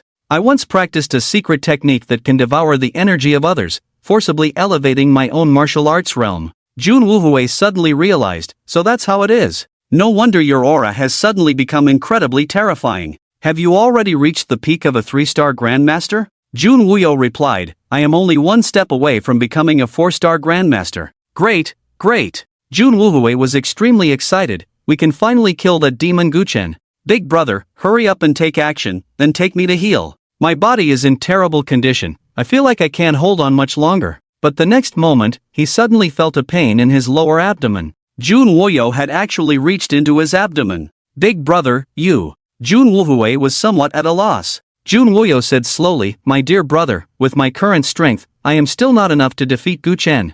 I need you to give me your energy so I can advance further, is that alright? No, no. Jun Woohwei screamed, you can't do this to me. I'm your brother. Big brother, I beg you. If we really can't defeat Guchen, let's beg for mercy. I don't want to die. The sons of the Jun family cannot beg for mercy from a demon. Jun Wooyo's expression turned cold. Brother, today, you will die for the greater good, and your name will be recorded in the history of Jiangnan. And I will avenge you by personally slaying Guchen. As he spoke, Jun Wooyo had already ruthlessly crushed Jun Woohwei's dantian. The surging energy surged into his body. Boom! His martial arts cultivation. At this moment, he advanced further. He had entered the realm of a 4-star Grandmaster. Moreover, his aura continued to rise. Ah! Jun Wooyo, may you die a horrible death. Jun Woohwei screamed in agony, reaching out to grab his brother's collar. But, halfway through, his hand had already fallen. Jun Woohwei, the second young master of the Jun family,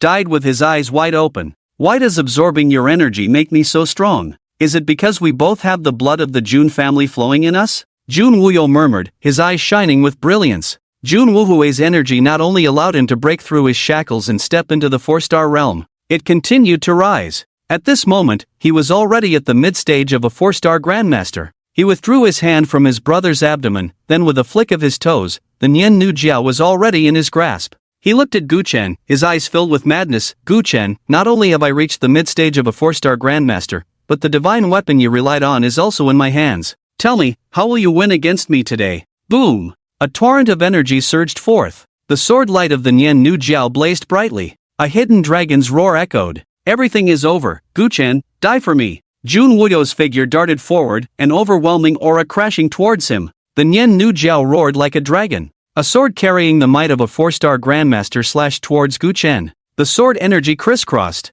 The sword light surged. One sword. Shocking the world. At this moment, hundreds of thousands of spectators outside the screen were once again filled with bloodlust. Looking at Guchen was like looking at a dead man. However, facing Jun Wooyo's terrifying sword strike, Guchen did not retreat but advanced, letting out a long howl. Jun Wooyo, behold the raging waves. As his body moved, leaving behind trails of afterimages, Guchen's 5 fingers came together, and as the spiritual energy surged, he unleashed a punch. This punch cut through the wind and waves, carrying unparalleled power. In the hall of the Lu residence, tables and chairs shattered inch by inch, and even the corpses on the ground turned to ashes. The energy waves surged. The air wailed. One punch, shining through the ages. The next moment, figures intertwined. Boom! Amidst the explosive sound, the sword light suddenly dimmed. Half of Jun Wooyo's body instantly vanished. The other half of his body rippled with circles of waves. Irony surged.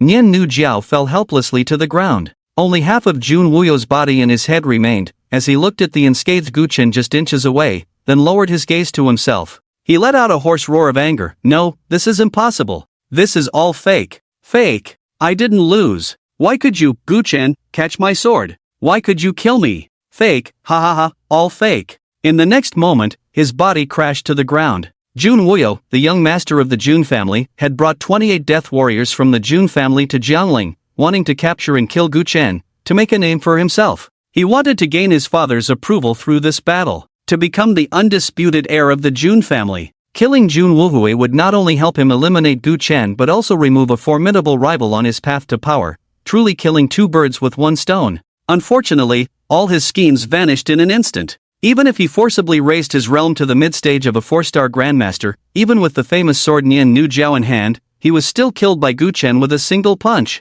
As Jun Wuyo's body fell into a pool of blood, the Lu residents fell into a dead silence. The hundreds of thousands of spectators were left wide-eyed and dumbfounded. Rabbits love to eat grass near their burrows. This is too fake. I can feel the pressure from young Master Wuyo even through the screen. Why couldn't he withstand a punch from Gu Chen? Xingchengyiwu, that punch from Gu Chen just now. So handsome, it made me wet. Fengqing Bu Yaowan, why, despite young Master Wuyo sacrificing everything, is he still not Gu Chen's opponent? Why is everyone dead, yet Gu Chen is still alive? Is it really true that good people don't live long, while evildoers last for 1,000 years? Yi Zhangmu, what kind of monster is Gu Chen? Has he really become invincible in the world? Alas, why is heaven so blind, allowing such a ruthless killer to possess such incredible power? Fei Shui Yingfeng Lai, open your eyes and take a good look. Before Gu Chen even made a move, Jun Wuyo had already killed so many of his own people, even brutally murdering his own brother. Who is the real demon, Gu Chen or Jun Wuyo? Yi Zhangmu, can you shut up? Young Master Wuyo sacrificed his own brother to help us in Jianling, for the greater good, and you dare to speak coldly here? Are you even human? Manhwa Tangyu da DGZ, exactly, does young Master Wuyo not feel pain for killing his own brother? He cares for the people of Jianling, which is why he bore the infamy and killed his own brother for strength. Although he failed, I respect him. Fei Shui Yingfeng Lai, you don't need to come to Tianyao Group tomorrow. A person like you is only fit to clean toilets in my company. I wouldn't want you, you deserve to be poor for a lifetime. Xiao Qianshua's face turned ashen, truly not expecting that at this moment, these people from Jiangling were still speaking for Jun Wuyo. It was simply foolish. However, seeing Gu Chen standing tall and unharmed on the screen, her mood improved slightly. She couldn't be bothered to waste words with this group anymore. Under her gaze, Gu Chen walked step by step towards Sun Laifu. Earlier, Gu Chen was about to kill Sun Laifu with a punch when Jun Wuyo intervened. Therefore, Sun Laifu was still alive, barely hanging on.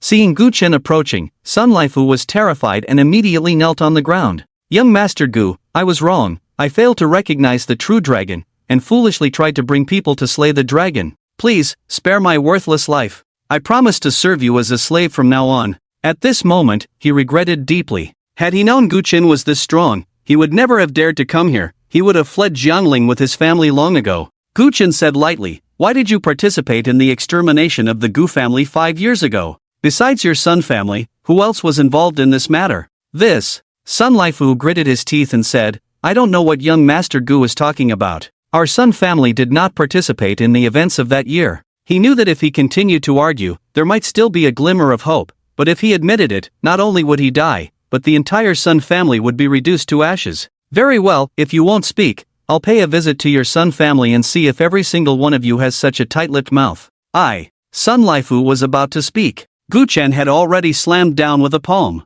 Sun Laifu's body instantly exploded into a mist of blood. The head of the Sun family. Dead. Meanwhile, Luo Jiao came to Song Chang's side, wanting to help him up. Song Chang, it's okay now, everyone has been killed by Gu Chen. But Song Chang remained kneeling on the ground. He just stared blankly at Luo Jiao. Soon, tears blurred his eyes. The figure of Luo Jiao before him also became hazy. His voice trembled immensely. Jiao, why? Why did you do this? I worked so hard to help you take revenge. I would give up my dignity just to see you smile. Tell me, what is the reason for this? Jiao. The world could not accept Luo Jiao's betrayal, but if anyone found it hardest to accept, it was undoubtedly Song Chang. When he saw Luo Jiao standing next to Gu Chen, his heart turned completely cold. Jiao, tell me, was what I did not enough? Gu Chen killed your whole family, yet you greet him with a smile, while I did so much for you, and you wouldn't even agree to go on a date with me. Jiao, please tell me, why? This. Luo Jiao hesitated, her eyes darting around.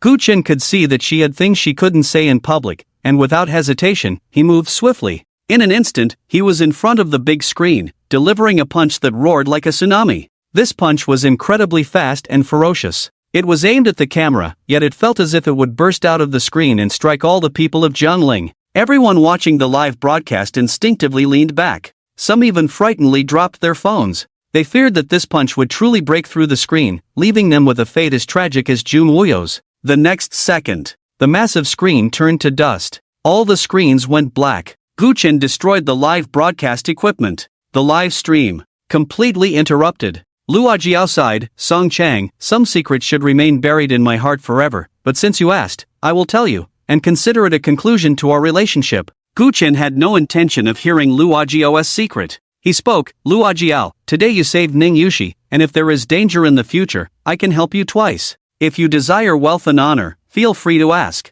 After leaving contact information, he took Ning Yushi and turned to stride out of the Lu residence. Today, a shocking massacre. Live broadcast across the city. The entire Jiangling wanted to eliminate Gu Chen at once. However, Gu Chen attended the meeting alone. He left the Lu residence strewn with corpses. He shocked the entire Jiangling. After 5 years, Gu Chen's infamous name echoed throughout Jiangling once more. Once Gu Chen's figure disappeared, Song Chang could no longer hold back and blurted out, Ajiao, what do you mean? What do you mean our relationship is over? Have you fallen for Gu Chen? Although Gu Chen was a notorious villain, Song Chang had to admit that whether 5 years ago or now, he possessed a charm that could attract countless women. He recalled the time at the Wind and Wave Pavilion when Gu Chen cut down a fighter jet with a single sword, and Ajiao's breath quickened, her face flushed. Perhaps at that moment, she had already developed feelings for Gu Chen? But, even if Gu Chen had countless charms, he was still the one who killed your entire family. Lu Ajiao looked into Song Chang's eyes and said seriously, Song Chang, I have lost my innocence. What? The words struck Song Chang like a bolt of lightning. You actually had a relationship with Gu Chen? You. Song Chang's voice trembled, and his face turned pale. What he had longed for was easily obtained by Gu Chen. In the end, was his deep affection not enough to overcome the hatred for his father's murder? At that moment, Song Chang felt the world spinning, his heart like a knife cutting through him. Lu Ajiao punched him in the chest in annoyance. What nonsense are you talking about? Even if I really liked Gu Chen, he wouldn't look at me. My innocence was taken by my brother. Ha! Song Chang was taken aback. Lu Ajiao continued, my mother died early, and although my father never remarried, he lived a life of debauchery for years. My brother followed him and learned to be bad, excelling in drinking, gambling, and all sorts of vices. One night, when Lu Ajiao was in high school, she returned home as usual, only to be dragged into a room by her drunken brother, Lu Jiang, who brutally bullied her. Lu Ajiao was both angry and aggrieved. When her father returned, she mustered the courage to tell him what Lu Jiang had done. However, what's the big deal about touching you a few times? Stop crying and get the hell out of here. Her father Lu Chen's words left Lu Ajiao dumbfounded and at a loss. Later, Lu Jiang became increasingly reckless, and just as Lu Ajiao started her first year of college, he barged into her school and took her to a small grove behind the playground. That night, it was so dark that she couldn't see her hand in front of her. Lu Ajiao's mouth was covered by Lu Jiang's large hand, and her heart-wrenching cries turned into blood-curdling sobs. Lu Ajiao made up her mind to leave that home. But Lu Jiang pulled out a pre-recorded video to threaten her, saying that if she dared to leave, he would make the video public. Lu Ajiao cried like rain, from then on, I became my brother's puppet. If he told me to go east, I wouldn't dare go west. It was also from that time that I secretly vowed to marry the richest and most powerful person in Jiangling, so that I could escape that suffocating home. If the man I relied on had immense power, then even if my brother had 100 times the courage, he wouldn't dare to use that video to threaten me again. Song Chang was stunned. He never expected that Lu Ajiao had such a past. Lu Ajiao wiped her tears and suddenly smiled. But I was really too foolish. I only thought about escaping that home, but I never considered that I could kill Lu Jiang and Lu Chen. Those two beasts, how could they deserve to live in this world? Song Chang, do you know why I cried so hard when I saw Lu Jiang and Lu Chen's bodies that night? I was so happy, so excited. I couldn't help it. I, Ajiao, could finally break free from everything and live like a person. I would never have to fear that Lu Jiang would expose my secret and make it known to everyone, nor would I have to fear that Lu Jiang would climb into my bed at midnight. From now on, I, Lu Ajiao, am free and unbound. Song Cheng suddenly understood. So, when I said I wanted to find trouble with Gu Chen, you were looking for a reason to make me give up, right? Lu Ajiao nodded. Now, you should understand why I wanted to help Gu Chen today. Alas. Song Cheng sighed. Actually, you could have told me everything, and I could have helped you kill your father and brother. Lu Ajiao smiled. At that time, I never thought about killing them, and if I really said it, how would I know whether you would help me kill them or despise me and leave?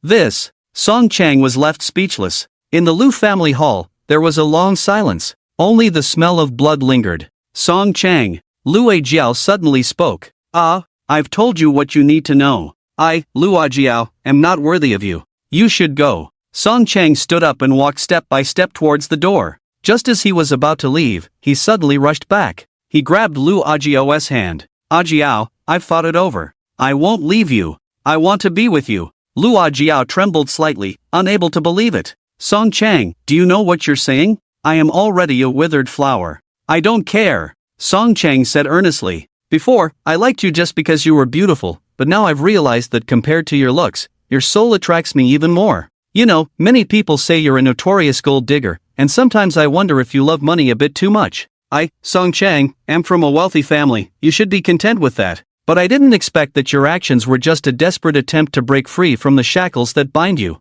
Ajiao, let's be together. I swear to treat you well for a lifetime and never let you suffer even a little bit. Lu Ajiao was stunned for a while before breaking into a smile. Song Chang, thank you. You really are a good person. Before Song Chang could respond, Lu Ajiao changed the subject. But, Song Chang, after hearing about my past, you should know that I don't love money that much, and I don't want to marry into a wealthy family. Song Chang, we are not suited for each other. When Lu Ajiao decided to tell Song Chang everything, she had already planned to part ways with him. To be honest, they had never really started. Lu Ajiao looked far beyond the door. I have a new goal now. I want to step into the martial arts world. I want to truly control my own destiny. Before long, I will leave Jiangling to pursue my own path. Song Chang said, if you want to pursue martial arts, I will go with you. You are a young master from a wealthy family. Isn't it better to enjoy your comfortable life? Why must you suffer with me? Lu Ajiao forced a smile. Song Chang replied, Ajiao, I really like you. If I can't be with you, what use is it for me to be a young master? Lu Ajiao felt a bit moved, her eyes unconsciously moistening again. Song Chang gently embraced Lu Ajiao. Feeling her warmth in his arms, a smile crept onto his lips. Ajiao, as long as I stay by your side, one day you will agree to marry me. At that moment, Song Chang's eyes sparkled with hope for the future. 8 a.m. Jun Chai family. Jun Tiancheng looked at the video on his phone, his eyes red. A terrifying killing intent erupted from his body. The temperature around him suddenly dropped by several degrees. Wuyo, Wobue, my sons. Jun Tiancheng let out a mournful howl, unable to control himself, tears streaming down his face. He had thought that this time his eldest son would go to Jiangling and capture Gu Chun with a high chance of success. But who would have thought that he would be killed by Gu Chun with a single punch? Not only that, but even the 28 elite warriors he brought along had not a single survivor. Now, his eldest son Jun Wuyo, second son Jun Wubue, and third son Jun Wuxia had all died at Gu Chen's hands. Gu Chen, you deserve to die. I, Jun Tiancheng, swear that I will not rest until I crush your bones and scatter your ashes. His thunderous roar shook the tables and chairs, spilling tea everywhere. Father, who has made you so angry? A voice suddenly rang out, followed by the sound of footsteps. Jun Tiancheng looked up and was taken aback. Wubbing, you, how did you come back? Jun Wubbing, 35 years old, was Jun Tiancheng's adopted son. Years ago, when Jun Tiancheng's wife was unable to conceive, he feared having no heirs and adopted an orphan, giving him a name and surname. At first, he treated him very well. However, with the subsequent births of his 3 legitimate sons, Jun Wubbing lost his favor. A year ago, Jun Wubbing went into seclusion at Tianke Mountain, and unexpectedly returned today. I have made some progress during my seclusion, so I came back to continue being filial to you, Jun Wubbing said.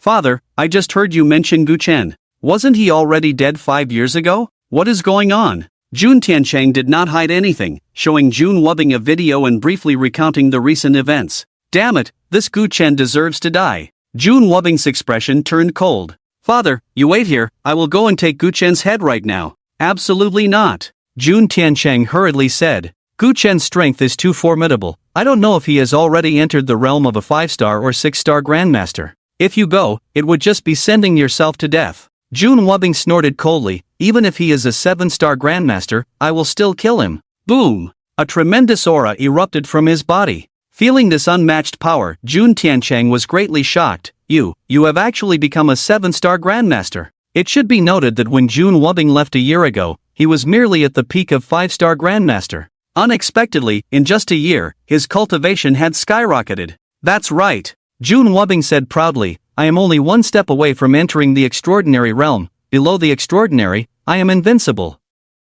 Saying this, he lifted his foot to walk out, heading to Jiangling to capture and kill Gu Chen. However, Jun Tiancheng still stopped him. Wubbing, your rapid increase in strength is naturally a good thing, but what if Gu Chen has entered the extraordinary realm? Jun Wubbing disdainfully replied, Father, you are overthinking it. Gu Chen is only 25 this year, entering the 1-star extraordinary realm? That's simply a delusion. Jun Tiancheng sighed, because of my carelessness, Wuyo and Wuwei have already died. Now, you are my only son, I cannot allow you to take risks anymore. Regardless of whether Gu Chen is an extraordinary grandmaster or not, I have decided to contact various forces and ask several extraordinary grandmasters to take action and eliminate Gu Chen.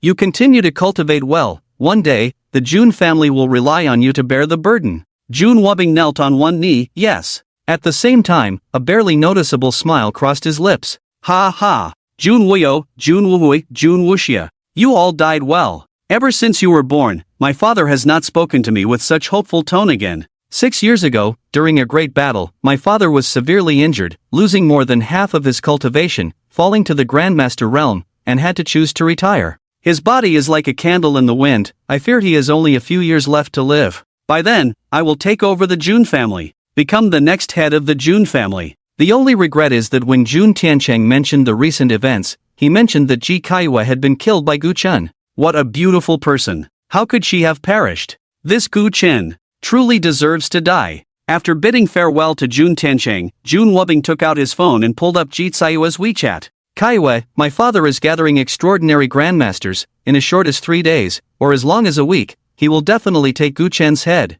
I hope you know this in the afterlife. Really? Seeing this sudden reply, Jun Wubbing raised an eyebrow. What's going on? Ji Kaiwa isn't dead? Without saying a word, Jun Wubbing directly initiated a video call. Soon, he saw Ji Tsayua's stunning face. After a conversation, he learned about Ji Tsayua's current situation. Then how about I go to Jianling right now to save you? He said. Ji Kaiwa shook her head. Your father is right, let him handle it, gather more powerful allies, and ensure that my unfilial son is killed in one strike. Anyway, he won't do anything to me for now, he's still counting on me to carry his father's coffin. Alright, I'll listen to you. Jun Wubbing rubbed his hands, his eyes filled with fervor. Ji Kaiwa was a natural beauty. Countless people coveted her looks and body. Jun Wubbing was one of them. Originally, he was determined to win Ji Tsayua's heart, but unfortunately, Jun Wuxia suddenly got together with her. As a foster son of the Jun family, he had no capital to compete with Jun Wuxia. In a fit of anger, he chose to retreat to Tiankei Mountain for seclusion.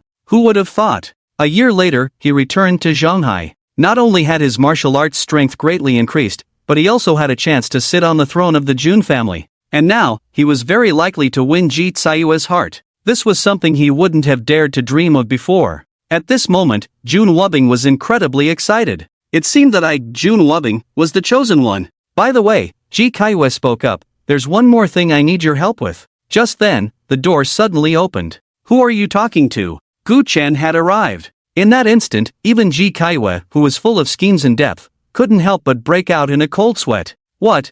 Are you finally ready to kill for your mother today? Ji Kaiwa calmly put down her phone, turned around, and locked eyes with Gu Chen, who stood at the door. Gu Chen said lightly, Ji Kaiwa, don't change the subject. I'm asking you who you were just talking to. Ji Kaiwa sneered, if you want to know, can't you just look at my phone yourself? She knew very well that if she tried to argue now, it wouldn't fit her character, she could only retreat by advancing. Alright then, Gu Chen smiled, hand me your phone. A few drops of fragrant sweat trickled from the ends of Ji Tsayua's dark hair. With the combined efforts of extraordinary masters, Gu Chen was undoubtedly doomed. After all, Gu Chen had only been in the martial arts path for a mere 5 years. In 5 years, wanting to advance to the extraordinary realm was simply a fantasy. But once Gu Chen saw her chat records with Jun Wubbing, how could he just sit back and wait? At that time, would Gu Chen escape Jiangling with her, or would he turn around and kill her? No, she couldn't accept either outcome. In the past, she knew she had no way out and had been tormented by Gu Chen, desperately seeking death. But now, Jun Wubbing had given her a glimmer of hope, reigniting her fighting spirit. She was unwilling to be Gu Chen's caged bird again, and even more unwilling to die just like that. But what should she do now? Gu Chen was staring at her intently. Did she have any other choice but to obediently hand over her phone? Did you go deaf when I told you to hand it over? Gu Chen spoke again. Ji Kaiwa sighed, picked up her phone, and handed it to Gu Chen. Just at that moment, Gu Chen's phone suddenly rang. It was a call from Wenyan. Gu Warden, the Ouyang family and the Feng family are trying to flee Jiangling with their entire families. I've brought a large group to intercept them. You need to come quickly. Oh, Gu Chen's heart stirred. It seemed that the Gu family massacre case from years ago indeed involved all 4 major families of Jiangling. They must have seen the morning's live broadcast, realized they were no match for him, and chose to flee quickly.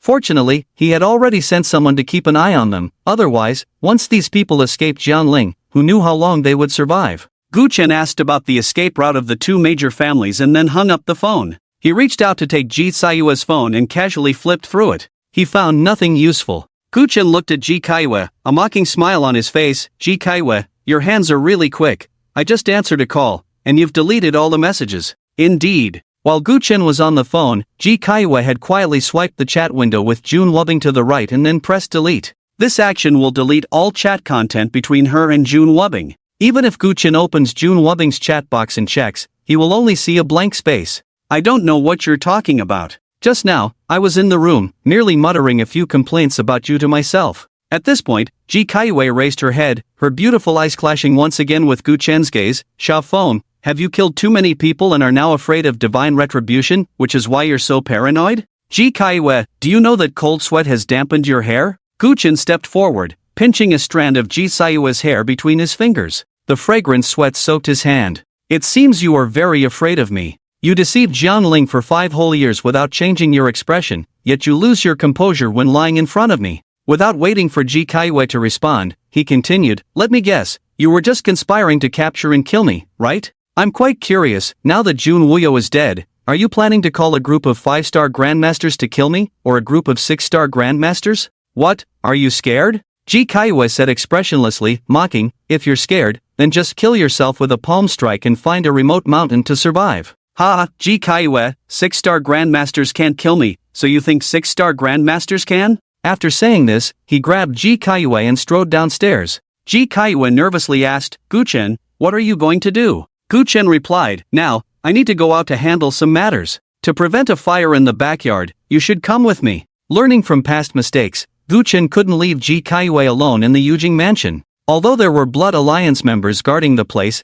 these people were practically useless in front of grandmasters. If someone came to rescue Ji Kaiyue, they wouldn't be able to stop them at all. Once Ji Kaiyue felt reassured, she coldly laughed, Xiao Feng, if you want to take me with you, just say so. I'm not unwilling, so why do you have to hold me at your waist? Taking me out like this is so improper. If others see us, what will they think? Aren't you afraid they'll say you're bullying me? Gu Chen ignored her and took Ning Yushi out, boarding a helicopter together. On the spacious street, more than 50 luxury cars formed a massive convoy, speeding towards the outskirts of Jiangling City. Inside the leading luxury car, Xiao Wang, drive faster, faster. Ouyang Wendian urged the driver, Xiao Wang, while constantly wiping the cold sweat from his forehead with a handkerchief. Ouyang Wendian was the head of the Ouyang family. Unlike Sun Laifu, upon learning that the Su family had been bloodily wiped out, he secretly met with Feng Xiao, the head of the Feng family, to discuss preparations. On one hand, they spent a fortune hiring martial arts experts to capture Gu Chen, and on the other hand, they began to transfer assets. If the situation turned dire, the two would immediately flee Jiangling with their clansmen. As a result, half of the experts they hired hadn't even arrived in Jiangling when they witnessed the live broadcast this morning. Upon seeing Jun Wuyo being killed with a single punch, the two didn't hesitate, quickly took some important items, gathered the core members of their family, and drove away from Jiangling. Gu Chen's strength was simply too formidable. They knew that staying in Jiangling would only lead to death. Amidst the swirling thoughts, the car suddenly slammed to a stop. Ouyang Wendian roared, Xiao Wang, what the hell are you stopping for? Xiao Wang stammered, head of the family, red light. To hell with the red light. We're escaping, do you understand? Escaping. Even if someone is standing in front of you right now, you better crash through. Ouyang Wendian roared in anger. If it weren't for the fact that they were currently fleeing for their lives, he would have already slapped Xiao Wang's head off. Get out of my way. The engine roared. The car surged forward once more. The drivers and pedestrians along the road were perceptive, seeing such a massive convoy, and quickly moved aside. At this moment, Feng Xiao sighed, I never expected that after living in Jiangling for decades, we two old fellows would actually have a day of fleeing for our lives. Back when Gu Rinchang was still around, we never found ourselves in such a predicament. Ouyang Wendian replied, who could have known that Gu Chen would be sent to Long Island prison and somehow survive? And upon his return, his strength has become so formidable. As if that weren't enough, he openly defies all laws, killing anyone who stands in his way, whether it's the young master of the Hinata family or the son of the Jun family. Anyone who obstructs him is ruthlessly eliminated. He is simply an unprecedented demon. If Gu Rinchang had even a fraction of his ruthlessness back then, we aristocratic families would have long been reduced to dust. Feng Xiao clenched his fists. We shouldn't have listened to that wretched Ji Kaiyue back then. we should have killed Guchen directly instead of sending him to Long Island prison. She gained a tremendous reputation, but what happened? She was ultimately slain by Guchen, and now we find ourselves in this dire situation. Ouyang Wendian said, but it can't be said like that. Don't forget how formidable Gu Rinchang was. He once defended a city single-handedly, causing the soldiers of Neon Country to wail in despair, his achievements unparalleled. His subordinates and disciples are spread across the world. If everything had been pushed onto Guchen, and Ji Kaiwa hadn't been entangled with his subordinates, do you think we could have lived so comfortably in Jiangling these past 5 years? Feng Xiao sighed again. It's a pity, time was too tight, and there are still many assets I couldn't transfer. I also have many precious herbs at home that I can only leave in the secret chamber, unable to take with me. Ouyang Wendian took a deep breath and comforted him. It doesn't matter, the priority is to keep our lives safe. Jun Tiancheng's 3 sons all died because of Guchen. How could he let this go? Not to mention that Guchen is reckless and has provoked many other forces. Sooner or later, Guchen will die, and the day he dies will be the day we return to Jiangling. As the two conversed, the car had already caught sight of the city gate of Jiangling. Xiao Wang was about to slam the accelerator and rush out of Jiangling. But at that moment, boom, boom, boom.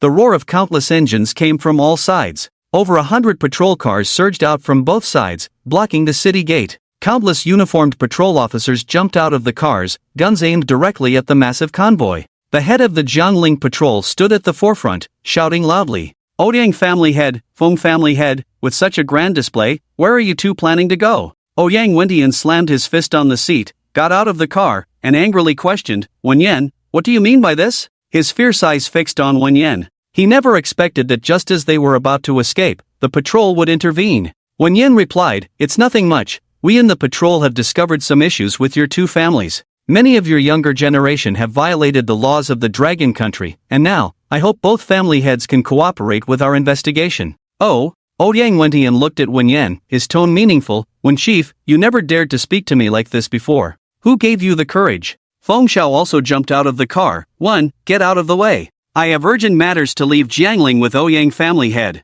Wenyan said, sorry, but today, none of you are leaving. 1 sentence. It was resolute. The authority of a chief was unmistakable. Seeing Wenyan's attitude so firm, Ouyang Wendian felt an ominous premonition. Master 1, we do have urgent matters to attend to today. How about this, you name a price, and I can pay you whatever you ask. When I return to Jiangling next time, I will definitely make amends with you. Additionally, I will teach those blind juniors in my family a good lesson. Wenyan coldly retorted, enough with the idle chatter. Have everyone get out of the car and put their hands on their heads. Humph. Ouyang Wendian snorted coldly, his expression icy. I was in a hurry and didn't want to argue with you, but you chose to disrespect me. Come here. With a loud shout, over a dozen figures jumped out from the luxury car convoy. Wenyan smiled and said, I know the strength of your two families. Together, you have 15 first-star grandmasters and 3 second-star grandmasters. However, with these people, trying to break through my defenses is nothing but a pipe dream.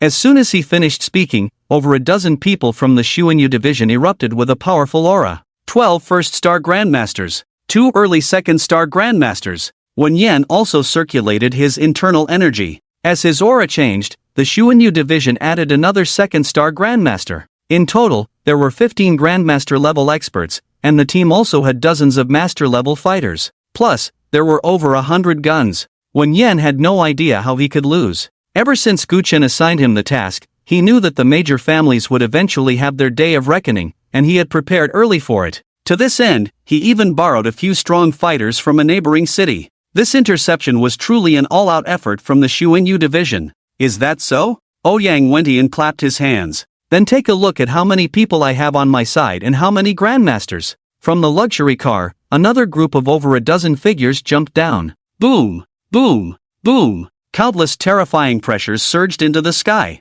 The ones who got out totaled 32 people. 20 first-star grandmasters. 8 early second-star grandmasters. 4 mid-second-star grandmasters. The overwhelming aura made it hard for everyone to breathe. When Yan's expression changed, why are there so many strong fighters? Among the 32 grandmasters, 18 were cultivated by the two major families themselves, while 14 were hired to deal with Guchen. Although they ultimately chose to flee, at this moment, they were indeed effective. Ouyang Wendian did not explain to Wen Yen, now, do you still think we can't break through your defenses? Wen Yen fell silent. The other side actually had a full 32 grandmasters.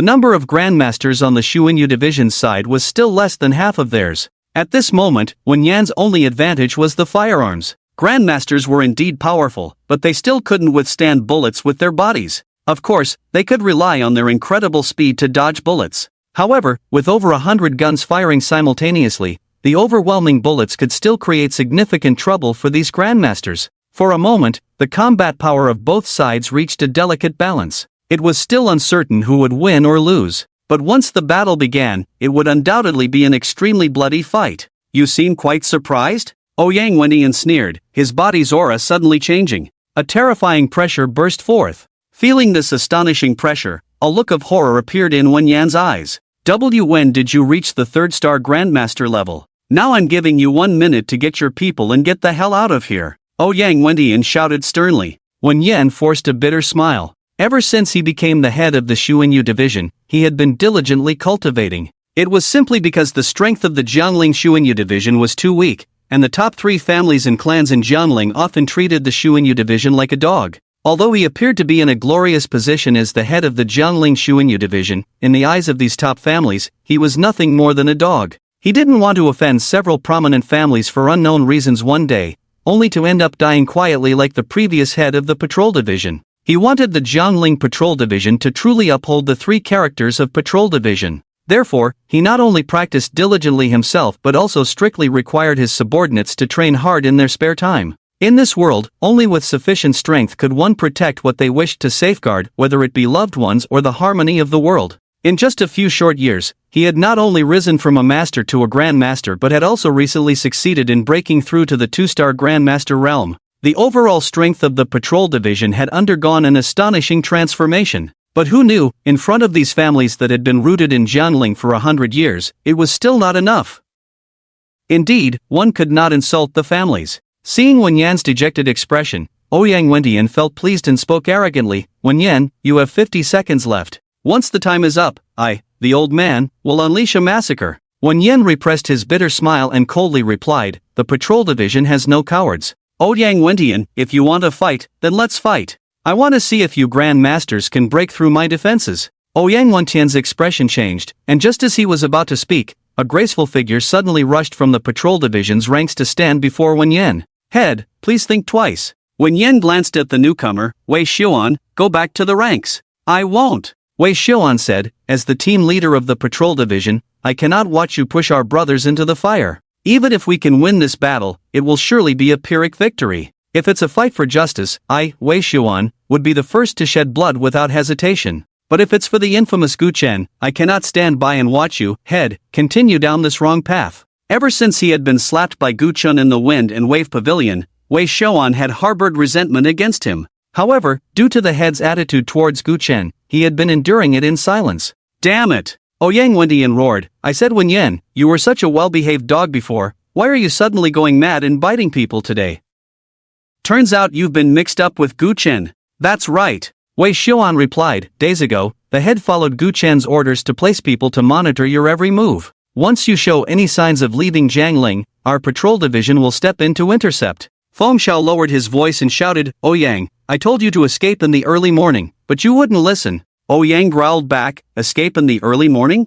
As long as Gu Chen goes to the Sun family, he can trace us. Do you think we can survive until morning? Enough, arguing about this is pointless, the city gate is right ahead, and with the patrol division in internal strife, we can escape at any moment. He then shouted at Wen Yan, you have 40 seconds left. Wen Yan ignored Ouyang Wendian and said to Wei Xiuan, Gu Warden is our superior, and his orders must be obeyed. Moreover, these two are the culprits of the Gu family's massacre back then. What nonsense superior? A mere warden, why should he be our superior? Wei Xiuan raised his voice, head, I have always respected you, but I never expected you to be so sycophantic. I fear that your withdrawal from the Wind and Wave Pavilion was merely because you sensed Gu Chen's strength was greater than yours, afraid he would slap you to death. Now, you are even currying favor with him, disregarding the lives of our brothers and sisters. Wei Xiuan's resolute words caused an uproar among the onlookers in the distance. Damn, I said, why does that devil Gu Chen dare to be so reckless? It turns out the head of the patrol division is in cahoots with him. This Wen Yan deserves to die. Damn it, for Wen Yan to make the members of the patrol domain division serve him, he actually said that the Ouyang family and the Feng family were the real culprits behind the extermination of the Gu family back then, it's simply ridiculous. This Wen Yan should just die already. We Jiangling need a new head of the Patrol Domain Division. Various comments flooded into Wen Yan's ears, making his breath quicken. Due to the limitations of the Patrol Domain Division's strength, he couldn't provoke the top aristocratic families, but as long as it was a case within his capabilities, he had always been impartial. Especially in cases involving ordinary citizens, he sometimes even took matters into his own hands. For this, the people of Jiangling had once praised him, but now, these people had only heard a few words and turned against him, wishing he could be torn apart. Truly ridiculous. In that moment, Wen Yan suddenly understood Gu Chun. Once the young master of Jiangling, how magnificent he was, and how many good deeds had he done. One day of slander, and he was infamous throughout the city.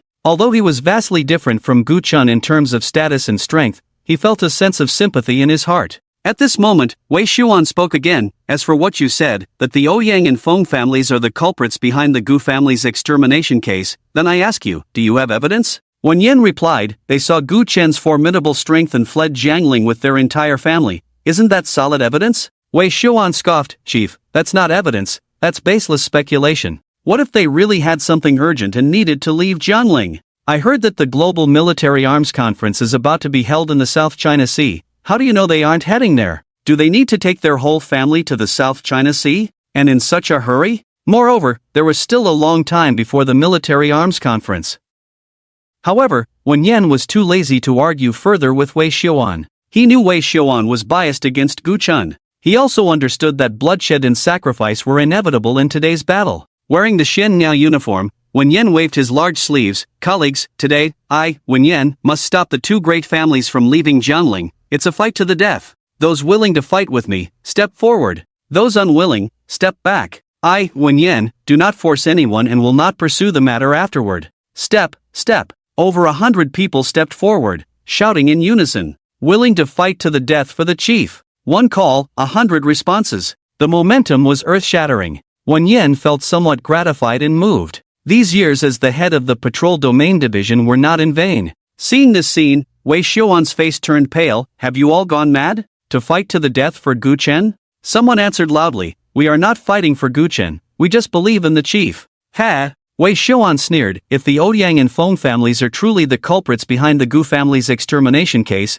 then why isn't Gu Chen here himself? Isn't he back for revenge? Doesn't he want to make his enemies pay in blood? Why is he hiding instead and asking us to die? If I remember correctly, you already called Gu Chen when you came. Why hasn't he arrived? Does he already know that there are many experts on the side of the two great families and doesn't dare to come? Is he waiting for us to fight it out with the two great families before he reaps the benefits? Wen Yan said, you saw the video of him killing Jun Wuyo with one punch. Do you think Gu Chen isn't a match for these people? Wei Xuan replied, Jun Wuyo is indeed a mid-level 4-star grandmaster, but he was forcibly elevated and is not comparable to a true mid-level 4-star grandmaster. Moreover, he has lost an arm. Any mid-level 4-star grandmaster could kill him. Furthermore, Gu Chen used all his strength to kill Jun Wuyo with that punch. Who knows how much energy he expended? Now, it has barely been a little over an hour since Jun Wuyo died. How could his condition possibly recover to its peak? Two great families, over 30 grandmasters, surrounded him together. How could he possibly be their match? Wake up,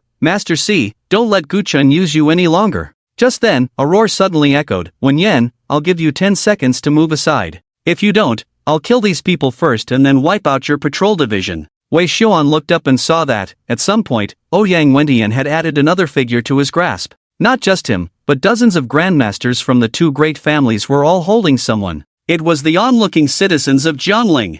They had come to watch the excitement, but in the blink of an eye, they had become hostages in the hands of the two great families. Upon learning that Wen Yan had actually called Gu Chen to inform him, Ouyang Wendian was completely panicked. Gu Chen could arrive in an hour, or he might show up the very next second. Once he appeared, the two great families would have no way out. At that moment, Ouyang Wendian even lost the will to fight. He just wanted to escape Jiangling as quickly as possible. Therefore, he decisively ordered the capture of the onlooking citizens. When Yan's expression darkened, Ouyang family head, we can fight if we must, but why drag innocent citizens into this? The young man named He Chang, who was caught by Ouyang Wendian, shouted in fear, Ouyang family head, I was just helping you speak. Don't capture me. Slap.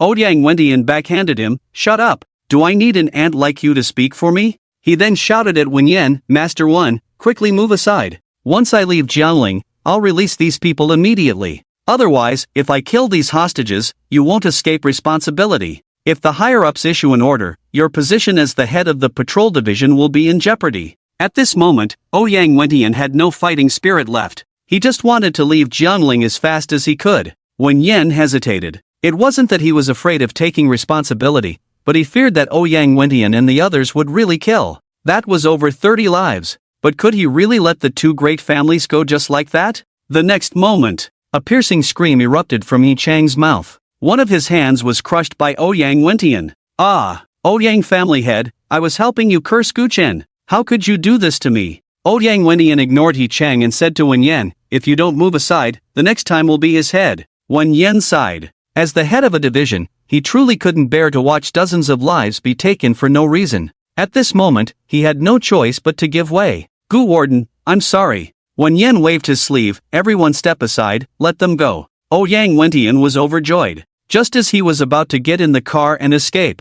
At that moment, a buzzing sound came from the sky. A helicopter descended from above. Gu Chen has arrived. Ouyang Wentian, where do you think you're going? Ouyang Wentian's face turned as dark as a pot bottom, opening his mouth but not knowing what to say. Gu Chen stepped forward, standing shoulder to shoulder with Wen Yen. Ouyang, 5 years ago you killed my entire family, and now you want to walk away unscathed. Do you think that's possible? Feng Xiao shouted angrily. Who killed your family? Do you have evidence? Don't slander our innocence. We are leaving Jiangling for urgent matters. Gu Chen sneered. Feng Xiao, I don't think I was talking to you. Why are you so eager to come out and argue? Ouyang Wentian gritted his teeth, pinching Yi Chang's neck with 2 fingers. Gu Chen, let us go, or these 30-plus citizens of Jiangling will die because of you. Gu Chen's expression was calm. If you want to kill, then kill. Why bother talking to me? Are you crazy? That's over 30 lives. Wei Shaowen shouted angrily. Yes, you Gu Chen don't care about human lives, but if these people die, do you know how much responsibility our chief will have to bear?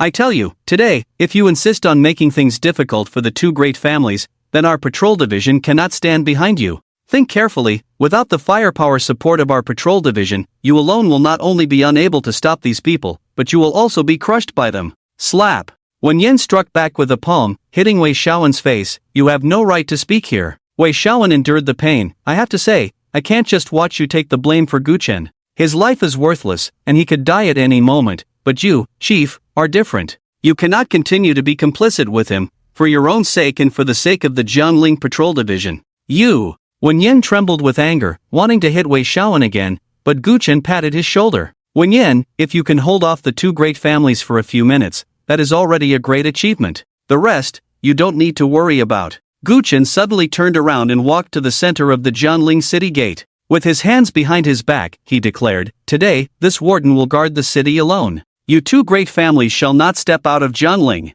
One man holds the pass. The momentum was overwhelming. Wei Shaowen sneered. This Gu Chen truly did not know the meaning of death. Did he really think he could stop the two great families with his own strength? I want to see how you die later. In the next moment, Feng Xiao roared, Gu Chen, I don't believe it. With over 30 grandmasters, we can't break through your defenses. He took out a pill and swallowed it whole. His aura surged, leaping from the peak of 7-star grandmaster to the peak of 1-star grandmaster. He charged forward, shouting, everyone, attack together. Without the patrol division's help, we can definitely capture and kill this Gu Chen. As he approached Gu Chen, he felt something was off and heard Gu Chen mockingly say, Feng Xiao, are you charging a bit too fast? Why is there not a single person following you? Feng Xiao was taken aback. He suddenly turned around and felt a bit embarrassed. At this moment, not to mention the external aid invited by the two great families, even the grandmasters they had trained themselves were standing still, showing no intention of making a move. What the hell? What is going on?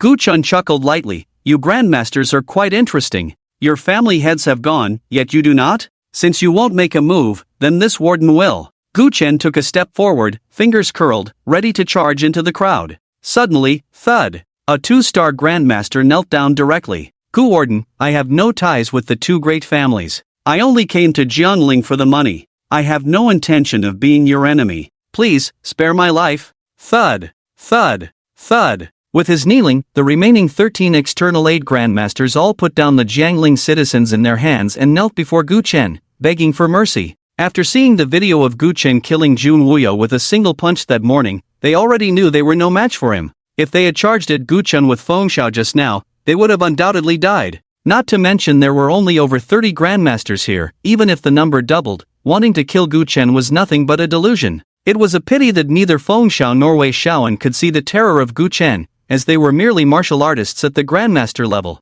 Now you want to beg for mercy? Fine, I guess you came to Jiangling to capture this warden, right? The reason you haven't attacked me is simply that you know you are not my match. If I let you go just like that, wouldn't that be too easy for you? Guchen extended a large hand. Don't say I didn't give you a chance to live. 5 seconds, self-amputate an arm, and you can leave. Otherwise, die. Poof. Without hesitation, one person directly took out a knife and fiercely slashed at his own arm. In less than 5 seconds, 14 arms fell to the ground. Blood was everywhere. Feng Xiao watched in shock, screaming madly, "No, what are you doing? You're not even fighting and just self-amputating? You!" He was about to explode with anger. This was about the survival of the family, and these guys took the money but didn't do anything. They deserved to die.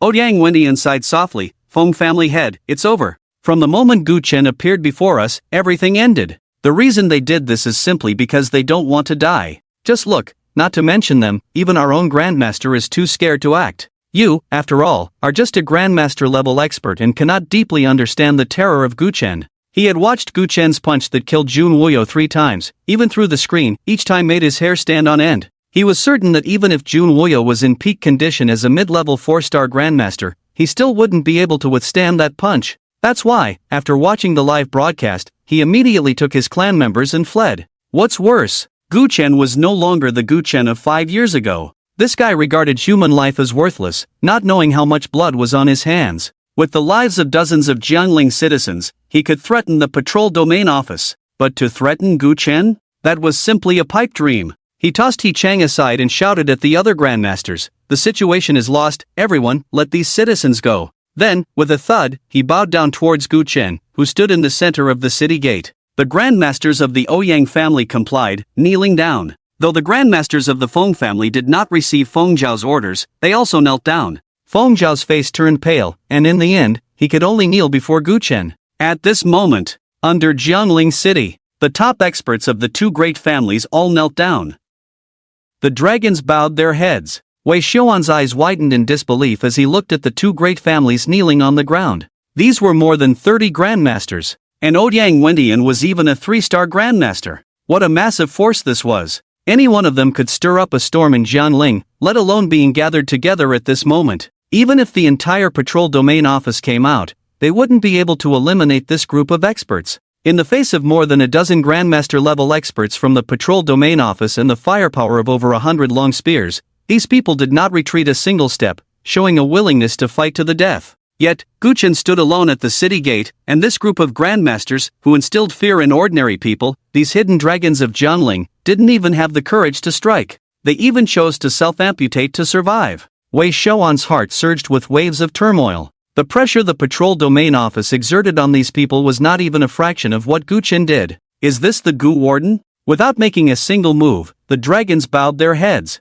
In the arena, Gu Chen's voice rang out. Ouyang Wendian, what do you mean by this? I may spare these external grandmasters, but I will not spare you. At this moment, not to mention kneeling, even if you self-amputate both arms, today, you will only have one path, death. Ouyang Wendian smiled bitterly. Young Master Gu, I know my sins are unforgivable. I only wish to ask you to spare the younger generation of my clan. As long as you agree, I, Ouyang Wendian, am willing to commit suicide to atone. Gu Chen sneered, do I need you to commit suicide? You, a 3-star grandmaster, can be easily eliminated by me, the warden. With your worthless life, do you think you are worthy to negotiate terms with me? But the events of that year, the younger generation of the Ouyang family did not participate, and were even unaware, they are all innocent. In fact, during the massacre of the Gu family, several younger members of the Ouyang family were not only aware but had also contributed ideas and strategies. However, those few younger members, whether in martial arts talent or in temperament and cunning, were all top-notch. Ouyang Wendian knew that he could hardly escape death today, and many high-ranking members of the Ouyang family would also die.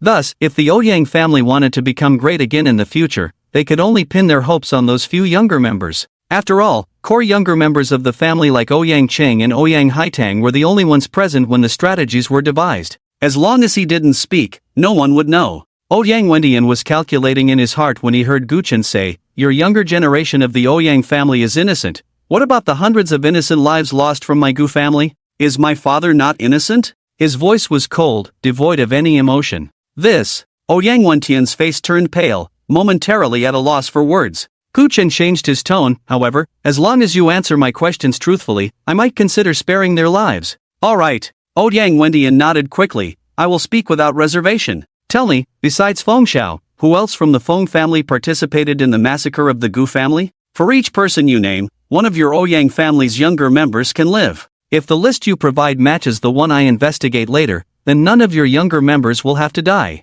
Ouyang Wendian was taken aback. He had thought Guchen would ask him to reveal who from his family was involved in the tragedy, but unexpectedly, Guchen wanted him to report on the Feng family. Was this to make them turn on each other? "Our Ouyang family has a long-standing friendship with the Feng family," Ouyang Wendian said. Guchen replied indifferently, "So, you are unwilling to speak?" Ouyang Wendian hurriedly said, No. What I mean is, I know exactly how many people from their family participated in the massacre of the Gu family. As long as he reported all the participants from the Feng family, none of the younger members of the Ouyang family would have to die." Ouyang Wendian greedily thought, and began to list names one by one. At first, Feng Zhao's expression was relatively normal, but as Ouyang Wendian named more and more people, Feng Zhao's expression grew increasingly grim. Until Ouyang Wendian mentioned Feng Ling's name, Feng Zhao could no longer hold back and shouted, "Ouyang Wendian, you're seeking death, even daring to sell out my granddaughter." As he spoke, he raised his iron fists and charged at Ouyang Wendian. Just in time, Ouyang Wendian sneered inwardly and raised his hand to strike Feng Zhao's crown. He knew that Guchen would definitely ask Feng Zhao the same question later. If he could kill Feng Zhao with one blow, then the Ouyang family would lose fewer people. After all, both he and Feng Zhao were the main conspirators of that year and knew the most inside information. But just as his palm was about to land on Feng Zhao's crown, his hand felt as if it had been firmly gripped by an iron claw.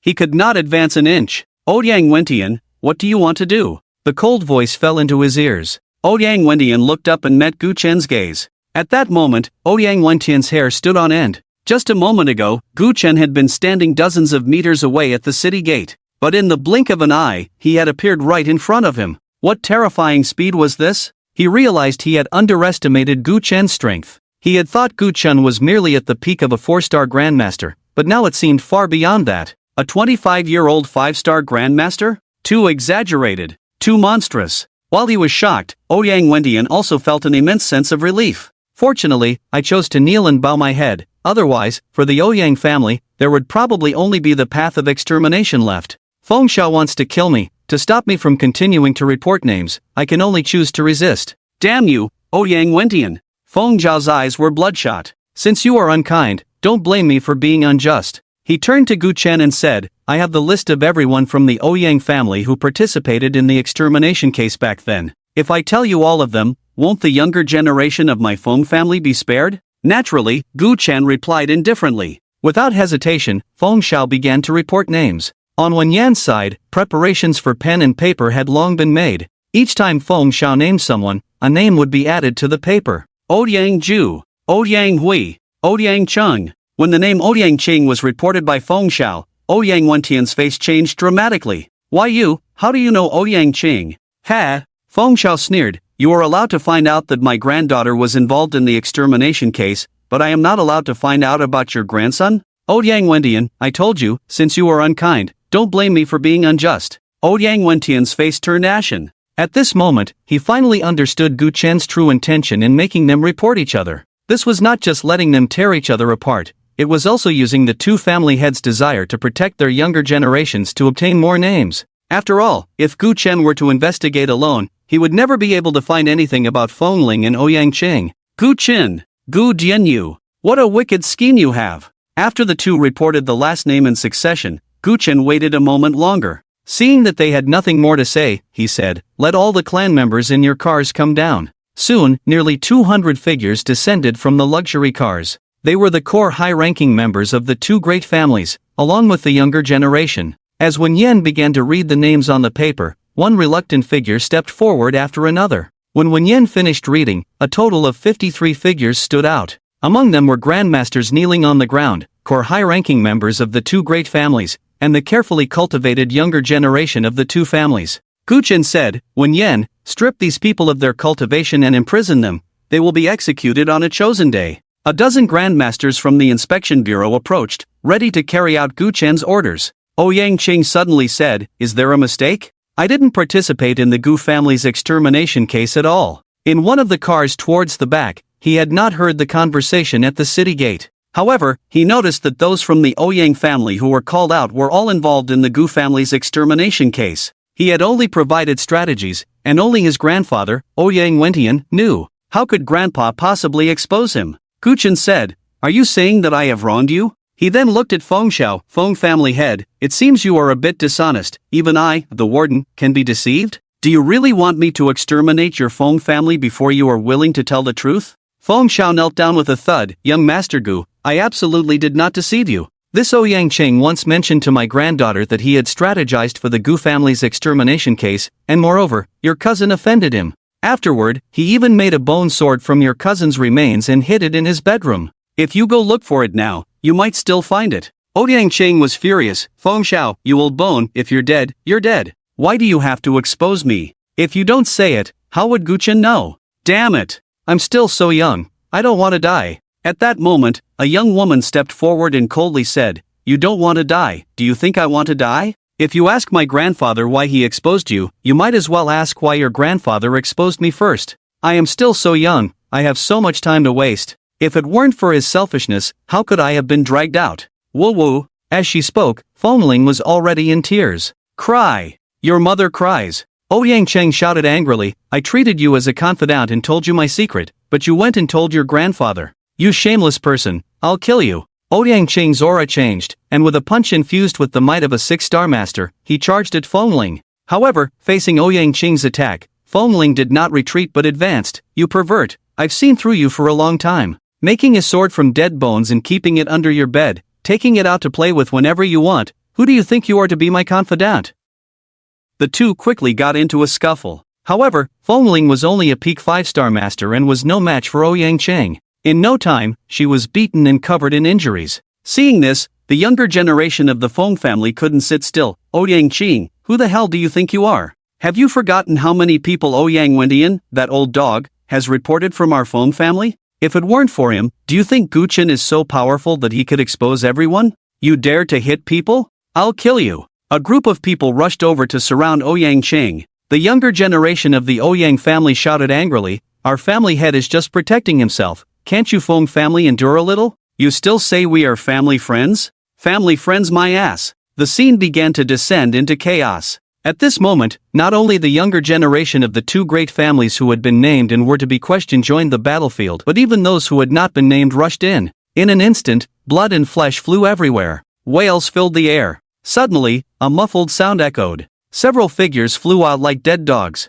"Do you think this prison does not exist?" Gu Chen's voice was very soft, but it was like a demon's whisper, causing everyone to stop. Gu Chen walked up to Ouyang Qing, "Making a sword from my cousin's bones. Ouyang Qing, you no longer need to be sent to prison." Ouyang Qing swallowed hard and turned to run. Several silver needles shot out in an instant, piercing Ouyang Qing's legs. The next moment, Gu Chen reappeared in front of him. Ouyang Qing, in fear, said, "Gu Xiao, I was wrong. I won't dare again. I was just giving advice, and they didn't even adopt it. I never laid a hand on your Gu family. Please, don't kill me." Slap! Gu Chen's palm came crashing down. Ouyang Qing's voice abruptly stopped. Not to mention his voice, at this moment, even his corpse could not be seen. He had exploded into a mist of blood, scattering with the wind. "If any of you dare to move again, Ouyang Qing's fate will be your fate." Gu Chen's cold star-like eyes scanned the surroundings. It was as if a dragon was watching a tiger. Nearly 200 young members of the families dared to attack each other. But at this moment, they all lowered their heads, not even having the courage to meet Gu Chen's gaze. Soon, more than 50 people had their cultivation abolished by the people from the inspection domain and were taken to the car. Gu Chen turned around and looked at Ouyang Wentian. "There is one more question, answer honestly. If you hide even a fraction, you will bear the consequences." Before Ouyang Wentian could speak, he continued, "Apart from Ji Kaiyue and your Jiangling's 4 great families, what other forces were involved in the Gu family massacre?" "None," Ouyang Wentian replied. "Are you sure? I advise you to think carefully." Ouyang Wentian pondered for a long time and finally said, "There is one force that may have been involved in the Gu family massacre back then, but I can't be sure." "Which force?" "The Jianling Marquis Mansion. Ouyang Wendian said, after we exterminated the Gu family, we originally planned for the 5 families to share the Gu family's inheritance. However, the night after the Gu family incident, the Marquis of Jiangling found us and took half of the Gu family's inheritance for himself. Looking back now, I find it unbelievable. It was as if he already knew the Gu family was going to be wiped out, and it was as if he knew we 5 families had joined forces to do it. His actions were incredibly swift. So swift that it raises suspicions. Do you have any evidence? Gu Chen asked. I do not, Ouyang Wendian replied. If I did, you would have come to kill us, and we would have definitely sought help from the Marquis of Jiangling. The world thinks that our major families are very close to the Marquis, but in fact, after he took half of the Gu family's inheritance, he has kept his distance from us and has not been close at all. I can't say whether the Marquis was involved in the events of that year, I just suspect it. It seems too natural for him to take the Gu family's inheritance, and he showed no surprise at all when he learned the Gu family was exterminated. I wonder if perhaps the Marquis had a hand in it, but we, these families, simply did not notice. The Marquis of Jiangling? Gu Chen sneered. Marquis Jiangling, you better not be involved in what happened back then. Otherwise, even if you wield immense power in Jiangling, even if you command an army of 12,000, this prison will still call for you. No bones left, the Marquisate will change hands. Suppressing his swirling thoughts, Gu Chen spoke. Ouyang Wendian, I have finished asking my questions. Now, will you take your own life, or shall I send you on your way? I'll do it myself, Ouyang Wendian sighed, turning his head to look at his clansmen. Today, he had intended to escape Jiangling, but in the end, he had miscalculated. Fortunately, although Ouyang Cheng was dead, Ouyang Haitang had not been discovered. She was the genius of the Ouyang family. At just 23 years old, she had already reached the peak of the 7-star master level, only a step away from becoming a grand master. Whether the Ouyang family could rise again depended solely on her. However, looking at the younger generations of the 2 great families, each pair of eyes filled with resentment, Ouyang Wendian could only smile bitterly. The Ouyang family and the Feng family had been friends for 100 years. And now, just because Gu Chen had used a small trick, they had turned into enemies. Even if Gu Chen kept his word and spared everyone here, it was likely that in the future, the 2 great families would attack each other, and the flames of war would never cease. Did the Ouyang family really still have a chance to rise? At that moment, Ouyang Wendian felt a deep fear of Gu Chen once again. This man, not only was he unmatched in martial arts, dominating all enemies in Jiangling, but even his cunning and depth of character had reached an unfathomable level. Everyone, after I die, do not seek revenge for me. My death is well deserved. Ouyang Wendian finally spoke. 5 years ago, I made a mistake once. You must not follow in my footsteps. The name of the family, the immense wealth, we can do without. I only hope that you all can live well. Ouyang Wendian took one last distant look at the sky of Jiangling, his eyes filled with nostalgia. If 5 years ago, he had not been blinded by greed, had not taken advantage of the night to burn down the Gu residence with the other 4 families, then he should still be able to live for a long time, right? His clansmen would not have to face this calamity today. Endless regret enveloped him. But alas, there is no medicine for regret in this world. Suddenly, everyone heard a muffled sound. They looked up. It turned out that Ouyang Wendian had shattered his own skull with a palm strike.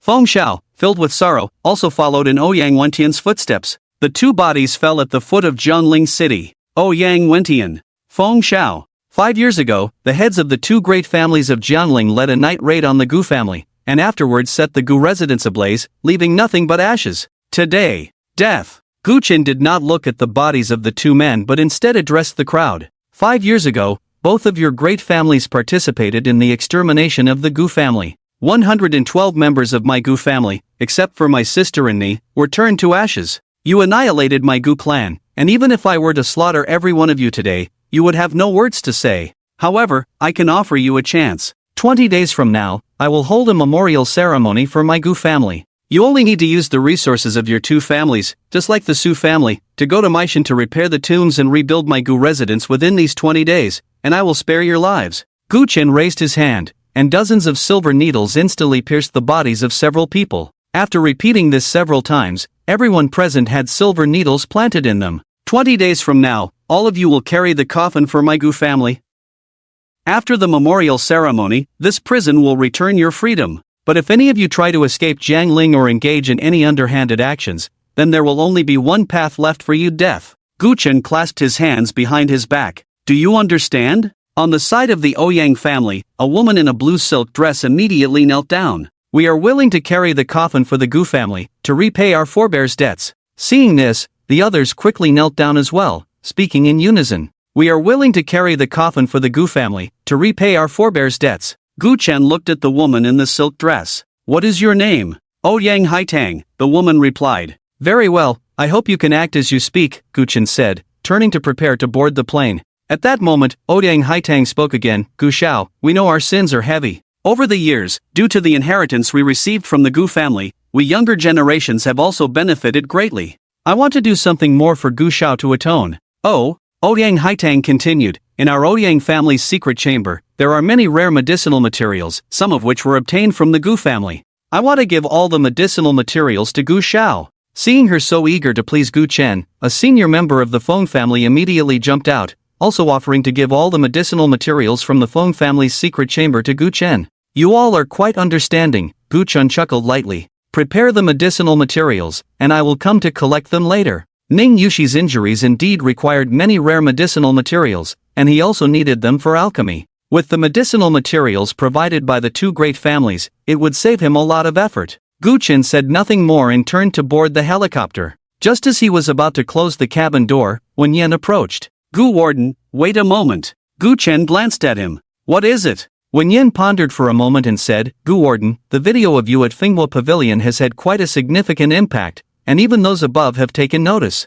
This live broadcast video is spreading wildly on Jiangling's internet. If it is not dealt with, I fear that those above will come looking for trouble. He continued with a troubled expression. Can I start to remove these two videos from the internet? Are you afraid of those above coming to find me, or are you worried about losing your position as the head of the patrol division? Gu Chen countered. Wen Yan was taken aback. He hadn't expected Gu Chen to see through his thoughts so easily. The two videos circulating on Jiangling's internet were filled with blood and violence, and if those above held him accountable, his position as head of the patrol division would surely be at risk. He had worked hard to climb to this position and had poured his heart and soul into transforming the patrol division into what it was today. If he were to be forced to leave, he would be truly unwilling. Although Gu Chen was the warden of Long Island Prison and could likely protect him, still, I am just an insignificant little person. Gu Chen, why should you protect me? Gu Warden, Gu Chen patted his shoulder. If you want to delete it, go ahead. Now, all four major families have been eradicated, and Ji Kaiwa has become notorious because of the video from Finghua Pavilion.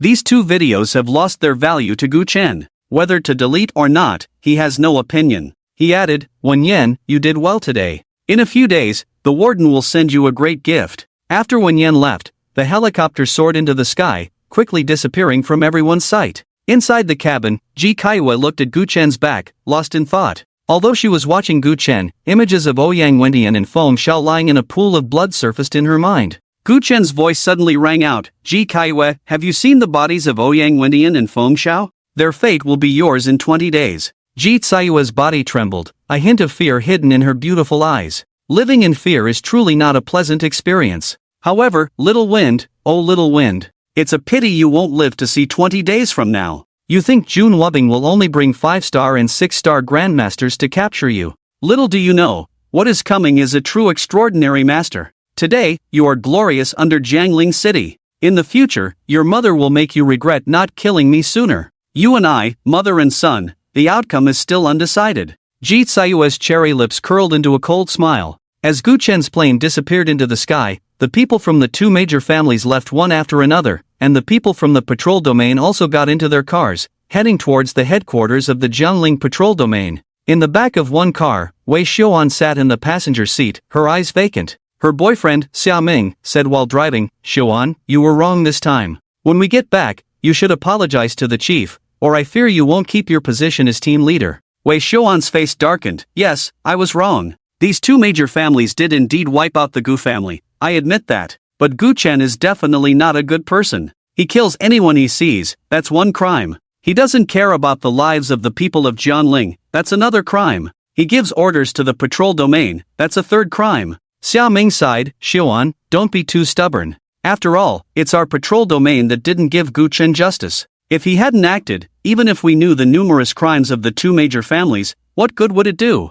You should think, if Gu Chen hadn't come today, how many brothers and sisters would have died if the patrol domain really fought against the two major families? And we might not even be able to stop the two major families from leaving Jiangling. As for those people of Jiangling, aren't they living just fine? The outcome is good. If those people were taken away by the two major families, with their ruthless nature, whether those citizens could return is another matter. He said softly, Xiuan, I know Guchen slapped you, and you were angry, but no matter how biased you are against Guchen, you must understand one thing, no matter how ruthless Guchen is, he has never done anything despicable that threatens the citizens. Am I going to be angry for so long just because he slapped me? Do you think I'm such a petty woman in your eyes? If you really think that way, then we don't need to continue this relationship. Wei Xiaoan shouted angrily. Okay, it's my fault. Xia Ming immediately surrendered. Wei Xiaoan's anger subsided slightly, and she argued, I'm just stating the facts. You say those citizens survived, yes, that's right.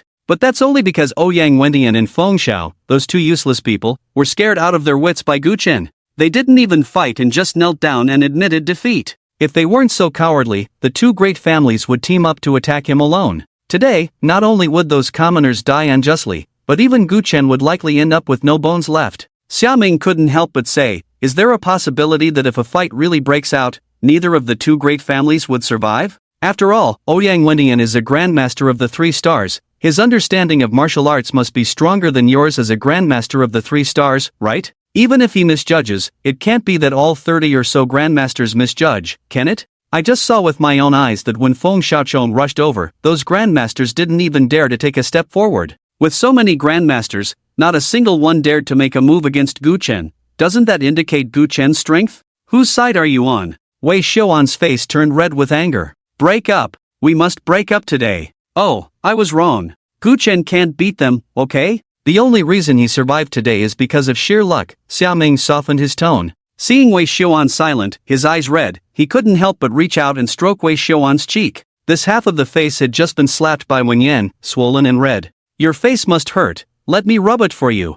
I hurt your mother. Wei Xiaoan completely lost it, launching a flurry of punches and kicks at Xiaoming. The next day, Ma Yang swiped his card to enter the company. The time showed 9 o'clock and 3 minutes. He was already 33 minutes late. But it didn't matter. He was the department manager. Even if he was late, no one dared to say a word. Arriving at his office, he leisurely brewed himself a cup of tea and took a couple of sips with satisfaction. Just as he was about to call his secretary over to discuss the meaning of life and the mysteries of the universe, a figure pushed the door open and walked in. Zhang Fei, president of Tianyao Group. Oh, what wind blew my big cousin here? Ma Yang greeted with a grin. But Zhang Fei was unusually serious, saying, Xiao Yang, Miss Xiao wants to see you. She's in the boardroom right now, you need to hurry over. Miss Xiao? Could it be the young lady from the Xiao family, Xiao Qianxue? That's right. Why does she suddenly want to see me? Is it because I've recently completed several major projects and caught her attention? Ma Yang knew very well that Tianyao Group was a property of the Xiao family. Previously, relying on his relationship with Zhang Fei, he became the department manager of Tianyao Group. But that was as far as it went. However, if he were to catch Xiao Qianshue's eye, he would surely soar to great heights. What was a mere department manager? With a word from Xiao Qianxue, he could rise straight to the position of vice president. One person beneath, thousands above. Thinking of this, he happily ran to the conference room. Sure enough, he saw Xiao Qianxue, simply stunning, more beautiful than on television. For a moment, Ma Yang found it hard to look away. While he was lost in thought, Xiao Qianxue had already walked over. Did you watch the live broadcast yesterday? Ma Yang didn't understand why Xiao Qianxue was asking about something unrelated to work, but he answered honestly, you mean the live broadcast by Jun Wuyo? I watched it. What a pity, young Master Wuyo made a slight mistake and lost to that devil Guchen. It was truly regrettable. I saw you cursing Guchen quite fiercely, Xiao Qianxue said meaningfully. Ma Yang suddenly remembered that he had seen the news where Xiao Qianxue said she wanted to marry Guchen. So Xiao Qianxue had come because of Guchen. However, the head of the Xiao family had long clarified that Xiao Qianxue was deceived by Guchen's sweet words, which was why she said that. No wonder Xiao Qianxue would come looking for him. She probably couldn't wait for Guchen to die. During the live broadcast, I unloaded everything I wanted to say to Guchen, fearing I might have said everything Xiao Qianxue wanted to express. Oof. As the saying goes, doing a good job is not as good as flattering well. It seems that I, Ma Yang, not only want to soar to great heights but might even have the chance to have dinner with the young lady Xiao. He was feeling quite pleased with himself and immediately took out his phone to open the live streaming app. Miss Xiao, I am my son is a pain, but he has the talent of an emperor. This is everything I said in that live broadcast room yesterday. Xiao Qianxue took a look and said expressionlessly, your hostility towards flying snow welcomes the wind seems quite strong. Of course. That loser, I don't even want to talk about him, Ma Yang replied. He really can't afford to live, for a few cents. He actually defended Gu Chen. Does he even know if Gu Chen is his father or mother? He even dared to say I should get out of Tianyao Group today. He should take a look in the mirror. A loser like him can't even enter the gates of Tianyao Group, yet he dares to tell me to leave? TSK, I'm just standing here talking to you, Miss Xiao. Sigh, that dead garbage, let's not mention it, it's bad luck. Xiao Qianxue said slowly, I came today to tell you that, starting today, you are fired. Thank you, Miss Xiao, for the promotion. I will definitely work harder for the company. At this point, Ma Yang suddenly felt something was off and couldn't help but open his mouth wide. Miss Xiao, I didn't hear you wrong, did I? You want to fire me? Surprised? I told you yesterday, didn't I? Xiao Qianxue replied. Ma Yang was stunned for a moment, then laughed heartily. I didn't expect Miss Xiao to have such a playful side. Before today, I hadn't even seen you in real life, let alone talk to you. Think carefully about whether we've spoken before, Xiao Qianxue said, turning her phone screen towards Ma Yang. On the live streaming app interface, a string of IDs was glaringly displayed, flying snow welcomes the wind.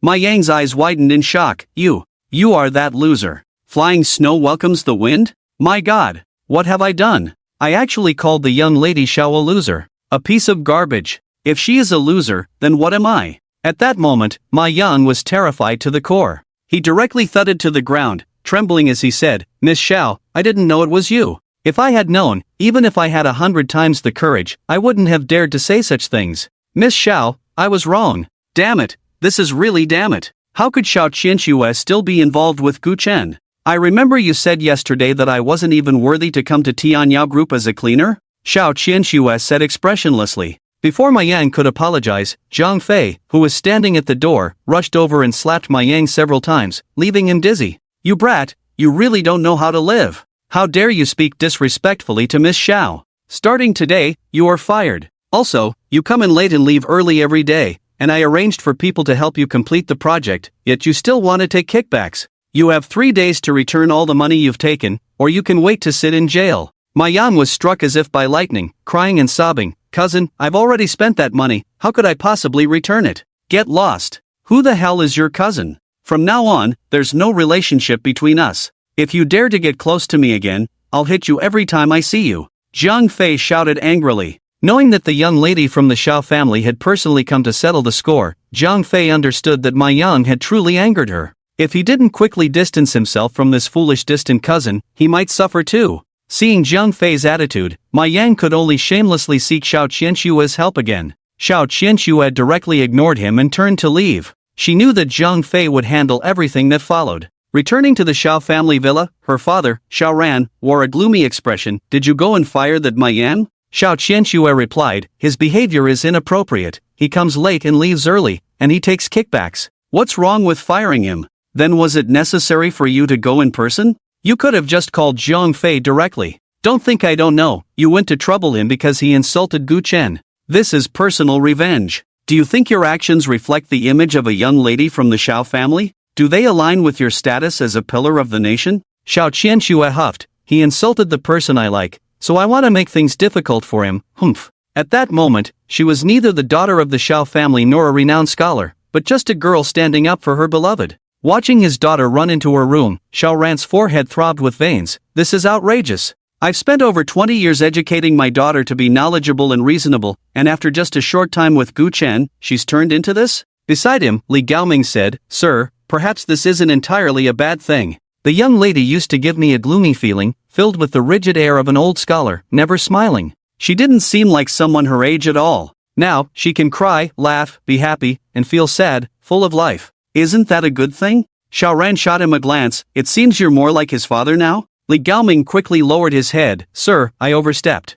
Humph. Xiao Ran snorted coldly. Change may not necessarily be a bad thing, but if the person causing her to change is Gu Chen, that is absolutely unforgivable. Dad, our bet is still on. No matter how much bias you have against Gu Chen, in more than 20 days, I will be with him. After saying this, Xiao Qianxue's pretty face broke into a smile. Gu Chen. Today, I vented my anger thoroughly, and I feel quite relieved. However, just thinking about not being able to see you or even contact you for more than 20 days makes the time feel especially hard to bear. At this moment, what are you doing? Are you treating Ning Yushi's injuries? Indeed. At this moment, Gu Chen was indeed treating Ning Yushi's injuries. In fact, since returning to Yujing Haoding yesterday, he had been treating her. Taking out the silver needles embedded in Ning Yushi's body, Gu Chen placed a bowl of medicinal soup in front of her. Whether it's the injury on your leg or your hand, both are quite serious and can't be healed in a short time. But don't worry, within half a month at most, I can make them all disappear without a trace, leaving no scars.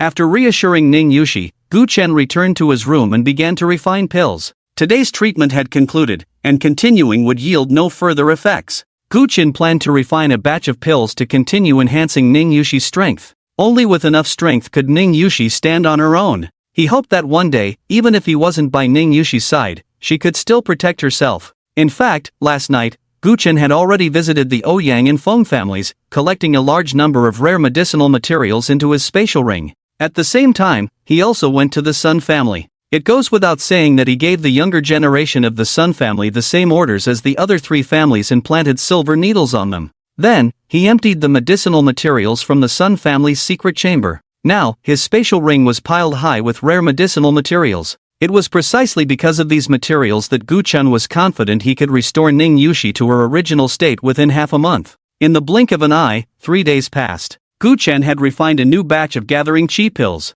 This time, due to the improved quality of the medicinal materials, the quality of the gathering chi pill has increased by a quarter compared to the first time. With Gu Chen's help, Ning Yushi swallowed the gathering chi pill entirely. Her cultivation soared dramatically, rising from a 4-star master to the peak of a 7-star master. She was just one step away from entering the Grand Master realm. Feeling the surging energy within her body, Ning Yushi's beautiful eyes were filled with joy and astonishment. The peak of a 7-star master. How many martial artists dream of reaching this realm? And she had already achieved it. Young master, this is even more exaggerated than last time. Last time, with Gu Chen's help, she had advanced from a 1-star master to a 4-star master, just like now, both being 3 major realms. But one must understand that there is an essential difference between the two. Just breaking through from the early stage of a 4-star master to the early stage of a 5-star master is as difficult as breaking through from a 1-star to a 4-star. Not to mention the subsequent 6-star and 7-star. Gu Chen smiled and said, not exaggerated at all. The accumulation of rare medicinal materials from the 4 great families over 100 years, combined with my superb alchemy skills, makes cultivating a 7-star master incredibly simple. In fact, helping Ning Yushi break through to the peak of a 7-star master only used a quarter of the medicinal materials in the spatial ring. I could have continued to help you raise your realm, but advancing too quickly may not be a good thing, especially relying on pills for rapid advancement. Overly forcing growth is detrimental to your future martial arts development. What you need to do now is to solidify your foundation and stabilize your realm. If possible, it would be best to break through to the Grand Master realm on your own. Ning Yushi nodded vigorously, I will do my utmost. After lunch, with nothing much to do, Gu Chen planned to inspect the repair situation at Meishan. Ning Yushi had been cooped up at home for many days and wanted to get some fresh air, so she followed Gu Chen. Without a strong presence at home, Gu Chen had to bring Ji Kaiyuai along. At the top of Meishan, the cemetery had begun to take shape. Judging by the progress, it seemed that it would be completed in less than half a month. After leaving Meishan, Gu Chen visited the old Gu family estate. The progress here was evidently slower than that of the cemetery, as the construction had started a bit later, and the Gu family's residence covered 100 acres, making the scale of the project vastly different from that of the cemetery. At this moment, the workers were working energetically. The early autumn wind could not disperse the sweat on their backs. Qingning, when the Gu family residence is completed, I'll take you to the rooftop to stargaze, Gu Chen murmured, calling for Ouyang Haitang to provide a summary report on the construction progress over the past few days. The two walked and stopped. Although Ouyang Haitang was younger, she was currently the leader of the Ouyang family. Her speech was concise, and she quickly introduced the situation. She then said, however, there is one thing that needs to be reported to young Master Gu. Go ahead. We are currently in the stage of redoing the foundation, but we are not clear about the internal structure of the Gu residence. It is somewhat difficult to completely restore the Gu residence of the past. I don't know if young Master Gu. Gu Chen replied, the internal structure diagram of the Gu residence will arrive in Jiangling tomorrow morning. I will have someone deliver it to you then. Gu Chen had already considered this aspect. Originally, he planned to draw a rough sketch himself, as he had grown up in the Gu residence, and every tree, every brick, and every tile was etched deep in his memory. However, when Steward Qin learned that the Gu residence was to be rebuilt, He mentioned that he had the structure diagram from back then, which had been sent from northern Yunnan 2 days ago. Just then, two men's voices came from not far away. I never expected that in my lifetime I would see the Gu residence rise again. I thought this land would be abandoned forever. Isn't that so? More than 20 years ago, when the Gu residence was first built, I worked here. Back then, I was just a 23 or 24-year-old naive youth. In the blink of an eye, over 20 years have passed, and I'm almost 50 now. I never expected to be back here working again, and for the damn Gu family, no less. That old man Gu's son is something else. I heard he scared the 4 great families out of their wits. Indeed, a tiger father begets no dog son. Pfft, compared to his father, he's far behind. Old man Gu was renowned throughout his life but treated people with kindness, while he only knows how to kill.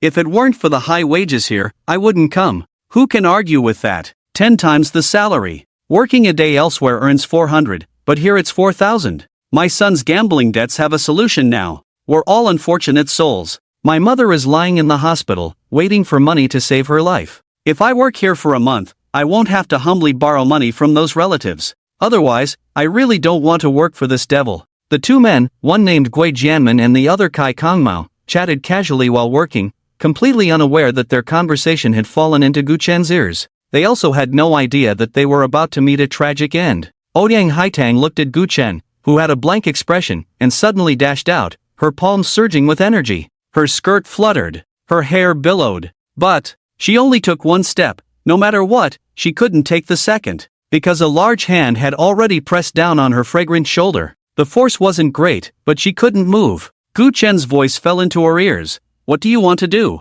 Ouyang Haitang said resentfully. Those two spoke ill of young Master Gu behind his back. I clearly followed young Master Gu's instructions to give them 10 times the salary and repeatedly emphasized that it was your kindness that allowed them such good treatment. Yet they are ungrateful, gossiping behind your back. They deserve to be punished to set an example. Gu Chen chuckled lightly, his tone intriguing. Do you think I care? If I did, how many people do you think would die in the entire Jiangling? Remembering the overwhelming online slander against Gu Chen, Ouyang Haitang suddenly felt a chill. If Gu Chen went mad and sought trouble with these people, would Jiangling see 100,000 deaths or 1 million? Gu Chen said, I have only one requirement. Let these people work well and finish the Gu family residence as soon as possible. Do you understand? Understood, Ouyang Haitang said, lowering her head. At that moment, Ning Yushi's phone suddenly rang. After answering, her expression turned somewhat grim. What's wrong? Gu Chen asked. My grandfather is seriously ill. Young master, I'm sorry, but I may need to return to Jingchuan for a while.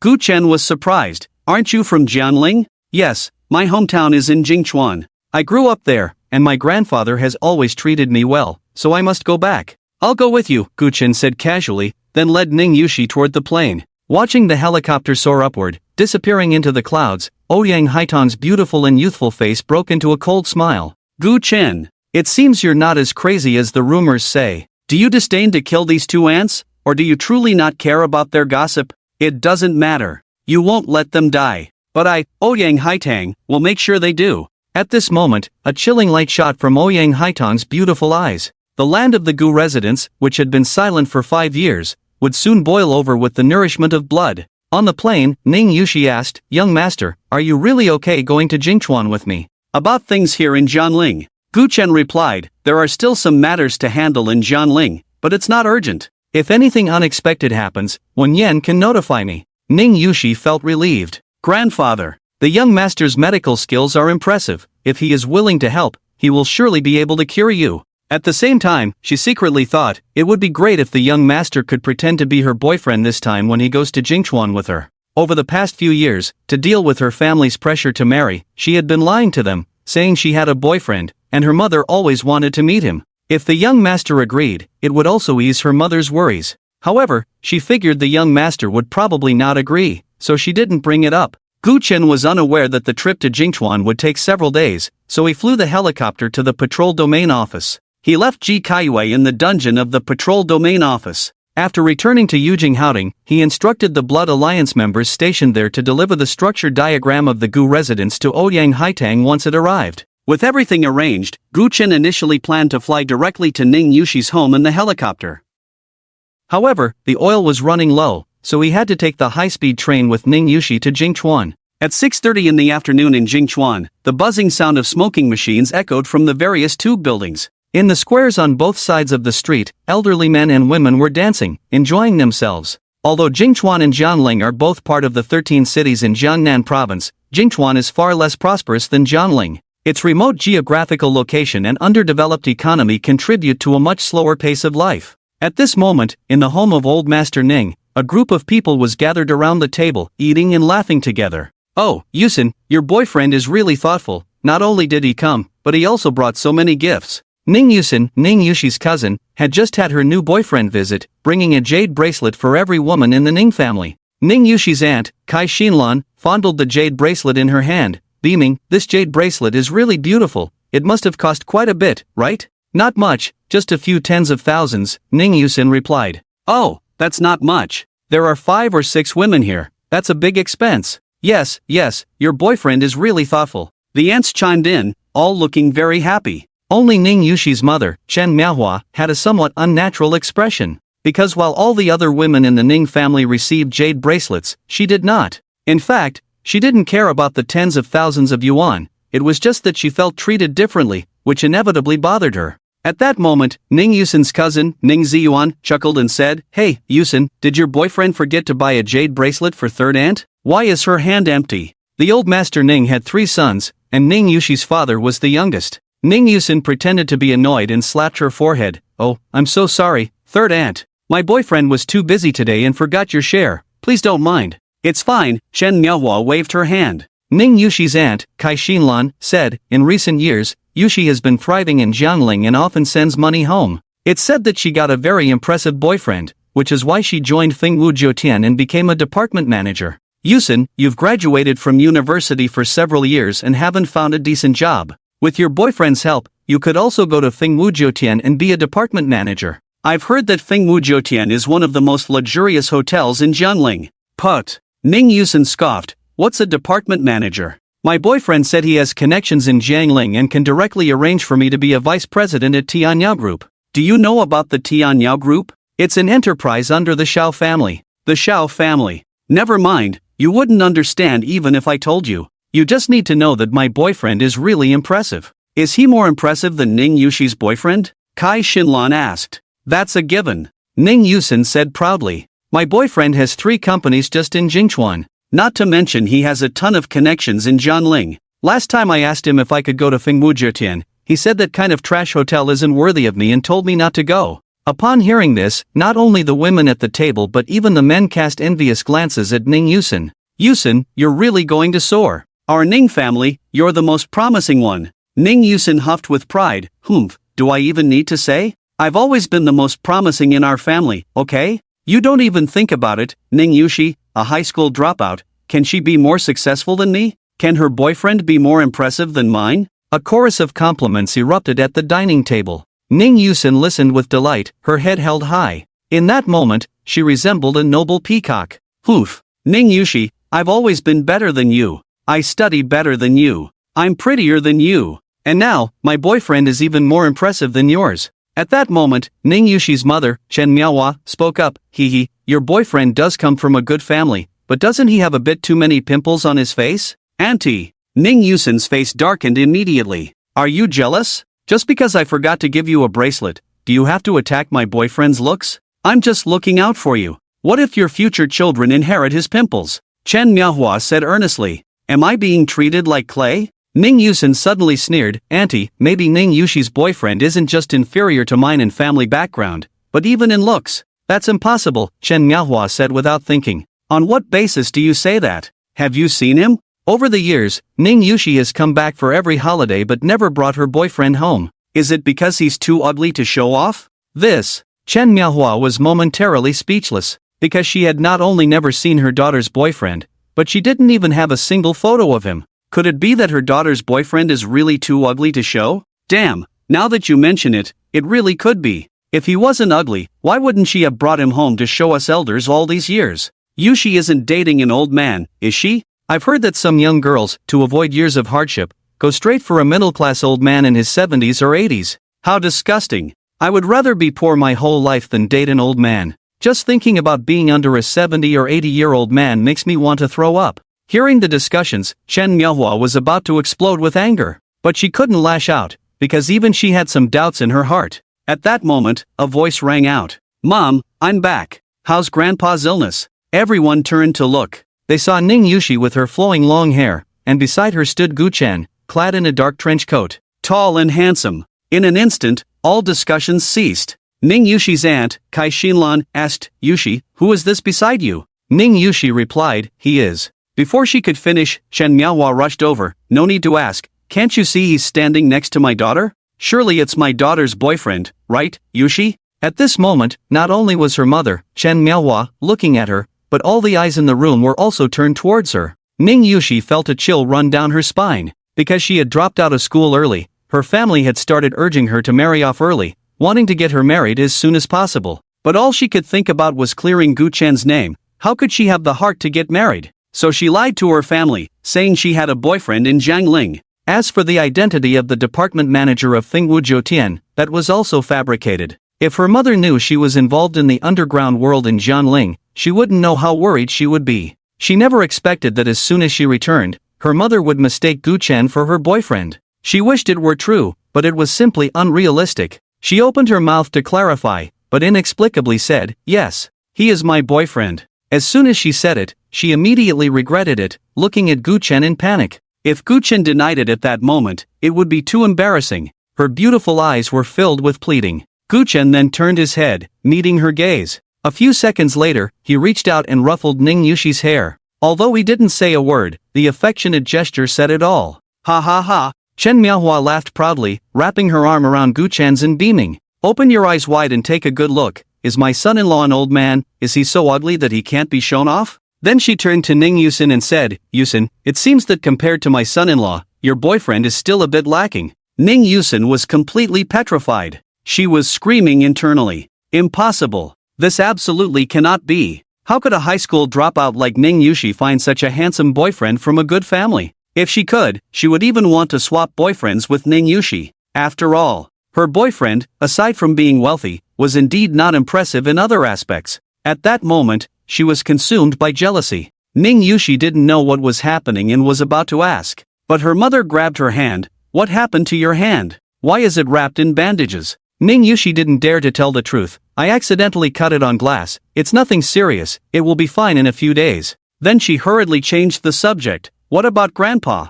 How is he?" "Still in a coma, but his condition has improved a bit. I'll go in and take a look." As she spoke, Ning Yushi walked into a bedroom with Gu Chen. An elderly man with graying hair was lying on the bed, his eyes tightly closed. Gu Chen went over to check the old man's pulse. A minute later, he released his hand. Ning Yushi quickly asked, "How is my grandpa? He was treated once before. So that's why his condition has improved, right?" "No." Gu Chen shook his head. His treatment method was completely wrong. "Fortunately, I came to Jingchuan, otherwise, not only would your grandpa's condition worsen again, but the doctor who treated him would also suffer backlash and might even die." Gu Chen briefly explained the old man's illness to Ning Yushi and then said, "Now, I need to go to the kitchen to prepare medicine. In half an hour, I will start treating the old man." After Gu Chen went to the kitchen, Ning Yushi also walked out of the bedroom with a gloomy face. "Mom, tell me, who harmed Grandpa? I, Ning Yushi, will never let it go." Just now, Gu Chen told her that her grandpa had been afflicted with cold poison many years ago,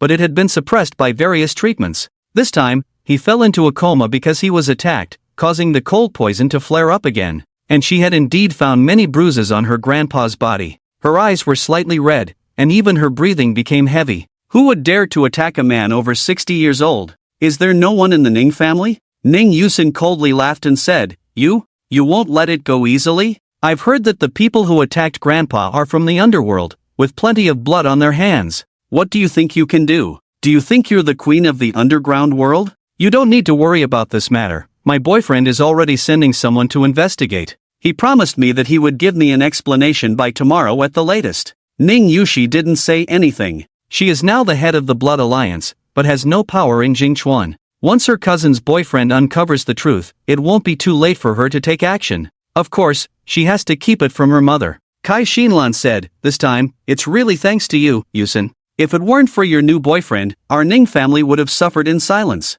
Also, Grandpa's health has always been weak, and after this injury, his old ailments have flared up, putting one foot in the grave. If it weren't for the divine Dr. Zhang that your boyfriend found, I'm afraid Grandpa would have already passed away. What? Ning Yushi was taken aback. The person who treated Grandpa before was found by your boyfriend? Isn't that obvious? Ning Yusin said proudly. Otherwise, who in the entire Ning family could invite Dr. Zhang? He is the most famous divine doctor in Jingchuan. Chen Miaohua retorted, my daughter can invite him too. Ning Yushi's cousin, Ning Ziyuan, shook his head. No, your daughter really can't. Ning Yushi said seriously, you should quickly have your boyfriend call Dr. Zhang and tell him not to come treat Grandpa anymore, or else he will die. What nonsense are you talking about? Ning Yusin laughed in anger. I've heard of doctors killing patients, but I've never heard of a doctor killing himself while treating someone. Ning Yushi, are you jealous because my boyfriend is so outstanding? But when it comes to Grandpa's life, I advise you to put away your petty jealousy.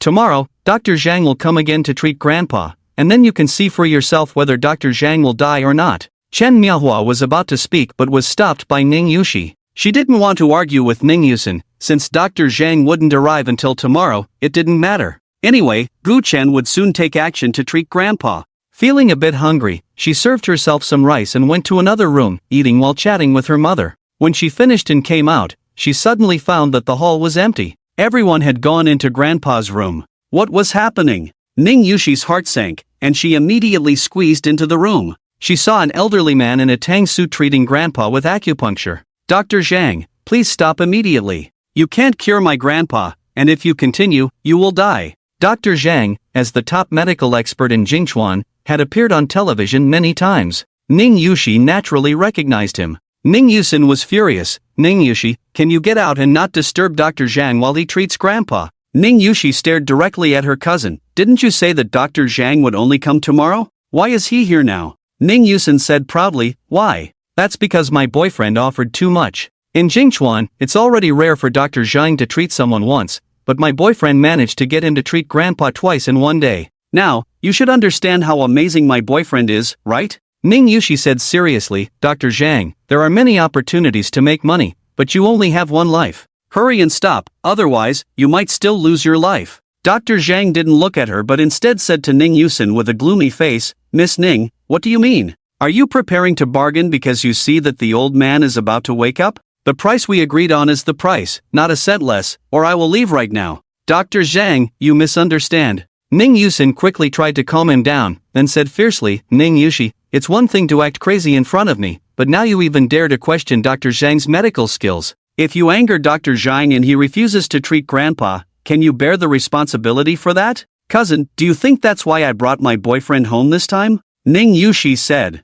Ning Yusin replied, you mean to say you want your boyfriend to treat Grandpa? Exactly. Ning Yushi nodded. Dr. Zhang scoffed, what a joke, a huge joke. In the entire Jingchuan, whose medical skills are better than mine? If, as you say, I can't even treat your grandfather, what makes you think your boyfriend can? Dr. Zhang, there are always people better than you. My boyfriend comes from Jiangling, and he can extend the life of someone who has lost both kidneys. May I ask, can you do that? Dr. Zhang was taken aback. To extend the life of someone who has lost both kidneys? What kind of miraculous medical skill would that require? He couldn't do it. Could it be that Ning Yushi's boyfriend is a towering figure in the medical field? At that moment, Ning Ziyuan suddenly stepped forward with a sly smile. Ning Yushi, I actually already know your true identity. How about this? You have your mom give me 500,000, and I won't expose your identity. Ning Yushi frowned slightly. Could it be that her identity as the leader of the Blood Alliance had been discovered by her cousin? She didn't want her mother to know about her violent life outside. However, with Grandpa's life hanging by a thread, she also didn't want to see Dr. Zhang give up on treating him because of her grandfather. If everyone knew her identity, they would no longer doubt her words. Thinking of this, she spoke up. Why don't you tell me what my identity is? Humph. Ning Ziyuan snorted coldly, I've given you a chance, but since you don't want it, don't blame me. A month ago, I went to the bronze box of Fengwu Jiutian for a meal. I thought, since you are the department manager there, those staff would definitely give me a discount if they knew I was your cousin. But when I mentioned your name, they hadn't even heard of it. Fengwu Jiutian doesn't have a department manager with the surname Ning, but there are 2 or 3 waiters with that surname. Damn it, you, a worthless waiter at Fengwu Jiutian, have been deceiving everyone by saying you're the department manager. Aren't you ashamed? That's not right, is it? Ning Yushi's aunt, Kai Xinlan, stepped forward. If Yushi is just a small waiter, how does she have so much money to send home? Ning Ziyuan replied, Mom, Fengwujiotian is a top-notch luxury hotel. Even if she is just a waiter, the salary is still high. But a worthless waiter is still a worthless waiter. How could a waiter's boyfriend be a medical genius? Kai Xinlan suddenly understood and said earnestly, Yushi, if you're just a waiter, then so be it. No one will look down on you for that. Why do you have to lie and say you're the manager of Fengwujiotian? Ning Yusen scoffed, we just trusted her too much. Think about it, she's a high school dropout, so why would Fengwujiotian make her a manager? And saying her boyfriend is a medical genius? If your boyfriend really is that skilled, even better than Dr. Zhang, would he even look at you, a high school dropout? I've lived most of my life and almost got fooled by a little girl like you. Dr. Zhang coldly snorted at Ning Yushi and turned to continue treating the old man. Ning Yushi was anxious. Gu Chen had said that if Dr. Zhang continued to treat Grandpa, not only would he die, but Grandpa's condition would worsen. There was no time to explain, and she couldn't care less about anything else. She stepped forward and reached directly for Dr. Zhang. Stop right there. Ning Yusen was quick-witted and immediately hugged her tightly. Stop her. We've exposed her lies, and Ning Yushi is furious and about to go crazy again. I'll go crazy on your mother. Ning Yushi was burning with anger and swung her palm towards Ning Yusen. But at that moment, an elderly voice rang out, Yushi, what are you doing? Ning Yushi suddenly looked up, just in time to meet her grandfather's gaze. Grandpa had actually awakened and was sitting up. The whole family was incredibly excited, rushing to the bedside to check on the old man. Dr. Zhang looked at Ning Yushi and said proudly, did you not just say that I couldn't cure your grandfather? Now the facts are right in front of you, what else do you have to say? This. Ning Yushi opened her mouth, momentarily speechless. What's wrong? Weren't you shouting quite happily just now? Now you have nothing to say? Ning Yusen said sarcastically, you insisted that your boyfriend is some big shot in the medical field, a clown. What can a mere waiter's boyfriend do? Dr. Zhang snorted coldly, and you said your boyfriend could extend the life of someone who lost both kidneys. I've lived more than half my life and have never heard of such a thing. A mere quack, it's normal that you haven't seen one. Suddenly, a cold voice rang out. Everyone looked up to see a man in a dark trench coat standing at the door with his hands behind his back. Who else could it be but Gu Chen? Dr. Zhang looked Gu Chen up and down, his expression turning extremely grim. You, a kid who hasn't even grown hair yet, dare to speak so arrogantly and call me a quack? Gu Chen replied indifferently, you can leave your last words now. What? Why should I leave my last words? Because in 3 seconds, you will die. Dr. Zhang was taken aback for a moment, then burst into a thunderous laugh. Ha, you really crack me up. You said I couldn't cure the old man, but now, isn't he awake? Kid, I advise you to speak nicely to me, otherwise, if I get angry, you won't be able to handle it. 2. Gu Chen began to count down. Ning Yushi understood Gu Chen well. Since he had said this, Dr. Zhang's life was definitely numbered. She quickly said, Dr. Zhang, hurry and say a few good words to my boyfriend, maybe he can still save your life. You were in this predicament because you saved my grandfather, and I don't want to see you lose your life for nothing. How about I kneel and bow a few times? Dr. Zhang suggested. That's not out of the question, Ning Yushi replied. What you said earlier was a bit harsh. It's already a great mercy that he hasn't killed you with a single slap. Ha ha ha. Dr. Zhang laughed again. 2 clowns actually want me to kneel? No one in this world has been born who can make me kneel. 1. Gu Chen spoke coldly. It was as if the Grim Reaper was whispering. Humph, pretending to be mysterious, I want to. Dr. Zhang was saying this when suddenly his expression changed drastically, and he began to tremble, even sweat breaking out on his forehead. What's going on? So cold. My body is so cold. Everyone noticed that Dr. Zhang's expression was off, and his body was shaking more violently, so they all surrounded him. Dr. Zhang, what's wrong? Don't scare me. Damn, Dr. Zhang, why is there blood coming from your nostrils? And your ears? Dr. Zhang felt an increasing chill throughout his body, and his vitality was rapidly draining away. He knew he was going to die. How could this happen? No! I still have a lot of money to spend, and several young and beautiful mistresses waiting for me to take care of them. I can't die. Dr. Zhang used all his strength to push away the Ning family members and rushed directly in front of Gu Chen. With a thud, he knelt down. I beg you, save me. I don't want to die. Please, save me, I can give you a lot of money. Gu Chen laughed sinisterly, isn't it a bit too late to kneel now? He then kicked out. Dr. Zhang flew like a dead dog to the corner, crashing heavily to the ground. Seeing that Gu Chen refused to save him, Dr. Zhang crazily charged at Ning Yusen and Ning Ziyuan. You two bitches, it's because of your nonsense that I couldn't recognize the true dragon. You two will die with me. At this moment, Dr. Zhang was covered in blood, looking deranged. "Why you, don't come over." Ning Yusin was so scared that she lost her composure, her scalp tingling, forgetting to even dodge. Slap. Dr. Zhang slapped her face and wanted to make further moves. Unfortunately, that slap exhausted his last breath. His body went limp, collapsing to the ground. Dead. At this moment, the room fell into dead silence. Everyone's heart surged with shock. The renowned Dr. Zhang of Jingchuan actually died just like that? Moreover, Guchen said he would die in 3 seconds, and the other party really didn't survive to the 4th second. One word. Determined life and death. What the hell, this is not a divine doctor, it's simply a living king of hell. Chen Miaohua was the first to break the silence in the room, her face flushed. Ning Ziyuan, Ning Yusin, didn't you say my daughter is just a little waitress? Didn't you say my son-in-law is not a big shot in the medical field? Now, are you both dumb? Ning Yusin covered her swollen face. Isn't Grandpa fine? Earlier he told Ning Yushi that Dr. Zhang couldn't cure Grandpa at all. Just as the words fell, the old man suddenly spat out a mouthful of black blood and fainted, his face turning pale without a trace of color. Ning Yusin stepped back repeatedly, incredulously watching this scene. The last glimmer of hope vanished. How could this be? Ning Yushi's boyfriend not only looked handsome and came from a good family, but he was also a big shot in the medical field, far surpassing Dr. Zhang? It turned out that everything Ning Yushi said was true. She was not the clown, she was. At this moment, Ning Yusin felt her face hurt even more. Her gaze towards Ning Yushi was filled with jealousy. Why could her cousin, who had always been beneath her, find such a good boyfriend? If only this were my boyfriend, how wonderful would that be? Ning Yushi had no time to care about her cousin's thoughts, as she flew to the bedside, tears streaming down her face. Grandpa, it's Yushi's fault for not stopping Dr. Zhang. Guchen walked over. Step aside, I'll do it. Then, he raised his hand and slapped the old man's face several times. Instantly, the old man spat out a mouthful of black blood. Ning Ziyuan was furious. Kid, what are you doing? Aren't you here to treat my grandpa? Why are you hitting him? Guchen ignored Ning Ziyuan and explained to Ning Yushi, originally, your grandpa could have been cured tonight, but that quack's interference worsened his condition. He is now too weak to withstand my golden needles. These slaps have expelled some toxins from your grandpa's body. In 2 days, I will treat your grandpa again, so you don't need to worry too much. Nonsense. I see you're just pretending to be a god. Ning Yusin shouted at this moment.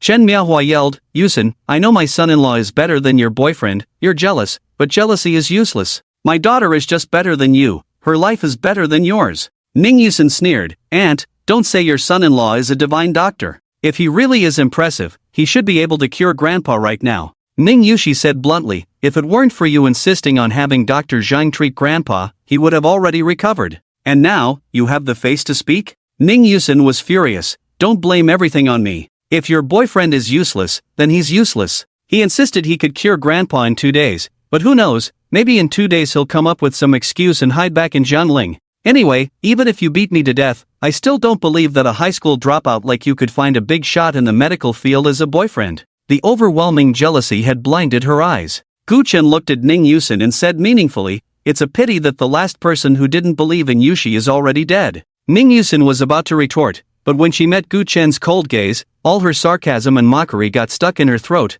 and she couldn't say a word. Kid, we were just questioning you a bit. What kind of look is that? Do you want to hit my cousin? Ning Ziyuan rolled up his sleeves. If you really have the guts, come out and fight me one-on-one. Ning Yusin hurriedly said, Cousin, why are you arguing with him? You're a master of hidden strength. What does he have to fight you with? True, Ning Ziyuan said proudly. Kid, did you hear that? I'm a master of hidden strength. Even if I let you use one hand, I'd still beat you into a pig's head. Guchen chuckled lightly. Do you know that I've killed at least 800 martial artists like you? A chilling aura suddenly spread throughout the room. A thin layer of cold sweat broke out on Ning Ziyuan's back. Sticky and uncomfortable. For no reason, he felt a wave of panic. Guchen's presence felt very bad. Ning Yushi sensed that the situation was not right. If it continued like this, the young master might start a massacre. She quickly took Guchen and her mother away. After all, they were relatives who had grown up together, and there were still feelings involved. It wasn't until the three figures completely disappeared that Ning Ziyuan let out a long sigh of relief. But Ning Yusin suddenly asked, what was wrong with you just now?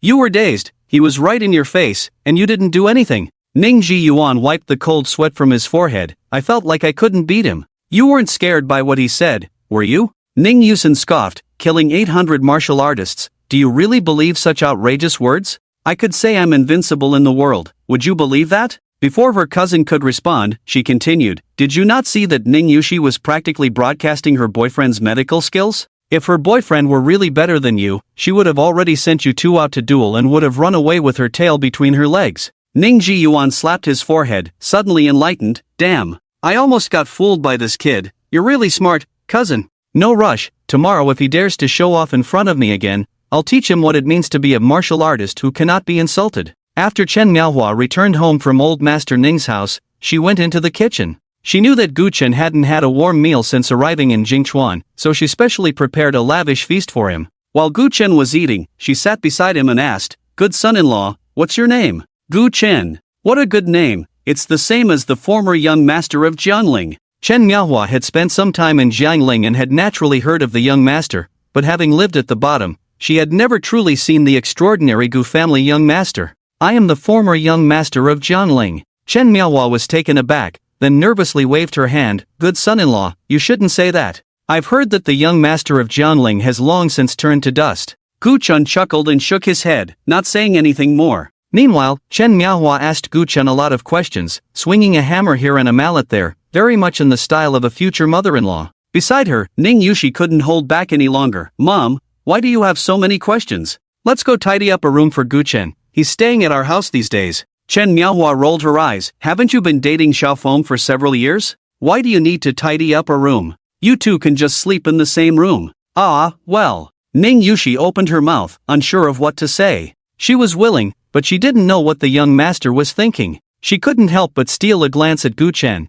and seeing that he had no reaction, she felt a surge of delight in her heart. Alright then, I'll go tidy up my room. After organizing her room, she took a shower. After Gu Chen finished eating, he went into Ning Yushi's bedroom first. The bedroom was very simple, with few furnishings. An old wardrobe was placed diagonally opposite the large bed. The wardrobe door was covered with many photos of Ning Yushi from her childhood. The photos had faded, but the little girl inside still looked very lively. Just as he was lost in thought, there was a knock at the door. Young master, can I come in? Gu Chen responded with a and the door opened. Familiar footsteps approached, and as they got closer, a fragrance of gardenias filled the air. Gu Chen turned to look and saw Ning Yushi, just out of the bath. Her wet hair draped over her shoulders, and a blush was faintly visible on her pretty face. The thin nightgown couldn't hide her delicate figure. What a beautiful girl. At her age, she should be at home, supporting her husband and raising children, living a harmonious life, yet she had chosen a difficult path for herself.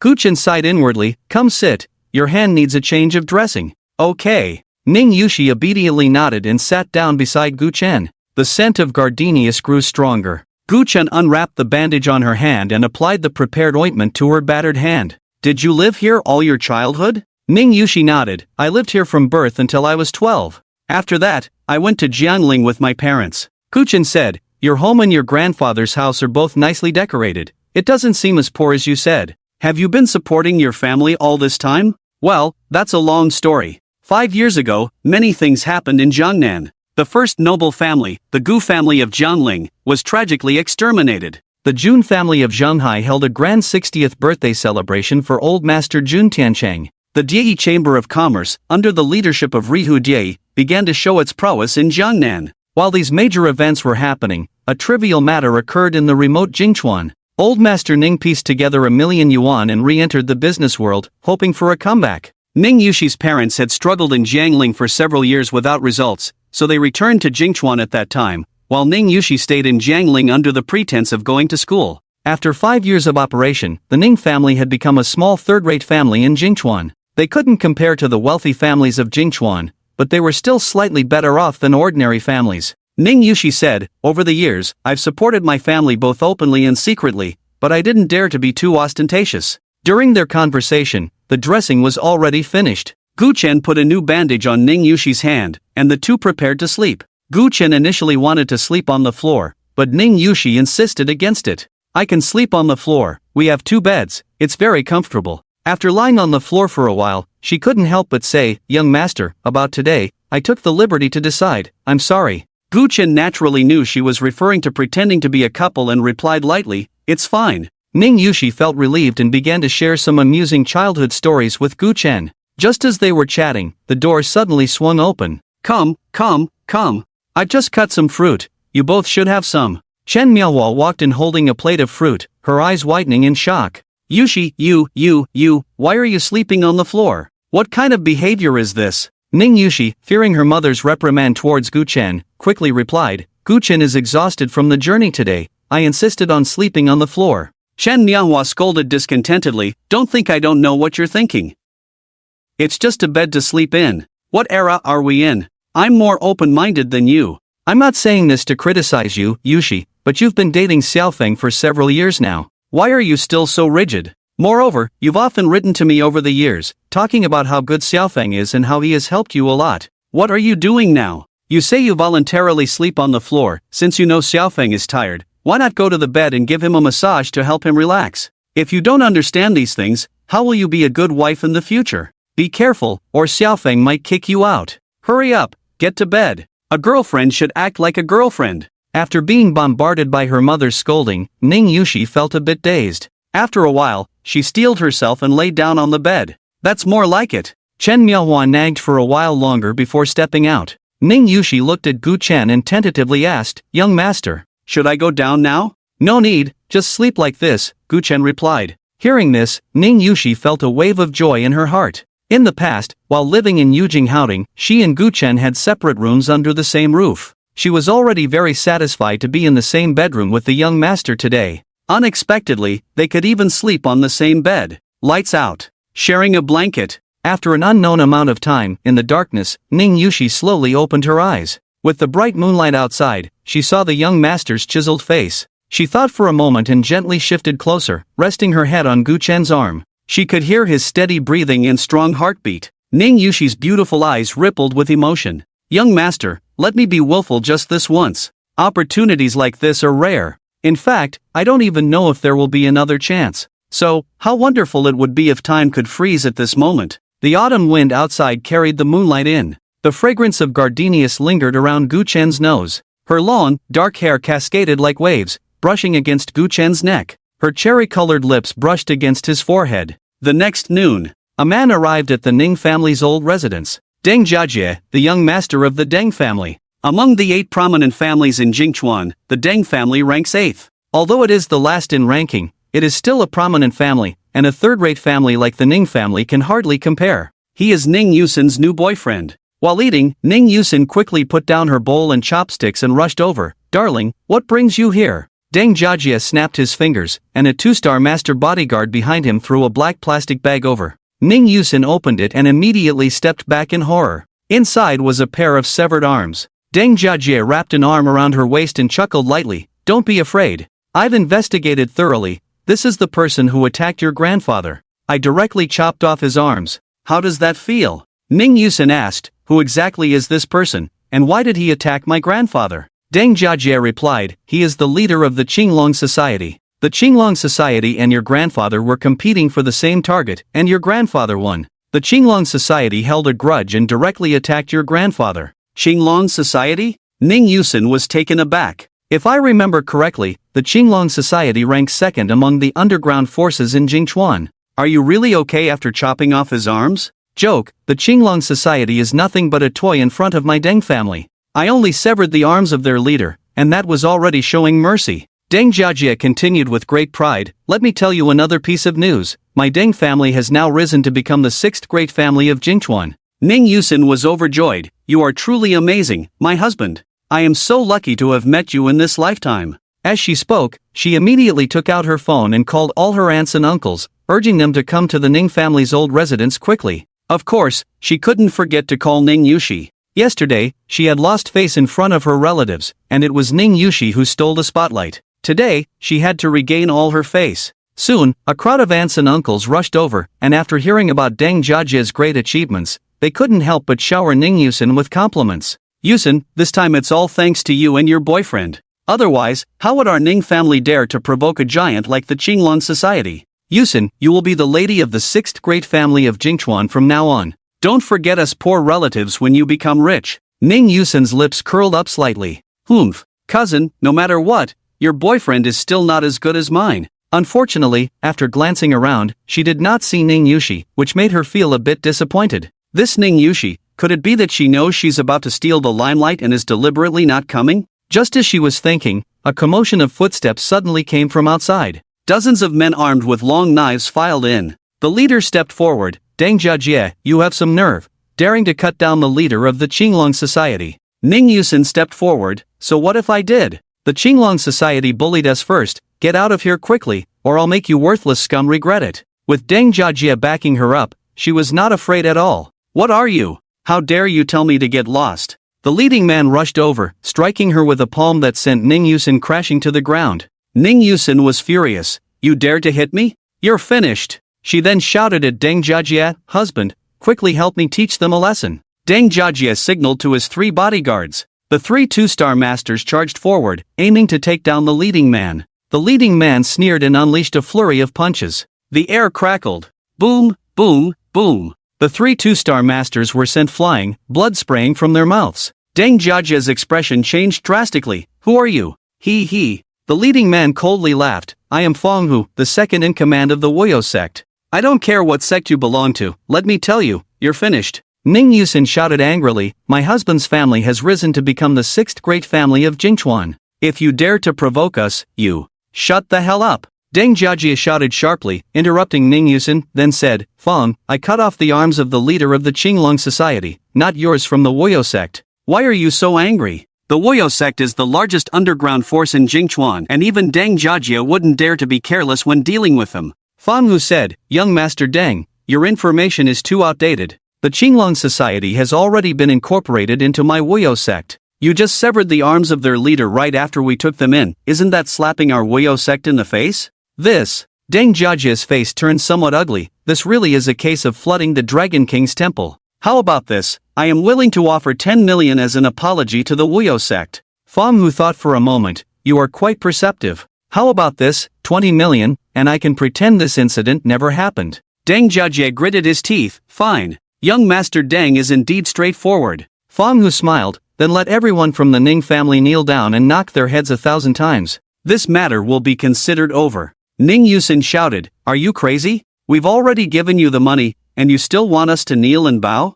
Fonghu said fiercely, if you don't bow, how am I supposed to report to the boss? Ha! He then had a lackey take out a phone and start recording a video. He turned to Deng Jiajie and said, young Master Deng, I believe you wouldn't want to make things difficult for me, right? This matter arose because of the Ning family, so they should kneel and apologize. As for you, considering your status as a young master from a wealthy family, I can give you some face and not make you kneel. Deng Jiajie growled, Fonghu, don't go too far. My Deng family is not just in Jingchuan, we have connections in Jiangling as well. If you really anger me, do you believe that you won't have a good outcome with Wyaman? Ha ha ha. Fonghu reached out a large hand and directly grabbed Deng Jiajie's neck. Do you believe that before you can take revenge on me, I'll kill you first? The immense force gradually tightened, and Deng Jiajie felt his breathing becoming increasingly difficult. He was terrified to the point of losing his mind. This Fonghu was indeed a madman, just as the rumors said. Why you all? Kneel and bow quickly, hurry up. And you, Yusin, kneel and bow quickly, I'm going to be choked to death. He shouted frantically at the Ning family members. Ning Yusin hesitated for a moment but ultimately knelt down. Kneeling and bowing was certainly humiliating, but she couldn't just watch her boyfriend die. Otherwise, her dream of marrying into a wealthy family would be shattered. Moreover, after Fonghu killed Deng Jiajie, he wouldn't let them go either. The faces of Ning family's aunts and uncles were all very grim. If they had known that coming to the Ning family's old residence would lead to such a disaster, they might as well not have come. But there was no medicine for regret at this point, so they all knelt down. In an instant, the sound of heads knocking echoed throughout the Ning family hall. Put in a little more effort, haven't you all eaten? Fonghu's roar made the Ning family members cry out in pain. Just then, 2 figures appeared at the entrance of the Ning family. The man was handsome and elegant. The woman was spirited and valiant. It was Gu Chen and Ning Yushi. Ning Yushi's expression was cold. Fonghu, who gave you the courage to act wildly in my Ning family? Before Fonghu could speak, Ning Yusin shouted sharply, Ning Yushi, what are you going crazy about again? Kneel and bow quickly. Otherwise, if Fonghu gets angry, none of us will be safe. And your boyfriend, he has to kneel too. Ning Yushi coldly replied, to make me and my boyfriend kneel, I'm afraid Fonghu doesn't have that qualification. The Ning family members couldn't believe their ears. Had Ning Yushi gone mad? How dare she speak to Fonghu like that? Oh, Fong Hu's tiger-like eyes turned to Ning Yushi. Little girl, since I became the second in command of Yeoman, it's been a long time since anyone dared to speak to me like that. Do you know that if I get angry, the entire Ning family will have no place to bury their bodies? Ning Yusin quickly shouted. Ning Yushi going crazy is her business, it has nothing to do with our Ning family. You can't kill us all because of her. Kai Shinlan, who was kneeling on the ground, advised, Yushi, I know you're upset, but when it's time to bow your head, you still have to bow your head. Ning Yushi said, Aunt, don't worry, I can handle it. Ning Jiwen cursed, Ning Yushi, shut your mouth. Can't you see there are dozens of people standing here? What do you think you can do? Use your identity as a Fengwu Joutian waitress to handle this? Ning Yushi said fiercely, there's no need to say there are only 30-some people here. Anyone who dares to act wildly in the Ning family, even if Yeoman comes out in full force, I, Ning Yushi, will make them come in standing and go out lying down. Crazy. The Ning family members felt that Ning Yushi had completely lost her mind. The way they looked at her was as if they were looking at a dead person. What a big mouth. I just wonder, when I have you under my foot, will you still be able to shout? Fong Hu's eyes glinted with ferocity as he slammed his palm down towards Ning Yushi's crown. Ning Yushi's gaze sharpened, and with a surge of energy, she retaliated with a fierce punch. The phoenix cries out to the heavens. In the next moment, the fists met. Boom! Fong Hu was sent flying, blood gushing from his mouth. What the hell? The Ning family members' pupils constricted. What's going on? Wasn't Ning Yushi just a mere waitress? How could she send Fong Hu flying with a single punch? Just moments ago, Fong Hu had knocked 3 second-star masters away with just a few punches. Fong Hu got up from the ground, roaring, everyone, attack together. This little girl is stronger than me, but unfortunately, she can only use one hand. He had noticed that Ning Yushi's other hand was wrapped in bandages. A bunch of useless chickens, even with just one hand, I, Ning Yushi, can kill you like slaughtering chickens. Boom! A torrent of imposing aura erupted from Ning Yushi's body. At this moment, she was no longer the meek Ning Yushi of the Ning family. She was the leader of the Jiangling Blood Alliance. The right-hand woman of Gu Dianyu. Facing the siege of over 30 people, she advanced instead of retreating. A single elegant fist. Wielding immense power, she charged into the crowd. Dashing and heroic. The spirit of a woman.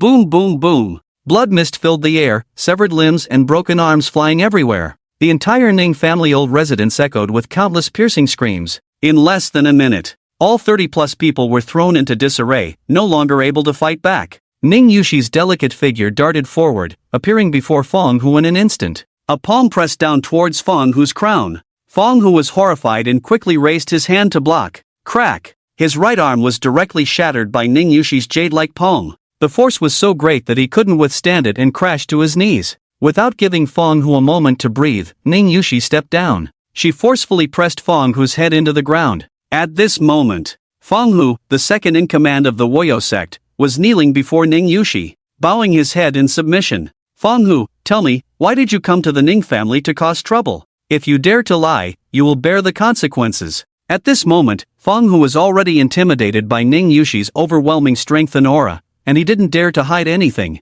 He recounted everything that had happened. Ning Yushi said coldly, so it was the leader of the Qinglong society who plotted against my grandfather. Bring me his head by 10 o'clock tomorrow night, or I will take yours. Do you understand? Yes, yes, yes. Fong Hu hurriedly agreed. I will get his head as soon as I return. That beast even attacked a 60 or 70-year-old man. He's simply inhuman. As soon as Ning Yushi released her foot, he immediately wanted to flee with his men. But then Ning Yushi suddenly said, did I let you go? Fong Hu's body trembled, and he stammered, may I ask, Miss Ning, do you have any further orders? Go outside, each of you must kowtow 1,000 times, and only then can you leave. Understood. Fong Hu gritted his teeth and led his men to the outside of the Ning family old residence. When the incessant sound of kowtowing echoed from outside, all the Ning family members finally came to their senses. One by one, they looked at Ning Yushi with incredulous eyes. What the hell? Is this still the Ning Yushi they knew? That was the Wuyo sect. 38 people, all fierce warriors of the Woyo sect, with the second-in-command Fong Hu holding the fort.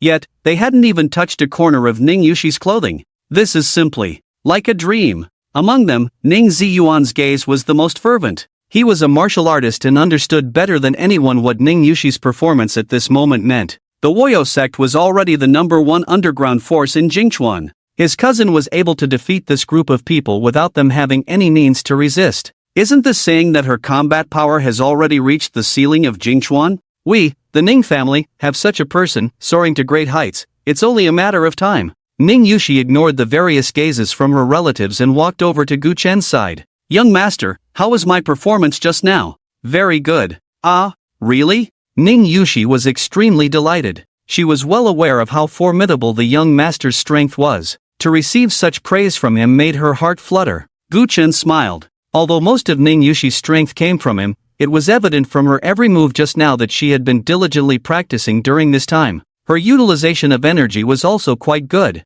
especially her manner of speaking and acting, which had surprisingly become 7 parts similar to his. Was this the result of being by his side all the time, influenced by him? Am I raising her? However, with this level of strength, it was still too early for her to take on a major role alone. He didn't want Ning Yushi to become too proud, so he said, "Be humble and cautious, your strength is still insufficient." Ning Yushi obediently nodded. I will work hard, young master." The Ning family members were all taken aback. Wow! Just moments ago, they had witnessed Ning Yushi's overwhelming aura and ruthless tactics against Feng Hu and the others. Yet now, she was being so docile and obedient in front of Gu Chen. The contrast was too stark. Ning Ziyuan couldn't help but say, "I didn't see you make a move just now, and now you're giving comments? Do you understand martial arts? How dare you say my cousin's strength is insufficient? Do you know that her strength is already at the ceiling level in Jingchuan?" Gu Chen smiled, his words intriguing. "If I had made a move, I'm afraid these people wouldn't be able to leave the Ning family's old residence alive." Wow! Are you getting more and more into it? Are you addicted to pretending? Ning Ziyuan rolled up his sleeves. "Come on, let's go outside for a duel. I want to see just how impressive you are." Ning Yushi linked her arm with Gu Chen's, displeased as she said to Ning Ziyuan, "I'm talking to my boyfriend, it doesn't seem to concern you, does it? I just like having him give me feedback. If you don't like it,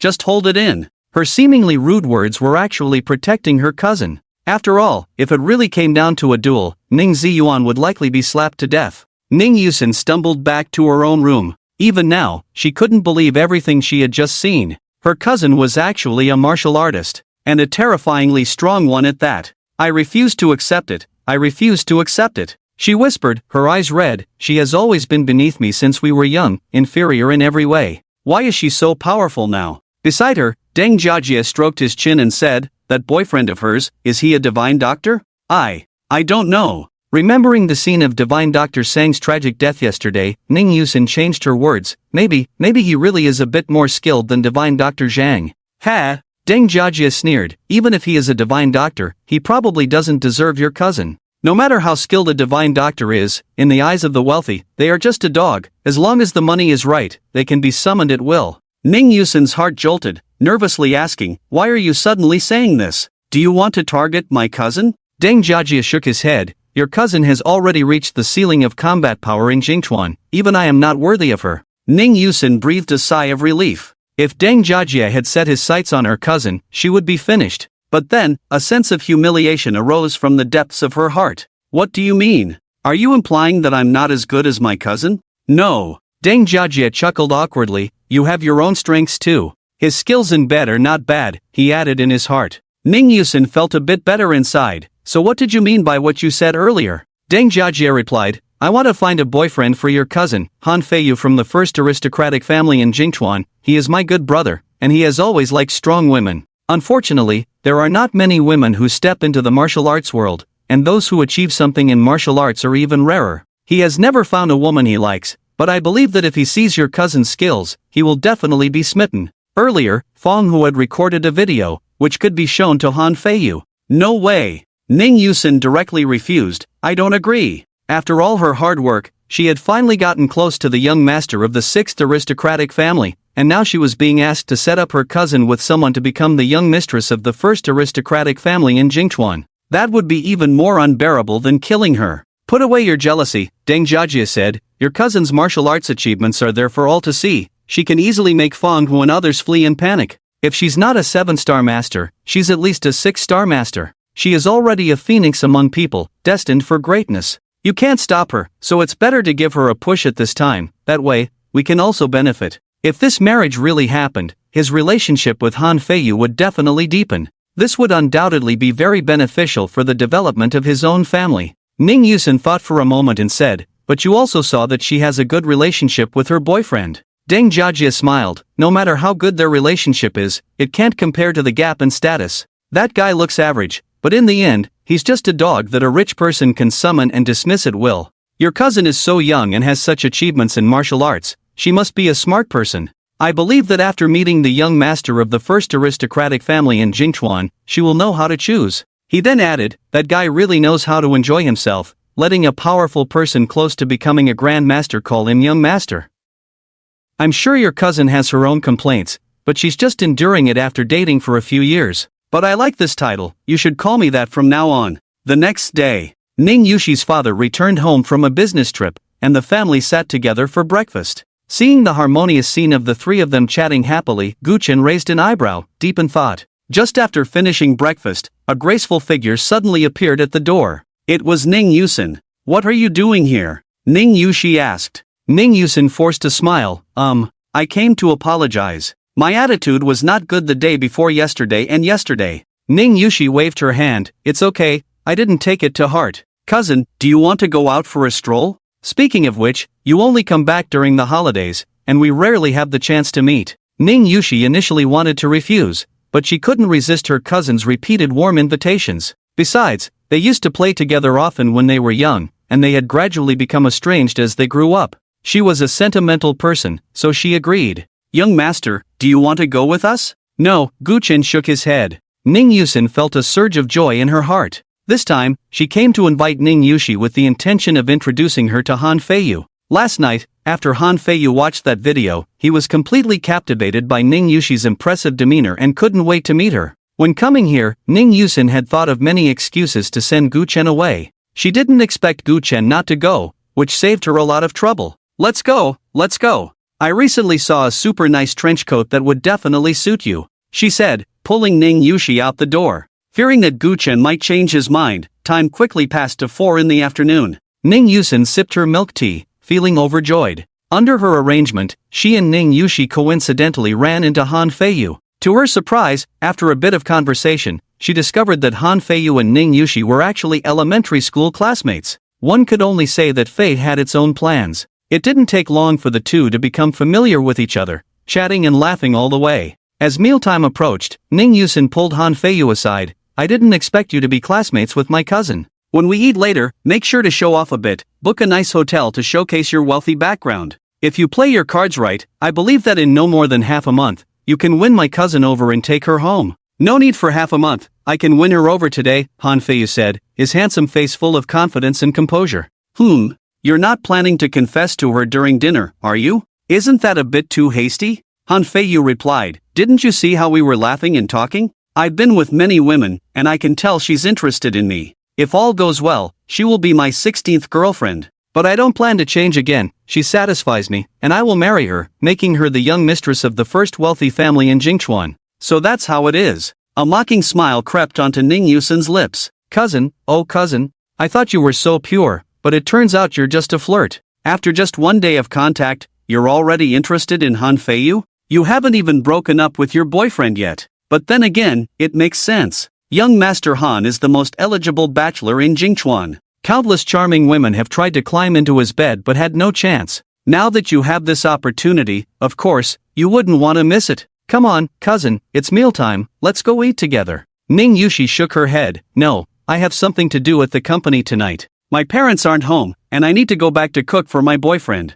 Oh? Are you pretending to be reserved, or are you intentionally trying to show your virtuous side in front of young Master Han? Quite cunning, indeed. It's such a hassle to go back and cook. Just call your boyfriend out to eat with us. He's been in Jingchuan for a few days and hasn't tried any of our local delicacies, right? Well, that's true, Ning Yushi nodded. Jingchuan has many delicious foods she has enjoyed since childhood, and even when she was in Jiangling, she often missed the flavors of home. If she could let the young master try something she likes, that would be a great opportunity. She made a phone call, invited him several times, and finally persuaded Guchen to come out for dinner. Meanwhile, Han Feiyu pulled Ning Yusin aside. What do you mean? I was planning to confess during dinner, and now her boyfriend is coming. How can I confess? Ning Yusin smiled slyly. Young Master Han, without comparison, there's no harm. At the dinner table, show your presence and charm as the young master of Jingchuan, and my cousin will have a more direct sense of the difference between you and her boyfriend. If so, she might become even more devoted to you, And who knows, she might end up in your bed tonight. Ha ha ha. Han Feiyu chuckled softly, you're right. No matter who her boyfriend is or what status he holds, he will pale in comparison before the young master of Jingchuan. He laughed with abandon, his brows and lips full of pride. His eyes sparkled with brilliance. Seeing this scene, Ning Yusin felt a ripple in her heart. Truly worthy of being the young master of Jingchuan, his eloquence reveals his extraordinary nature. Gu Chen's face flashed in her mind.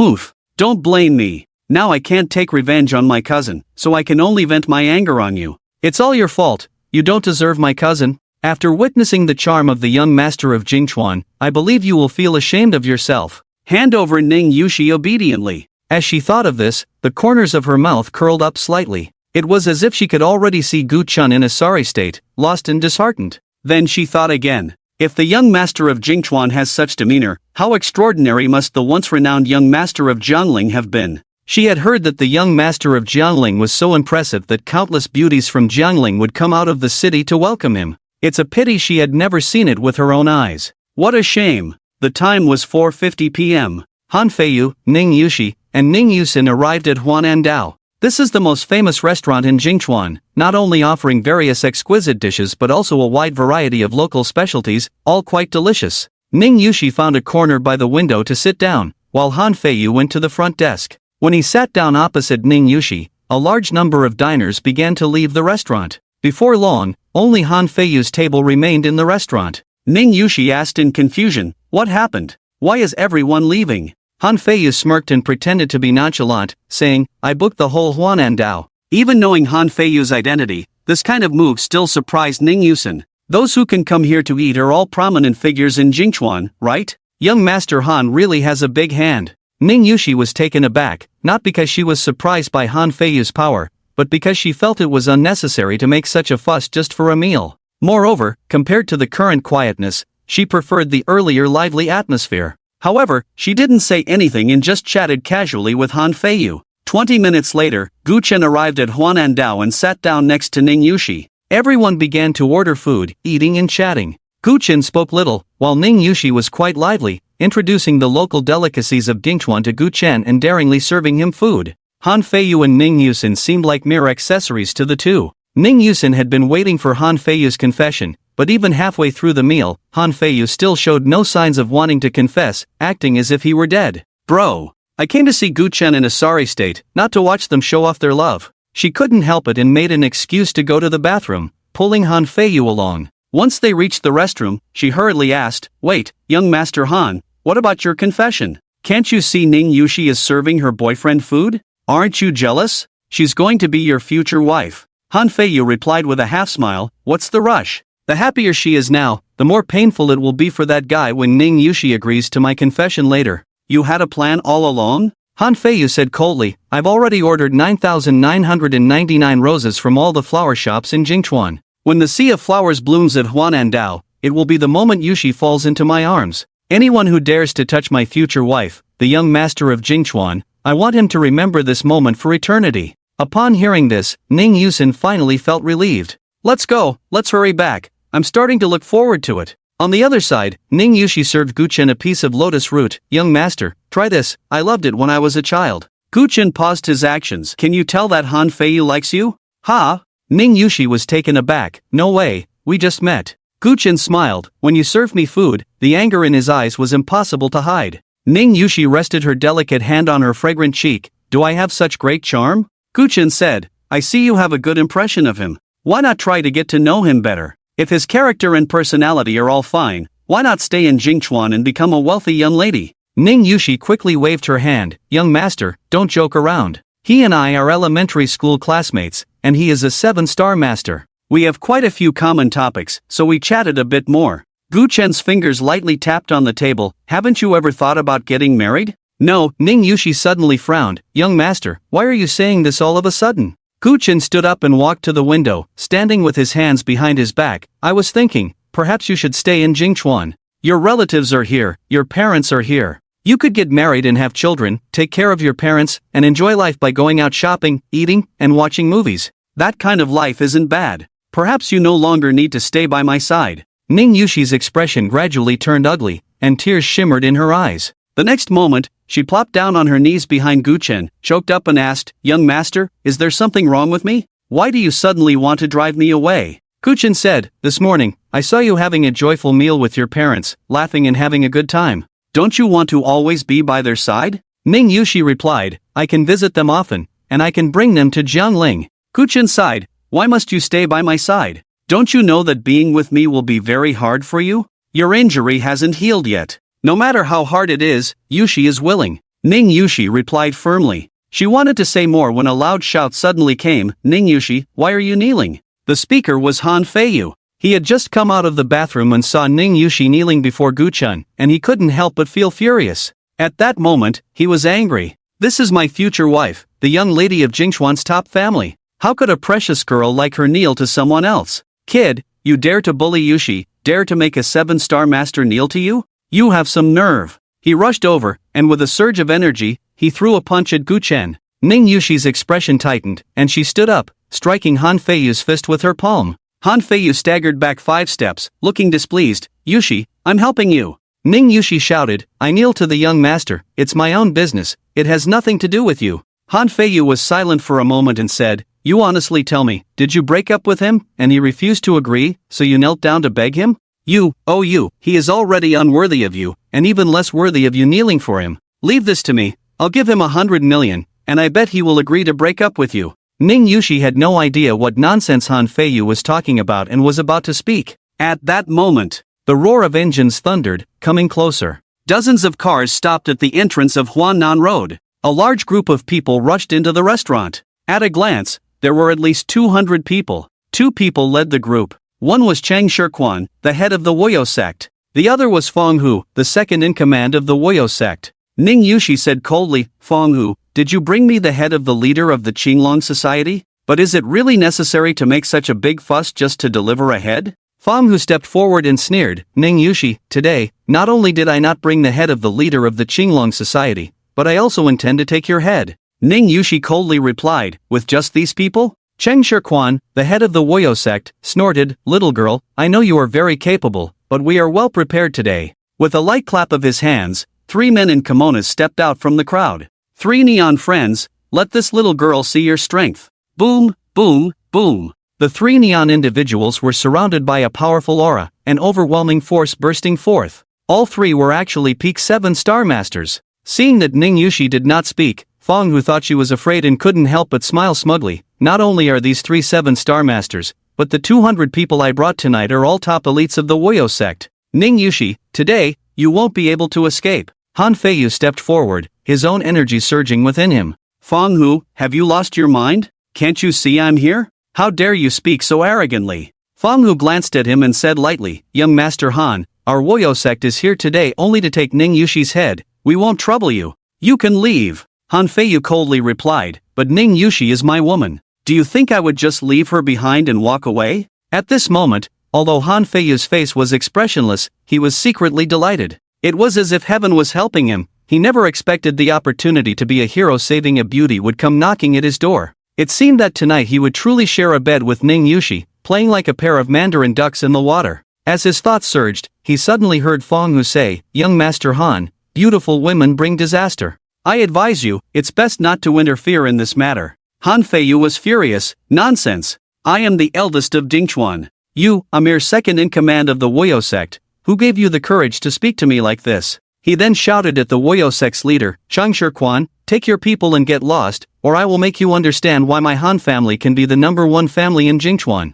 Ha ha ha. Chang Shirquan laughed heartily. "If this were in the past, when young Master Han spoke, I would have turned and left without a word. But unfortunately, things are different now. Young Master Han, let me tell you something, our Woyo sect has now become a direct force of the Die Chamber of Commerce's Jingchuan branch, so I want to ask, if I don't leave today, what can you do about it?" Han Feiyu was taken aback. No wonder there were 3 neon powerhouses in the Woyo sect. It turned out they had been incorporated by the Die Chamber of Commerce. Chang Shirquan continued, "I believe young Master Han has heard that our Woyo sect has been very active recently. Not only have we taken in the 2nd-ranked Qinglong Society, but even the 3rd and 4th-ranked underground forces in Jingchuan have all come under our banner." Han Feiyu said, "Did the Die Chamber of Commerce allow you to do this?" "That's right. Chang Shirquan nodded. The Die Chamber of Commerce's Jiangling branch suffered heavy losses recently, and there have been major events happening over there. It is no longer suitable for the Die Chamber of Commerce to develop. Therefore, they have shifted their resources to Jingchuan, and for the next 5 years,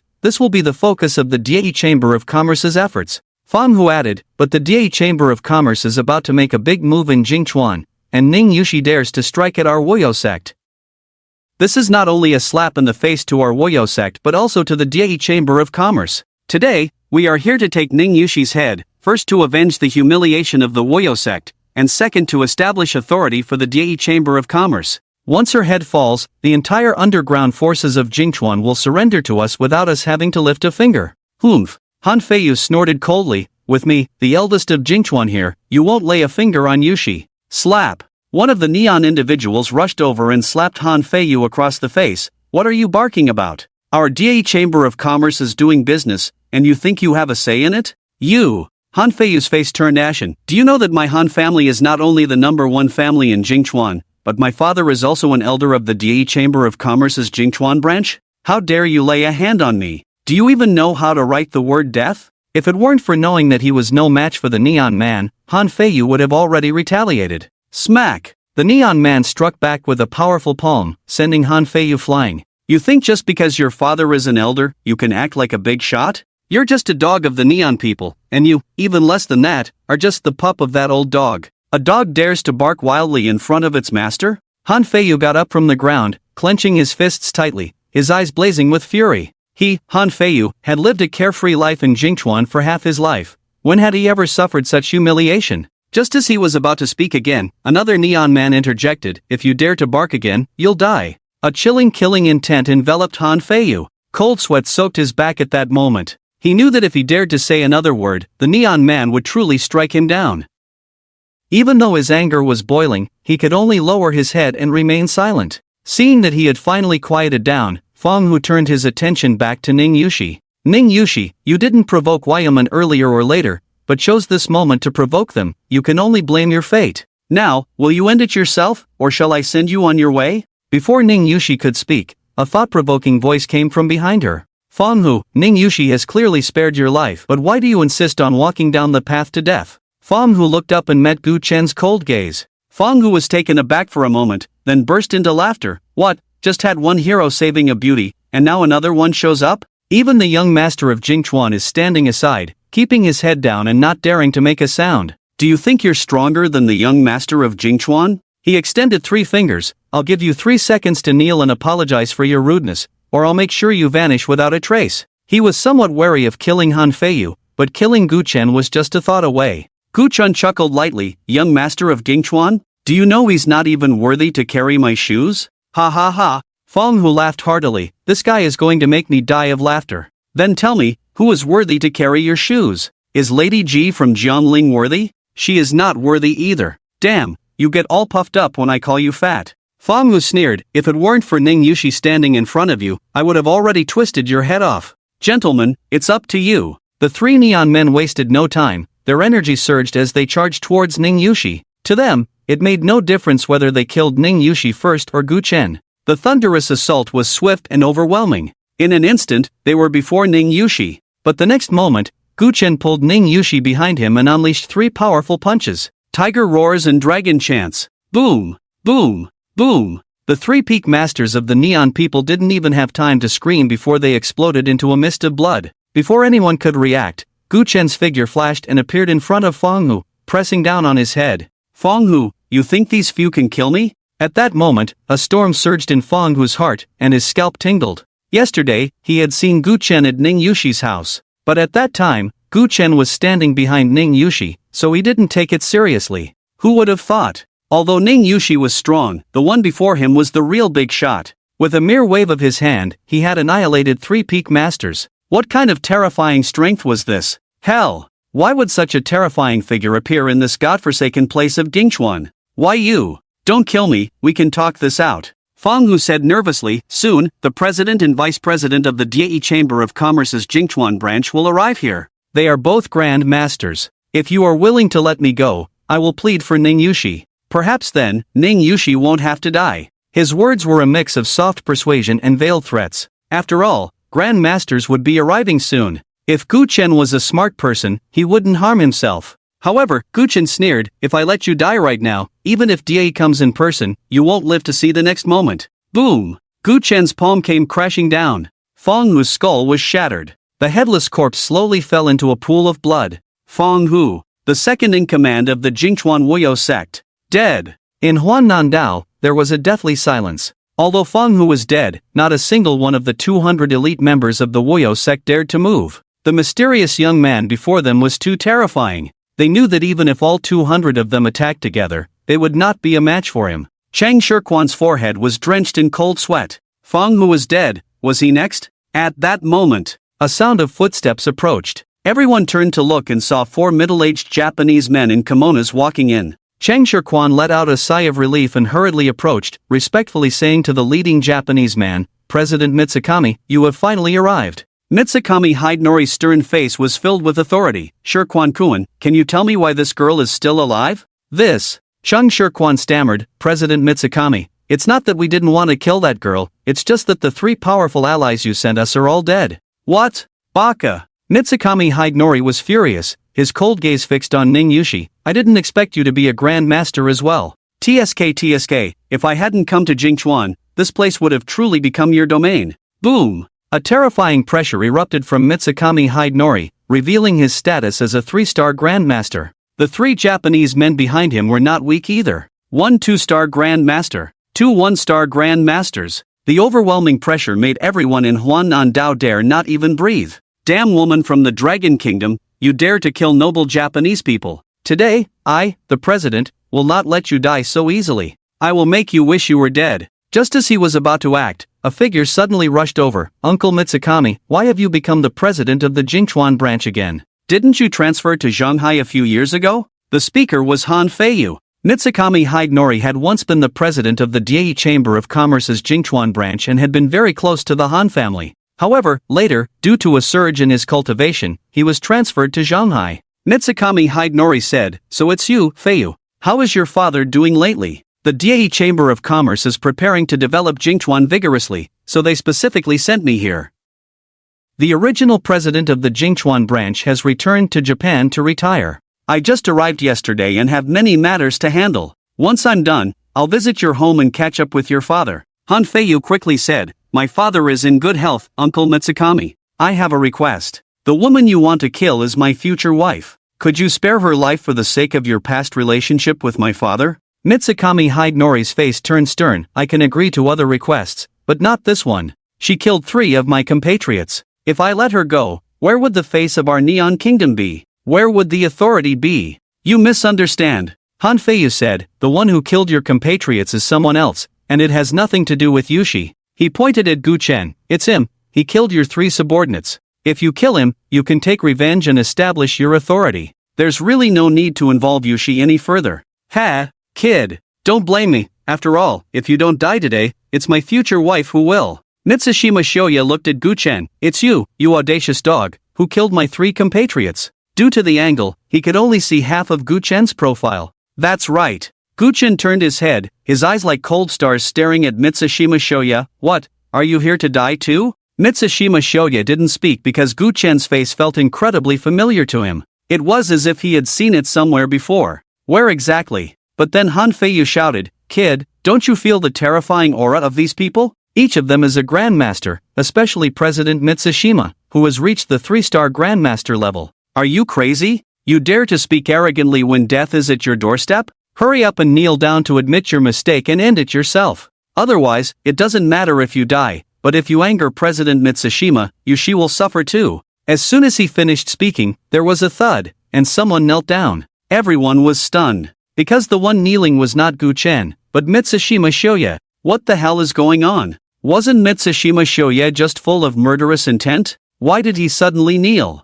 Han Feiyu couldn't help but say, Uncle Mitsushima, I meant for this kid to kneel to you, not for you to kneel to him. Mitsushima Shoya jumped up and rushed in front of Han Feiyu, slapping him back. Get the hell out of here. Do you want me to die? With one slap, he sent Han Feiyu flying, then ran back and knelt in front of Gu Chen, while shouting to the people behind him, What the hell are you all doing? Kneel down now. Chang Shirquan and the elite members of Wyoming were completely confused. but they dared not disobey Mitsushima Shoya's words. In less than a few seconds, 200 people all knelt down, bowing their heads to Guchen. Only a few grandmasters from Neon who were following Mitsushima Shoya did not kneel. One of them frowned and said, "President Mitsushima, what are you doing? How can we, the noble Neon people, bow down to the lowly people of Shenlong country?" Mitsushima Shoya was so angry he spat blood. "Damn it, he is Guchen. He killed Ji Kaiwa, killed Jun Wuxie, killed Inoue Gi, killed Chiba Kazuo, killed Jun Woyo. If you don't kneel, are you waiting to die?" Before coming to Jingchuan, President Die specifically showed him a photo of Guchen, warning him that if he ever encountered Guchen, he must not provoke him. He hadn't taken it seriously. But who would have thought? He actually ran into this plague god in Jingchuan. The moment he recognized Guchen, he was terrified to the core. Holy crap! He is the one who bloodily wiped out our Die Chamber of Commerce's Jiangling branch, forcing us to change our strategy and abandon the rich Jiangling to develop in Jingchuan? The few Neon people who had been so proud just moments ago were now pale with fear, kneeling down without a second thought. Are you kidding? It is said that this guy killed the mid-level 4-star Grandmaster Jun Wuyo with a single punch. What options do we, these little Karami, have in front of Guchen besides begging for mercy? Mitsushima Shoya flattered, "Young Master Gu, I didn't expect you to come to Jingchuan. I apologize for not welcoming you properly. How about we go to our Chamber of Commerce? I brought some excellent tea from Shanghai, you will definitely like it." Guchen pinched his chin. "Did you just say you wanted to make Ning Yushi's life worse than death?" Mitsushima Shoya knew in his heart that he had run into a terrible stroke of bad luck today by provoking Guchen, and there was no way to escape unscathed. With a gritted jaw, as his energy surged, he directly shattered his own left arm. "Young Master Gu, today I was rude, I will sever an arm to apologize." Han Feiyu was left dumbfounded. The newly appointed president of the Die Chamber of Commerce's Jingchuan branch, the favored one before Hinata Die, a dignified 3-star grandmaster, not only bowed his head to Guchen without striking a blow but also severed his own arm. Had he gone mad, or had the world gone mad? Was Guchen really that terrifying? At that moment, a figure appeared at the entrance of the Huannan Dao. Dressed in a black tailcoat, with white hair flowing without wind, his azure eyes were filled with languor. "What a lively scene," he said, stepping inside. "I, Jer, love to join in the fun. TSK, so many people kneeling, what a spectacular sight. If I don't take a photo to commemorate it, wouldn't that be a pity?" He magically pulled out a camera, and the flash went off chaotically. Where did this foreign devil come from? Get lost! Cheng Shirquan shouted angrily, and immediately several elite members of Wyaman rushed forward, trying to snatch the camera from the man's hands. After all, today Wyaman collectively knelt, losing face. If this matter got out, Wyaman's reputation in Jingchuan would suffer a heavy blow. Suddenly, several flying knives shot out from Jer's tailcoat, and several elite members of Wyaman fell dead on the spot. Before anyone could react, Jer's figure swept forward, and in an instant, he had already appeared before Guchen. Where he passed, there was no path. The backs of Wyaman's elites became the road beneath his feet. Where he walked, blood flowers bloomed. Anyone he touched met their end. The air was thick with the smell of blood. Everyone's eyelids twitched violently. What was happening? How did so many big shots suddenly appear in this small Jingchuan? What was going on? Jer chuckled lightly. "Guchen, you really are hard to find."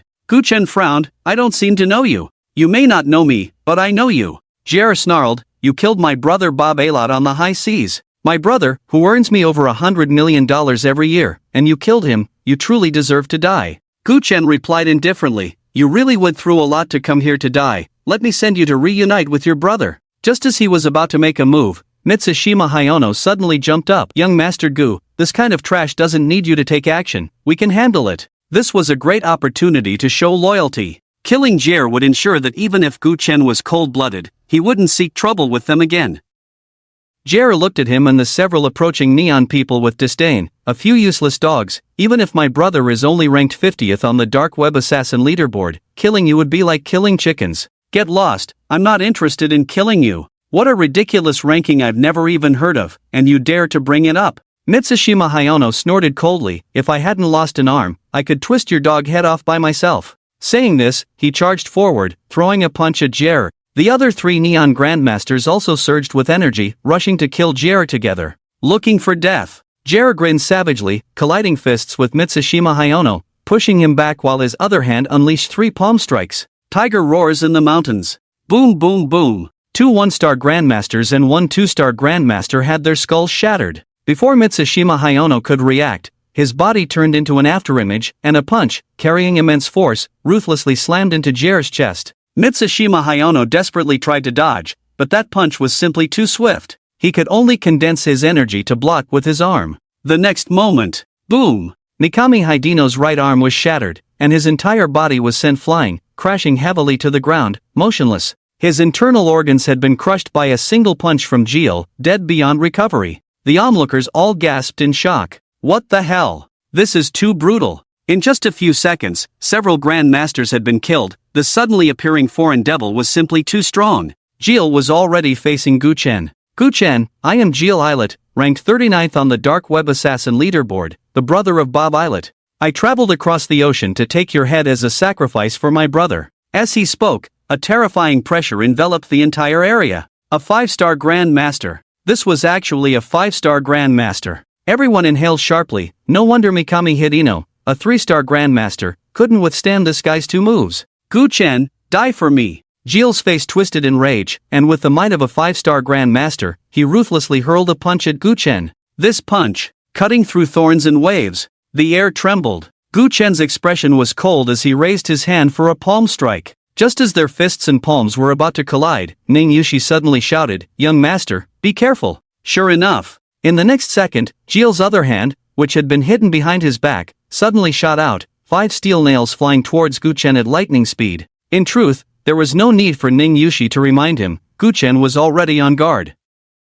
He raised his hand and caught all 5 steel nails in his palm. At the same time, his palm struck Gil's fist. In an instant, the wind ceased, and the waves stilled. Gil staggered back 32 steps, already against the wall. "Kid, you've got some skills, but you might want to check your abdomen?" Ning Yushi looked at Guchen's abdomen and her expression changed instantly. Guchen's clothes had been pierced with 5 holes, the steel nails embedded within. Gil laughed triumphantly. "I am an assassin. Assassination is my true specialty. The 5 steel nails are coated with deadly poison. Even the King of Hell can't save you now." After saying this, he dashed forward again, throwing another punch. "I can't be bothered to dodge. Do you really think I didn't see the steel nails flying out from your tuxedo?" Guchen grinned savagely and also threw a punch. The tiger roared, the dragon sang. Boom! Gil was sent flying. Not only was his entire arm turned to dust, but he was also embedded into the wall. His expression changed drastically. "How is this possible? You were hit by my deadly poison. How can you still be this strong?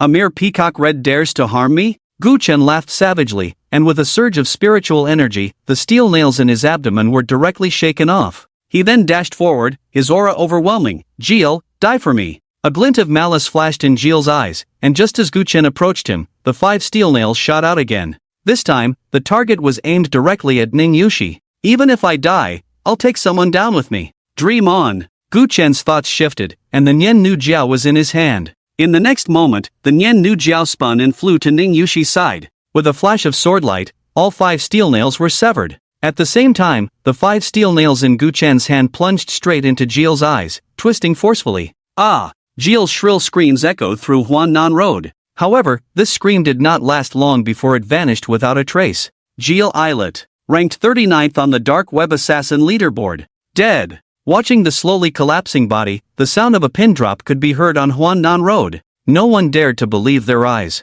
This was a 5-star Grand Master. Just like that, he was dead? This Guchen had actually become this strong. No wonder Mikami Hideno, upon seeing him, dared only to kneel and beg for mercy. Chang Shirquan suddenly felt a chill in the air. Guchen was looking at him. He broke out in a cold sweat, remembering that he had previously said he would capture and kill Ning Yushi. Damn it! If I had known Guchen was this fierce, I wouldn't have dared to come even if it meant death.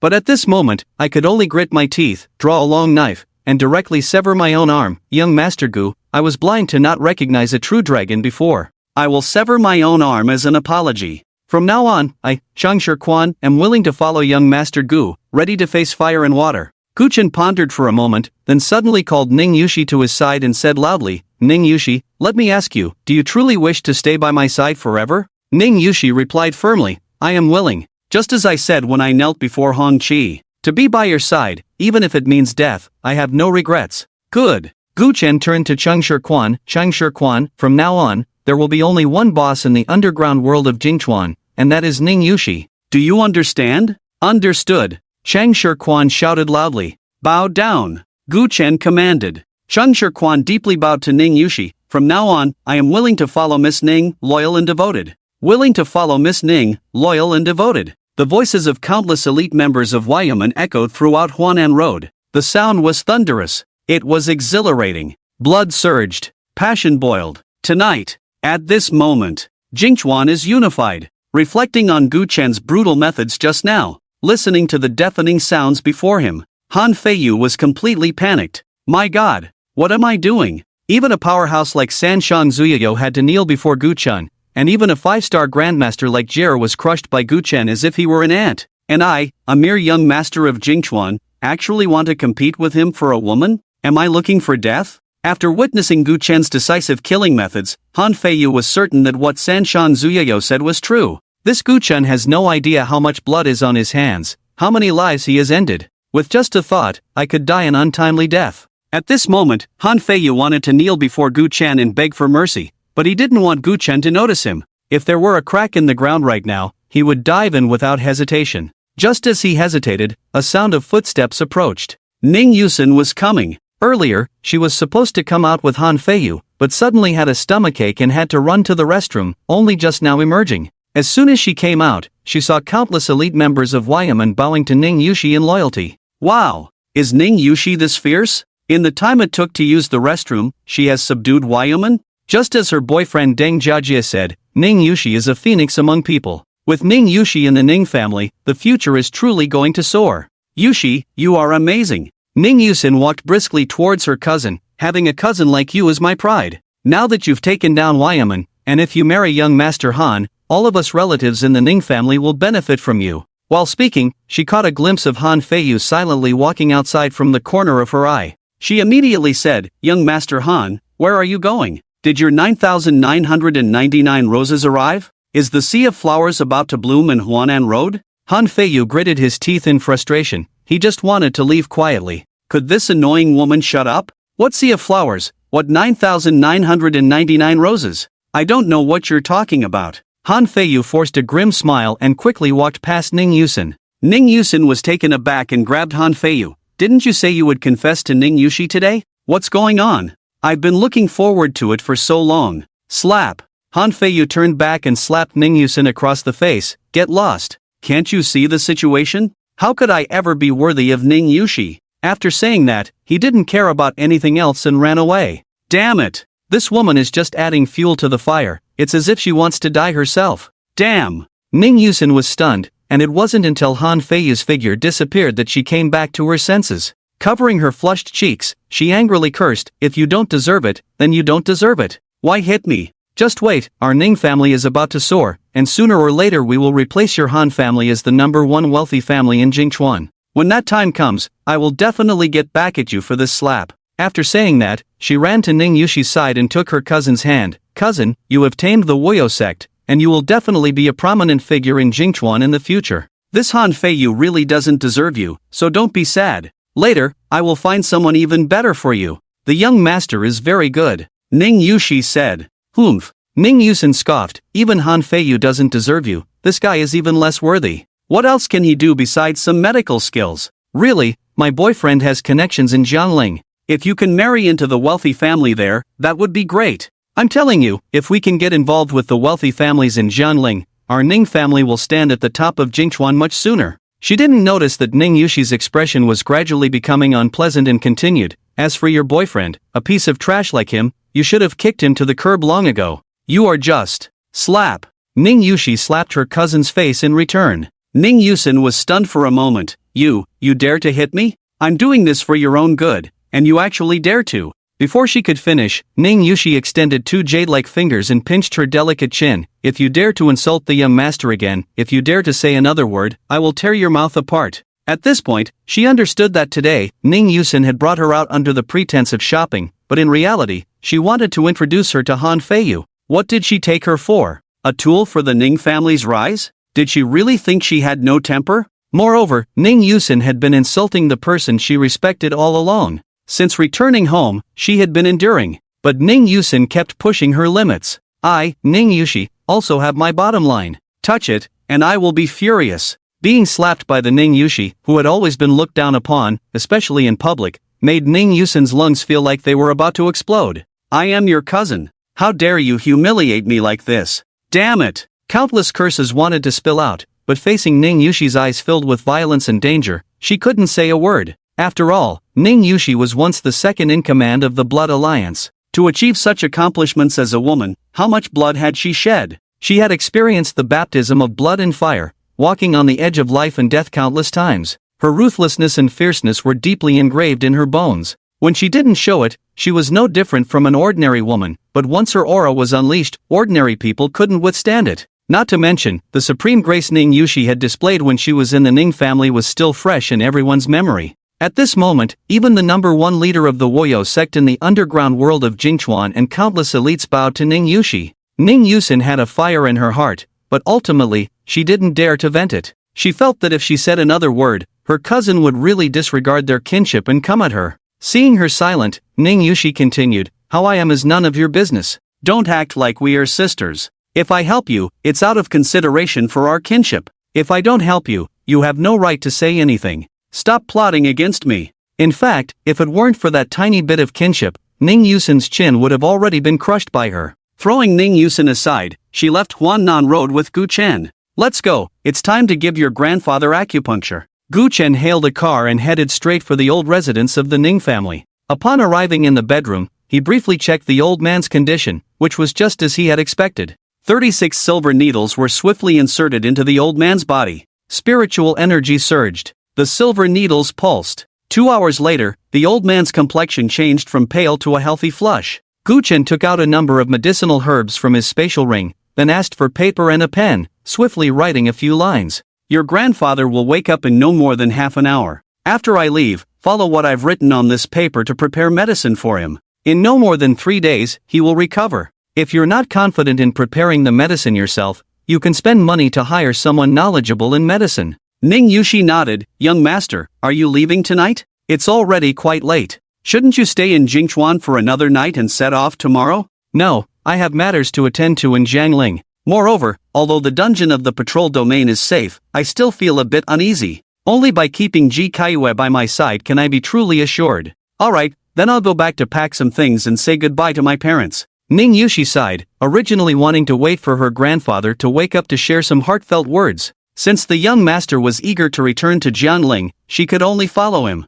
Gu Chen frowned. "Did you not hear what I just said? I'm going to Jiangling alone, you stay in Jingchuan." "But," Gu Chen patted her shoulder, "you haven't seen your grandfather in a while. How can you just leave without saying a word? Stay here and accompany your grandfather for a while. Although most of the forces in Jingchuan have been subdued by Chang Shirquan, you still need to show your face so they know that the underground of Jingchuan has changed hands, right? And take the head of the Qinglong Society's leader while you're at it." "Okay, I understand." Ning Yushi nodded, feeling a warm current surge through her. Although she had always respected the young master from a subordinate's position, he never regarded her as a servant, considering her so thoroughly. People say the young master is a ruthless killer, but they don't know that even a madman can have tenderness. Gu Chen said nothing more, just ruffled Ning Yushi's hair. Turning around, he disappeared into the boundless night. Watching Gu Chen's retreating figure, Ning Yushi thought to herself, a person like the young master, if any girl were fortunate enough to marry him, would surely be very happy. It's a pity that the woman who marries the young master could never be herself. A slight sense of loss filled her heart, but then an unusual sparkle ignited in her eyes. Being able to stay by the young master's side and occasionally receive his care was already wonderful. She should be content. "Young master, my life was given to me by you, and now, you have also given me enough strength to protect my family, even saving my grandfather. You have given me so much, and all I can do is to resolve all your worries to the best of my ability. I will use thunderous means to turn the underground world of Jingchuan into an ironclad fortress. From now on, the underground of Jingchuan will only heed your command." Under the cold moonlight, a fierce fighting spirit burned in Ning Yushi's beautiful eyes. This night, for the vast majority of ordinary people in Jingchuan, was an incredibly ordinary night, but it was ultimately anything but ordinary. The young master of Jingchuan originally wanted to humiliate Gu Chen severely, to embrace a beauty and make Gu Chen remember this moment for eternity, but instead, tonight became an indelible shadow in his heart. The Diei Chamber of Commerce abandoned the prosperous Jiangling, turning to vigorously develop in Jingchuan, but on the very next day after the new president of the Jingchuan branch arrived, he met an untimely death. The plans of the Jie Chamber of Commerce had not even had the chance to fully unfold before they were stillborn. Tonight, Jingchuan has changed hands, and from now on, Ning Yushi's reputation will resonate throughout Jingchuan. Meanwhile, a seed of revenge has taken root and begun to sprout in Ning Yusin's heart. Time swiftly moved to the next day. Gu Chen returned to Jiangling at 3 in the morning, practiced at home until noon, and then went to the Lin family. It was another weekend, and the little dumpling was not in school, sitting in the living room watching television. It had been some time since they last met, and most of her scars had faded. Upon seeing Gu Chen, the little dumpling was overjoyed, bouncing around him. Wang Shueme immediately rushed to the market to buy groceries. Gu Chen said, "No need, auntie, I'll be leaving soon." "How can that be? Don't say that. It's not easy for you to come home, you must stay for a meal." As she spoke, she called Lin Beishan and her 2 daughters. By the time they returned, a sumptuous feast was already laid out on the table. Lin Beishan sat at the table, chuckling. "Oh, I remember when Xiaofeng first came to our house, you said we had no money and could only afford vegetable leaves. How come suddenly there's a whole table of good dishes? This spread isn't cheap, where did you get the money?" Wang Shueme rolled her eyes. "Lin Beishan, stop being sarcastic. I'm not someone who doesn't understand reason. Xiaofeng saved Ruwama and the little dumpling, and even extended Ruochu's life. Even if I have to eat dirt, I can't let Xiaofeng suffer." While enthusiastically serving Gu Chen food, she added to Lin Beishan, "You better earn some money quickly, or I really will have to eat dirt." Lin Ruochu smiled. "Mom, right now the Xiao family's resort project is in full swing, and the Gu family's old residence is being rebuilt. The building materials market is booming, and our company has signed several contracts in the past few days, so you don't need to worry about money." After the meal, Gu Chen pulled Lin Ruochu into a room, checking her physical condition while asking, "Do you know who bullied your sister 4 years ago? Tell me about it." Lin Ruochu thought for a moment and said, "I asked my sister this question before, but at that time she was too desperate to remember much, only one person she had seen before." "Who?" "Hua Jian, the young master of the 3rd wealthy family in Jiangling." Lin Ruochu sighed. "It's a pity that even if we know, we are powerless." The young master of the 3rd wealthy family was not someone their small Lin family could provoke. She suddenly came to her senses. "Gu Chen, why are you asking this all of a sudden?" Gu Chen's expression was cold. "It's to make them pay a bloody price. Without Lin Beishan's efforts, there would be no Gu Qingning alive today. How could he sit idly by while his daughter was bullied? For years have passed, and the 4 who bullied Lin Ruwama have likely forgotten about it, or perhaps they still reminisce about that night, treating it as a topic of conversation to share with others. Little do they know, a bloodied sickle hangs over their heads." Gu Chen did not linger and quickly left the Lin family, heading towards the Xuanyu division. This trip to the Xuanyu division was to have Wen Yan investigate the remaining 3 people and also to bring Ji Kaiyue back to Yujing Haoding. 3 days later, news came from Wen Yan that he had thoroughly investigated the events of that year and handed the list to Gu Chen. At the same time, Ning Yushi, who was in Jingchuan, sent a message to Gu Chen, stating that all matters in Jingchuan had been handled, and she would immediately set off to return to Jiangling. Just as Ning Yushi boarded the high-speed train back to Jiangling, Ning Ziyuan arrived at his cousin Ning Yusin's home. "Cousin, what brings you here?" Ning Yusin, who was packing her luggage, asked. Ning Ziyuan smiled. "Yusin, didn't you say before that your boyfriend was going to arrange for you to join the Tianyao group in Jiangling?" After receiving this news, Ning Ziyuan had asked Ning Yusin to help him find a job at Tianyao group. "Oh," Ning Yusin responded, "I told Jia Jia about this, and he replied that as long as you report to Tianyao group, the position of deputy captain of the security team is yours." "What?" Ning Ziyuan was taken aback. "After all this, you want me to be a stinky security guard?" "Cousin, I am a dark energy martial artist." Ning Yusin rolled her eyes. "Do you think Jianling is a small place like Jingchuan? Do you think Tianyao Group is just an ordinary company? It's already impressive that my boyfriend can arrange for you to get in. Besides, it's the deputy captain of the security team, which is different from an ordinary security guard." Ning Ziyuan said unhappily, "No way, I'm not going to Jiangling to be a stinky security guard. Ask your boyfriend to arrange another job for me at Tianyao Group, nothing too high, just a department manager will do. You can go or not." Ning Yusin said impatiently, "My boyfriend has already been very accommodating, cousin, don't be greedy." At that moment, Deng Jiajia walked in from outside. "Baby, have you packed your things? Once you're ready, we'll set off." Ning Ziyuan quickly approached. "Young Master Deng, I heard you found me a job as the deputy captain of the security team at Tianyao Group, thank you." After all, Deng Jiajia was the young master of the 6th prominent family in Jingchuan, and Ning Ziyuan did not dare to act out of line in front of him. "It's a small matter," Deng Jiajia said with a faint smile. Ning Ziyuan glanced at the luxury car parked at the door and said, "You guys are going to Jianling today, it's on the way, can you take me along?" Deng Jiajie politely replied, "Ziyuan, Yusin and I have some things to do along the way, we can't take you. If you want to go to Jianling, you should take the high-speed train." Then, "Fine," Ning Ziyuan said awkwardly, turning to leave Ning Yusin's house. After quickly packing his luggage, he hurried to the high-speed train station. He had made up his mind, he had to go to Jianling, and he had to get into Tianyao Group. After all, Jingchuan was still too small. As a true dragon, if he spent his whole life cooped up here, wouldn't that be a waste? Although it was just to be a security guard at Tianyao Group, with his strength, climbing up to become the captain of the security team, the head of the security department, and even higher positions would only be a matter of time. At the same time, he thought wickedly in his heart, "That damned Deng Jiajie, refusing to take me along on the way, must be planning to do something inappropriate with my cousin on the way to Jiangling.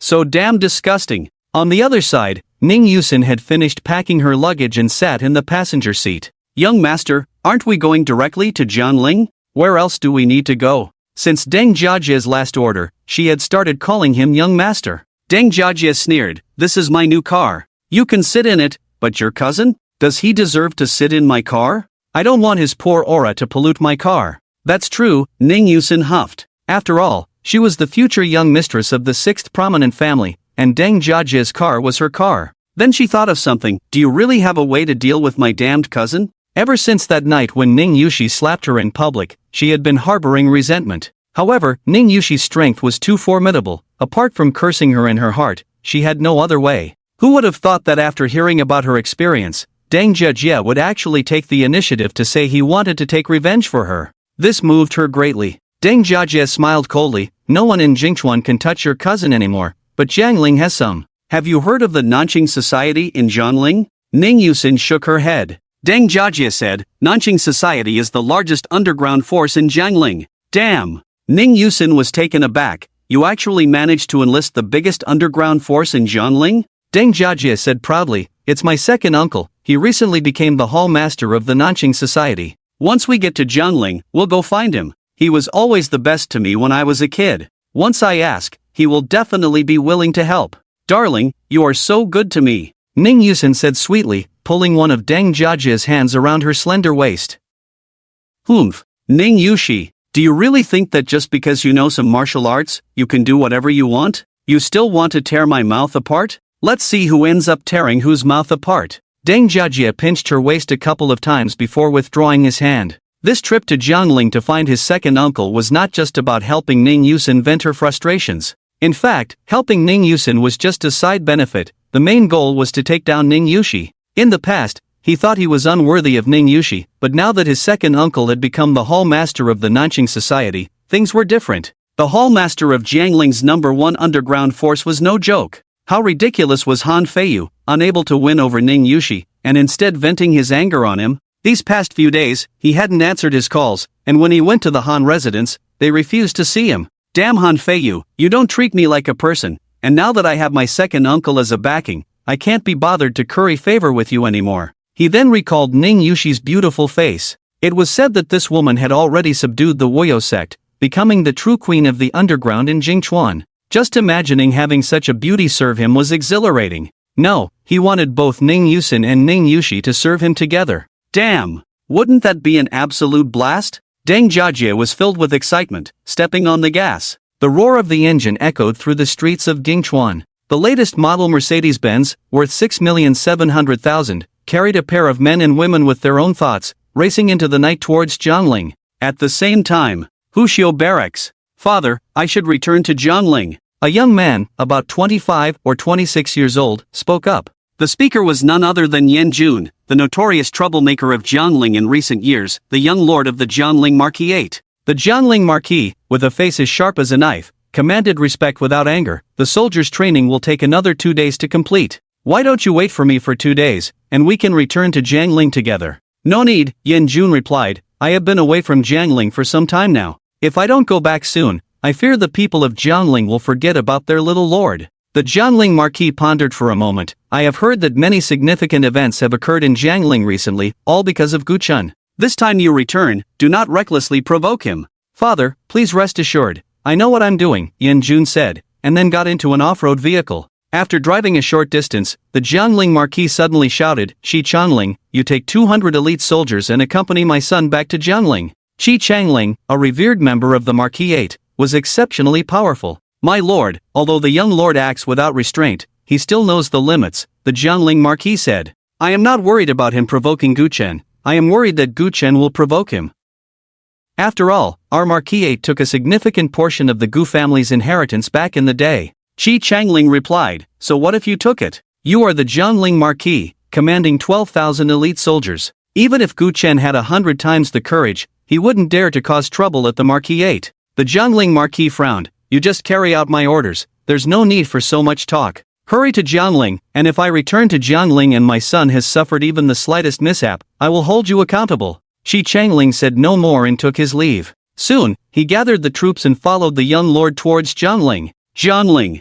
Ning Yushi got off the high-speed train, took a taxi, and arrived at Yujinghaoding. When the familiar building appeared before her, she couldn't help but smile. She took out her keys and opened the door. As soon as she entered, she saw Gu Chen sitting on the sofa, holding a phoenix pendant in his hand. "Young master, what is this?" Ning Yushi sat down beside Gu Chen. Gu Chen replied, "A woman gave it to me when I went to southern Shaanxi." Ning Yushi was taken aback. "You went to southern Shaanxi, didn't you go to rescue little Tuanzi? How did a woman suddenly appear?" "I rescued her while saving little Tuanzi, her name is Chen." "What was it again?" Gu Chen had spent too little time with Chen Luoshui to remember her name. In fact, if he thought about it carefully, he should be able to recall it. However, there was no need for that. During these days of waiting for news from Wenyan, Gu Chen had been refining pills. For him, pill refining was also a form of cultivation. Controlling the temperature of the alchemy furnace allowed him to better manage every bit of spiritual energy within him.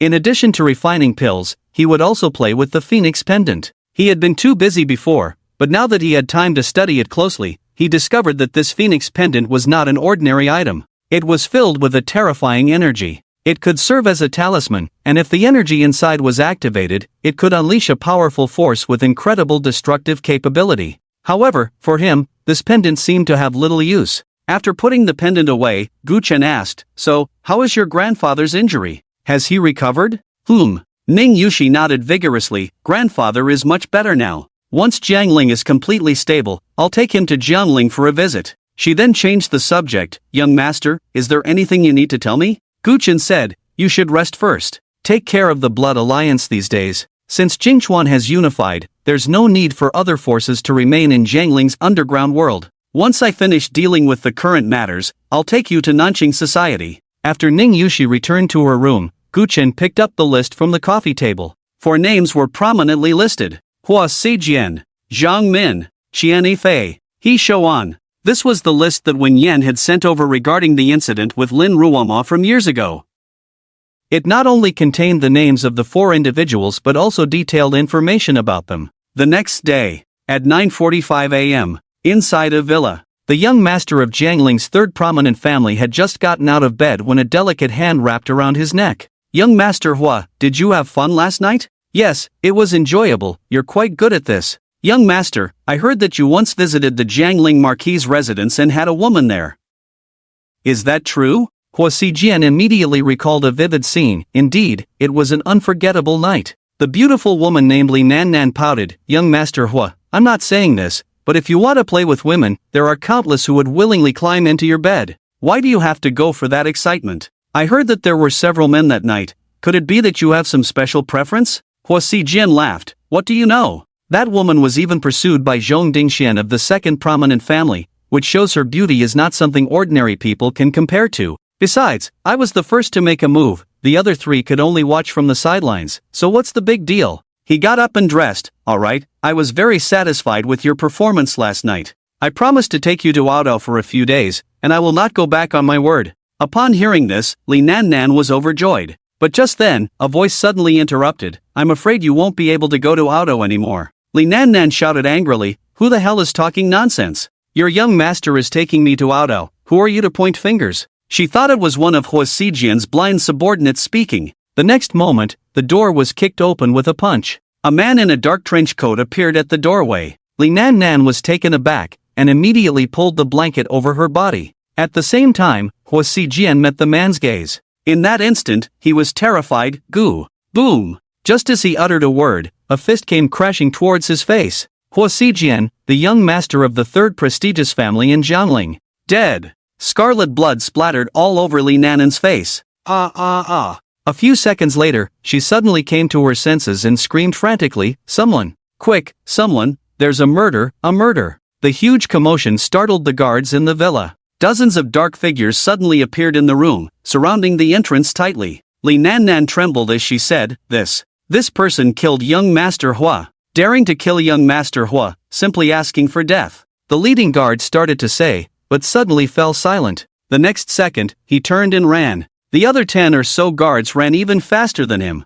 Are you kidding? In less than a few seconds, the guards in the villa vanished without a trace. Li Nan was momentarily stunned. No, dude, what's going on? You haven't even finished your threats, and you're already running? No, don't run. He will kill me. Woo, not running? This person is the murderous demon Gu Chen. He killed Jun Wuyo with a single punch. Are we little nobodies just going to wait to die? The dozen or so guards thought silently, running even faster. Meanwhile, Li Nan, who had been crying on the bed for a long time, suddenly felt something was off. Why am I still alive? Suddenly looking up, she found the room was completely empty. Where was even half a shadow? It was 9:40 p.m. Ning Ziyuan walked out of Tianyao Group. Today was his first day working at Tianyao Group, and he had successfully become the deputy captain of the security team, but he had a few stubborn young men under him who were somewhat disobedient, their eyes filled with disdain and even provoking him verbally. He had already decided to find an excuse tomorrow to teach those young men a good lesson.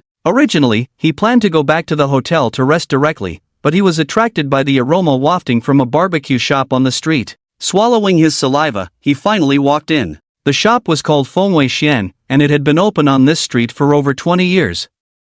The place was crowded, and the noise gave Ning Ziyuan a headache, so he went up to the second floor to eat. The owner of Fengwei Xian, He Shoan, was over 60 but still in good health. At that moment, he was sitting at a table, enjoying drinks with a few friends. He should have been by the barbecue grill, but today his granddaughter He Xiaowu, who was in her third year of college, had a day off and insisted on coming to help him, urging him to take a break. This made He Shoan very happy. A filial granddaughter. A thriving business. Whenever he wanted to drink, he could always find a few friends to chat with. This kind of life was envied by countless old folks around him. Unfortunately, they didn't have such good fortune as he did. Just as he was chatting happily with his friends, a man in a dark trench coat entered Fengwei Xian and found a seat. Boss, 1 bowl of pig intestines noodles. He Xiaowu, who was busy at the barbecue grill, didn't even turn her head. Waiter, take this customer's order. The man waved his hand. No need for that, I just want a bowl of pig intestines noodles. Hearing this, He Xiaowu felt displeased. Can't you see I'm swamped?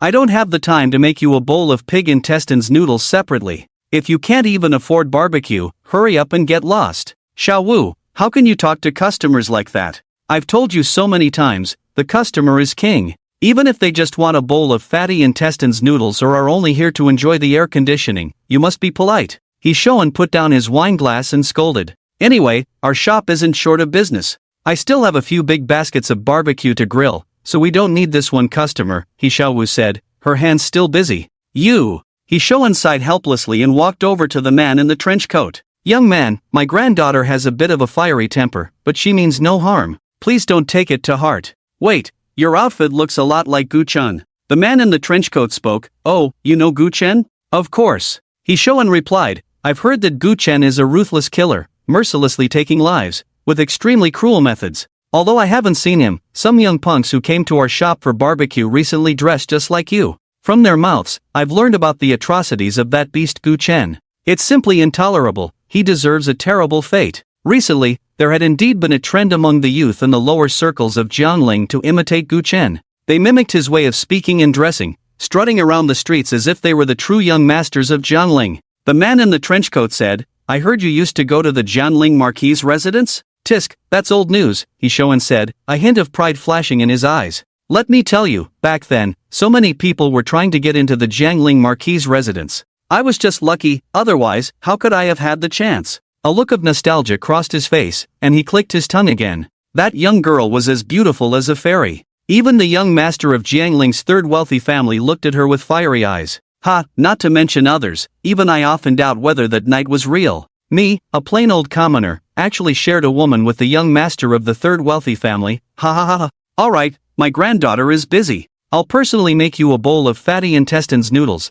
Hishouan said as he walked towards the kitchen. If you want to hear some gossip, take your time eating later. I'm in a good mood today, so I can tell you more. That night was something Hishouan felt proud of for a lifetime. He had boasted about his bravery that night to countless people. The man in the trench coat said, I don't eat cilantro. Okay, Hishouan's figure disappeared into the kitchen. At that moment, Xiaowu came out with a plate of barbecue, placing it in front of a table of customers while glancing over at the man in the trench coat. She wanted to see just how poor someone could be to come to their barbecue shop and only order a bowl of noodles. However, when she saw that handsome face, her steps suddenly froze, and her pupils constricted. Isn't that the killer Guchen? Yes, there's absolutely no mistake. She would never forget that face, because she had watched Jun Wuyo's livestream, and she was Qing Cheng Yiwu. Oh no, what was I just doing? I actually told Guchen to get lost? Thinking about her earlier disrespectful words, Xiaowu's face turned pale, and she instinctively wanted to flee back to the kitchen. But could she really escape? After a moment of thought, Xiaowu steeled herself and approached Guchen. I am so sorry, please, don't kill me. Guchen did not speak. Xiaowu became even more flustered, stammering, I really know I was wrong, I beg you, I don't want to die. Guchen glanced at her, I won't kill you. Xiaowu had just breathed a sigh of relief when she suddenly heard Guchen coldly say, however, your grandfather is going to die. Xiaowu was taken aback, suddenly recalling what her grandfather had just said to Guchen. She was not far away and had heard some of it. She had only told Guchen to get lost, but her grandfather had scolded Guchen to his face, calling him a beast and wishing him a bad death. Thud! She gritted her teeth and directly knelt down in front of Guchen. Guchen, my grandfather didn't mean it. He is old and confused, his mind isn't clear, and he always talks nonsense. If he said anything to offend you, I apologize on his behalf. Guchen remained silent. Xiaowu pressed her head to the ground. Really, I beg you, if you are willing to let my grandfather go, I will do anything you ask. Guchen suddenly chuckled lightly. Since you are so filial, I will give him a chance. Just now, when he went to the kitchen, I told him I don't eat cilantro. If the noodles served later don't have cilantro, I will let him go. How about that? Okay. Xiaowu repeatedly agreed. My grandfather takes cooking very seriously and will definitely not forget the requests of the guests. When cooking, he isn't confused, is he? Guchen asked. Xiaowu's face turned pale, and she dared not speak further. At that moment, Ning Ziyuan came downstairs, preparing to use the restroom. But he suddenly saw Xiaowu kneeling on the ground. What's going on? As he looked up, he saw Guchen's face. What the hell? Isn't this Ning Yushi's useless boyfriend? Acting all high and mighty in his own home, and now he comes to this barbecue place to show off? And bullying a little girl like this? What did the girl do wrong to make him force her to kneel? I, Ning Ziyuan, can't stand trash like you. If it weren't for Ning Yushi repeatedly stopping me back in Jingchuan, I would have taken care of you long ago. Now, I catch you bullying a little girl, don't blame me for being rude. As he thought this, Ning Ziyuan strode towards Guchen. At the same time, scenes of Guchen being beaten to a pulp and searching for his teeth flashed in his mind. And the image of the little girl kneeling on the ground, tearfully grateful to him. It seems that on my first day in Jiangling, I'm going to have a romantic encounter. But just then, Xiaoan walked out of the kitchen, placing a bowl of pig intestine noodles in front of Guchen. Sir, here is the noodles you wanted. Xiaowu, why are you kneeling on the ground? Xiaowu had no time to respond to her grandfather and got up, her eyes fixed on the bowl of noodles. When she saw there was no cilantro inside, she was overjoyed. No cilantro, my grandfather didn't put cilantro in. Xiaoan said, of course, I may be old, but my mind is still clear. I don't need to be told just once, even if 10 guests come at the same time, I won't forget any of their requests. He then pushed the pig intestine noodles in front of Guchen. Go ahead and eat, sir. Guchen stared at the noodles for a long time without moving. Xiaowu was puzzled when she suddenly saw Guchen reveal a sinister smile. But I don't eat pig intestines. Boom! The next second, Guchen's fist ruthlessly struck out. Xiaoan exploded into a mist of blood. Not a trace remained. Ning Ziyuan, who was striding towards Guchen, suddenly stopped, his eyes wide open like saucers.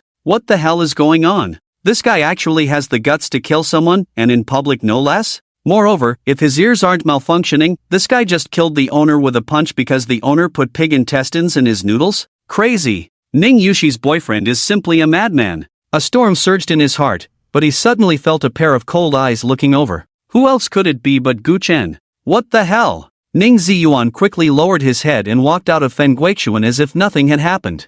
I can't be seen, I can't be seen, I can't be seen, he roared in his heart while quickening his pace. This guy could punch someone into oblivion. Even if he gave it his all, he couldn't achieve such a feat. This meant that Gu Chen's strength was definitely above his, and he could easily crush him. Could it be that what Gu Chen said in Jingchuan was true? He really killed hundreds of dark energy martial artists? Heaven! I actually tried to challenge him several times? If Ning Yushi hadn't stopped me earlier, wouldn't I have become a corpse by now? Thinking of this, Ning Ziyuan felt parched and cold sweat dripped down his back. After leaving Fenguichuan, he hurriedly ran into the night, not caring where he escaped to, just wanting to flee first. Inside Fenguichuan, he Xiaowu trembled, finally bursting into tears. Why? Why do you want to kill him? He just scolded you a few times, and I begged you so much. Why won't you let my grandfather go? Woo-woo. Gu Chen said expressionlessly, in the past, there was a girl who begged him just like you. Did he let that girl go? He Xiaowu was stunned for a moment. You came for that girl? Although her grandfather had never mentioned that incident in front of her, it was too sensational back then. How could she not know? They just tacitly agreed not to mention it. She knew that her grandfather not only did not let that girl go, but over the years, he often boasted about it to his old friends, and sometimes when he got drunk, he would talk about it with some regulars in the shop, always looking proud and radiant. She had encountered it several times but pretended not to hear. Although it made her somewhat uncomfortable, after all, her grandfather wasn't the only one who did such things. If her grandfather didn't go, someone else would. Besides, it was that girl who was defiled, not her. Why should she meddle in someone else's business and go against her grandfather for an unrelated girl? Gu Chen gently lifted her delicate chin. If you think your grandfather shouldn't die, how about I take you to feel the pain and despair of that girl? He Xiaowu's body trembled. What does that mean? Are you going to make me suffer the same fate as that girl, being violated repeatedly? What a joke! If I had to go through such a thing, I might as well die right now. Disturbing images flashed through her mind, and He Xiaowu felt a spasm in her stomach, retching continuously. No! You can't do this to me. That incident has nothing to do with me. You can't. Otherwise, my life will be over. Whoa, please, Gu Chen! He Xiaowu cried, her eyes filled with fear. She was truly scared, and she was sure that Gu Chen could really do such a thing. For this demon, what in the world was there that he wouldn't dare to do? She knelt on the ground, constantly bowing her head and begging for mercy, hoping that Gu Chen would let her go. However, even as her forehead bled from the repeated knocks, Gu Chen still did not respond. Gathering her courage, she slightly raised her head, only to find that Gu Chen had long since disappeared from the shop. She let out a long sigh of relief, feeling grateful to have survived, but upon seeing the countless bloodstains on the floor, her heart sank into deep sorrow. Grandfather, if only you hadn't gone to the Ho residence that day, how wonderful it would have been. You could have had a retirement that countless people envied. You could have watched me graduate from university, get married, and have children. Perhaps you could have even heard my child call you great-grandfather. You could have enjoyed the joys of family. He Xiaowu smiled bitterly. But alas, time cannot flow backward, and the mistakes made must eventually be paid for. At 10:30 in the evening, Gu Chen stopped in front of a luxurious mansion. This was the Jiangling Marquis' residence. Without permission, no outsiders were allowed to enter. The grand gates and courtyard instilled fear in countless Jiangling residents. Ordinary citizens of Jiangling never dared to hope they could step into the Marquis' residence, and even the street where the residence was located had few who dared to tread upon it. The imposing Marquis' residence represented the supreme authority and power of Jiangling. However, at this moment, Gu Chen stood before the gates of the residence. Of the 4 from that year, 2 were already dead, and the remaining 2, according to the information provided by Wen Yan, were both inside the Marquis' residence.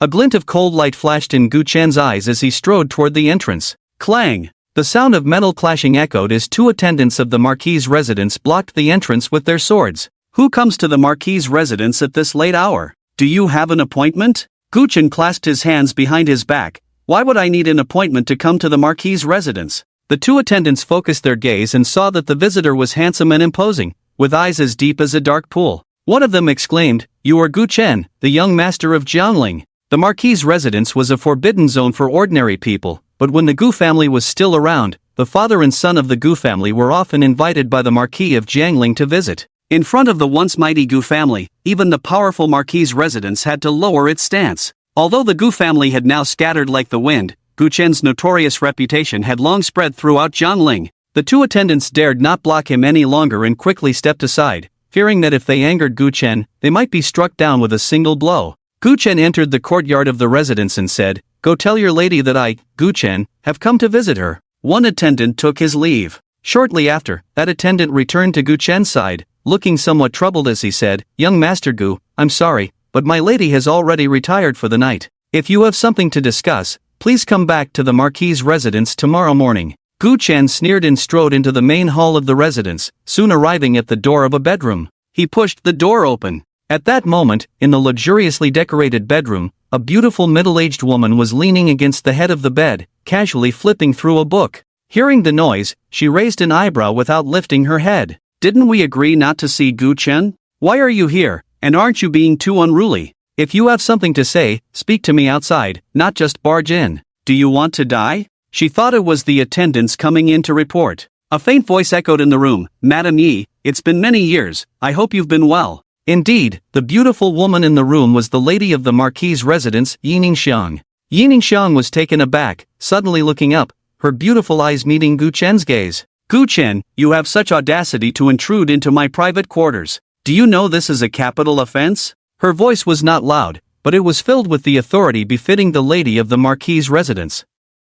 Gu Chen replied, "Madam Yi, I seem to remember you once said that in this Marquis's residence, I could go wherever I wanted, even into your private quarters." Yi Ningxiang sneered, "You know that was in the past. Times have changed, you no longer have the right to step foot in this Marquis's residence, so get out." Gu Chen said expressionlessly, "Hand over Zhang Min and Qianifei, and I will leave immediately." Yi Ningxiang scoffed, "What do you think you are, to give me orders?" Slap!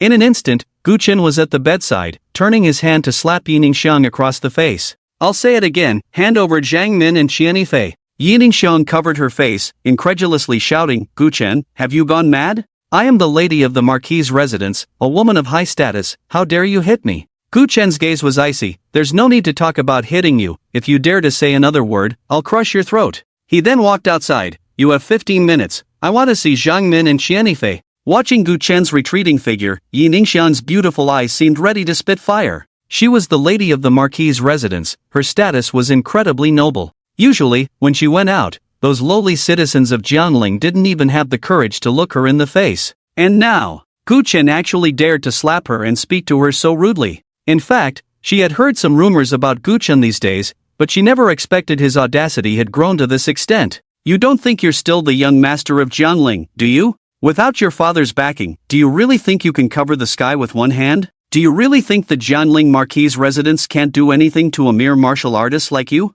However, although her heart was filled with rage, at this moment, she could only get up from the bed. Now, neither her son nor her man was in Jiangling. With the remaining power of the Marquis's residence at this moment, it was unrealistic to deal with Gu Chen. 10 minutes later, dressed in luxurious attire, Yi Ningxiang appeared in the hall of the Marquis's residence. Although she hadn't dressed up specially, her beauty was still exquisite, and her noble aura made ordinary people dare not look directly at her. She was a rare and charming beauty, and indeed, the Jiangling Marquis had an eye for talent. Besides her, there were quite a few attendants from the Marquis's residence present in the hall. Zhang Min and Qianifei were among them. They looked sleepy, clearly just awakened. "Madam, may I ask why you are looking for us?" Zhang Min and Qianifei were both martial artists. After that night at the Marquis's residence, they were favored by Yang Jun and stayed on as guards. Over the years, the two had diligently practiced, and with the Marquis's residence having many precious herbs, they had now jumped from 4-star masters to 6-star masters. They weren't the top combat power in the Marquis's residence, but as guards, they were more than sufficient. "I don't know, Gu Chen is looking for you." Yi Ningxiang's pretty face showed no expression. Upon hearing Gu Chen's name, both of them changed their expressions drastically. This demon had barged into the Marquis's residence in the dead of night to find them. How could it be anything good? However, Zhang Min mustered his courage to ask, "Young Master Gu, it seems we haven't provoked you, right? I wonder if young Master Gu, what you did, you know in your hearts." Gu Chen snarled, "Come here, kneel down, and accept your death." The two were so frightened that their souls nearly left their bodies, quickly hiding behind Yi Ningxiang. "Madam, save us. This demon wants to kill us without any reason." Yi Ningxiang stared at Gu Chen. "You actually want to kill someone in the Marquis's residence? What do you think this place is? Your family's backyard? Get out of the way." Gu Chen said coldly. Yi Ningxiang said sternly, "No matter what wrong they have done, they are now people of my Jiangling Marquis's residence. Gu Chen, I advise you to restrain yourself, otherwise, when the Marquis returns and learns of this, you will only have a dead end. Slap! Gu Chen's figure flashed and he was beside Yi Ningxiang again, striking her with a backhand. Yi Ningxiang was sent flying. At the same time, Gu Chen unleashed two powerful punches. Zhang Min and Xian Yifei didn't even have time to scream before they were dead in an instant. Then, he turned and left. Yi Ningxiang, who had gotten up from the ground, was gritting her teeth. Since becoming the lady of the Marquis' residence, no, since birth, when had she ever suffered such humiliation? Gu Chen, you dare to slap me twice. You even dare to act recklessly in the Marquis' residence, completely disregarding me and the Marquis. Wait for me, if I don't slice you into 1,000 pieces, I will no longer be the lady of this Marquis' residence. She screamed in her heart, wishing that in the next second, the Jiangling Marquis would arrive with 1,000 troops at the gate of the Marquis' residence and tear Gu Chen to shreds. At this moment, a voice emerged from the night. Gu Chen, you really are reckless, even more so than 5 years ago. You dare to kill in my Marquis' residence, and the one you killed was my trusted aide. Do you know that tonight, you will not be able to step out of the Marquis' residence? Under the cold moonlight, a figure stepped into the Marquis' residence. It was the young Marquis, Yan Jun. Behind him followed 200 elite soldiers, all glaring fiercely at Gu Chen. Looking at Yan Jun's handsome face, Gu Chen chuckled lightly. Yan Jun, you came at just the right time. I've been waiting for you in Jiangling for a long time. Oh? Yan Jun asked with interest. Could it be that after returning to Jiangling, you've been wanting to drink and chat with me? What a pity, what a pity. You no longer have the qualifications to sit at the same table with me.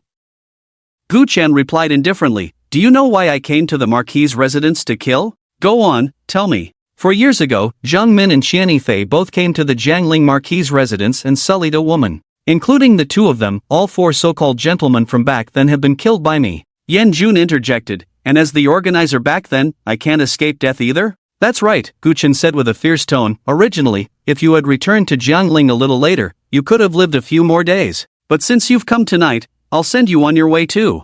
Ha ha ha. Yan Jun laughed heartily, even to the point of tears. Gu Chen, do you really think that I, the young Marquis of Jiangling, am a soft persimmon that you can just kill whenever you want? Boom! The next moment, an overwhelming aura erupted from Yan Jun's body. The presence of a mid-5-star grandmaster dominated the scene. Gu Chen raised an eyebrow. I didn't expect that you are not only a martial artist but have also reached the realm of a 5-star grandmaster. Yan Jun smiled. People say I, Yan Jun, am a playboy, that I am the son of a tiger in the Jiangling Marquis' residence, but they don't know that I am merely hiding my talents. As the saying goes, a tree that stands out in the forest will be blown down by the wind. If I had shown my martial arts talent too early, someone would have seen me as a thorn in their side. If that were the case, I fear I wouldn't have lived to this day. Unfortunately, Gu Chen, you don't understand this principle. You run rampant in Jiangling without knowing to conceal your strength and trump cards. Therefore, after tonight, I, Yan Jun, will continue to be my playboy self, while you, Gu Chen, will be erased from Jiangling. Gu Chen said expressionlessly, Yan Jun, you are the tree that stands out in the forest, but I am the wind that blows down the forest. Let me ask you, why should I hide my talents? Ha ha ha ha ha. Yan Jun laughed loudly. A good wind that blows down the forest, but I wonder if you can withstand this punch of mine. With a surge of energy in his hand, Yan Jun threw a fierce punch at Gu Chen. Gu Chen grinned savagely and, in a flash, threw out a punch of his own. In the next moment, their figures crossed. Yan Jun retreated 16 steps, shouting, Qi Lao, what are you waiting for? At this moment, Qi Changling had already rushed to a corner of the Marquis' residence, slamming his palm against the wall. Boom! A loud crash suddenly rang out. Immediately after, a massive iron cage descended from the sky. Dust and smoke rose. Gu Chen was trapped inside the iron cage. No wonder you are the one who killed Jun Wuya with a single punch, young Master Gu. Clearly, I went to Huqiu to train with the two leaders of the Jiangling Martial Artists Alliance, and my cultivation soared from the peak of 4 stars to the mid-5-star level, yet I am still not your match.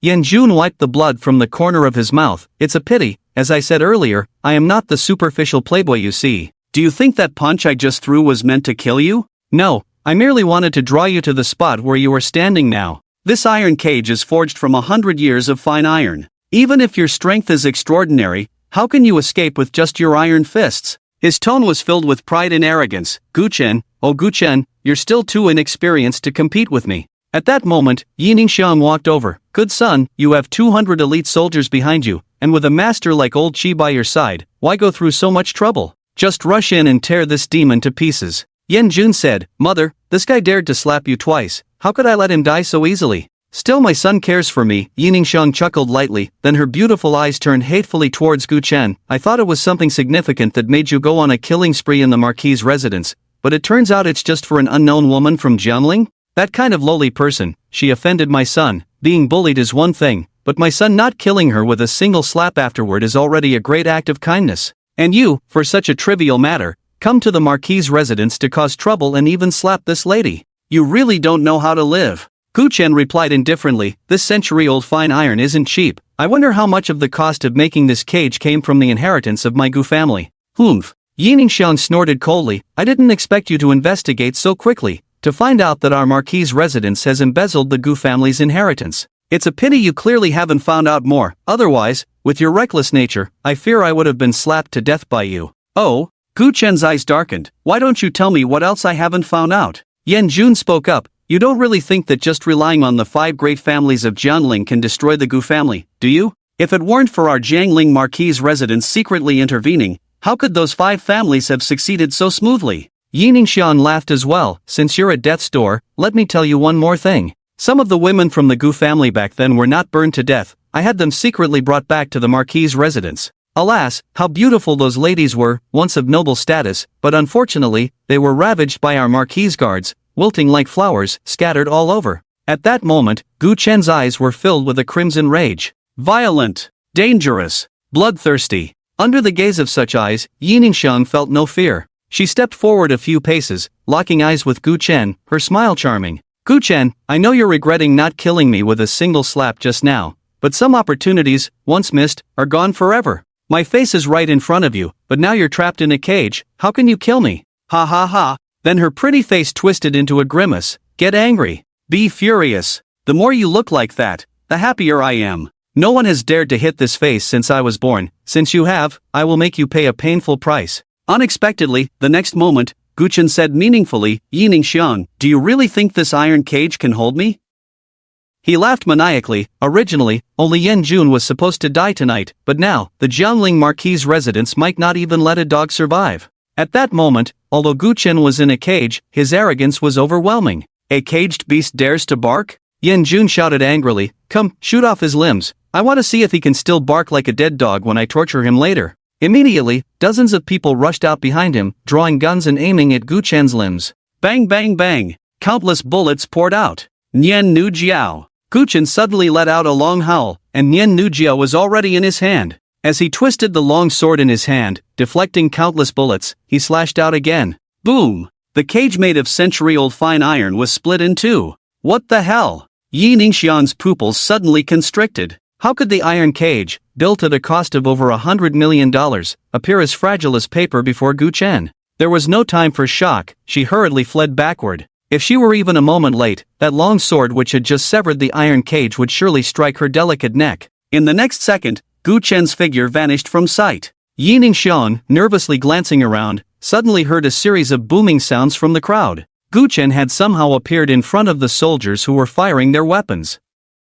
With a surge of sword light in his right hand, heads began to roll on the ground. His left hand, a fist like a tiger's roar, caused bodies to explode into a mist of blood. The autumn wind carried a heavy scent of blood into Yan Jun's nostrils. His expression turned somewhat grim as he retreated while shouting to the remaining 170 elite soldiers, shoot to kill this beast with all your might, leave no mercy. Originally, he had wanted to slowly torture Gu Chen to death, but Gu Chen was stronger than he had anticipated. If he continued to hold back, even if he could capture Gu Chen, he estimated that nearly 200 elite soldiers would be lost. Although he didn't care about the lives of ordinary people, these 200 soldiers were all elite troops under his father's command, and it had cost a fortune to train them. Every death was a significant loss for the Jiangling Marquis.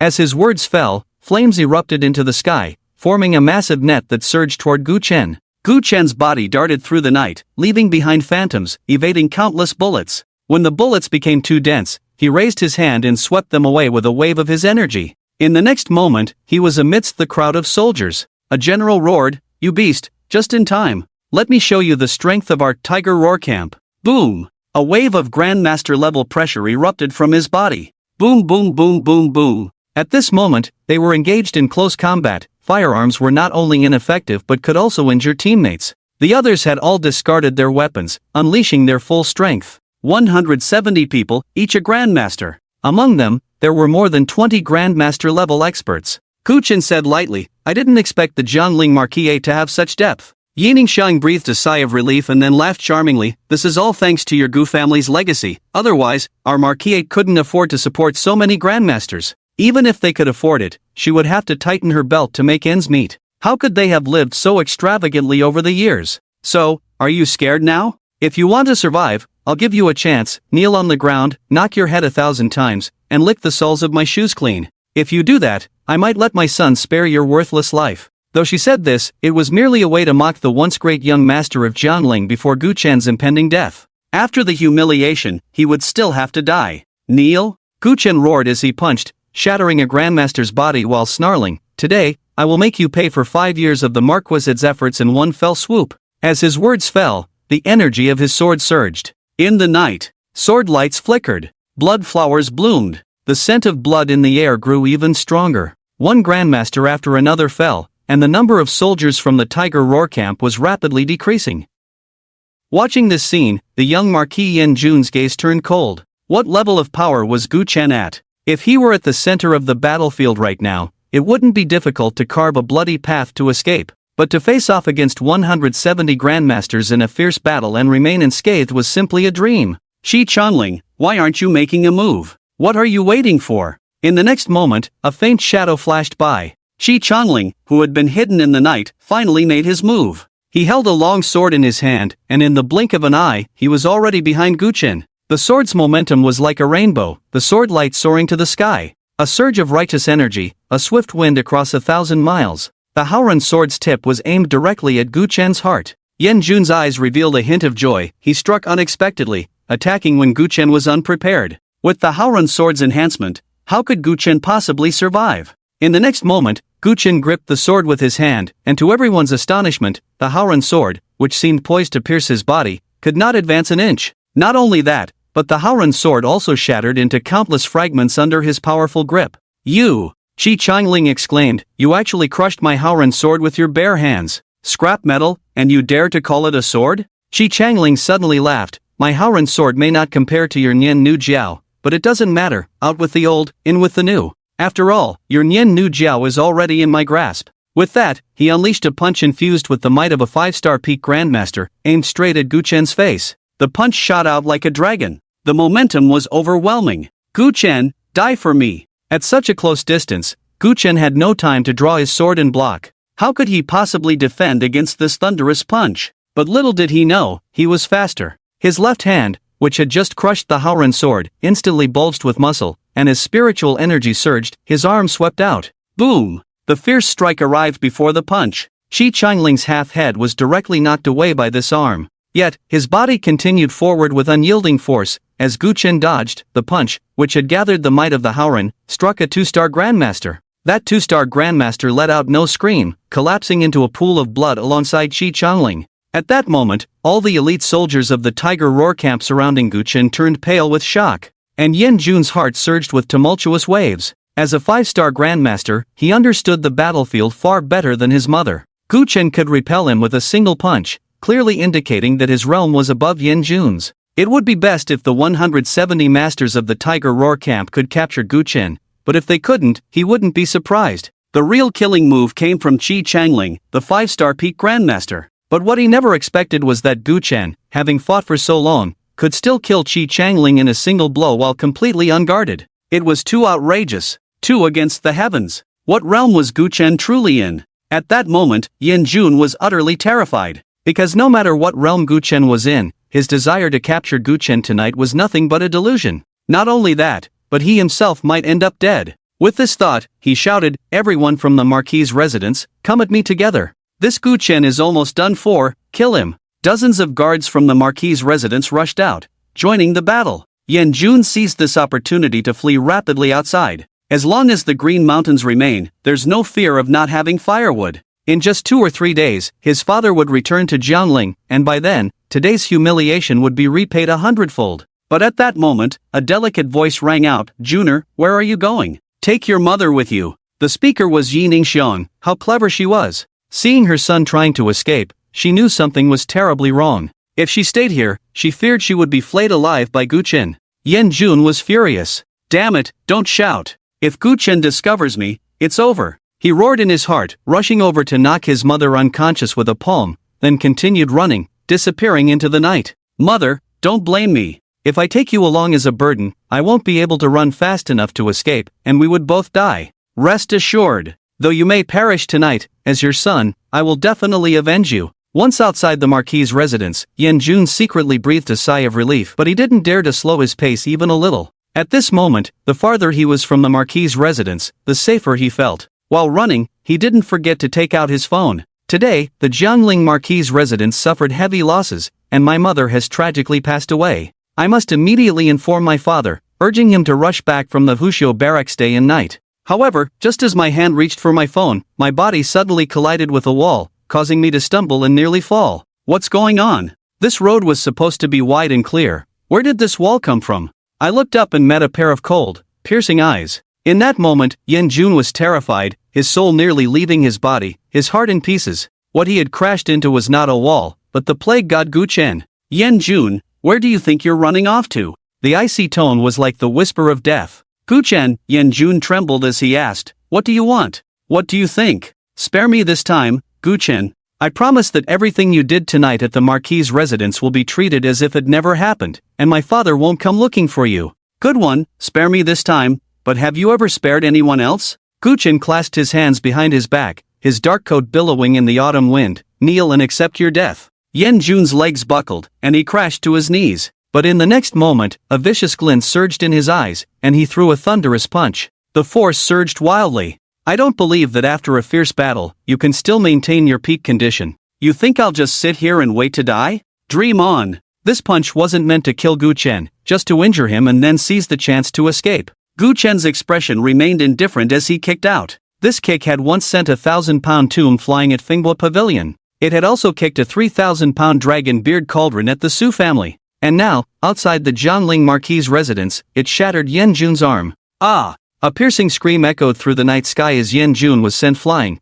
crashing to the solid concrete ground like a dead dog. Dust and debris flew everywhere. Guchen strode forward, his palm brimming with spiritual energy. Guchen, you can't kill me. I'm the young Marquis Yen Jun, the son of the Jiangling Marquis. No! If you dare to kill me, my father won't let you go. Guchen, if I die, you won't escape either. I'll be waiting for you on the road to the underworld, Guchen. The iron cavalry of the Marquis's residence will trample you into pieces. Your head will be hung high by my father on the city walls of Jiangling. Ha, you'll die worse than I will. Boom. Guchen's palm came crashing down, shattering Yen Jun's skull. The words left unspoken would never have a chance to be said. Yen Jun, the chaotic demon of Jiangling, the only son of the Jiangling Marquis, the future master of the Marquis's residence. Today, dead. Guchen lifted his foot to leave but suddenly remembered something. With a thought, he grasped the Yen Nu Jiao in his hand. The sword tip sliced open the sides of Yen Jun's abdomen, exposing 2 intact kidneys before him. Previously, Ji Kaiwei had said that Lin Ruochu's kidneys were in the young Marquis Yen Jun, but there were no signs of surgery in Yen Jun's abdomen. Ha, so you were indeed deceiving me? A glint of cold light flashed in Guchen's eyes as he strode toward the Marquis's residence. In the courtyard of the Marquis's residence, a thick red mist of blood hung in the air, appearing even more eerie and sinister under the bright moonlight. Guchen approached Yi Ningxiang and struck out with his palm. Yi Ningxiang furrowed her brows, waking up in pain. As she opened her eyes, she saw Guchen's face. A shiver ran down her spine. Despite being a precious daughter of a noble family, she could only kneel in humiliation to save her life. Guchen, let me explain. You hit me for no reason just now, and I held a grudge, so I said some nonsensical things. In reality, I didn't capture any of the Gu family's women, I just wanted to provoke you. Please don't take it seriously. Take off your clothes, Guchen said coldly. Ah? Yi Ningxiang pouted her cherry lips, looking pitiful as she said, you can't do this, Guchen.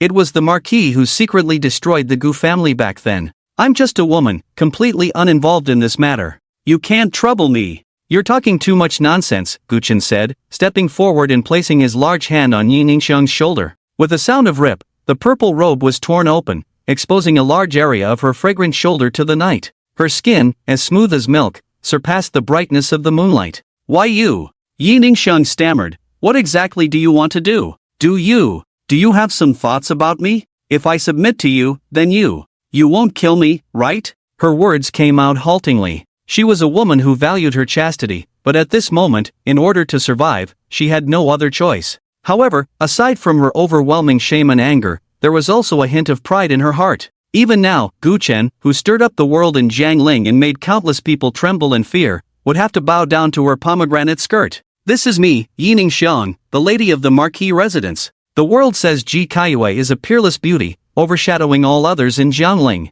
But it is merely this lady, who rarely shows herself, and most people do not dare to speak recklessly about me. Otherwise, with my beauty, I would at least be on par with Ji Kaiyue. Lost in her thoughts, she heard Gu Chen say again, take out your phone, open WeChat. I want to talk to the Marquis of Jiangling. What? Yining Xiang was taken aback, having guessed what Gu Chen intended to do. No, that won't do. I can submit to you, but I absolutely cannot let the Marquis see. I beg you, Gu Chen, otherwise, the Marquis won't let me go. She hurriedly said, at worst, I can secretly find you in the future. I won't make a fuss about what happened tonight at the Marquis residence. I beg you, Gu Chen. As she pleaded, her beautiful eyes sparkled with tears. How about I just slap you to death right now? Gu Chen said coldly. Faced with Gu Chen's eyes filled with violence, even with countless grievances, at this moment, she could only let them all fall into her soft heart. Yining Xiang sighed and, following Gu Chen's instructions, opened WeChat, found the chat window for the Marquis of Jiangling, and handed the phone to him. Gu Chen took the phone, snapped a few photos of Yining Xiang, and sent them directly. Then he sent a voice message. Marquis of Jiangling, return to Jiangling quickly, and I will return your wife to you. If I do not see you within 2 days, the consequences are yours to bear. After sending the message, he said to Yining Xiang, get dressed and leave with me. You no longer need to stay in the Marquis residence. Yining Xiang was taken aback. Why you don't want me to serve you? As soon as she finished speaking, she felt she had lost her composure and quickly covered her red lips. Gu Chen had no ill intentions towards her, which was naturally a good thing. But, why was that? I am the lady of the Marquis residence. A woman whose beauty could rival Ji Kaiyue. The Marquis had spent countless efforts to marry me back then. And now, you, Gu Chen, clearly have me within your grasp, yet you are not the least bit moved? Gu Chen sneered, a painted skull, a body of bones and flesh, a mere lowly woman, how could she serve me? Yining Xiang felt both ashamed and angry, her well-maintained beautiful face turning crimson with rage. How could she, the dignified lady of the Marquis residence, be insulted as a lowly woman? It was simply, utterly outrageous. If it weren't for wanting to survive, do you really think this lady would force a smile in front of you? You demon! Though she cursed Gu Chen in her heart, she dared not utter a word, obediently returning to her room, changing into another outfit, and coming back out. In front of Gu Chen, her dignity as the lady of the Marquis residence was completely gone. At this moment, as she prepared to leave with Gu Chen, she did not want her disheveled appearance to be seen by the lowly people of Jiangling. The newly changed exquisite attire was the only dignity she had as the lady of the Ho residence. She lowered her head, following Gu Chen as they walked out of the Jiangling Ho residence. Her slender figure appeared pitiful in the night. Upon returning to the Yujing mansion, Gu Chen made his way to Ji Caiyue's room. He pushed the door open. At that moment, Ji Kaiyue was lying on the bed, her expression peaceful in sleep. A beautiful face was covered with a layer of facial mask. It was unclear whether she had just applied it or had accidentally fallen asleep without taking it off. Gu Chen sneered, this woman actually had the mind to put on a mask? Slap! He struck her face with a backhand, sending the mask flying. Ji Kaiyue cried out in pain and woke up. As she opened her eyes, she saw Gu Chen looking down at her from above. She was furious. Once a legendary woman standing at the pinnacle of Jiangling, now she couldn't even have a peaceful sleep. Gu Chen had barged in and slapped her for no reason. He was nothing but a mad dog. She bit her lip. Xiaofeng, is this how you greet your mother? Gu Chen replied, did you not say that Lin Ruochu's kidneys are with Yan Jun? Ji Kaiyue was taken aback. Could it be? You have taken both of Yan Jun's kidneys? Seeing that Gu Chen did not respond, she knew it was highly likely. At that moment, a wave of regret surged in her heart. Previously, she had been intent on dying, so she had deliberately set a trap for Gu Chen. Once he found out he had been deceived, he would surely fly into a rage, and then she could provoke him with words. Perhaps he would lose his reason and slap her to death. But now, she did not want to die. Thus, she could only bite her cherry lips and remain silent. Fortunately, Gu Chen did not say anything further and turned to leave. Once his figure completely disappeared, Ji Caiyue's delicate fists gradually clenched, her beautiful nails digging deep into her tender palms, her beautiful eyes nearly spitting fire. Why hadn't June Wubbing come yet? How long had it been? Where was the promised extraordinary master? She could not endure another day. Not only did she have to worry every day about whether Guchen would suddenly slap her to death, but now she couldn't even have a peaceful sleep. It was pure torment. June Wubbing, you better appear in Jiangling tomorrow. I want Guchen dead. I can't stay in this hellhole for another moment. As her thoughts surged, the door opened again. Ji Kaiwe discreetly reined in all her emotions, but the next moment, a hint of surprise flashed in her beautiful eyes. The newcomer was not Gu Chun, but another woman. Yi Ningxiang, why are you here? Yi Ningxiang was equally surprised. Ji Kaiwe, you're not dead? Then, the two looked at each other in silence. They were both exceptionally intelligent women, needing no more words to understand each other's situation. One was Ji Kaiwe, the other was Yi Ningxiang. Both were stunningly beautiful, overshadowing all others in Jiangling, and had long held high positions, exuding an air of nobility. But now, they had both become Gu Chen's caged birds, lambs to be slaughtered. The next day, just as night was about to fall, Ning Ziyuan crawled out of the big bed in his hotel, groggy as he walked outside. Ever since he had fled from Fen Guichuan yesterday, he had been hiding in the hotel all day. The shock and pressure Gu Chen had given him were simply too great. He hadn't even thought about going to work at Tianyao Group, nor had he eaten a single bite. But now he could hardly bear it any longer. He had to eat something to fill his stomach. Just then, his phone suddenly rang. It was his cousin Ning Yusin calling. Cousin, where are you? Hurry over. What's wrong? I want to show you a good show. Ning Yusin's lips curled slightly, and she said proudly, Jiajie and I are on our way to the Nanjing Society. Jiajie's second uncle is currently at the Nanjing Society headquarters. Once we meet up with him, we'll explain the situation, and the Nanjing Society will take action.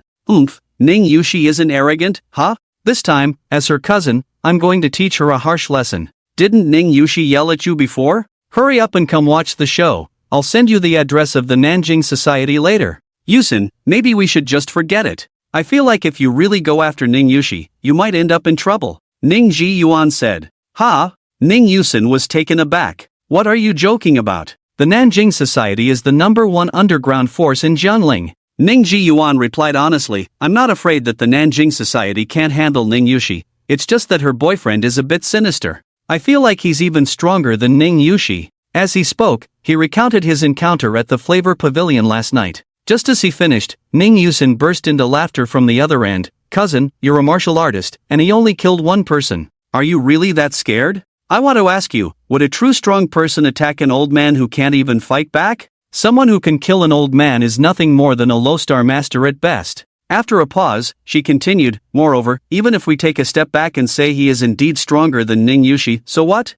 The Nanjing Society is not only the #1 underground force in Jiangling, but it also has several Grand Masters under its command, and it is backed by the Jiangling Marquis residence. Crushing Ning Yushi and her boyfriend would be easier than squashing an ant. What the hell? Ning Ji Yuan exclaimed in surprise. The Nanjing Society is actually backed by the Jiangling Marquis residence? That's a big deal. Ning Yusin said proudly, of course. Otherwise, why do you think the Nanjing Society has been able to maintain its position as the top underground force in Jiangling all this time? Ah, now this is going to be a good show. Ning Ji Yuan's eyes sparkled with excitement. Hurry up and send me the location. He didn't care whether Ning Yushi would be humiliated, he just wanted to see how her boyfriend, who pretended to be so capable, would hold up when the Nanjing Society's forces arrived. After sending the address of the Nanjing Society headquarters to his cousin Ning Ji Yuan, Ning Yusin comfortably leaned back in the passenger seat and hummed a little tune. Just thinking about how Ning Yushi would be beaten to the ground made her feel incredibly good.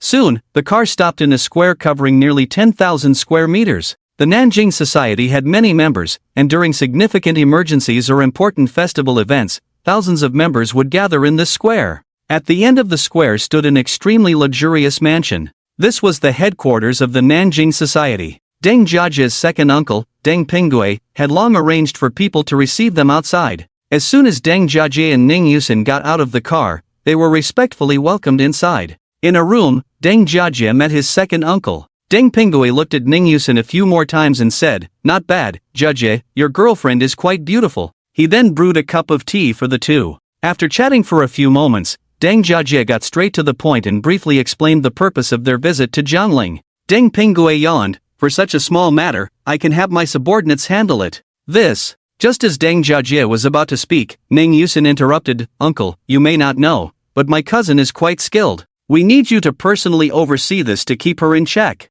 Deng Pingue looked puzzled. Your Ning family should be a pretty ordinary family in Jingchuan, right? How powerful can your cousin be? Ning Yusin replied, she has unified the underground forces in Jingchuan, and I estimate she is at least a peak 7-star master, or even possibly a grand master. What the hell? You, the Ning family, a third-rate family, actually produced a grandmaster? Are you kidding me? Not to mention my subordinates, even if I personally went to suppress the situation, I wouldn't be able to subdue your cousin. After all, I'm only at the mid-stage of a 7-star grandmaster. Being able to become a Hall Master of the South Star Society is merely because I served as a good dog for our second-in-command, Family Gao. Though shocked inside, he maintained a calm expression. The demeanor of a Hall Master of the South Star Society must be upheld. Being overly dramatic does not suit his current status. I didn't expect your Ning family to produce a phoenix, but it doesn't matter. In front of me, the Hall Master of the South Star Society, even a phoenix must be trampled underfoot. He then added with a serious tone, originally, it would have been enough for me to bring my people along, but since you are Jiajia's girlfriend, the future young mistress of the Deng family, I must help you make a grand entrance.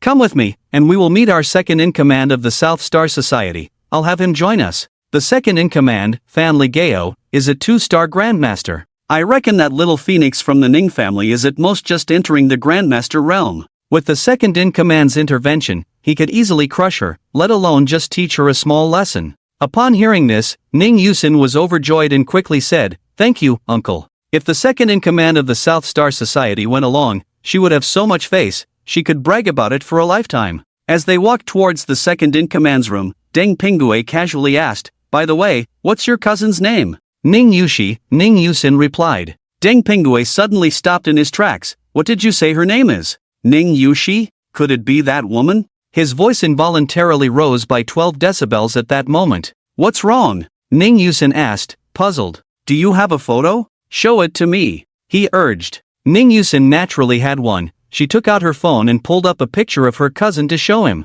When the image of the poised woman reflected in his eyes, Deng Pingue's face changed dramatically. Damn it! It really is that woman. Thank goodness I asked, or the consequences would have been unimaginable. At that moment, he felt cold sweat pouring down, filled with dread. What's going on? Deng Jiajie asked, confused. Just a little Ning Yushi, why would his uncle suddenly react so strongly? Deng Pingue took a deep breath. Don't you know? She is now the leader of the Blood Alliance. Currently, there are only 2 superpowers in Jiangling. The first is the South Star Society, and the second is the Blood Alliance. Ning Yusin gasped. What? Her cousin is that formidable? Jiangling is many times more prosperous than Jingchuan, and her cousin is actually the leader of the second underground power? How is that possible? After being stunned for a while, she finally said, even if she is the leader of the Blood Alliance, it shouldn't matter to you, uncle. You said it yourself, the South Star Society is the biggest power in Jiangling. Teaching her a lesson is just a matter of a word. Deng Pingue smiled bitterly, just Ning Yushi alone might not be a big deal,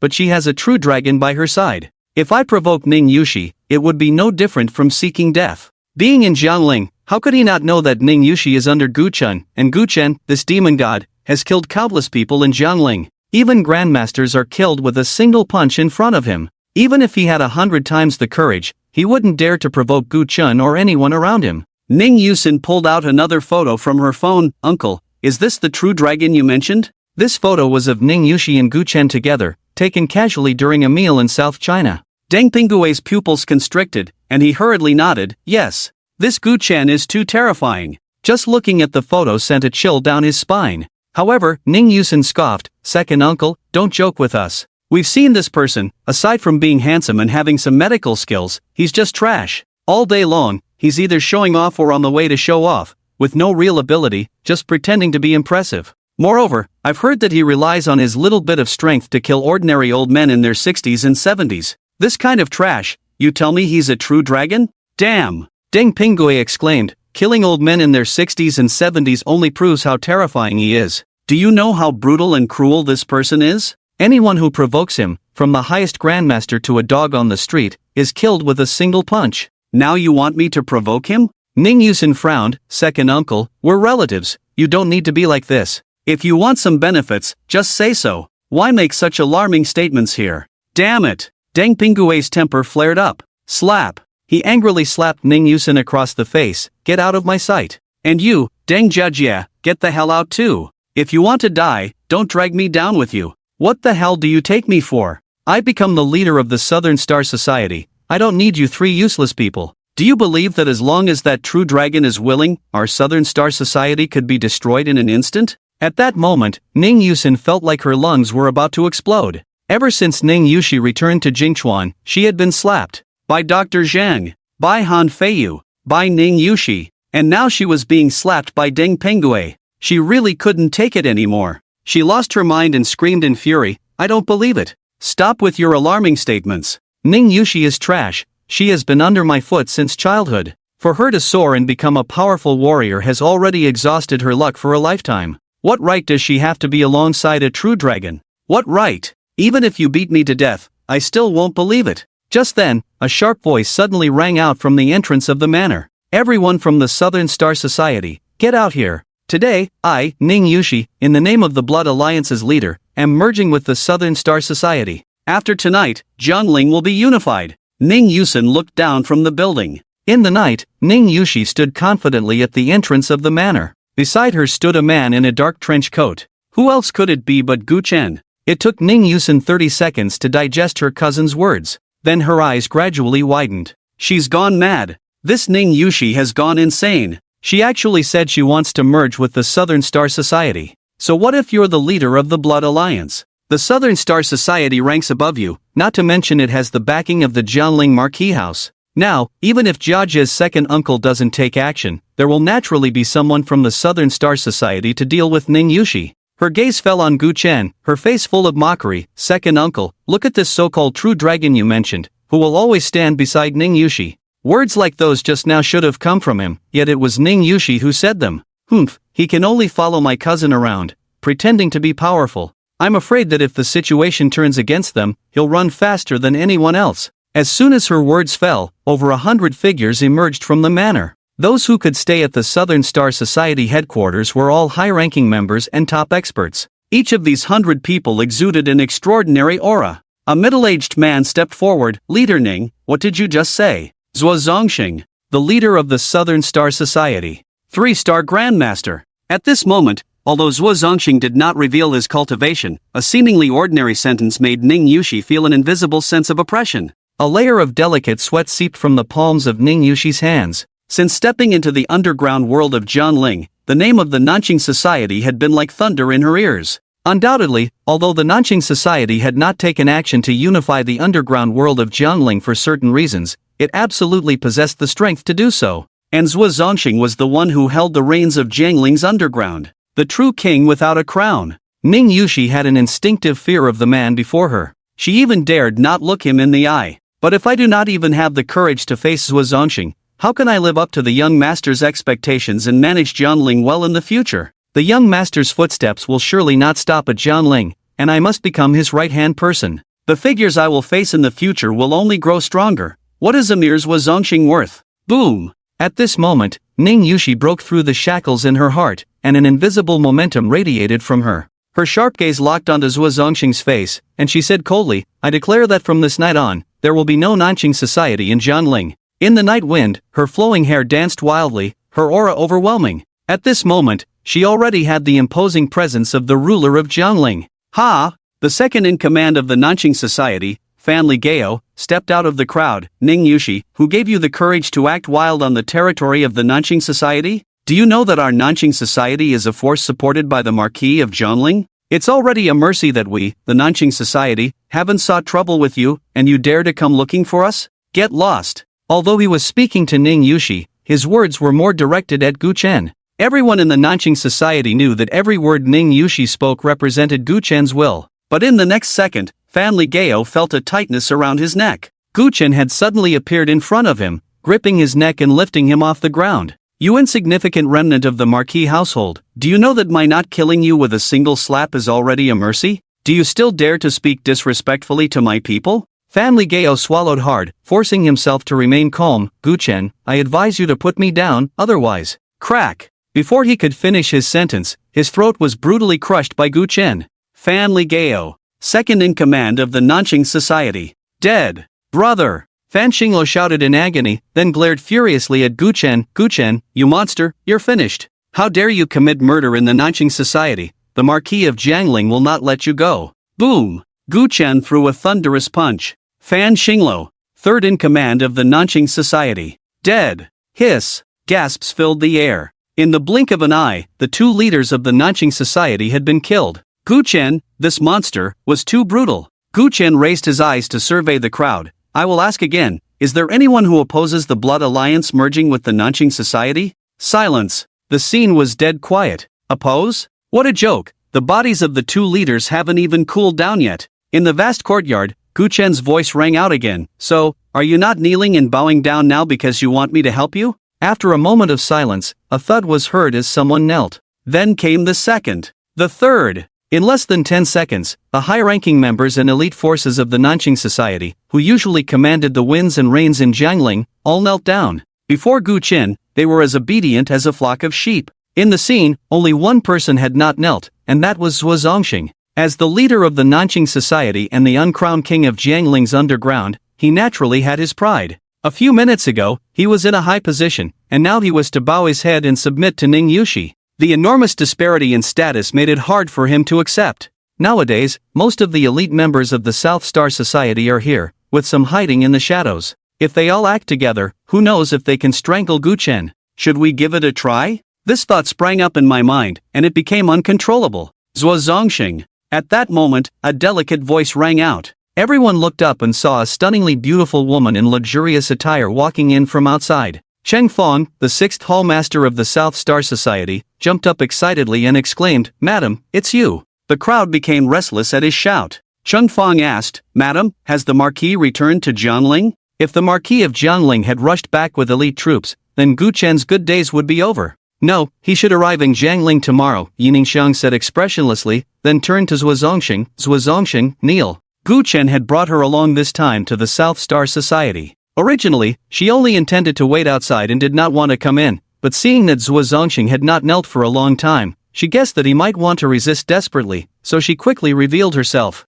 A batch of elite members had already died in the Marquis' residence. If the South Star Society were to be wiped out by Gu Chen, the losses for the Marquis' residence would be too great. Zhuo Zongxing asked calmly, "Madam, why have you suddenly come?" Yiningshang was silent for a moment, then bitterly smiled and said, "I have become Gu Chen's captive." Before she could finish her sentence, Cheng Fong roared, "What? Gu Chen, that wretch, actually dared to capture the madam? How audacious! Madam, rest assured, we just knelt to him earlier to avoid our brothers dying for no reason, but if it's to rescue you, then it's different. This is the headquarters of the South Star Society. We will unleash all our elite forces, regardless of the cost, and we will definitely kill the demon Gu Chen and rescue you." Damn it! Yiningshang's expression changed wildly as she rushed in front of Cheng Fong and slapped him hard. "I told you to kneel, and you should just kneel obediently. With your strength, how dare you think of killing Gu Chen? Do you know that the 200 elite members of the Tiger Roar camp have all been killed by Gu Chen? Even Qi Changling was killed by Gu Chen with a single punch.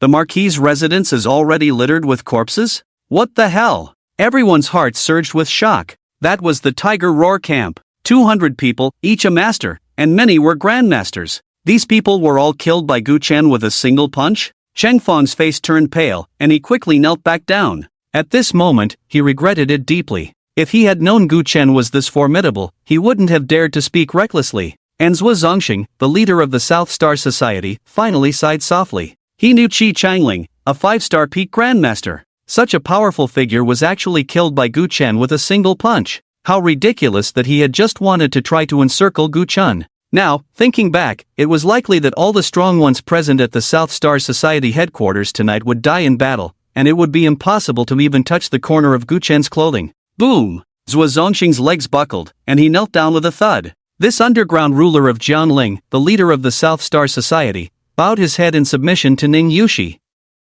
Ning Yusin, who was on the second floor, turned pale. Deng Jiayue's uncle, Deng Pingue, said, "Now that you have seen all this with your own eyes, you should believe that what I said is not false, right? I can tell you that Qi Changling is a 5-star peak grandmaster, yet you also heard that in front of Gu Chen, he could not escape the fate of being killed with a single punch. How could this be? There really is a true dragon lurking beside Ning Yushi?" Ning Yusin's voice trembled, unable to accept everything before her. Just then, the ground trembled, and countless footsteps sounded. A thunderous shout came, "Gu Chen, this Marquis has returned to Jiangling as you said. Come out quickly and have a word with this Marquis." Ning Yusin looked up and saw that outside the manor, on a square covering more than 10,000 square meters, countless people stood densely packed. In the distance, shadows of people were continuously rushing over. My God! How many people have come? Ning Yusin felt a tingling sensation on her scalp. The last time she saw so many people gathered together was at the flag-raising ceremony in college. But that was just a group of harmless college students.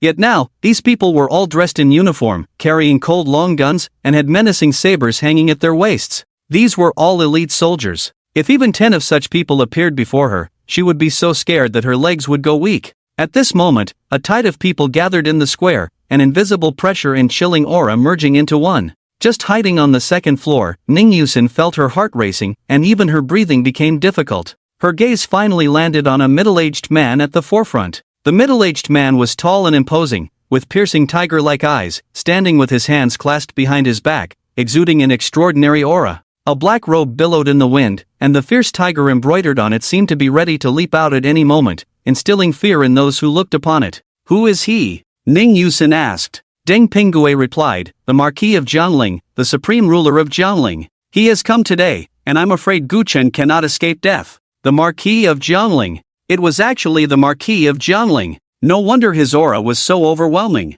Ha, cousin, it seems your good luck has run out. Even if you have a true dragon by your side, what does it matter? Offending such a formidable figure, even a true dragon would only meet its end. But then, she suddenly thought of something. But what if he doesn't go to see the Marquis of Jiangling and just runs away? Deng Pinggui was momentarily speechless. From the current perspective, Gu Chen at least had the cultivation of a 6-star Grand Master or above. If he escaped with Ning Yusin through the back door of the manor, there might indeed be a glimmer of hope. The next moment, Ning Yusin's gaze suddenly sharpened. Because, in her line of sight, Gu Chen actually turned around and strode towards the outside of the manor, finally stopping 30 meters away from the Marquis of Jiangling. The sea of people in the square was so overwhelming that just looking at it made her heart race, yet Gu Chen stood alone facing the crowd, with countless dark gun muzzles aimed at him, and he remained unfazed. How could this person dare to do this? Was he not afraid of death? As she was in disbelief, the Marquis of Jiangling had already spoken. Gu Chen, you previously said that as long as I returned to Jiangling, you would return my wife to me. Is that still valid? Yi Ningxiang ran a few steps towards Gu Chen. This devil was cunning and cruel. How could he possibly let her go so easily? Arriving beside Gu Chen, she panted slightly and said, Gu Chen, whatever conditions you have, just say them. As long as you are willing to let me go, the Marquis will agree to anything. Indeed, the Marquis of Jiangling said, whatever conditions you have, feel free to put them forward. I will definitely satisfy them. Even if you want to call the shots in Jiangling and become the number one under me, that can be negotiated. Gu Chen chuckled lightly, Marquis of Jiangling, you really overestimate yourself. What I want, I will take with my own hands. He then said to Yi Ningxiang, get lost. Ha! Everyone felt as if their ears were malfunctioning. This devil, Gu Chen, was clearly holding such an important hostage as the Marquis's wife, yet he didn't mention any conditions? Had he lost his mind? Even Yi Ningxiang found it hard to believe. I can really leave? Then how about I just slap you to death right now? Gu Chen said coldly. Yi Ningxiang was overjoyed and hurriedly ran towards the Marquis of Jiangling, but after just a few steps, she anxiously turned around and returned to Gu Chen's side. Gu Chen, shouldn't you take the silver needles out of me? After being captured by Gu Chen, 6 silver needles had been planted in her body. According to Gu Chen, with these 6 silver needles in his body, as long as he has a thought, he can take his own life at any moment. Yi Ningxiang didn't know whether what the other party said was true or false, but she didn't dare to take the risk. So after arriving at the South Star Society, even though she had several opportunities to escape, she remained obedient. Gu Chen glanced at her, and his large hand suddenly reached for Yi Ningxiang's heart. Moments later, 6 silver needles appeared in his palm. Yi Ningxiang no longer hesitated and rushed to the side of Marquis Jiangling. My lord, I thought you wouldn't arrive until tomorrow, but I didn't expect you to come tonight. Marquis Jiangling said, when my lady is in danger, I naturally won't be negligent. Yi Ningxiang looked up suddenly, met Gu Chen's gaze for a moment, and then laughed charmingly. Gu Chen, well Gu Chen, you really are as foolish as a pig, to let me go just like that. Let me tell you a secret, I really did capture those women from the Gu family. Yesterday was just to save my life and deceive you. Who knew you would actually believe it? Ha ha ha. So, how do you feel now? Are you so angry you want to die? Do you want to slap me to death? It's a pity that some opportunities, once missed, will never come again. But Gu Chen smiled lightly, with a hint of intrigue. Yi Ningxiang, I was able to capture you once, do you think I can't capture you a second time? Do you really think that returning to Marquis Jiangling's side means you are safe? Bah! Yining Shang exclaimed, now that the army has surrounded you, as long as the Marquis gives the order, you will die in an instant. You still want to capture me? Do you have the life to capture me? Ridiculous. She then said to Marquis Jiangling, my lord, hurry up and take action. This mad dog not only slaughtered the Marquis' residence and wiped out the Tiger Hull camp, but also killed our son.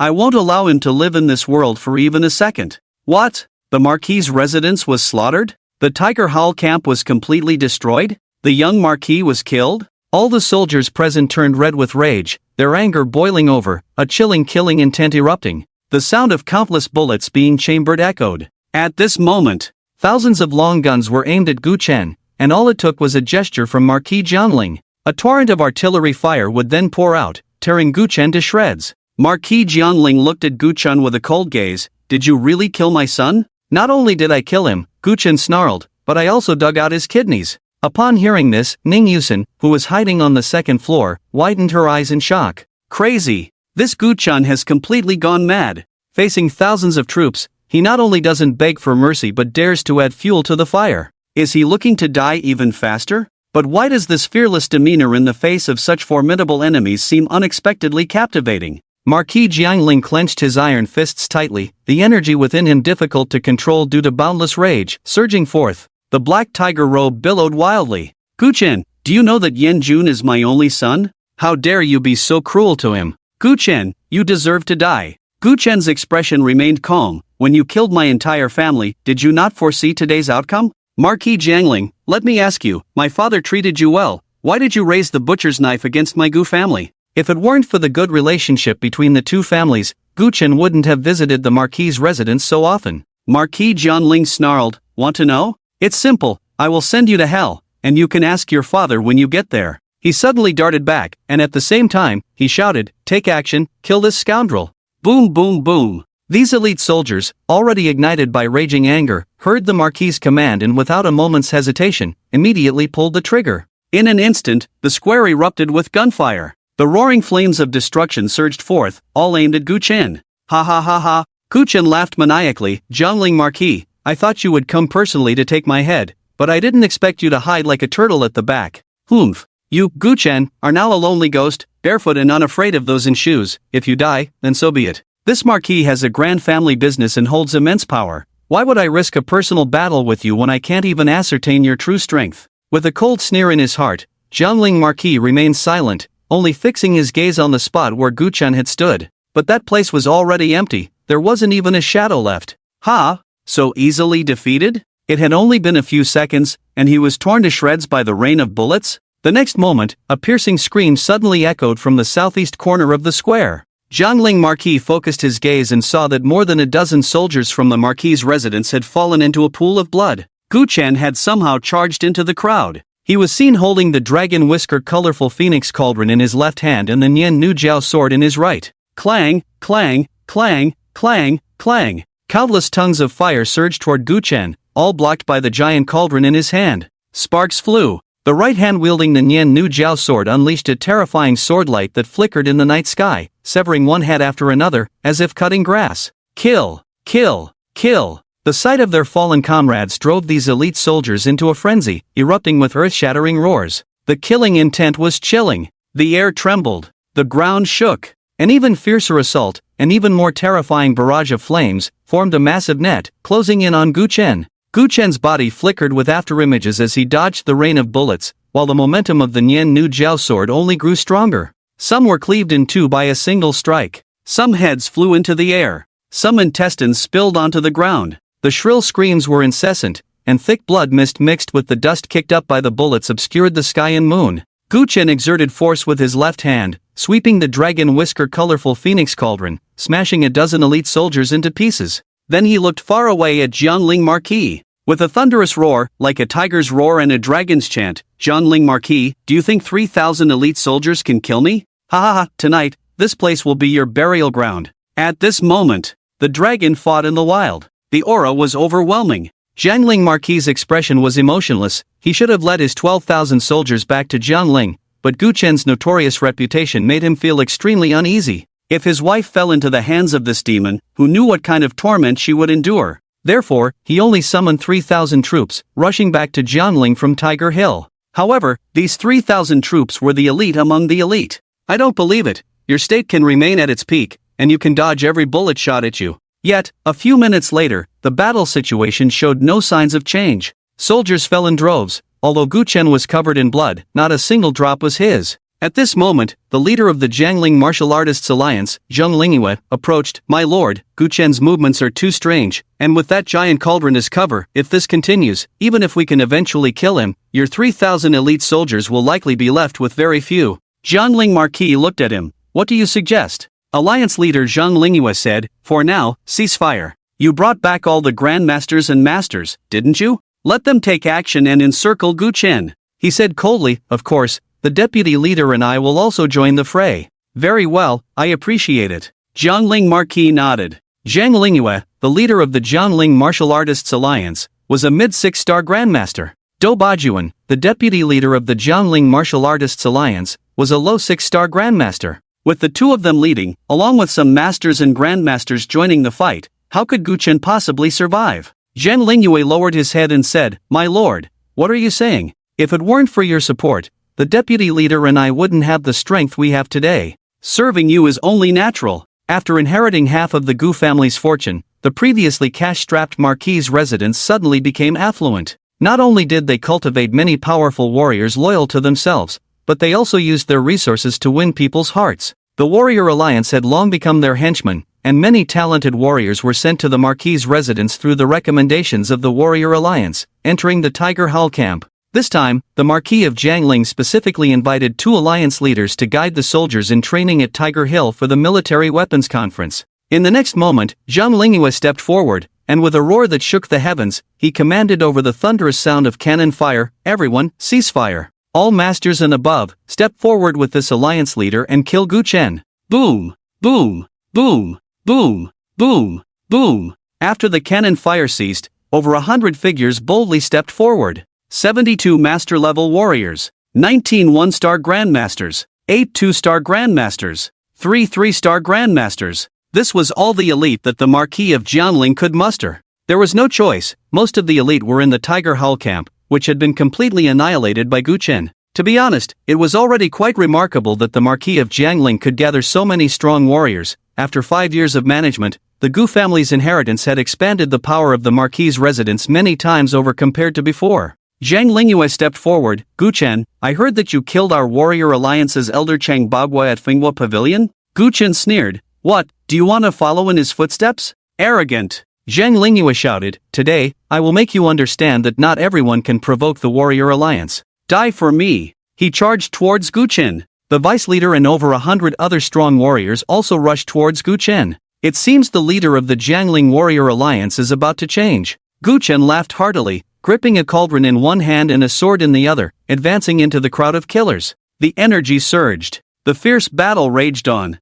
The roar of combat was incessant. Inside the manor, Zhuo Zongxing saw Gu Chen being engulfed in the tide of warriors, exhaling a breath of foul air, and slowly stood up. Ning Yushi raised an eyebrow. Did I tell you to stand up? Kneel. Zhuo Zongxing chuckled lightly. Ning Yushi, what right do you have to make me kneel? Ning Yushi replied sternly, just because you have already bowed to me, just because I am now your master. Ha ha ha. Zhuo Zongxing laughed heartily. Ning Yushi, Gu Chen is about to die, and you still have the courage to act in front of me? Ning Yushi said, you underestimate my young master too much. Zhuo Zongxing snorted coldly. Over 100 warriors surrounded Gu Chen, including 2 6-star grandmasters, who were the leader and vice leader of the Warrior Alliance, with rich combat experience. How could Gu Chen not die? Ning Yushi, do you know that apart from swearing loyalty to the Marquis many years ago, I, Zhuo Zongxing, have never knelt to anyone again? So what? Today, if I kneel to you, a mere woman, it would be a great humiliation. I should have killed you with a single palm strike, but I, Zhuo Zongxing, have an appreciation for talent.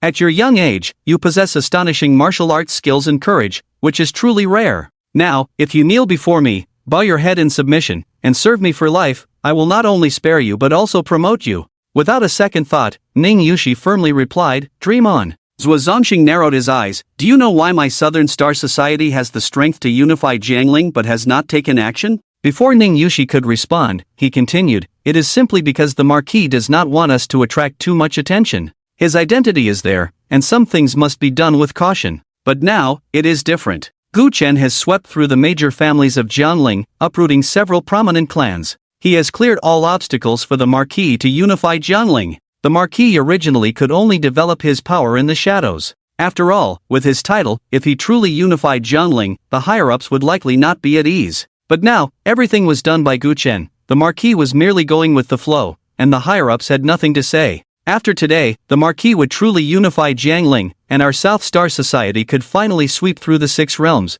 bringing the underground of Jiangling under one banner. After saying all this, I just want to tell you that following me means limitless prospects for you. Now, will you kneel or not?" Ning Yushi replied coldly, "In this life, I, Ning Yushi, will only kneel to one person, and that is the young master. You are not worthy of making me kneel. What a strong-willed woman." Zhuo Zongxing's eyes gleamed with admiration, but it quickly turned into endless ferocity. "However, since you cannot be of use to me, then die." Boom! A torrent of imposing aura erupted from his body, and with a punch infused with the might of a 3-star grandmaster, he charged towards Ning Yushi. The turbulent energy not only sent Ning Yushi's long black hair flying wildly but also caused ripples to dance across her delicate face. How could Ning Yushi, at the peak of a 7-star grandmaster, withstand this punch? In just a second, she was about to explode into a mist of blood. At the critical moment of life and death, the energy within Ning Yushi surged wildly. "Even if I die, I, Ning Yushi, will die standing. I will not bring shame to the young master."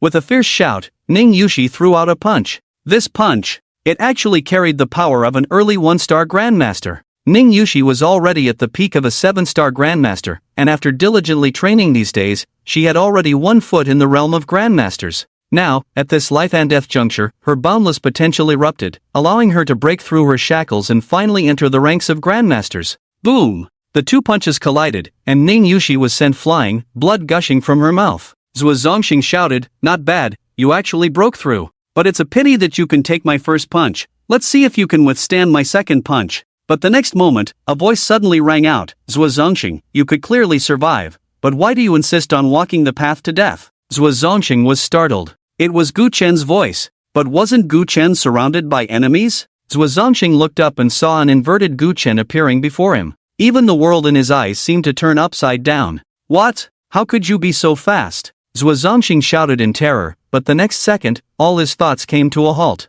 A fresh head rolled to the ground. It turned out that the world hadn't flipped. It was his head that had been ruthlessly severed by a single sword strike from Nian Nujiao the moment he saw Gu Chen. Zhuo Zongxing, the head of the South Star Society, the crownless king of the underground of Jiangling, dead. Watching Zhuo Zongxing's headless corpse lying in a pool of blood, all the members of the South Star Society kneeling on the ground felt their scalps tingle, and their hearts surged with waves of shock. Just seconds ago, Gu Chen was still in the midst of battle, and now he had appeared before Zhuo Zongxing and killed this 3-star grandmaster with a single sword. What kind of monster was this? The fear everyone felt towards Gu Chen reached its peak at that moment. The manor fell into a dead silence. No one dared to utter a single word. Gu Chen didn't even glance at these people, turning around to re-enter the battlefield. "Open fire! Open fire!" The leader of the Jiangling Martial Artists Alliance, Zhang Lingyue, retreated rapidly, shouting orders. In the fierce battle just now, over 100 masters and grandmasters had suffered heavy casualties, and even the 6-star early deputy leader had died.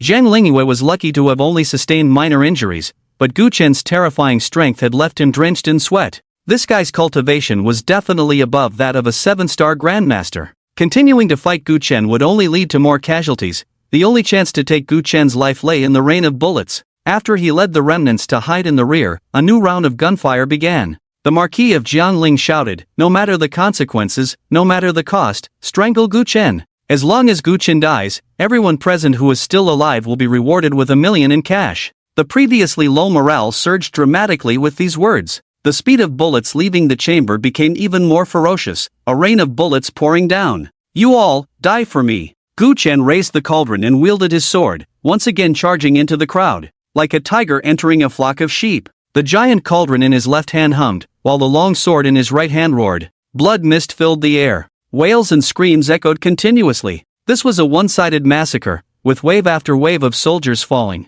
Not to mention their bodies, even the long spears in their hands and the sabers at their waists were crushed to dust under the cauldron's weight and the sword's slicing. The high morale that had just been ignited was quickly extinguished. The surviving soldiers were all terrified. They were not fighting against a single person. Even the most vicious ghost in hell would pale in comparison to Gu Chen. Finally, some could not bear it any longer, discarding their helmets and armor, fleeing in panic. The Marquis of Jiangling's expression turned extremely ugly. He never expected that after 5 years, the once powerless young master of Jianling would possess such incredible strength. Seeing the tide turning against him, the Marquis no longer hesitated, reaching out to grab his wife, Yining Xiang, and quietly retreating to the rear. Although some soldiers had begun to flee, there were still others continuing to fight. These people, even if they could not kill Gu Chen, were enough to buy time for their silent escape. After retreating to a nearby thicket, the Marquis no longer hesitated, channeling his energy and fleeing like a madman. Yining Xiang trembled and said, "My lord, can we escape?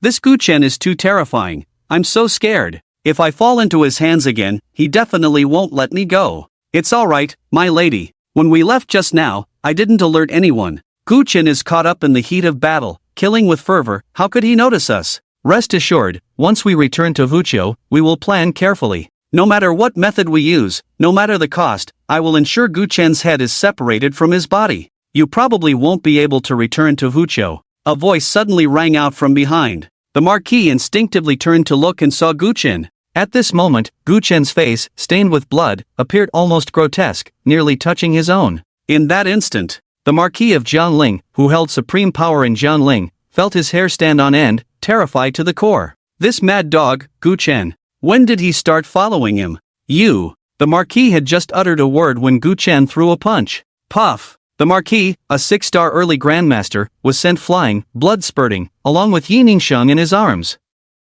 Gu Chen stepped forward to stand before the Marquis of Jiangling. "Speak, why did you kill my entire family?" The Marquis struggled to say, "If I tell you, will you let me go?" Boom! Gu Chen stomped down, crushing the Marquis's left hand, snarling, "Jiangling Marquis, do you think you have the right to negotiate with me?" Enduring the pain, the Marquis sneered, "Since saying or not saying both lead to death, why should I say anything? Ha, Gu Chen, I will take the secrets of that year to hell, so you will never know the truth." With that, he suddenly slapped his own crown. "Want to die?" Gu Chen kicked out, sending 2 stones on the ground flying like cannonballs, instantly smashing the Marquis's right hand to a bloody pulp. At the same time, 7 silver needles shot out, embedding themselves in the Marquis's body. Ah! Just now, the Marquis of Jiangling, who had not even furrowed his brow when his arm was crushed underfoot, let out a wretched scream at this moment. Although only 7 silver needles had pierced his body, he felt as if countless silver needles were repeatedly piercing through every blood vessel. The heart-wrenching pain caused his complexion to turn pale in an instant,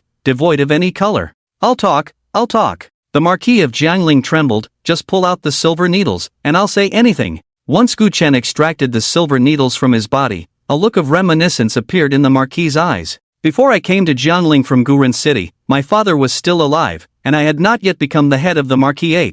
At that time, the Marquis of Jiangling was the most powerful entity in Jiangling, and I was the charming young Marquis. But everything changed after the Gu family rose to prominence in Jiangling. The Marquisate's authority was no more, and the Gu family overshadowed Jiangling. Those despicable commoners, when they saw him, not only no longer knelt in fear, but their eyes were also devoid of the respect and admiration they once held. And my father, having gained some trifling benefits from your father, became complacent, completely unconcerned that when people spoke of Jiangling, they only knew the Gu family and not the Marquis.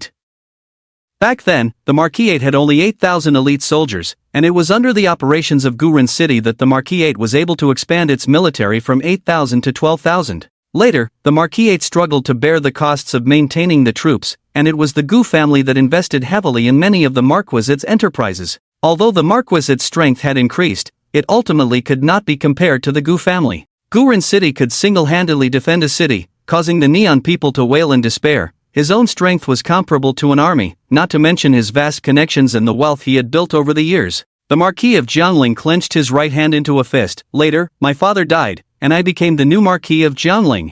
From that moment on, I vowed to revive the Marquis.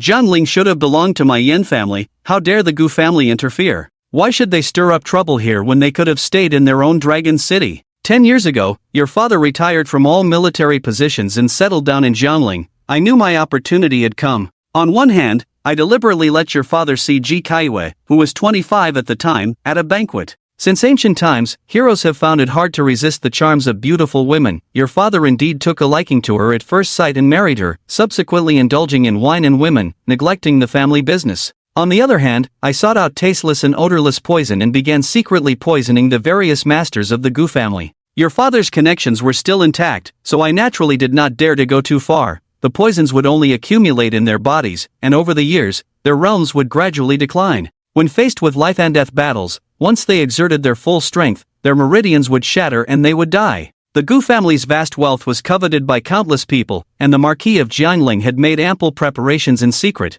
With just a little guidance, he could naturally attract a pack of wolves. However, what the Marquis of Jiangling did not expect was that when he recommended Ji Kaiyue to Guren City, he merely wanted the other party to be infatuated with her beauty, not realizing that Ji Kaiyue was also a femme fatale. This saved him quite a bit of effort. Gu Chen took a deep breath. So, every time his father visited the Marquis, the Marquis of Jiangling appeared to be respectful, but every cup of wine he poured for his father was poisoned? He clenched his fists tightly, his eyes reddening. Just because my Gu family is stronger than yours, you want to destroy us? Do you know that as long as my father is willing, he could easily wipe out your Marquis?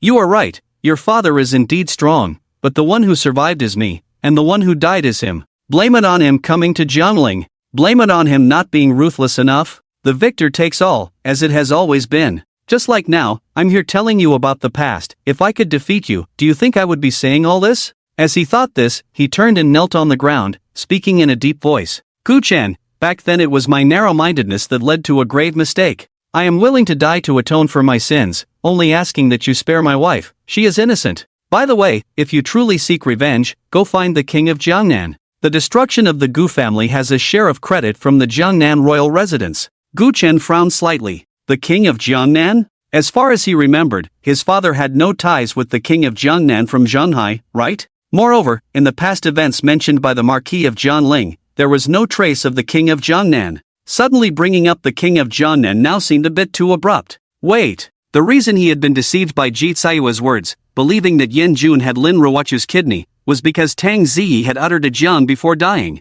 Could it be that what Tang Ziyi wanted to say was not the Marquis of Jiangling's residence, but the king of Jiangnan's residence? As his thoughts surged, the Marquis of Jiangling suddenly grabbed Yining Xiang and threw her into Gu Chen's arms, then leaped up, his internal energy surging wildly as he rushed backward. Zhang Lingyue, stop Gu Chen. Just give me 20 seconds, and I can reach the realm of the 7-star Grandmaster. At that time, it will be Gu Chen's moment of death. While speaking, he raised his hand and injected a pill into his body. Sure enough, in the direction he was fleeing, dozens of martial artists appeared, all survivors from the recent battle, with the leader being the alliance leader Zhang Lingyue. Just as he brushed past Zhang Lingyue, preparing to continue fleeing into the distance, a shocking blade light suddenly appeared. It slashed directly towards the Marquis of Jiangling's neck. What? How dare you? The Marquis of Jiangling was filled with shock and anger, completely unprepared for Zhang Lingyue to attack him. Did this kid know that he had no intention of entangling with Gu Chen, only wanting to return to Huqiu as quickly as possible? He tried to dodge, but at this moment, he was still at the early stage of the 6 stars,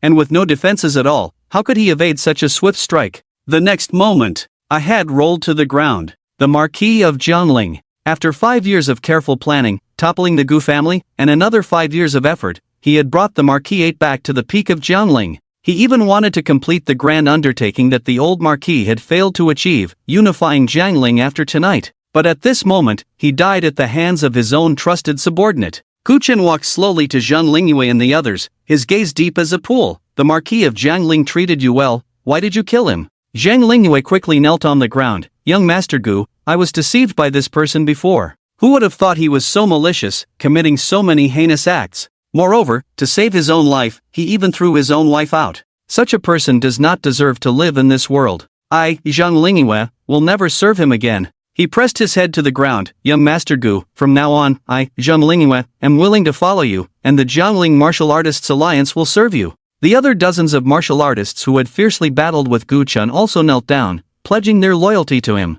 Ha! Zhang Lingyue let out a breath. By lowering his stance to kill his enemy for Gu Chen and bowing in loyalty, he believed the other party would definitely not make things difficult for him, and there was even a possibility of being reused. After all, controlling him was equivalent to controlling the Jiangling Martial Artists Alliance. And the Jiangling Martial Artists Alliance was a force not to be underestimated. Humph! That old thief, the Marquis of Jiangling, actually thought he could make me block Gu Chen. Not to mention whether I could hold him off for 20 seconds. Even if I could, do you think a 7-star Grandmaster missing a hand could be Gu Chen's opponent? I'd rather submit to Gu Chen than die. Just as he was thinking this, he suddenly heard Gu Chen say, "He does not deserve to live in this world. What about you, a traitor to your master?" Boom! Gu Chen stepped out, directly crushing Zhang Lingyue's head. Zhang Lingyue, the alliance leader of the Jiangling Martial Artists Alliance. This person only had the cultivation of a 3-star Grandmaster, yet under the cultivation of the Marquis of Jiangling, he had made his way to the mid-stage of a 6-star Grandmaster.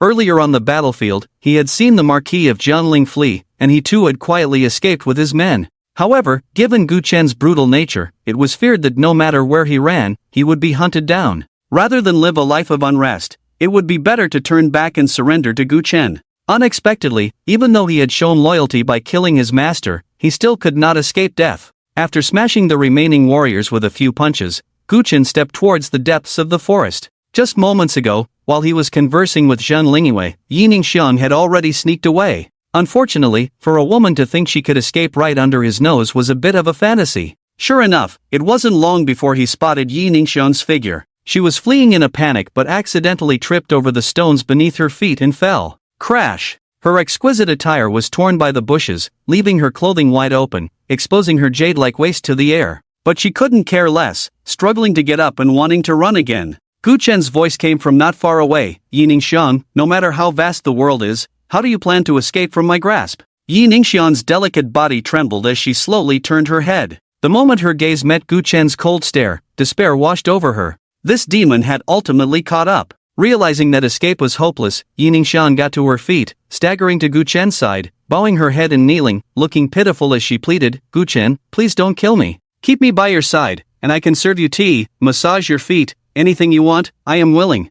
I'm only in my 30s, I don't want to die yet. Just take a good look at me, I'm quite beautiful, aren't I? You really don't feel anything?" She tilted her head back, her pretty face glistening with tears, making one feel pity. Below her snow-white neck, her soft chest was partially exposed, her curves exquisite. Every pore on her body exuded the unique charm of a mature woman. Coupled with the nobility that came from years of living in luxury and her flower-like beauty, any man who saw her would likely be captivated, blood racing, wishing to take her right then and there. But Gu Chen only smiled coldly. "Yi Ningxiang, keeping you alive until today is not because your few words deceived me, nor is it because your beauty is so alluring. It was merely to force the Marquis of Jiangling to show himself. Now that the Marquis is dead, you too must pay the price you deserve." "No, no, no!" Yi Ningxiang screamed in terror. "Although I captured the women of the Gu family, I never touched them. It was those guards of the Marquis who did it. It has nothing to do with me. Gu Chen, those people have already been killed by you. You have avenged your great grievance.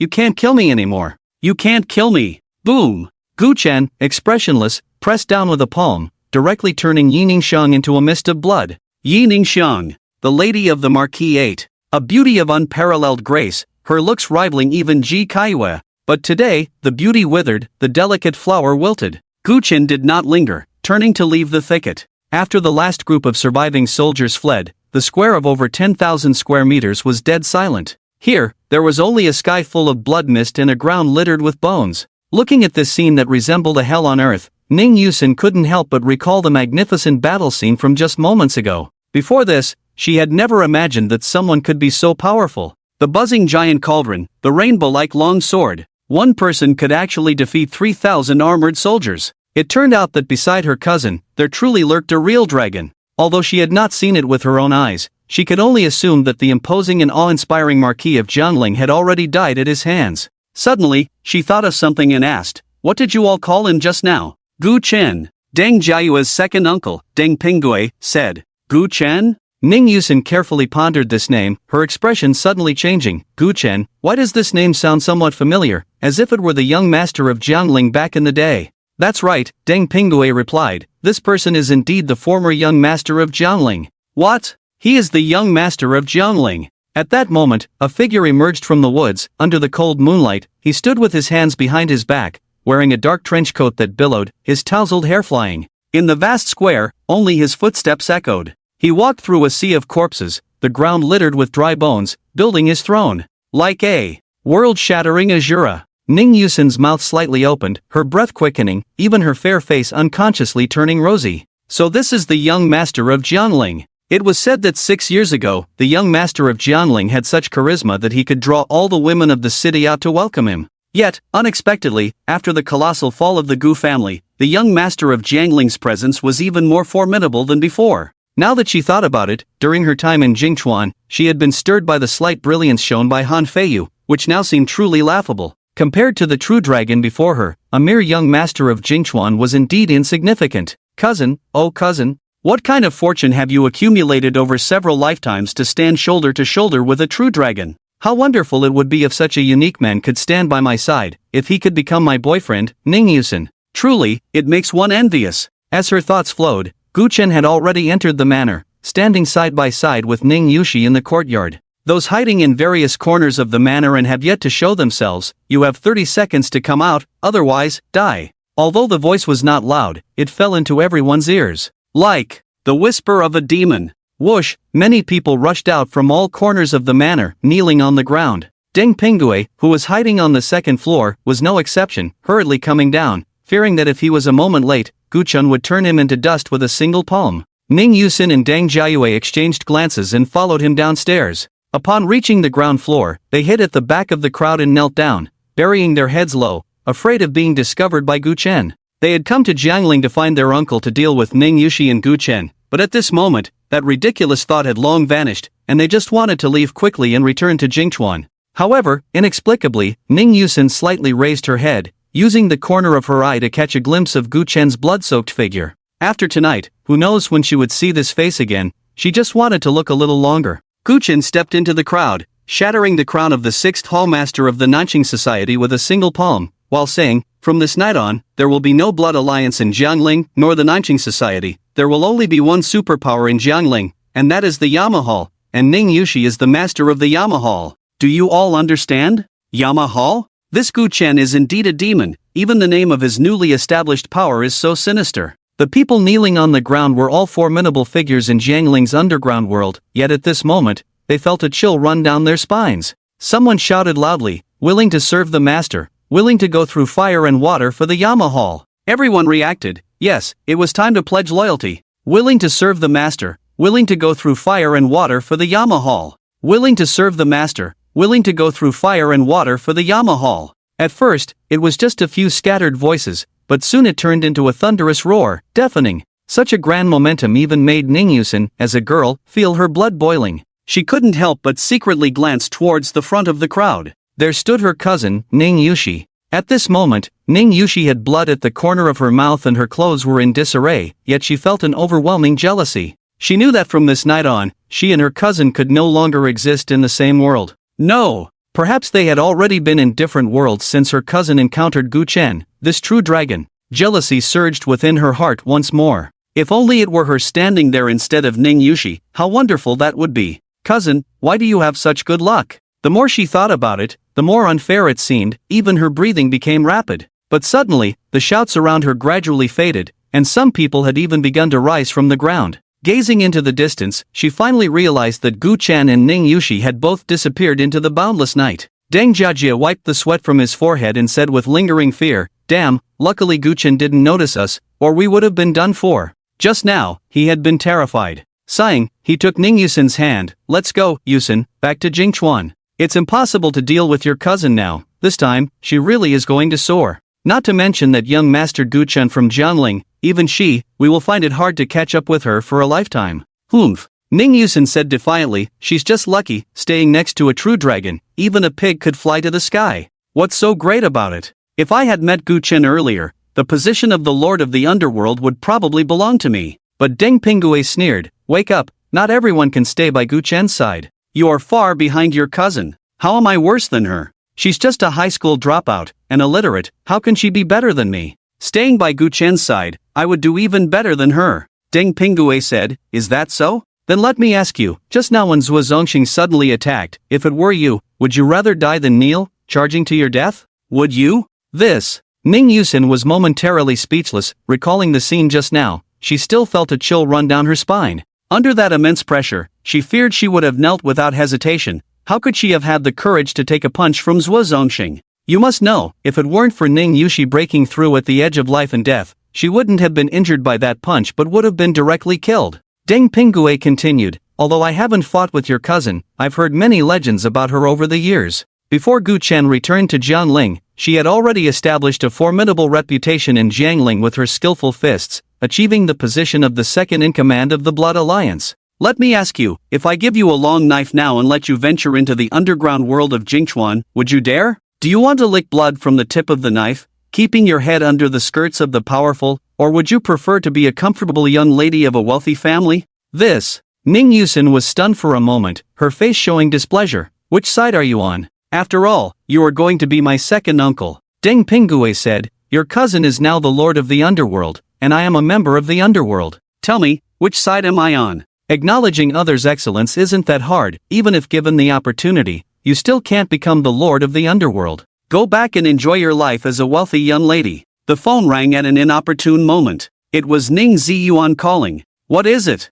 Ning Yusin was in a bad mood and didn't even call him cousin. Ning Ziyuan said, the company just called me to come over, I've been delayed. You haven't started yet, right? Wait for me, I'm taking a taxi to Naxing Society. Let me tell you, I don't care how Ning Yushi is, but we must teach her boyfriend a good lesson. That guy is too pretentious, let's deal with him today. Deal with your mother, you stupid idiot, get lost. Ning Yusin cursed and hung up the phone directly. Damn it! Ning Ziyuan, who had just walked out of the Tianyao group's gate, was stunned. Ning Yusin, what the hell is wrong with you? You called me over to join the fun, and now you're cursing me out like I'm an idiot. Are you out of your mind? At the Gu family's old residence, a middle-aged man in a Taoist robe was sitting on the ground, surrounded by 12 yellow flags, chanting incantations. When he opened his eyes and got up from the ground, Ouyang Haitang hurried over. Master Lu, how much longer until that thing can be released? 3 days. Master Lu held up 3 fingers. In 3 days, you bring Gu Chen to the Gu family's old residence, and he will undoubtedly die.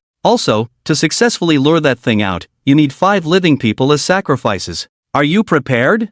I've been ready for a long time. Ouyang Haitang replied nonchalantly. Master Lu nodded and then left the Gu family's old residence. Ouyang Haitang watched his retreating figure, a glint of cold light flashing in her beautiful eyes. Ever since Gu Chen left Jiangling for Jingchuan, she had summoned Master Lu to come here and perform rituals, and now, it was finally about to succeed. At that moment, Feng Hanjua, the current leader of the Feng family, approached. Ouyang Haitang, are you sure that the thing buried underground in the Gu family can kill Gu Chen? If we fail this time, I'm afraid our 4 families will be completely wiped out by Gu Chen. Ouyang Haitang smiled. Back then, this Gu family old residence was originally allocated to our Ouyang family, but we never touched this land of over 100 acres. Do you know why? Is it because of the evil thing buried underground? Feng Hanjua asked. Exactly, Ouyang Haitang said. Back then, when our Ouyang family acquired this land, we planned to build a high-rise here, but since it had just been the site of a massacre, we invited a feng shui master to perform rituals. They discovered that beneath the Gu family's land lay a shocking evil entity,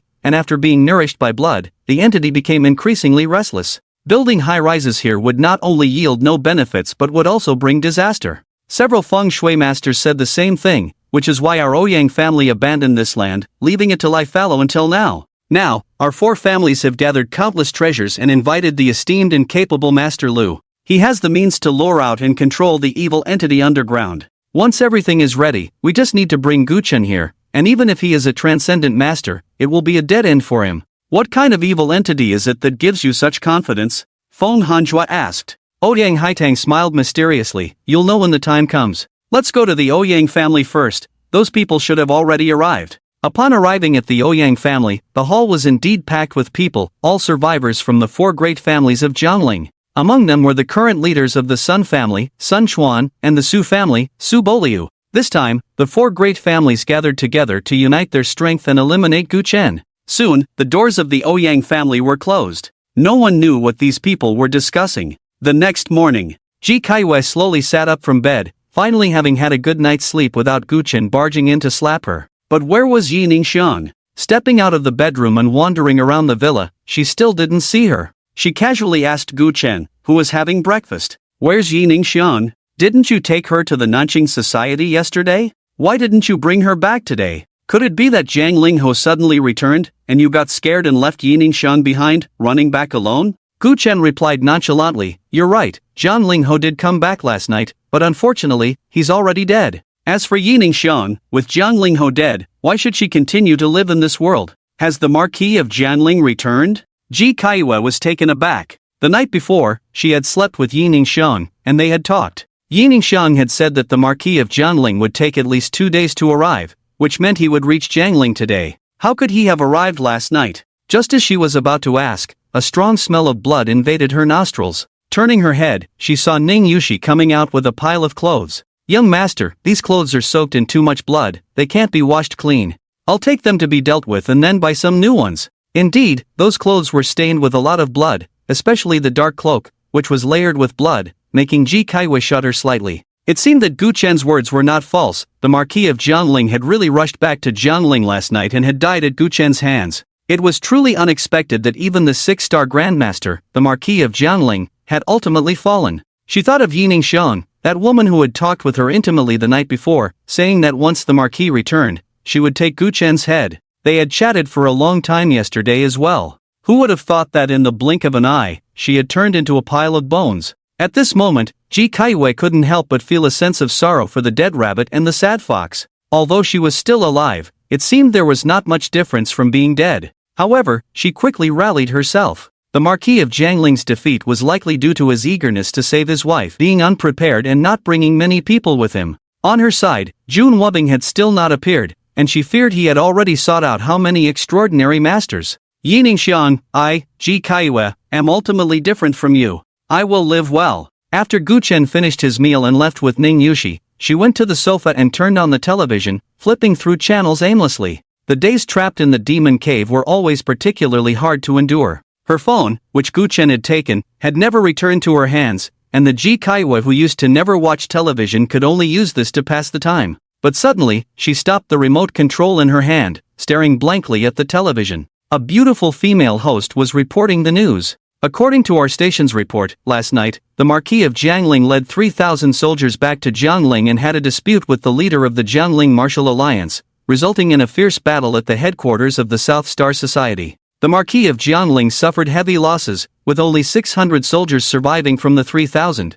and both the Marquis and the leader Zhang Lingyue died. So, the Marquis of Jiangling had brought 3,000 soldiers back to Jiangling. So, the mid-6-star Grandmaster Zhang Lingyue had also been by his side. Ji Caiwa's face turned pale. She knew the relationship between Zhang Lingyue and the Marquis and was aware that Wen Yan had long followed Gu Chen. This news was merely a way for the patrol domain office to fool the people of Jiangling. It was not a matter of the leader and the Marquis turning against each other. It was clearly Gu Chen who had defeated 3,000 soldiers with a single blow, along with countless high-star grandmasters. But if that were the case, how terrifying must Gu Chen's strength be? Could the extraordinary masters that Jun Wubbing found really be Gu Chen's match? At this moment, a thick ink-like despair enveloped Ji Kaiwei. If living meant seeing no hope, why endure Gu Chen's torment in this demon cave? Suddenly, she crazily rushed into the kitchen, grabbed a kitchen knife, and aimed it at her own hand. Clang! The kitchen knife fell to the ground as it always did. Whenever she had thoughts of seeking death, the Joigu would act up, and the unbearable pain would leave her mind blank and her body completely powerless. Ji Kaiwei stared blankly at the knife on the floor, and after a long while, she walked back to her room in a daze. She sat on the edge of the bed, looking out the window. Her beautiful eyes were filled with melancholy. What was this once proud beauty, who had stood at the pinnacle of Jiangling, thinking at this moment? Regret? Fear? Or perhaps reminiscing about the glorious days of the past? Who could know? At this moment, 5 luxury cars were on their way to Jiangling. In the leading car sat Jun Tiancheng and his son Jun Wubbing. Behind them were 4 luxury cars, carrying a total of 7 extraordinary masters. In recent days, Jun Tiancheng had expended considerable resources and finally gathered 7 extraordinary masters. This time, he would personally go to Jiangling to oversee the battle, vowing to take Gu Chen's head. But at that moment, his phone suddenly rang. After hanging up, his expression turned extremely grim. Jun Wubbing asked, "What's wrong, father?" Jun Tiancheng replied, "Gu Chen has defeated the 3,000 soldiers of Zhang Lingho at the headquarters of the South Star Society. Zhang Lingho, Yining Xiang, and Zhang Lingyue have all perished, while Gu Chen remains unscathed. We have underestimated Gu Chen's strength. I'm afraid he is not just a grand master but has already reached the extraordinary realm. So what? We have brought 7 extraordinary masters this time, including 2 high-star extraordinary ones. Even if he is an extraordinary master, he will only be slaughtered by us. Moreover, I don't believe he could sweep away 3,000 soldiers alone. That's not just a sea of people, but also a rain of bullets. He must have used some other means, perhaps he released poison mist in advance, or maybe he just took Jiang Lingho's head amidst the chaos and then retreated unharmed. If that's the case, I could do the same. After pondering for a moment, Jun Tiancheng said, "We won't go to Jiangling, we'll change course to Quantai." Jun Wabing asked in confusion. "Quantai is where you used to work, right? It's 180,000 miles away from Jiangling. What are we going there for?" Jun Tiancheng said fiercely, "I will recruit my old subordinates in Quantai, raising 100,000 banners to slay Yin Luo. My 3 sons have all died at Gu Chen's hands. This time, I will not allow any accidents. 7 extraordinary masters are not enough, far from enough. Since Jiang Lingho's 3,000 elite couldn't kill Gu Chen, then I will mobilize 30,000, 300,000 soldiers. I will reveal all my trump cards and ensure Gu Chen has no place to bury his body." "Gu Chen, I heard you have established a new force in Jiangling called the Yin Luo Hall. What, do you really compare yourself to Yin Luo? But even if you are the Yin Luo living in this world, so what? It won't be long. I, Jun Tiancheng, will lead 300,000 soldiers to trample Jiangling. Of course, these extraordinary masters will not be absent. Under the shocking killing game, how can you, this Yin Luo, not die?" Time passed quickly, and in the blink of an eye, 2 days had gone by. That evening at 6:30, in the old residence of Gu Chen, several hundred people from the 4 great families gathered here. At the front stood the current leaders of the 4 great families, Ouyang Haitang, Feng Hanjua, Sun Chuan, and Su Boliu. Everyone, our fathers, our relatives, our brothers and sisters, have all died at the hands of that demon Gu Chen. What do you say, should Gu Chen die? He should die. He should die. He should die. The roar of hundreds of people shook the heavens. Good. As you all know, I have been preparing for these days, and today, all preparations have been completed. Soon, you will witness the fall of that demon Gu Chen with your own eyes. At that moment, an untimely voice rang out. A young member of the Su family spoke up. "I heard that Jiang Lingho led 3,000 soldiers to besiege Gu Chen, but was swept away by him, and he even took Jiang Lingho's head. Can we really defeat Gu Chen?" Ouyang Haitang replied calmly, "Regardless of how much truth there is in what you heard, even if it's true, I am confident in defeating Gu Chen. After all, the things buried underground by the Gu family exceed all your imaginations." Immediately, someone asked, "What exactly is buried underground by the Gu family that gives Miss Haitang such confidence?" "Yeah, we have staked our lives and fortunes, we should at least know what our trump card is, right?" Others began to chatter in agreement. Although these people harbored immense hatred for Gu Chen, wishing nothing more than to eliminate him, the rumors circulating online in Jiangling over the past few days had left them feeling uneasy. How could they possibly defeat Gu Chen, who could sweep through 3,000 soldiers and traverse a rain of bullets unscathed? They had kept silent until now, but since someone had brought the issue to light, they naturally needed to clarify things. Ouyang Haitang clapped her hands to signal everyone to quiet down, then solemnly said, "At this point, it's fine to tell you all, buried beneath the Gu family is an evil dragon. According to Master Lu, this evil dragon has been buried under the Gu family for over 20 years. As you all know, 25 years ago, Gu Rincheng suddenly came from Longdu to Jiangling and chose this place to establish the Gu residence. Looking back now, this evil dragon must have been brought to Jiangling by him and is being suppressed here. You all understand the strength of Gu Rincheng. He achieved remarkable military feats in his 20s, winning every battle and even gaining the favor of the national leader. However, despite his abilities, he could only suppress this evil dragon and could not eradicate it, wasting decades of precious time in Jiangling. I ask you, once this dragon emerges and strangles Gu Chen, won't it be an easy task?" Her words were powerful and resonant. The final sentence was particularly imposing. Everyone from the 4 great families present was ignited by her words. If it were true that there was a dragon buried beneath the Gu family, and that even Gu Chen's father could only suppress it and not eliminate it, then how could Gu Chen possibly defeat this dragon? Just then, a voice interrupted. "I already knew there was a dragon buried beneath the Gu family. I wouldn't have gotten involved in this matter." The speaker was Su Boliu, the current leader of the Su family. Ouyang Haitang frowned. "Su Boliu, what do you mean by that?" Su Boliu replied, "What evil dragon? Such things only exist in legends. How could they possibly exist in reality?" Ouyang Haitang, "Do you take me for a 3-year-old? Do you think I'm lying to you?" Ouyang Haitang retorted, "Is there any need for me to deceive you? If I really wanted to trick you, would I involve everyone from the Ouyang family? You must understand, if we fail to strangle Gu Chen, it won't just be you, our Ouyang family will also face extermination. Forget it, you can play your own game. I, Su Boliu, will not accompany you." From the moment he got involved in the conspiracy of the 4 great families, Su Boliu had been somewhat reluctant and had never felt secure. After hearing that Gu Chen had swept through the Jiangling Marquis' 3,000 soldiers, he felt even more anxious. Could such a formidable being truly be defeated? He suddenly didn't want to gamble anymore. Rather than risk an uncertain future, it was better to live peacefully. Although the Su family was no longer as glorious as before, he had achieved his wish of becoming the head of the Su family, and no matter how downcast, he lived much better than the average person. If that was the case, why take the risk? Ouyang Haitang, I heard that Ouyang Wentian left you all a message before he died. Live well, living is better than anything else. With that, Su Bolia waved his hand. All Su family members, leave this place with me. Our Su family will not participate in tonight's actions. Of course, keep your mouths shut. After we leave, our Su family knows nothing about tonight's events.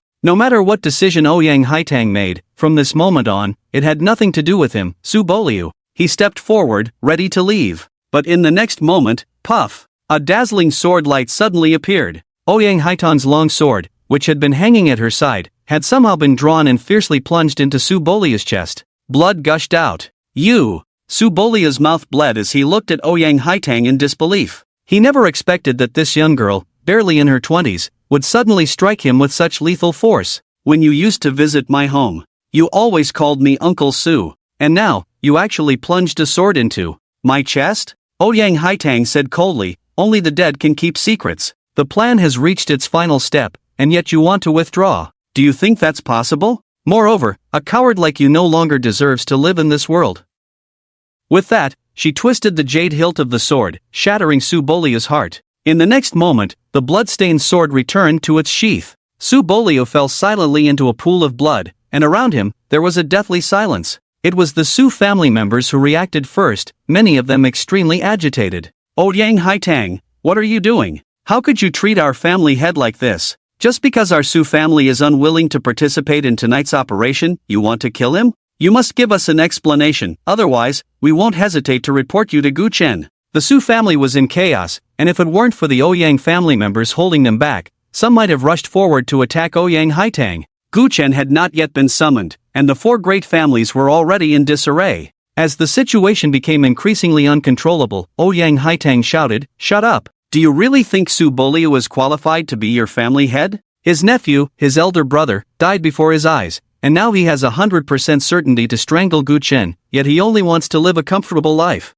A coward like him can be killed without a second thought." A young member of the Su family said, "He just wants us to survive." Ouyang Haitang replied coldly, "Survive? Do you Su family members only want to survive? Once, the four great families were so glorious. Which person from Jiangling didn't envy us? But now, we not only have to use our money to build a tomb for Gu Chen and rebuild the old residence, but we also have to personally go to the front lines and do menial labor alongside those lowly workers. Is this the life you want? Haven't you noticed how those workers look at us with disdain in their free time? You might think that once these two projects are finished, we won't have to suffer anymore, but with Gu Chen, this demon, we four great families will forever be trampled underfoot. My goal, Ouyang Haitang, is to make the four great families great again, not to live humbly like cattle and horses." Ouyang Haitang's clothes billowed, her tone passionate. A girl in her early 20s radiated an aura that overshadowed everyone from the four great families. Watching this scene, Feng Hanjua couldn't help but show an expression of admiration. She was indeed one of the candidates for the family head that Ouyang Wentian had favored and nurtured. This kind of demeanor, this kind of momentum, made him unable to suppress his inner praise. This was also why he was willing to temporarily set aside the estrangement between the Feng and Ouyang families and choose to cooperate. Once Gu Chen, this demon, was eliminated tonight, the Ouyang family would likely rise rapidly under Ouyang Haitang's leadership. It was truly a headache. Just as he was pondering, the ground suddenly trembled violently. Roar! A deep, resonant voice came from beneath the Gu family. Everyone was first taken aback, then their faces turned to shock. This was a dragon's roar? Was it an auditory hallucination? Roar! Another even longer dragon's roar echoed, and the ground shook even more violently. Seconds later, the expressions on everyone's faces shifted from shock to ecstasy. Ouyang Haitang's impassioned speech indeed stirred their blood, but only the true dragon beneath their feet could give them supreme confidence. Ouyang Haitang did not lie to them. There really was a true dragon buried beneath the Gu family. Miss Ouyang is right. Rather than living humbly like ants, it's better to fight to the death. With the true dragon beneath us, Gu Chen is undoubtedly doomed. I've had enough of this kind of life. As long as Gu Chen is alive for a day, our four great families will never have peace. The crowd spoke in unison, clearly siding with Ouyang Haitang. At that moment, Master Lu walked over from a distance. You all heard the commotion just now, right? Ouyang Haitang replied, I heard it. That dragon's roar, was it you who caused it? But why didn't you tell me earlier that you could control that evil dragon? If she had known sooner, she wouldn't have wasted her breath or needed to kill Su Buliu to establish her authority. In fact, she had refrained from telling the four great families that there was a dragon buried underground by the Gu family, fearing that some people wouldn't believe it. Master Lu said, I just discovered that I could control that evil dragon, but to fully control it, I still need to complete the final procedure. Miss Haitang, is the offering ready? Well, those who achieve great things do not fuss over small details. A rat like Su Buliu is dead, and that's that. Ouyang Haitang suppressed all her thoughts and said to the Ouyang family members, go bring the offering. In a short while, 5 men, tightly bound, were brought forward. They had been captured suddenly while preparing to go home after work, and now, seeing hundreds of people from the 4 great families and Su Buliu's corpse lying in a pool of blood, their fear reached its peak. One of the men said, Miss Haitang, have I offended you in some way? If I accidentally made you angry, I apologize now and beg for your mercy, please let me go. If you are really angry, then just beat me up, I beg you not to ruin me. My mother at home is seriously ill and relies on me to earn money. Another man added, Miss Haitang, did you find out that I was slacking off? I know slacking off is wrong, but I only rested a few more minutes. I can return part of my wages to you, I swear I won't slack off again. These two were named Gui Jianmen and Kai Kongmao. On the day Gu Chen went to Jingchuan, he had visited the construction site and had a brief encounter with them. Of course, Gu Chen had seen them from a distance, but they had not noticed him. Ouyang Haitang wasted no words and stabbed Gui Jianmen in the right chest with her sword. You didn't offend me, you offended Gu Chen. Ah! Gui Jianmen screamed, I've never even met Gu Chen, how could I offend him? Miss Haitang, are you mistaken? Ouyang Haitang said, a few days ago, you all sat together and cursed Gu Chen as a demon. Did you think Gu Chen didn't hear? Originally, I wanted to spare your lives, but unfortunately, Gu Chen issued an ultimatum, if you don't die, I will. Gu Chen, Ouyang Haitang, once said that if you let them live, I will make sure they die. Put. She stabbed Kai Kongmao in the lower abdomen, then said to everyone from the 4 great families, these people have all cursed Gu Chen behind his back, kill them. If we don't kill them, they will be killed by Gu Chen. The members of the 4 great families surged forward, and under Ouyang Haitang's orders, each person stabbed at least once. This was to make them pay their blood oath. Gu Chen would be coming soon, and there could be no traitors. Only when every member of the 4 great families had blood on their hands could Ouyang Haitang feel at ease. Ah! Gu Chen, you demon, may you die a miserable death. If I had known that just saying a few words behind your back would lead to death, I wouldn't have come even for 100 times the wages. In the Gu family's old residence, Kai Kongmao's wails echoed. Unfortunately, the sound quickly faded, as the 5 men were riddled with holes and could no longer be alive. The crimson blood stained the land of the Gu family. The raging fire ignited, turning the 5 individuals and Su Buliu's corpse into ashes. The tremors of the earth grew more intense, and the sound of dragon roars echoed endlessly.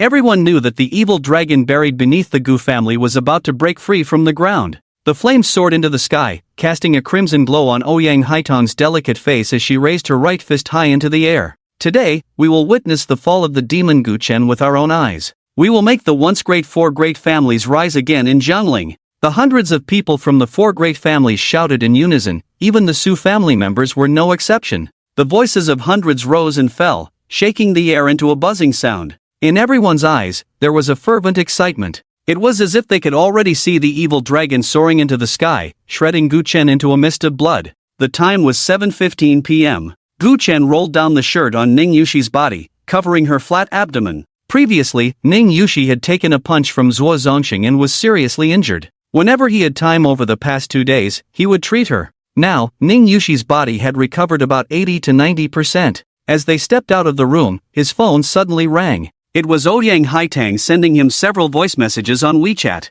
After listening to all the messages, Gu Chen strode towards the door. At that moment, Ning Yushi, who had already put on a black coat, walked out of the room. Young master, where are you going? I was going to cook for you. Due to her injury and the inconvenience of her left hand, she hadn't cooked for Gu Chen in a long time.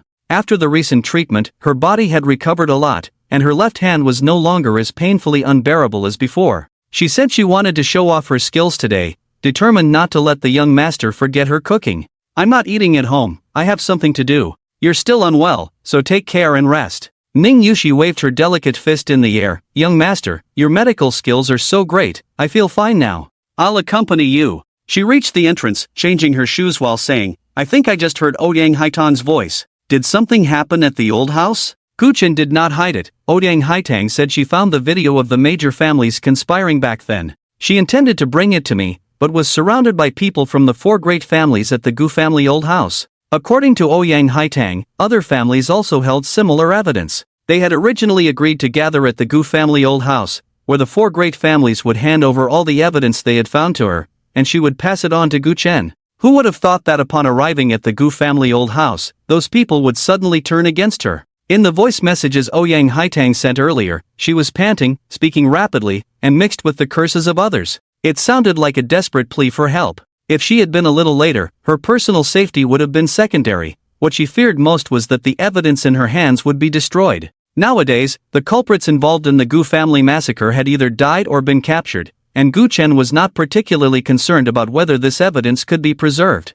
He mainly wanted to see if he could uncover any other clues from this evidence. Were there any other fish that had slipped through the net? During their conversation, the two had already gotten into the car. Ning Yushi frowned and said, finding evidence from back then is certainly a good thing, but isn't Ouyang Haitang being a bit too loyal to you? I can't shake the feeling that there's something fishy about it. Guchen chuckled lightly, there are many people in this world who want me dead. Ouyang Haitang is just one of them. Ning Yushi nodded. Even if Ouyang Haitang had ulterior motives, she wanted to see what kind of waves she could stir up in front of the young master. The car engine hummed, and they soon arrived at the Gu family old house. The moment Ouyang Haitang saw Guchen get out of the car, although she wore a faint smile on her face, her heart was filled with ecstatic joy. It was not in vain that she had previously put on various pretenses and tried to please Guchen, allowing him to let down his guard. It was not in vain that she had been racking her brain these days, thinking of ways to deceive Guchen. The evidence of the Gu family's extermination was indeed useful.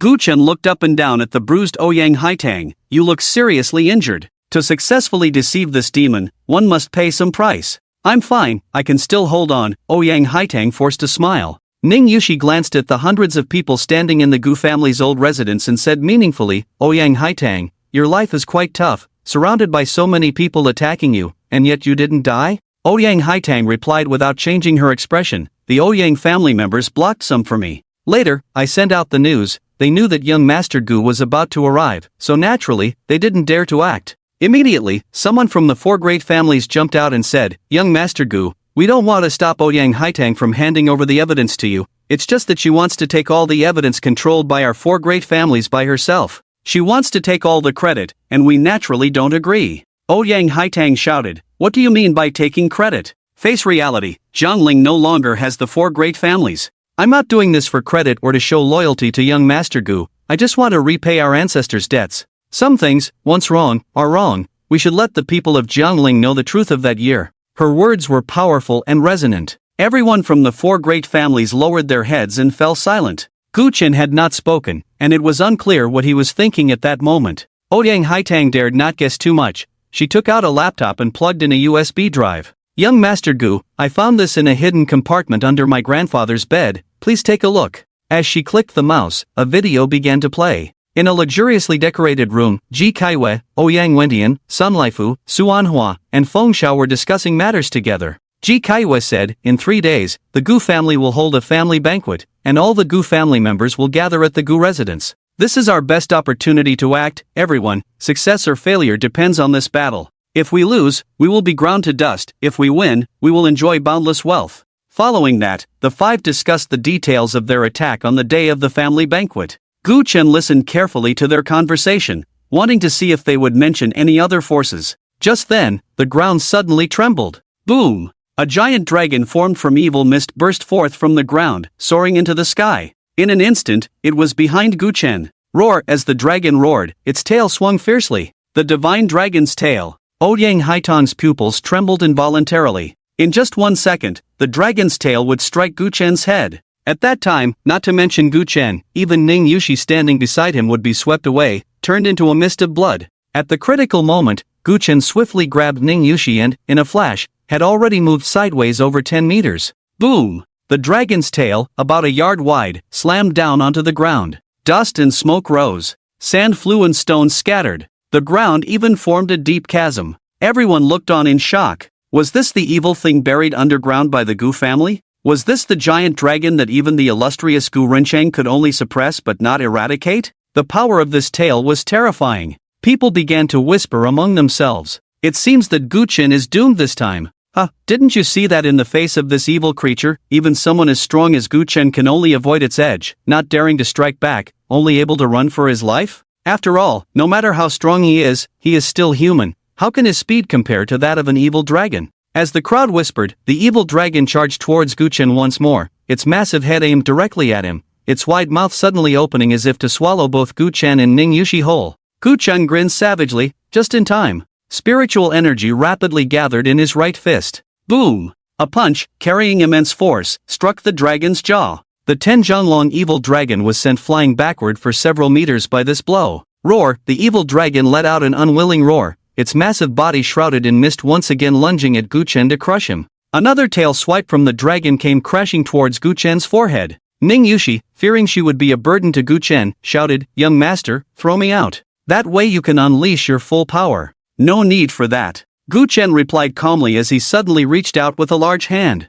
He directly grasped the evil dragon's tail in his palm. Spiritual energy surged wildly between his hands, and the terrifying force made it impossible for the evil dragon to escape Gu Chen's grip, no matter how it struggled. It was as if it were not caught by a hand, but rather crushed by a mountain. "You vile creature, how dare you act recklessly before me?" Gu Chen bellowed, raising his arm high. In the next moment, the evil dragon's massive body was slammed down onto the ground. Boom! Dust and debris filled the air. The evil dragon was actually embedded into the ground by this strike. A gaping chasm over 30 meters long appeared, leaving everyone dumbfounded. How could the once invincible evil dragon be so easily defeated by Gu Chen? Master Lu, hiding in a mud brick house, spat out blood. He had controlled the evil dragon and was now connected to its heart, and with the dragon suffering a heavy blow, he was also affected. Yet, even in pain, he could not hide the shock and disbelief in his heart. What he controlled was an evil dragon, or more simply, a powerful malevolent spirit. How can Gu Chen catch a malevolent spirit with his bare hands? It's simply incomprehensible. Even a martial artist's internal energy does little harm to such spirits. Could it be that Gu Chen is also a feng shui master? But the problem is, I haven't seen him perform any spells. Little did he know, the energy within Gu Chen was not internal energy, but spiritual energy. And spiritual energy is the natural nemesis of malevolent spirits. Just now, it seemed Gu Chen was using his palm to grasp the evil dragon, but in reality, he was suppressing the dragon with an immense amount of spiritual energy. Gu Chen had merely been biding his time to gather his internal energy. As his thoughts flowed, a sudden overwhelming sense of crisis surged in his heart. Master Lu looked out the window and saw Gu Chen, with a punch carrying terrifying force, aimed at the massive dragon's head. This is bad. If that dragon's head were to explode, all efforts would be in vain. His mind raced, and he controlled the evil dragon to soar into the air, opening its mouth to unleash a cloud of black mist. The black mist coalesced in the air into a ball of ink-like substance, crashing down towards Gu Chen. Gu Chen initially intended to take the hit head-on, but considering Ning Yushi was still in his arms, he worried about the aftermath harming her and ultimately shifted sideways by more than 10 meters. As for putting Ning Yushi aside, that was out of the question. If the evil dragon changed targets and attacked her, it would only complicate matters further. Boom! The ink-like ball struck the ground, sending dust flying everywhere. Missing its target, the evil dragon spat out 5 or 6 more black balls in quick succession. Although Gu Chen was unharmed, many buildings that had just risen were once again reduced to ruins. Gu Chen's thoughts shifted, and he gripped the Nian Nu Jiao tightly, then fiercely slashed at the evil dragon. The sword, enveloped in overwhelming spiritual energy, exploded with a thunderous sound upon contact with the dragon's body. A gash was torn in the evil dragon's flesh, but it quickly healed. The Nian Nu Jiao then fell from the air, embedding itself into the ground. Although the Nian Nu Jiao is a precious sword, invincible in battle, it seems that slaying evil is not its forte. Ning Yushi said resentfully, "This beast is so cunning, knowing it can't match the young master, it just stays up in the air." Gu Chen did not respond, his mind racing. He was not unfamiliar with feng shui. He could control the evil dragon before him with his skills, but unfortunately, he lacked the necessary materials. If he were to strike with his fist from a distance, the spiritual energy wouldn't reach that far, and even if it hit the evil dragon, the damage would be insufficient. Could he really use that technique? That was his ultimate skill, and its terrifying power would likely obliterate the half-rebuilt Gu residence in an endless wave of spiritual energy. None of that mattered, the survivors of the 4 great families could die without concern. but Ning Yushi was still by his side. With her fragile body, she could not withstand such a terrifying wave of spiritual energy. Moreover, even if Ning Yushi were not there, he did not intend to use that technique. If the evil dragon were to be directly annihilated, it would be too regrettable. He needed it for something useful. At that moment, Ning Yushi suddenly said, "By the way, young master, I just noticed that there's someone hiding in the unfinished house to the northeast. He glanced our way earlier. Could he be the one controlling this evil dragon? If you let me down, I can go kill him." At this moment, anyone sneaking around the old Gu residence could hardly be a good person. In fact, when that gaze was cast their way, Ning Yushi had also glanced over. It was just a fleeting look, but she caught sight of someone in a Taoist robe, exuding an ethereal aura. This evil dragon was very likely conjured by him. Perhaps if they killed this guy, the crisis would naturally resolve itself. "There's no need for that," Guchen said, flipping his hand to reveal a phoenix pendant. This pendant was a gift from Chen Luoshui when they parted in southern Shanxi, and Guchen had studied it after returning to Jiangling. He never expected it would come in handy today. As Guchen focused his thoughts, an extremely pure wave of spiritual energy surged into the phoenix pendant. Crack! The surface of the pendant instantly shattered into pieces. "Beast, come down!" Guchen thundered, and the phoenix pendant turned to dust. The next moment, a resounding phoenix cry echoed through the heavens. The phoenix cried out to the 9 skies. From the pendant, a terrifying energy, surpassing the power of 7 stars, erupted forth. In an instant, it transformed into a blazing golden phoenix, soaring upwards. In a flash, the evil dragon collided with the golden phoenix. The night sky suddenly fell silent at that moment. The world became utterly quiet, not a sound to be heard. 3 seconds later, boom! A continuous roar suddenly exploded in everyone's ears. Like a thunderous storm. Some martial artists who had opened their meridians felt dizzy, while the ordinary people from the 4 great families had their eardrums burst, blood seeping out. After colliding with the evil dragon, the golden phoenix completely exploded, the terrifying energy mercilessly tearing apart the thick mist surrounding the evil dragon. After just a few seconds, the evil dragon let out a thunderous crash and fell to the ground in despair. Guchen had already appeared at that location. With a fist imbued with supreme power, he ruthlessly smashed towards the massive head of the evil dragon. One punch, shaking the heavens and the earth.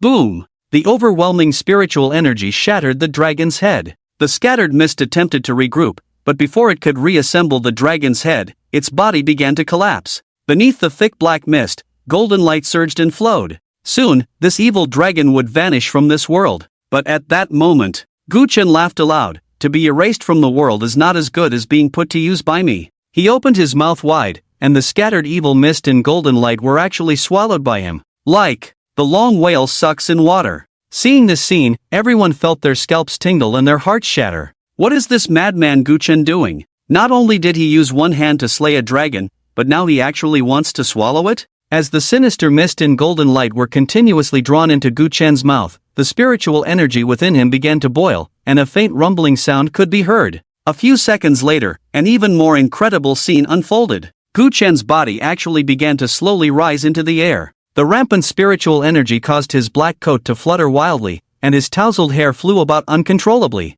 At this moment, black mist and golden light swirled around Guchen. He seemed like a god, yet also like a demon. An immense pressure erupted from his body, overwhelming the entire scene. Thud, thud, thud. No one at the scene could withstand such terrifying pressure. Hundreds of people from the 4 great families all uncontrollably knelt on the ground. Their eyes were filled with fear. My God, what are they doing? Today, they originally intended to use the evil dragon that had been suppressed underground for decades by Guren City to strangle Guchen. Unexpectedly, Guchen turned around and devoured the evil dragon, dramatically increasing his power. If before they faced Guchen as a man, then what is Guchen now? A deity? Or a world-shattering demon? At this moment, not only the hundreds of people from the 4 great families, but even Ning Yushi knelt on the ground. However, compared to the shock and fear of others, she felt more joy and happiness. The young master was already unmatched in strength, and now that his cultivation had advanced further, it was indeed a very gratifying thing. She struggled to lift her head, admiring the young master's demeanor at this moment, a blush faintly appearing on her pretty face. At the same time, Ouyang Haitang was also trying to look at Guchen. This girl in her early 20s had previously overshadowed everyone from the 4 great families with her aura, her beautiful eyes always sparkling with brilliance, and she had wanted to lead the 4 great families of Jiangling to greatness again after strangling Guchen. But now, her eyes were filled with a grey desolation. She knew what this failure meant. It was likely that everyone present today would be ground to dust by Guchen. She suddenly felt a pang of regret. Guchen had clearly given them a way out. Why couldn't they just live well? Why provoke this man? Was it all for that unrealistic dream of the families? Their lives were already more comfortable than most people in Jiangling. Why be so greedy? Memories of not long ago flooded her mind. The scene of her grandfather Ouyang Wentian committing suicide at the gates of Jiangling. At that time, her grandfather had told her not to seek revenge, just to live well. If there really is a hell in this world, what kind of expression would her grandfather have when he saw all the Ouyang family members lining up to report in hell? What kind of gaze would he cast upon her? With this thought, Ouyang Haitang felt her scalp tingle. A fear as thick as ink wrapped around her. No! There is still a chance. Ouyang Haitang, cannot fall here. As long as there is a glimmer of hope, I will seize it. She glanced again at Guchen, who was floating in midair, his eyes tightly closed as he continued to absorb the sinister mist and golden light. She steeled her heart, the energy within her surging. Braving the terrifying pressure, she stood up. Although blood trickled from the corner of her mouth, she persisted. She staggered back a few steps, and the surrounding pressure suddenly lessened significantly. No longer hesitating, she silently rushed towards the nearby unfinished house. Before long, she saw Master Lu, covered in blood. As the evil dragon crumbled to dust, Master Lu, connected to its heart vein, also suffered a heavy blow, his once sky-reaching cultivation reduced to nothing. If he hadn't acted quickly to sever all ties with the evil dragon at the last moment, he would have likely exploded into a mist of blood by now. Master Lu, are you alright? Ouyang Haitang asked softly. Master Lu was struggling to feel around his robe, and upon seeing Ouyang Haitang approach, he sighed in relief and said with difficulty, Miss Haitang, there's a porcelain bottle in the inner pocket of my robe containing 3 pills. You must feed them to me, they can save my life. Ouyang Haitang bent down, her delicate hand reaching into Master Lu's robe, and soon enough, she indeed pulled out a porcelain bottle. She opened the bottle and poured out the pills, asking, is this it? Master Lu swallowed hard, yes. Thank you, Miss Haitang. However, before he could finish his sentence, Ouyang Haitang leisurely placed the pills back into the porcelain bottle and capped it. Master Lu was taken aback. Miss Haitang, what are you doing? Ouyang Haitang tucked the bottle into her bosom. Master Lu, you are already a dying man. Taking these pills would be a waste. It's better to keep them for myself. How is that possible? Master Lu exclaimed, agitated. These pills were painstakingly refined by me. As long as I have a breath left, they can save my life. Ouyang Haitang replied, it's a pity that Ning Yushi has already discovered you. Even if these pills could save you, do you really think you can escape from Guchen's grasp? Master Lu finally understood what Ouyang Haitang meant. You're afraid that if I live, I'll sell you and your 4 great families out? Don't worry, after I take the pills, I'll escape at the first opportunity. Guchen is busy absorbing that evil dragon and won't have time to chase me. Ouyang Haitang narrowed her beautiful eyes, but if you run away, who will take the blame for us 4 great families? Moreover, you're so severely injured, can you really escape? If Guchen captures you alive, our 4 families would truly have nowhere to bury our dead. She didn't say the last sentence, but Master Lu understood everything, and he couldn't help but explode in anger. Damn it, you little bitch, how can you be so vicious at such a young age? If you want me dead, then let's die together. He cursed weakly, suddenly summoning all his strength to shout, Gu. A jade hand swiftly covered his mouth, silencing all his words. In the darkness, the sound of a sword being drawn echoed. Ouyang Haitang struck with her sword, directly severing Master Lu's head. Taking a deep breath, she held the head and walked out of the unfinished house. At this moment, Guchen was nearing the end of his absorption of the evil dragon, and the overwhelming pressure in the air had lessened considerably. However, everyone from the 4 great families remained kneeling on the ground, paralyzed by fear, not daring to stand, even breathing cautiously. Only Ning Yushi stood up from the ground. But just as she did, she heard footsteps behind her and the sound of blood dripping onto the ground. She turned around sharply and saw a graceful figure in the darkness, holding a head, walking towards her. When she recognized the face of the head, her brows furrowed slightly, and after a moment, she said, Ouyang Haitang, you do have some courage. At this time, you actually went to kill this person to silence him. But do you really think that by killing him, you and the hundreds of people from the 4 great families present can remain safe? Ouyang Haitang replied softly, I don't know what Miss Ning is talking about. This person controlled the evil dragon and intended harm against young Master Gu. I just want to slay him to avenge young Master Gu. My loyalty to young Master Gu, Ouyang Haitang, can be witnessed by the sun and moon. Otherwise, I could have completely chosen not to tell young Master Gu that I found evidence of the 4 great families exterminating the Gu family back in the day. Ning Yushi said, You claim you were besieged by several great families, yet it seems you have no fatal injuries. Young Master came to the construction site to check the evidence in your hands, and just then, Master Lu appeared, controlling an evil dragon that wanted young Master's life. Ouyang Haitang, don't you think this is too coincidental? Ouyang Haitang said in panic, Miss Ning, I think you misunderstand. After you all went from Jiangling to Jingchuan, strange things began to happen at the construction site. Not only did the night shift workers often hear bizarre sounds, but some workers also fell to their deaths from heights. At first, I didn't pay much attention, until a few days ago when Master Lu passed by the site and said that there were evil spirits buried underground by the Gu family, and that rituals were needed for safety. He even asked me for a large sum of money. I don't believe in these supernatural things, but I couldn't withstand the workers' growing fears. I was worried it would delay the construction of the Gu family's old residence, so I gave Master Lu some money and agreed to let him perform rituals at the site. In fact, whether or not he exorcised the evil wasn't important. The main thing was to reassure the workers. After all, many lives had been lost on this land of the Gu family. She paused, still feeling a lingering fear, and continued, I never expected that there would be such a shocking evil object buried underground by the Gu family, nor did I expect that Master Lu would actually control this evil object and target young Master. Ning Yushi said, if what you say is true, then why did you go and kill Master Lu? Don't you think you're being a bit too obvious in your attempts to cover it up? It wasn't me who killed Master Lu. Ouyang Haitang clenched the hem of her skirt. I was afraid Master Lu would escape, so I thought to bring him back, but when I got there, he was already covered in blood, dead. I was really furious. This person not only had the audacity to harm young Master, but now he's dead, leaving us 4 great families with no way to defend ourselves. So, even after he died, you couldn't contain your anger and severed his head? A faint voice spoke up. It wasn't Ning Yushi, but Gu Chen. Ouyang Haitang looked up abruptly to see Gu Chen stepping through the void, coming down towards her step by step. There was no path in the void, yet where he stepped, it seemed as if a path was created out of thin air. An indescribable fear rose in Ouyang Haitang's heart. She had just spoken confidently in front of Ning Yushi, but facing Gu Chen, she felt as if she had lost all her courage in an instant. So much so that the words she had prepared in her heart could not be uttered.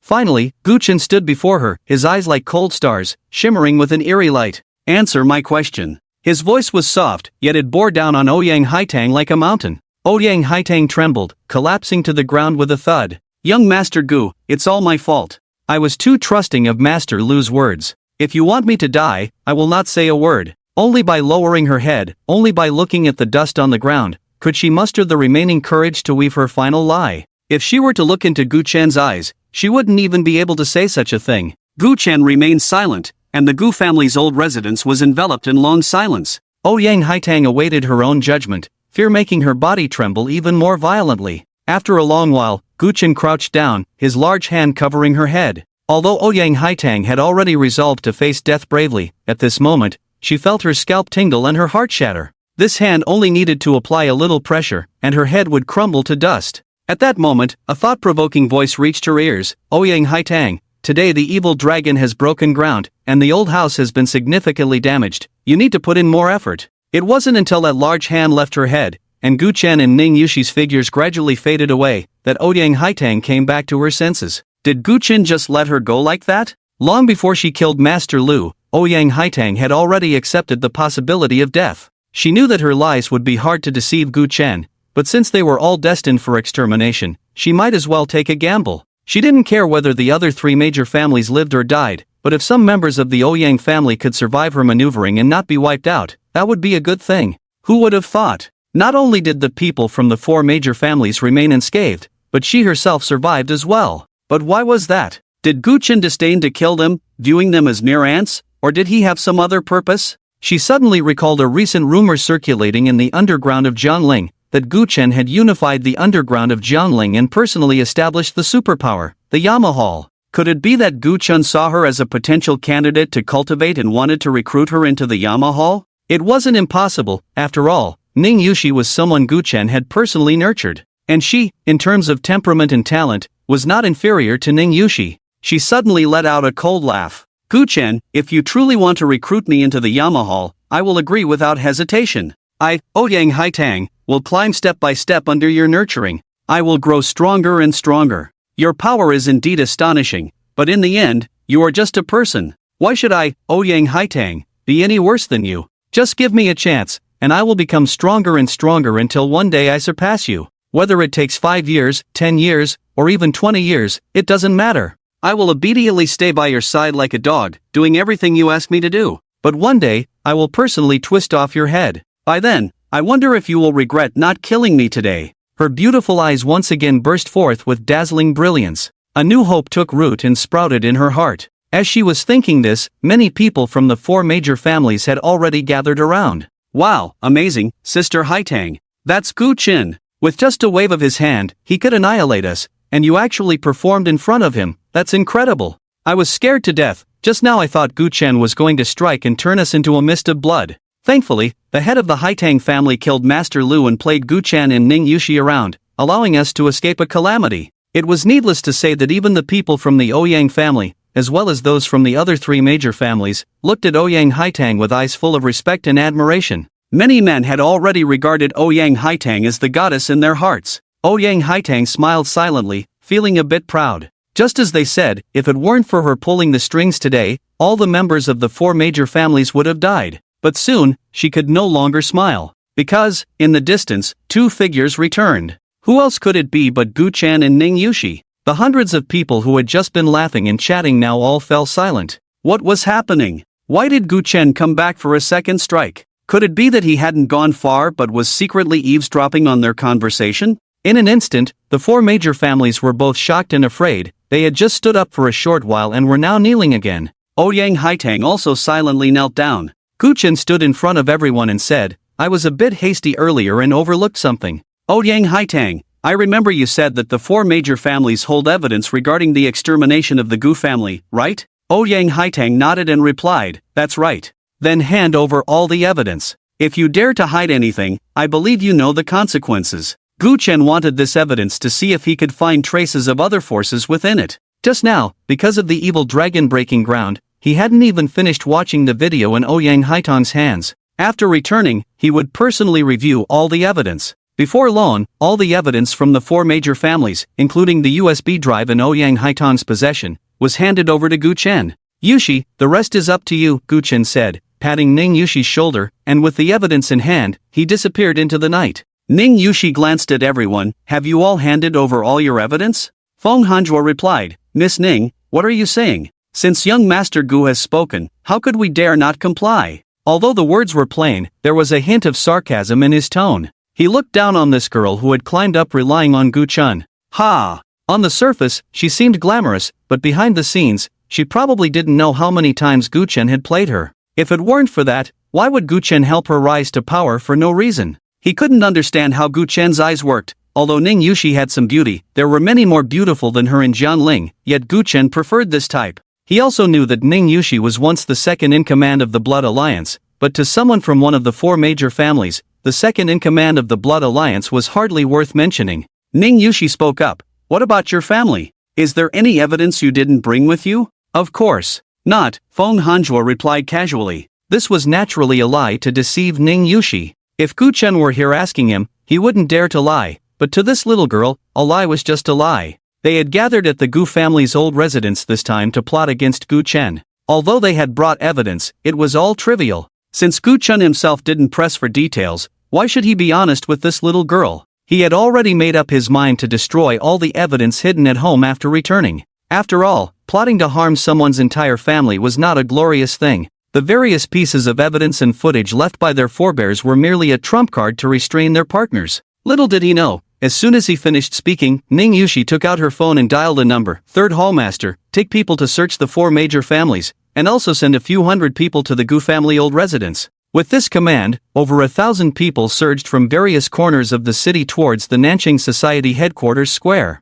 This used to be the headquarters of the Nanqing Society, and now, it had naturally become the headquarters of the Yama Hall. Under the arrangement of the 3rd Hall Master, more than 1,000 people were divided into 5 groups, with 4 groups heading towards the residences of the 4 major families, and 1 group rushing towards the Gu family old residence. Passers-by were frightened and hurried to the side. Wasn't it said that the underground forces in Jiangling were unified by the Yama Hall? Where did these people come from? Is there a possibility that these people are from the Yama Hall? Sigh, the underground force established by that demon Guchen can't be anything good. With such a big show, they must be going to kill and set fire again. Let's wait for tomorrow's news and see which unlucky person has caught Gu Chen's attention. At the Gu family old residence, Ning Yushi put down her phone and looked at everyone. You all heard that I've sent people from the Yama Hall to search your 4 major family residences. Now, I'm giving you a chance to tell me where else in your homes you are hiding evidence related to the Gu family massacre. If you honestly confess now, everything can still be discussed. If you deliberately conceal it and my people find out, you will die. Upon hearing this, the 3 major families, who had just been silent, awkwardly approached, claiming that some evidence was too important to carry on them, so they had left it at home, and they informed Ning Yushi of the places where the evidence was hidden. Although they believed the places they had hidden were very safe and concealed, at this moment, who would dare to gamble? Having just returned from the gates of hell, they were now even more afraid of death. Only Feng Hanjua remained silent, his face looking very grim. He had forgotten that this girl, Ning Yushi, had already become the lord of the underworld with Gu Chen's support. What should he do now? He had just firmly stated that there was no evidence, and now he was going to find Ning Yushi. How could he face her? After pondering for a moment, he had a sudden idea and called over a younger member of the Feng family, whispering, I'll tell you where the Feng family has hidden the evidence, you pass it on to that girl. Before long, the younger member came over and relayed the locations of the hidden evidence to Ning Yushi.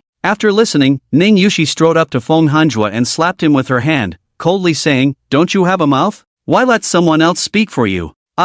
Before he could finish, Ning Yushi slapped him again. Did you not just say that there was no evidence in the Feng family mansion? Feng Hanjua was furious. You little girl, dare to hit me? I am the current head of the Feng family. Smack! Ning Yushi slapped him again. Is being the head of the Feng family so impressive? I'm working for the young master, and you dare to lie to me? Hitting you is already too lenient. Feng Hanjua could no longer tolerate it. When had he ever been hit by a woman? Especially by a little girl in her 20s whom he looked down upon, who had slapped him 3 times. You little bitch who only knows how to sell your body, relying on your connections. If you have the guts, come at me one-on-one. I could crush you with one hand. You're right, but you can go die, Ning Yushi said, and with that, she struck down with a powerful palm towards Feng Hanjua. Feng Hanjua laughed menacingly. Anyway, a seductive little whore like you wouldn't care if Gu Chen died. At worst, I can pick 10 more young and beautiful girls from the Feng family to send to him. Boom! He threw a punch infused with the might of a 7-star master, clashing against Ning Yushi's jade-like palm.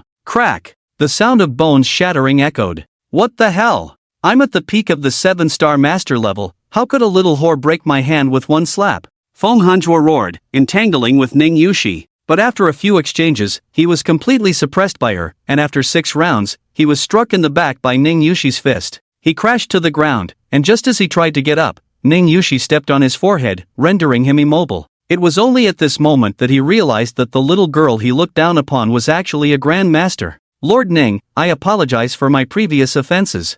Feng Hanjua, concede. Please, Ning. Put. Before he could finish his sentence, a delicate dagger flashed coldly and sliced open his throat. Blood gushed out wildly. Feng Hanjua struggled weakly on the ground for a few moments before finally falling silent. Everyone was dumbfounded. No one had expected that Feng Hanjua, a peak 7-star master, would be defeated so quickly. Even more unexpected was how ruthless Ning Yushi's strike had been. When it came to killing, she didn't even blink, showing no hesitation whatsoever. How many people had she killed to become this way? She was only in her 20s, right? It turned out that the one who had always been by Gu Chen's side was not a mere vase, but a female demon? Ouyang Haitang looked at Feng Hanjua with an expressionless face, secretly laughing in her heart. What a useless fool. It was just a few slaps, yet you couldn't hold back. Do you really think someone chosen by Gu Chen could be an ordinary person? People like you, if not for being Feng Zhao's son, how could you possibly become the head of the Feng family? If it were me, even if Ning Yushi slapped me 10 times, I wouldn't frown.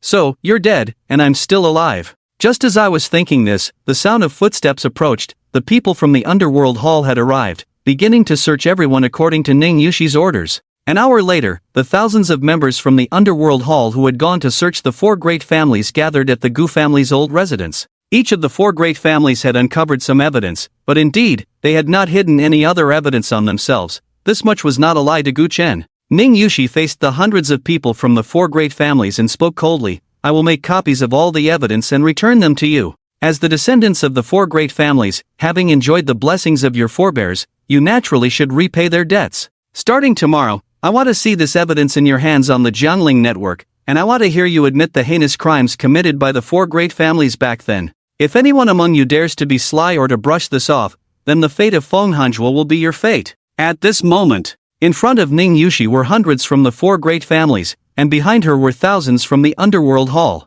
She stood in the middle. A hall master had already revealed his sharpness. Starting from the afternoon of the next day, multiple pieces of evidence related to the Gu family massacre case were exposed on the Jiangling network, and members of the 4 great families successively released videos admitting to the crimes they had committed against the Gu family.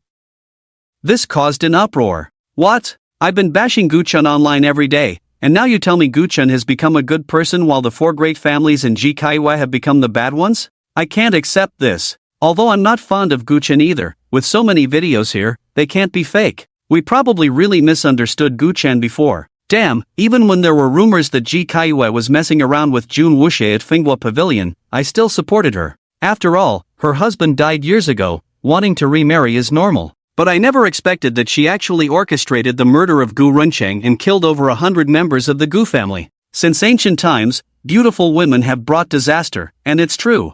I thought Jikaiwa was just stunningly beautiful, but I didn't expect her malice to be so rare in the world. I used to fantasize about playing in the water with Jikaiwa, but now I dare not think about it. Who knows if she would suddenly stab me? This venomous woman is too terrifying. Inside the Yujing mansion, watching the overwhelming criticism of Jikaiwa online, Gu-chan stroked his chin and asked, Ning Yushi, did you make the 4 great families do this? Ning Yushi found a cushion, knelt in front of Gu-chan, and bit her lip. Yes, young master. Indeed. Gu-chan had not given Ning Yushi any similar orders. That night, he only asked her to bring back all the evidence from the 4 great families without missing anything. For the 4 great families to admit their crimes online was entirely Ning Yushi's own idea. She knew the young master never cared about reputation, but she still wanted to do something. She didn't want so many people to call the young master a demon, nor did she want so many people to see him as a murderer who killed his father and exterminated his clan. For 6 years, she had been striving towards this goal, and today she finally achieved it.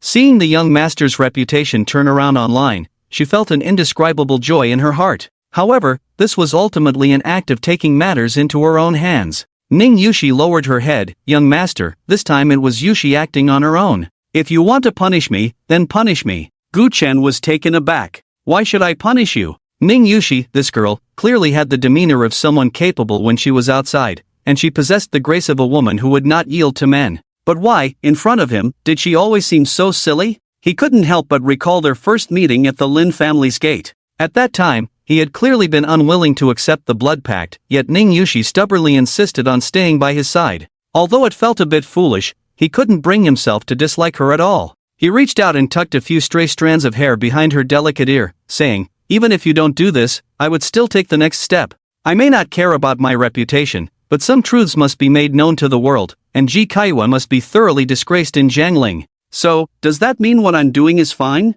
Ning Yushi blinked and asked. Gu-chan gently nodded. A smile unconsciously spread across Ning Yushi's lips as she got up from the ground. Young master, I'm going to cook. I must show off my skills today. After dinner, Ning Yushi went to Ji Tsayue's room. If it weren't for the young master's earlier reminder, she might have forgotten about Jikaiwa. With the current excitement on the Jiangling internet, how could she not let Jikaiwa see it? These past few days, Jikaiwa had been living in a daze, even neglecting her face masks and eating very little, her once vibrant face now showing a weak pallor. Even when Ning Yushi entered the room, she had no reaction. Jikaiwa, you have completely disgraced yourself in Jiangling. I wonder if you regret everything you did back then. As Ning Yushi spoke, she tossed a phone to her. This was Ji Tsayue's phone, which Gu-chan had confiscated earlier and left with Ning Yushi, but she had forgotten to return it. Jikaiwa held the phone, initially reluctant to open it, but she couldn't help but want to see what people in Jiangling were saying about her. After all, things couldn't possibly get worse. The phone had long since run out of battery and shut down. After charging it, as soon as it powered on, several messages popped up. All were from Jun Wubbing. Tsayue, are you okay? I've been preparing over here. The messages were all trivial, revealing no key information. After all, when Gu-chan had entered Ji Tsayue's room, she hadn't immediately hung up the phone, and Jun Wubbing knew he might be discovered, so he had remained cautious. Jikaiwa felt a surge of anger. Preparation? You've been preparing for quite a long time. Previously, he had said it would take at most a week to come for Gu-chan's head, and now it had been so long without a single sight of anyone. But then she felt a bit deflated. Even if Jun Wubbing brought people with him, what would it matter? Wouldn't they still end up as bones beneath Gu Chen's feet? With that thought, she weakly sent a voice message, "You don't need to come. My son has become a dragon among men. No matter how you think about it, there's no way to kill him now. I'm just waiting to die." But soon, a message came back. "Kaiwe, you finally replied to me. I've been somewhat worried about you these days. Rest assured, my father has learned about Gu Chen's great defeat of the Jiangling Marquis and his 3,000 soldiers. We are now at Quantai, and soon, 300,000 troops will set out for Jiangling. Didn't you say that Gu Chen would hold a memorial ceremony? You would be safe until then? Just wait, the 300,000 troops will arrive in Jiangling before the ceremony begins. Stay alive." Ji Kaiwe was taken aback. 300,000 troops? But your father has already retired. How can he mobilize an army to rush from Quantai to Jiangling? You may not know this, but when my father retired, in addition to rewarding him with a fighter jet, they also bestowed upon him a war god token, which allows him to summon his old troops, but it can only be used once. Originally, my father would only use this token in a life or death situation for the Jun family, but Gu Chen has gone too far, killing 3 of the Jun family's sons. This time, my father is determined to turn Gu Chen into ashes, leaving him no chance of survival. After this message was sent out, Jun Wubbing sent another photo. In the photo, there were numerous burly men in uniforms, and just a glance made one's scalp tingle. It was hard to imagine what a terrifying scene it would be if 300,000 soldiers gathered in Jiangling. A wave of wild joy surged from the depths of Ji Tsayue's heart. 300,000 troops. Even if Gu Chen is a dragon among men, how could he possibly contend against a tide of 300,000? It seems that I, Ji Kaiwe, am not destined to perish. She swept away the gloom of the past few days, first deleting all the chat records, then locking the door, and finally sent a voice message to Jun Wubbing. "By the way, there's one more thing I want to trouble you with. Can you help me clarify my relationship with Jun Wuxie?" Last time, she wanted to ask for this favor, but Gu Chen suddenly barged in and interrupted her.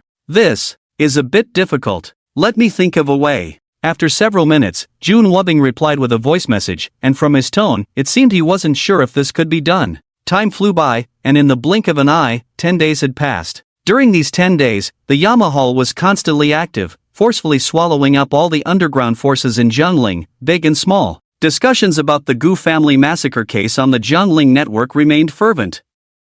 The construction work on the Gu family's old residence continued. In the Yujing mansion, Gu Chen slowly opened his eyes. As soon as he stepped out of his room, he saw Ning Yushi hanging up clothes. "You're back?" "Yeah." Ning Yushi nodded. "Things are almost done. In recent days, there had been too much going on with the Yamahal, and she was overwhelmed, so she simply stayed at the Yamahal headquarters. Since you're back, you should rest well. Why are you washing clothes again?" Gu Chen frowned. "I had a good sleep at the Yamahal headquarters last night." As she spoke, Ning Yushi looked over at Gu Chen. Young master, how come after a few days apart, you? What about me? Clearly, your features haven't changed much, but why do you seem even more handsome than before?" Gu Chen rubbed his chin. Could it be that he had completely digested all the spiritual energy from that evil dragon, causing a slight change in his aura? Indeed. The reason Gu Chen swallowed that evil dragon was because he coveted the vast and pure spiritual energy it possessed. Spiritual energy in the world is thin. If he were to cultivate it purely, he wouldn't know when he would absorb it. For these 10 days, he basically stayed in Yujing Mansion without stepping outside, just digesting this immense spiritual energy, while also gradually dispelling the evil mist he had absorbed within his body. That kind of evil mist could drive a person insane, turning them into a true demon. Gu Chen was not afraid of becoming a demon in the eyes of the world. But, whether to become a god or a demon must be decided by himself. Gu Chen set aside his thoughts and asked, "How is the construction work on the tomb on Maishan going?" Ning Yushi replied, "It has been completed."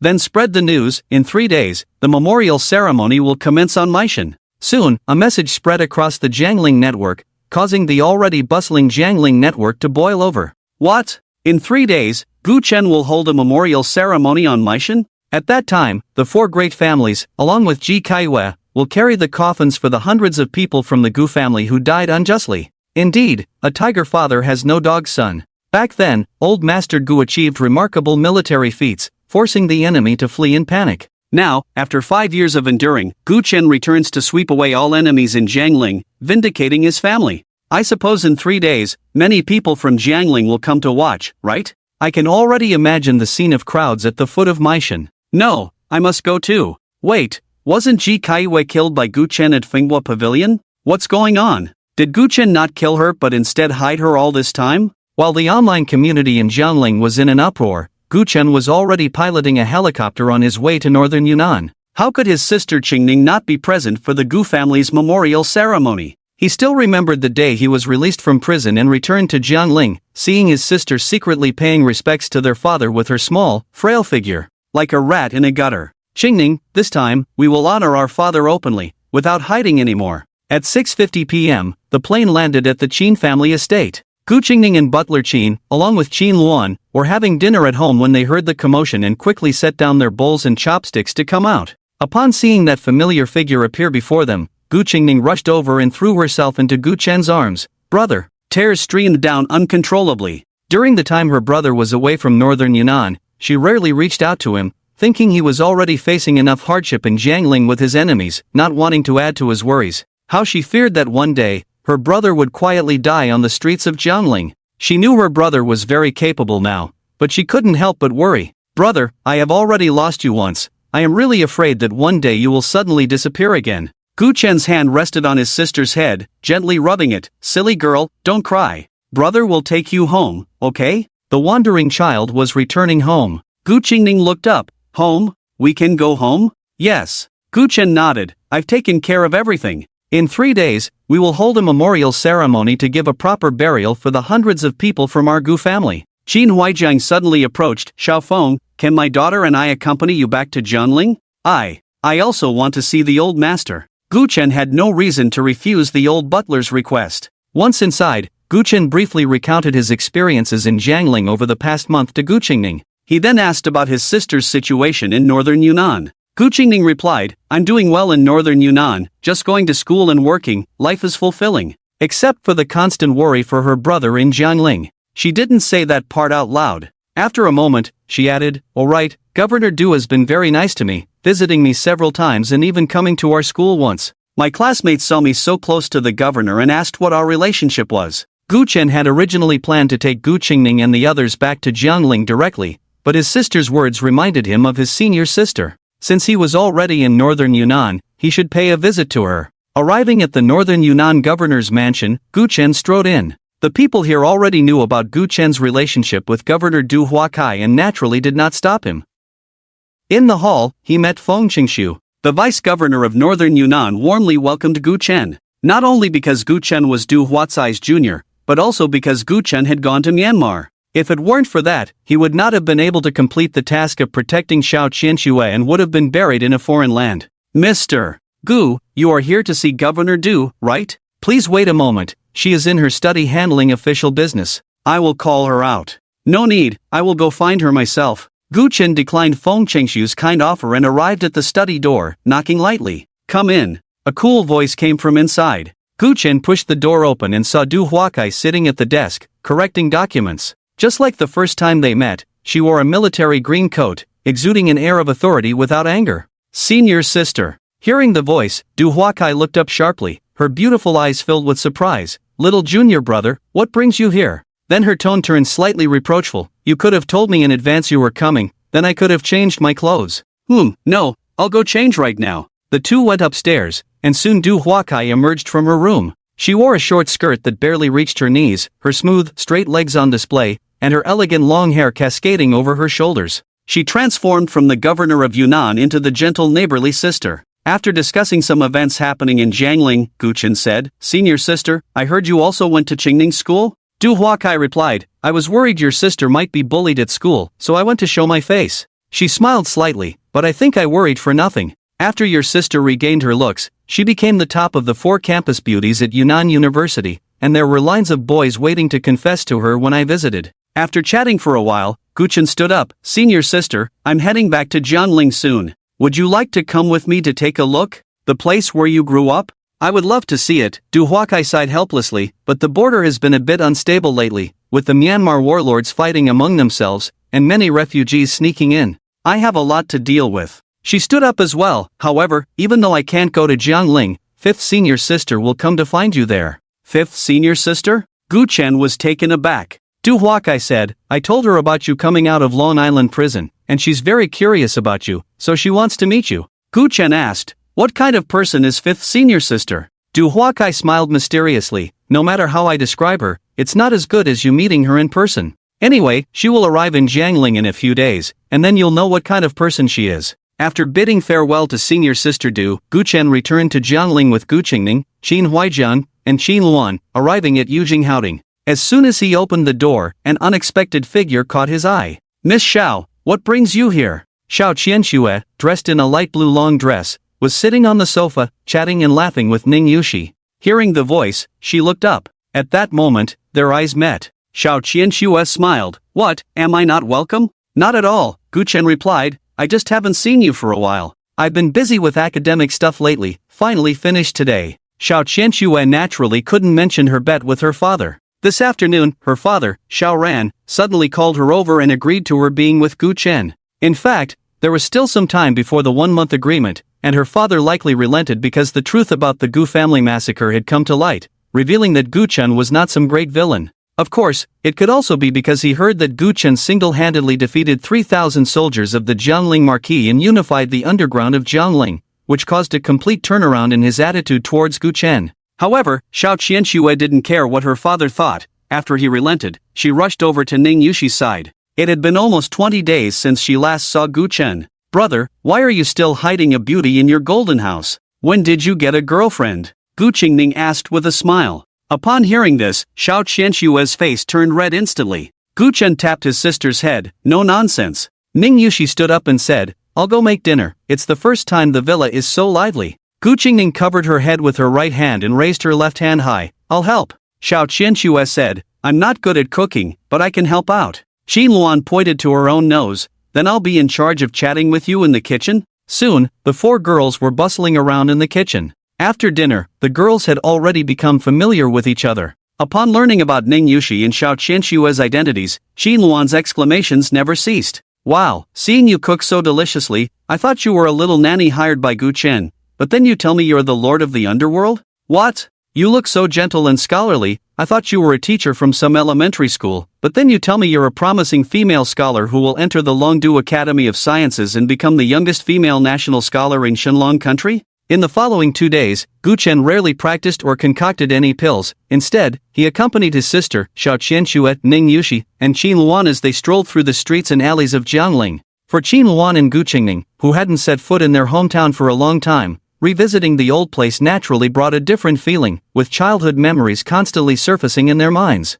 When the Xiao family moved to Jiangling, Xiao Qianxue was studying abroad in Neon and was quite unfamiliar with Jiangling. Every place they visited was new to her. Moreover, she could hear some amusing stories about Gu Chen's childhood from Qingning and Luan, which made her feel very satisfied. While they were out, she often wanted to confess her feelings to Gu Chen, something she had longed to do while trapped in the Xiao family's villa. But when it came time to speak, she became timid, worried about the outcome. Glancing at Gu Chen's handsome face, she finally made up her mind. I'll wait until the memorial ceremony is over. By then, all of Gu Chen's wishes will have been fulfilled, and it will be the perfect time to confess. With this thought, she jogged a few steps to catch up with Gu Qingning. Qingning, what do you have in your hand? Qingning proudly said, it's pink cotton candy. I loved it when I was little, but my dad wouldn't allow it, saying that holding something from a street vendor didn't suit my status, so my brother always secretly bought it for me. I've never tried cotton candy, let me have a bite. Eating cotton candy is quite degrading, you know, you're going to be a future national scholar.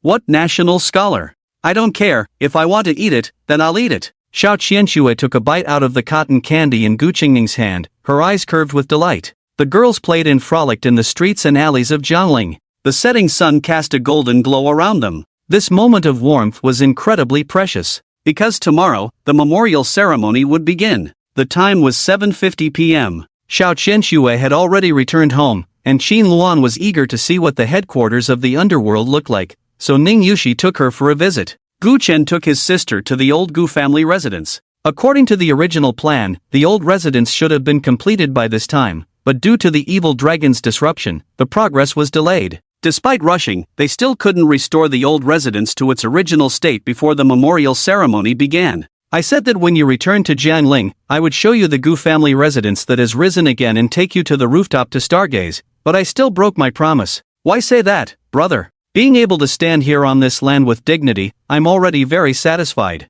Gu Qingning tugged at her brother's sleeve. Come on, let's go stargazing, just like before. Sitting on a rooftop, Guchen glanced at the dark night sky, but tonight, there are no stars. It's fine to daydream for a while. Silly brother, whether there are stars or not doesn't matter. What matters is that you are still by my side. Gu Qingning rested her head on Gu Chen's shoulder. This is nice. There will be plenty of opportunities to see stars in the future. Gu Chen asked, have you been having fun these past 2 days? Yes, Gu Qingning thought for a moment and said, if father saw how capable you are now, he would definitely be very pleased. Father? A tall middle-aged man appeared in Gu Chen's mind. His father, Gu Rencheng, although possessing extraordinary martial skills, was never overbearing and always treated others with great kindness. While he was thinking, his sister's voice came to his ears. Brother, tomorrow's memorial ceremony will go smoothly, right? Now that all the forces in Jiangling had been swept away by him, how could it not go smoothly? It was Ji Kaiyue who concerned him. It seemed she had secretly contacted someone before, wanting to cause him trouble, but that group had not shown up. Were they too afraid to come after he had defeated the 3,000 soldiers of the Jiangling Marquis, or were they secretly preparing something? But it didn't matter. If they dared to come to the memorial ceremony tomorrow, it would just mean a few more people accompanying his father in burial. Don't worry, it will go smoothly, Gu Chen said softly, but he didn't hear his sister's response. Turning his head, he realized Qingning had already fallen asleep on his shoulder. Her breathing was steady, her eyelashes fluttering slightly, and she was still tightly clutching the unfinished cotton candy. The gentle night breeze stirred her hair, and she wrinkled her little nose but did not wake up. It had been many years since he had slept so peacefully. After sitting quietly on the rooftop for a while, Gu Chen stood up, carried his sister on his back, and returned to the Yujing mansion. As soon as he entered, a delicious aroma of food wafted over. Was Ning Yushi back? No. Yushi's cooking was delicious, but it didn't smell like this. Looking up, he saw a figure busy in the kitchen.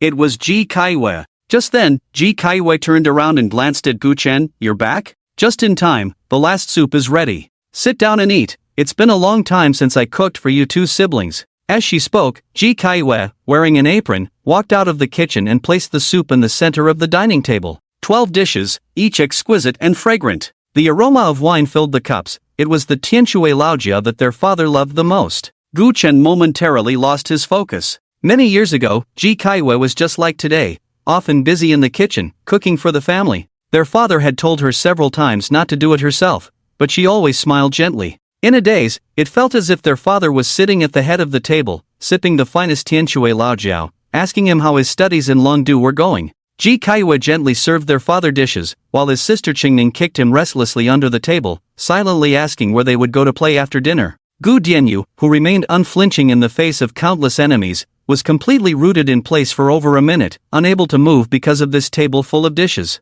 Clatter! Something fell to the ground. Gu Chen looked down to find it was the cotton candy his sister had been holding. His eyes turned red in an instant. Yes, if their father were still here, how would his sister dare to bring cotton candy home so openly? She would have definitely eaten it all secretly at the door. Xiaofeng, why are you standing there? Wake Qingning up, she used to love the dishes I made the most. Smack! Gu Chen's figure flashed and instantly appeared in front of Ji Kaiyue, striking back with a palm, growling, who told you to cook? You! Ji Kaiyue covered her face, her lungs nearly bursting with anger. It was one thing to be hit after a nap, but now, after kindly making a meal for you two siblings, I have to endure slaps as well? Mad dog! This Gu Chen is completely a mad dog.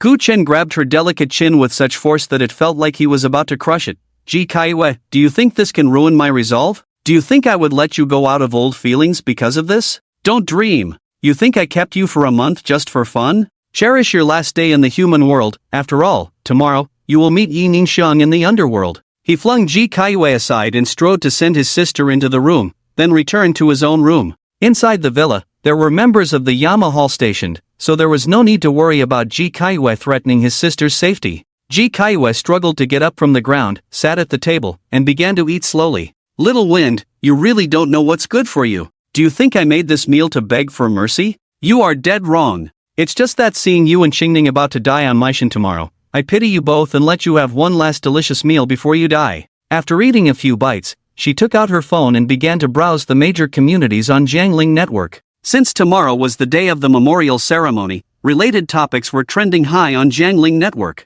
Many people were calling friends to invite them to watch the excitement at the foot of Maishan tomorrow. The topic of scolding Ji Kaiyue for her venomous heart and the topic regarding the Gu family's extermination case were also buzzing with activity. But besides that, there was another topic that was rapidly gaining traction on Jiangling Network. Hashtag Jun Wuxia was injured in his early years and has long lost the abilities a man should have.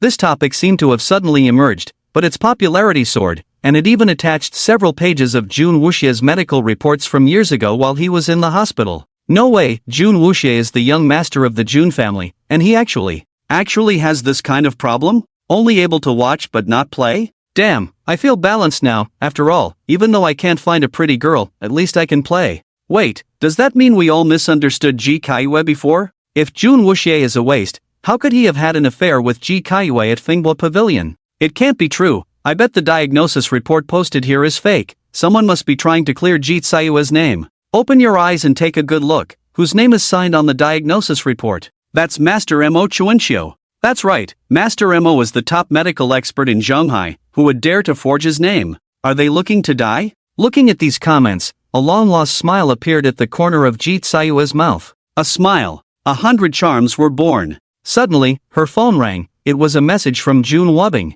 Kaiyue, have you seen the news from Jiangling? Ji Kaiyue calmly put down her chopsticks, locked the door after returning to her room, and then sent a voice message back. I saw it. I didn't expect Jun Wuxia to have such a problem. He never told me before. Of course, how could he tell you about such a thing? Jun Wubbing continued, I also spent a lot of effort to find this out, and I took a huge risk to post it on Jiangling Network. After all, I am just my father's adopted son. If he finds out that I exposed his biological son's disgrace on the internet for the world to laugh at, I would be finished. Ji Kaiyue said, Wubbing, don't worry, everything you have done for me, I remember in my heart. Jun Wubbing was waiting for Ji Kaiyue to say this. In fact, although he was Jun Tiancheng's adopted son, he was already the only son of the other party, and the future of the Jun family would still need him to take on the heavy responsibility. Even if Jun Tiancheng found out about this, he wouldn't do anything to him. Moreover, he had long known that Jun Wuxia had issues in that regard. When Ji Kaiyue had asked for his help before, he pretended to be troubled, and now he informed Ji Kaiyue of the immense pressure he was under, all just to make her understand the considerable price he had paid for this matter. Ji Kaiyue was not a simple woman. If one wanted to grasp her, one had to invest thought and effort. Let me tell you about tomorrow. Jun Wubbing suppressed his thoughts and sent a voice message. The two chatted for over 10 minutes when suddenly, they heard Qin Luan's voice calling out, Xingning, Xingning. Ji Kaiyue deleted all the chat records before getting up and stepping out of the room. Just in time, she saw Gu Qingning coming out of her room. Xingning, Ji Kaiyue spoke. Gu Qingning bit her lip and silently went downstairs. What's wrong, Alyuan? Qin Luan took out her phone, her eyes sparkling. We took so many photos while wandering around Jiangling these past few days. Hurry and help me pick out which ones look good. I want to post them on my moments. I told my colleagues I was from Jiangling, and they didn't believe me. This time, let them see for themselves. The two sat on the sofa, carefully selecting photos. Ji Kaiyue stood at the entrance on the second floor, gazing at the photos of Gu Qingning, who was either laughing or playing around, murmuring to herself. Qingning, you really are rebellious. It's been 2 or 3 days since you saw your mother, and you haven't even called me mother or said hello? It seems you've been quite happy these past few days. I haven't seen you this relaxed since your father passed away. It's a pity that this will be the last joy of your life. If you had stayed in Dianbei, you might have continued to survive. But you chose to return to Jiangling with your brother. It's hard for your mother too. The barrage of fire will tear your brother to pieces, and you, I'm afraid, will have to follow him to the underworld. After glancing at Gu Qingning again, Ji Kaiyue silently returned to her room and locked the door again. Without turning on the light, she found paper and pen, went to the window, and began to write by the bright moonlight. After finishing, she carefully folded the paper and tucked it into her bosom. She looked out the window once more. The night was already deep. Gu Chen lay on his bed, the meal Ji Kaiyue had prepared evoking many memories. Past events flickered through his mind like a movie. His eyelids grew heavier, and he slowly closed his eyes. When he opened them again, he found himself standing before a magnificent palace. Where was this? Gu Chen was filled with suspicion as he pushed open the slightly ajar door and stepped inside. The luxurious ceiling was embedded with countless luminous pearls, illuminating the palace with a brilliant glow. In the center stood a magnificent coffin, intricately carved with dragons and phoenixes, lifelike in detail. Suddenly, a delicate voice rang out, "Who are you, daring to intrude here?" Gu Chen looked up to see a figure standing not far from him. The woman wore a bright red gown, her long black hair cascading down to her waist. As she walked towards Gu Chen, the hair ornaments hidden within her tresses swayed gently, exuding an indescribable grace. On her snow-white neck was a face so breathtakingly beautiful it could take one's breath away.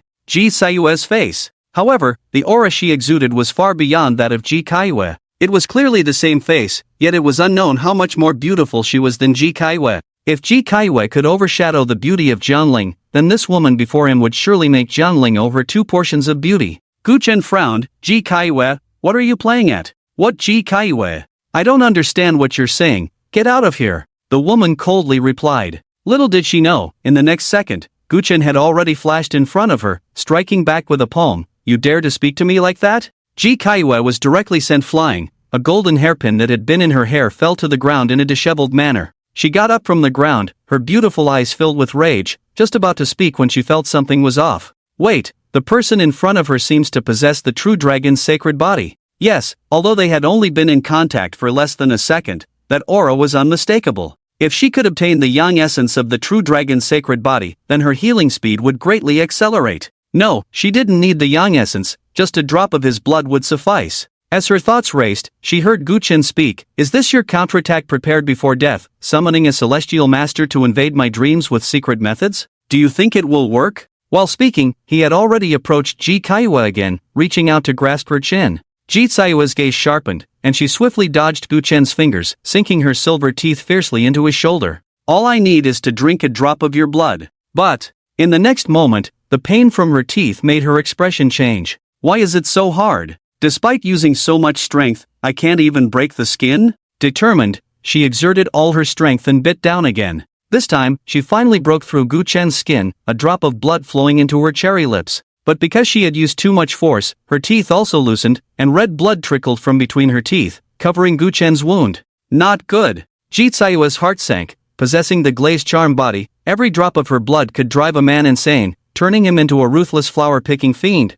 But here, there was only her delicate flower. In a panic, she turned and transformed into a streak of light, rushing towards the coffin. The red dress fluttered. The hair swayed. It was only when the coffin lid closed that she let out a sigh of relief. That was close. But in the next moment, a large hand had already grasped her delicate neck. You are not Ji Kaiyue. No matter how mad she is, she wouldn't bite my shoulder. Who are you? Why do you have the same face as her? At that moment, Ji Kaiyue was terrified, her face losing color. What the hell? When did this guy get inside the coffin? Just as she was thinking, the coffin lid suddenly moved, sealing off the last bit of light. Inside the cramped coffin, not a glimmer of brightness could be seen. Inside the coffin, a faint scent of pine and chrysanthemum wafted. 2 breaths intertwined. Gu Chen's originally clear eyes began to be filled with various auras. Violent, crazy, dangerous. Ji Sayue's delicate body trembled, and in her panic, she suddenly had a flash of inspiration. Yes, you are right, I am Ji Kaiyue. I summoned a celestial master to invade your dreams with secret methods. Are you sure you want to treat me this way? She could sense Gu Chen's hatred towards Ji Kaiyue. She thought that saying this might make him a bit clearer. Sure enough, a hint of clarity returned to Gu Chen's eyes. But before she could breathe a sigh of relief, a large hand covered her thick, dark hair. What method did you use to confuse my thoughts so much? Do you want me to make a mistake? Ji Kaiyue, I originally intended to end your life on Maishan, but it seems you no longer need to go to Maishan. A dangerous aura set off alarm bells in Ji Sayue's heart. She had impersonated Ji Kaiyue to help Gu Chen regain his sanity, but who knew he actually wanted her dead? Crazy. Wait, I'm lying to you, I'm not Ji Kaiyue, you have no reason to kill me. Let me tell you why I have the same face as Ji Kaiyue. The pressure on her head suddenly lessened, but Ji Kaiyue dared not relax for a moment, her mind racing. Damn, how did I end up with the same face as Ji Kaiyue? Who exactly is Ji Kaiyue? What excuse can I come up with to deceive the man in front of me? Before she could think of a reason, an even more dangerous aura erupted from within the coffin. Not good. She focused her gaze and saw that Gu Chen's eyes were gradually consumed by madness. Ji Kaiyue felt panic in her heart, yet her entire being radiated an overwhelming presence as she sternly declared, You dare. This body is the epitome of countless worldly honors. If you dare to desecrate it, I will ensure you are torn to pieces, from the highest heavens to the depths of the underworld. At that moment, her aura overshadowed countless women in the world. On her stunningly beautiful face, there was a solemnity that suggested that even the slightest touch would be a grave sin. But in the next second, her expression changed, and she exclaimed in a fluster, Bastard, you're squeezing my hand too hard. Gu Chen suddenly sat up in bed, glancing out the window where the first light of dawn was breaking. The image of the woman who bore the same appearance as Ji Kaiwe flashed in his mind. Was it a dream? But why did it feel so real? Yet if it wasn't a dream, why did it have a surreal quality? And what exactly happened in the end? No matter how he tried to recall, he couldn't remember at all. Suddenly, Gu-chun thought of something, lifted his shirt, and looked at his shoulder. No wounds. No bite marks. Was it truly just a fleeting dream? At 9 in the morning, Ning Yushi hurried back to Yujing Mansion. Young master, everything that needs to be prepared is ready. She had been busy since 5 in the morning, and only now had she found a moment of respite. In fact, over the past 10 days, the Yama Hall had not only absorbed various forces in Jianling but had also accomplished many tasks. For instance, purchasing coffins and various items needed for the memorial ceremony. For example, going to Fenghua Pavilion and digging up all the remains buried there. Not long after she entered, Xiao Qianxue also arrived, but there was another figure following her, Xiao Qianxue's father, Xiao Ran. Miss Xiao, Gu Chen nodded at Xiao Qianxue. When they parted yesterday, Xiao Qianxue had expressed her desire to accompany Gu Chen to Meishan for the memorial. Gu Chen naturally agreed. However, he found it strange that Xiao Ran had come along too. As if sensing Gu Chen's confusion, Xiao Qianxue spoke up, Gu Chen, my father also wants to. Wants to. Xiao Qianxue hesitated to speak, as her father had not been very kind to Gu Chen before. It was Xiao Ran who took over her words. Xiao Feng, since I came to Jianling, I've heard various people recount the legends of your father. A great hero like him is being buried today, and I would like to pay my respects as well. I hope you don't mind. Before Gu Chen could respond, Xingning interjected, what's there to mind? I'm sure your father would be very happy to see so many people come to pay their respects today. As a girl herself, she had sensed Xiao Qianxue's feelings for her brother and thought that her brother was getting older and it was time for him to settle down. Perhaps in the future, Xiao Ran would be her brother's father-in-law. How could they refuse the father-in-law coming to pay respects to his father? Before long, Wen Yan also arrived. Gu Dian Yuan, you're just in time. Gu Chen handed him 2 pills, swallow these. Wen Yan was taken aback for a moment but didn't ask further and popped the pills into his mouth. Instantly, a powerful medicinal force surged through his body, accompanied by a faint rumbling sound. Gu Chen slapped his palm against Wen Yan's chest, and a torrent of spiritual energy surged into him. 2 minutes later, all the medicinal power had been completely absorbed. Feeling the overwhelming energy within him, Wen Yan suddenly opened his eyes, his face filled with joy as he exclaimed, Gu Dianyu, I have broken through. Indeed, just moments ago, he had ascended from the realm of a 2-star Grandmaster to a 3-star Grandmaster, and he had directly reached the mid-stage of a 3-star Grandmaster.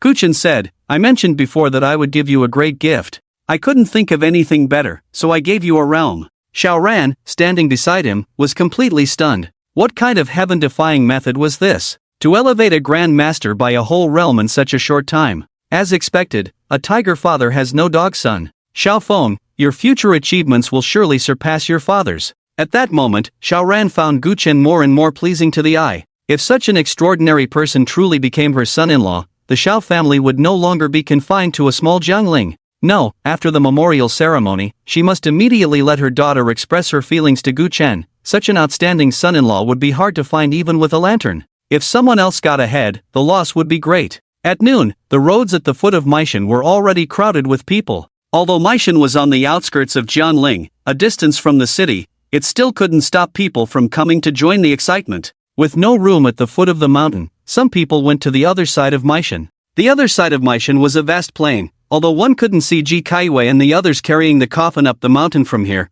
they could at least gaze at the mountain peak and overlook the scene of Gu Chen and the others paying their respects at the summit. Many people had already taken out their phones, zooming in 100 times on the mountain peak, waiting for Gu Chen and the others to arrive. Others had brought binoculars and other professional equipment. At that moment, among the crowd, Wang Hong was fiddling with a large telescope. A man beside him said, Wait, Wang Hong, I can understand watching the excitement, but why the hell did you bring out an astronomical telescope? Isn't that a bit over the top? Wang Hong curled his lip. What do you know? Gu Chen is my brother. Today he is holding a memorial ceremony for his father. How can I not take it seriously? Keep blowing. Wang Hong's colleague, Zhang Wenji, didn't believe it at all. Who is Gu Chen? He single-handedly suppressed the 4 great families of Jianling and knocked out Jun Wuxie with one punch. If you can call him brother, how can you still be working like a mule in the company with me? Wang Hong said, I'm serious. I'm so close to Gu Chen that we talk about everything. Before he went to Fenghua Pavilion, he told me he wanted to kill Ji Kaiwei, and I even had my arm around his shoulder. Really? You had your arm around Gu Chen's shoulder? Didn't he slap you to death? Seeing Wang Hong's serious expression, Zhang Wenji began to doubt. Wang Hong said proudly, I told you, Gu Chen and I are brothers. Why would he slap me to death? If you don't believe me, you can ask my girlfriend if I had my arm around Gu Chen's shoulder, right, Yen Yen? In Yu Yanli's mind, a scene from a month ago at Jiangling Airport flashed back. At that time, Gu Chen had just arrived in Jiangling and indeed had a conversation with Wang Hong. If a pat on Gu Chen's shoulder could be called brotherhood, that's not wrong. However, if Wang Hong had known Gu Chen's identity at that time, he might not have had the courage to pat the other person's shoulder. Just as he was thinking, a sudden roar erupted around them. Thousands of firecrackers shot into the sky, creating a grand spectacle. In the distance, a group of figures was approaching. People looked up and gazed far away. They saw a giant dragon, as black as ink, slowly making its way toward Meishan. In fact, it was not a black dragon at all, but one coffin after another, coming from afar.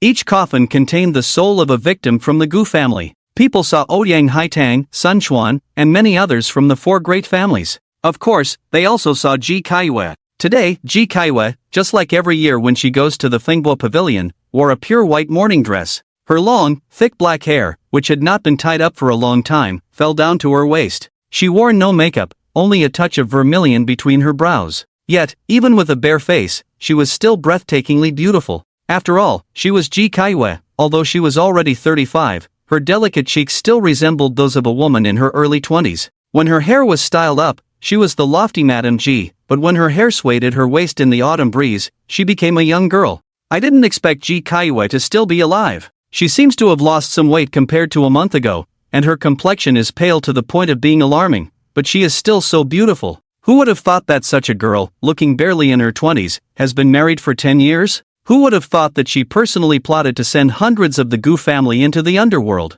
Thud! A dull sound echoed in everyone's ears. Ji Kaiyue fell. Despite having 3 others helping her carry the coffin, the journey from the Yujing mansion to this place still left her utterly exhausted. The former Ji Kaiyue had never done such physical labor. Not to mention, her 2 kidneys had long been taken by Gu Chen, leaving her body much weaker than that of an ordinary woman. Fragrant sweat trickled down her delicate cheeks, sliding down to her snow-white neck. Although, seeing Ji Kaiyue like this makes me feel a bit uncomfortable. She used to be the lofty Madame Ji, but now she is so humble, it's quite pitiful. It is a bit pitiful, such a frail woman carrying such a heavy coffin. Ji Kaiyue struggled to stand up and continued to carry the coffin, but the murmurs of the crowd did not cease. Have you all heard? Jun Wuxie is actually useless, he didn't even have anything to do with Ji Kaiyue. Thinking about it, although Ji Kaiyue is bad, she isn't completely evil. I saw someone online analyzing that Ji Kaiyue's annihilation of the Gu family was entirely forced. Gu Chen had always coveted her beauty and made advances on her, but Gu Rincheng didn't care at all, just let it happen.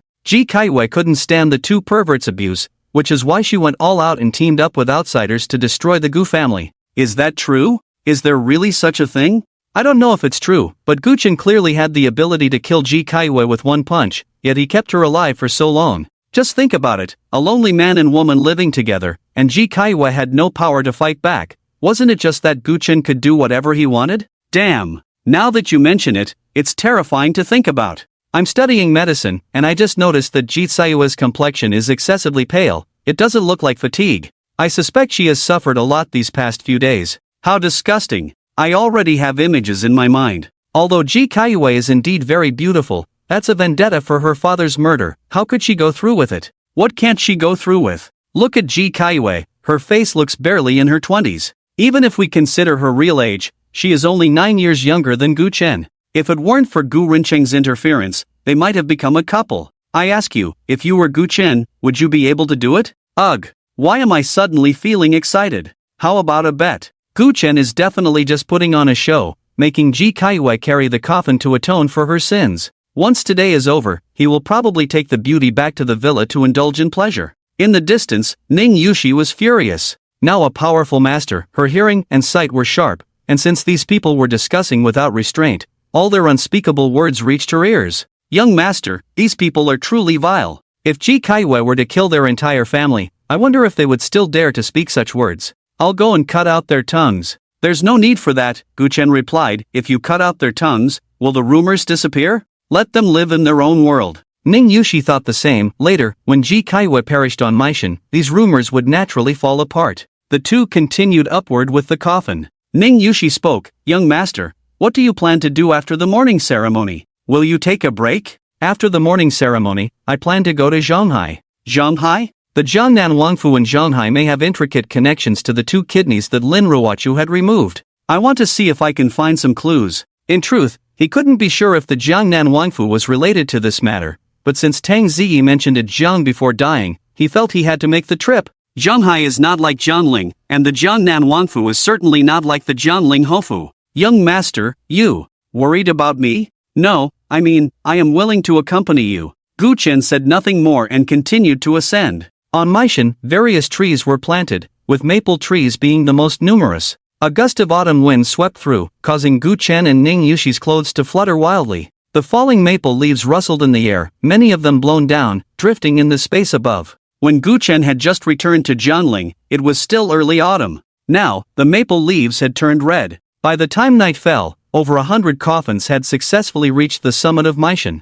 Meishan wasn't particularly high, but Ji Kaiwa was indeed weak, needing to rest after carrying the coffin for a while. Fortunately, they ultimately arrived safely at the mountain peak. Once all the coffins were buried, Gu Chen and his sister Gu Qingning each held 3 incense sticks, placing them before their father's grave. Behind them stood Ning Yushi, Xiao Qianxue, Xiao Ran, Qin Luan, and Qin Huijiang. In addition to these people, there were also Lin Beishan, Wang Xueme, Lin Ruochu, Lin Ruoma, and Lu Xiaotuan's family. Furthermore, Wen Yan also came. He represented not the Xuanyu division, but himself. He mentioned that during his time in the Xuanyu division, he had received care from old Master Gu, and he came specifically to pay his respects. As 6 incense sticks were placed on the main grave, more than a dozen people bowed in tribute. As for Ji Kaiwa and the hundreds from the 4 great families, they could only kneel on the ground, bowing in apology. While everyone was paying their respects, Qin Huijiang stepped aside, preparing to recite the prepared eulogy. At that moment, bang! A bullet shot through the dense thicket, piercing through several figures, aimed at Gu Qingning. In an instant, the bullet was at the back of Gu Qingning's head. With less than a second left, Gu Qingning's head would explode. At the critical moment, a large hand suddenly reached out. The speeding bullet was caught in a palm filled with spiritual energy, silently crushed into powder. "Who is it?" Gu Chen shouted angrily, looking deep into the forest. In response, a series of gunfire erupted. In an instant, the Longshu Kaifeng Ding was grasped in Gu Chen's hand. Clang, clang, clang, clang, clang. Wielding the giant cauldron, he deflected a large number of bullets, and Gu Chen's figure darted forward, charging into the depths of the forest. Ning Yushi also reacted, shouting, "Someone, protect Qingning." Immediately, over 100 members of the Yanluo Hall rushed over, surrounding Gu Qingning, Qin Luan, Lin Ruochu, and others in the center. In the dense forest, the sounds of explosions and screams occasionally echoed. Ning Yushi and Wen Yan, both grandmasters, wanted to help, but fearing unexpected changes, they chose to stay put. Moreover, with Gu Chen's strength, it seemed he didn't need their assistance. At this moment, Ji Kaiwa, kneeling on the ground, let out a cold laugh in her heart. "Has it begun? So, Jun Wubbing, when will you finally appear?" 20 seconds later, a brilliant firework suddenly burst in the sky. Ji Tsayua's gaze sharpened, and she sprang up from the ground, darting out in a single leap. "Ji Kaiwa, where do you think you're running?" Ning Yushi's graceful figure flickered, and although there was some distance between them, she quickly cornered Ji Kaiwa to the edge of the cliff. "Ji Kaiwa, are you a bit too panicked? If you want to escape, you should run down the mountain, not towards a cliff with no way out." As she spoke, her delicate hand reached out to grab Ji Tsayua's collar. But Ji Kaiwa sneered, "Who says there's no way? As long as I want to leave, the ground beneath my feet is a path." With that, she leaned back. "You!" Ning Yushi took a few steps to the edge of the cliff and looked down, never expecting that Ji Kaiwa would choose to jump to her death. Not just her, but the crowd of people at the foot of Meishan also widened their eyes. Damn, Ji Kaiwa jumped off the cliff. I've heard that some people jump from high buildings to commit suicide and end up disfigured. Even if Ji Kaiwa is beautiful, her death will be extremely tragic. Hey, that doctor just now, didn't you say Gu Chen wouldn't kill Ji Kaiwa? Why is she jumping off the cliff? It seems Ji Kaiwa couldn't bear Gu Chen's brutality, so she chose to jump off the cliff. This also shows what kind of inhumane things Gu Chen has done to her. At this moment, Ji Kaiwa naturally couldn't hear the discussions of the people at the foot of the mountain. All she could hear was the roaring wind. Her long hair flew wildly in the air, and her jade legs, hidden beneath the white morning dress, occasionally appeared. She looked at the shocked Ning Yushi and suddenly laughed. "Ning Yushi, weren't you going to catch me? Why don't you jump down with me?" In the next moment, her pupils suddenly constricted, because a figure leaped down from the mountaintop. "Ji Kaiwa, if I don't let you die, what right do you have to die?" Gu Chen's figure. Gu Chen's voice. Ji Kaiwa laughed heartily. "Xiaofeng, you really care for your mother, but unfortunately, this time, I will be safe and sound. As for you, jumping down so recklessly, not only will you fail to catch me, but you'll end up as a pile of meat paste." Boom! Suddenly, a rumbling sound echoed. The people of Jiangling looked up and saw a black dot coming closer from afar, heading towards Meishan. As it got closer, they could see clearly that it was a helicopter. In the blink of an eye, the helicopter appeared beneath Ji Kaiwa. Splash! The cabin door opened, and a large hand reached out directly, grabbing Ji Tsaiwa's collar and pulling her inside. The Ji Kaiwa who was about to become a pile of meat paste was directly pulled into the plane. Everyone's eyes widened. What the hell? This is possible? No way! Ji Kaiwa fell from such a high place, and the people inside the plane actually caught her bare-handed without a scratch. What kind of joke is this? Unbelievable! This is simply against the laws of physics. Newton's coffin board can't hold it down. Catching someone falling from a height with bare hands is no different from seeking death for an ordinary person. But Jun Wubbing was not an ordinary person. He was a grandmaster of the 7 stars and was only half a step away from the extraordinary. As he saved Ji Kaiwa, the helicopter soared straight up, piercing the clouds. This escape plan was proposed by Jun Wubbing. First, a group was ambushed at Meishan to attract Gu Chen's attention, creating a diversion, and when the fireworks bloomed, Ji Kaiwa would jump from the pre-selected spot. If it weren't for this, Ji Kaiwa would have remained by Gu Chen's side. Even if 300,000 troops arrived at Jiangling and launched a full-scale attack on Meishan, killing Gu Chen, it was likely that Gu Chen, before dying, would not let Ji Kaiwa go. Jun Wubbing wanted Ji Kaiwa to survive, so he could only take desperate measures. He could actually lead a group of experts to ambush on Meishan. However, his father, Jun Tanchang, completely disagreed. He only wanted Gu Chen dead, and whether Ji Kaiwa could survive was of no concern to him. He couldn't mobilize the extraordinary masters his father had invited, nor could he gather the army. The people ambushing on Meishan were mercenaries he had hired at great expense. Even he had secretly flown in by helicopter ahead of the main force. Ji Kaiwa stood at the cabin door, looking up at Gu Chen descending from the sky, smiling as she said, "Good son, in the end, you still couldn't kill your mother. You can rest easy, your mother will collect your body at the foot of Meishan." Just now, that leap from the Meishan cliff was her all-in bet. To put it another way, she could only gamble. Staying on Meishan meant a dead end, but jumping down offered a glimmer of hope. And now, she had survived well. Now, she had severed ties with Jun Wuxie, and after Gu Chen's death, with Jun Wubbing's help, she would reshape the order of Jiangling. Although she bore the infamous title of husband killer and clan destroyer, the nightmarish experiences of the past month had already sharpened her mind. The tidal wave of curses. The seemingly endless torment of imprisonment. She had endured a lot, and because of that, she was no longer the Ji Kaiwa of the past. She could now face those insults with composure, and she believed that under her own maneuvering, there would come a day when she could wash away all the stigma on her. The gusting wind violently rushed into the cabin, lifting Ji Tsaiwa's thick, dark hair. On her stunning face was nothing but confidence and composure. She was like a phoenix reborn, gaining a new life. It seemed that a Ji Kaiwa, more charming and powerful than before, was about to return to Jiangling.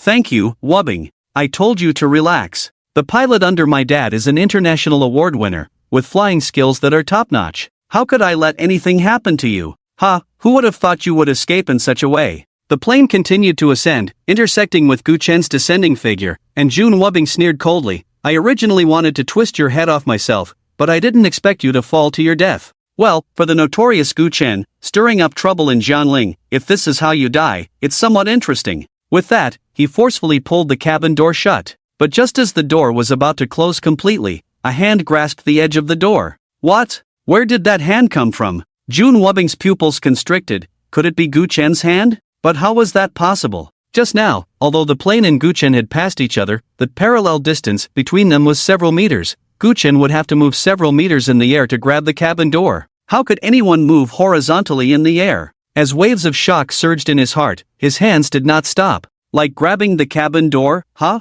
I'll let you grab it. A chilling light emanated from his eyes as his arms bulged, forcefully pulling the door. If the door closed smoothly, it was easy to imagine that the few fingers Gu Chen had on it would be crushed. But the next second, boom! Gu Chun unleashed a thunderous punch, and the metal door was directly blasted open with a large hole. Looking for death. Jun Wubbing's internal energy surged wildly as he snarled, Gu Chen, I could have come to kill you long ago, but my father was too cautious, which is why it has dragged on until today. Well, it's good enough. You've imprisoned Kaiwe for so long. Today, let me personally send you down to the 9 nether yellow springs, and that counts as avenging her. Just you? I've already learned that you can come and go freely among the 3,000 soldiers of Jiangling Marquis without a scratch, simply because you possess a giant cauldron and a treasured sword. But now, it seems you have nothing in your hands. I must say, to reach the peak of the 7-star Grandmaster at the age of 25, you have the right to be proud. Unfortunately, you are not the only genius in this world.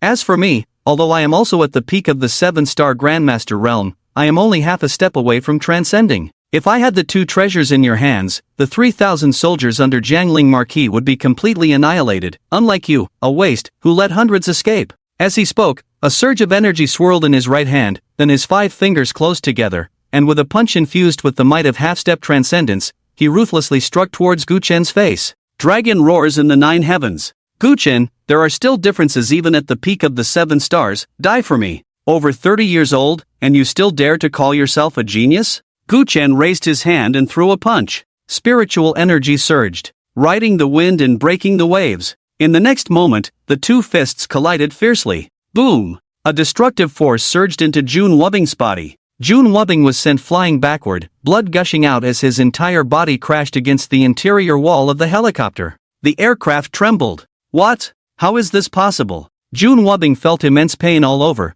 but the storm in his heart could not be suppressed. Gu Chen was currently hanging in mid-air, unable to exert his peak strength. Even if he was also at half-step transcendence, it shouldn't be possible for him to injure himself with a single punch, right? Could it be that this guy, at just 25, has truly entered the ranks of transcendent masters? There are indeed such monsters in Jiangnan, but Gu Chen has only practiced for 5 years. This is 2 against the heavens. But then, a surge of heat rose in his heart. I didn't expect that the difference between half-step transcendence and 1-star transcendence, although only half a realm apart, could be so vast. After I return, I must intensify my training and quickly advance to the transcendent realm. He roared, kill him. Several uniformed soldiers immediately rushed over, forming a line, and opened fire at Gu Chen, who was still hanging outside the cabin. In an instant, a rain of bullets poured down. Gu Chen's mind shifted, and the dragon whisker colorful phoenix cauldron smashed out instantly. Boom! 3 soldiers were directly smashed into meat paste. Before Jun Wubbing could react, Gu Chen's figure had already appeared in front of him. How could you conjure a giant cauldron out of thin air? Jun Wubbing's face was filled with disbelief. But the next second, a piercing scream echoed through the skies. Gu Chen stepped out, crushing his left hand to pieces. What use is it to know how it was conjured? After all, you are about to be a dead man. Just as Gu Chen was about to deliver a fatal punch to Jun Wubbing, a rumbling sound came from the top of Maishan. Gu Chen tightened his grip on Jun Wubbing's throat, half of his body leaning out of the cabin, looking towards the mountaintop, and saw a helicopter landing there. Jun Wubbing's reinforcements have arrived? Gu Chen immediately shouted at the pilot in the cockpit, go to the top of Maishan. The helicopter soared straight up and soon landed at the mountaintop. Gu Chen looked up and saw that more than a dozen members of the Yamahal were already lying in pools of blood. They were not dead, just heavily injured. Meanwhile, Gu Qingning, Lin Ruochu, Wang Xueme, and others had already been captured by 7 men in black. Seeing these people, Jun Wubbing was overjoyed. How did you all get here? These people were the transcendent masters that his father had spent a fortune to invite from elsewhere. One of the men in black said, the war god Tanchang knows you left the troops by helicopter with a few personal guards, and he is quite worried, so he sent us to rush over and assist you. He then looked at Gu Chen. You must be the young master of Jiangling, right? Let's make a deal. You release Jun Xiao, and we will release your relatives and friends. Fine, you let them go first, Gu Chen replied calmly. Do you think you have the right to negotiate with us? The man in black tightened his grip on the long knife, and in an instant, a trickle of blood flowed from Lin Ruoma's neck. Boom! Gu Chen stomped down, directly breaking 2 of Jun Wubbing's fingers, snarling, if you dare to move again, not only will Jun Wubbing die, but none of you, including your families, will survive. At this moment, Gu Chen's eyes were filled with madness. His aura was overwhelming. 7 extraordinary masters, each capable of dominating Jiangling alone, were all intimidated by Gu Chen's presence. Clearly, they held 7 hostages, while Gu Chen had only Jun Wubbing, yet this guy dared to be so arrogant? Could it be that this guy was truly stronger than them? Remembering the rumors about Gu Chen, several extraordinary masters felt a chill run down their spines. If this guy was indeed stronger than them, provoking him could lead to their annihilation. The Jianling Marquis Mansion was the best example. I assume you are not the death warriors raised by Jun Tiancheng. Since your task is merely to ensure Jun Wubbing's safety, I will provide you with a safe Jun Wubbing. Now, put down your hostages. I hope you know what's good for you. As the saying goes, a person's name carries weight. Several extraordinary masters had also heard that Gu Chen had released Yiningshan before battling the Jiangling Marquis. If Gu Chen truly went mad and killed Jun Wubbing, even if they could kill Gu Chen, they would likely still face the wrath of the war god Tiancheng. After some deliberation, they made up their minds, releasing their hostages and retreating 100 meters. Gu Chen, it's your turn to keep your promise. Gu Chen waved his hand, directly tossing Jun Wubbing into the crowd. The crowd no longer hesitated and turned to rush down the mountain. At that moment, the ground suddenly trembled. A deafening roar echoed from afar, tearing at everyone's eardrums. Everyone turned to look, only to see countless cars and armored vehicles rushing toward Meishan like a surging sea. On the armored vehicles, there were also numerous heavily armed soldiers, filling the view to the horizon. What was happening? All the citizens of Jiangling gaped in disbelief at the scene before them. The plains on the side of Meishan had been occupied by a dark mass of troops, and at a glance, it was impossible to tell how many had come. Many were even carrying rocket launchers, and some heavy armored vehicles were equipped with large-caliber artillery. My God, what's going on? Are we going to war? War? No way. The Jiangling Marquis has been killed. How could Jiangling muster the strength to send hundreds of thousands of troops from the Divine Dragon Kingdom to attack? No, even if the Jiangling Marquis were alive, he wouldn't send so many people. At that moment, a voice like thunder exploded in everyone's ears. Gu Chen, when you killed my 3 sons, did you ever anticipate today's situation? Today, I, Jun Tiancheng, lead an army of 300,000 to trample Jiangling. Tell me, how will you survive? The onlooking citizens of Jiangling were all shaken to the core, hardly believing their ears. 300,000 troops. Jun Tiancheng had brought 300,000 troops to Jiangling, all just to kill Gu Chen. Was it really that exaggerated? Was Gu Chen's strength truly so monstrous that it required 300,000 soldiers to ensure victory? Madness. So crazy. Gu Chen stood atop the mountain, gazing far at Jun Tiancheng. Jun Tiancheng, do you also want to follow in your son's footsteps? Arrogant. Jun Tiancheng snarled, I want to see how you survive amidst the rain of cannon fire. He then roared, a tiger's roar and a dragon's chant, open fire. Tonight, I will flatten Meishan. He not only wanted to turn Gu Chen into a mist of blood but also to turn the entire Gu family into ashes. Boom! Instantly, cannons were raised high, their dark muzzles aimed directly at the people on the mountaintop. At that moment, a middle-aged man in splendid attire beside Jun Tiancheng said, Master, your adopted son is still on the mountain. Should we wait for them to retreat before firing? Jun Tiancheng raised an eyebrow, having forgotten about that detail. Just as he was about to speak, his pupils suddenly constricted. Jun Wubbing, why are you still on the mountaintop? Get down here. Indeed. Jun Wubbing, along with 7 extraordinary masters, had returned. Father, it's fine. Just now, I fell into Gu Chen's hands, but he didn't dare to kill me. Now that you lead the army here, he wouldn't dare to do anything to me. Jun Wubbing shouted down the mountain, then his gaze fell on Gu Chen. Gu Chen, I didn't expect to see you again so soon. Gu Chen sneered, I didn't expect you to have the courage to come back. If I didn't have the courage to return with 300,000 troops behind me, then I, Jun Wubbing, might as well die by crashing into a wall. Jun Wubbing shrugged, I was in a hurry earlier and forgot to take Ji Kaiwei with me. Now, hand Kaiwei over to me. Gu Chen clasped his hands behind his back, I only agreed to let you go. I never said I would let Ji Kaiwei go, did I? Jun Wubbing chuckled lightly, Gu Chen, with 300,000 troops at your feet, do you think you still have the right to refuse? How about this, although you only have one way to die today, as long as you let me take Ji Kaiwei, I can promise you that those relatives and friends you care about can all be spared. After putting in so much effort to rescue Ji Kaiwei, Jun Wubbing naturally couldn't give up halfway. He had to take Ji Kaiwei away before his father launched the full-scale attack. As for Gu Chen's relatives, once Gu Chen was dead, it would merely be fish on the chopping block, to be needed at will. With thoughts swirling in his mind, he suddenly flashed forward, reaching for Ji Kaiwei. But in the next second, Gu Chen's figure vanished from his spot, reappearing like a mountain, blocking Ji Kaiwei's path. Jun Wubbing, I don't think I agreed to your request, did I? Ha! Jun Wubbing snarled, Guchen, let me take Ji Kaiwa, and everyone else can live except for you. If you obstruct me, over there is your sister, right? What a beautiful girl. You wouldn't want her flesh to be sliced piece by piece, would you? Boom! Guchen grabbed Jun Wubbing by the throat. Jun Wubbing, you could clearly return to your father alive, but why do you insist on walking the path to death? Ha ha ha ha ha ha. Jun Wubbing laughed loudly. Guchen, what are you pretending for? I'll say it here, if you dare to snap my throat today, not only will your sister be tortured, but everyone related to you, Guchen, along with their relatives and friends, will all die without a burial place.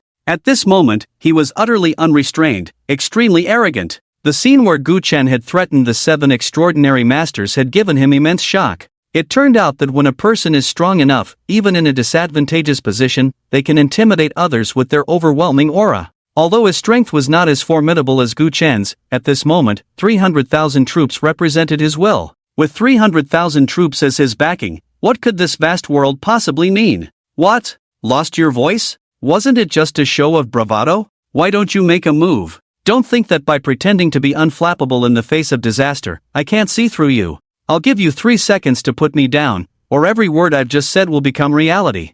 I hope you know better than to test me. 3. Crack. Just as Jun Wubbing began to count down, Guchen suddenly exerted force with his palm, ruthlessly crushing his throat. Feeling the intense pain, Jun Wubbing slowly lowered his head, watching the bright red blood gushing out, his eyes gradually widening in shock. You actually dared to kill me? You! Boom! Guchen struck back with a palm, directly turning Jun Wubbing into a mist of blood. The words left unspoken would never have the chance to be voiced. Jun Wubbing, adopted son of Jun Tiancheng. At 35, he had reached the threshold of the extraordinary, and the 300,000 troops at the foot of Meishan gave him immense confidence. So much so that he became arrogant in front of Guchen, spouting grandiose claims. To rescue Ji Kaiwei, he had spent countless efforts. He even wanted to stay in Jiangling for a while after the battle at Meishan, to reshape the order of Jiangling with Ji Kaiwei. From then on, he would control the power of Jiangling while indulging in the beauty's embrace. But, before the general assault on Meishan had even begun, he had already returned to the underworld.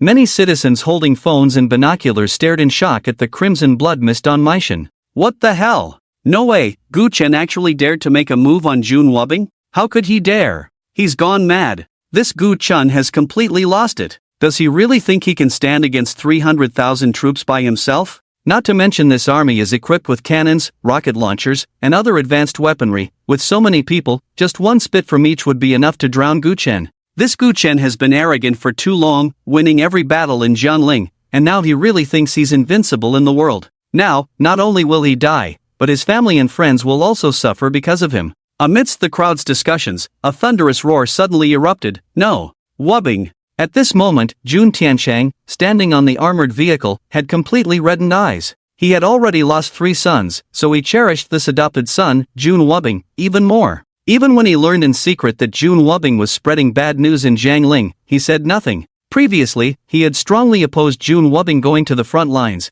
fearing he would die at Guchen's hands. But now, Jun Wubbing was still dead. He had not a single son left. In that moment, he seemed to age a decade in an instant. His voice hoarse, he commanded, capture Guchen's sister and all his friends alive. His eyes fixed on Guchen, as if they could bleed. Guchen, you don't even spare my remaining flesh and blood, you truly deserve to die. Just wait, I will use the wails of your loved ones and the screams of your friends to honor my son's soul. I will make you regret everything you've done.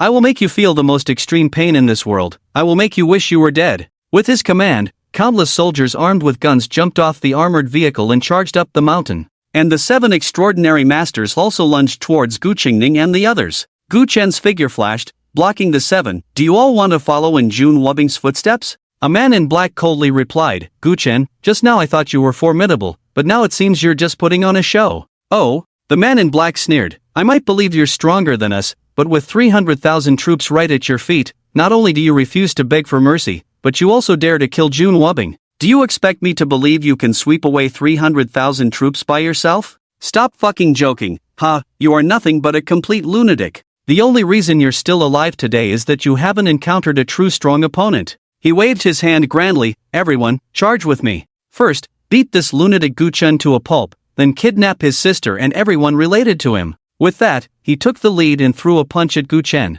Tiger roars and dragon chants. Gu Chen was about to strike when, at that moment, a rumbling sound echoed from the sky. Then came a delicate shout, "As long as I'm here, who dares to touch him?" Everyone looked up and saw a helicopter flying rapidly towards the peak of Maishan. Before the helicopter could land, the cabin door was already opened, and a graceful figure leaped down from over 10 meters in the air, fiercely slapping towards the black-clad man who had just thrown a punch. Boom! The unmanned helicopter crashed down hard, rolling down the edge of Maishan after colliding with it. The sound of explosions was deafening. At the same time, fists and palms collided. The black-clad man was sent flying backward, his right fist shattered by the blow. And that graceful figure had already floated to stand in front of Gu Chen. Though her figure was slender, she wore a bronze mask, and her long white hair billowed in the wind. Gu Chen's expression tightened. The dragon god order hidden in his bosom suddenly felt icy cold. The woman standing before him was his senior sister. Such audacity to interfere in the private matters of the war god Tiancheng. "Who are you?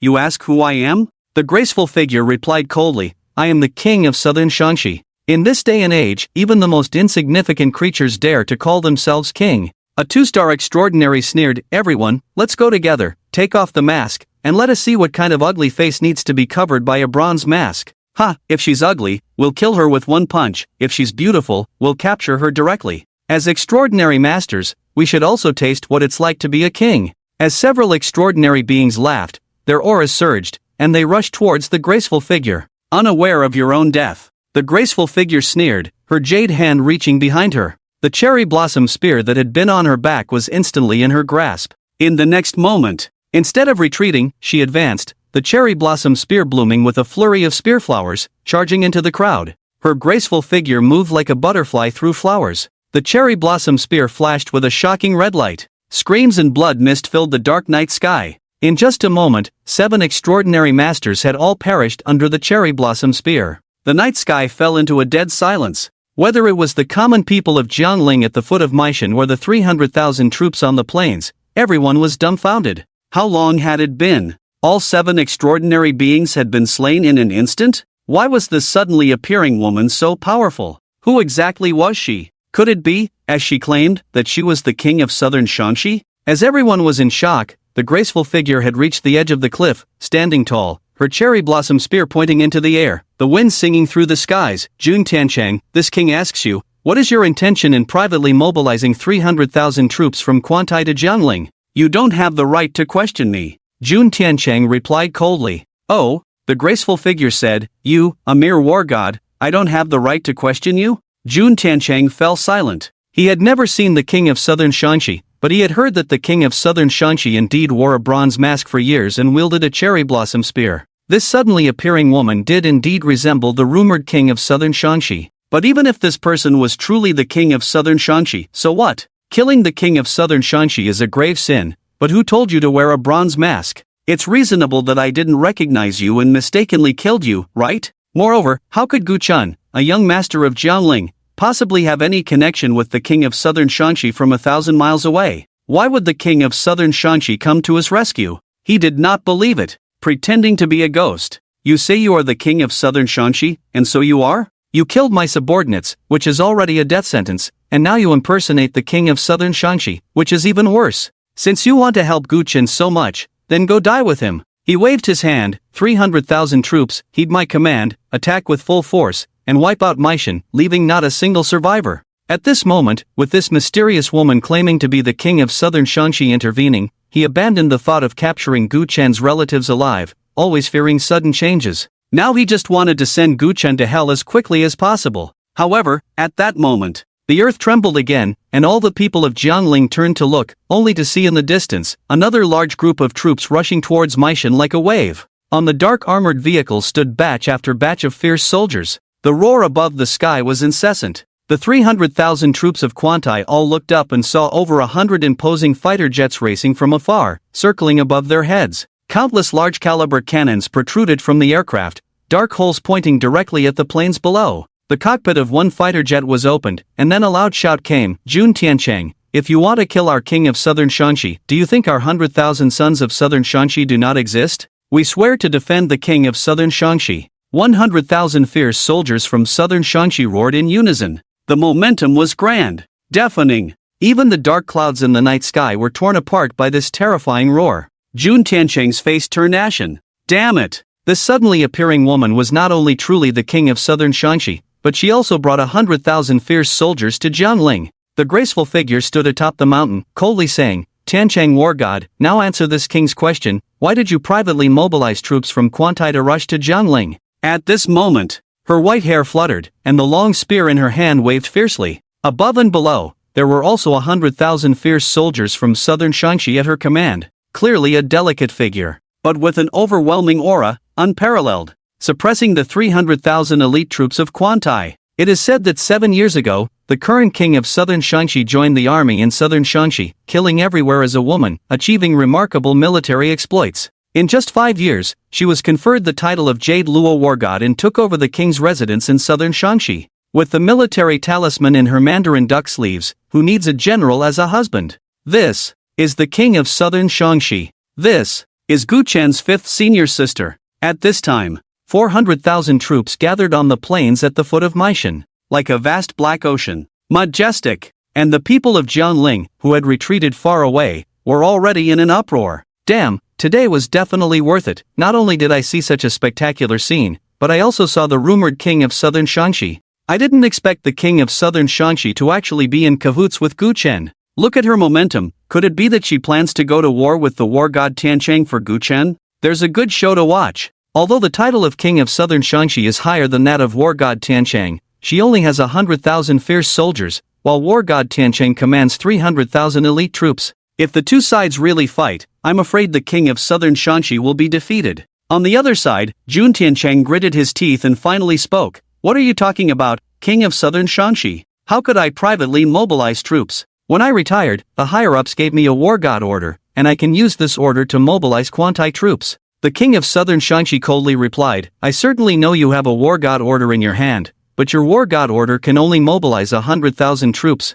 Why then did you gather 300,000 troops to Jiangling? Jun Tiancheng, do you know you are already guilty of death? Jun Tiancheng's heart trembled violently. Just as the king of southern Shaanxi said, the war god order he held could only be used once and could only mobilize 100,000 troops. But he felt that 100,000 troops were not enough, so he sought out the governor of Quantai, hoping the other party could support him. Governor Yuan Tua of Quantai was once a fierce general under Jun Tiancheng and even took him as a mentor. When his teacher had a request, he naturally agreed. This was how he gathered an army of 300,000 and rushed to Jiangling. Am I guilty of death? Jun Tiancheng forced himself to remain calm and said, then what is your crime? Not only did you mobilize 100,000 troops, but you also called upon over 100 fighter jets to come to Jiangling. Even if you are the king of southern Shaanxi, without an edict, you have no right to deploy troops and leave your fief. The cold voice of the king of southern Shaanxi drifted out from beneath his bronze mask. I see you are truly confused. Do you think just because you have the war god order, I do not? Jun Tiancheng shouted, even if you have the same war god order as I do, so what? The war god order only allows for the mobilization of troops, not the calling of air power, and you not only called for it but brought over 100 fighter jets. That is your war god order. My war god order is different from yours. With that, the king of southern Shaanxi pulled out a token from his bosom and flung it down the mountain. Boom! The war god order smashed into the ground in front of Jun Tiancheng's vehicle, creating a large pit, and then bounced back into his hand. His hand was instantly a bloody mess. Ignoring the pain in his hand, Jun Tiancheng looked down and saw the token, the dragon head fierce and menacing. Beneath the dragon head were 5 embedded stars. 5-star war god order. Wah! Why does this war god order have 5 stars? My war god order only has 1 star. Yuan Tua, suppressing the tumult in his heart, took a deep breath. Teacher, you have been away from the battlefield for a long time and may not know that to reward the generals with outstanding military achievements, the war god order has long been updated. The 5-star war god order represents the highest honor for a general, allowing for the free mobilization of troops and even air power. Jun Tiancheng was momentarily speechless. He had fought his whole life and only received a 1-star war god order upon retirement, while the king of southern Shaanxi, sounding quite young, had only been in the military for 7 years and had already obtained a 5-star war god order. What kind of extraordinary person is this? At this moment, the king of southern Shaanxi spoke again. Jun Tiancheng, considering your advanced age, I will not make things difficult for you. Quickly take your troops back to Quantai, and I will treat tonight as if nothing happened. But if you continue to linger here, then I will have to deal with you according to royal law, and there will be no mercy. Upon hearing this, Yuan Tua, who had just been trembling with fear, was overjoyed. Teacher, let's hurry and leave. But Jun Tiancheng coldly said, leave? Why should we leave? Today, as long as Gu Chen is not dead, we will not return to Quantai. He then looked at the graceful figure on the cliff. King of southern Shaanxi, stop boasting here. What if you have a 5-star war god order? Today, I must kill Gu Chen. If gods block me, I will kill the gods. If Buddhas block me, I will kill the Buddhas. If you, King of southern Shaanxi, try to stop me, I will kill you. He knew that if he led the army back to Quantai today, he might never have another chance to kill Gu Chen. He then waved his hand, all troops of Quantai, follow my command and sweep away Maishan. Little did he know, as soon as he finished speaking, a thunderous roar exploded in his ears. Stop right there. Anyone who dares to move will be guilty of disobeying military orders and will be killed without mercy. Jun Tiancheng suddenly turned his head, his gaze like lightning. Yuan Tua, what do you mean? Are you afraid? The king of southern Shaanxi only has 100,000 troops, while we have 300,000. Are we afraid we can't win?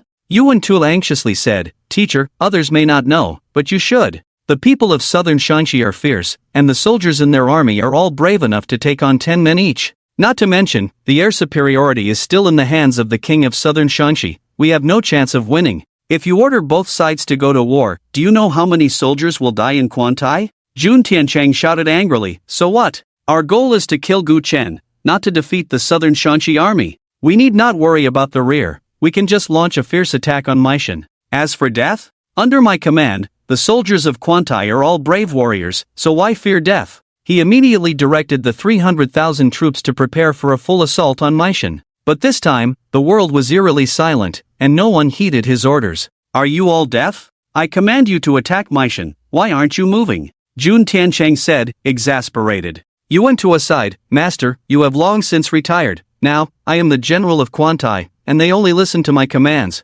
Jun Tiancheng grabbed Yuan Tua by the collar. Then you give the order to attack Maishan now. Get lost. You want to die, but I don't want to die. This battle is unwinnable. Even if, hypothetically, we could win in the end, what would it matter? Killing Gu Chen would satisfy you, but what about me? Accompanying you to Jiangling is already a grave sin. If I kill the king of southern Shaanxi, I fear my entire clan will be exterminated. Even if I don't kill the king of southern Shaanxi and spare her life, how will I face her terrifying revenge in the future? Thinking this, Yuan Tua spoke, Master, I cannot comply. Slap.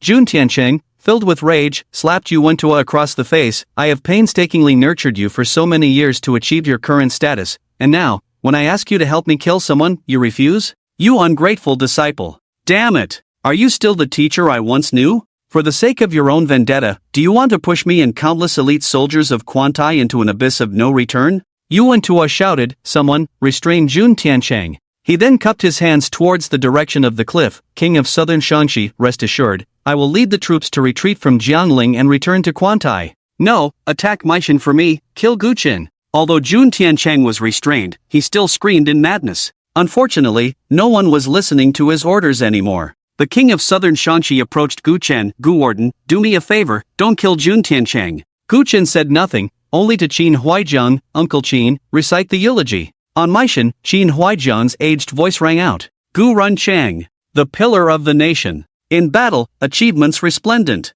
Towards the people, kind-hearted. A family full of loyalty and valor. Slaughtered in one night. Bearing hatred to the depths of the underworld. The deep, resonant voice drifted with the autumn wind atop Maishan, sounding particularly mournful. As the last word fell, Gu Chen looked at Ji Kaiwe. Ji Kaiwe, you can go die now. No! Ji Kaiwe exclaimed in terror, Xiao Feng, you can't kill me, I am your mother. You have already borne the infamy of patricide for 5 years, do you now want to bear the infamy of matricide? She was still struggling. Gu Chen growled, today, it's not just you, even all the members of the 4 great families must die. This statement instantly caused an uproar among all the members of the 4 great families. Sun Quan stepped forward, Gu Chen, what do you mean? Didn't you say that as long as we serve you honestly, you would spare us? We helped you build the tomb, we helped you renovate the old residence, and now you go back on your word and want us dead? Ning Yushi spoke up, the young master did say that, but unfortunately, you didn't act honestly. How could you really think the young master is a fool?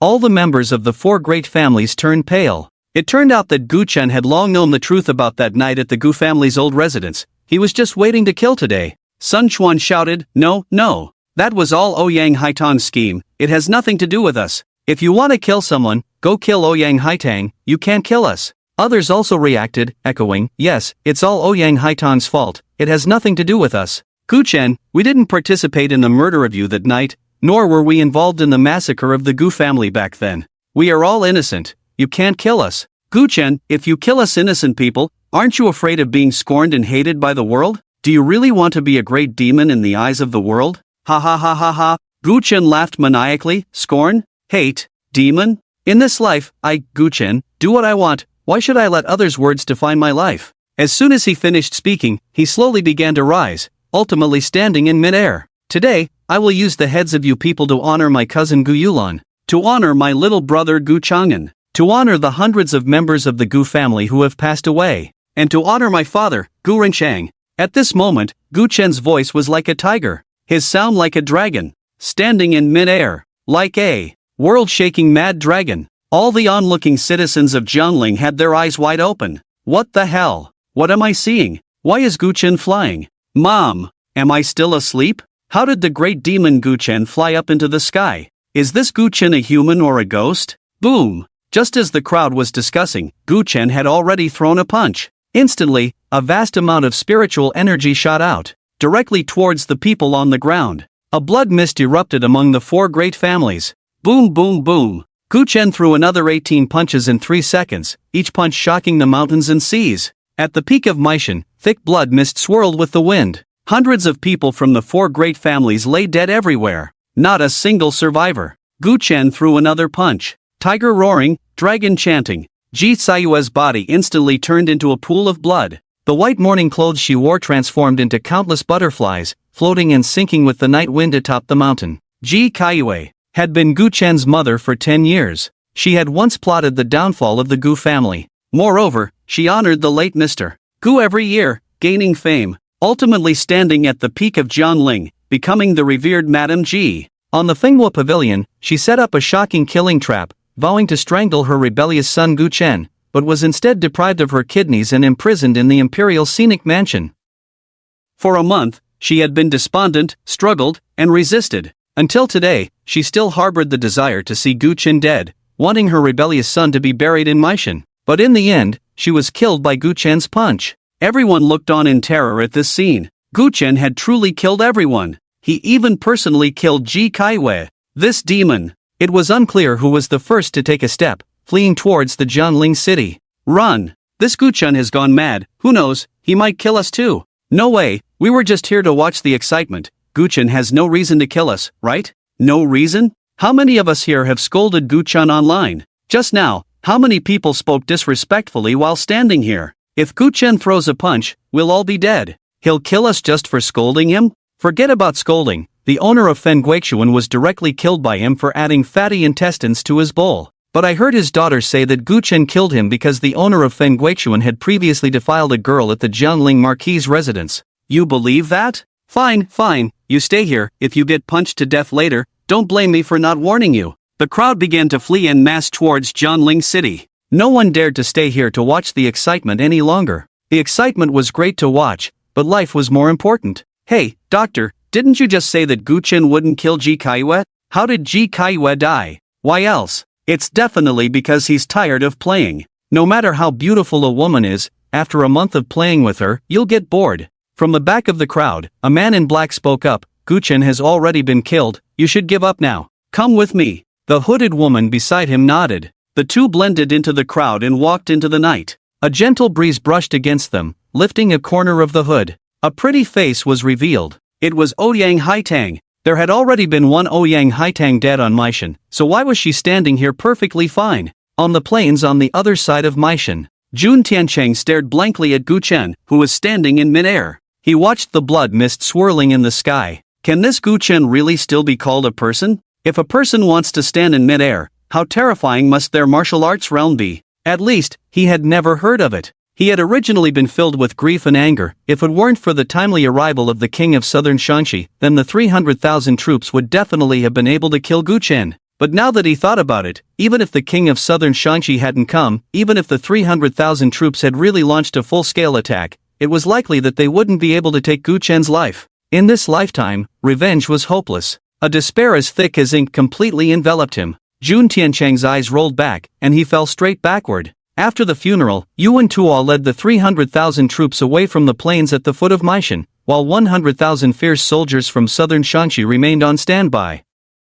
Gu Chen let Ning Yushi take the others back first, while he went alone to his father's new grave, standing there for a long time. It had been a long time since he had drunk with his father. Tonight, he would drink in remembrance. Until the sky brightened with the first light of dawn, Ning Yushi suddenly called him. "Young master, are you free? Do you want to go home first? I was planning to destroy all of Ji Tsayue's used belongings, but I found a letter under her pillow, and the envelope says you need to open it personally." Ji Kaiyue left a letter for herself? Soon, Gu Chen returned to Yujing Haoding. Just as he was about to enter, a petite girl walked towards him. Cherry lips and bright teeth, a delicate nose and peach-like eyes. Her cute face was rosy and adorable. "You're back?" The girl's voice was soft and sweet, her eyes sparkling. Gu Chen was taken aback. "Who are you?" The girl frowned slightly, took 2 steps forward, stood on her tiptoes, and raised her jade hand to pat Gu Chen's forehead without hesitation. "What's this? I just helped you on Maishan, and you've forgotten me so quickly?" A faint scent of lily of the valley entered Gu Chen's nostrils, and a cascade of white hair brushed against his arm. Gu Chen stood frozen, his mind flashing back to the striking woman in a bronze mask on the peak of Maishan. No way? The white-haired girl in front of him was the same southern Shanxi king who had faced 300,000 troops without flinching, holding a cherry blossom spear? At that moment, the girl spoke again. "My name is Hua Yulua, and I am your 5th senior sister." Seeing that Gu Chen was silent and only sizing her up, Hua Yulua pouted. "What's with that scrutinizing look? Are you not satisfied with how your senior sister looks?" "No," Gu Chen replied awkwardly, "it's just a bit different from what I imagined." If it weren't for the chilling aura coming from the dragon god order in his arms, he really couldn't connect this white-haired girl with the imposing southern Shanxi king from earlier. Sigh, Hua Yulua sighed. "I knew I shouldn't have taken off the mask. Now, my senior sister's authority is completely gone." "You brat, just laugh if you want to." She spread her small hand, her delicate face full of helplessness. Both her actions and expressions were very cute. Gu Chen couldn't help but ask, "Senior sister, how old are you this year?" Hua Yulua's small face immediately turned serious. "Don't you know that you shouldn't casually ask a girl her age?" Oof. She absolutely couldn't tell this guy her real age. If he found out she was just a few months younger than him, she would completely lose her seniority. Who knows, he might even turn the tables and become her senior brother. Such a thing must not happen. Hua Yulua quickly changed the subject. "Junior brother, I heard from Miss Ning that you're going to Shanghai soon." Coincidentally, the Global Military Arms Conference will be held in Shanghai in just over half a month. Now that you've avenged your great grievance, have you thought about attending? If you're interested, I can get you into the Shanxi Southern Army, allowing you to participate with full legitimacy. Humph, although you've only been training for 5 years, being chosen by Master to be the warden of Long Island Prison means your strength must be considerable, and you should shine at the Military Arms Conference. Gu Chen shook his head. Hua Yulua was surprised. "What's wrong? Do you lack confidence in your strength?" Gu Chen smiled gently. "It's not that I lack confidence, I just have no interest in that area." Hua Yulua's eyes turned, realizing she couldn't just take advantage of him. "Junior brother, I led 100,000 troops all the way from Shanxi South to help you with your troubles. Shouldn't you repay me?" Gu Chen asked. "How does my senior sister want me to repay you?" "Represent the Shanxi Southern Army at the Global Military Arms Conference and at least secure a top 5 finish, how about that?" Gu Chen rubbed his chin. "Senior sister, with your strength, getting a top 5 at the Global Military Arms Conference shouldn't be a problem, so why do you need me to participate?" Hua Yulua replied, "I can't participate." "Why not?" I'll tell you when you get to Shanghai. Just say whether you agree to your senior sister." Gu Chen said, "Since my senior sister has said so, I naturally have no reason not to participate." "I knew it. Junior brother is the best." Hua Yulua patted Gu Chen's shoulder with a big sister demeanor. "Alright, I have things to do, so I'll head to Shanghai first. By the way, can I borrow your helicopter? You know my helicopter crashed last night." Gu Chen nodded. Hua Yulua took out a bronze mask from her pocket and covered her delicate face with it. Instantly, her entire aura changed, and her voice turned cold. "Gu Warden, then I shall take my leave first. After you finish with the affairs in Jianling, hurry to Shanghai." It was supposed to be a very imposing statement, but thinking of the cute face behind the mask, Gu Chen couldn't help but chuckle softly. Hua Yulua, who had already started walking towards the helicopter, suddenly stopped and turned around sharply. "You just smiled, didn't you?" "No," Gu Chen quickly put on a serious face. "You definitely smiled. I command you to smile." Hua Yulua took off the mask and leaped over, throwing a flurry of punches at Gu Chen. is it that funny? You little rascal. Just getting to know each other and already daring to laugh at your senior sister behind her back. You must be taught a good lesson. Put on the airs of a senior sister. Otherwise, who knows how you'll bully your senior sister in the future. After playfully teasing Guchen for a while, Hua Yulua finally boarded the helicopter. Junior brother, since you've promised your senior sister to go to Shanghai for the Global Military Arms Conference, you must not go back on your word. The helicopter soared into the sky and soon disappeared into the sea of clouds. Guchen returned to Yujing Haoding, where Gu Qingning, Qin Luan, and others were having dinner. Brother, you're back, come eat. Gu Qingning waved at Guchen. Wait, where's Ning Yushi? Where is she? She finished eating and is packing her things in Ji Sayue's room. Guchen went to Ji Sayue's room and indeed found Ning Yushi. However, Ning Yushi wasn't packing, she was just sitting by the bed. Hearing the footsteps, she immediately looked up. Young master, where's Ji Sayue's letter? Guchen asked. Under the pillow, I did not move. After Ning Yushi finished speaking, she exited the room and closed the door. Guchen lifted the pillow and indeed found a letter. It was addressed with 4 words, to Guchen, personally. Guchen frowned slightly. What does this mean? Could it be that Ji Kaiwei already knew she wouldn't win last night, so she left this letter? Then, what was written in this letter? He tore open the envelope and unfolded the letter. Instantly, elegant small characters filled Guchen's vision. Xiaofeng, by the time you read this letter, your mother should have already died. It's to be expected. If you had died on Meishan, how could you see this letter? What a pity, in the end, I still couldn't turn you, this ungrateful child, into ashes. However, in the end, it's the victor who writes the history. Although I feel unfair in my heart, writing this letter is not meant to complain. I just want to tell you that you have killed so many enemies, yet there is still one person who has not died. That is your father, Gu Renchang. Xiaofeng, although you are his son, I, your mother, have shared a bed with him for 5 years and understand him better than you do. Your father appears to be kind-hearted, but he is, in fact, a true demon living in this world. You may not believe it, but in the first 2 years after entering the Gu family, I had no ambition. I just wanted to do my part well, serve your father, and take care of you in Xingning. But I gradually discovered that your father was hinting to me, hinting that I should destroy the entire Gu family. You know, people are always changing. When they have no money, they want to be rich, and when they are rich, they still think about power. I seem to be living a glorious life, but in the end, I am merely a woman dependent on the Gu family. If I truly destroy the Gu family, then not only will the Ji family soar to great heights, but I will also be reborn, transforming from a secluded woman into the powerful Madame Ji of Jiangling. However, destroying the Gu family is a serious matter. I dared not trust your father's hints, so I began to test the waters. I gradually became overbearing, becoming arrogant and dismissive. Your father saw it all but never said a word. Until 6 years ago, the year before the Gu family's downfall, under my manipulation, your father actually dismissed Steward Qin, who had managed the Gu family for over 20 years. At that moment, I knew your father was serious, he really wanted to destroy the Gu family, and I also began my scheming.